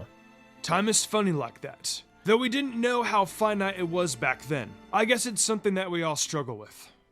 Drake, it is. However, I think you need to remember something. Things will change. Time is the great equalizer for all of us. Life will always challenge us in ways we didn't expect by dropping hints of change. It's up to us to read them in a way that best suits you. Thanks, old friend. So, does that mean you are going to do what I think you're going to? Like the sea, I must follow its lead, though it still hasn't been revealed to me. Or maybe it has, and I've just been ignoring it the whole time. Drake then pops a ball and takes off into the sunset on the back of his dragon. Moore watches as his friend disappears into the distance, happy that Drake has seemingly found calm in the storm that seems to have been plaguing him for some years now. Now we follow up with our heroes. It is the night of the top 4 battles, and they are in the eatery at the Pokémon Center. Ash is celebrating with all of his friends, including Tyson and Morrison. The two are excited for the match that is to come. This is where Max asks the question if Ash is nervous about facing Morrison. After all, he doesn't think that he would be okay battling someone that he has become so close to. Ash simply chuckles. I was in this position before. When it was in the Kanto League, there was a trainer that I became very good friends with. We ended up battling in the 5th round, but he beat me due to a combination of bad luck and my Charizard not listening to me at the time. How did you deal with losing to a friend like that? Max questions. At the time, facing a friend like that was one of the hardest things that I ever had to do. Then, when I lost, it felt like everything I worked for was for nothing. This statement rings with 2 people at the table. One is May, as the way she has been feeling as of late, struggling with the thought of leaving her friends, and Ash talking about how his journey was forced to come to an end hits her in a particular way. This begins to run through her inner thoughts, but as this happens, the redhead Morrison bolts up from the table and takes off out of the center without a word. This leaves everyone in shock. However, the one that does respond is Ash, grabbing his hat and taking off after his friend. Once outside, Ash can see that Morrison is headed into a wooded area. Quickly, the boy runs over, trying to catch up, but he unfortunately loses sight of Morrison among the overgrowth and is forced to stop before he gets lost. Standing there with Pikachu on his shoulder, Ash knows what this is about, so he does the only thing that he can. Ash begins to yell into the void, telling Morrison that he can't avoid the battle. He and his Pokemon worked hard to get here just like everyone else. The fact that they are the ones battling shouldn't make a difference, but there is no response. Turning, Ash says that he hopes Morrison will be there at their battle tomorrow. They owe it to each other and their Pokemon to do so. The boy then heads back inside, leaving Morrison, who heard everything, to think about what Ash said. But it's much more than just what Ash thinks, and the redhead isn't confident that he will be able to live up to the legacy that is before him. As Morrison struggles with this dilemma, we move over a couple of hours as we see Ash ending a call with Professor Oak. He was changing up his team for the match that they have with Morrison. As the call ends, Brock calls to Ash. So, are you ready for the finals? Yeah, I got all the Pokemon that I intend to use. Ash then thanks Brock. This catches the breeder off guard, causing him to ask why. Ash states that he has always been there for him when he needed him. Brock has been the one to to keep him grounded when it was important. If he hadn't have been there to remind Ash that his Pokemon were his equals, then he may have lost his top 4 battle. Brock says that it's easy to lose sight of things that can be the most important. The one thing you hadn't really done was make your Pokemon part of your goal, but I can see that it's changed, the breeder says as he watches Ash feed a piece of the Master Block to Pikachu. Smiling, Ash says that he's glad that Brock has shared his journey with him, though the boy knows that this may be their last one. Brock questions what Ash means. The boy states that he knows Brock wants to write his paper. He knows that it'll help bring the benefits of Pokeblock to the rest of the world, but that means that their path may start to diverge. It's something that Ash has been prepared for when he came to Hoenn. He is just glad that they got to do it one more time. Smiling, Brock states that he is too. They have had many adventures together, but life changes. This is something that they can't avoid, Ash responds. Let's just make the most of the time that we have left. Both Ash and Brock smile, knowing that the moments that they have left are going to be the most precious that they have ever had. As they continue to talk, we find May, as she has gone for another one of her nightly walks that she has become so fond of as of late. The girl is walking in the same area that Ash was in a few hours before. As she continues to stroll, enjoying the night air, as it seems to be the only thing that carries away the thoughts that cloud her mind, May hears what seems to be sniveling close by. Unsure of what it is, she cautiously calls out to the sound, stating that she doesn't mean them any harm, but the snap of a twig causes her to jump just a bit. Hey, I'm a really powerful trainer, she says, so you better back off, May declares as she readies the Pokeball of Blaziken. Don't worry, I'm not going to cause you any harm, a voice murmurs as, from within the growth, a very slow Morrison emerges just to plop down on the ground in a sad pool of confusion. This causes May to breathe a sigh of relief. The girl asks Morrison if he's okay, not really expecting an answer. However, unlike earlier, Morrison lets out everything in a solid breath about all the stuff that has been plaguing his mind over the last few hours since his win over Katie. It's so much that May has to tell the boy to slow down and speak a little clearer, as she can barely make out what he is blubbering about. Sniffling and choking back the tears, Morrison goes on to state that he is just overwhelmed. Crouching down next to the boy, May questions what he means by this. The redhead states that despite the bravado that he puts on, he never thought he would make it this far in the tournament. He knows that everyone thinks that he is the best there is, but he knows that's not true. You don't say, May replies in a sarcastic tone, but Morrison misses this. Yeah, I know my outer persona is one of confidence and machismo, but the truth is, the farther I got in the tournament, the more afraid I became. But why, May asks? Isn't this what you entered the Pokemon League for in the first place? It's here that Morrison reveals that the only reason he had entered was because he felt like he needed to impress his grandpa. The redhead explains that he watched his grandpa growing up. He was always a powerful trainer. He held the spot in the Elite Four for many years and was only second to Drake. Then he retired from the league so he could spend time with me and my cousin. That's why he opened up the gym in Lava Ridge, so he could train us one day to take it over. But Flannery was older than me, so it was always going to be her to do that. May is beginning to understand what Morrison is going through as the boy continues, stating that when Ash showed up and beat his grandfather, I knew that I would never be as good as I needed to live up to his legacy. My grandfather spoke so highly of Ash both before and after their battle, while I just made a fool of myself. Also, Ash being his last official battle as a gym leader was what got me the most. Wait, I thought you beat him to get your final badge, May questions. Morrison reveals that by the time he had gotten there, his grandfather had left to go see some friends of the family, so if Morrison wanted to make it to the Evergrande Conference in time, he was forced to battle his cousin, Flannery. That's why he doesn't really feel like he belongs here. Everything that Katie was saying is true. I never beat my grandpa, so I haven't really earned my place in this tournament. Now I have to face Ash, the trainer that was the last one to beat him. I just don't think I have what it takes to rise to the occasion. Now, fully understanding what Morrison is going through, May begins to tell her about Norman being her father and how she felt like she would be a constant disappointment if she didn't follow in his footsteps. But her father offered her some words of wisdom that she thinks will do Morrison some good. No trainer really knows what they want to do when they first start out. Every path is different. It's up to you to find it. You will not be the same as Moore because you are not him. Morrison cocks an eyebrow inquisitively at May as she explains that Morrison needs to ask what he wants to do. Flannery wanted to be the gym leader, but was that what you wanted or just something you thought you wanted? Morrison looks at the ground for a moment. You know, I never really thought about it like that. May explains that his grandfather becoming an Elite Four member wasn't something that he planned on doing. It was just something that happened. She's sure of it. And how would you know? Morrison questions. The girl goes on to explain that she and her family are originally from the Johto region. Her father got the offer to be a gym leader a few years after her and Max were born. I don't think that my dad ever had plans to become a leader, but at the time it seemed like the best option for stability for his growing family. I'm sure it's the same for your grandpa. Morrison just sits there in silence listening to May. The point I'm trying to make is I don't think the greatness was something that Moore was after. It was something that just happened as a result of him living his life. The redhead remains quiet as May stands up. I know you don't have to take my advice, but just remember, whether you believe it or not, you are in the finals against Ash. I think it'll be a sign of disrespect to both him and your grandpa if you didn't bring your best to the battle. May then walks off, leaving Morrison to his inner thoughts, all the while having found a strange sense of calm that she hasn't felt since she got here as the night fades on. The next morning, we are only moments from the start of the finals. In the center of the main stadium stands Mr. Goodshow, Steven, and the Elite Three. They have all taken the stage in order to announce the combatants and show a sign of respect to both of them. Goodshow welcomes everyone to the final day of the Evergrande Conference. He explains that this will be a full 6-on-6 battle and it will be held on 2 different battlefields. This proves to be a momentous occasion as the winner of this battle will not only be the victor over all of the other trainers in the region, but earn the right to challenge the strongest type specialist in the region that it has to offer. Now, I will hand things over to Steven so that way he can introduce the 2 trainers that have become very well known over the last week. Taking the mic, the regional champion calls Ash and Morrison to the field. The 2 trainers enter from the opposite sides of the battlefield and join Steven in the center. The champion gives a brief speech on how he is proud that they have made it this far. No matter the winner, he knows that they will both give it their all. He then tells the 2 to shake hands as a sign of respect. Turning, Ash and Morrison look at each other. Our hero asks if Morrison has figured out what he needed. Smiling, the redhead tells Ash that he only needs to figure one thing out: how he's going to celebrate his win. Chuckling, Ash states that Morrison will have to get past him first. The 2 then reach out to shake hands as Steven had asked. However, they are going to be stopped mid-reach by a thundering voice.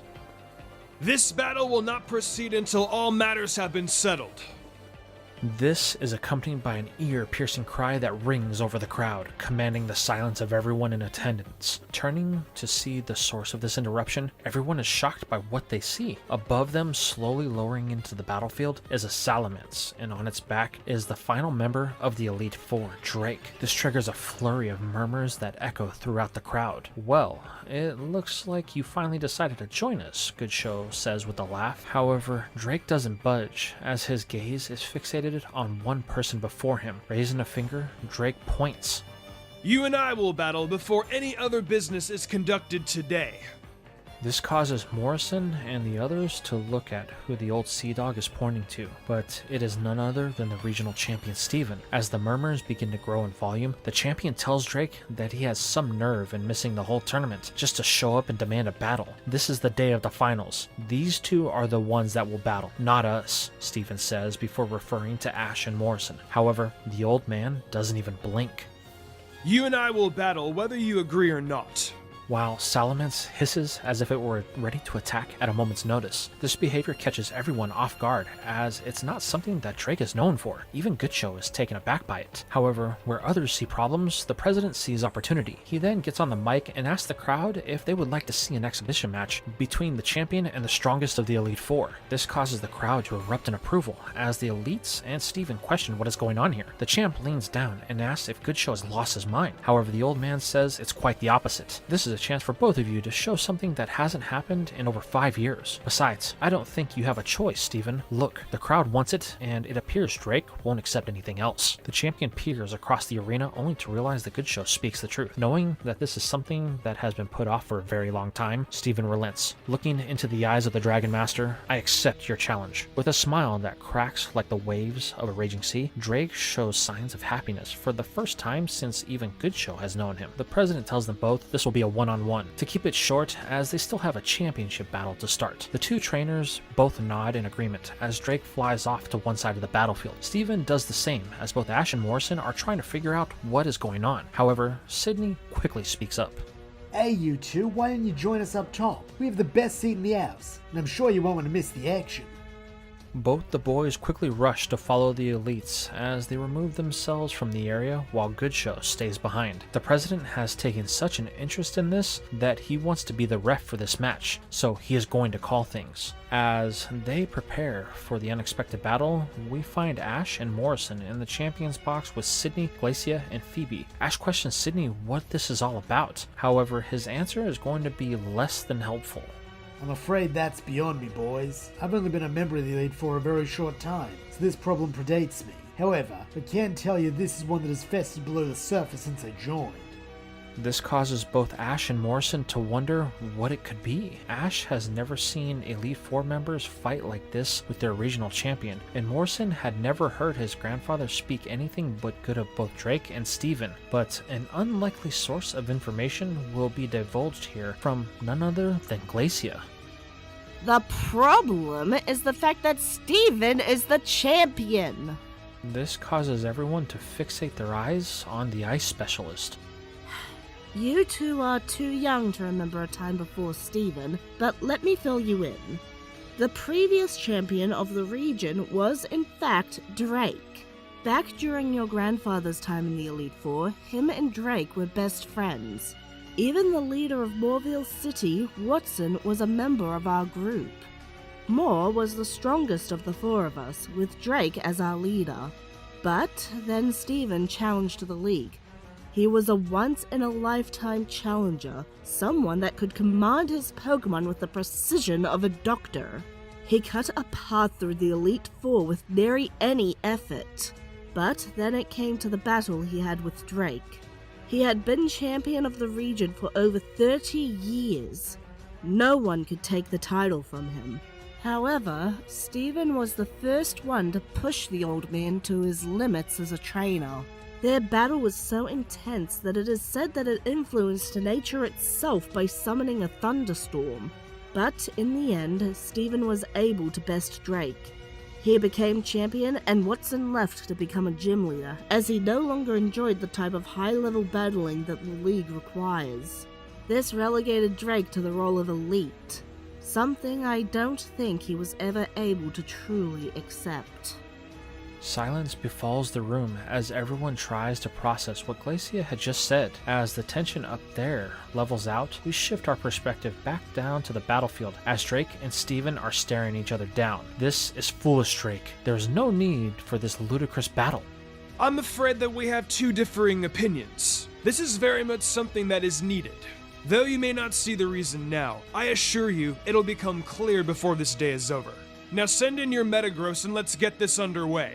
Steven reluctantly pulls the Pokeball from his belt and produces the Pokemon that won the championship for him. The appearance of these two on the battlefield is something that hasn't been seen in the last 5 years. It's truly a sight to behold. The past and the future of the Hoenn region here in one place. Goodshow tells them that this will be single elimination, so he hopes that both will bring their best as he gives the signal to start. Both trainers waste no time in matching each other's powers as their ace meet in the middle with a Dragon Claw and Meteor Mash. Above, Glacia looks on as she can't help but to think that this is starting the same way that it did the last time, before she looks out over the valley as clouds are starting to form. Back in the middle of the field, the two trainers demonstrate their mastery of their respective types, as neither can land a single blow for any amount of damage. Even flight isn't an advantage, as both Pokemon can take to the skies to close any gaps between them. From the perspective of Steven, this truly seems to be a useless exercise, as they are getting nowhere. But when a Meteor Mash fails to land on the head of Salamence, Drake takes his opening.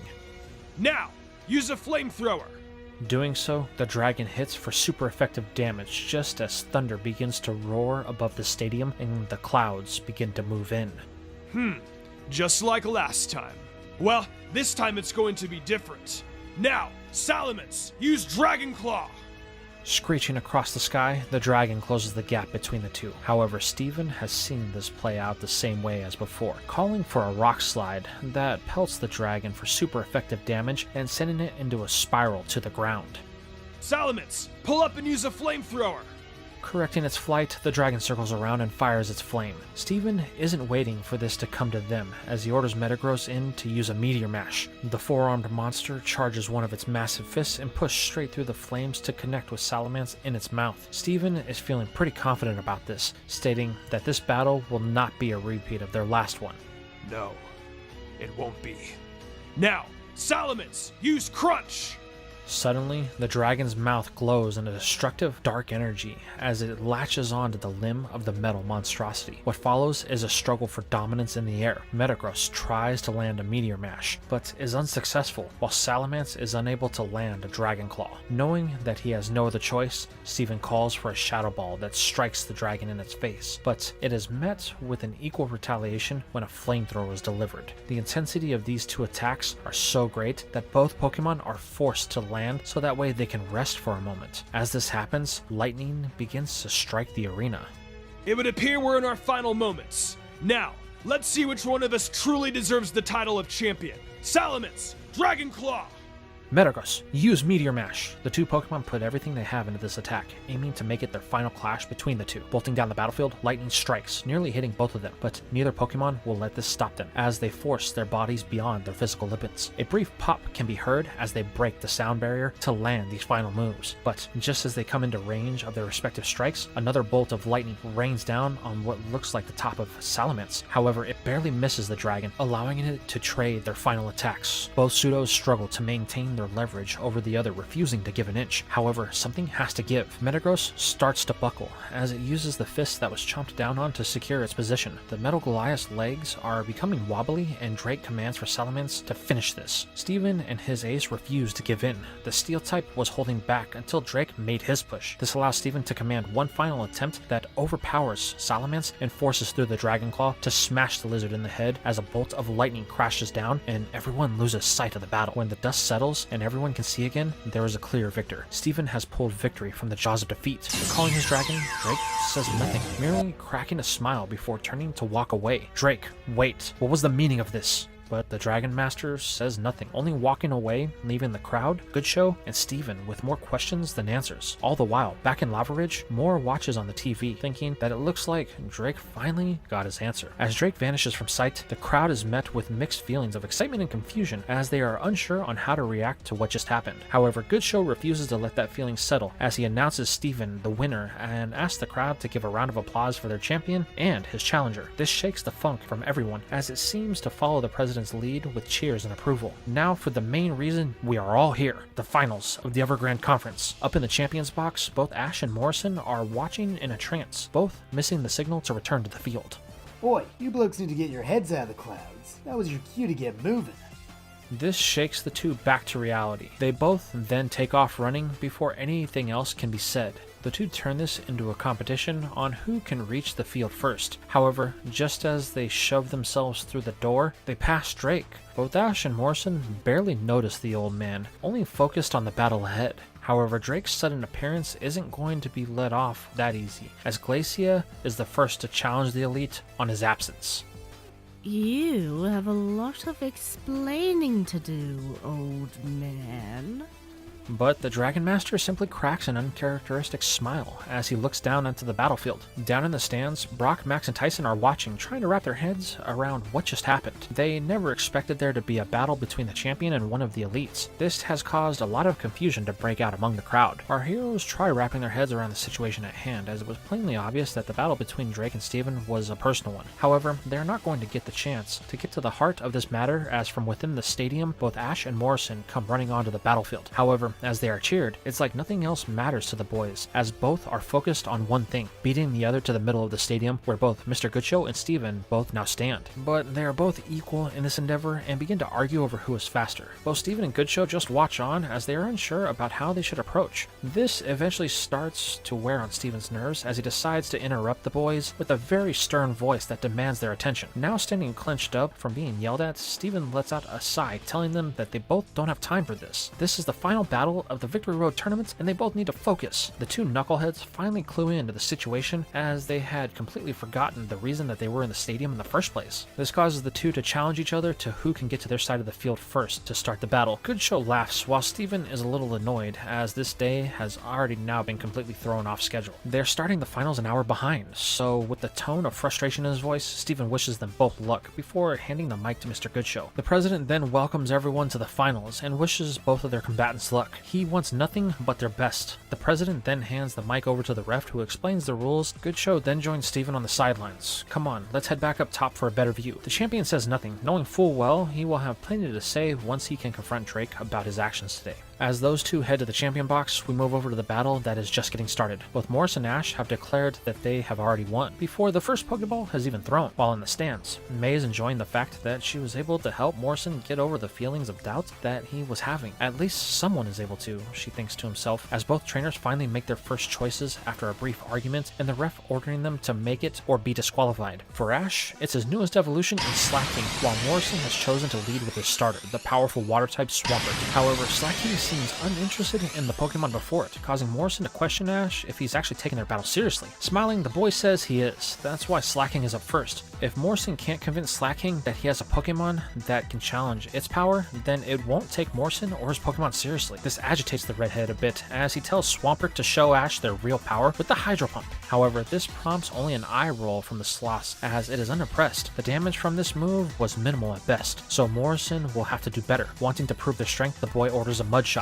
but it has the same effect as Ash yells that they need to do better. All the while in the stands, Max is commenting that Ash is really in control of Slacking. He was wondering how its evolution would affect their ability to battle. Brock states that Ash watched Norman and his Slacking very carefully in their battle, so it's no surprise that Ash would mimic your dad in their first battle that he had to use it in. Tyson even weighs in, stating that it's odd that Slacking is so lazy at this point. When it battled Metagross, there was no hesitation in it. However, Brock offers an explanation, stating that it was probably amped up from evolving in battles, so that's understandable. But now that it has had some time to get used to its new body, I bet we haven't even begun to see what it is capable of. As they continue their commentary, we move back to the battle, which isn't looking too good. Swampert just finished its 5th Ice Ball, which only managed a slack off from the gigantic gorilla. Come on, Morrison, you have to be able to do much better than that. This is the first battle, and the only thing you managed to do is give Slacking a bath, Ash states. This causes the redhead's fiery temper to begin to boil. Throwing all caution to the wind, he calls for the last move in their arsenal, a Focus Punch. As the starter charges its fist, Slacking cracks an eye, finally showing some interest in this battle. However, the Sloth does the oddest thing, as it allows Swampert to hit it completely unguarded, almost as if it were testing to see if the water type was worth its time. This causes Morrison and Swampert to flinch, as they are unsure about what just happened. But the redhead is going to finally get his wish when Slacking begins to stand and slams its fists into the ground hard enough to shake the stands where Ash's friends sit. Looks like Slacking has finally grown interested in what you have to offer. So what do you say we get this started? Ash questions before ordering a Focus Punch. All the while, across the region in the Petalburg gym, Norman is watching this battle with laser focus, wanting to see what Slacking can truly do. But he won't be disappointed as the fight between Swampert and the gorilla becomes a slobber knocker. Neither one gives anything to defense as punch after punch is thrown. But Morrison quickly realizes that they are outmatched. Even though Swampert is his first Pokemon, the raw power that Slacking has is too much for the water type alone. However, the redhead refuses to give an inch, telling Swampert to push through. As a result of the belief its trainer has in the water type, this causes something that Morrison has never seen it do before to happen. Swampert's Torrent ability has become active. Now glowing in a blue watery aura, Morrison is beginning to feel like they can win this, ordering Hydro Pumps to apply pressure to Slacking. However, Ash isn't going to back down. This is the battle that he knows Slacking would never turn away from. So, after using a Slack Off to heal up, it's right back to the slugfest. But unfortunately for Morrison, Ash and his monster battler prove to have the endurance as they use their last Slack Off that Slacking has to outlast Swampert and drop it with the feint attack, giving Ash the first win. Morrison recalls his starter, feeling oddly calm about this exchange. While he is now behind, his Swampert unlocked a new power to help him win. That has him more excited about this than anything. Ash even comments on this, stating that he has grown a lot since their first meeting. Smiling back, Morrison tells Ash it's not the only thing that has grown, as he is ready to produce his second Pokemon, the fighting type Hitmontop. Questioning his normal type if it still wants to battle, Slacking beats his chest to signify that it is ready for any challenger. With the 2 Pokemon chosen for the second battle, Ash commands another Focus Punch. Slacking rushes in to demonstrate his power. However, this is going to be met with some fancy footwork from Hitmontop, as a triple kick is about to disperse the punch and actually hit Slacking in the gut for a decent amount of damage. While this did hit, Slacking refuses to back down, slamming its fists into the battlefield. However, Morrison and his fighting type are not intimidated by Slacking's size, as the fighting type glows at the command of a bulk up from Morrison. Looking on, Ash can see Slacking is more fatigued than it is letting on, but he chooses to push further with the battle as we move up to the Champions Box. Here, we find the elites watching the battle and Drake at the same time, but this is going to be interrupted when Steven and Goodshow enter the room. The champion shows no decorum as he demands that Drake explain himself this instant. The Dragon Master turns his gaze from the battle below with that same uncharacteristic smile that he has had on his face since he walked into the room. Everyone looks at the old sea dog, awaiting his response. However, he simply turns back to the battle. Look, soon we will be facing one of those 2 boys down there. Do you think they will offer a challenge? Unfortunately, this explanation isn't one that Steven was looking for, as he is getting tired of the old man's antics. However, he is stopped by Goodshow. Let him be. I'm sure he will explain himself in due time, but for the moment, Drake is right. We should be focusing on the battle below and nothing else. All the while, Sydney and Phoebe can't keep their thoughts silent. Psst. Hey, Phoebes. Has the old man ever acted like this before? Not that I remember. He's always been so uptight, but this is something far different than anything I've ever seen. Well, I hope he ain't off his gourd after all that stuff that happened to Team Aqua and Magma. However, this comment is going to be brought to an end as Drake lets out a cheer as the battle has come to an end, with Hitmontop taking the victory over Slacking. Oh man, I missed the best part!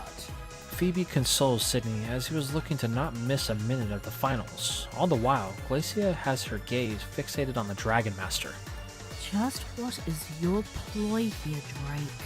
As the Ice Master contemplates what her superior is up to, we move back down to the battlefield with both Ash and Morrison recalling their two Pokemon. The redhead states that he wasn't exactly sure if he'd be able to take down Slacking. His power is impressive.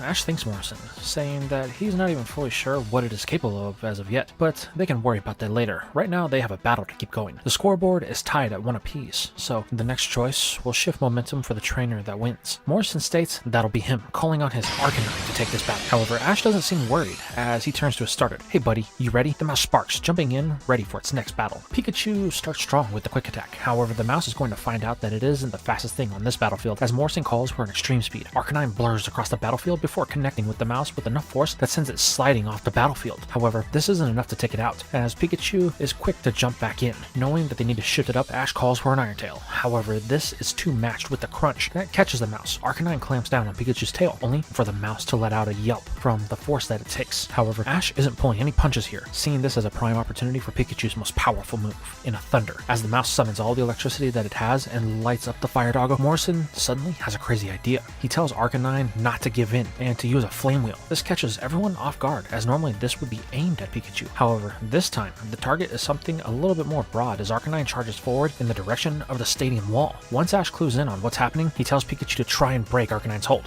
but it's no use, as a mix of fire and lightning can be seen charging into the wall before a mild explosion and rocks shoot up in the air. Once the dust settles, Arcanine stands up, though it seems a paralysis has set in, but Pikachu is cradled with spirals in its eyes. Ash rushes to its side, worried that Pikachu is hurt, but it's just out cold. With a sigh of relief, Ash picks it up, telling the mouse not to worry. They will take it from here. Walking back to his side of the field, Ash sets Pikachu down so that way it can cheer on their friends while he contemplates his next choice. Morrison now has the lead, so he needs something that will be able to shake things up. But luckily, he has the perfect choice as the boy declares, "Flygon, I choose you." As the dragon pops from the ball, it lets out a brief pop with its wings as they begin to flap. Instantly, Morrison knows that this could be trouble. However, he doesn't think that it would be a safe switch at the moment, so he decides to stick with Arcanine heading into this next battle. As the bell rings, Ash wastes no time calling for a dig to dodge an extreme speed. This causes Arcanine some trouble as it isn't as fast due to the paralysis, allowing Flygon to tunnel down, giving it the advantage. However, Ash seems to choose patience here, telling Flygon to stay submerged, forcing Morrison to go on the attack. Knowing they need to do something, the redhead calls for a flamethrower to be fired into the tunnel that Flygon had dug. However, the dragon is quick to emerge at the command of its trainer with a dragon's breath that engulfs Arcanine as it is in mid-attack. While this isn't enough to take it out, it does cause some damage as Flygon is back into the ground for more cover. Morrison is beginning to become a little frustrated by this as the pattern seems to continue without end. This results in multiple fields across the battlefield as Arcanine is forced to just hang back as it is unsure on which one to attack from. But this is when Ash decides that it's time to go on the attack as the boy calls for a Dragon Burst. However, Ash tells Flygon to use the tunnels that it dug as a means to flood the battlefield with balls of Draconic Aura. This results in Arcanine having to dodge a barrage from below, which unfortunately it is unable to do, and it soon starts to take the attacks. This gives Ash the opening needed as he orders another Dragon Breath that feeds the balls of aura, causing a giant explosion that envelops Arcanine. In the end, as the smoke clears, the doggo is left smoldering with spirals in its eyes, and Ash the winner of this round. Recalling his fire type, Morrison watches Ash do the same, knowing that he's at a point that he needs to start preserving his fresh team members. Morrison sends back in Hitmontop. However, Ash's choice is going to be one that the redhead wasn't expecting, as Mawile pops from its ball, ready to start this battle. Morrison's nerves begin to calm as he feels like this will be the match that he can begin to take control of, calling for a triple kick. As the fighting type spins in the direction of the two-mouth terror, Ash calls for a crunch that reinforces Morrison's confidence in the situation. However, the boy is going to see exactly why Ash ordered this move when Hitmontop Hitmontop is stopped dead in its tracks as the jaws lock down tightly into place. With his confidence slowly sliding away, Morrison yells for him to break loose with a rock slide. However, this has little effect on the steel type. Feeling that they have this one wrapped up, Ash calls for a hidden power that engulfs Hitmontop in flames. Unable to escape the jaws of defeat, Morrison can do nothing but watch as Hitmontop flails about until the flames drain the last of its energy, bringing this battle to an end. Now, with 3 Pokemon down and a break triggered, Morrison is forced to take a seat and think about the second coming half. However, while most would use this time to regroup, Morrison is doing the opposite. He watches Ash and Pikachu talk and play. In the mind of Morrison, this isn't something that should be happening. How is Ash so cool and calm, he thinks? Is there something that he doesn't know? Maybe he already has this battle figured out. These thoughts and many others begin to run through the boy's head, turning him into his own worst enemy once again.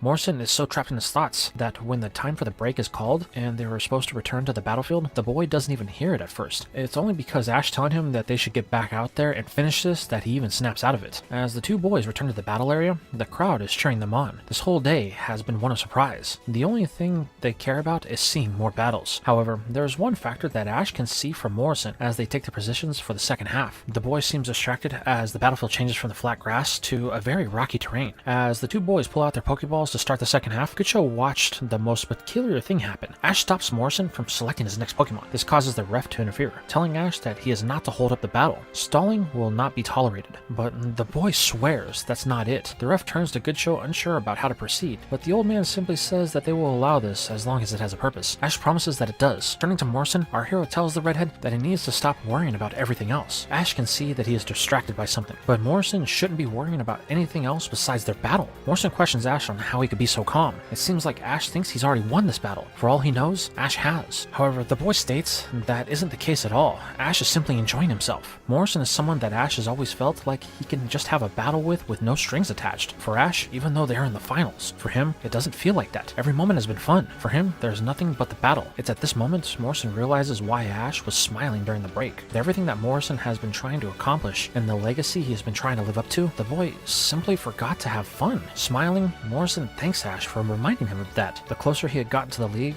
the more the pressure had started to get to him. With a deep breath, Morrison tells Ash that he had better be ready. This battle is just getting started. Smiling back, Ash can see that his friend is now ready to battle, so he tells Morrison not to hold back. The 2 then send in both of their Pokemon simultaneously, as if they were on the same brain. The 2 Pokemon they caught on the same day, Mawile and Steelix. All the while, Goodshow smiles, seemingly pleased with the result of this brief delay. Just as the president shows pleasure in this result, above in the champions box, Steven and the others elite watch the match as Drake, the Dragon Master, still carries that uncharacteristic smile he's been holding as he watches down below. As we pan back to the battle, we can see an Iron Tail and Lava Whip being traded with equal power. Both Ash and Morrison know that this battle is more than just a battle. Steelix used to be the muscle for Mawile and their gang back in the Valley of Steel, but now, here they stand, on equal footing, ready to prove who is the stronger of the 2. This battle will not only be a determination of power and skill, but of technique. This is where Mawile possesses the advantage with all the experience that it has had in contests. However, there is a reason why Steelix was its protector, and it is shown here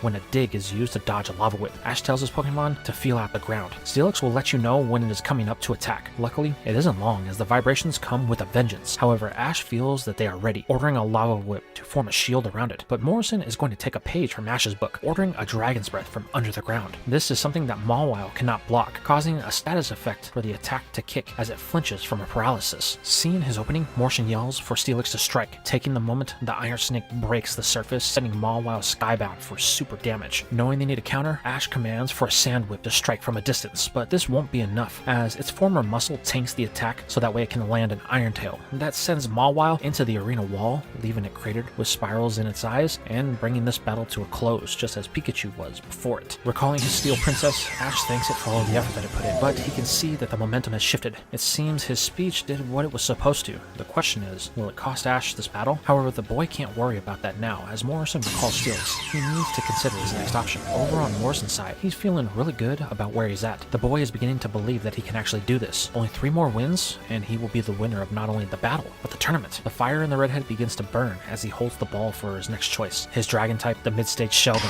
While from Ash, we hear him call upon his faithful serpent, Milotic. As the ball pops, the battle begins with a clash of Icy Wind and Fire Blast that favors the dragon and strikes Milotic. Though Ash is undeterred, ordering a Twister, which is countered by a Dragon Rage, stalemating the 2 attacks. Feeling confident that they can take this, Morrison pulls out all the stops, calling for a double edge. However, it seems Ash is on the same page, telling Milotic to close the gap and take the attack. While While this does cause some damage, the serpent is now in a prime spot to coil around the dragon. This allows a clean shot with the twister at the cost of some damage to itself. Unfortunately, this does cause the serpent's grip to loosen, allowing Shogun to break free. Before it can take any more damage, Morrison recalls it, only to send in Electrode as his next choice. Ash knows that they will be at a disadvantage, but chooses to keep Milotic in for the time being. This allows the next battle to start, with Ash taking the lead, ordering an Icy Wind. However, Morrison is quick to demonstrate how capable his Spark Ball is with the rollout that manages to blow through the ice attack and hit Milotic. Ash calls for a coil around the ball, but Electrode has no flat surfaces, and this only causes the next rollout to fail. However, what is going to happen is an opening that Ash unexpectedly created for his opponent as a shockwave surges through Milotic for a massive amount of damage. This leaves the serpent on its final breath. Knowing that they need to do something here, Ash orders Milotic in with an Icy Twister that blankets the battlefield. While this does manage to hit the ball of electricity, the fact is, it is unable to stop another rollout from coming through to strike the serpent down for a final time, bringing Morrison into the lead.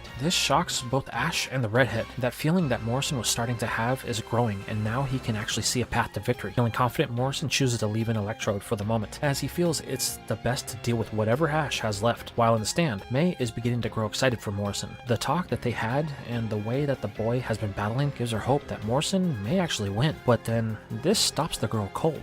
Wait, Morrison? Win? What is May thinking? She wants Ash to win, doesn't she? The girl now finds herself unsure of what she wants, as the cheers of Max and Brock drown out her whimpers with Ash's next choice for Glalie. Morrison tells Ash that his Ice Head won't be able to outroll his Ball of Fury, but our hero sees things a different way, calling for his Ice type to start with an Ice Beam. Morrison knows that Electrode is faster, so he orders it to outrun the attack with a rollout. This causes the Ice Beam to just barely miss, forcing Glalie to stay on the attack. The redhead is feeling pretty good, as circles are ran around Glalie. The way Morrison sees it, Electrode will have enough speed built up that it will be able to one-shot the Ice type, but he doesn't want to wait forever, ordering Electrode to finish the attack and close the gap between them before Ash comes up with something clever. However, little does Morrison know that Ash has already laid his trap, as when Electrode turns for its strike, the ball loses all momentum as it begins to spin in place. This is when the boy clues in on what Ash had been up to, as the battlefield is now a mixture of rock and ice, leaving little area for Electrode to roll on. Smiling, Ash decides that it's time for them to go on the attack with a headbutt that hits unguarded, sending Electrode into the arena wall for some serious damage. But this provides Morrison with a point of attack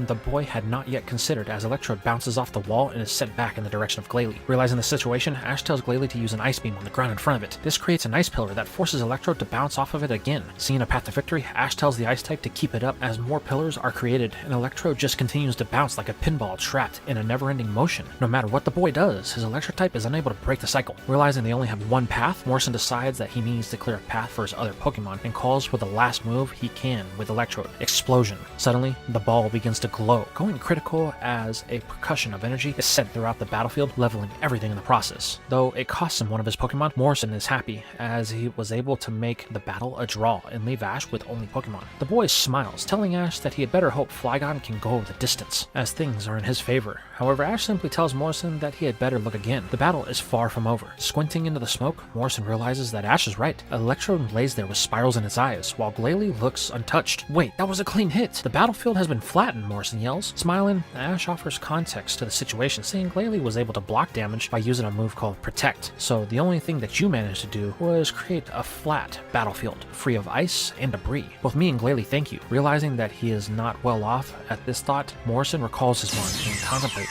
his next choice. While that is going on, above in the champions box, Drake finally breaks the silence with an odd question. Do any of you think these boys have the skills to be elite?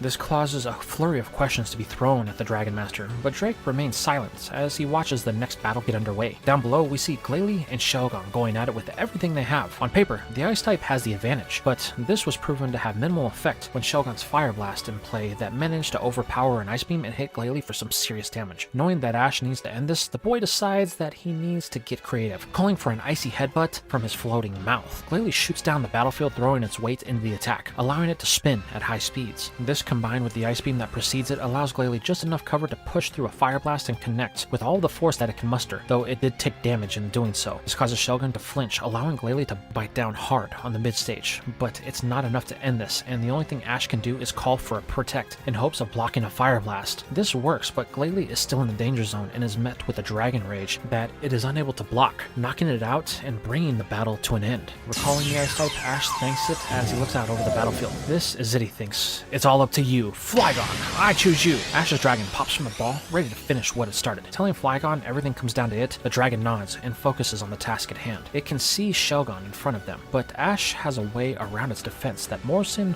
won't be able to do anything about. So, with the start of the battle called, Morrison orders a fire blast. However, Ash counters with the dig. This causes the fire attack to fail, but that's not what is going to leave the redhead in a dire situation. But what comes next, with Ash calling for a sand tomb? Staring in confusion, Morrison tells Shelgon that there's no time to lie down and take a nap. But then, the boy notices that it's not lying down, but sinking into the battlefield. Wait, Shelgon, climb out, he yells, but the dragon is unable to do so thanks to its bulking size. The weight that it gains since it evolved isn't something that Morrison has properly learned how to compensate for yet. This traps the mid-stage, and all Ash has to do is call for a dragon's breath to knock out the trapped dragon, bringing this battle to a one-on-one. Recalling his dragon, Morrison wonders how Ash was able to think of that. He thought for sure that he was going to be able to win, but now, just like that, Ash has managed to even things up. Now, they have come down to the final battle. The last Pokemon for each trainer is chosen, as Morrison wastes no time in sending back in Steelix. The moment is so tense that the crowd and the elites watching above have fallen silent as they hang on the edge of their seats, awaiting for the first command in this final clash. It's here that Ash breaks the silence. Morrison, let's hold nothing back, he yells. I want us to give it all we have. Smiling back, the redhead says that Ash had read his mind, as he gives the first command for an Iron Tail. Ash is quick to counter with a Dragon's Breath that appears to have little effect, pushing through and slamming into the dragon. This sends Flygon into the ground, but it reduces the damage by turning this into a dig. However, Morrison isn't going to let them get away, ordering Steelix in after Flygon. However, this was a huge mistake on the redhead's part, with Ash calling for a Dragon Burst that is able to connect. But the stubbornness of Morrison and Steelix will not be ignored, as the Steel type erupts from the ground with an Iron Tail that sends Flygon skybound. Now, use Dragon's Breath, the boy yells. However, Flygon is just as at home in the sky as it is in the ground, giving it ample space to dodge the attack that is coming its way. But Ash knows that this is something that they can't continue to do. Flygon is tiring, and it may drop if the battle is not brought to an end. Our hero looks around for anything that he can use to end this. Then he notices it. Knowing that this will be all or nothing, Ash tells Flygon to climb as high as it can. Seeing what Ash is going for, the dragon does as it's told, reaching an altitude to block out the sight of everyone from the sun. Now, use dig, Ash yells. Everyone looks on in complete confusion as they think Ash has lost his mind. How is Flygon going to use dig in the sky? But the shock is broken when loud pops ring throughout the valley as Flygon breaks the sound barrier. Suddenly, the dragon comes into view as it is on a collision course with Steelix. Wait, Ash, you're crazy, Morrison yells. This will knock out both of our Pokemon. However, Ash seems confident in Flygon as it speeds towards Steelix. Realizing they need to stop Flygon before it hits, Morrison calls for a Dragon's Breath that is sent in the direction of the flying dragon. However, Ash tells it to remain on course. They are almost there. Everyone can do nothing but watch as Flygon is seemingly going to come in contact with the attack, but then Ash gives a command for a Dragon Burst. Suddenly, Flygon stops with all of its might as the Dragon's Breath reaches it. At this moment, it looks like it's going to be swallowed by the attack, but then another pop echoes and Flygon vibrates its wings as it gets hit by something from behind. That is when Brock and Tyson realize what Ash has done and tells everyone to cover their ears. However, the two that are left out of the loop are Morrison and Steelix, as an invisible force pushes the Dragon's Breath away from Flygon and carries it back, only to slam into the Steel Snake. The force of this attack is enough to slam Steelix into the ground, but this isn't the end, as the area it was in is the sand pit that Flygon had trapped Shelgon in. This leaves the Steel type with no way out as it slides into the pit. The last thing Steelix sees is a burst of green aura coming its way as Flygon uses another Dragon Burst to bring this battle to an end, leaving Steelix cratered in the pit. Now exhausted from what it just did, Flygon drops to the battlefield, unable to maintain flight, though it is still standing, being declared the winner and making Ash the winner of this full battle and the winner of the Victory Road tournament. For a moment, our hero stands there, not registering that he had just won, and still trying to process that his plan had actually worked. But Pikachu is quick to snap our hero back as Flygon doubles over, unable to stay awake after the battle. Rushing out to the dragon, Ash is met in the middle of the battlefield by Mr. Goodshow and Morrison. The boy has to do a double take take, asking if he really won. With a chuckle, the president says that he indeed did win, in a fashion that he has not seen in his many years as a leader of the Hoenn League, and he doesn't think that he will ever see again. Helping flag on up, Ash thanks the dragon for pushing through and bringing them the victory. This is met with a wince before it passes out, forcing Ash to recall it. However, Ash isn't done as Morrison is standing in front of the boy. It looks like he is going to cry, which Ash is unsure on how to respond to, but Morrison simply chokes back the tears and congratulates his friend. While he really wanted to win, he's glad that if he couldn't do it, then Ash would be the one to. Extending his hand, Morrison tells Ash that he's proud that they were able to battle in the finals. However, Ash rejects the handshake, choosing to raise Morrison's hand as they turn to face the crowd. A standing ovation is given to the pair. Even Katie, who was forced to watch from the Pokemon Center due to her previous outburst, is impressed by the battle that she saw, though she still feels that it would have been better if she was the one to have battled Ash. However, this isn't the most exciting thing, as from above the stadium in the champion box, we see Drake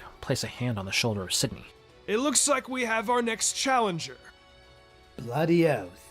And it's gonna be Ripper.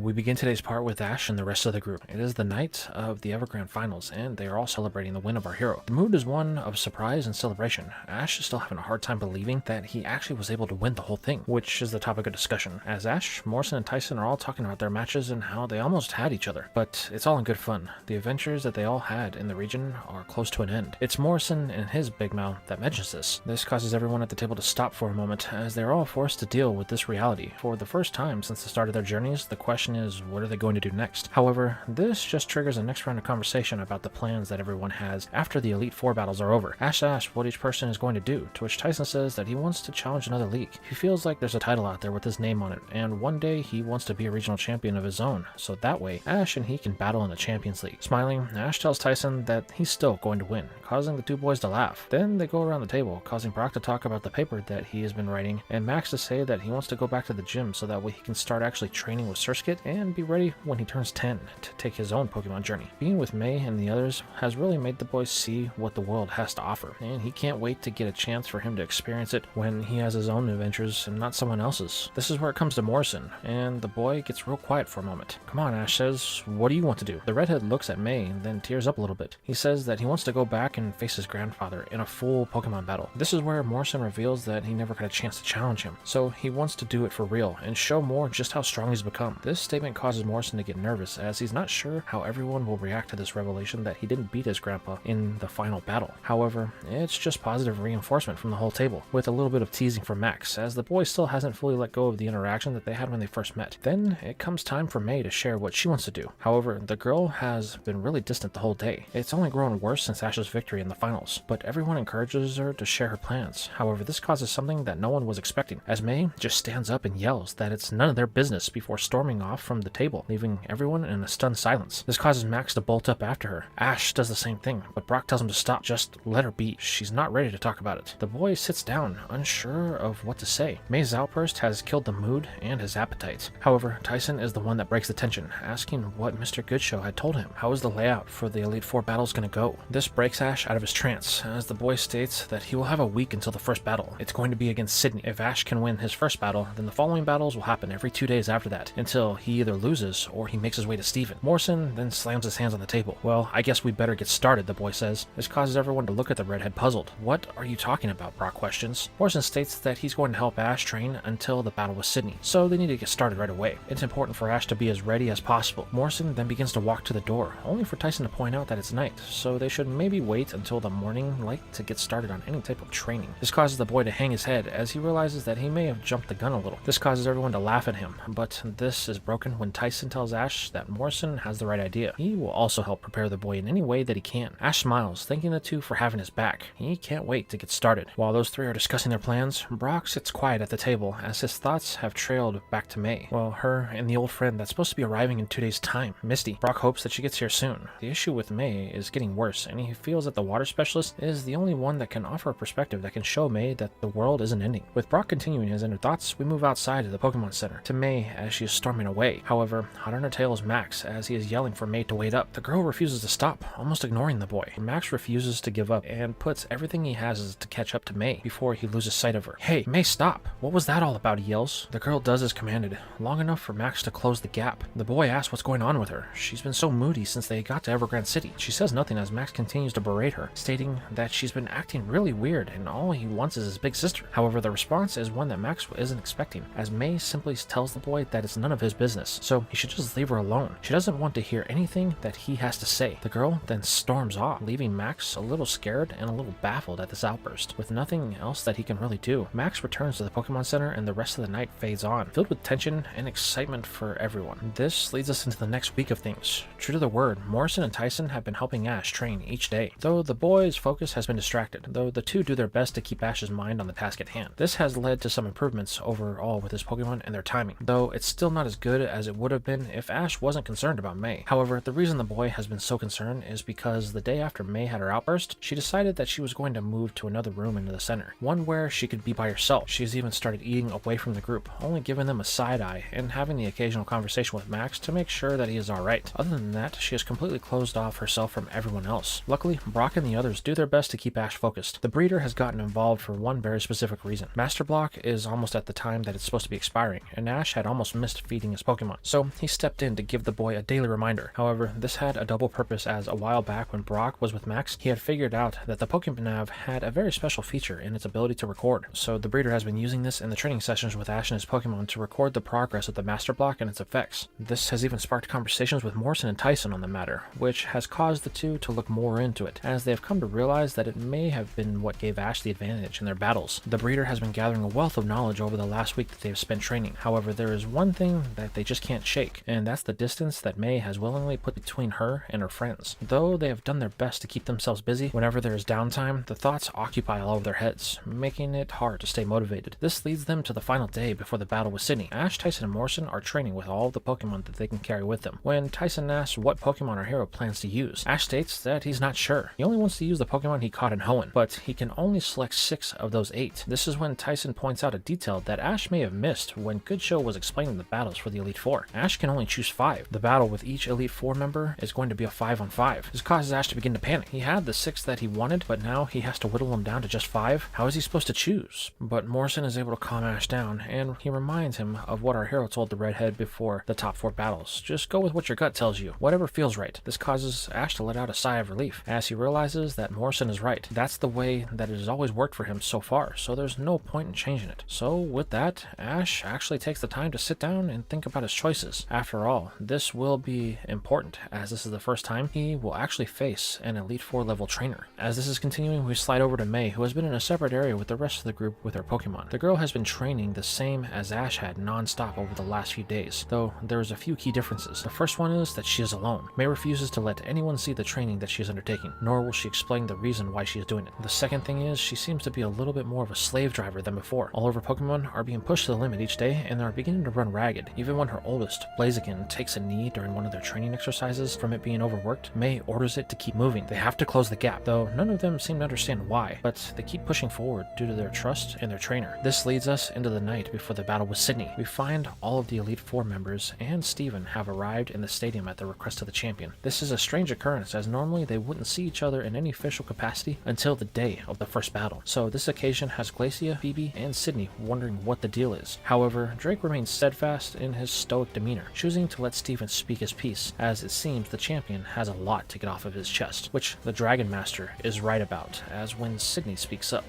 What's this all about? And why is old man Goodshow not here? Steven cuts him off, telling them to be silent until he finishes what he has to say. This is where we see a very different side of the Hoenn champion, the business side. Steven starts off by saying that this is a meeting of them, there is no need for Good Show to be here, as it is time that Steven addresses a lot of the problems that they have had as of late. The first order of business is Steven isn't happy with how the past year has been. He feels that the competence of their positions in the region has been called into question. The champion then lists off all of the reasons that he feels this way, the secrets that have been kept. Sydney was the first to hear about Team Magma's activities in the region, and instead of bringing it up to any one of their attentions, you figured that you would just go off and handle it yourself. Hey, Butler is me mate, and I owed him a chance to get out before it was... Steven cuts off the elite. That doesn't matter. You put not only the region at risk, but all of the people here as well. Your intentions may have been good, but it was at the cost of many. We are still cleaning up the mess in LaRue City and have yet to find all of the missing people. This causes Sydney to get really quiet. I'm sorry. I didn't mean to cause anyone... The road to the reverse world is paved with good intentions, but don't think that you're the only one that has failed. Phoebe, your family sat on information about Kyogre, information that was vital and could have provided a window to evacuate the areas that were affected by the battle in the southern part of the region. Hey, that's not fair! My grandparents didn't know that someone would come for the red orb, and neither did I!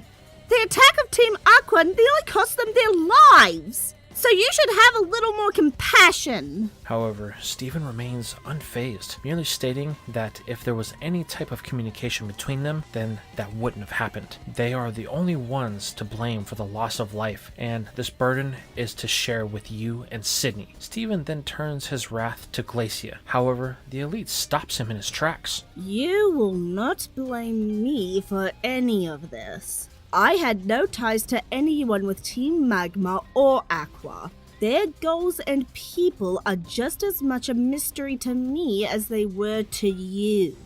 Steven seems to think differently. You were just as blind as the others. Your pathetic infatuation with Moore is the reason that you had failed. All of that time you spent in Lava Ridge near Mount Chimney, and not once did you notice any suspicious activity in the town. We know that Team Magma was operating out of there once they found out that Groudon was sealed in the volcano, yet you never saw anything out of the ordinary. This causes the cold-hearted woman to silence herself, as she knows that Steven speaks the truth. However, he isn't even close to being done. Then there's you, old man. You knew everything about this, and not once did you lift a finger nor offer any warning about the calamity that was to follow. You carry most of the blame for this catastrophe, Drake. The weight of all of the lives that were lost rests with you. Yet, you seem rather unbothered by this, and I must say that it is rather disturbing to see this from a former champion and trainer that is said to have the honor that you do. Steven then throws everyone for a loop as he motions that Drake leave the Elite Four. He is the most seasoned of all of them, yet his old age has soured his empathy for humanity and the damage that has been done to the region. Luckily, my father is the head of the Devon Corporation. With its resources, we will be able to rebuild, but it will come at a price, which I believe I have made very clear what that is. This causes a complete silence to befall the group as they await the Dragon Master's response. However, Drake's following actions seem to validate every accusation that Steven has levied against the Elite. The old man just looks out over the stadium. You speak with the passion of youth, the vigor of someone that is yet to truly gain wisdom. While tenacity is an admirable quality, it took me many years to realize that more is needed if you want to be a true leader. As will you, Steven. This irritates the champion a bit. Quit speaking in riddles, Drake. I demand your resignation from this role you carry at once. This is something that is non-negotiable, and I expect all of you to fall in line, Steven says. Looking at the other elites, this only gets silence from them, as they consider what is being asked. However, Drake can see the tension and wishes to ease the burden of his fellow elites. This is where the tone of his voice shifts. Steven, you wish to be the respected leader. Then you will have to learn to show humility when it is needed. Understanding is a powerful ally in the position you are in. It is something that I have come to learn in recent years, so I will not make this a hard position for any of you. No matter the outcome of the battle with the boy, after the conclusion of the Elite Tournament, I will leave the Elite Four. Permanently. This causes an audible gasp from everyone for a moment. Well, all except Steven. I can see that you are seeing things my way, but that doesn't excuse you from the blame that you carry. This destruction is yours, and yours alone. Steven, you may think this is a choice that you've made for me, but I assure you that it is one that I made on my own. You're right. The decision not to act sooner was one that I must hold until my last breath. But it is the reason that you must heed my words carefully. You must let go of the past. If you hang on to what has happened, then you will never be able to focus on the future. It is something that has plagued me for many years. The destruction of my people. The secret I was sworn to hold. My loss to you. All things that I could not let go of. It was like a poison in my veins that kept me from growing and turning the page on the next chapter of my life. Don't let what's happened do the same thing to you. While Steven hears the words Drake speaks, he doesn't want to acknowledge the truth in them, looking only to continue to cast the blame, stating that his words are hollow. Kyogre and Groudon have been released upon this world. For all they know, tomorrow may be the next time that they decide to cause Armageddon once more. While this is true, Drake remains focused on the truth of the matter. I think you're ignoring one vital piece of information. The same piece that my ancestor did, which caused their destruction in the first place. A bit peeved that Drake is even challenging him on this matter, Steven asks for him to impart the wisdom that only he of many years can see. It's simple. The one thing you have forgotten to take into account is the fact that Kyogre and Groudon are living creatures. They exist in this world just as you and I. The people of the water, land, and sky stole that right from them by stealing them away. You talk about sins? Then there is one that you need to accept. They are a part of the world. No matter how much you try, it is something that you cannot change. So like them and the life they have been granted, I too will do the same. Hopefully, we can all find peace. This has everyone a bit shocked at what Drake has said. In one statement, he has both defended his actions, proved their validity, and undermined Steven, something the champion had not intended when calling this meeting. While Steven simmers under the surface, Drake chooses to address one of the elites. Sydney, tomorrow the fun really starts. You are the first among us with the boy. Whether you guys like it or not, he will be my replacement. So make sure not to hold back. We need to make sure he has the chops to pull his weight. You don't have to worry, old man. I've wanted to go with the boy since I first met him, so I intend to bring me A-game. I hope so, Sydney. If you lose to Ash, you'll never move past the rank of lowest Elite Four member. Oh, come on, Phoebes. Have a little faith in me. That last one didn't even knock out one of my team. That's gotta count for something. As those two continue their banter, Glacia remains silent. She watches as Steven is clearly flustered at Drake's ability to turn this whole ousting on its head. More importantly, how Steven addressed them. It seems the champion has contempt for all of the elites, and it's not something that is good if they wish to be this united front that Steven speaks of. This sparks an idea in the icy veins of the elite. Maybe it's time for her to follow the leadership of her superior and depart for greener pastures. However, this is something that is going to have to wait for the end of this tournament, as she is still interested in how Ash will play a role in the molding of the future of the Elite Four. She then turns to look out at the setting sun, wondering how tomorrow is going to unfold. The next day, Ash is up bright and early. It's the day that the boy has been preparing all week for. The adrenaline is pumping through his veins, so he wants to make sure that he starts things off on the right foot with a full meal and one last checkup with Nurse Joy for his Pokemon. Once all that is squared away, Ash is set to depart the center with Tyson and Morrison in tow. However, this is when Ash runs into May for the first time since she slipped out. The boy tries to greet his friend, but she simply wishes him luck with a sarcastic tone in her voice before blowing right past him to have her Pokemon checked up on. Ash tries to talk with May once again, asking if she's going to come to his battle. It would mean a lot if she was there. However, the girl says that if she can find the time, then she will. This strikes Ash as odd, but he is pulled away by Tyson and Morrison. They state that it is nearly 11:30. Ash's match starts in 30 minutes, so they need to get moving if he wants to get there on time. Knowing that they are right, Ash tells May bye before reluctantly taking off with the others. On the walk there, the two can see that Ash is distracted by May, so Morrison does his best to remind Ash that he has a battle, so he needs to push May out of his mind. Nothing else matters in this moment. With a nod, Ash does just as he has suggested, knowing that he needs to keep his eye on the prize. All the while, Brock and Max are elsewhere in Evergrande City. Specifically, they are at the pier that the boat docks at. The two are looking out over the water as the boat slowly comes into view. So she's finally here, Max questions? Yeah, I was beginning to think that she wouldn't get here in time, Brock says. Now let's hope that I'm right on how she can help your sister, the breeder says as we flash back to the main stadium. In the center of it stands Mr. Goodshow, as he is announcing the start of the festivities for the challenger of the Elite Four. First, the winner of the Victory Road tournament, all the way from Kanto, Ash Ketchum. The boy walks in to crowds cheering his name, but then there is the first of the Elite Four, Sydney, that enters from the opposite side. The two enter to a standing ovation from the crowd. This is something that causes them both to stop as they take it all in. You feel that, kid? It never gets old. In this moment, no matter what's going on outside the arena, the only thing that matters is this battle. It gives me chills every time I think about it. This comment from Sydney causes Ash to stop for a moment as he thinks about May. It's odd that he would say something like that with the encounter that he had had with her just before, but little does Ash know that statement was more for Sydney than the boy. However, it doesn't matter. This is the only thing that matters. Smiling, Ash tells Sydney that he wanted a chance to battle ever since they first met, so he's happy that they're finally going to get it. Sydney couldn't agree more. The two lock eyes as the rules are explained. This will be a 5-on-5 battle. Substitutions will be allowed by both sides. However, there will be a twist. The battlefield will be the choice of the elite, giving them the home field advantage, which to the surprise of Ash, Sydney has chosen to go with the rock battlefield. However, the boy has no issue with this, as it is one that he has had several victories over the last couple of weeks, though he is going to get a chance to see just firsthand how an elite will use it. However, just before the ref gives the go-ahead to start, Ash looks up. In the stands, he can't seem to find a trace of any of his friends. Only Tyson and Morrison are present. The boy hopes that they didn't get locked out, but his attention is going to be brought back when Sydney yells at him.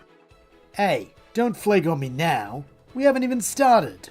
Oh, sorry, Ash says. Don't worry. From this moment forward, you have my undivided attention. Now that's more like it. Let's see if this will be enough to keep you at your word. Come on out, Shiftry, and show him your fair dinkum. Ash watches as the first Pokemon is chosen. Wait, is... That's right. The same one I caught the night we met. Figured it'd be Ripper if we start out in familiar territory. This action has captured Ash's full attention. Everything that the boy was thinking about has melted away at this moment. His first ever Elite Four battle is able to start, and our hero knows exactly what he is going to choose. Pulling a ball from his belt, the call is given. Sceptile, I choose you. Popping from its ball, the Woodgecko emerges, displaying its blade and their razor's edge. Ooh, those look sharp. Haha. I look forward to seeing how sharp. Now come at me with everything you got.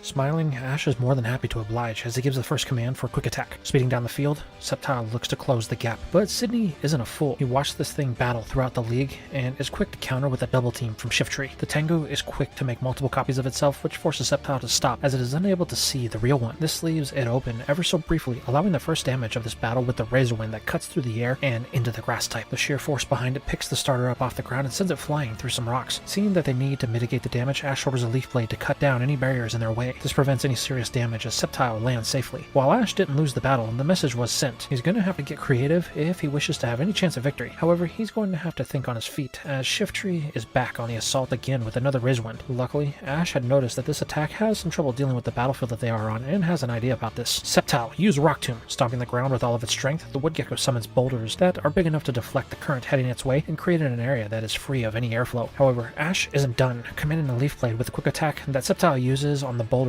it summoned. This results in the rocks being sent into the attack. As it weakens, Shiftry is forced to dodge, evading the falling rocks that are nearly its size. Man, I didn't think it had enough power to do something like that.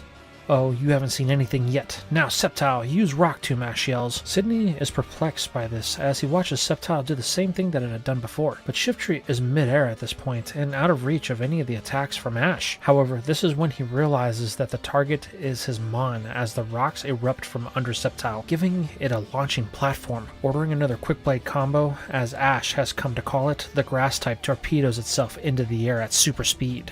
Quick, Shiftry, use extra sensory. The Tengu's eyes glow as a psychic energy pelts Sceptile from all directions. However, the attack is still coming. With one final attempt, Sydney calls for another Razor Wind that strikes Sceptile, but the grass type is moving too fast for this to matter, as it pushes through the pain to land the blade across the chest of its opponent. Both of the fully evolved combatants drop to the ground. Though Sceptile is forced to take a knee, it is still able to battle, while Shiftry has spirals in its eyes, giving Ash the first win of this competition. Recalling the master of the wind fans, Sydney is a bit perplexed. The boy really knows his Pokemon. If I don't play this a bit more cautious, then I may walk away the loser here. No matter. I think I have just the thing to even up the score. As Sydney is plotting his comeback, Ash decides that he wants to recall Sceptile for the time being. He went all in with that attack and put the Woodgecko at risk by dropping its defenses, so it has earned a good rest. However, that doesn't mean that our hero doesn't already have his next choice picked out. That was a great way to start off, don't you think? I really feel like we got the old juices flowing. Now, what do you say we get down to the real business?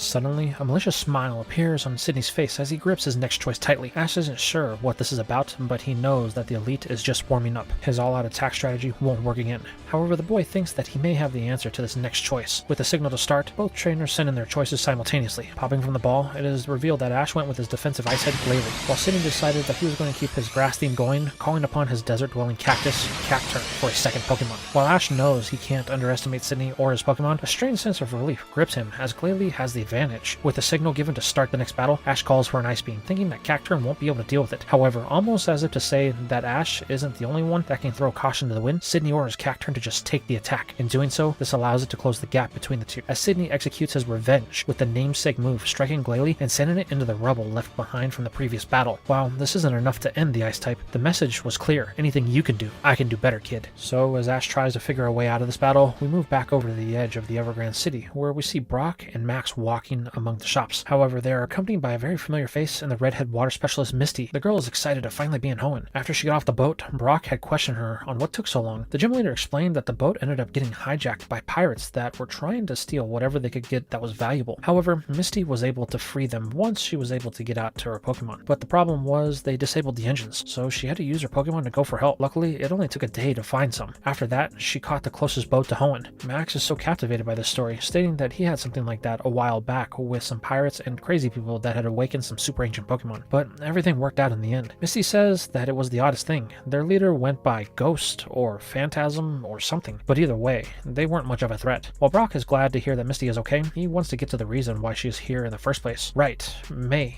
do you know where she is? The redhead questions. Brock states that Ash is battling right now, so she should be there. That would be the best place to look. With a smile, Misty tells them that they should hurry. Even though Ash doesn't know that she is here, it doesn't mean that they should miss his first ever Elite Four battle. She then takes off in the direction of the stadium with Brock and Max in tow. Moments later, we see them entering the top as the battle with Glalie and Cacturn are coming to an end, though it's not in the favor of our hero, as a sandstorm was used to block an Ice Beam, giving the cactus an opening to hit back with the Needle Arm that had just enough force to end the battle. Recalling his Ice Head, Misty can see the look on Ash's face is one of contemplation. She wants to yell and cheer him on, but she knows that would only be a distraction, so restrains herself for the moment. While this is happening, we move over to the Champions box, where the Elites and Steven sit with Mr. Goodshow. The old man is conversing with Steven, saying that he always loves to watch the battles of the Elites. They are his favorite. Seeing one person who worked so hard to get here put everything on the line for a shot at the big time, it's exhilarating. However, Steven scoffs at this. That notion is a foolish one. The league is a business first and foremost. The proceeds that are being raised this year are going to the rebuilding efforts in Southern Hoenn, so the thought of having an all-out battle and putting it on the line is meaningless until balance is restored to the region and we have new life in the ranks of the league. This boy, while a gifted trainer, is nothing special. He will fall soon enough, and the important things can truly begin. However, Goodshow states that Steven shouldn't write the boy off just yet. Sydney is even having trouble with him. Soon Ash could be facing you for your title. Steven says nothing,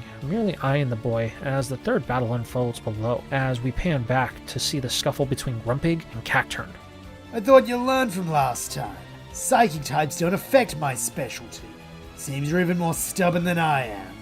Chuckling, Ash says that he didn't forget, but type matchups really doesn't matter to him. It's what Pokemon that he feels is right. That's how he's always battled, and that's how he's going to continue to. I like the way you think. That's something I feel like Butler would say. Well, let's see if we can back it up like he can. Now, Cacturn, use a Needle Arm. As the cactus charges the attack, Ash decides that it's time to make things a little wonky, calling for a Confuse Ray. However, Sydney knows that this is Ash's only real defense, so he counters with a Sandstorm to hide his Grass type, saving it from the confusion. But this is what Ash had wanted, as now the visibility of the cactus is minimal at best. This gives the boy a bit of breathing room, or so he thinks. Looks like the boy dropped his guard a bit. That's okay. I got the perfect thing to tense him back up. Cacturn, use Pin Missile.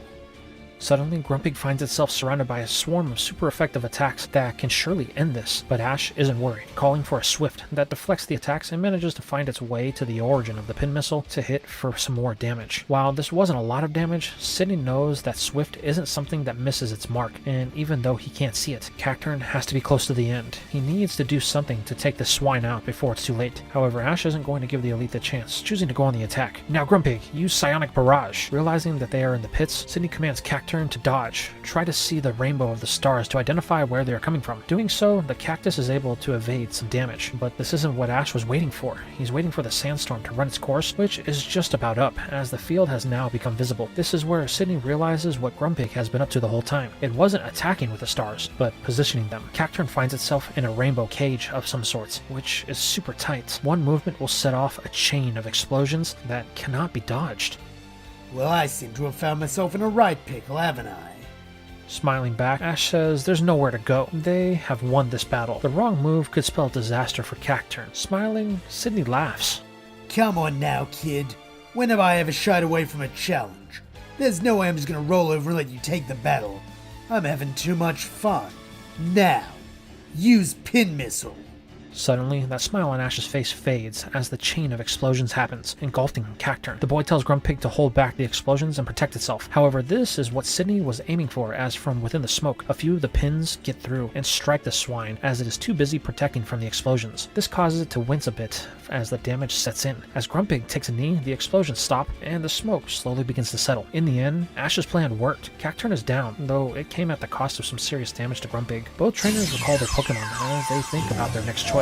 Ash is in the lead again, but he's actually in a losing position, as Sydney still has 3 fresh Pokemon to his 2 fresh and 2 battle-worn ones. The next choice is going to be the one that swings the battle in their momentum, so both trainers need to choose wisely. As they decide, Ash looks around the stadium, but what he sees has him thinking his mind is playing tricks on him. Misty, the boy thinks? But no, it can't be. That would be crazy. So as he tries to clear that from his head, we swap over to just about a minute before. Brock, Misty, and Max were standing at the top of the stands, where the boy points out that he doesn't see May anywhere. Well, if she's not here watching Ash, then where could she be? Misty questions. Brock thinks that he may have an idea, but they are going to have to leave here. Looking down, Misty yells that Ash better not lose before turning to follow Brock and Max. This is what Ash was seeing when he thought that he did see her. Now we are following them in real time as they run through the outside of the stadium. On the screens outside, they can see that Ash is sent back in Sceptile to battle Sydney's Crawdaunt. Well, this one should be an easy one, Max yells. Sceptile is the perfect choice to battle a Crawdaunt. However, Misty can only think, don't get overconfident, Ash. It will cost you, as the trio continues to run away from the battle. While this is happening, we pan back to the audience where Morris and Tyson are sitting. The redhead is happy that Ash has the advantage in Pokemon, but Tyson isn't convinced. He states that Sydney still seems to be in control of the battle. This is shown when Crawdaunt catches a Giga Blade with its Vice Grip, stopping Sceptile's attempt to regain health, only to fire back with an Ice Beam that drops the Woodgecko. You see, that's what I was talking about, the boy says. Sydney is a member of the Elite Four. No matter what you see, there is a reason we are here and he is there. Hopefully, Ash can figure that reason out. As they continue to spectate among themselves, we move back to Ash. The boy is beginning to feel the pressure of battling an Elite Four member. Sydney is a great trainer, so he's going to need something that can force Sydney to battle on their terms. So, as the Elite recalls Crawdaunt, they are both ready for their next choice. For the Dark Expert, it's going to be a pure Dark type in Mightyena. And for Ash, the call for Mawile, I choose you.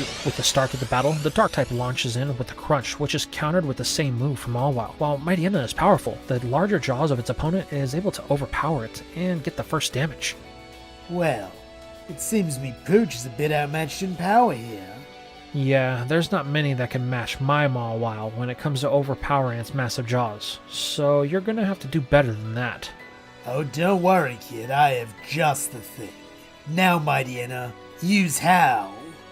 Suddenly, a sharp cry echoes through the stadium as the Dark-type focuses its will into causing more damage. Then, in a split second, the battle is back on, as Mightyena attacks once more. Though Ash isn't going to let this go unanswered, calling for a double team. This throws the dog off. That creates an opening for Mawile to strike with a Lava Whip for some damage. Realizing that this may not be the matchup they needed, Sydney decides to recall the Dark-type for the moment and sends back in Crawdaunt. This isn't something that Ash was expecting, but he doesn't want to give up the pressure that has been created, so he decides to keep in his Mon for the time being. With the start of this battle, Sydney begins by stiffing up the lobster with a Harden. However, the stance that is displayed is one of curiosity, as when Mawile uses a Crunch, it is unable to break through for really any damage, as the water type had used its massive pincers to fill the openings so that way it could fend off any attack. As a result, Mawile is now stuck on one of them with its massive mouth, giving Sydney the opening that he needed for a counter from it in the form of a Vice Grip from the other that had clamped down on Mawile's body, preventing any movement. Realizing this is bad, Ash tells Mawile to break free with anything that it can, but it's no use. The Steel type is locked down, and that is when Sydney gives the command. Now, use a Crab Hammer. The two massive pincers begin to glow as Crawdaunt jumps into the air. Then it begins to fall, putting all of its weight into it, with Mawile being the one to absorb the brunt of the attack. In a last-ditch effort to break the hold, Ash calls for a hidden power. As the two collide with the rocky terrain, flames engulf both of them. For a moment, the result is unclear, but as the dust settles, Mawile lay with spirals in its eyes, unable to battle any longer. Recalling his mon, Ash thanks it for the effort that it put in, though he is a bit disappointed that Mawile was unable to do more. However, as he looks out at Sydney and Crawdaunt, the boy realizes that he may have been wrong. The crustacean winces a little bit before being engulfed in flames once again. So a burn, Ash thinks. Maybe things are shifting back our way a little. It's here that Ash turns to his starter. Hey buddy, you're up. With a spark of its cheeks, Pikachu jumps in, ready to face the water type in the next round. Knowing that Crawdaunt doesn't have much miles left on it, Sydney decides that it's best to leave in the lobster and try to get as much damage as possible. With the start of the battle, Ash wants to end this quickly, so he orders for an Iron Tail, but this is met with a Vice Grip that catches the attack before contact. Sydney is feeling pretty confident that Ash may have messed up, so in order to take advantage of this, he commands a Crab Hammer. As the club swings down on Pikachu, Ash smiles, revealing that this is what he wanted, telling Pikachu to roll back and use the momentum of the Crab Hammer to flip Crawdaunt into the air. This catches Sydney off guard, as the water type is lifted off of its feet into the air and its pincer is caught by a rock, preventing any damage from Pikachu. The last thing the water type sees is the eyes of the mouse, as it is lit up with a thunderbolt that drops it, bringing this bad to an end as quickly as it began. That was pretty clever, using Crawdaunt's weight to your advantage like that. That's something I'll have to keep in mind for the future. Though don't think you'll get away with something like that again. Now come on out, Mighty Anna. As the Dark-type pops from the ball for its second round, Ash decides to recall Pikachu for now. He wants to save it for as long as possible, as it is the freshest of his team. However, this means one thing, and Sydney is all for it as the Psychic Swine hits the field once more. Grumpig is breathing a bit heavy, and Ash knows it, though they have no time for rest. This is the last half of the battle, and everyone needs to pull their weight. So, with the start of the battle and the commands of a Crunch and Swift given, we swift over to the other side of the city. With Misty, Max, and Brock, they are searching any area that they can think of where May could be. Brock's idea, a bench that she likes to sit on under the stars each night, was wrong, as she is nowhere in sight. This has led them back to the Pokemon Center, where they start asking around to see if anyone has seen her, but everyone they talk to seems like they have no idea on the whereabouts of the girl, until they get to the last person in the center, Nurse Joy. Brock is the one who asked the question about May. Joy states that she knows where she is, and that she came in this morning to get her Pokemon looked at. She has been doing it for the last week. Every time May comes in, it looks like her Pokemon underwent some extreme training over the course of the night. All of her Pokemon are beat up and near death. I voiced my concern that she was pushing them too hard, but she just shrugged it off. Now concerned about his sister, Max cuts Joy off, asking if she knows where May goes to do this training. The nurse states that west of the city is a clear plateau that trainers use sometimes when they are preparing for their matches. If she had to guess, that would be the place that she had gone. Brock thanks Joy before telling Misty and Max that it looks like that's where they have to go. With a nod, they all head off in that direction, hoping that it is the right one. As they close the gap on May, we move back over to the stadium into the Champions box, where we find the Elites and Stephen. Good Show stepped out as he wanted to get some ice cream from one of the vendors, leaving the tension-filled room to simmer unattended. This is where we pick up on a conversation with Glacia and Drake as they watch the fight unfold down below. Drake, you have a lot of explaining to do. What was with that stunt you pulled last night? If you're trying to make the case that Steven has been an ineffective champion that is just trying to pass the blame onto us, you failed miserably. It has nothing to do with that. After the Battle of LaRousse and the freedom of Kyogre and Groudon, I felt lost. I spent my life as the keeper of those secrets and convinced myself that I would die with them. The people of the sky and the tragic circumstances of their demise, it was all I had. You fool! Why didn't you come to me sooner about that? You know that it was something we could talk about. The only person that has known you longer than Watson and more is me. I could have helped. Maybe, but truth be told, it wouldn't have mattered. I was so blinded by my loss of the championship that I didn't want to see the truth that was on the wall in front of me the entire time. Blinded? Stubborn, maybe, but not blinded. Steven won your battle. You did your best. It was just time for a new champion to take over. That's my point. I never should have clung on to the position by maintaining my status as an Elite Four member. Moore saw the writing on the wall and knew it was time to move on to the next chapter of his life. But I just couldn't let it go. The past haunted me. A specter that I never truly knew, but let control of my destiny. It was like a rope tightening slowly as I got older. But now, for the first time, I feel free. Free to do what? It's not like you to just roam around with no destination in mind. Who said I can't? But Drake... Listen, we're on the cusp of a change that the League has not seen in nearly half a century. It's time for the next generation to take over. Steven is the one that will lead the region into the next world. A world that we won't get to see. How can you be okay with this? You never liked talking about the future, choosing only to live in the moment. That is because I couldn't let go of the past. But look, down there, the future is unfolding before us. There's no telling how far the boy will go in the battles against us. But there's one thing for sure. He will be the next member of the Elite Four. He brings something to the League that we haven't seen since More left. And just what is that? It's simple. Optimism. The boy sees the world not as it is, but what it could be. It's a lesson that we all need to be reminded of as we continue to grow. Glacia says nothing to the statement, only thinking about what Drake had said as they watch the final move of the battle with Grumpig and Mightyena unfold as the swine falls to a crunch. This is where we pan back to the battle as things have come to the final road. Ash is down to just Pikachu while Sydney still has 2 Pokemon left, though truth be told, it might as well be one as Mightyena is on its last leg. Ash can see this and tells Pikachu everything comes down to it. No matter if they win or lose, they need to give it their all here. With a spark, the mouse jumps out, ready to face Mightyena. I'm impressed with how you handled the battle to this point. It's really been fun to see what you can do, kid. But it looks like I have the numbers. So I'll make sure to finish this quickly. Mightyena, use takedown. The doggo sprints forward with the intent to end this, but Ash has other plans, calling for an Iron Tail on the ground. This causes rocks to jump in the path of Mightyena, which the Dark-type charges straight through, doing its best to avoid being hit. While the bigger ones are easy to dodge, the smaller ones are what seems to cause damage. But this isn't the real problem, as Mightyena has lost sight of Pikachu. The mouse uses this time to close the gap between the two of them so that Ash wouldn't have any obstacles in his way, calling for a Thunderbolt that lights it up, dropping Sydney's pooch and bringing this battle to a close. Pikachu sparks as the Elite recalls the Dark-type. That's good work. Though it cost me one of my mates, I'm glad you're able to take that win, because now the real fun begins. You already know my final choice very well. Absol True Blue, come out! Emerging from the ball is the Pokemon that Ash had been waiting for this whole time. This action has caused everyone in the stadium to fall silent. The tension is palpitating as the 2 Pokemon stare each other down. Absol's me first Pokemon. It's been with me through everything, so it won't fall easy. I hope you came for the long haul, because if you can't go the distance, it'll leave you deader than a dead Delcatty's donga. Mark my words, mate. Ash knows this won't be easy, but he tells Sydney that he wouldn't have it any other way. He just wants him to not hold back. Come at Pikachu and me with everything you got. Oh, I intend to. Now, Absol, use Quick Attack.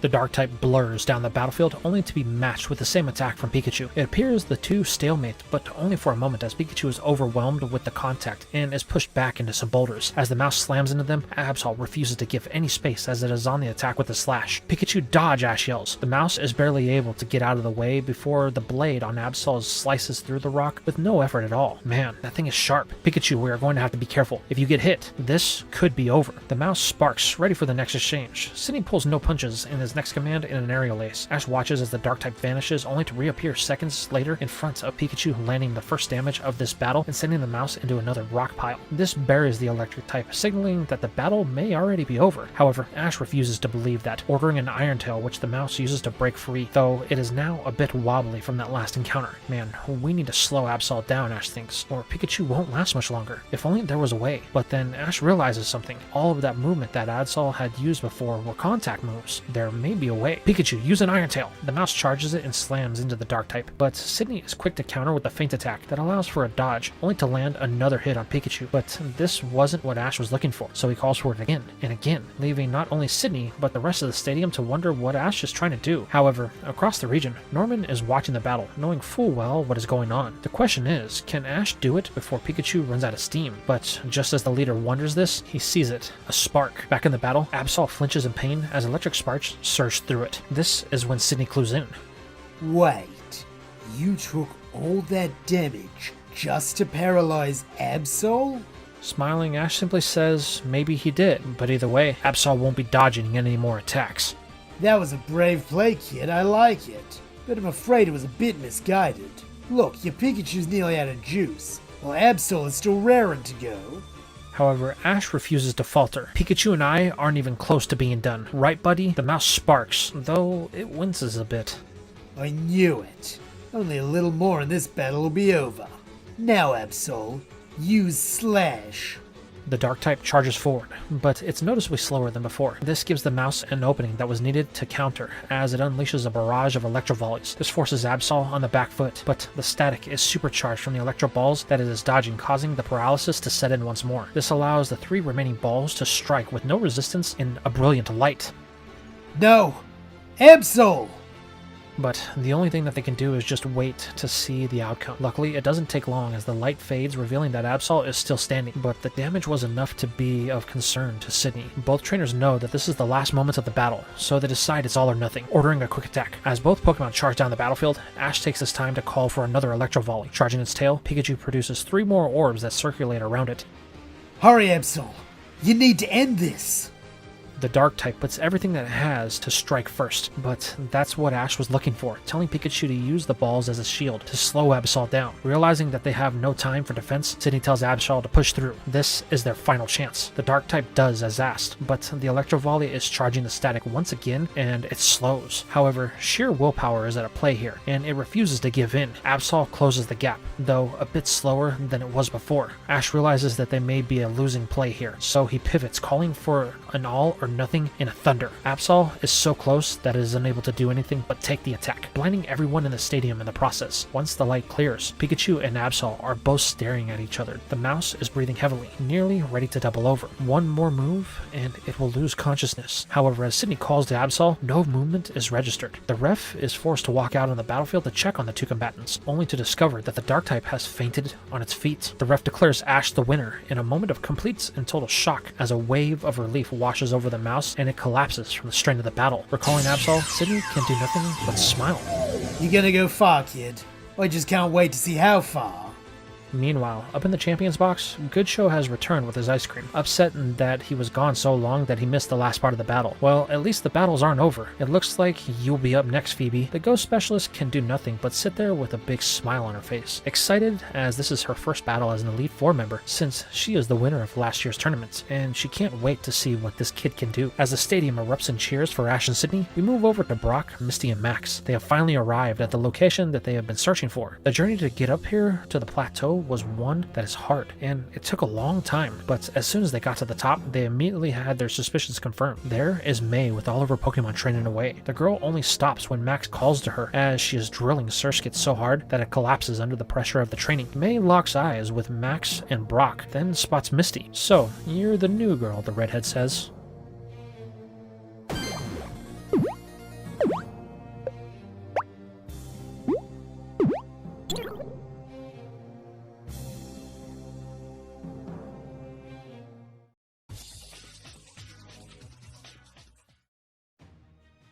We begin today's part at the exact moment we left off in the previous one. The moment is tense from Misty's comment to May. Unsure of what's going to happen, Max introduces Misty to May, saying she came all this way here from Kanto to see Ash take on the Elite Four. With a shrug, May says that's nice. They should go. Ash should be close to the end of his first battle, and he will want to see some of his friends. Brock then chimes in stating that May should take a break and come with him. Her Pokemon look worn out, so they can go and see Ash. She can get to know Misty as well. Then, without missing a beat, Misty states that they can talk about how frustrating Ash can be. She's got some stories that'll make May laugh and cry at the same time. However, this is when the Pokénav goes off. "Guys, it looks like the match is over," Max says. This captures everyone's attention. "Well, who won?" Brock questions. "Ash. He was able to pull it off with Pikachu taking down Absol." "Well, it looks like he's going to go on to the second battle," Misty says. They then turn to May. "Looks like you were too late. You should head back now." But Misty speaks up, stating that they should head back together. However, not even acknowledging this statement causes everyone to repeat it again and again. until May snaps back and says that she's not going. There is more work to do, so leave me alone. This silences everyone as the girl returns to her training with her Pokemon that are now struggling to even move, let alone train. But May, Max cries. But nothing, she yells. Leave me alone. This causes the boy to hang his head as Brock says nothing to poke the Ursaring any longer.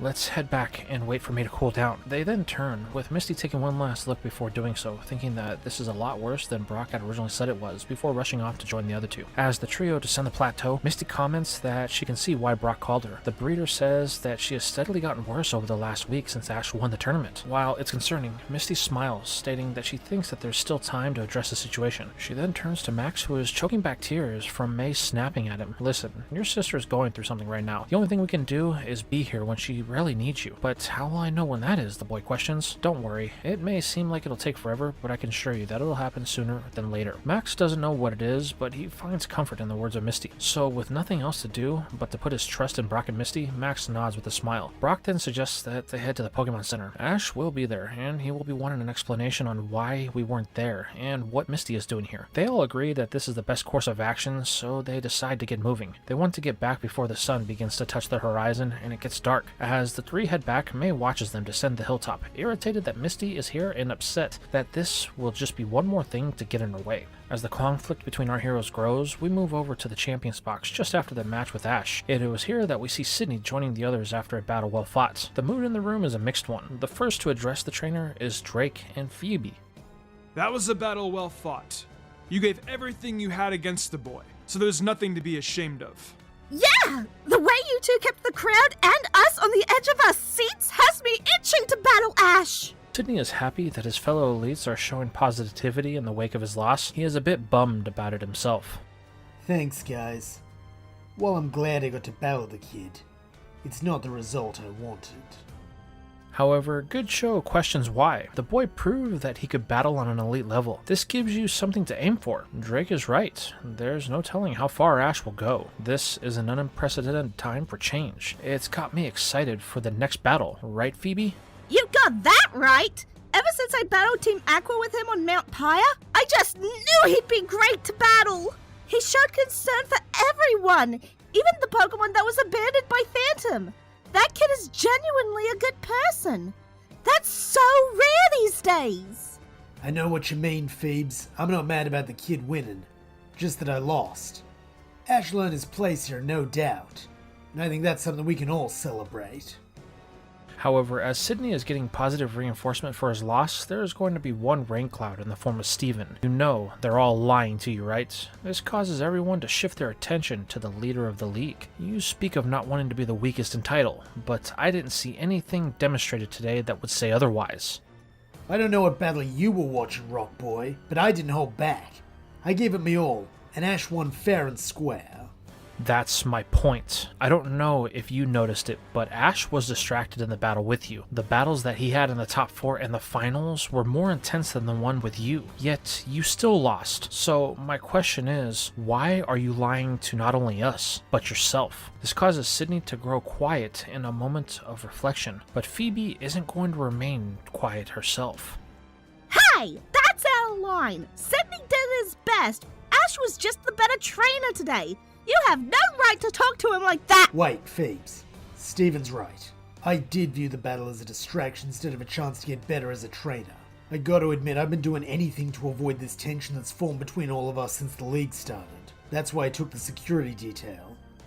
It's here that Steven turns for the door. You can't run away from reality, Sydney. Good Show is right. We are on the dawn of a new league here in the Hoenn region. The difference is our approach. He is excited about the unknown, while I embrace the known. Information is powerful. Like today's battle, you failed to level up. So the question I ask is, do you belong in the league? Steven then leaves the room, leaving the 4 elites standing there as Good Show gives chase. They all say nothing as the door closes, but Good Show is quick to call out Steven on his approach. Doesn't he think he's being a little extreme in the way he is handling things? Not at all. If we had a more unified Elite Four, then we could have responded to the threat of Team Aqua and Magma more efficiently. Now we are in a time of change, so I intend to make sure that we have the correct people in place so that it will never happen again. Good Show is uneasy about this, but Steven reminds the old man that this is something he had asked for. The champion then walks away. As Good Show tries to see things from Steven's perspective, we swap over to the Pokemon Center. Ash is currently waiting to be called on for his Pokemon to be picked up from Nurse Joy. During this time, Ash, Morrison, and Tyson are all sitting in the dining area talking about the battle that that happened today. Morrison is super happy with his friend, even going as far as to toot his own horn in having a hand in preparation for Ash's battle. Our hero thanks Morrison, as he couldn't have done it without him. However, Tyson has another perspective, stating that he noticed that Ash was distracted during the battle. This causes the boy to hang his head. Yeah, none of my friends were there to watch the battle. I know that there are other things going on with May, but I figured at least Max and Brock could have been there. Oh man, that sucks. I was so caught up in the battle, I didn't even really notice, Morrison responds. Ash goes on to explain that it wasn't even the worst of it. During the battle, I thought I saw an old friend that I haven't seen in over a year, but I know it was just my mind playing tricks on me. However, Ash is going to get an unexpected surprise when Pikachu cries its name as it runs to Ash. Wondering why Pikachu is here, Ash looks up to see Max and Brock with his Pokeballs. Looking for these, the breeder says, handing them over to Ash. Yeah, he responds. The boy then asks where they were today. He didn't see them during the battle. Max looks a little nervous, stating that something came up, so they were unable to make it. This gets Ash angry, as he demands to know what was so important that they missed his first ever Elite Four battle. Though this outburst is going to be halted when a very familiar voice says that Ash still hasn't changed. Looking around, Ash knows who that is, only to see Misty there in the doorway of the dining area. Misty, what are you doing here? The boy blurts out. The redhead states that she had heard that Ash had won a regional tournament, so she knew she couldn't miss that. But what about the Cerulean Gym? The boy questions. Oh, that was simple. I convinced one of my sisters to watch it so I could go on vacation, though I didn't exactly say when I would be back. So I'm going to be here to see you all the way to the end. This immediately perks Ash up. Thanks, Misty. I'm glad that you came all the way here to show me support. Have I ever missed one of your league runs? The girl questions. No, but we all had to go our separate ways, so I figured you had other responsibilities. However, Misty says no matter what is going on, she will always be here for a friend when they need it. But just as she says that, May walks into the dining area, finally done with the training of the day. Oh, hey May, Ash says. I won my battle today. The girl simply says that's nice, but then turns to Max to check up on the boy. She's only looking to make sure he isn't hurt and has been eating. Once she is satisfied with Max's health, May then turns, ignoring everyone, to go grab a table on the other side of the room so that way she can eat alone. Well, she's a ball of sunshine. Ash states that May is going through some stuff right now, but he's not sure what. He wants to talk to her,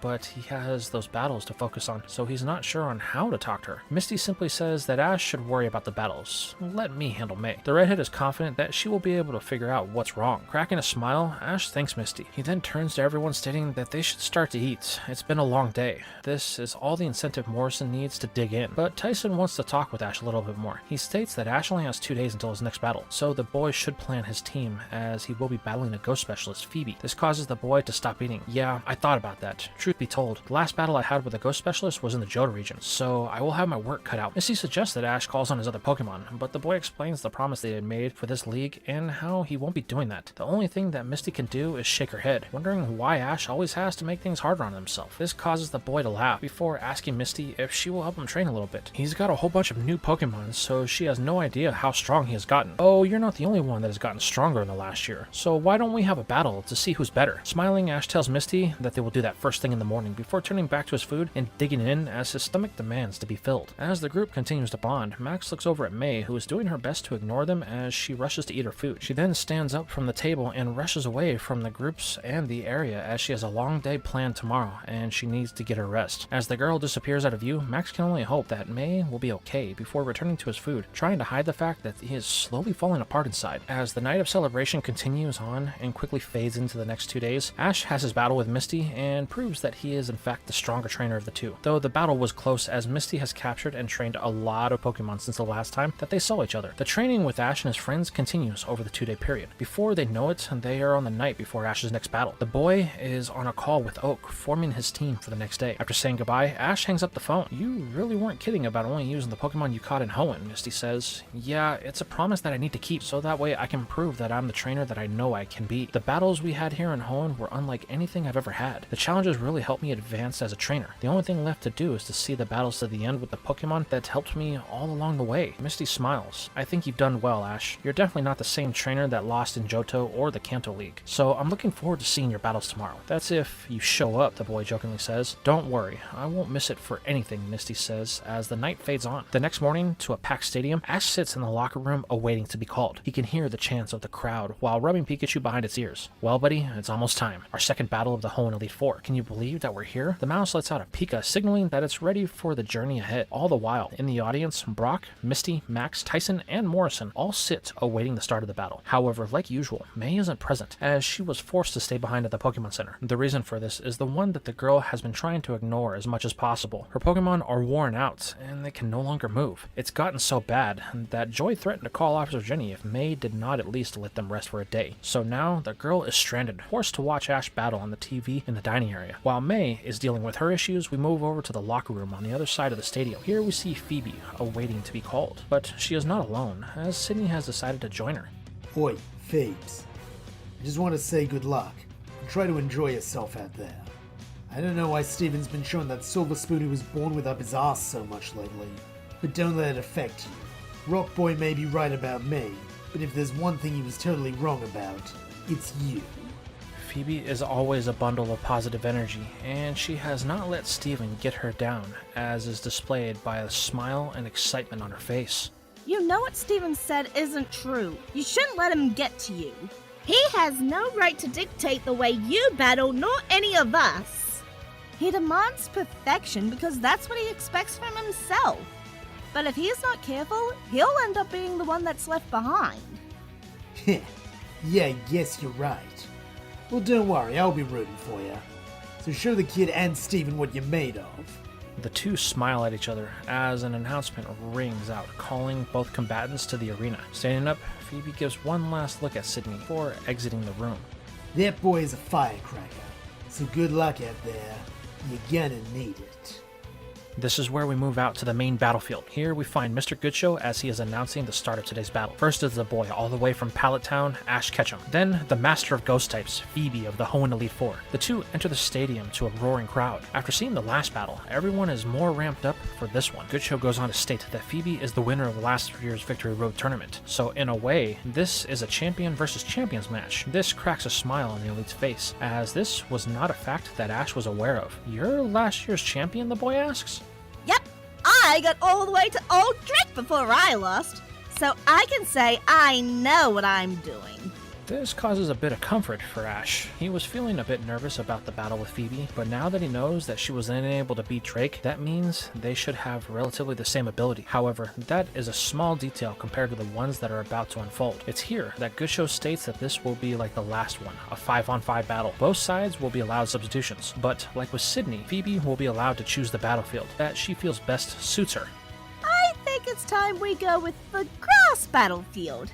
That way there's no surprises when it comes to terrain.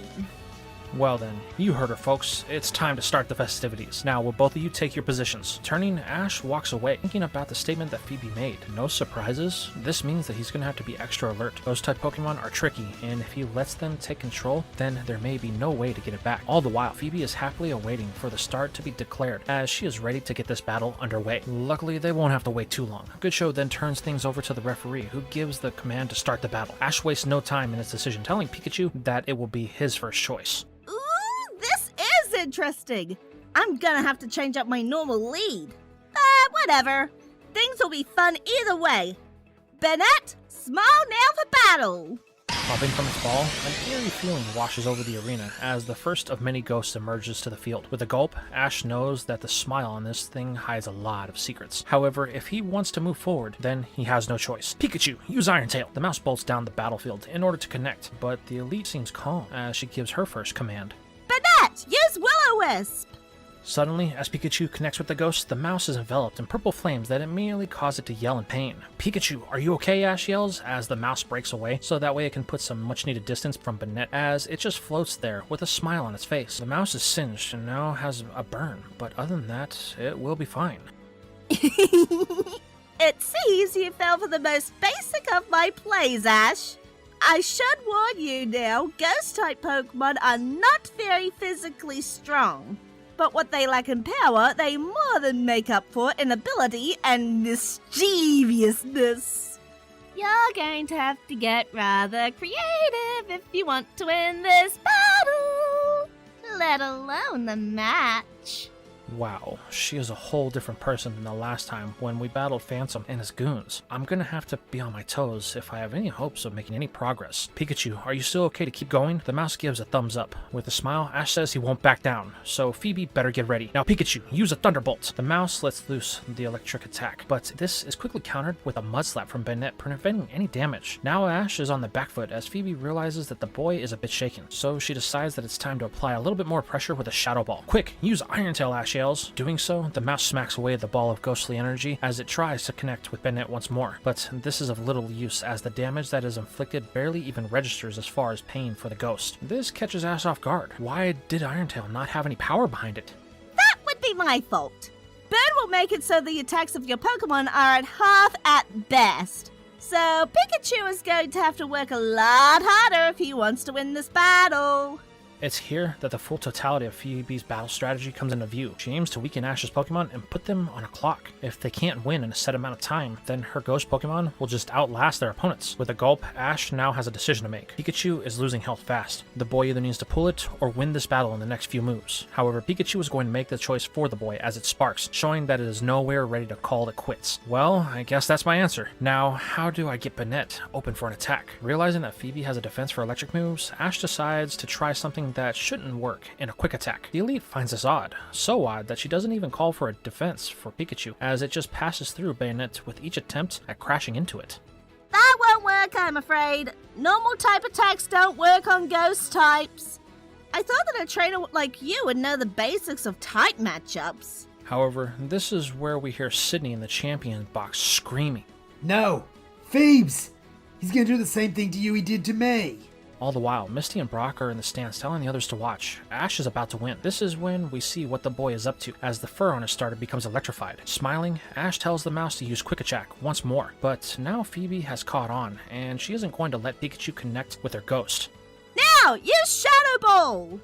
Firing the ball once again, Bennett tries to defend itself, but Pikachu is on the charge with an Electro Volley that Ash ordered to block the attack as it passes through the ghost one more time. Just then, as it leaves with its tail still inside Bennett, Ash calls for a Thunder with everything that the mouse has. Electricity courses through the ghost as it twitches from being lit up. As the light fades, Bennett lay in a smoldering heap on the grass, though this did not come without cost. The burn ran its course and Pikachu lay beside it, both Pokemon having spirals in its eyes. This battle is declared a draw as the crowd remains silent, unsure on what they just watched. Phoebe recalls the ghost as Ash walks out to collect Pikachu. Hey buddy, you okay? The mouse is a bit drained, but it's fine. Ash walks back to his side of the field and puts the mouse down. He wasn't expecting his starter to be out of commission this fast. He tells it not to worry. He and the rest of their friends will bring home the win. Now, with Pikachu out of the picture, Ash turns his attention to the path ahead as we move up to the champions box with the other elites and Steven. The tension in the room is less than welcoming. Normally, excitement would be happening, but since Steven's meeting and his conversation with Goodshow, everyone is on edge. Though it's not a total doom and gloom. Oddly enough, Drake, the one who is normally stoic and keeping to himself, is the one who is showing any enjoyment in the battle that is happening. It's great to see this year's champion and last year's getting the chance to battle. It's here Drake turns to Sydney in one of the oddest requests the Dragon Master has ever made. Hey Sydney, I was wondering if you wanted to get a little side action going on this. I got 20. That says the boy will beat Phoebe with a come-from-behind win with 2 or more. What, you mean like a bet? And here I thought you were just another stodgy old fart. What do you have in mind? What do you have to lose? Your battle's already done, and I'm leaving after this tournament, so there's really nothing that could stop us. Sydney takes a moment to contemplate this, but is quickly shut down by the clearing of Steven's throat. Looking back, the elite knows that it wouldn't be in the best interest to do something like this right now, so declines the offer from Drake. The Sea Dog just laughs a bit as he looks back at Steven. The champion has a look on his face that says he would love to make Drake disappear for good, which is secretly what Drake is going for, as the Dragon Master has come to realize that he has all of the power to get under the champion's skin. So he's going to use it with the time that he has left to dig that hole as deep as possible. With a smile, Drake turns his attention back to the battle, where we see our 2 current choices, Glalie and Mischievous, testing the waters with each other. Though this cautious approach on Ash's part costs the boy, as Glalie ends up in a mean look that locks it into this battle. Ash doesn't see a problem with this, figuring that they just need to win to cancel it out. So after hitting Mischievous with an ice beam, Ash tried to close the deal with the bite, but this landed Glalie in hot water when a thunder wave caught it, protecting the ghost. Seeing her opening upon Glalie's flinch, Phoebe decides that it's time to shift things up and recalls Mischievous. However, since Ash can't do the same, she is quick to send in her next choice in the form of a Shed Engine. Ash doesn't like his chances at this battle. Phoebe is controlling everything from the flow to the pace. This forces the boy to face a harsh reality, but that doesn't mean he isn't going to go out without a fight. Phoebe smiles at this tenacity. It's refreshing to see someone that hasn't already given up by this point. Ash questions what she means by that. Well, normally when trainers realize my battle style, they start to lose that fire they had. But you still haven't lost your determination to win. I hope that means you're not just going to give up and let me win halfway through. That's not something you're gonna have to worry about. Me and my Pokemon came to battle, so we don't plan to do anything else. Now Glalie, use Bite! Thrusting forward, the Ice Head prepares to chomp down. However, this is going to be interrupted by paralysis. That gives Phoebe a very important opening, allowing her to use a Confuse Ray. Now Glalie is in a worse position, which proves to be the downfall of the Ice Head, as it is unable to hit any moves while it is subjected to a barrage of Fury Cutters that slowly stack up until Glalie is down to its last moments. Phoebe gives the command for another Fury Cutter, only for Ash to go all or nothing in calling for an Ice Crash. In a moment of clarity, Glalie breaks through the confusion, only to land the attack. This gives Ash a moment of hope, as he feels like he could turn this around and win with the force that it was put in. However, that hope quickly fades as Shedinja seems to be unaffected by the attack as the Fury Cutter drops Ash's second Pokemon of the battle. Recalling his Ice type, Ash thanks it for the effort that it put in. However, there's another problem that the boy has to deal with. Why didn't Shedinja take any damage from that Ice Crash? Phoebe can see that Ash has begun to catch on, but she decides to leave him in the dark for the time being. She's interested if he will maintain that fire to keep pushing forward. Luckily for the elite, Ash will not disappoint, as he has chosen his next entrant in the form of Milotic. In the stands, this captures the attention of Misty. Though she has already seen it, the redhead is enamored by its beauty ever since first meeting it. Not to mention the fact that it's a water type, so the serpent checks all the boxes for the water specialist. As Misty swoons over Milotic, Max mentions that she's acting weird, but Brock simply says give her a minute. Misty will come back. However, Tyson is quick to mention that even though Milotic is powerful, I don't think that it has what it takes to take down Shedinja. This captures everyone's attention. Wait, why do you say that? Morrison questions. Tyson states that Shedinja's ability is going to secure its victory at the rate that it's going. It's no wonder that Phoebe is considered one of the most powerful trainers to win the Victory Road tournament since Steven. Everyone looks back out, hoping that Tyson is wrong about his prediction. Though up above, there is one comment that is made by Glacia that seems to cast a shadow on this hope. It seems she's finally set up her strategy. The boy is done for. So, I guess it's time that I started planning my departure from this decrepit league.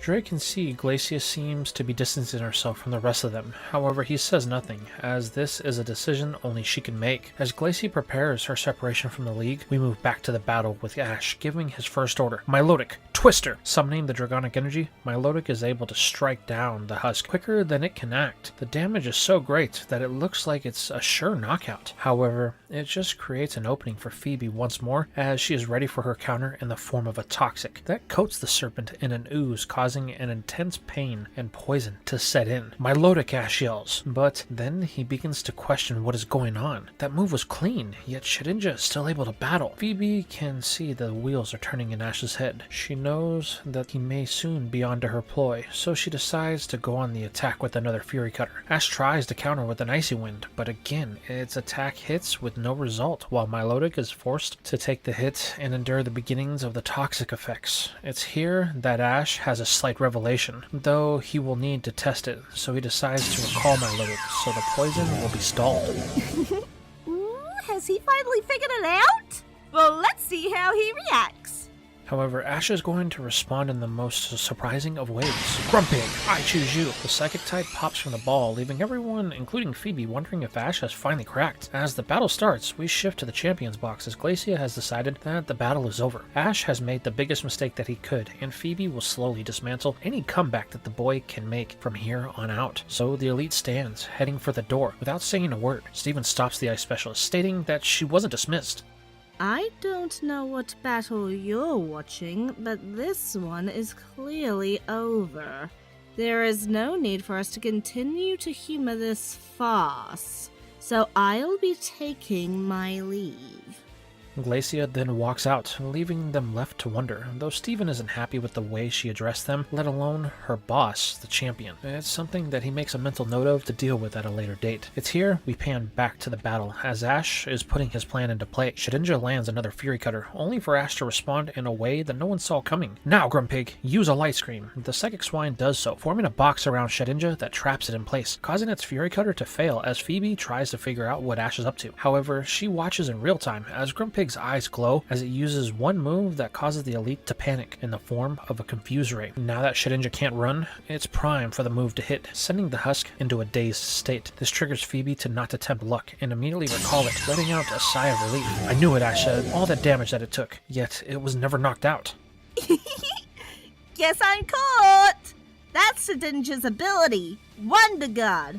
It won't be knocked out unless it takes damage from a super effective move or a status move. So Confuse Ray could have cost me the battle, but it doesn't matter now.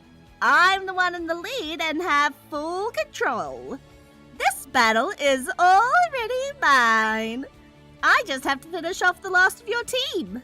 Not if I have anything to say about it. I still have Pokemon, and it's not over till it's over. Now, with the playing field leveled a little bit, Phoebe decides to send back in her mystery list to start the whole process over again. However, Ash isn't going to let this set the tone any longer, so he recalls Grumpig, then revealing his final Pokemon. Flygon, I choose you. As the dragon emerges, Phoebe realizes that Ash has learned. The question is, how much? The battle starts with the mean look, however, Flygon has a counter in the form of a dig. Tunneling down, the dragon vanishes. Phoebe tells Mischievous to be ready. That's when they will get them. However, Ash isn't going to give them the chance, calling for a full power Dragon's Breath. Suddenly, the battlefield begins to crack as a green aura comes bursting through. The ghost does what it can to dodge, but the attack is moving faster than it can. However, this wasn't the real plan, as Flygon emerges from beneath only to collide with a crunch on Mischievous as the Dragon's Breath had forced it right where Ash wanted. Phoebe can do nothing but watch as Flygon chomps down, ending the battle and making things even for the two trainers. This outcome is something that Phoebe didn't foresee. However, she seems very pleased, chuckling as she recalls her mom.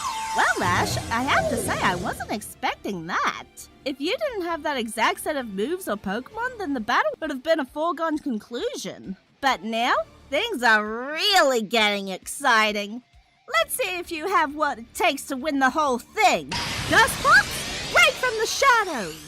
The elite has chosen to send in her ace, much to the surprise of Ash. However, the boy figures that this is a blessing in disguise, as he knows that Flygon can take it. All the while, from outside of the stadium, Glacia stops as she is captured by the display of one of the many monitors that is showing the battle. She is a bit baffled by the choice of her compatriot, but then she sees the reason why. So the boy managed to break Phoebe's look. Interesting. It seemed he wouldn't have figured it out in time. Maybe he might be worth another look after all. Glacia then sits down at a coffee shop and has herself a cup to warm her cold blood, as this is the first time that she has actually taken a genuine interest in a battle that Ash is part of. Back on the battlefield, it is in full swing with Flygon playing defense as a Shadow Punch forces it underground. However, Ash is quick on the draw, repeating the same maneuver that it had before to land a chomp on Dusclops. But that is the biggest mistake that Ash could have made, as Phoebe reveals that all of her Pokemon have the same variation in her main strategy when she calls for a Pain Split. As Flygon winces in pain, Dusclops heals the damage that it took. You see, it's going to be hard to take down my Pokemon, Ash. They all have a way to mitigate damage or increase the amount that your Pokemon take. That Pain Split did exactly what the name says it does. It took health from Flygon and added it to my Dusclops. So, the closer you get to taking down my Pokemon, the closer you get to taking down yours.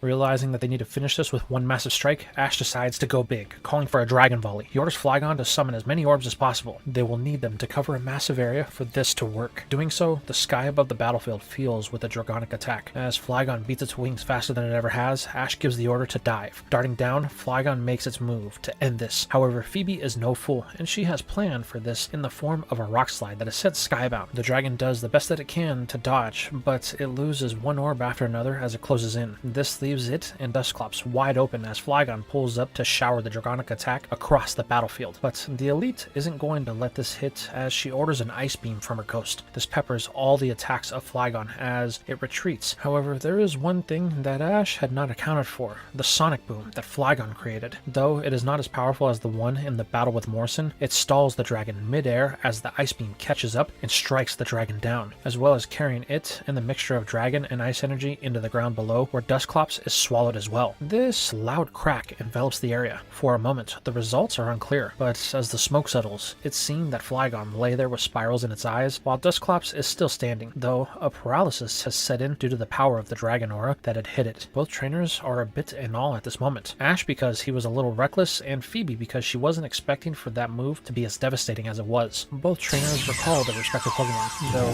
Phoebe seems to be in the lead once again. Ash knows that things are looking down, but there is only one of his Pokemon that will be able to get him back in it. As he grips the ball, Phoebe readies her next choice. They both know that the battle that is about to happen will determine the outcome of this match as the calls for Sableye and Milotic are given. Phoebe knows that this will be an uphill battle for herself. However, the fact that Milotic is poison will be of great benefit to her, so she just needs to run out the clock. In the spirit of this, she gives the first command in a double team, though Ash is quick to call for a twister. While the Goblin is able to up its evasiveness, it is unable to dodge the dragon attack and takes some damage, but Milotic winces in pain once more. Feeling confident, Phoebe repeats this with Ash back to back, though each time the damage that Sableye takes is less and less, while Ash is forced to watch the damage on his Serpent slowly stack up. Man, what is the deal with this, Ash thinks. I know Phoebe is trying to run out the poison, but she has completely gone on the defensive. The only way Ash can see that he can win this is if he can force her into attack, so he decides it's time to go full force, calling for an Icy Twister. Phoebe is feeling pretty confident as she tells Sableye to stay just outside of its reach. This should exhaust Milotic enough for them to land the final blow. However, this is what Ash was looking for, as Milotic isn't reeling in the attack. The tornado of icy draconic energy is growing and increasing in fury, until Sableye has nowhere to run. The little goblin is sucked into the maelstrom, having no hard surface to dig its claws into. Realizing that this could end bad if she doesn't do something, Phoebe calls for a Nightshade to strike the Serpent. Ash can see that this attack is the final exchange, so he pulls out one final move, telling Milotic to head into the wall of the storm that it had created. This throws everything off. From their perspective, Ash is basically throwing the battle. Milotic winces yet again at the poison, but Ash tells it to hang tough as the Nightshade strikes the wall protecting the Serpent. Then, in a move that will either be declared extremely stupid or brilliant, Ash calls for Milotic to use a Magicoat. Suddenly, the target is the Icy Twister that it had created. This doubles the damage of the attack as the force of the move is sent ricocheting up the tornado in the direction of the helpless goblin. Then, in a sudden halt of the maelstrom, an explosion breaks it apart, and the two are swallowed. As the dust settles, it's revealed that Milotic is still hanging on, while Sableye is down. From the stands, Brock comments that the only reason that it worked in Ash's favor is because of Milotic's Marvel Scale. The fact that it was poison is both a blessing and a curse, and increased defense, but at the cost of health every time it moves. However, Misty doesn't care. The more she watches it battle, the more she wants one for herself, as each of her eyes have now become glazed over in hearts of pure love. Max asks if the redhead is alright, but Brock just says let her be. There isn't much that they can do for her at the moment. Morrison comments that this battle has been tight from the beginning, while Tyson is in agreement. Ash keeps going for those big plays to win, but the problem is it's costing him a lot. The question is, how long can his Pokemon keep it up? Morrison tells Tyson not to worry. This is Ash we are talking about. He always pulls it out. However, Tyson isn't sure. This is the type of battle that could cost Ash if he's not careful. All the while, we pan out to Glacia outside of the stadium.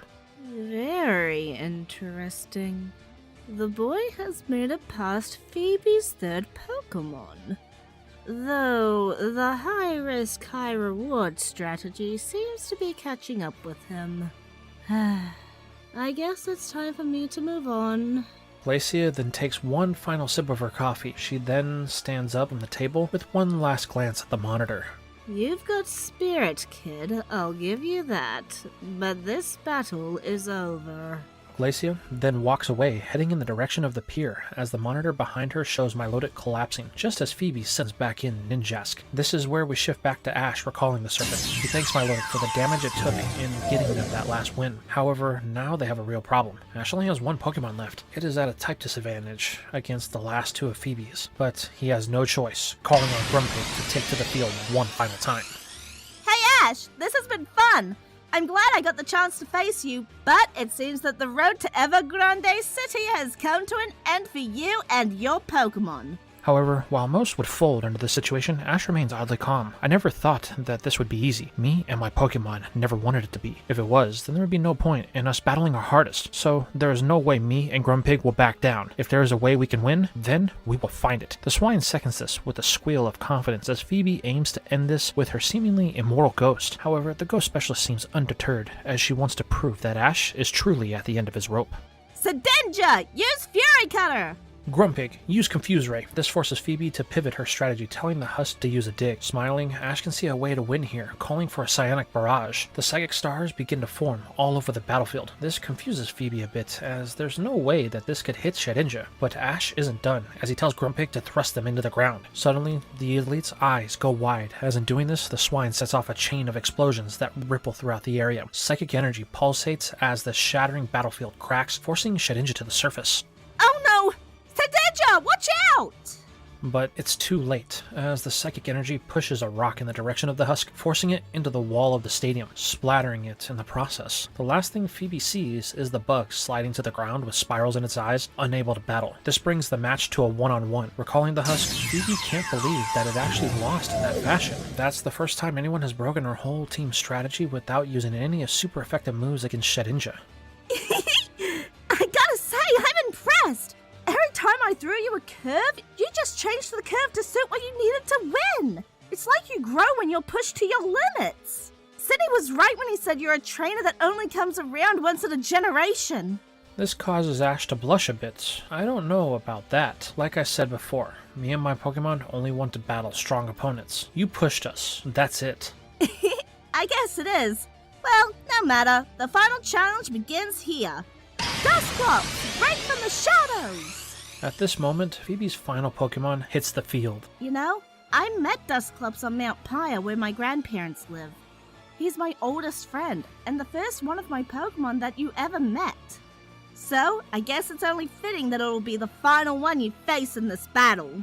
While both trainers ready for their final confrontation, up in the champions box, everyone is on edge. Sidney can't peel his eyes away from the battle. This is where Goodshow talks with the elite. The boy is really something, isn't he? Yeah, Phoebes tore through my old team the first time we battled. There was nothing we could do. The fact that Ash is on the verge of possibly beating her says a lot. I just hope that no matter what happens, they give us one hell of a show. The old man laughs. Oh, I'm sure they will, Goodshow says, looking at Steven, who is brooding in the corner of the room over the fact that Glacia just up and left. It seems that she will be another problem that needs to be dealt with, the champion thinks, as he and Drake both watch the battle unfold below. However, the Dragon Master has a smile on his face, as there is only one question in his mind. How far can you go, boy? As all of this unfolded, we move back down to the battlefield below. It is here that Ash finds out that Grumpig is obviously positioned to counter most of what Dusclops can dish out. Its Shadow Punches is proven useless against Swift, while Ice Beam is taken care of by Psychic. The truth is, both of the trainers are in a bit of a stalemate. However, there is one thing that looms in the back of Ash's mind, in the form of Pain Split. If that connects, then this battle will surely be lost. However, from Phoebe's point of view, she sees it as a way to secure her victory, and is trying to figure out a way to open up the defense of Grumpig, as there is a light screen in effect. But the Ghost Specialist thinks she may have a way, in the form of ordering a Rock Slide. This forces a Psychic out of the swine, that leaves it open for Dusclops to use its ghostly powers to enact the Pain Split that finally zaps some strength from Grumpig. This causes it to flinch in pain, leaving it open for a Shadow Punch that finally hits, causing some serious damage. No, Ash yells, but the swine remains okay for the moment as it digs in. Knowing the need to do something, Ash calls for another Psychic to defend against the Rock Slide that Phoebe had ordered once more. However, stopping it isn't Ash's goal, as he tells Grumpig to use the rocks to its advantage. Suddenly, Dusclops finds itself on the receiving end of its own attack. Knowing she has no other choice, Phoebe orders an Ice Beam to stop the boulders from crushing her ace. But in a moment that brings her own strategy on its head, Dusclops flinches from the paralysis that had set in during the battle with Flygon. That's it! Now's our chance, Grumpig! Use Psionic Boulder! Suddenly, the rocks glow in a psychic energy as they are infused with the power of Grumpig. No! Dusclops, get out of the way! But it's too late. The one-eyed monster can do nothing but watch as its own attack heralds its defeat as the boulders and explosions of psychic energy ring across the stadium. The arena shakes in fear as the energy barriers do what they can to hold back the overwhelming force that Grumpig had put into it. Once the dust cloud settles, Grumpig stands, breathing very heavily, while the ref calls for an end to the battle as Dusclops flinches with paralysis and falls over, bringing the battle to an end. This causes the crowd to erupt. Ash's friends stand as they can't believe the boy was able to pull it off so many times it seemed like Ash was out of it, but he and his team just clawed their way back to the top each time. As Grumpig gets a bit woozy and stumbles, Ash is there to catch it, telling the swine that he couldn't be prouder. Thanks to it, they are moving on to the next battle. Then Ash hears the sound of Dusclops being recalled. Ash, that was amazing! You had me on the tip of my toes each move! I'm not even mad I lost! I was thinking you gave your best to Sydney, but I can see that you really wanted me to be your favorite battle! Sure, Ash says, a bit confused, but he thanks Phoebe for the intensity of the battle. Ash says that he's never battled Elite Four members up until now. He can see why they are so strong. You and the others are really a team. This causes Phoebe to tone it down a bit at that statement as she looks up at the champions box. Yeah, we're all one big happy family.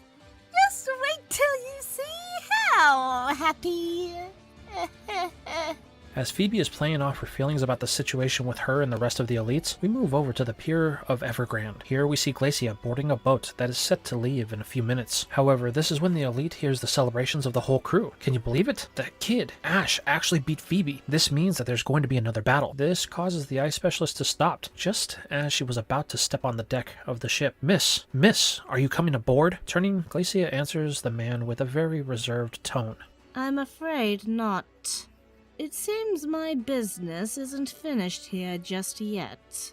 Now, if you'll excuse me, I have some preparations to commence. The elite then turns and walks back down the boarding platform with a vigor that we have not seen from her before this moment.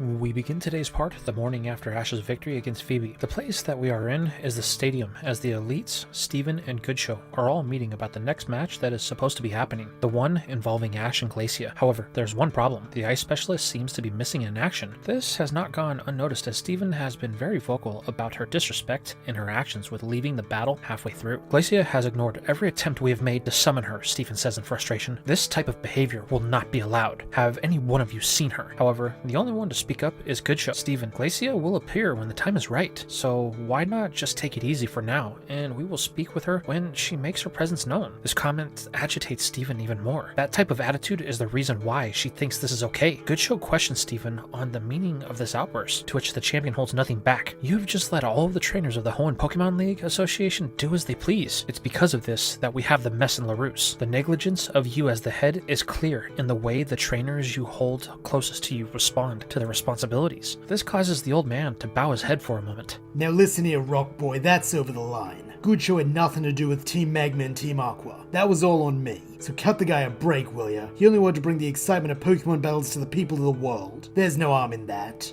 While Sydney has a point and is trying to shoulder the blame for LaRousse, Steven isn't willing to accept his pitiful answer. That is exactly what I'm talking about. The problems that we have faced over the last year are systemic. They start with the leadership of the top. Goodshow has been too lenient, and because of it, people have suffered.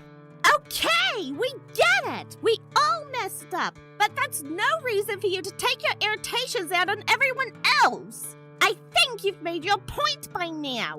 We need to be more vigilant when it comes to things like this. What more do you want from us? This gets Steven to calm down a little bit. I thought you would never ask. It's simple, really. Pointing at Goodshow, Steven tells the old man that he would like him to hand over the operation of the Pokemon League in Hoenn to the DIDNT Corporation. Silence befalls the room at this request. Steven states that he will assume control as president and champion. He has given this a lot of thought, and he has come to only one conclusion. He can change the elites as much as he wants, but as long as Goodshow is in charge, the same attitude on how things are run will continue to foster negligence and incompetence for all who share the banner of the Hoenn League. The old man remains quiet, looking down at the ground. Goodshow, you can't seriously be considering this. Steven has no right to make such a demand. Sydney's right! We're not Hoenn's police force! There's no responsibility for us to step in if something like Team Aqua or Magma happen. It's just best if we do. But Steven finishes this sentence, stating that Phoebe should think before she speaks. You have the ability, so it is your responsibility. No questions asked. That is why, under my leadership, it will be mandatory that we maintain peace through strength. This will be non-negotiable. Now, old man, will you honor my request, or am I going to have to proceed with another method? This statement finally gets Drake to speak up. Just what is this other method? If you are threatening force, then I can assure you that no one will go for this, and you will have a battle on your hands that makes what happened in LaRousse look like a walk in the park. Steven chuckles. Oh, it's nothing like that, Drake. We live in the time of technology, which in Hoenn is all developed by the DIDNT Corporation, powered by it, controlled by it. Just think how difficult life would become if suddenly everyone that was reliant on our tech suddenly started having problems with it. This causes the room to go silent, as for the first time, Drake has a serious look on his face. The Dragon Master prepares to say something, but Goodshow cuts him off. Fine, I will agree to your terms, Steven. I'm glad you see things my way, old man. I will start the paperwork for the transfer, but I have one condition, the old man states, cutting off a now irritated champion. Just what is this condition? It better not be ridiculous. Oh, it's nothing like that. You said you wanted to be president and champion, so my condition is that you are able to maintain that goal. You have to be champion after the end of this champions tournament. If you are, then I will transfer the ownership of the league in Hoenn, just like you want. But if not, then the league stays under my leadership for the foreseeable future. You can't be serious. You're going to put the fate of the Pokemon League in the hands of that boy? He's barely an Elite Four level trainer, let alone champion material. Then you should have no problem letting Glacia face the boy. Her battle is next, so you could be running the league in as little as 2 days. Realizing that he may not have a choice but to play ball, Steven relents. Fine, let the tournament finish, but I warn you, if either Glacia or Drake don't battle the boy with everything they have, then I will follow through with my threats and take control of the league by force. Oh, don't worry, Steven. That is one thing you won't have to worry about. The one thing I know that they both have is honor. There's no way that they would throw a battle just to make your life harder, the old man says, looking at Drake. We'll see about that, Steven replies, as we fade to the Pokemon Center where we find Ash and Pikachu. The boy seems to be all alone. It's like everyone woke up before him this morning and just left him behind. After getting ready, Ash decided to go look for them in the eating area, which is where we find him now. However, none of his friends are here, not even Morrison or Tyson. The boy finds this odd. However, things are only going to get weirder as when Ash looks at the eating area, he spots someone that he never thought he would ever see in a place like this. Glacia. She is sitting in the back of the room, sipping on some liquid, looking at the boy over the rim of the cup. For whatever reason that Ash can't explain, something is compelling the boy to approach her. So, with Pikachu on his shoulder, the boy walks to the back, not breaking eye contact for a second as he closes in on the ice trainer. Hey Glacia, I wasn't expecting to see you here. I thought that you would be hanging out with the other Elite Four and the champion. Normally, yes, but things have been a bit tense of late, so some personal space is best for all of us. It seems you had the same idea. Normally, I see you with that group of friends that is always following you around like a pack of lost Poochyena pups. Well, actually, I was looking for them. It seems like they all left me behind. I was hoping that we could all just hang out today and just have some fun. Well, if that's the case, I think I saw them heading out after that girl that wanted me to advise her on contests. That was pretty early in the morning though, and I didn't see where they went. Oh, well, thanks, Ash says. I guess I'll go look outside. They couldn't have gotten too far. Ash then turns to go look with Pikachu, but Glacia stops him. Before you go, may I have a word? Ash looks back, a little confused. Sure, I guess. I didn't think you would make it past Phoebe, but you surprised everyone and pulled out a win from behind. So, a friendly word of advice. The battles you've had up until this point have all been friendly. I don't share the same affinity as Sydney and Phoebe. So, I advise you to deal with whatever it is that is clouding your focus before our battle. Because if you don't, then I will be your final opponent in this tournament. Glacia then stands up to leave the eating area, but turns to say one final thing. Oh, and Ash? I always play for keeps.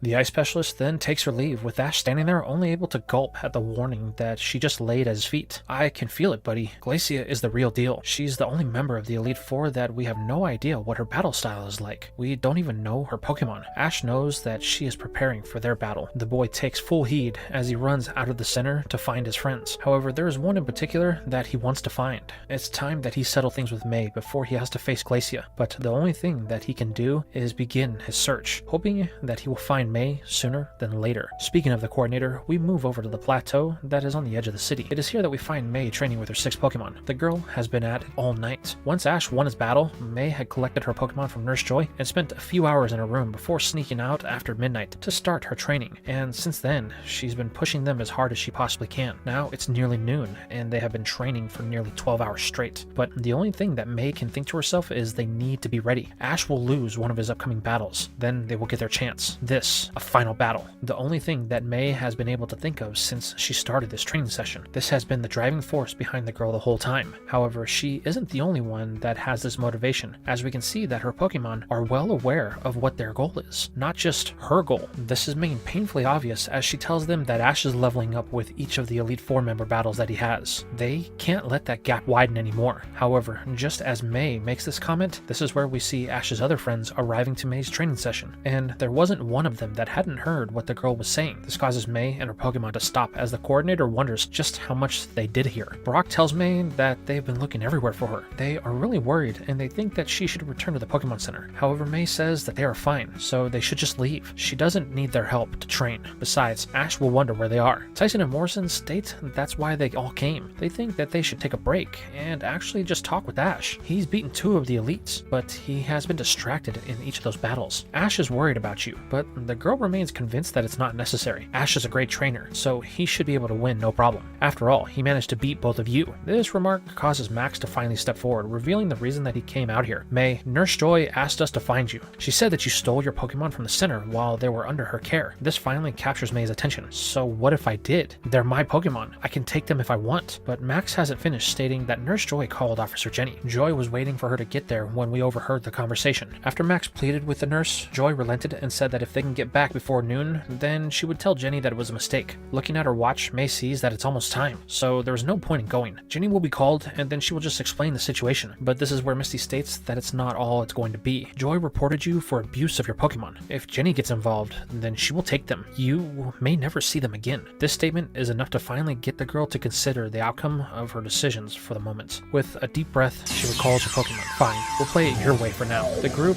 then descends back down to the Pokemon Center, though this trip is going to be a tense one. This is where we move back to the center, finding Ash entering to see Officer Jenny talking with Nurse Joy. While this isn't unfamiliar, Ash can tell that something is wrong. Thinking it may be something to do with his friends, the boy rushes over in hopes that he can finally get some information. However, much to his disappointment, Ash only finds out that it's about some Pokemon that had gone missing. The boy thanks them for the info and says that he will be on the lookout for anyone that looks suspicious. Ash then turns. However, at the door of the center is all of his friends, including May. Ash is relieved by this sight and immediately greets them, asking if everything is okay. Brock explains that it's been a long morning. Ash was still asleep when they left, and they wanted to make sure that he got his rest. The boy sees May and asks if she is okay. However, he is stopped cold when Officer Jenny addresses May directly, asking if the girl will join her. She has some questions due to a report of missing Pokemon. Sure, May says before walking off with Officer Jenny. Wait, what's going on? Ash questions. There has to be some mistake, but Misty stops him. Let May go. This leaves the boy more worried than he has ever been. Turning, Ash demands for them to tell him what is going on. May has been acting weird, and now Officer Jenny is taking her to have a talk. This is where Brock says that they should go sit down. They will explain everything over there. They all then head to the eating area,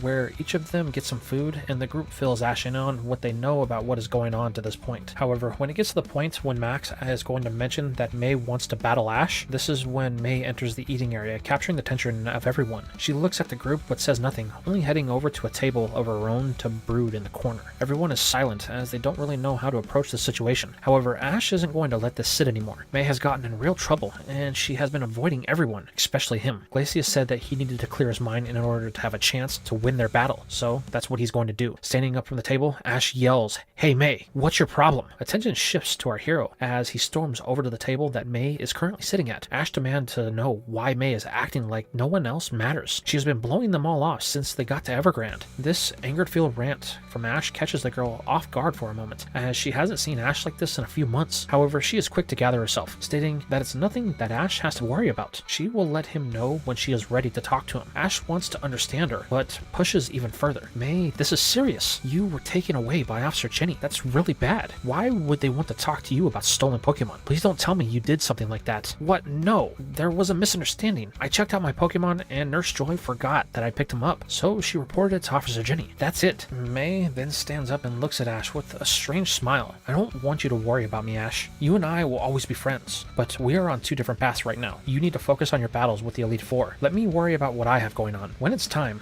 I will tell you. May then storms off, saying only one final thing. I promise that what I'm doing will be worth it in the end. Please just let me do it. The girl then walks off, leaving Ash questioning this, but Misty puts her hand on the boy's shoulder. I think it's best to let this one go for now, but May is acting weird, and I just want to make sure that everything is alright. Misty tells Ash that what May is going through is something that only a girl will understand, so let me talk with her. I'm sure that I can get her to come around. I hope so, Ash says, before the two rejoin the others at the table. As Misty sits down, Max questions why they didn't tell him about the battle. Misty states that Ash has enough on his plate for the next battle, so it's best to let him focus on that. So let him deal with that and focus on your sister later. It will be what's best for everyone. The more Ash pushes, the further away he will push your sister. That's something that we want to avoid. So over the next 2 days, our job is to keep Ash focused, so that he will be ready. I hear that Glacia is next, and she's no pushover. Max says nothing to this, torn between his loyalty to Ash and May. With the tension now at an all-time high, we move over to the next day. With only 1 day to go until his next battle, Ash had decided to take it off, choosing to rest while trying to clear his mind of what happened with May. Misty, Brock, Tyson, and Morrison all do their best to keep him upbeat. During this time, May is forced to do the same. However, this is more of an order at the hands of Officer Jenny. You see, their conversation was one of Joy stating that she must have misreported the return of May's Pokemon, so Jenny didn't need to take any further action. However, this did not let May off the hook. Joy had stated that she was concerned with May's treatment of her Pokemon, so in order to compromise, May was forced to take the next 2 days off so her Pokemon could rest. While this is a good thing, May is getting a little bit of cabin fever, so she decides to go out and focus on other things while she has nothing else to really do. However, there isn't a whole lot that May can do, as most of the shops are closed on the days that there isn't a battle, but she still finds a way to help pass the time, albeit only a little faster than what she would like. However, this does lead her into an interaction that she wasn't expecting, as at one of the tables that are around the stadium, May encounters Glacia. The girl locks eyes for a moment before walking past her to continue her business. However, May stops when Glacia addresses the girl. You're one of the friends of that boy Ash. If I recall, your name is May, isn't it? Yeah, she says, but what does it matter to you? She snaps. The last I recall, you didn't care for anything that I had to say. I'm sorry about that. I shouldn't have blown you off like that. It was most unladylike. From what I hear, you have been a topic of many discussions as of late with the local law enforcement. So what if I am? That only concerns me and the people that are involved. Certainly not you. Actually, it concerns me a great deal. I suspect my next opponent, your friend, won't be at his best. Everything in my gut is telling me the reason for this is because of you. This causes May to tense up a bit. There's no need for that. Why don't you sit down and we can have a discussion about this and the ramifications on why it's a bad decision. May heeds the words of the elite, sitting down at the table to hear what Glacia has to say. The next morning, Ash and the rest of them are up bright and early. However, the boy is surprised as when he enters the lobby, he sees all of his friends including May. Ash questions if everything is okay. The girl simply says that she needs to let her Pokemon rest another day, so she is going to be watching the battle. This immediately perks the boy up. Really? Are you sure? Yes, she says with frustration in her voice at Ash's assurance that she is making the wrong choice. This seemingly kicks Ash into another gear as he thanks her for coming. He then says he will see them all at the stadium. He needs to get there so that way he can be ready for the battle. The boy then takes off with Pikachu, excited that all of his friends are going to be able to be in attendance. Unsure at this change, Brock tells May that they should get going. The crowd will be enormous, so if they want to get some good seats, they will need to leave now. However, this is where Misty is going to say that she will catch up. She left her Pokemon with Nurse Joy, so she's going to get them and will meet them all at the stadium. Morrison and Tyson look at the line, stating that it's super long. Is Misty sure she wants to do that? The redhead nods. She will be right behind them. With a shrug, Max says that they will try to save her a seat before they take off as Misty joins the line. However, little did they know, she already has all of her Pokemon with her, so what exactly does she need from Nurse Joy? As the group makes their way to the stadium, we follow up with the subject of today's battle, Glacia. She is in the champions box above the stadium. The elite has been here for over an hour, awaiting for the others to arrive. Luckily, with only 60 minutes to start the battle, Sydney, Phoebe, and Goodshow are quick to join her. However, this reunion is one of concern and confusion. You see, none of them have seen Glacia since the battle with Phoebe. It's like she has been purposely avoiding everyone, which is immediately met with concern. Oi, Glace, you okay? The way you left the other day had me a bit worried, but I'm glad that you're safe and sound. Yeah, when you didn't show up after the battle, I thought something bad happened. But I'm glad you're okay. Good Show even says that it's very uncharacteristic for Glacia just to leave in the middle of a battle like that, so he asks if this battle is something that she will be able to follow through with. While I appreciate all of your concerns over my absence in the battle today, I assure you everything is fine. It seemed Phoebe had the boy beat, so I decided I was no longer needed. But it appears not even you could get the job done. So I will pick up the slack that you two have left and bring this season to an end. Now, if you'll excuse me, I must head down to the battle arena to prepare. Glacia then takes her leave, heading out the door, leaving the others only with her words as comfort to her sudden change in demeanor. However, as Glacia exits the room, Steven is leaning on the wall just outside. The two lock eyes, but Glacia is quick to turn and head the opposite way. But Steven isn't going to let her walk away without addressing the behavior that she has displayed. This will be your last battle as a member of the Elite Four, the champion states. This causes Glacia to stop. Turning, she looks at Steven with the icy stare that she is known for. That isn't your decision to make.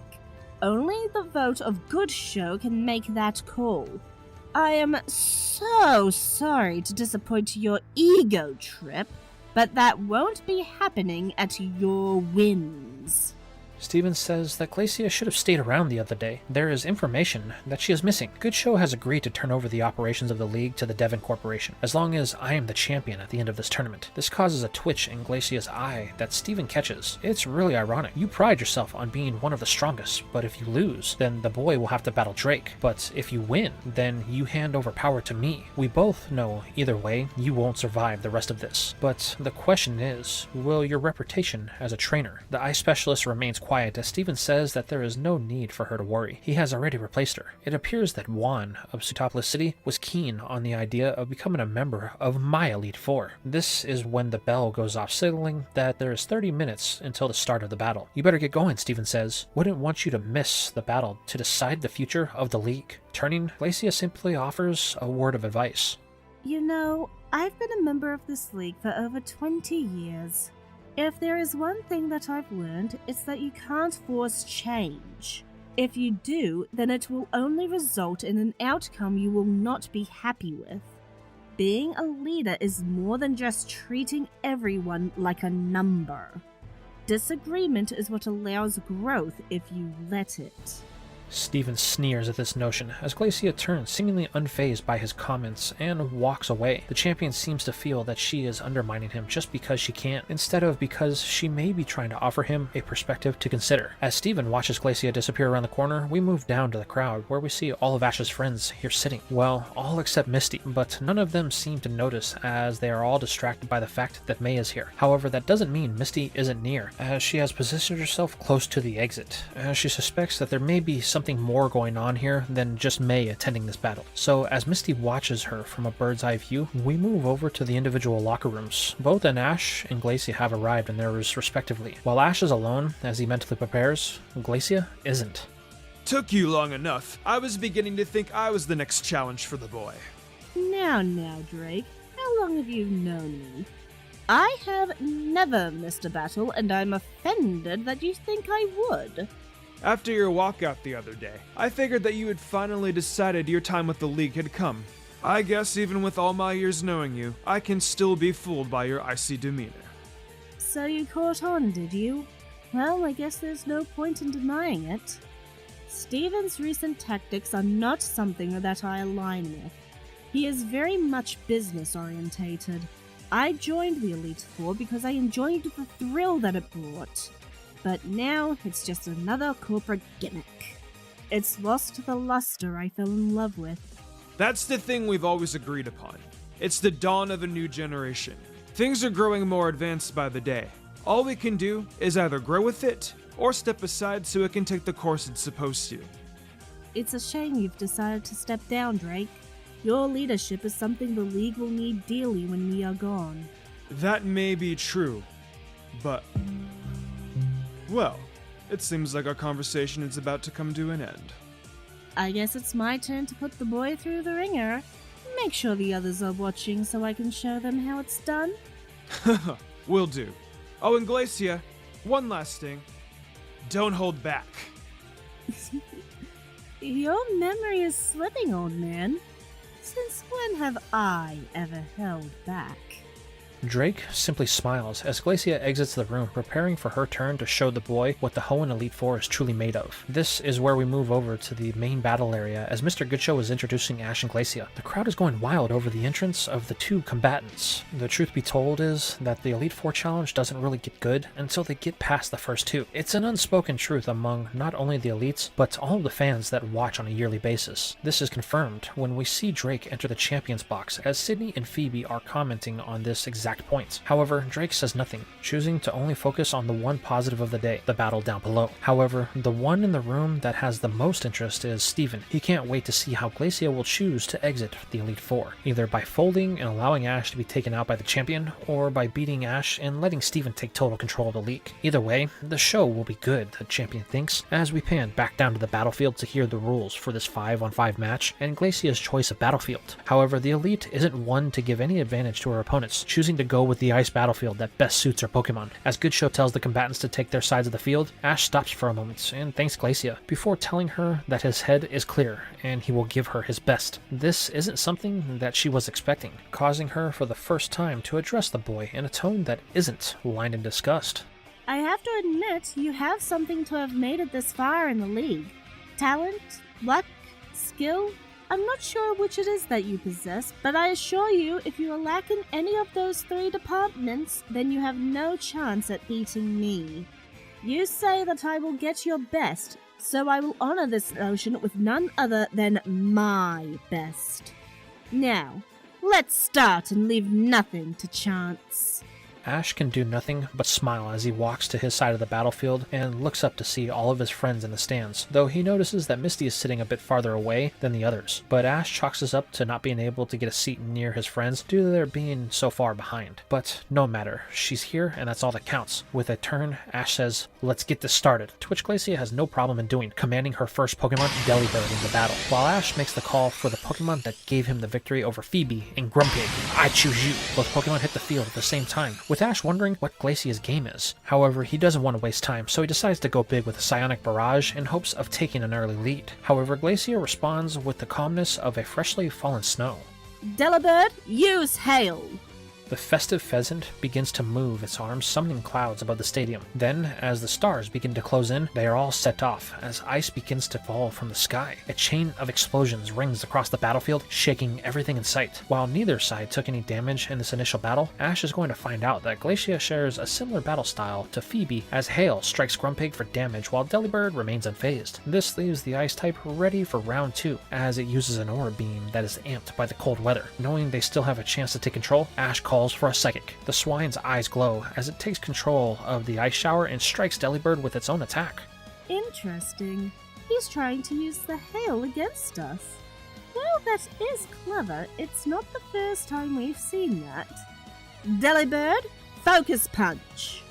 Suddenly, Ash is forced to watch as the ice is smashed to bits, only for the ice type to strike Grumpig across the jaw, sending it into a spiraling dance. But Ash can see that this is his chance to do something big, calling for a Swift that is slingshotted from Grumpig in a swirl that hits Delibird. Feeling like Ash is getting too confident, Glacia decides that it's time to really turn on the cold, ordering an Aerial Ace. Ash tries to counter with a Confuse Ray, but Delibird vanishes into the fog of the storm that has taken over the battlefield. All the while, the damage on Grumpig is stacking up. He orders a Swine to hit the ice type with a Swift, but this only results in Delibird appearing with a gut check before it can make the move, only to vanish back into the fog. Seeing the offense won't work, Ash tries defense, commanding for a Psionic Barrage to be erected as a shield around Grumpig. Doing so, both the Swine and our hero begin to feel confident that they are protected. This is when Glacia moves in for the kill, as Delibird appears just as the hail falls one more time, setting off another chain of explosions. However, this time, there will be nowhere to run, as an Aura Beam is used to create a dome of ice around Grumpig, forcing all of the explosions inward, enveloping the swine in its own attack. As the ice walls shatter, the hail fades and the smoke settles, revealing that Grumpig is down, while Delibird is still standing, giving Glacia the first win. Recalling his second type, Ash begins to see why Glacia is ranked 3rd in the elites. She read his every move like a book and had all of the answers. Ash, you promised your best. I have to say, if this is your best, I am less than impressed. You showed skill, but no talent. That battle was something I would expect to see if Sydney was the one you were battling. So please, step it up or step out. Gulping, Ash realizes that Glacia wasn't kidding about bringing her best. She is definitely not pulling any punches. The question is, how can Ash turn this around? However, our hero thinks that he may have a way, pulling the next choice from his belt with a smile. What is going on in that head of yours, I wonder? But the ice specialist won't have to wait, as the call is given for Mawile as the second choice for this battle. While intrigued, Glacia still remains confident, though she is at a type disadvantage. Ash can see the ice running through her veins, so he figures that it's time to heat it up with a lava whip. However, this is met with an aura beam that just turns the attack into lava rock that crumbles before they can cause any damage. None of your flashy moves will work here, Ash. In this weather, my will is absolute. You will need the strength of nature to overcome it. That's when it hits him. Mawile is taking damage from the hail, but he can flip it. So he does, calling for a sandstorm that blankets the battlefield and hides Mawile. This turns the chip damage on Delibird, giving Ash the opening that he needed with the hidden power. However, Glacia is unfazed, calling for an aerial ace to strike before Mawile can, though this does cause the same damage to itself when the hidden power flares up and engulfs it. Though it isn't enough to take out the ice type and leaves an opening for Glacia to land a point-blank focus punch to Mawile that hits so hard that the steel type is sent airbound and out of the sandstorm. Knowing he can't lose his mod, Ash recalls it in exchange for another one that can handle the weather he set in Flygon. As the dragon emerges, Ash immediately calls for a dig that allows it to dodge an Aurora Beam. To Ash, this puts him in a prime position as he calls for a Dragon's Breath from under the ground. As the battlefield cracks, Glacia smiles, ordering an Aurora Beam into the folds that push back the aura and force Flygon to the surface. In doing so, the elite takes advantage of the opening, calling for an aerial ace that strikes the dragonfly. Though this isn't enough to bring victory, as now the two are staring at each other face to face. Both trainers call for a Dragon's Breath and an Aura Beam respectively, which unfortunately for Ash isn't enough to overpower the ice type, allowing Flygon to be hit for a massive amount of damage. However, things are finally going to shift for our hero, as the sandstorm has finally run its course, and with it, the last bit of damage that is dealt. Delibird finally falls, giving Ash his first win over Glacia. However, it doesn't really feel like a win to the boy, as Glacia remains calm, recalling her first Pokemon of the battle that took not one or two, but three of Ash's own to take down. I'm sorry to say, Ash, that victory was less than impressive. So much effort to take out the weakest of my team. If that's the best you can do, then you might as well quit now, because there is no way you will beat me. This declaration from Glacia has the boy second-guessing himself a bit. Flygon took a lot of damage in that battle, and isn't sure on how to proceed. Ultimately, he decides that he should try to conserve his team the best he can, so he recalls Flygon in exchange for Mawile, figuring it would be the best thing that he can send in to counter whatever ice type may be up next, since Ash still knows nothing about Glacia's Pokemon or what they can do. However, the choice that Glacia decides on is an odd one, as her second mon to hit the field is a cast form. Ash has to do a double take with his Pokedex, as he is sure that it isn't an ice type. Once confirming this, Ash is even more uneasy, as if Glacia has one of those on her team, then there's no telling what her plans are. However, Ash remains on his current course, starting with the Lava Whip, but this is met with a Water Pulse that nullifies it. Wanting to test the waters a little bit more, Ash decides to order a Crunch, while Mawile happily executes, using its dancing skills to position itself close to Cast Form and dodge a barrage of Water Pulses that come its way. Then, with a handstand, the Steel type is primed to swallow Cast Form whole, as its jaws clamp down. However, this is when Ash is going to learn that Glacia let him get this close, as when the jaw is locked down, flames start to emerge from within as the call for a flamethrower is given. "No, Mawile, spit it out," Ash yells. The princess does so, but the damage is done. Mawile is close to the end, and Ash can see it. Wanting to get as much mileage out of the Steel type as possible, Ash calls for another sandstorm to block it from another flamethrower. Ash feels pretty good about this, calling for a double team to hide Mawile even further. However, this is when the boy is going to learn why Cast Form is part of Glacia's team, as a hail begins to fall at the command of the elite. This doesn't really shake Ash, as he was coming to expect it. However, what happens next does, as Cast Form begins to change, taking on a more frigid form. The boy doesn't like the looks of this, and every instinct is telling him that he needs to do something, so he decides to call for another sandstorm to stop the hail. However, Glacia was no fool and planned for this, so with the simple command of a weather ball, a chunk of ice is sent in the direction of Mawile as the sandstorm takes over the field once again. Though Ash managed to set the weather, it came at the cost of his second Pokemon, as Mawile drops from the attack. Recalling the Steel type, Ash is at a loss for words, potions, while Glacia recalls cash flow to save it from any damage from the weather. As our hero contemplates his next move while his friends are watching, we move up to the champions box where we see the elites, Goodshow, and Steven. The mood is a mix of excitement and uncertainty. Hey, Sydney, who's your money on? Come on, Phoebes, don't be like Drake. You and I both know that kind of action is frowned upon by the League. I don't mean like that! I mean, who do you want to win? My money's on Ash. Ooh, why didn't you say so? Well, I really want to root for Ash, but Glace is like me mom. I don't know if I can bring myself to root against her. Yeah, I guess you're right. But I really do want Ash to win too. Wait, what do you mean like Drake? Did you two have a bet on my match with Ash? Nah, it was nothing like that. Honest. The old man just sorta kinda asked if I wanna... But Phoebe doesn't want to hear it from Sydney, thinking that the elite had a bet that she was going to lose and wanted to know how much he won from the Dragon Master. As they argue about how much Sydney owes Phoebe from the bet that she thinks he placed against her, Drake and Steven stand shoulder to shoulder, watching the battle below. Do you really think that you will be able to take control over the League? Smiling, Steven tells the old men that it's only a matter of moments. Glacia isn't one to throw a battle. It's a point of personal pride for her. I've watched the boy as much as you have. There's no way that he is going to get past her. But even if by some miracle that he did, I don't feel that even on your worst day, he could best you, old man. For someone who prides himself on control of the situation, you certainly are leaving a lot to chance. That foolishness may come back to haunt you in the end. I appreciate your concern, Drake, but just remember, this is your last league. I expect you to fall in line and face the boy if it comes to it, and you will show him no mercy, regardless of how you feel about me. Drake just turns back to the battle, telling Steven not to worry. He will hold up the honor of the league, no matter what. As he watches Glacia topple Ash's Flygon with her Sneasel, and its Ice Punch after taking a Dragon Volley that hits for some decent damage. This is where we pan back down to the battle. As our hero recalls his dragon, he was starting to regain his momentum in that battle, but the hail and Sneasel's speed proved to be too much for Flygon to handle. At least it got some good hits in before it fell, Ash thinks. Now the question is, who does he go with out of his last two choices? Whoever it is will set the pace on if Ash will be able to turn this battle around or not. With only 2 Pokemon left, Ash needs something that can force the distance. Luckily, he came with just the right Mon for the job, as Milotic is sent out as his 4th choice in the battle. This forces Glacia to think for a moment. While Sneasel's speed would be a great asset here, there is no need to put it at risk. So she decides to recall it for now, so that way she can use someone fresh, since she is well aware of the endurance that the serpent has. But the ice specialist always had a plan in place for this thing, as her own Glalie emerges to the field. Wow, I didn't know you had a Glalie, Ash states. Yes, it is something that has been in my arsenal a long time. Though I assure you, its battle style is far more refined than the one I've seen you command.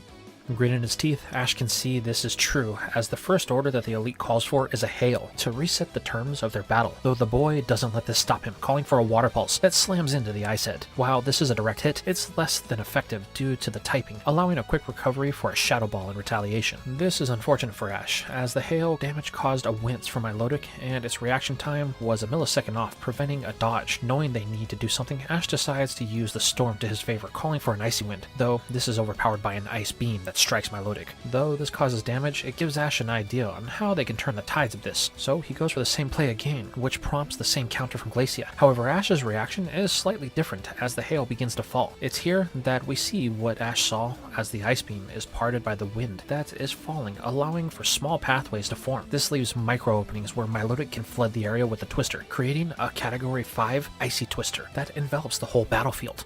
Glalie, Shadow Ball.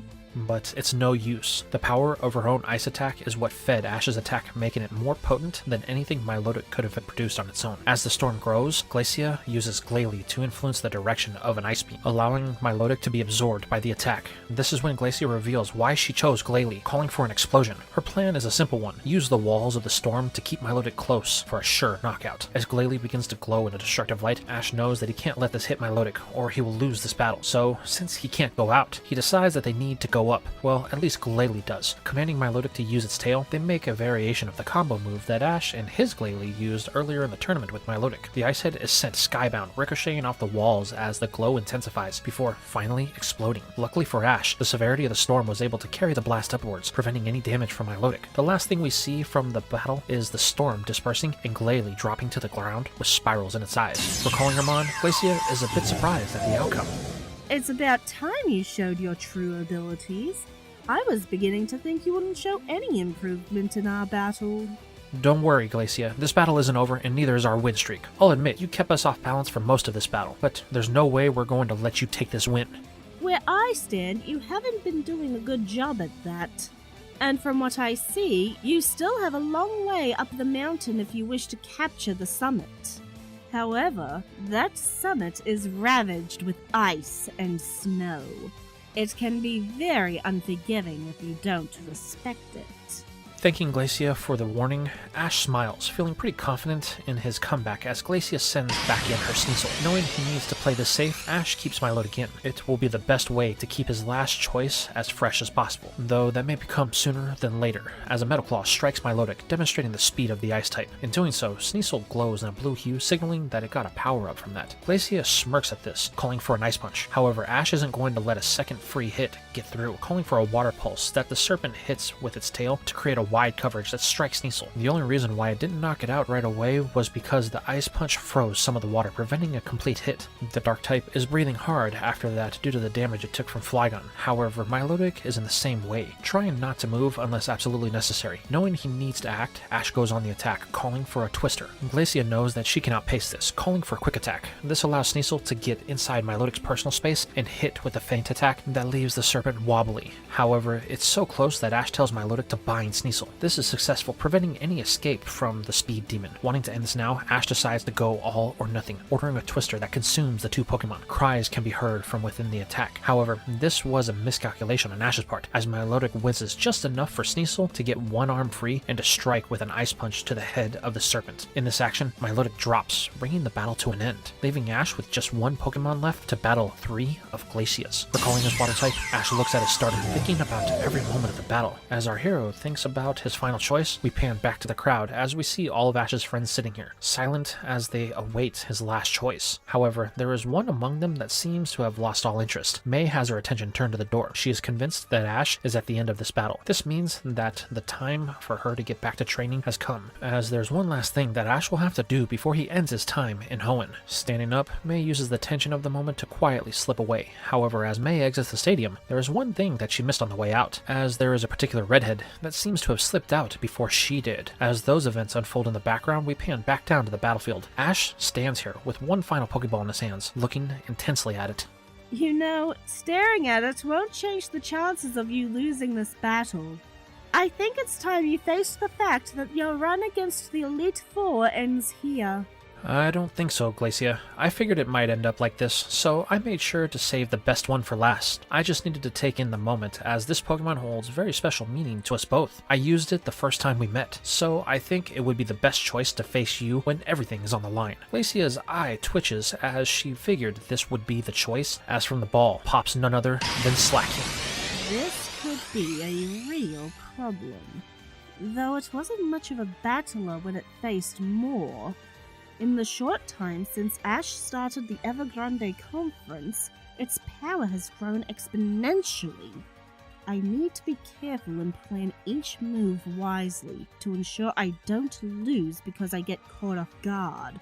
All the while, Steven is watching from the Champions box, smirking that he is only moments away from claiming the league as his own. Back on the field, Glacia has decided to keep in Sneasel, as with its stat increase, it would be the best bet to cause the most damage. So, with the start of the battle, the Dark type gets to work with an Ice Punch. However, Slacking isn't here to play games, demonstrating its dominant aura with a feint attack to quickly dispatch Sneasel, as the full body check crushes it upon contact. Slacking's hide is so thick that it doesn't even feel the cold of the Ice Punch as it sees the ice form on its chest for a brief moment, before a flex shatters it as Glacia recalls her Dark type. From the stands, Max comments that Slacking appears to be far more focused than he's ever seen it. Normally it's laid back and friendly, but it came out ready to battle. Brock states that it's because of a conversation that he saw Ash having with his Pokemon this morning. He knew that Slacking was going to be his final choice. There is no other choice that he wanted to use to battle Glacia since the moment she met them back in Lava Ridge. The two were on the same page before the battle even started, so it's no surprise that Slacking wasted no time in getting that win. Let's just hope that it can push through the rest of Glacier's Pokemon, the boy says as we pan back to the battlefield to see that the hail has been set back up by Cast Form as it pelts Slacking with a barrage of weather balls. Though Slacking is fast, Cast Form is small. This allows it to easily dodge a Focus Punch and a Feint Attack to land the ice-based moves while the hail begins to chip away at its health. Glacia is doing her best to hold on for as long as possible for one specific reason, which becomes evident when Ash makes his next call in a Slack Off, healing all of its health. As it glows in a soothing aura, the hail runs its course, causing Cast Form to return to its normal state. Things are not looking good for Glacia, and the Elite knows it. She needs to do something to keep the boy from taking control of this match. It's here that the Elite decides to show talent, calling for a flamethrower that is aimed at the field around Slacking. Knowing she's up to something, Ash orders the normal type to attack. Cast Form does its best to continue dodging while using flamethrower. This causes the field to melt until Slacking is waist deep in the water, slowing it even further. Using this micro opening, Glacia calls for another hail. This sets the clouds into motion as the temperature rapidly falls over the battlefield. Ash tells Slacking to be ready for anything. Stay alert. The sloth looks around as Cast Form has vanished into the fog. However, a weather ball is shot into the battlefield. This, combined with the cold winds, freezes the water and Slacking waist deep with one of its arms. Now that it's trapped, Glacia feels confident that she can win this from here, calling for a Water Pulse. This strikes Slacking, which wouldn't be a problem normally. However, Water Pulse's secondary effect kicks in as a confusion sets in, causing the normal type to begin to flail about uncontrollably. This couldn't have been more perfect if I had actually planned it. It looks like I can wrap this up quicker than I thought. Now, Cast Form, use Weather Ball. The ice type begins to pelt Slacking from all angles while Ash calls to it, trying to get a response. However, it's just a flurry of thrusts from its one free arm as frustration sets in. What can I do? I can't recall Slacking to break the confusion. Is this really the end, Ash thinks? The boy is beginning to lose hope as Slacking is unresponsive to his commands. Glacia takes advantage of this as it cycles through a few Slack-Offs, regaining its health in the confusion. Feeling even more confident, she tries to end this with a Water Pulse, but as the water hits, the confusion fades, clearing Slacking's thoughts. Ash sees this, ordering a Focus Punch on the field. The force of this is so great that the ice cracks, shooting up into the air and pelting Cast Form with enough force to knock out the cloud. Finally out of the woods, Slacking crawls out of its prison as Glacia recalls her first Pokemon. Ash breathes a sigh of relief as Slacking fully emerges. Man, that was close, the boy thinks, though he isn't ignorant to the fact that Slacking was stretched thin with that confusion. However, his relief is going to be interrupted by Glacia. I must say, this has been a surprising turn of events. I must admit that I had you written off as a second-rate challenger. Even with my warnings to prepare you for our battle, I didn't think you would make it this far.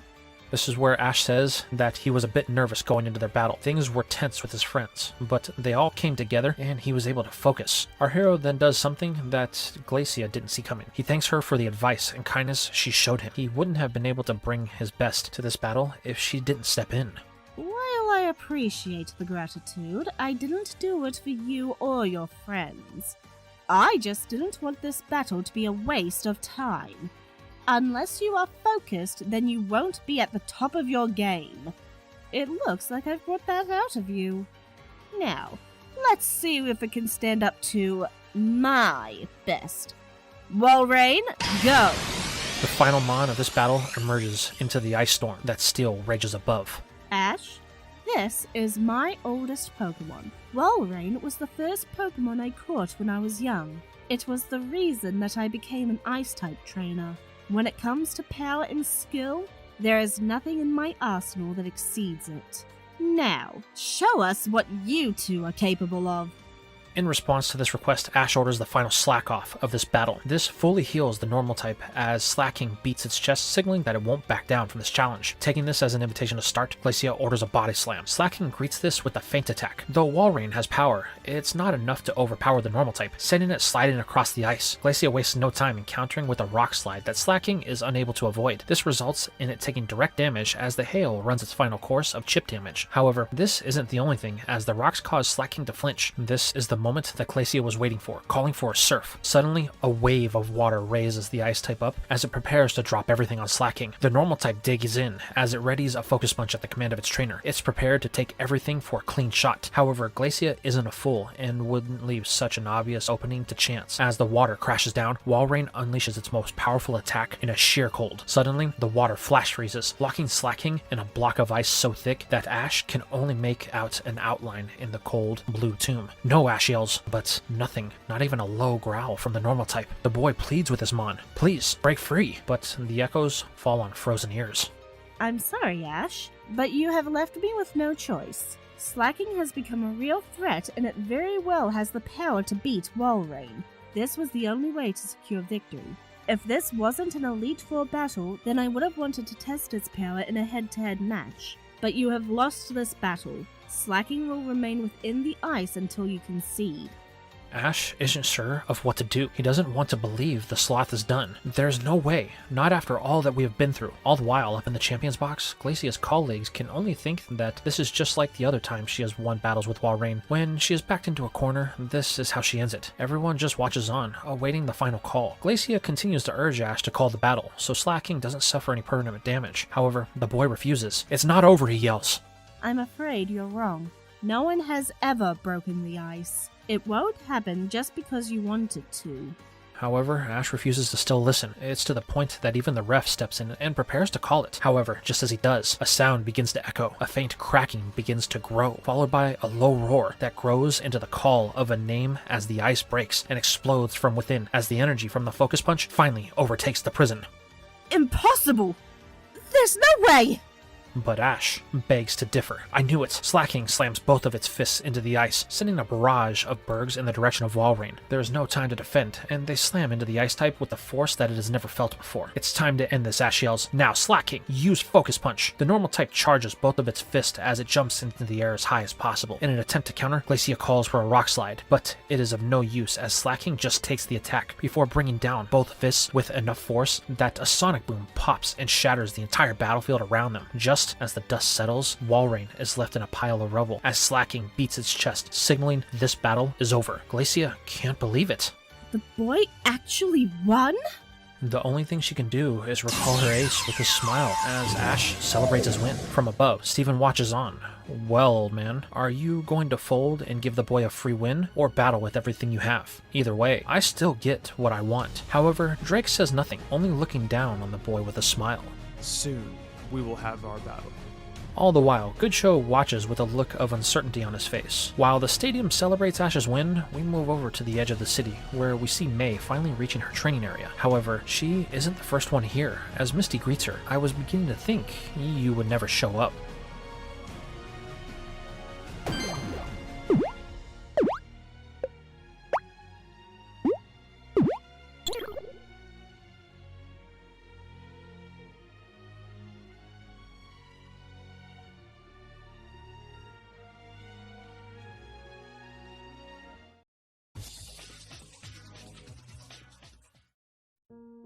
We begin today's part, not in the present, but in the past. It is the week that Ash entered the League. All of his friends were there and happy that our hero had made it this far, after everything that they had gone through over the past year in the Hoenn region. Brock and Max were there to support Ash with each battle that had come, but May, on the other hand, began having issues with Ash's winning streak after he had begun to make it into the top 8. This is where her mind had become heavy with the thought of her having to say goodbye to her friends. It's something that had been stirring ever since the events in LaRousse, but until this point, she had been able to push it down. Now, Ash is closer and closer to the end of the league, and May wasn't sure how to respond. But then the day came when he beat Morrison in the finals to win it all. In that moment, something sealed inside of her. Ash had just won the league. This means that he had gone farther than she ever did in the Grand Festival. It was something that May didn't know how to feel about, but the questioning of her purpose quickly gave way to an unrelenting desire. Ash had advanced past her in the accomplishments within the region. Up until this point, they were on slightly equal footing, or just slightly ahead. But now, Ash had moved miles ahead of her. May was forced to watch as the boy kept progressing while she just stagnated. It was then, in the moment of Flygon toppling Steelix, that she decided she would be Ash's final opponent here in Hoenn. The only question is, could she close the gap between the two before he would lose against the Elite Four, or possibly the champion? The only thing May could do was train, while Ash continued to grow in the battles with the high-level trainers of the Hoenn Elite Four. So that is what May did, and she continued until she and her Pokemon could no longer move. But now, Ash was in the final moments of his battle battle with Glacia, with May staring down Misty. You know Ash's battle is over, so you shouldn't have left. However, May is quick to state that Ash had lost. Glacia was too much for the boy, and there was no point in staying around. May then steps past Misty. Now, if you'll excuse me, I have work to do. You know Ash's battle isn't over. There's still a chance that he could pull it out. While May agrees there is a chance, she states that Glacia had played the battle like it was an operating table. She slowly dismantled Ash's team until he only had one left. There was no way he was winning. Wow, didn't think you would have such little faith in the one you call a friend, Misty quips. However, May simply says that the same could be said for the redhead. She left before May could even make it out of there. So Misty was of the same mindset, but the redhead smiles back. Oh, you have no idea what I have going on in my head, but I guarantee you that I know exactly what's going on through your mind. Oh, I highly doubt that, May says, as she begins to send out all of her Pokemon so that way they can get started in training. It's here that Misty begins to play psychoanalyst with May, rattling off things that she's seen about the girl. However, as the Hoenn princess responds, the notifications go off, signaling that the battle with Ash and Glacia is over. The two girls lock eyes as a pit of emotions begin to well up in May. Is Misty right? Was Ash able to win? Now we move to the present time. It is here that we find Drake alone in the dead of night. He stands in the middle of the stadium that in less than 12 hours will house his final battle in the Elite Four, and as a member of the Hoenn League. A slight breeze skips across the stadium as the old man looks into the night sky. It seems the winds of change are upon us. All these years, and only now am I willing to accept it. That's because you're a stubborn old fool who wishes to suffer in silence, then embrace new horizons. With a smirk, Drake turns, only to see the other three elites standing before the Dragon Master. Well, isn't this interesting? Tell me, why have you three decided to interrupt my moment of reflection? Are you here to offer wisdom on how to defeat the boy? Nah, it's nothing like that, old man. We're just wondering, that's all. Things have come to a head so quick it's hard to see if we're still the good guys in this whole mess. Sydney, ever the idealist. Tell me, how did a dark-type trainer end up with a sense of virtues like that? Is it a misplaced sense of morality, or are you just a glutton for punishment? This question invokes silence in the man as he looks at Drake inquisitively. Come on, Drake. Sydney's right. Ever since the start of the tournament, the line between right and wrong has been blurred. Steven has us all second-guessing ourselves and the motives we operate on. That's right. Old Rock Boy has that silver spoon firmly in the grip of his cheeks and refuses to let it go. To the point where I'm wondering if it's even worth staying part of the league. Wait! You too?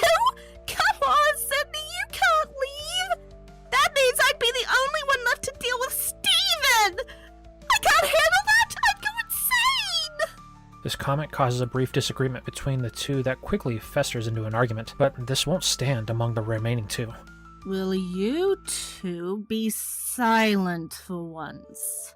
This is not the time for us to be fighting amongst ourselves. There is still a real problem that we must face with a united front. Good Show has put us all in the position where there is no way to win. If we beat the boy, then Steven gets control of the league. But if we lose, then we are burdening a child with our failures. We need a contingency plan to ensure that Steven doesn't take power. This quiets everyone as Glacia looks at Drake with her icy tone.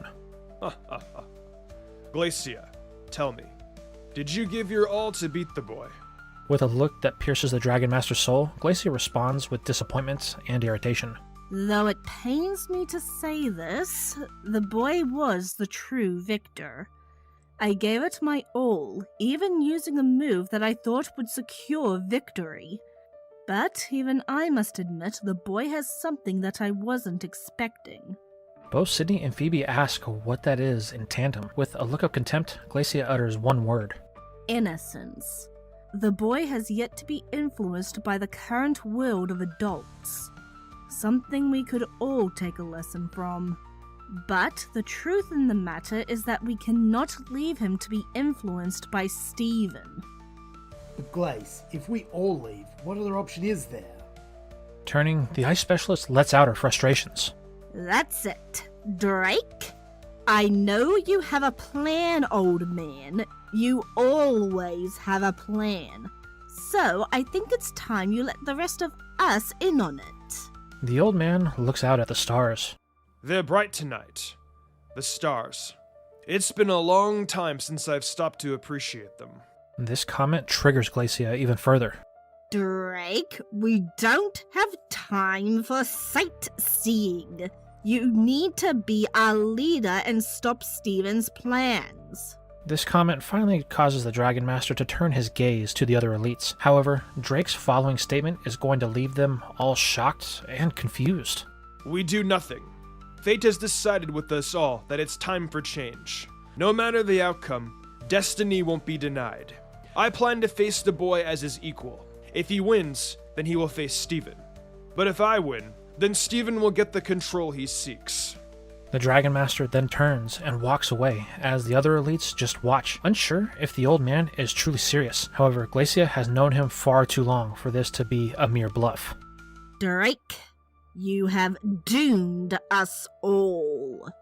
As the ice specialist contemplates these thoughts, we fade back to the day that Misty and May were having their disagreement. Silence and nerves are high as the two girls look at the Pokénav, not wanting to open it out of the fear of what it says. However, the tension is too much for May, causing her to demand that Misty open the darn thing before she goes crazy from anticipation. Doing so, the girl winces at the result out of disbelief. The look on Misty's face leads May to believe that she was right. Ash lost, and her time has come, so she tells her Pokémon to get started. They have a battle to win. However, Misty says she is wrong. Ash won. Glacia lost to him in Slacking. He's going to face Drake in 2 days. This causes everyone to stop. No, that can't be, May yells, opening up her own Pokénav to check the results. But there it is, plain as day. This causes a bit of frustration and worry to build in the girl that is obvious, and Misty immediately picks up on it. You know, trying to keep up with Ash will end up making you weaker in the long run. Turning, May snaps, asking what Misty knows about it. She's a gym leader far below the level that she and Ash are currently at. This causes the redhead to chuckle a bit. That's a bold statement. Maybe you wouldn't mind backing up that claim in a battle. Looking at Misty, May sees that she now holds a Pokeball. Come on, you've been out here training this whole time, yet you haven't had a chance to really test yourself. Looking at her Pokemon, May decides that Misty is right, though this may not be much of a challenge. This statement causes the two to stop, as May demands that if they do this, it will be a full 6-on-6. Smiling, Misty states that she hadn't planned for anything less, as she sends in her first choice. Now we move forward in time to 30 minutes before the battle with Ash and Drake. The Dragon Master sits quietly in the locker room, awaiting the call for him to make his grand entrance, as the old Sea Dog stoically sits reminiscing on the last 50 years of his life, his accomplishments, his failures, the secrets that he carried,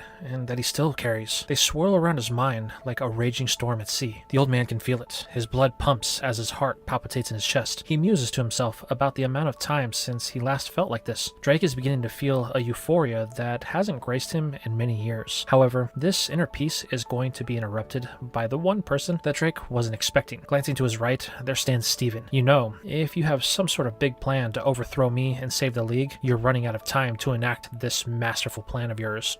You really should stop assuming that everything is about you. It will make people less willing to follow you because of their belief in you.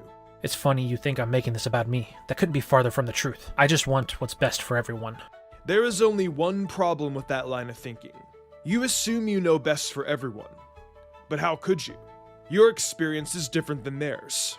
So, what does that have to do with anything relevant to the matters that are at hand? Tragedy is what binds us all. That experience will forever change the way people look at the ones in power.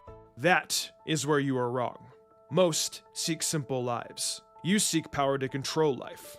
It's the mistake my ancestors made. The mistake I made. Instead of trying to control the narrative and convincing people that are no longer safe and the ones in charge cannot protect them, you, as the leader, should be encouraging them to live together. Find the balance. That is the only way life can exist. While I appreciate your concern, old man, the fact is we failed. Our leadership failed. The one thing that my father taught me was those who have the ability to act have the responsibility to act. Failure to do so makes us no better than those who wish to bring harm for their own selfish desires. It is the basic driving force of humans. We seek safety and security above all else. Once the danger is great enough, we will gladly pay any cost. This is how Magma and Aqua gained so many followers. Their methods and visions were misguided, but they offered a world that was secure, a future that is plentiful. The allure of that promise will bring them in masses. With the DIDNT Corporation and Pokemon League there to offer the protection needed, Hoenn will become a beacon to the world for hope and prosperity. However, there's only one obstacle in the way of my grand vision: you and Good Show. I need you to understand, I would rather this transfer of power be peaceful. The less resistance, the better. So if you plan to use this battle with the boy as a way to plant the seeds of a rebellion, I must advise against it. Drake looks the champion down with a scowl, almost to say that he doesn't have time for this. However, he sighs. You know, the problem with every leader that thinks they know best, they can never see the line when they cross it. You are dangerously close to the brink. If you don't watch your step, that line will be a distant memory. As far as my battle with the boy, I have long since abandoned any notion that it's anything more than a battle. I wish to test the boy, nothing more. The thrill of a powerful opponent is what I seek. Like you did before, I aim for him to push me to my limits. I hope that's all it is, Stephen quips. However, it's here that the bell finally rings for Drake to enter the battle area. The Dragon Master stands and makes his way to the door. Stephen, one last thing. You have the makings of a great leader, but the other elites have doubts about you. They all wish to leave. That would be a mistake in the highest order. But don't worry. They all are under strict orders to let this play out. Though in the end, you may find out how lonely the path you are choosing really is. Drake then turns and walks down the path leading to the stadium, as Stephen is left to think about what the Dragon Master said and who is truly right in this war of ideals. As the battle prepares to get underway, we move back to the battle with Misty and May. We see in this moment May feeling pretty confident in all of the training that she has been going through when her Chimecho is able to best Misty's Corsola with its unique movements due to its background in contest battles. You know, I was expecting more from a gym leader. You must be one of the weaker ones in Kanto. Smiling, Misty simply recalls her mom. You're very good for being a newbie trainer, May. All that time with Ash has done wonders, but that doesn't mean you're as good as you think you are. This next Pokemon will convince you otherwise, as Misty sends in her Politoed. May opts to keep in Chimecho due to its previous victory and it taking minimal damage. However, May's overconfidence is going to be revealed in a big way as Politoed and its rhythm overtake the Wind Chime and easily make a fool of May with a few double slaps. May falls silent, recalling the Psychic type. What's the matter? I thought you were better than a lowly gym leader. A bit agitated by that comment, May just says let's get back to the battle, setting in Surskit, thinking that in matching the typings will level the playing field. The bug proves to be swift, evading most of Politoed's water guns. Feeling confident, May tries to go for an end move with the Bubble Beam. However, Misty shows her who the Master of Water truly is, using a water gun off of a rock to strike the fast-moving bug from the side. This is enough to knock it out, showing the difference in the level of skill between the two. You know, we both traveled with Ash, but there is a clear difference between you and me. I watched as he grew as a trainer and passed me, while you only never knew him at his best. You have been chasing him since the beginning. That forced you to grow, but me, I had to start all over again. After me and Ash went our separate ways, I knew that he would never stop growing. It's been that way since he first lost back in the Indigo League. I watched his dreams shatter right in front of him, yet he pushed forward. From there, he grew. There was no challenge he wouldn't take. It was something that inspired me. Now look at him. He could possibly capture a regional championship. It just leaves you to wonder what I'm capable of. So that has been what I've spent the last year doing. This lecture from Misty has May a bit heated, as she thinks the redhead is patronizing her, but Misty says that isn't the intention. So let's continue the battle. It could be the only way that May sees the truth behind her words. More than happy to end this uncomfortable conversation, May chooses her survival. As this battle gets underway, we move over to the moment after Ash won the battle with Glacia. The two are standing in the middle of the battlefield. I am most impressed with your performance in our battle. This causes Ash to look at Glacia. Thanks, he says, but I just did what you asked. I gave you my full attention, the best possible battle I could. You certainly did. I'm glad that you were able to bring out your best. However, this is when the complimentary tone of Glacia shifts. Ash, I need you to hear what I have to say. There is a problem that is festering in the League. It is of utmost importance that you bring the same clarity to your upcoming battles as you did in this one. The future of Hoenn is hanging by a very fragile thread. Unsure on how to respond, Ash looks confused at Glacia, then to the crowd for his friends. But the boy notices that there are two missing among the cheering crowd. Misty and May are gone. The boy's attention immediately divides with concern. Seeing this, Glacia knows what Ash is fixated on. Ash, you need to stay focused. I assure you that your friends are fine. But how do you know? Trust me, they are fine.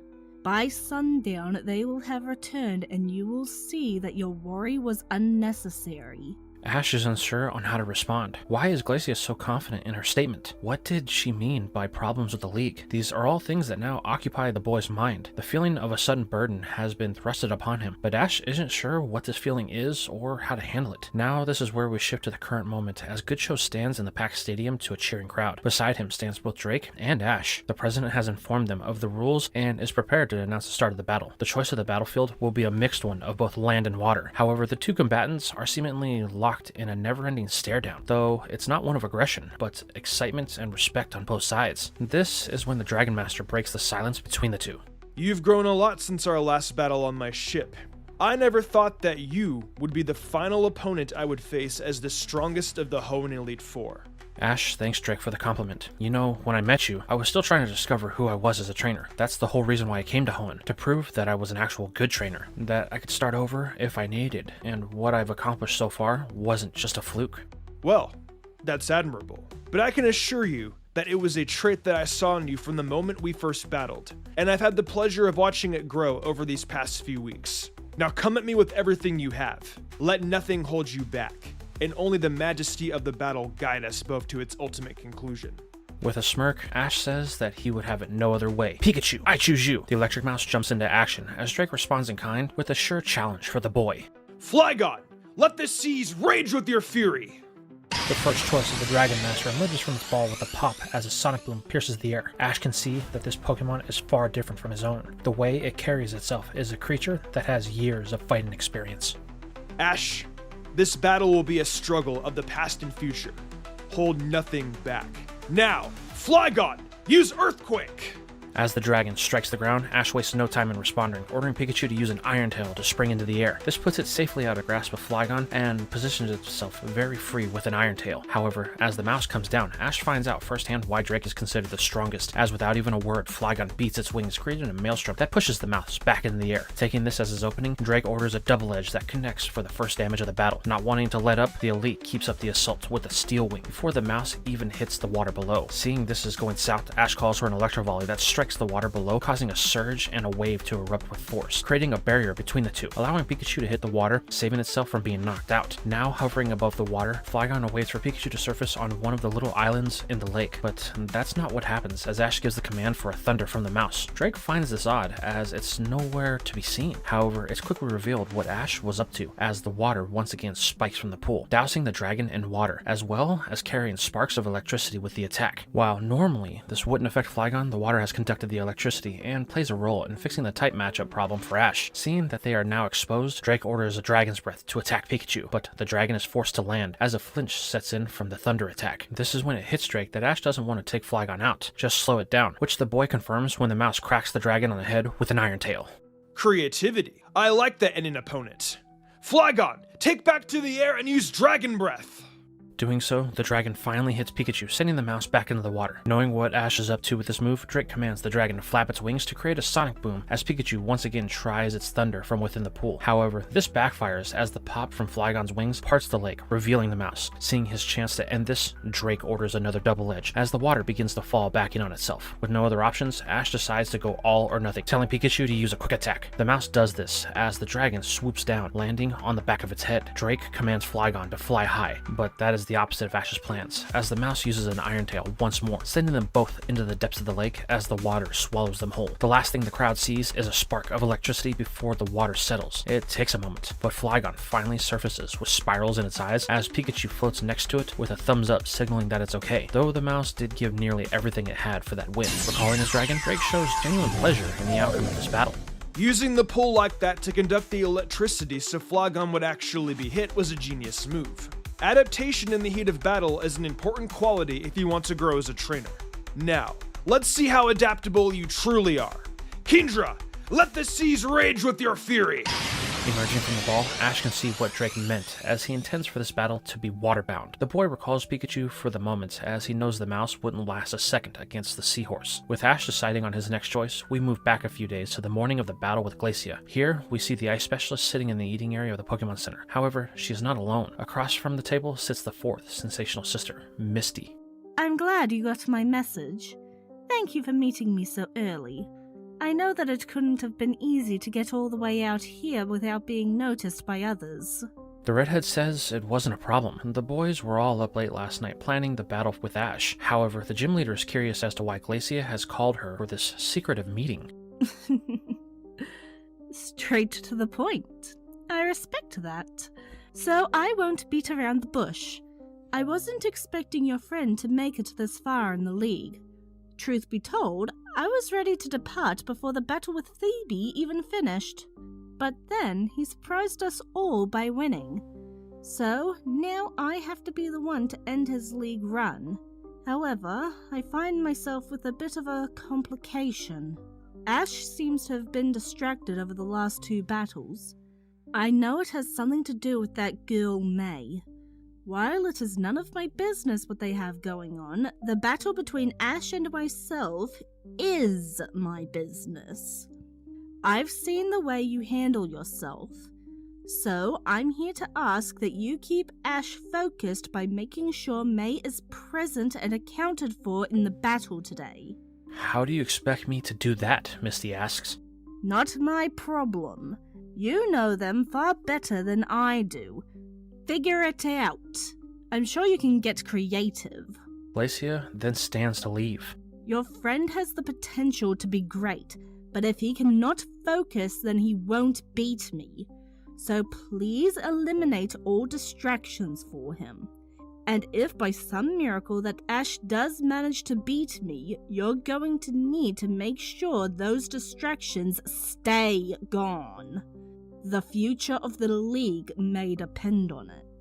The elite then walks away, leaving Misty baffled at what she just says. What does she mean by the future of the League? As the redhead contemplates this over the next few hours, the battle with Glacia comes and goes, leading us into the battle with Misty and May. Here, we see Civ Viper with the win over not only Misty's Politoed, but her Staryu, as neither one of them could deal with the Serpent and its Poison Coil combo. It looks like your last year of training didn't do any good, May snaps with a bit of venom, as Misty recalls her Starfish. Maybe, but the truth is, I've only been battling as a trainer. These contests and combo moves that you and Ash have come up with are something else, and it does give you guys the advantage in battle when you have mastered how to use a Pokemon's natural abilities in the way that you two do. But that doesn't mean that it's unbeatable, and I think I have the answer to your poison type with a Serpent of my own. This is where Misty calls on her ace, that she has raised from an egg since she took over the gym, in the form of a Gyarados. The emergence of the mighty beast causes May to gulp a bit, as its size is staggering compared to Civ Viper. Oh, come on, don't quit on me now, Misty says. As May considers her options, we move back to the battle with Ash and Drake. The boy decided that the best way to face Kingdra is to go for true power, so who better than Slacking? However, Ash has run into a snag. The sloth is unable to close the gap with Kingdra using the water to hide itself. This is made exponentially harder as Drake has filled the pool with smokescreen, making visibility near zero. Knowing they are in a bad spot, Ash orders Slacking into the water in an attempt to flush it out. But the problem is, Kingdra hasn't been idle, as it dodges the multiple focus punches thrown its way. With each failed hit, Drake commands another Dragon Dance or Ice Beam to chip away at the health of Slacking. Luckily, it has Slack Off, allowing the damage to be minute. However, the Dragon Master has bided his time for long enough. As Slacking goes for another focus punch, the command to strike is given. Kingdra, use Body Slam!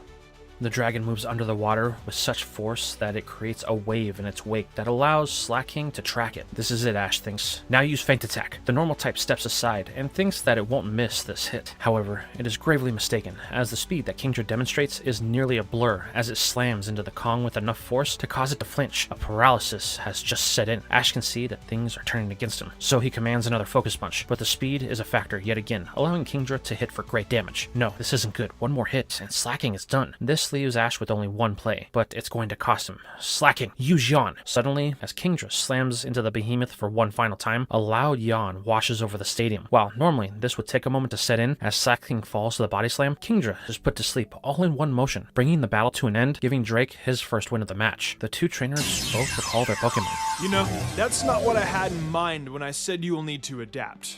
Though, I suppose I can't complain. You managed to shut down one of my strongest along with its power-up. Wiping a bit of sweat from his brow, Ash tells Drake that he thought that Slacking could win, but you were just one step ahead. Don't take it too hard. I have years of battle experience, and I have dealt with my fair share of Brawler-type Pokemon, so the chances of your Sloth winning, they were slim to start. But enough about the past. Let's focus on the task at hand.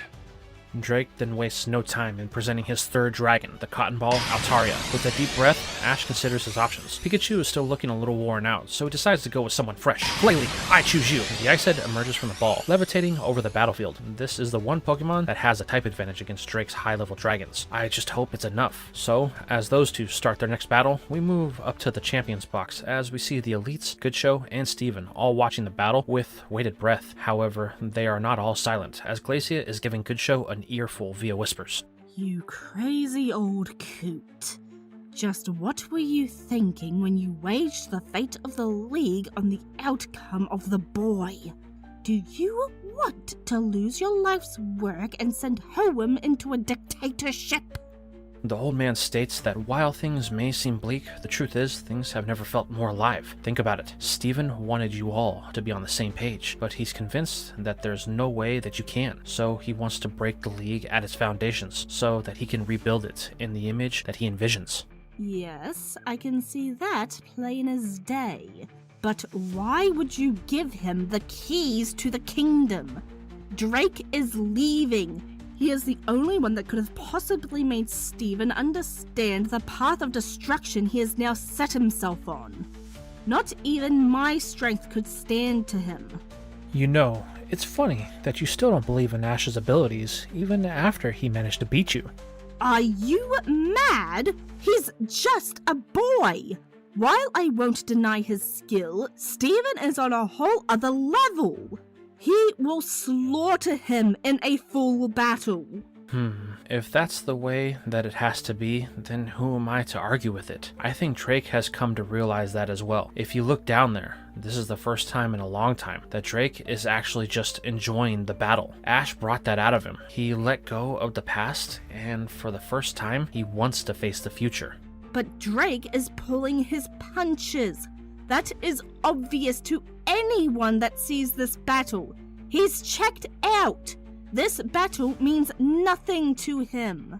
I think you should look closer. Drake isn't holding back. As a matter of fact, he's doing the exact opposite. He's helping the boy grow by pushing him. Drake realizes that he won't be around forever, so either he holds on to something that he will eventually lose, or he cements his legacy and helps the next generation achieve the same greatness as him. Glacia looks at the battle, hoping that Goodshow is right. All the while, Steven scoffs at this notion, thinking that the old man has finally caved under the pressure of his poor decisions that led to the situation to begin with. Though the champion has to admit that Ash is proving to be far more resilient than he gave him credit for, as he watches Phoebe and Sydney grip their seats so hard that he can see the whites of their knuckles. As the battle rages into the midway point, we flash back to the battle with Misty and May. The battle hasn't gone very well for the Princess of Hoenn. Gyarados has managed to take out both her Seviper and Beautifly without really breaking a sweat, though it did take a few hits from rollout and was hit with a stun spore. However, from May's point of view, it seems like neither of those matter as her team is dropping like a Flygon. Misty comments that May was so confident that she would win, but for a hack gym leader, the redhead seems to be doing alright. If the girl can't even beat Misty, then there's no way she's going to be able to beat Ash. The water specialist drives this home by telling May that she's become obsessed with this thought, asking why it's so important for her to have a battle with the boy. May yells that that's none of her business, as she plans to win this by sending in her Munchlax for the next battle. Misty doesn't even really feel threatened by this thing, as it has the same oblivious look that her Psyduck usually has, so she decides to keep in Gyarados for the moment. With the start of this battle, Misty goes big for a Hydro Pump, though things unfold more for May with the Stun Spore playing a part, causing its attack to fail. Seeing this as her chance, Munchlax begins to charge a Solar Beam at the command of its trainer. This leads to a back and forth between the two, as the Serpent struggles to get a hold of the tiny bottomless pit. However, when Munchlax missteps, Gyarados finally coils around it and squeezes tight. What follows is a clash of Hydro Pump and Solar Beam, though Munchlax proves to be the winner of this, as paralysis is too much and Gyarados lets up on its attack to take the full force of the Grass-type move, ending the battle and finally giving May some relief. As Misty recalls her ace, she compliments May. That was clever, though it cost you a lot. Munchlax is looking a little tired after all of that. This is something that May can't deny. The normal type is breathing hard, but she refuses to give in to Misty, stating that she can take whatever you throw at us. Well, I guess I'll take you up on that offer. The redhead then matches Munchlax's cluelessness with some of her own, as Psyduck hits the field. May is left utterly puzzled by this choice, even questioning if Misty is serious. Oh, definitely, the redhead says. This is where we move back to the present with Ash and Drake. The Dragon Master has has found himself in a very odd position. Altaria's Fire Blast was proving to be too much for Glalie, forcing Ash to improvise on the spot. However, this proved to be something that even Drake had never encountered before, as the Ice Head used its Ice Beam with the Protect to form a casing around itself, allowing for a full-blown assault from Ash that the Fire Blast was unable to stop due to the thickness of the barrier between Glalie and the heat. This resulted in the boy taking a win over the Dragon Master, when Altaria couldn't really do anything to stop this new defensive attack that Ash had created. Recalling the fluff ball, Drake seems rather impressed. Tell me, what do you call that move you just used? It's the first time I've seen it during the whole tournament. I'm not really sure, the boy replies. I just came up with it in the heat of the moment. Well, I must say that it was very effective. How about we call it the Arctic Shield? Hey, that's not bad. What do you think, Glalie? Do you like the name? The Ice Head gleefully cries its name to show the approval of this new attack. I'm glad this pleases you, though I'm also sad that I must bring your time in this battle to an end. Now Charizard, let the skies burn with your fury! Whoa, a Charizard. Ash can see the fire lizard is very strong. It may be even stronger than his own, so in the interest of self-preservation, the boy decides to recall his Ice Head for the time being. What a shame. I was hoping you would want to test your new technique against a true fire user. Yeah, maybe later. Glalie took a lot of damage in that last battle, so I would like to give it a chance to rest. Very well. That is your right in this battle. Just remember, that doesn't change how I handle the way I go about victory. Ash gulps for a moment as he looks at his partner. What do you think, buddy? Are you ready to get back out there? Pika, the mouse cries before jumping back into action. With the call to start this battle, the command is given for an Iron Tail, only to be met with a Brick Break from the fire type. They appear to be even at first, but Charizard is quick to prove its power when the starter begins to push down with all of its might. This slowly drives Pikachu into the ground as it is unable to counter from the position that it's in. While not enough to end the mouse, it's only due to a Thunderbolt that the lizard breaks its hold, though Charizard takes the attack for a bit longer than normal. As the fire type pulls back its claw just enough for Pikachu to escape, Ash notices a bit of a sadistic smile on its face. This catches the boy off guard, causing Drake to notice. I take it that my Charizard's behavior makes you a bit nervous. Well, that's a good thing for you. I would exercise caution when engaging it, as, if I'm being honest, Charizard is a bit of a masochist. It likes enduring pain in order to see how powerful an opponent truly is. Charizard will take everything that you can throw at it just for a clean shot that tests its raw power against yours. Seeing this could be more dangerous than he had intended, Ash questions if the mouse is okay. Pikachu gives a thumbs up as it takes to all fours. Okay, use Quick Attack, Ash calls, but the Charizard is already countering with another Brick Break. Seeing they need to create an opening, Ash calls for an Electro Volley. Charging its tail, the orbs circle around Pikachu as it sprints forward, ready to use them as a means to break Drake's next counter. Ash tells Pikachu to fire the first two, which are met with another set of Brick Breaks, causing a brief explosion. Smiling, Ash knows that this is their chance, as the third ball is driven into what he thinks is Charizard's gut. However, the boy finds out the hard way that this didn't matter. As the smoke clears from the first two balls, the Charizard smiles as it holds the mouse tail in its claws, compressing both of the ball and Pikachu's tail at the same time. This causes the electric mouse to scream in pain, but there's little time for Ash to counter, as with the command of an outrage, Charizard's eyes glow in a red hue before it releases a savage fury on the rodent, slamming it into the battlefield below multiple times, leaving Pikachu cratered unconscious, and Ash looking on in disbelief. As the boy tries to wrap his head around the severity of what just happened, we move back to the champions box with the elites who are now commentating on the battle. Man, that's a brutal attack. I didn't know that Drake was capable of something like that. Listen, Phoebes, if you think that one was bad, you ain't seen nothing yet. That was mild compared to what he did to Absol the first time we battled. Well, I'm glad I never got that type of reaction. I don't think my Pokémon could have handled it. Yeah, he must not have thought it was necessary. Guess he only uses it when his opponent is too strong. Someone like yours truly. It's really mind-boggling how your brain works, Sydney. Drake didn't use it on you because you were a threat, but because of the frustration he felt from having it to entertain your battle. Oh, come on, Glace, why do you say such things? I was able to beat you in our battle. That was a fluke, and you know it. Sneasel's Ice Punch would have taken out Cacturn if it hadn't slipped on the rock that was exposed in that small part of the battlefield. Well, either way, I managed to earn me way to the old man, and that's all that matters.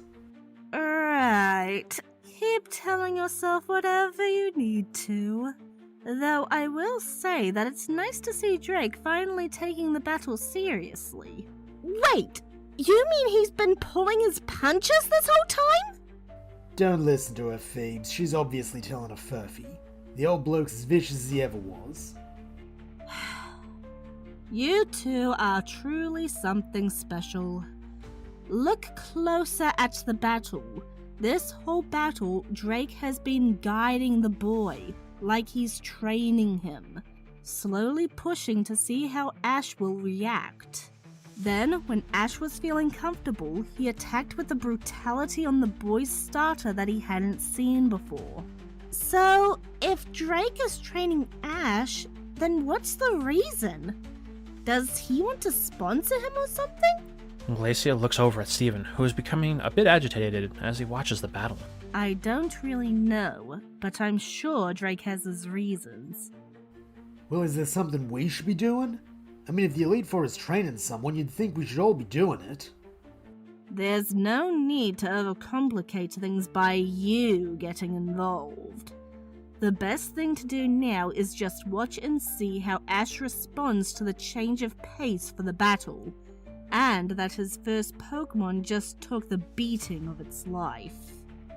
This causes them all to turn back to the battle as Steven begins to clench his fists a bit, knowing full well what Drake is planning. All the while, Good Show can see this, and a bit of hope returns to the old man's face that has been missing for the last few days. Back on the battlefield, we see Ash walking out to collect Pikachu. The boy is visibly shaken by the actions of Drake and the shape that the mouse is in. Picking up his starter, Ash questions if it's alright. However, there is no response. Turning, Ash questions why Drake would take it to that extreme. There was no need for such force. I'm afraid you're wrong about that. This is a battle first and foremost. I saw the chance for victory, and I took it. Sometimes that is the only way to win. Yeah, but there was no reason to cause that much damage to Pikachu or any other Pokemon for that matter. Ash, I'm afraid you're wrong. In your battle with Glacia, there were several moments that could have turned things in your favor. However, you refused to act on them. Maybe, but I still won the battle, so it doesn't matter how I won. I'm afraid you are wrong. You left everything to chance in that battle. If slacking didn't have the power it did, then you would have lost. Hesitation is all the difference between victory and defeat. This will be your final lesson on the road to becoming a champion. Now prove to me that you can overcome your shortcomings and take your victory.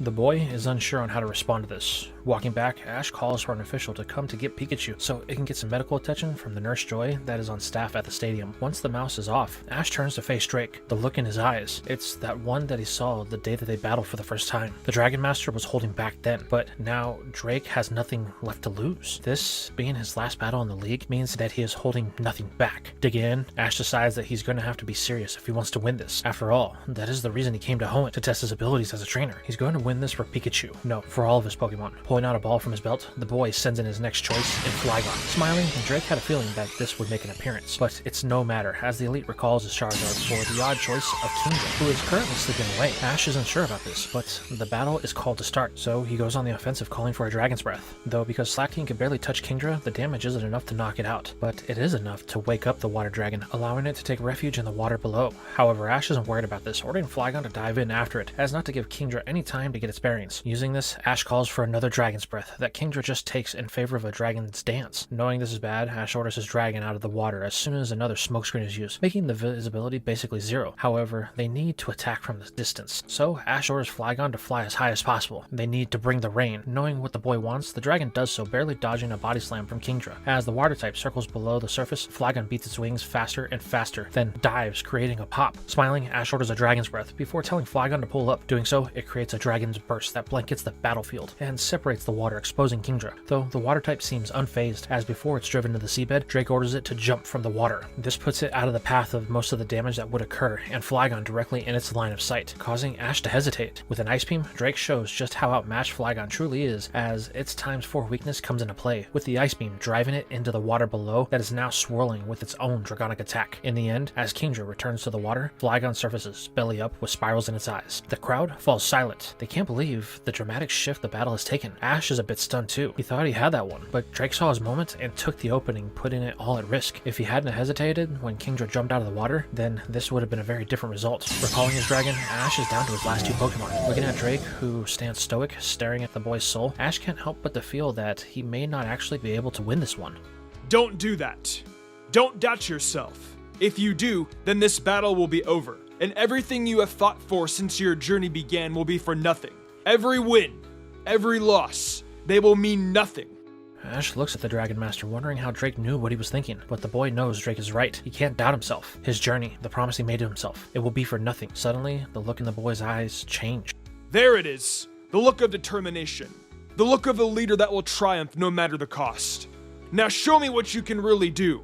Drake then watches as our hero makes his final choice for this battle. Septile, I choose you. As the ace of Ash's Hoenn roster takes to the field, we pan back to the champions box. The elites have all fallen silent at the battle as it has become clear on what Drake is trying to do. Though for Steven, this is something that he finds rather vexing. Why is Drake wasting his time with this boy? Just finish him already, the champion thinks. However, Steven knows the reason. Drake said that he would uphold the honor of the league, which from the Dragon's Master point of view means cultivating the next generation. The champion isn't happy with what he sees, as it is a waste of time. But if that's what Drake wants, then no matter. If the boy gets past him, then Steven will be more than happy to put our hero in his place, so he can take control of the league. Though what happens next is going to make our champion happy as he watches Septile make quick work of Kingdra when it deflects an ice beam that freezes part of the lake and traps the dragon, leaving it open for another grass attack that drops it. It's about time you found that fire I've been looking for. The question is, can you do what is necessary to win?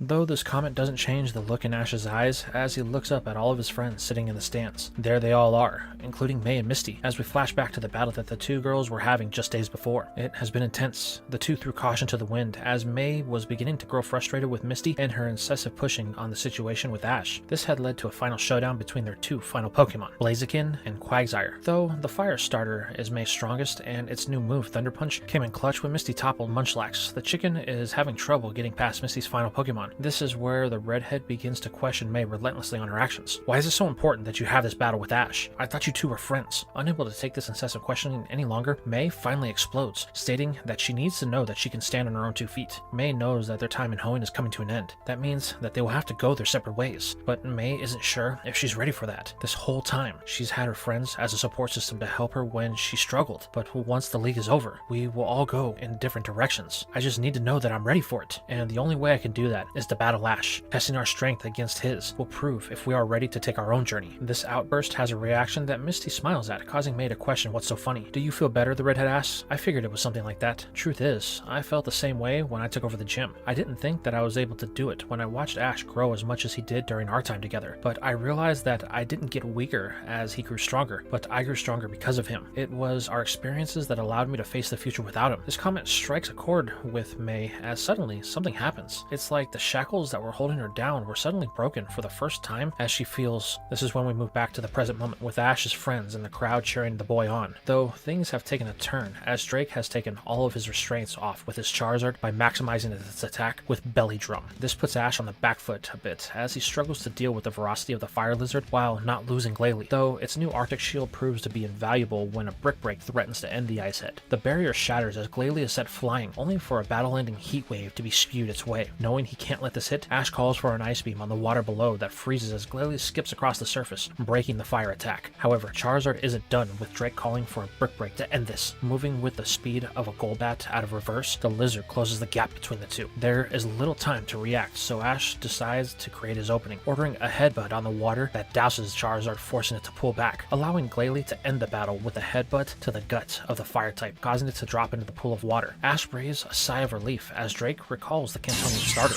The boy is learning. He may actually be able to win things after all. Though, that depends on his ability to stand up to my last Pokemon. Now, Salamence! Ravage the skies with your fury! Drake's final Pokemon emerges from its ball with full intentions of bringing victory to its master in this battle. Ash, the last time you faced my Salamence, you couldn't even make a move against it. This time, that will not be an option. If you fail to act, it will rip your Pokemon to shreds. While the statement is true, Drake can see that there has been a shift in the boy. The lack of confidence that he once had has completely vanished. All that exists is a trainer that will not let anything hold him back. The only question is, who has the greater will? Knowing that Glalie is on its final leg, Ash decides to keep it in for the next battle, though it's going to prove difficult, as with the start of this fight, the dragon wastes little time in going on the attack with a flamethrower. Immediately, the Ice Head uses an Arctic Shield, though it proves to be of little use due to the fatigue that it has finally set in. Knowing they need to stop being defensive, Ash decides that he's going to take Drake's advice ice literally by switching to an ice crash. Pivoting with little notice to the Dragon Master, Glalie clads itself in as much ice that it can before pushing through the fire attack and slamming into Salamence. However, this won't have the effect that Ash was hoping for, as the ice crash had turned into a regular headbutt due to the ice melting. This puts the ice head in a very compromising position as it takes a Dragon Claw that drives the ice type into the water below. Glalie bobs in the water with spirals in its eyes, signaling that this battle has reached its final act. Recalling the ice type, Ash stares down the dragon and its master. There's only one choice that the boy has left. Last time, they both froze under its ferocity, but that won't happen again. Sceptile, I choose you! The grass type emerges from its ball, showing that it is a very different Pokemon from their last encounter. You have no idea how pleased I am that this is your final choice. I could tell that you two were still trying to understand each other the last time we battled. But now the trust that you share, it is complete. Ash tells Drake that he has no idea exactly how right the Dragon Master is, as Sceptile immediately activates its Overgrow. What's this? Your elemental ability is already activated. Astonishing. Sceptile is reacting to Ash's desire and growth throughout this battle. With a smile, Drake says that he's very pleased and would like to test this power that they have unlocked. Now, Salamence, use Dragon Claw!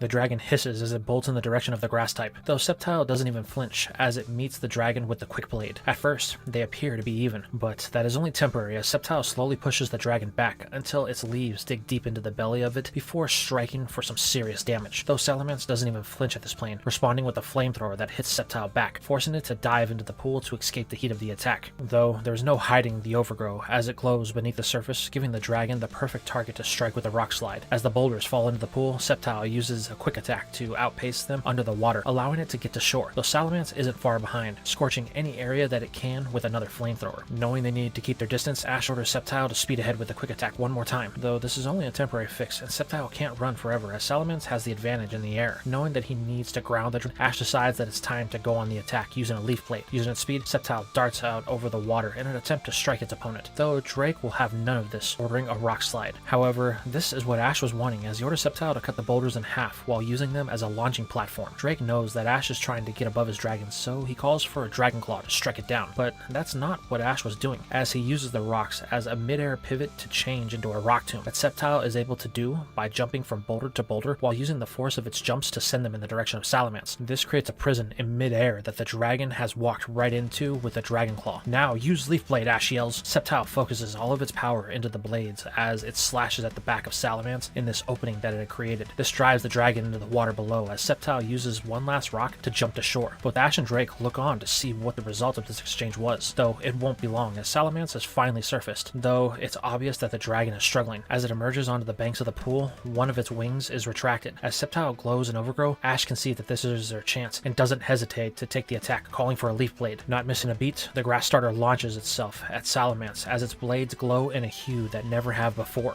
though things are going to take a turn that no one saw coming. Stop! This battle is over. I, Drake of the Elite Four, concede to the challenger, Ash. This causes everyone in attendance to begin questioning what they just heard. Did Drake just forfeit? Even Ash's friends are unsure on what they just saw. Unsure of what he just heard, the ref asked Drake to repeat that statement to clarify any confusion. I conceded to the boy. Salamence is no longer able to fly. Its chances at winning have been cut in half. So rather than risk its safety, I will take this loss with honor. Ash is the victor, and will move on to battle the champion. Now, finalize this decision. Not really sure on what else to do, the ref raises his hand, giving the win to Ash of the battle, leaving the boy and Sceptile in complete silence. But why, he thinks? After all that talk from Drake, this is how it ends, with him just giving up. Silence befalls the stadium as Drake recalls Salamence, signaling that his decision is final. However, Ash won't let this sit and angrily demands to know why the Dragon Master has forfeited this battle, all the while in the champion's box. Steven's irritation has jumped straight to anger. Drake has undermined him every step of the way, and this is something that the champion will not allow. But so be it. If this is what Drake wants, then Steven will make an example out of the boy and claim control of the league for the security of all who live in Hoenn.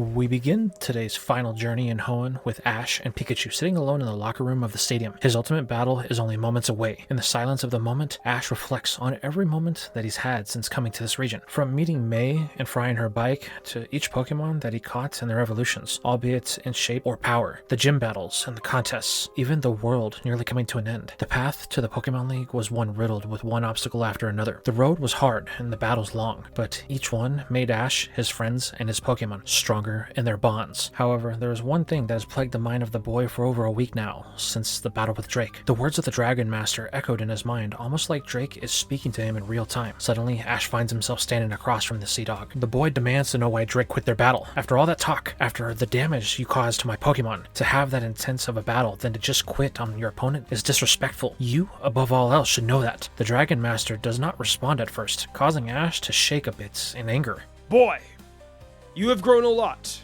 and these feelings you have are natural when you find yourself in the position you're in. But it leads me to wonder, why did you come to Hoenn in the first place? This question stops Ash for a moment. What does that have to do with this? It has nothing to do with you quitting. You're right, it doesn't. But it has everything to do with how you're reacting to it. So tell me your reason, or you will never get mine. This stops the boy. Looking in the Dragon Master's eyes, Ash can see that he means business. The boy relents, telling Drake about his reasons for coming to Hoenn, the promise he made to himself and Pikachu. He needs to build a new team to prove that he truly had become a trainer that could stand on his own. I see. Well, I can say without a shadow of a doubt that you have achieved everything you set out to. But I'm afraid there is one more lesson that you need to learn in order for you to truly accomplish this. It's a simple one that took me many years to learn. You must learn when to know that the end is near. Limits are important. If you don't acknowledge them, then you will never be able to move beyond them. That is the reason why I conceded the battle to you. Our limits have been reached. There is no point in pushing forward. This statement puzzles Ash. He tries to say something, but Drake simply turns to leave. Ash, this is a lesson that you have barely begun to discover. That is why your road extends far beyond this point. The road you traveled has already been one of many experiences and memories, but I assure you that whatever lies ahead will be nothing compared to the past. Now, trust in yourself and your friends. It will be what guides you in the upcoming battle. Drake then vanishes, and Ash finds himself in the locker room once more. He hasn't seen Drake since that day. He vanished without a trace. It's here that the bell rings, signaling Ash to head to face the Hoenn region champion. Come on, buddy. We still have a lot to do before our road here in Hoenn ends, so they better get started. Pikachu then mounts our hero's shoulder as they take off down the hallway to the main battlefield. It is here that we move up to the champions box, where we see Glacia, Phoebe, and Sydney all arguing about the events of the tournament and how they've played out. I can't believe the old man just left like that. He really has abandoned us, hasn't he? He sure has. I didn't want to believe it at first, but even his ship has left the harbor. Drake is really gone. And now we have to deal with Steven on our own. That's not exactly something I'm looking forward to. I'm afraid it's much worse than that. I saw him the day he left, and what he said wasn't something that gives me confidence that he will ever return. Come on, Glace, it couldn't have been that bad. The old man wouldn't have just left us high and dry.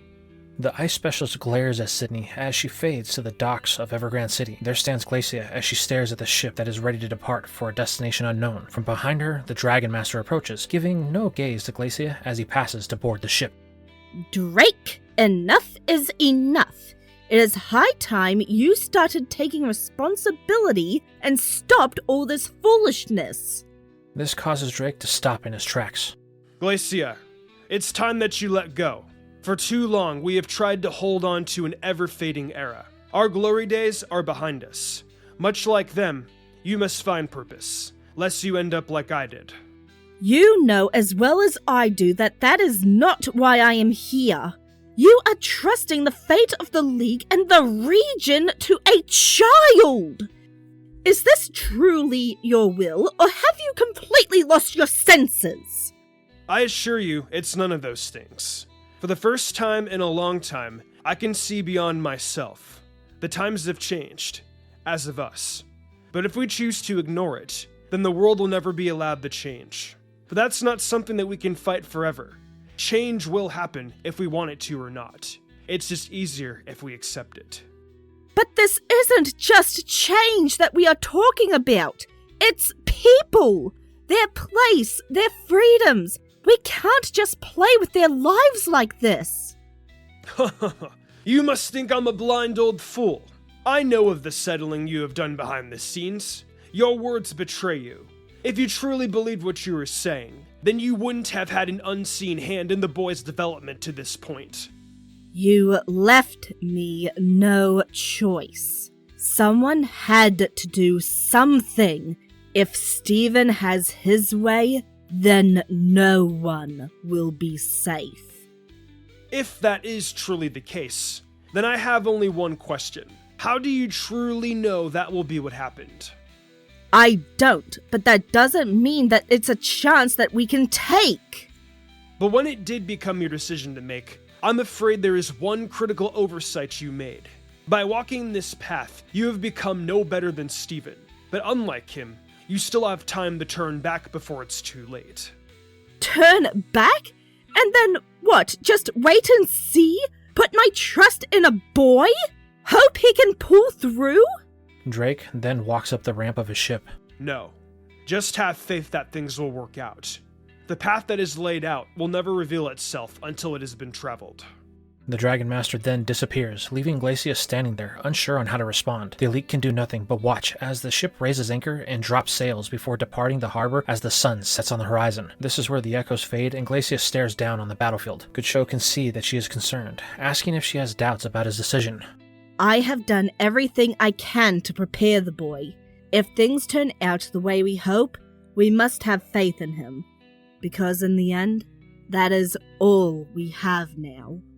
This is where we move down to the battlefield, as we see the two combatants standing face to face. Ash is glaring at Steven as they are being introduced. This will be a full 6-on-6 battle on a standard field, via the decision of the champion of Hoenn. The battle will be over when one side is out of available Pokemon. As the ref asks if everyone understands, Ash doesn't even blink, refusing to break eye contact with Steven, which causes the champion to comment that it's rude that Ash doesn't even acknowledge the official or his opponent. It's only the sportsmanlike thing to do. He admits that Ash has fought hard to earn his privilege, and as the champion, Steven will face him with honor, but that means that Ash must do the same. This finally prompts the boy to say that he understands and would like to get the battle underway. Seeing that there is nothing left for him, the ref exits the field as Steven looks up at Goodshow in the champion's box. The champion muses to himself that with Drake's forfeit, the president practically handed him over control of the league. The champion then smiles, happy to get a front row seat to the spectacle that is about to unfold. However, Ash simply looks up, seeing each of his friends in the stands. He thinks about each battle that they've had. Then it comes to May. Ash finds himself standing across from her in a contest hall. The two are in the middle of a great battle. The crowd watches on the edge of their seats as both Grumpig and Munchlax are exchanging attacks. A solar beam is deflected with a reflect that costs many points, putting Ash slightly ahead. Though it's not for long, as May can see that the timer is down to 90 seconds and this is only their first battle. In this best of 6 contest class, she will be the victor. After all, she wanted nothing more since the start of the league itself. However, Ash feels the same way, as he wanted to secure his win with a psionic barrage. But May isn't going down in flames, rather up, as Munchlax's fists erupt in fire that strikes the stars, causing a series of explosions that echo throughout the area that ripples, with Ash's views changing to see Steven standing across from him as his Skarmory sets up its second layer of spikes, while Pikachu does its best to avoid and answers with a Thunderbolt. However, Steven proves why he is the champion with his tactics of battling, recalling Skarmory to replace it with his Claydol, nullifying the electric attack in the process. While this catches the boy off guard, Pikachu is quick to respond, cracking the ground type with an Iron Tail as it sets up a sandstorm that blankets the field in dust. Ash tells the mouse to be on guard as Steven calls for a light screen. Knowing the champion plans to draw this out, Ash orders the mouse on the attack again with another Iron Tail. However, Steven is now set for his true show to begin, as the real focus of the champion is now in motion. Before Pikachu can land its move, the champion recalls his second Mon. However, its replacement will be the stuff of legends, as a Titan of Steel emerges to the field, a Pokemon that Ash, nor anyone in the league, has ever seen before. Hey, when did old Rock Boy secure himself a Registeel? I don't know, but things just went from bad to worse. Drake, what were you thinking leaving this to a child?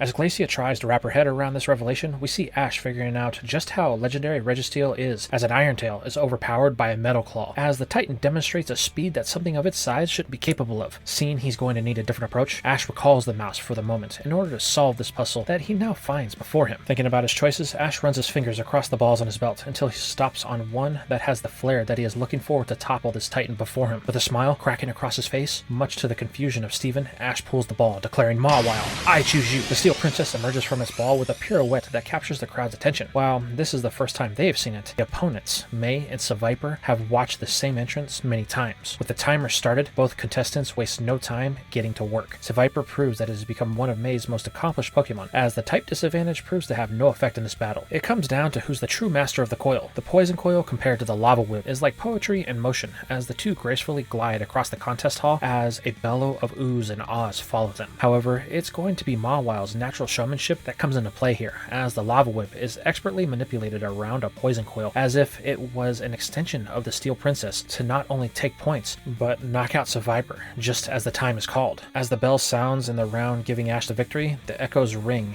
and bounce off Registeel, that is now proving to be the master of the Sandstorm, as Mawile tries to take control of it. However, the spikes on the ground are making it hard for Ash's Mon to move around and concentrate on taking control of the Sandstorm with a Lava Whip. This makes the damage that it can cause to the Titan minimal with the light screen. As the Sandstorm rages, Ash tries to think of a way to battle this, but the storm is thick and he can barely see, though this goes for Steven as well, so things are pretty even, giving Ash time to come up with the counter. However, the boy is going to find out firsthand that his sense of security is misplaced as Steven commands a lock-on. Our hero is unfamiliar with this move, so he tells Mawile to put up a Lava Whip as a defense. However, this is going to be of little use, as the next attack clinches the first victory in the match, when the most powerful electric attack Ash has ever seen rips through the Sandstorm and the Lava defense to strike Mawile. The last thing the boy sees is a Zap Cannon, ending his Steel type in one shot, as it's powerful enough to disperse the Sandstorm upon contact. This is where, for the first time, Ash gets a good look at what he is actually facing, as the Steel Titan beeps away, while Mawile lay in defeat. Recalling the Steel Princess, Ash is having a bit of trouble coming up with his next plan of attack, as he locks eyes with Glacia, as she remembers a conversation that they had the day before.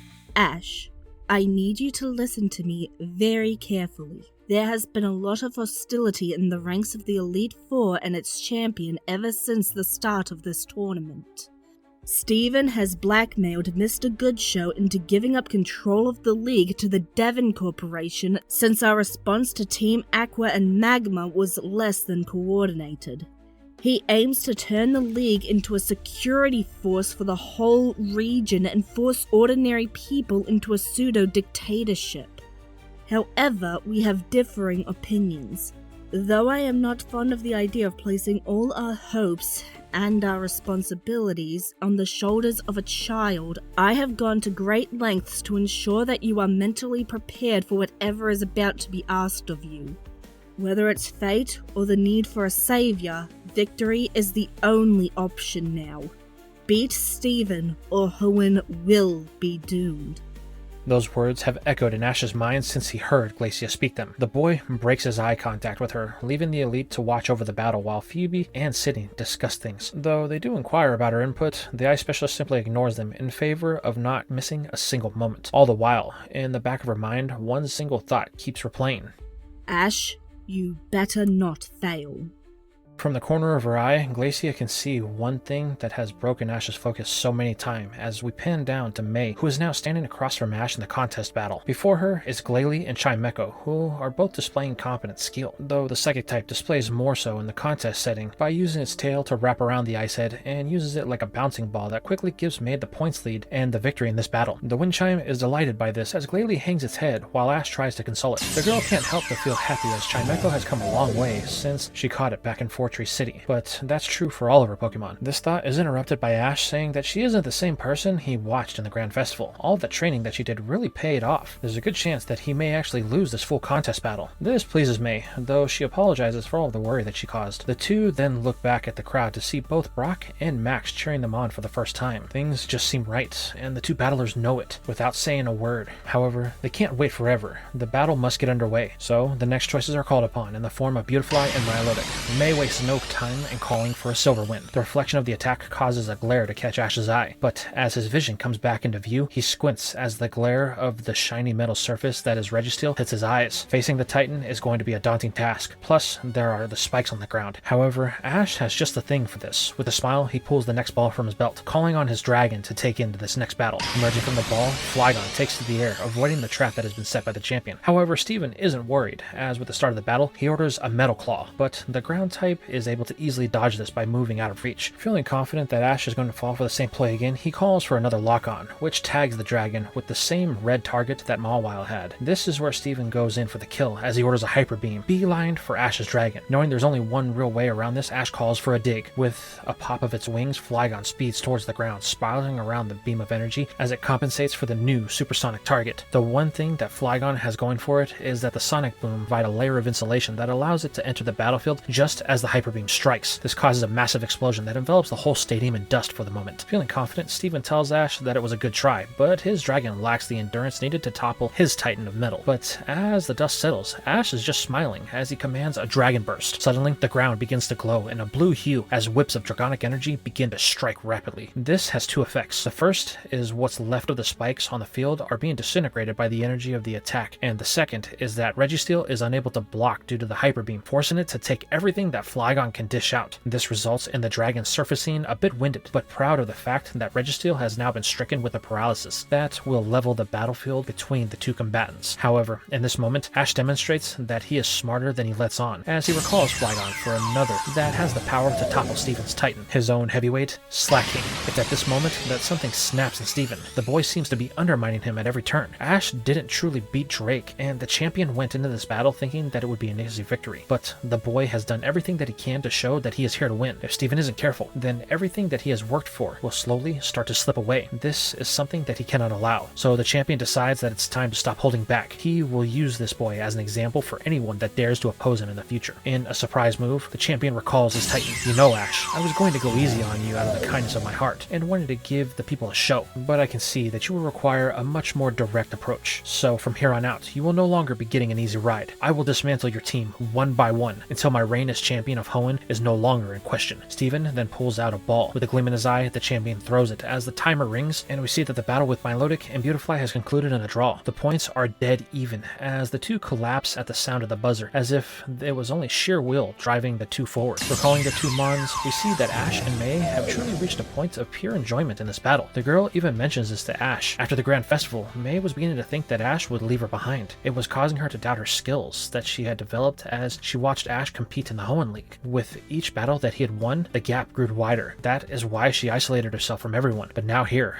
at this moment, she has found peace. Everything that they went through over the last year, it just fades away as the two begin to laugh for no reason at all, though it does trigger a response from the judges as they tell them to present their next Pokemon. Still laughing, the two make their choices as Pikachu and Surskit are sent in. This immediately gets Max to start cheering from the crowd for Surskit and Pikachu, as the rest of the building fell silent to this random laughter from the two finalists. This triggers the silence to erupt in cheers as well. The boy seems to be infectious while Brock watches him scream at the top of his lungs, only to think how far that the boy has come since Ash and he met the two siblings. However, the breeder will have little time to travel down memory lane as the battle starts, and he shifts his gaze back to the field where we see Slaking staring down a Pokemon that the breeder has only ever heard about, the fossil Armaldo. Smiling ear to ear, Steven knows that this Mon will be the one to set the pace for the rest of the battle, as the bug simply dodges a focus punch with a dig that forces the sloth to stop cold, unsure on how to proceed. Ash tells it to be patient. They will get their chance. However, the following exchanges proceed much like the first, as Armaldo remains elusive, using dig to dodge all of Slaking's most powerful strikes while taking little potshots of its own for chip damage. Even a yawn proves to be of no use as the fossil simply tunnels away. This causes the normal type to grow agitated, which is something that Ash has not seen since its evolution. But much to the boy's dismay, this is what Steven was looking for, as Armaldo has now added Rock Blast to the combo that the champion has set up. This has cut the timer on their clock to end this battle in half, as Ash struggles to think of a solution for this problem. However, one presents itself in a most unusual way when Slaking stomps its foot in frustration. It sinks into one of the tunnels that had been dug under the ground. Smiling, Ash commands for a double focus punch. However, Steven tells the boy that it'll be of no use. He can't hit Armaldo, but Ash says that his target isn't the fossil, but its domain, as he commands Slaking to strike the battlefield with everything that it has. Doing so, the sloth brings down the force of everything that it can, sending a shockwave throughout the whole stadium that all of Ash's friends can feel in the stands. For a moment, it looks looks like this battle has ended, but just when Slaking lets his guard down, Armaldo surfaces, striking with the water balls from the side. Slaking merely looks at the bug, as it takes a deep breath, ready to attack out of frustration. However, Ash decides that it needs to cool down, so he recalls it for the time being, knowing full well that he's going to need its power later. The normal type grunts as it vanishes into the ball. Steven is pleased with the turn of events as he feels like Ash has been thrown off balance. Though he was hoping that Slaking would have been taken out by Armaldo, he accomplished what was needed. Not wanting to waste a fresh team member, Steven decides to keep in Armaldo to face Ash's next choice, which just so happens to be the boy starter. As Pikachu hits the field, Ash calls for an Iron Tail. The mouse charges down the battlefield with its tail aglow, only to slam into a water pulse that proves to be more powerful than Ash was expecting. Surskit has really come a long way since Max caught it all those months ago, though Ash is still ahead in points for the moment. But May won't let things stay like that. With only seconds left on the clock, she calls for a Bubble Beam. However, May isn't the only one that has learned, as the mouse uses an Electro Volley as a defensive shield that, in combination with the Quick Attack, allows the mouse to fend off the attack and slam into Surskit. Though this costs Ash some points for the lack of showmanship, and also costs May points, which was enough to keep him just ahead as the timer hits 0. Though the bug begins to wobble as it collapses with electricity surging through it from the electric tackle, the mouse celebrates as Armaldo lays with spirals in its eyes, finally giving Ash a win over one of Steven's Pokemon. This turn of events is a little upsetting for the champion, as he was hoping to take out the mouse, but not unplanned, though he doesn't like that Ash is proving to be more difficult than he originally thought. So to throw the boy off, Steven decides that it's time to replicate the start of the battle by sending back in Skarmory. However, Ash is onto this, and he calls Pikachu to come back. As the mouse is starting to show its fatigue, pulling a ball from its belt, the boy sends back in Flygon, ready to face Steven and whatever he may be planning, whether it's something old or new. As the two aerial battles take to the sky, we shift to the champion's box. Here, we see a conversation happening that doesn't show the greatest confidence in their only hope. Hey, Glaze. Things aren't looking too good out there for our boy. Steven is still fully in control of the match, and our chances of stopping him from acting the goat is slowly fading away. What are we going to do if the boy can't pull through? Hell, even if he does, what's to stop old Rock Boy from going back on the deal with Good Show? Sydney's got a point. Steven's only used half of his team and seems dead set on doing things his way no matter the outcome. I don't think there's anything we could do to oppose him even if we tried. Ash's chances were slim to begin with, but this is like watching an execution in real time. Death by 1,000 cuts. You both have valid points, but our hands are tied. Drake chose this course of action because he thought it was best, so there's nothing that we can do but watch it unfold. As much as we want to, there is no way to influence the hands of fate. However, this comment triggers laughter from Good Show, who has been sitting quietly as the three bicker among themselves. And just what do you find so funny, you manic fool? Oh, you couldn't be more wrong, Glacia. All of you have had an influence on the future of the league. Each of your interactions taught the boy a valuable lesson. From Sydney, the boy learned how to have fun in high-stress situations. Glacia, you helped him find a focus that I hadn't seen in him in Kanto or Johto, and Drake showed him the cost of hesitation. You all have done your part, so now you can do nothing but watch and see if your contributions were enough to achieve the outcome that you want. I hope you're right, old man. As the three of them look down to the battle, we see Ash looking up at all of his friends cheering him on. Steven takes this moment of distraction on his part to strike with the Steel Wing, forcing Flygon into a dive. This snaps Ash back to the moment. However, this isn't a problem as the boy commands Flygon to keep diving to the ground and use Dig. Doing so, the dragon hits the battlefield with so much force that it causes a sandstorm to kick up temporarily. As Flygon tunnels into the ground, it turns the rubble pit from the earlier battle into a sand trap that forces Steven to recall Skarmory as he realizes that he won't be able to set up the spikes with the sand now growing larger by the move, as the spikes would simply just sink with every little vibration. Though Steven has been detoured slightly, the champion still has plenty of options, which he confidently displays by sending back in his Claydol. With the change of an opponent, Ash decides to leave in Flygon for the time being, calling for a Dragon's Breath. However, Claydol uses a sandstorm to dodge the damage and hide itself. Ash tells Flygon to surface and attack with the Crunch. The dragon does so, only to be met with a light screen that shows exactly where Claydol is. Ash sees this as a mistake from Steven, as now Claydol's location has been spotted by the dragon. Launching us up at the ground type, Flygon Flygon latches on. However, this was a calculated risk as Steven displays Claydol's versatility as an ice beam is launched into the unguarded belly of Flygon that drops the dragon as quickly as it had chopped down on the arms of the monolithic toy. Recalling his flying dragon, Ash thinks about what Pokemon he can possibly send out against this thing. It's clear Steven isn't playing around. With 2 of his team members down, Ash must be careful as not to walk into a trap set by the champion, as he's done it twice so far. But the boy isn't sure on how to proceed. However, he can see that his friends still believe in him, as Misty and May are cheering in tandem, making sure that Ash knows that they have his back. With a smile, he knows what to do, going with his gut and to have fun. That's the only way he will be able to win. Pulling a ball from his belt, Ash calls on his ace of the Hoenn, Sceptile. The wood gecko emerges from its ball and stares down, its final opponent of the region, as May and her starter Blaziken look back. It's hard to believe that when I got to Hoenn, these two were still in their first form, Ash says. Yeah, they've grown a lot, just like us. I guess it goes to show you never truly know how far you've come until you have something to look back on. I guess there's only one thing to do. Yep, let's see how far we've really come. Sceptile, Leaf Blade, Blaziken, Thunder Punch. This stalemates upon the clash, causing May to comment that she thought that would happen. However, Ash is feeling very confident here as he tells his friend that she and Blaziken will need to unlock a new level of power if they hope to beat them, as his starter begins to glow and overgrow. The wood gecko then stomps on the ground, causing a rock tomb to burst, trapping Claydol and blocking an ice beam all in one motion. Trying to free itself, Claydol charges a solar beam. However, much to Steven's displeasure, Ash won't give it the chance as a leaf blade cuts through the rocks and slashes at the ground type, dropping it as the light energy that it had gathered fades into obscurity. Recalling Claydol, Steven doesn't like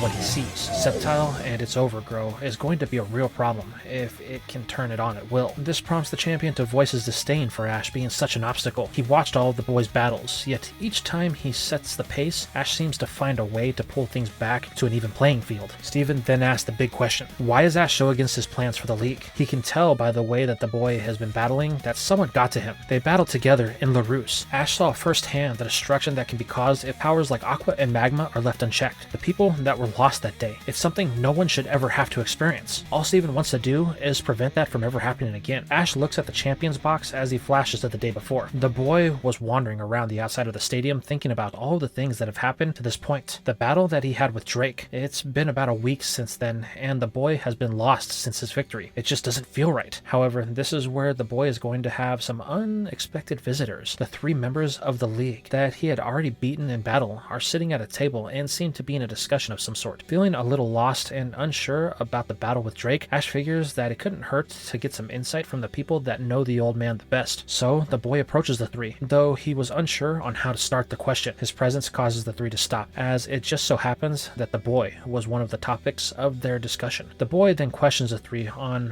what is going on. He feels like the battle with Drake was hollow. Drake just left and no one has addressed the situation. Then there's everything that Glacia told Ash. Ash feels like there is something going on that he's not seeing, something that he is caught in the middle of. The 3 elites all look at each other. With a sigh, Glacia then turns to the boy. I guess it's time that we told you everything.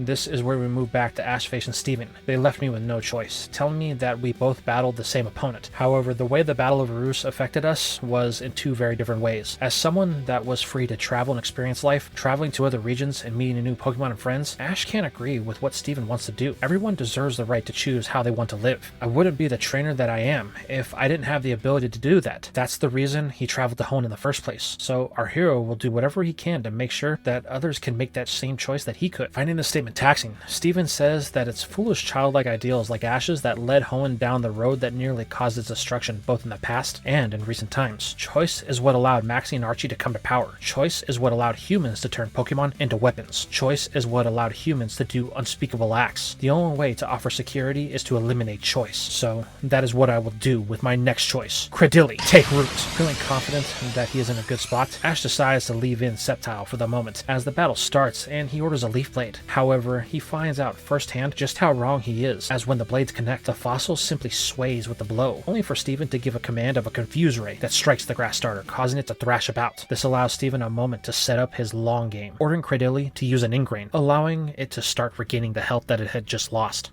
Ah, great. Old Rock Boy has started his long game. The chances of Ash finishing this have just been cut in half. Before, this was a game to him, but it's become a point of pride. Ash has challenged his authority and the boy will pay the price for it. It all starts with his ultimate shield. Don't say that, Sydney. We need to send Ash good vibes. There's still hope he can pull this out. Ain't that right, Glacier?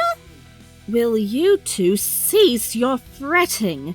You are giving me a migraine. Just keep your mouths shut and watch.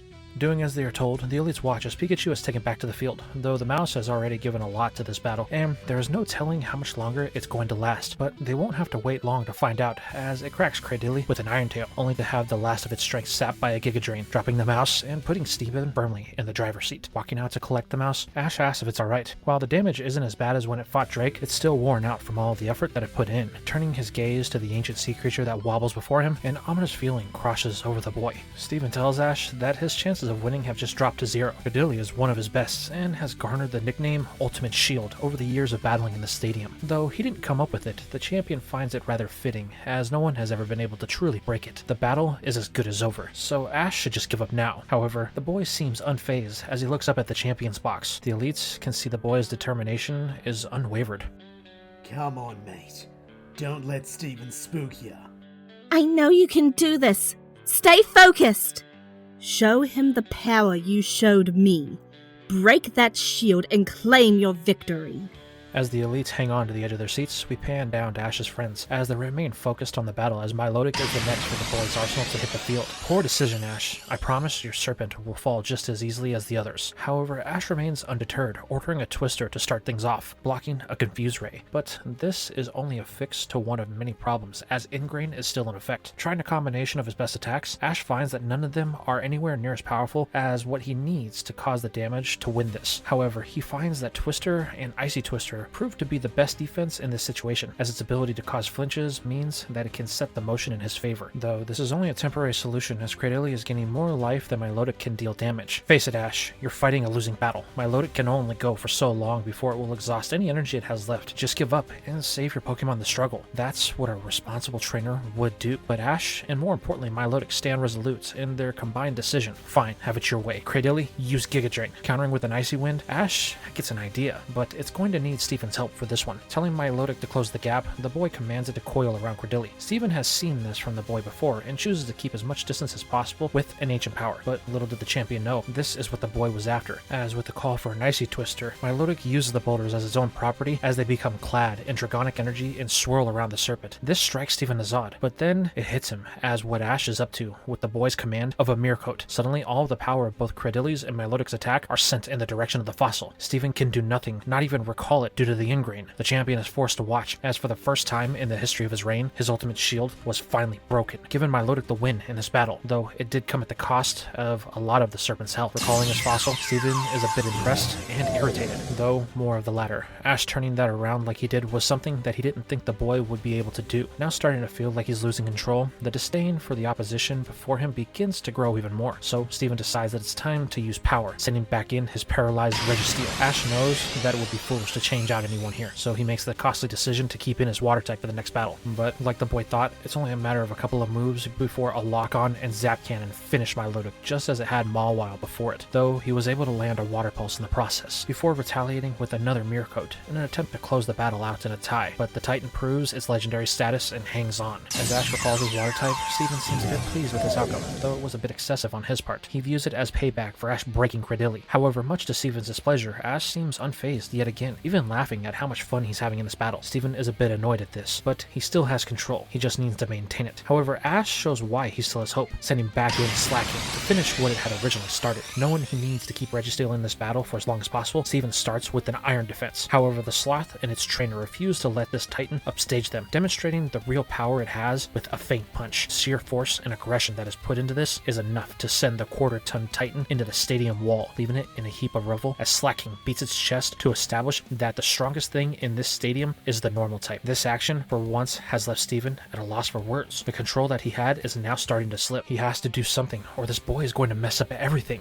Now trembling in a bit of anger, Steven aims to end this battle with Skarmory. The ironclad bird emerges with a steel wing at the command of its trainer before the official start is giving, showing that Ash is starting to get to the champion. However, the boy doesn't really see this, only retaliating with a focus punch that misses. However, the elites take notice, wondering if they are finally beginning to see the cracks in their champion's armor. As they watch match on, Ash tries to close things out with slacking, but Skarmory stays just out of reach, making the normal type a little frustrated. This leads to a slight misstep on both it and Ash's part, as Skarmory is able to hit it with the Toxic that floods the sloth with a poison. Our hero knows that the more slacking moves, the more the Toxic will spread, so in order to buy time, he recalls it for the moment. With only 2 Pokemon left, his choices are slim, but with little other options, Ash sends back in Sceptile. This is what Steven was looking for. Now that Slacking is poison and Sceptile is the only Pokemon to battle, he has nothing but advantage on his side. It's only a matter of time, the champion thinks to himself. With Sceptile still glowing and Overgrow, the battle begins. Steven keeps Skarmory in the air, forcing Sceptile to take the Steel Wing. The damage is minimized with the Leaf Blades being used as a form of defense, but Steven refuses to let up, shifting to a more devastating Aerial Ace to cause some real damage. To avoid this, Ash deploys the strategy that he used in the battle with Drake, as Sceptile uses a Rock Tomb and a Leaf Blade combo to create aerial stepping stones that allow the Woodgecko to get above Skarmory as it came in for the attack. This puts the Steel type in an awkward position as Sceptile lands on its back. The champion tells his bird to climb and spin to shake Sceptile loose. However, it's of no use. The Woodgecko refuses to let go, using a Leaf Blade to strike it and take control of its wings, guiding them into a nosedive. The speed that they are traveling causes a whistle to echo as the two spiral to the ground. Ash tells Sceptile to ride it all the way to the end, which Steven finds absolutely absurd. That will take them both out. In an attempt to preserve the bird, Steven calls for a Steel Wing, but it's no use as Sceptile deploys Ash's plan with a Rock Tomb as it connects to the ground, imprisoning the bird while the Grass type lands safely out of harm's way. Now, use a Leaf Blade, Ash yells. Quick, break free, Steven demands. The bird is able to do so with the Steel Wing that it had charged before, but it uses all of its power in this motion, allowing the Emerald Streak that is Sceptile to cut it down in a glorious fashion, bringing this battle to an end. Recalling the Steel Bird, Steven comments that Ash has made a grave mistake. The boy has managed to back him into a corner, and like a wounded animal, Steven will do whatever he can to survive. Ash will not take everything that he has worked for, or the plans that he has. The region of Hoenn needs him if they wish to survive another battle between the forces of land, sea, and sky. Steven says this with anger in his voice that causes Ash to tell him to calm down. Right now, they're in just a battle. He thinks Steven has forgotten this, but the champion tells the boy he has no idea what he is talking about. The people that died in LaRousse don't think that it was just a battle. They don't get a chance to enjoy life. They won't get a chance to enjoy the freedom that Ash preaches about. Your naivety sickens me, but not to worry. I have the resolution to this problem right here. Metagross, go! As the forelimbed of Metal Monstrosity hits the field, the elites all comment on this. It looks like they're in the final stretch. However, Steven hasn't been pushed this hard before. The last person to face him in a battle this intense was Drake. And then he lost the match and the title. Let's just hope it's not the same fate for the boy. As they watch with their hopes riding on the boy, Steven gives Ash an ultimatum: forfeit the match and allow him to assume control of the league. In return, the champion will take the boy under his wing, and he will become the first member of the new Hoenn Elite Four. With Ash by his side, the league will be the strongest in the world. No one will challenge their might. Curious to what the alternative is, Ash questions Steven on this. With a smirk, the champion states that he won't be held responsible for what he does next. The battle that Ash had with Drake's Charizard will look like a walk in the Pokepark compared to what he will unleash. Smiling back, Ash declines this offer, much to Steven's surprise. Why would you put yourself and your Pokemon through the torture that I am about to inflict upon them? It makes no sense. Maybe not to you, but to me, it makes perfect sense. I came to Hoenn to test myself and the Pokemon that I caught here. You say that this battle is going to get harder, then I say bring it. That's what I'm here for. No threat will change that. I could never forgive myself if it did. Fine then. Just remembered, I offer you a way out. With Sceptile, Flareon, and Overgrow, the battle begins. The first exchange is a Meteor Mash and Leaf Blade. Though the Grass type is powerful, the fact is there is still a type disadvantage here, and it can barely hold back the power of Metagross. Then, to add insult to injury, the Steel Behemoth glows in a blue hue, signaling that it just got a power-up. While Ash knows that Sceptile can hold its own, the boy decides to play this smart. He needs raw strength, so he recalls the Woodgecko for the time being. Perfect, Steven thinks to himself, as Slacking hits the field for the final time with a flinch from the poison setting in.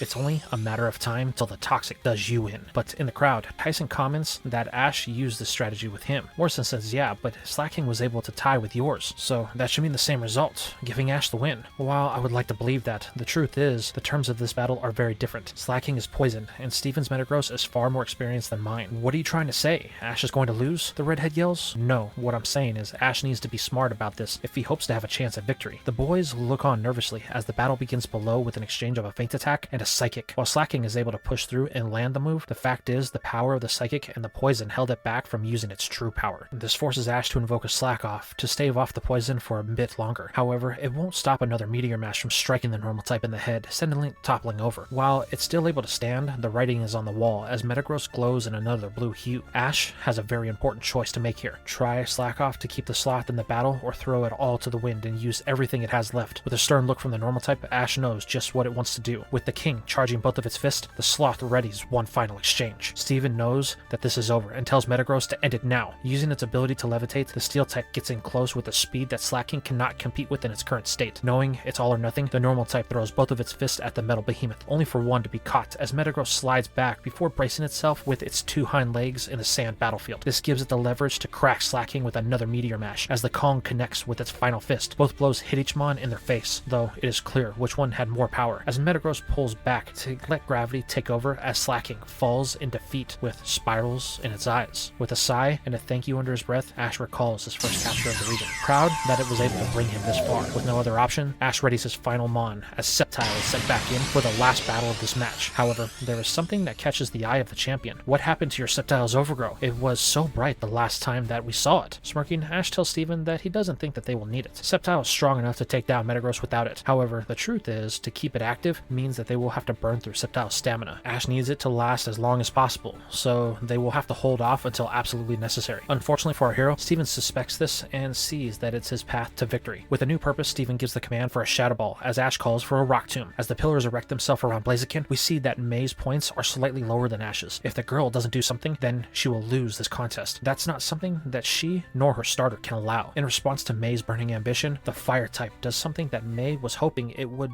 one day be able to tap into. The Fire Chicken begins to glow in a red hue as its elemental ability, Blaze, activates. Smiling, Ash can't believe that Blaziken finally did it. He tells Sceptile that it's time they went full power as well, as it begins to glow and overgrow. May states that she intends to win this contest. Keep thinking that, May. Sceptile and I will claim that ribbon. Now use Leaf Blade. Blaziken, use Sky Uppercut. The two starters clash with so much energy that a bright light of fire ensues. Suddenly, an overheat is fired at Sceptile as Metagross pushes through an overgrown powered Leaf Blade to slam the Woodgecko with enough force that a crater is left in the wake as the grass type lay unresponsive in the middle. At the command of its trainer, Metagross lifts its massive limb and moves off to reveal Sceptile laying there with no movement. Well, it looks like I've won, the champion quips with a smirk. I told you that you wouldn't like the results if you faced me. With things seemingly at their end, Steven turns to the ref. Make the call. This battle is over. I have won. Unsure on how to proceed, the official makes his way to the crater to check on Sceptile to see if it is truly over. In this moment, silence befalls the stadium in anticipation for the official ruling. All the while, up in the champion's box, things seem to have taken a turn.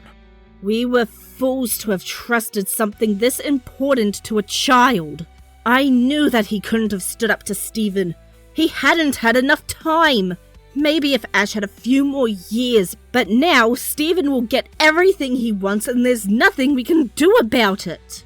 As the Elite Three struggle with their decision to blindly follow two old men and put their trust in a child, we move down to the battlefield below. Steven says that this battle is over. The champion then looks at the timer counting down, awaiting the official reason to be given. However, as the official prepares to call it, a burst of green aura envelops the whole battlefield. Turning, we see Sceptile struggling to its feet as it stares down Blaziken and Metagross. The Woodgecko is moving on pure instinct. They are nearly at the end of this road. May and Steven are confident that this battle is theirs, but in one final attempt to clinch a win, Sceptile flares in overgrow, forcing all of the energy within it into its blades. Looking his two opponents in the eye, Ash tells them that this battle isn't over yet. Sceptile and I won't walk away with anything less than victory. Steven is irritated that they won't stay down, while May is confident that it won't matter. This will be the final strike. Sceptile will put everything that it has into it. Now, use Leaf Blade, Ash yells. The Woodgecko flares once more in an emerald aura that has only ever been seen in one battle. Knowing that Ash isn't holding anything back, May and Steven prepare one final strike. Meteor Mash. Sky Uppercut, they command. The grass type puts everything that it has into a launch that causes it to vanish before the eyes of their opponents. Steven does his best to track the movement, telling Metagross to find Sceptile with its psychic abilities. However, it's too late. The Woodgecko has made its way into the metal monster's personal space with a strike of a Giga Blade. However, this is met with a Meteor Mash that stops it cold. However, this is what Ash had thought was coming as the Giga Blade begins to drain the health of Metagross. This forces Steven to command it to break contact when one of its legs start to buckle. However, this is too late as Ash seizes the moment and strikes with a blade that cannot be blocked. Or so Ash thought, as May has seen this before in his battle with Steven, as Blaziken raises its second fist with a Thunder Punch that manages to prevent a total knockout. As the starters look in each other's eyes, the timer strikes 0, bringing the battle to an end. The whole contest hall is silent. Both Ash and May look unsure on who the winner is. The points are so low that they are barely left any for either of them. This requires the judges to look into the matter.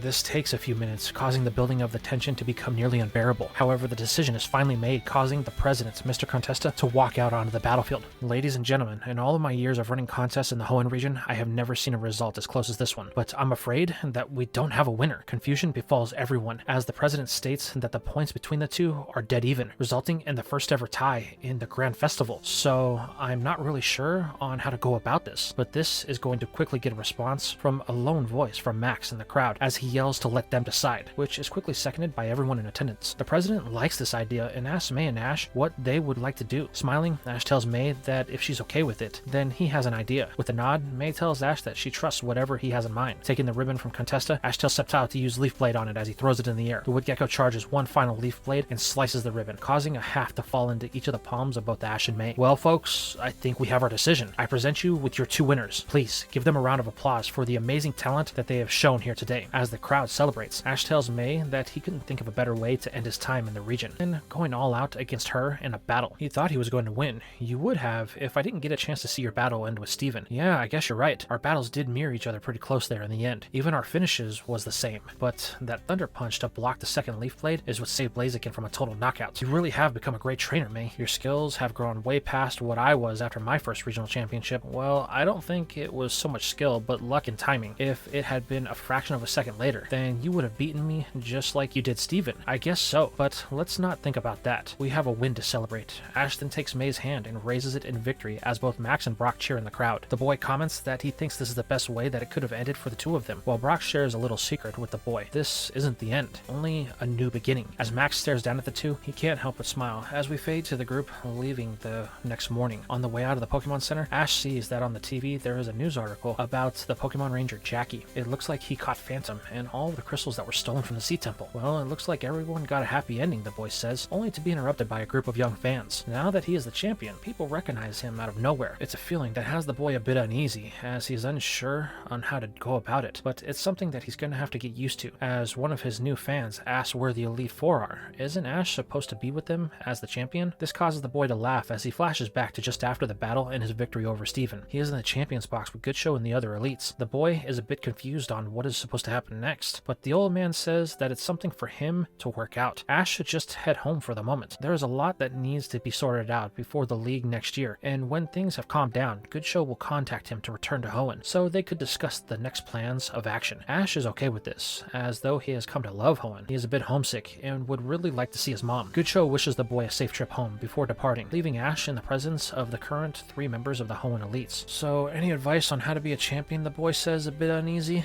Glacia glares at Ash with a stern tone in her eyes. The boy thinks that she is about to scold him again, but what happens next leaves everyone in shock.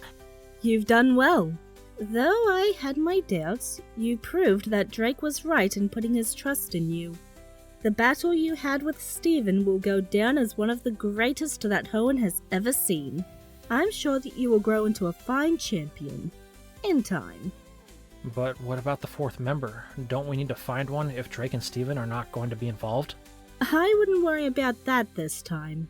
While I was planning on leaving the position myself, I think it will be best if I stay on to make sure things play out in a way that we don't have to worry about another problem like Magma and Aqua again. Oh, come on, Glaze, don't tell me you started to think like that wanker Steven. He lost his marbles in the end there. Yeah, Steven would have definitely taken it too far if he was able to win and get control of the league. We can't let that happen again. Calm yourselves. I'm not planning a coup d'etat. I'm just saying that Steven's motivation was not entirely unfounded. We need to make sure that it never happens again. Because Drake grew to resent Steven, he didn't share vital information with us on the people of the land, sea, and sky. This led to all of us handling things on our own. If we had just communicated, then we could have prevented all of this. In the future, we must present a more united front if we hope to show the world the example of how things could have been done.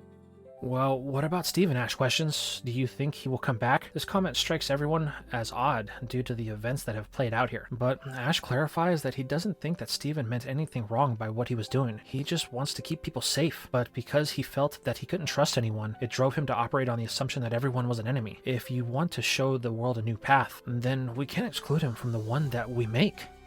Though I hate to admit it, the kid's got a point. Steven would be a good asset in achieving this goal. True, but what about his dad?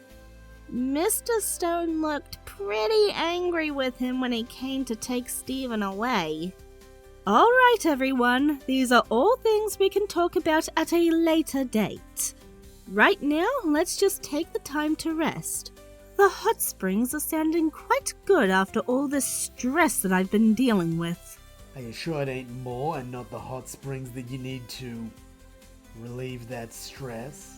This comment causes Glacia to become immediately angered and a bit embarrassed as she scolds Sydney while Phoebe and Ash watch confused. As the elites show that they have bonded in weird ways over the events of the league, Ash is brought back to reality as May is calling the boy. They need to get going. Telling all of his new fans that he needs to go with his friends, Ash says that he'll be back soon, before excusing himself to join the others. Looks like you're making a bit of a fan club, Brock says. Yeah, but I don't think that I'll ever get used to it. Well, it doesn't matter. We have a schedule to keep, so let's get going, May says. Okay. Ash then looks at Pikachu. You ready, buddy? The mouse gives a brief pika before mounting the boy's shoulder, and they turn for their last bit of adventure in the Hoenn region. After a few days of travel, the group finds themselves standing at the first site of adventures that they had in the region, the sleepy town of Oldale. Ash comments that it looks like that they opened the ruins more, and there appears to be visitors. Max asks if they can stop by. He never got a chance to see them, but May tells the boy that they will have to do it another time. Their parents are expecting them home this afternoon. Plus, Ash and Brock have a boat to catch south of Littleroot. So, this is where the friends turn for one final goodbye. It's been fun, May says. Yeah, I had a blast, Max retorts. Yeah, when you weren't being a total pain, May yells, causing everyone to laugh. But this doesn't last long, as the weight of the moment finally sets in. Turning, Ash tells May not to stop training. He is sure that she can win the next grand festival that she enters. The girl responds with not letting the fact that Ash won the championship go to his head. That doesn't mean that the boy has become a Pokemon master. With a chuckle, Ash says he'll keep that in mind. With one final wave and a goodbye, the four friends part ways for their next chapter of their young lives. As May and Max walk down out of view, the boy asks his sister what he thinks Mom and Dad are up to. I don't know, she says. Maybe Mom will have dinner ready when we get home. I bet I can get there before you can, May yells as she takes off running. Hey, wait, that's not fair. Wait up, the boy yells as they disappear over the bend. As those two race home, we fade to the westernmost port of the Hoenn region, the city of Rustboro. Here, we see a very familiar ship with its captain, the Dragon Master Drake. The ship is currently being loaded with enough supplies that they can spend years at sea if need be. The captain watches with a smile on his face, but the solitude of this moment isn't going to last for long, as from within the shadows of the rundown port, a very familiar face makes his appearance. So, you're not coming back? Turning, Drake sees Steven standing before him. I thought that I might run into you. Tell me, did you come for advice, or because you want to accuse me of manipulating things? With a sigh, Steven asks Drake why he left the league. With Ash as the champion, he will need guidance. With your experience, you can be the one who should be there to do that. I thought I made myself clear. My time has come to an end. The future needs to be left to the hands of those that will actually see it. How can you be so confident that is the correct choice? Magma and Aqua rose to power, and we did nothing to stop it. We could do nothing to stop it. The fact that you see that as a problem and are willing to admit that we messed up is the first step in the direction to build a better future. I'm confident that you can with the resources of your family. But how? The people that were lost. We can't just forget about them. We won't. The fact that you worry about them being lost to time like my people before them is proof that things are different now. Things have changed for the better. The seeds of a bright new future have been planted. We just need to nurture them. Allow them to grow and blossom into the leaders of tomorrow. Steven then looks to the Dragon Master, uncertainty plastered across his face. Kneeling down, Drake has one word of advice for the heir to the Devon Corporation. From one former champion to another, return to the League. Use your care for mankind to guide you. Don't let the boy walk the same path that we did. He is still young. Show him how to be a true leader. And in doing so, you will learn how to be one as well. The call is then given that the last of the supplies to the ship have been loaded. With a smile, Drake stands up and boards the ship, leaving Steven on the docks contemplating his next course of action. As the ship sets sail for parts unknown, we shift over to the CANT region, following Brock and Ash. After docking in Vermilion, the two traveled for a day till they got to the point that they have to part ways. It is here that they are at a fork in the road. Brock congratulates Ash one final time. He knew that one day he would become a champion. Smiling, the boy says that he's glad that he got a chance to share it with Brock. Too bad Misty couldn't stick around, but maybe we will go see her at the Cerulean Gym. Smiling, Brock says that it would like that, but first, he has a paper to write. Besides, he wants to get home and see his family. He has a lot that he wants to tell them about his travels in Hoenn. Yeah, I get that, Ash says, extending his hand. Reaching out, Brock grips it hard. Goodbye, Ash. I hope that the next adventure can be one that we share together. The two then turn, heading down their respective roads that lead to a place where their heart truly rests. Home. Half a day later, Ash finds himself on the hills looking into the sleepy village that is Pallet. Breathing in the fresh mountain air, the boy comments that it's good to be home. Looking at Pikachu, the boy says that Mom must have dinner ready. Come on, buddy, I'll race you. The two then take off at lightning speed, making quick work as the sun begins to caress the mountain's edge. Soon, Ash finds himself in front of the door of his house. The boy flings it open, excited to see his mom and Mimey for the first time in over a year. He can smell the dinner is almost done. Rushing into the kitchen, Ash yells for his mom. I'm home. And man, am I starving. However, when Ash enters the dining room, he is greeted with the sight of something that he wasn't expecting. There at the table with Delia and Mimey sits Steven. Ash, I'm so glad you're home, Delia comments. Steven tells me that he knows you. Yeah, we do, Ash says, unsure on why the former champion is in his home. However, the boy won't have to wait for long. Ash, I come in as a friend, not as an enemy. I know that we haven't seen eye to eye in recent weeks, but I think that it's time we put that behind us for the sake of Hoenn and the future of it and the world. Sitting down at the table, the boy says he's listening. Smiling, Steven says, good. Now tell me, have you ever heard of something called infinite energy and mega evolution? And this is where we are going to end the adventures of Hoenn League champion Ash. Tell me, how did you enjoy my take on turning Hoenn into the region that Ash won his first championship in? Did you enjoy the story and how I shaped it into its own original event? Did it feel like something that could have played out in the games or in the anime? Did you like it better or worse than the original source material? Were there any loose ends that I forgot to wrap up? And lastly, are you excited for the next installment? Because now I'm going to tackle the region that everyone feels that Ash should have truly won. That's right, we are returning to Kalos to see just how Ash could have won that league. And believe me when I say it, the story that I'm cooking up will be nothing like we saw in the anime or the games. But until then, thank you for watching, and I will see you in the next one.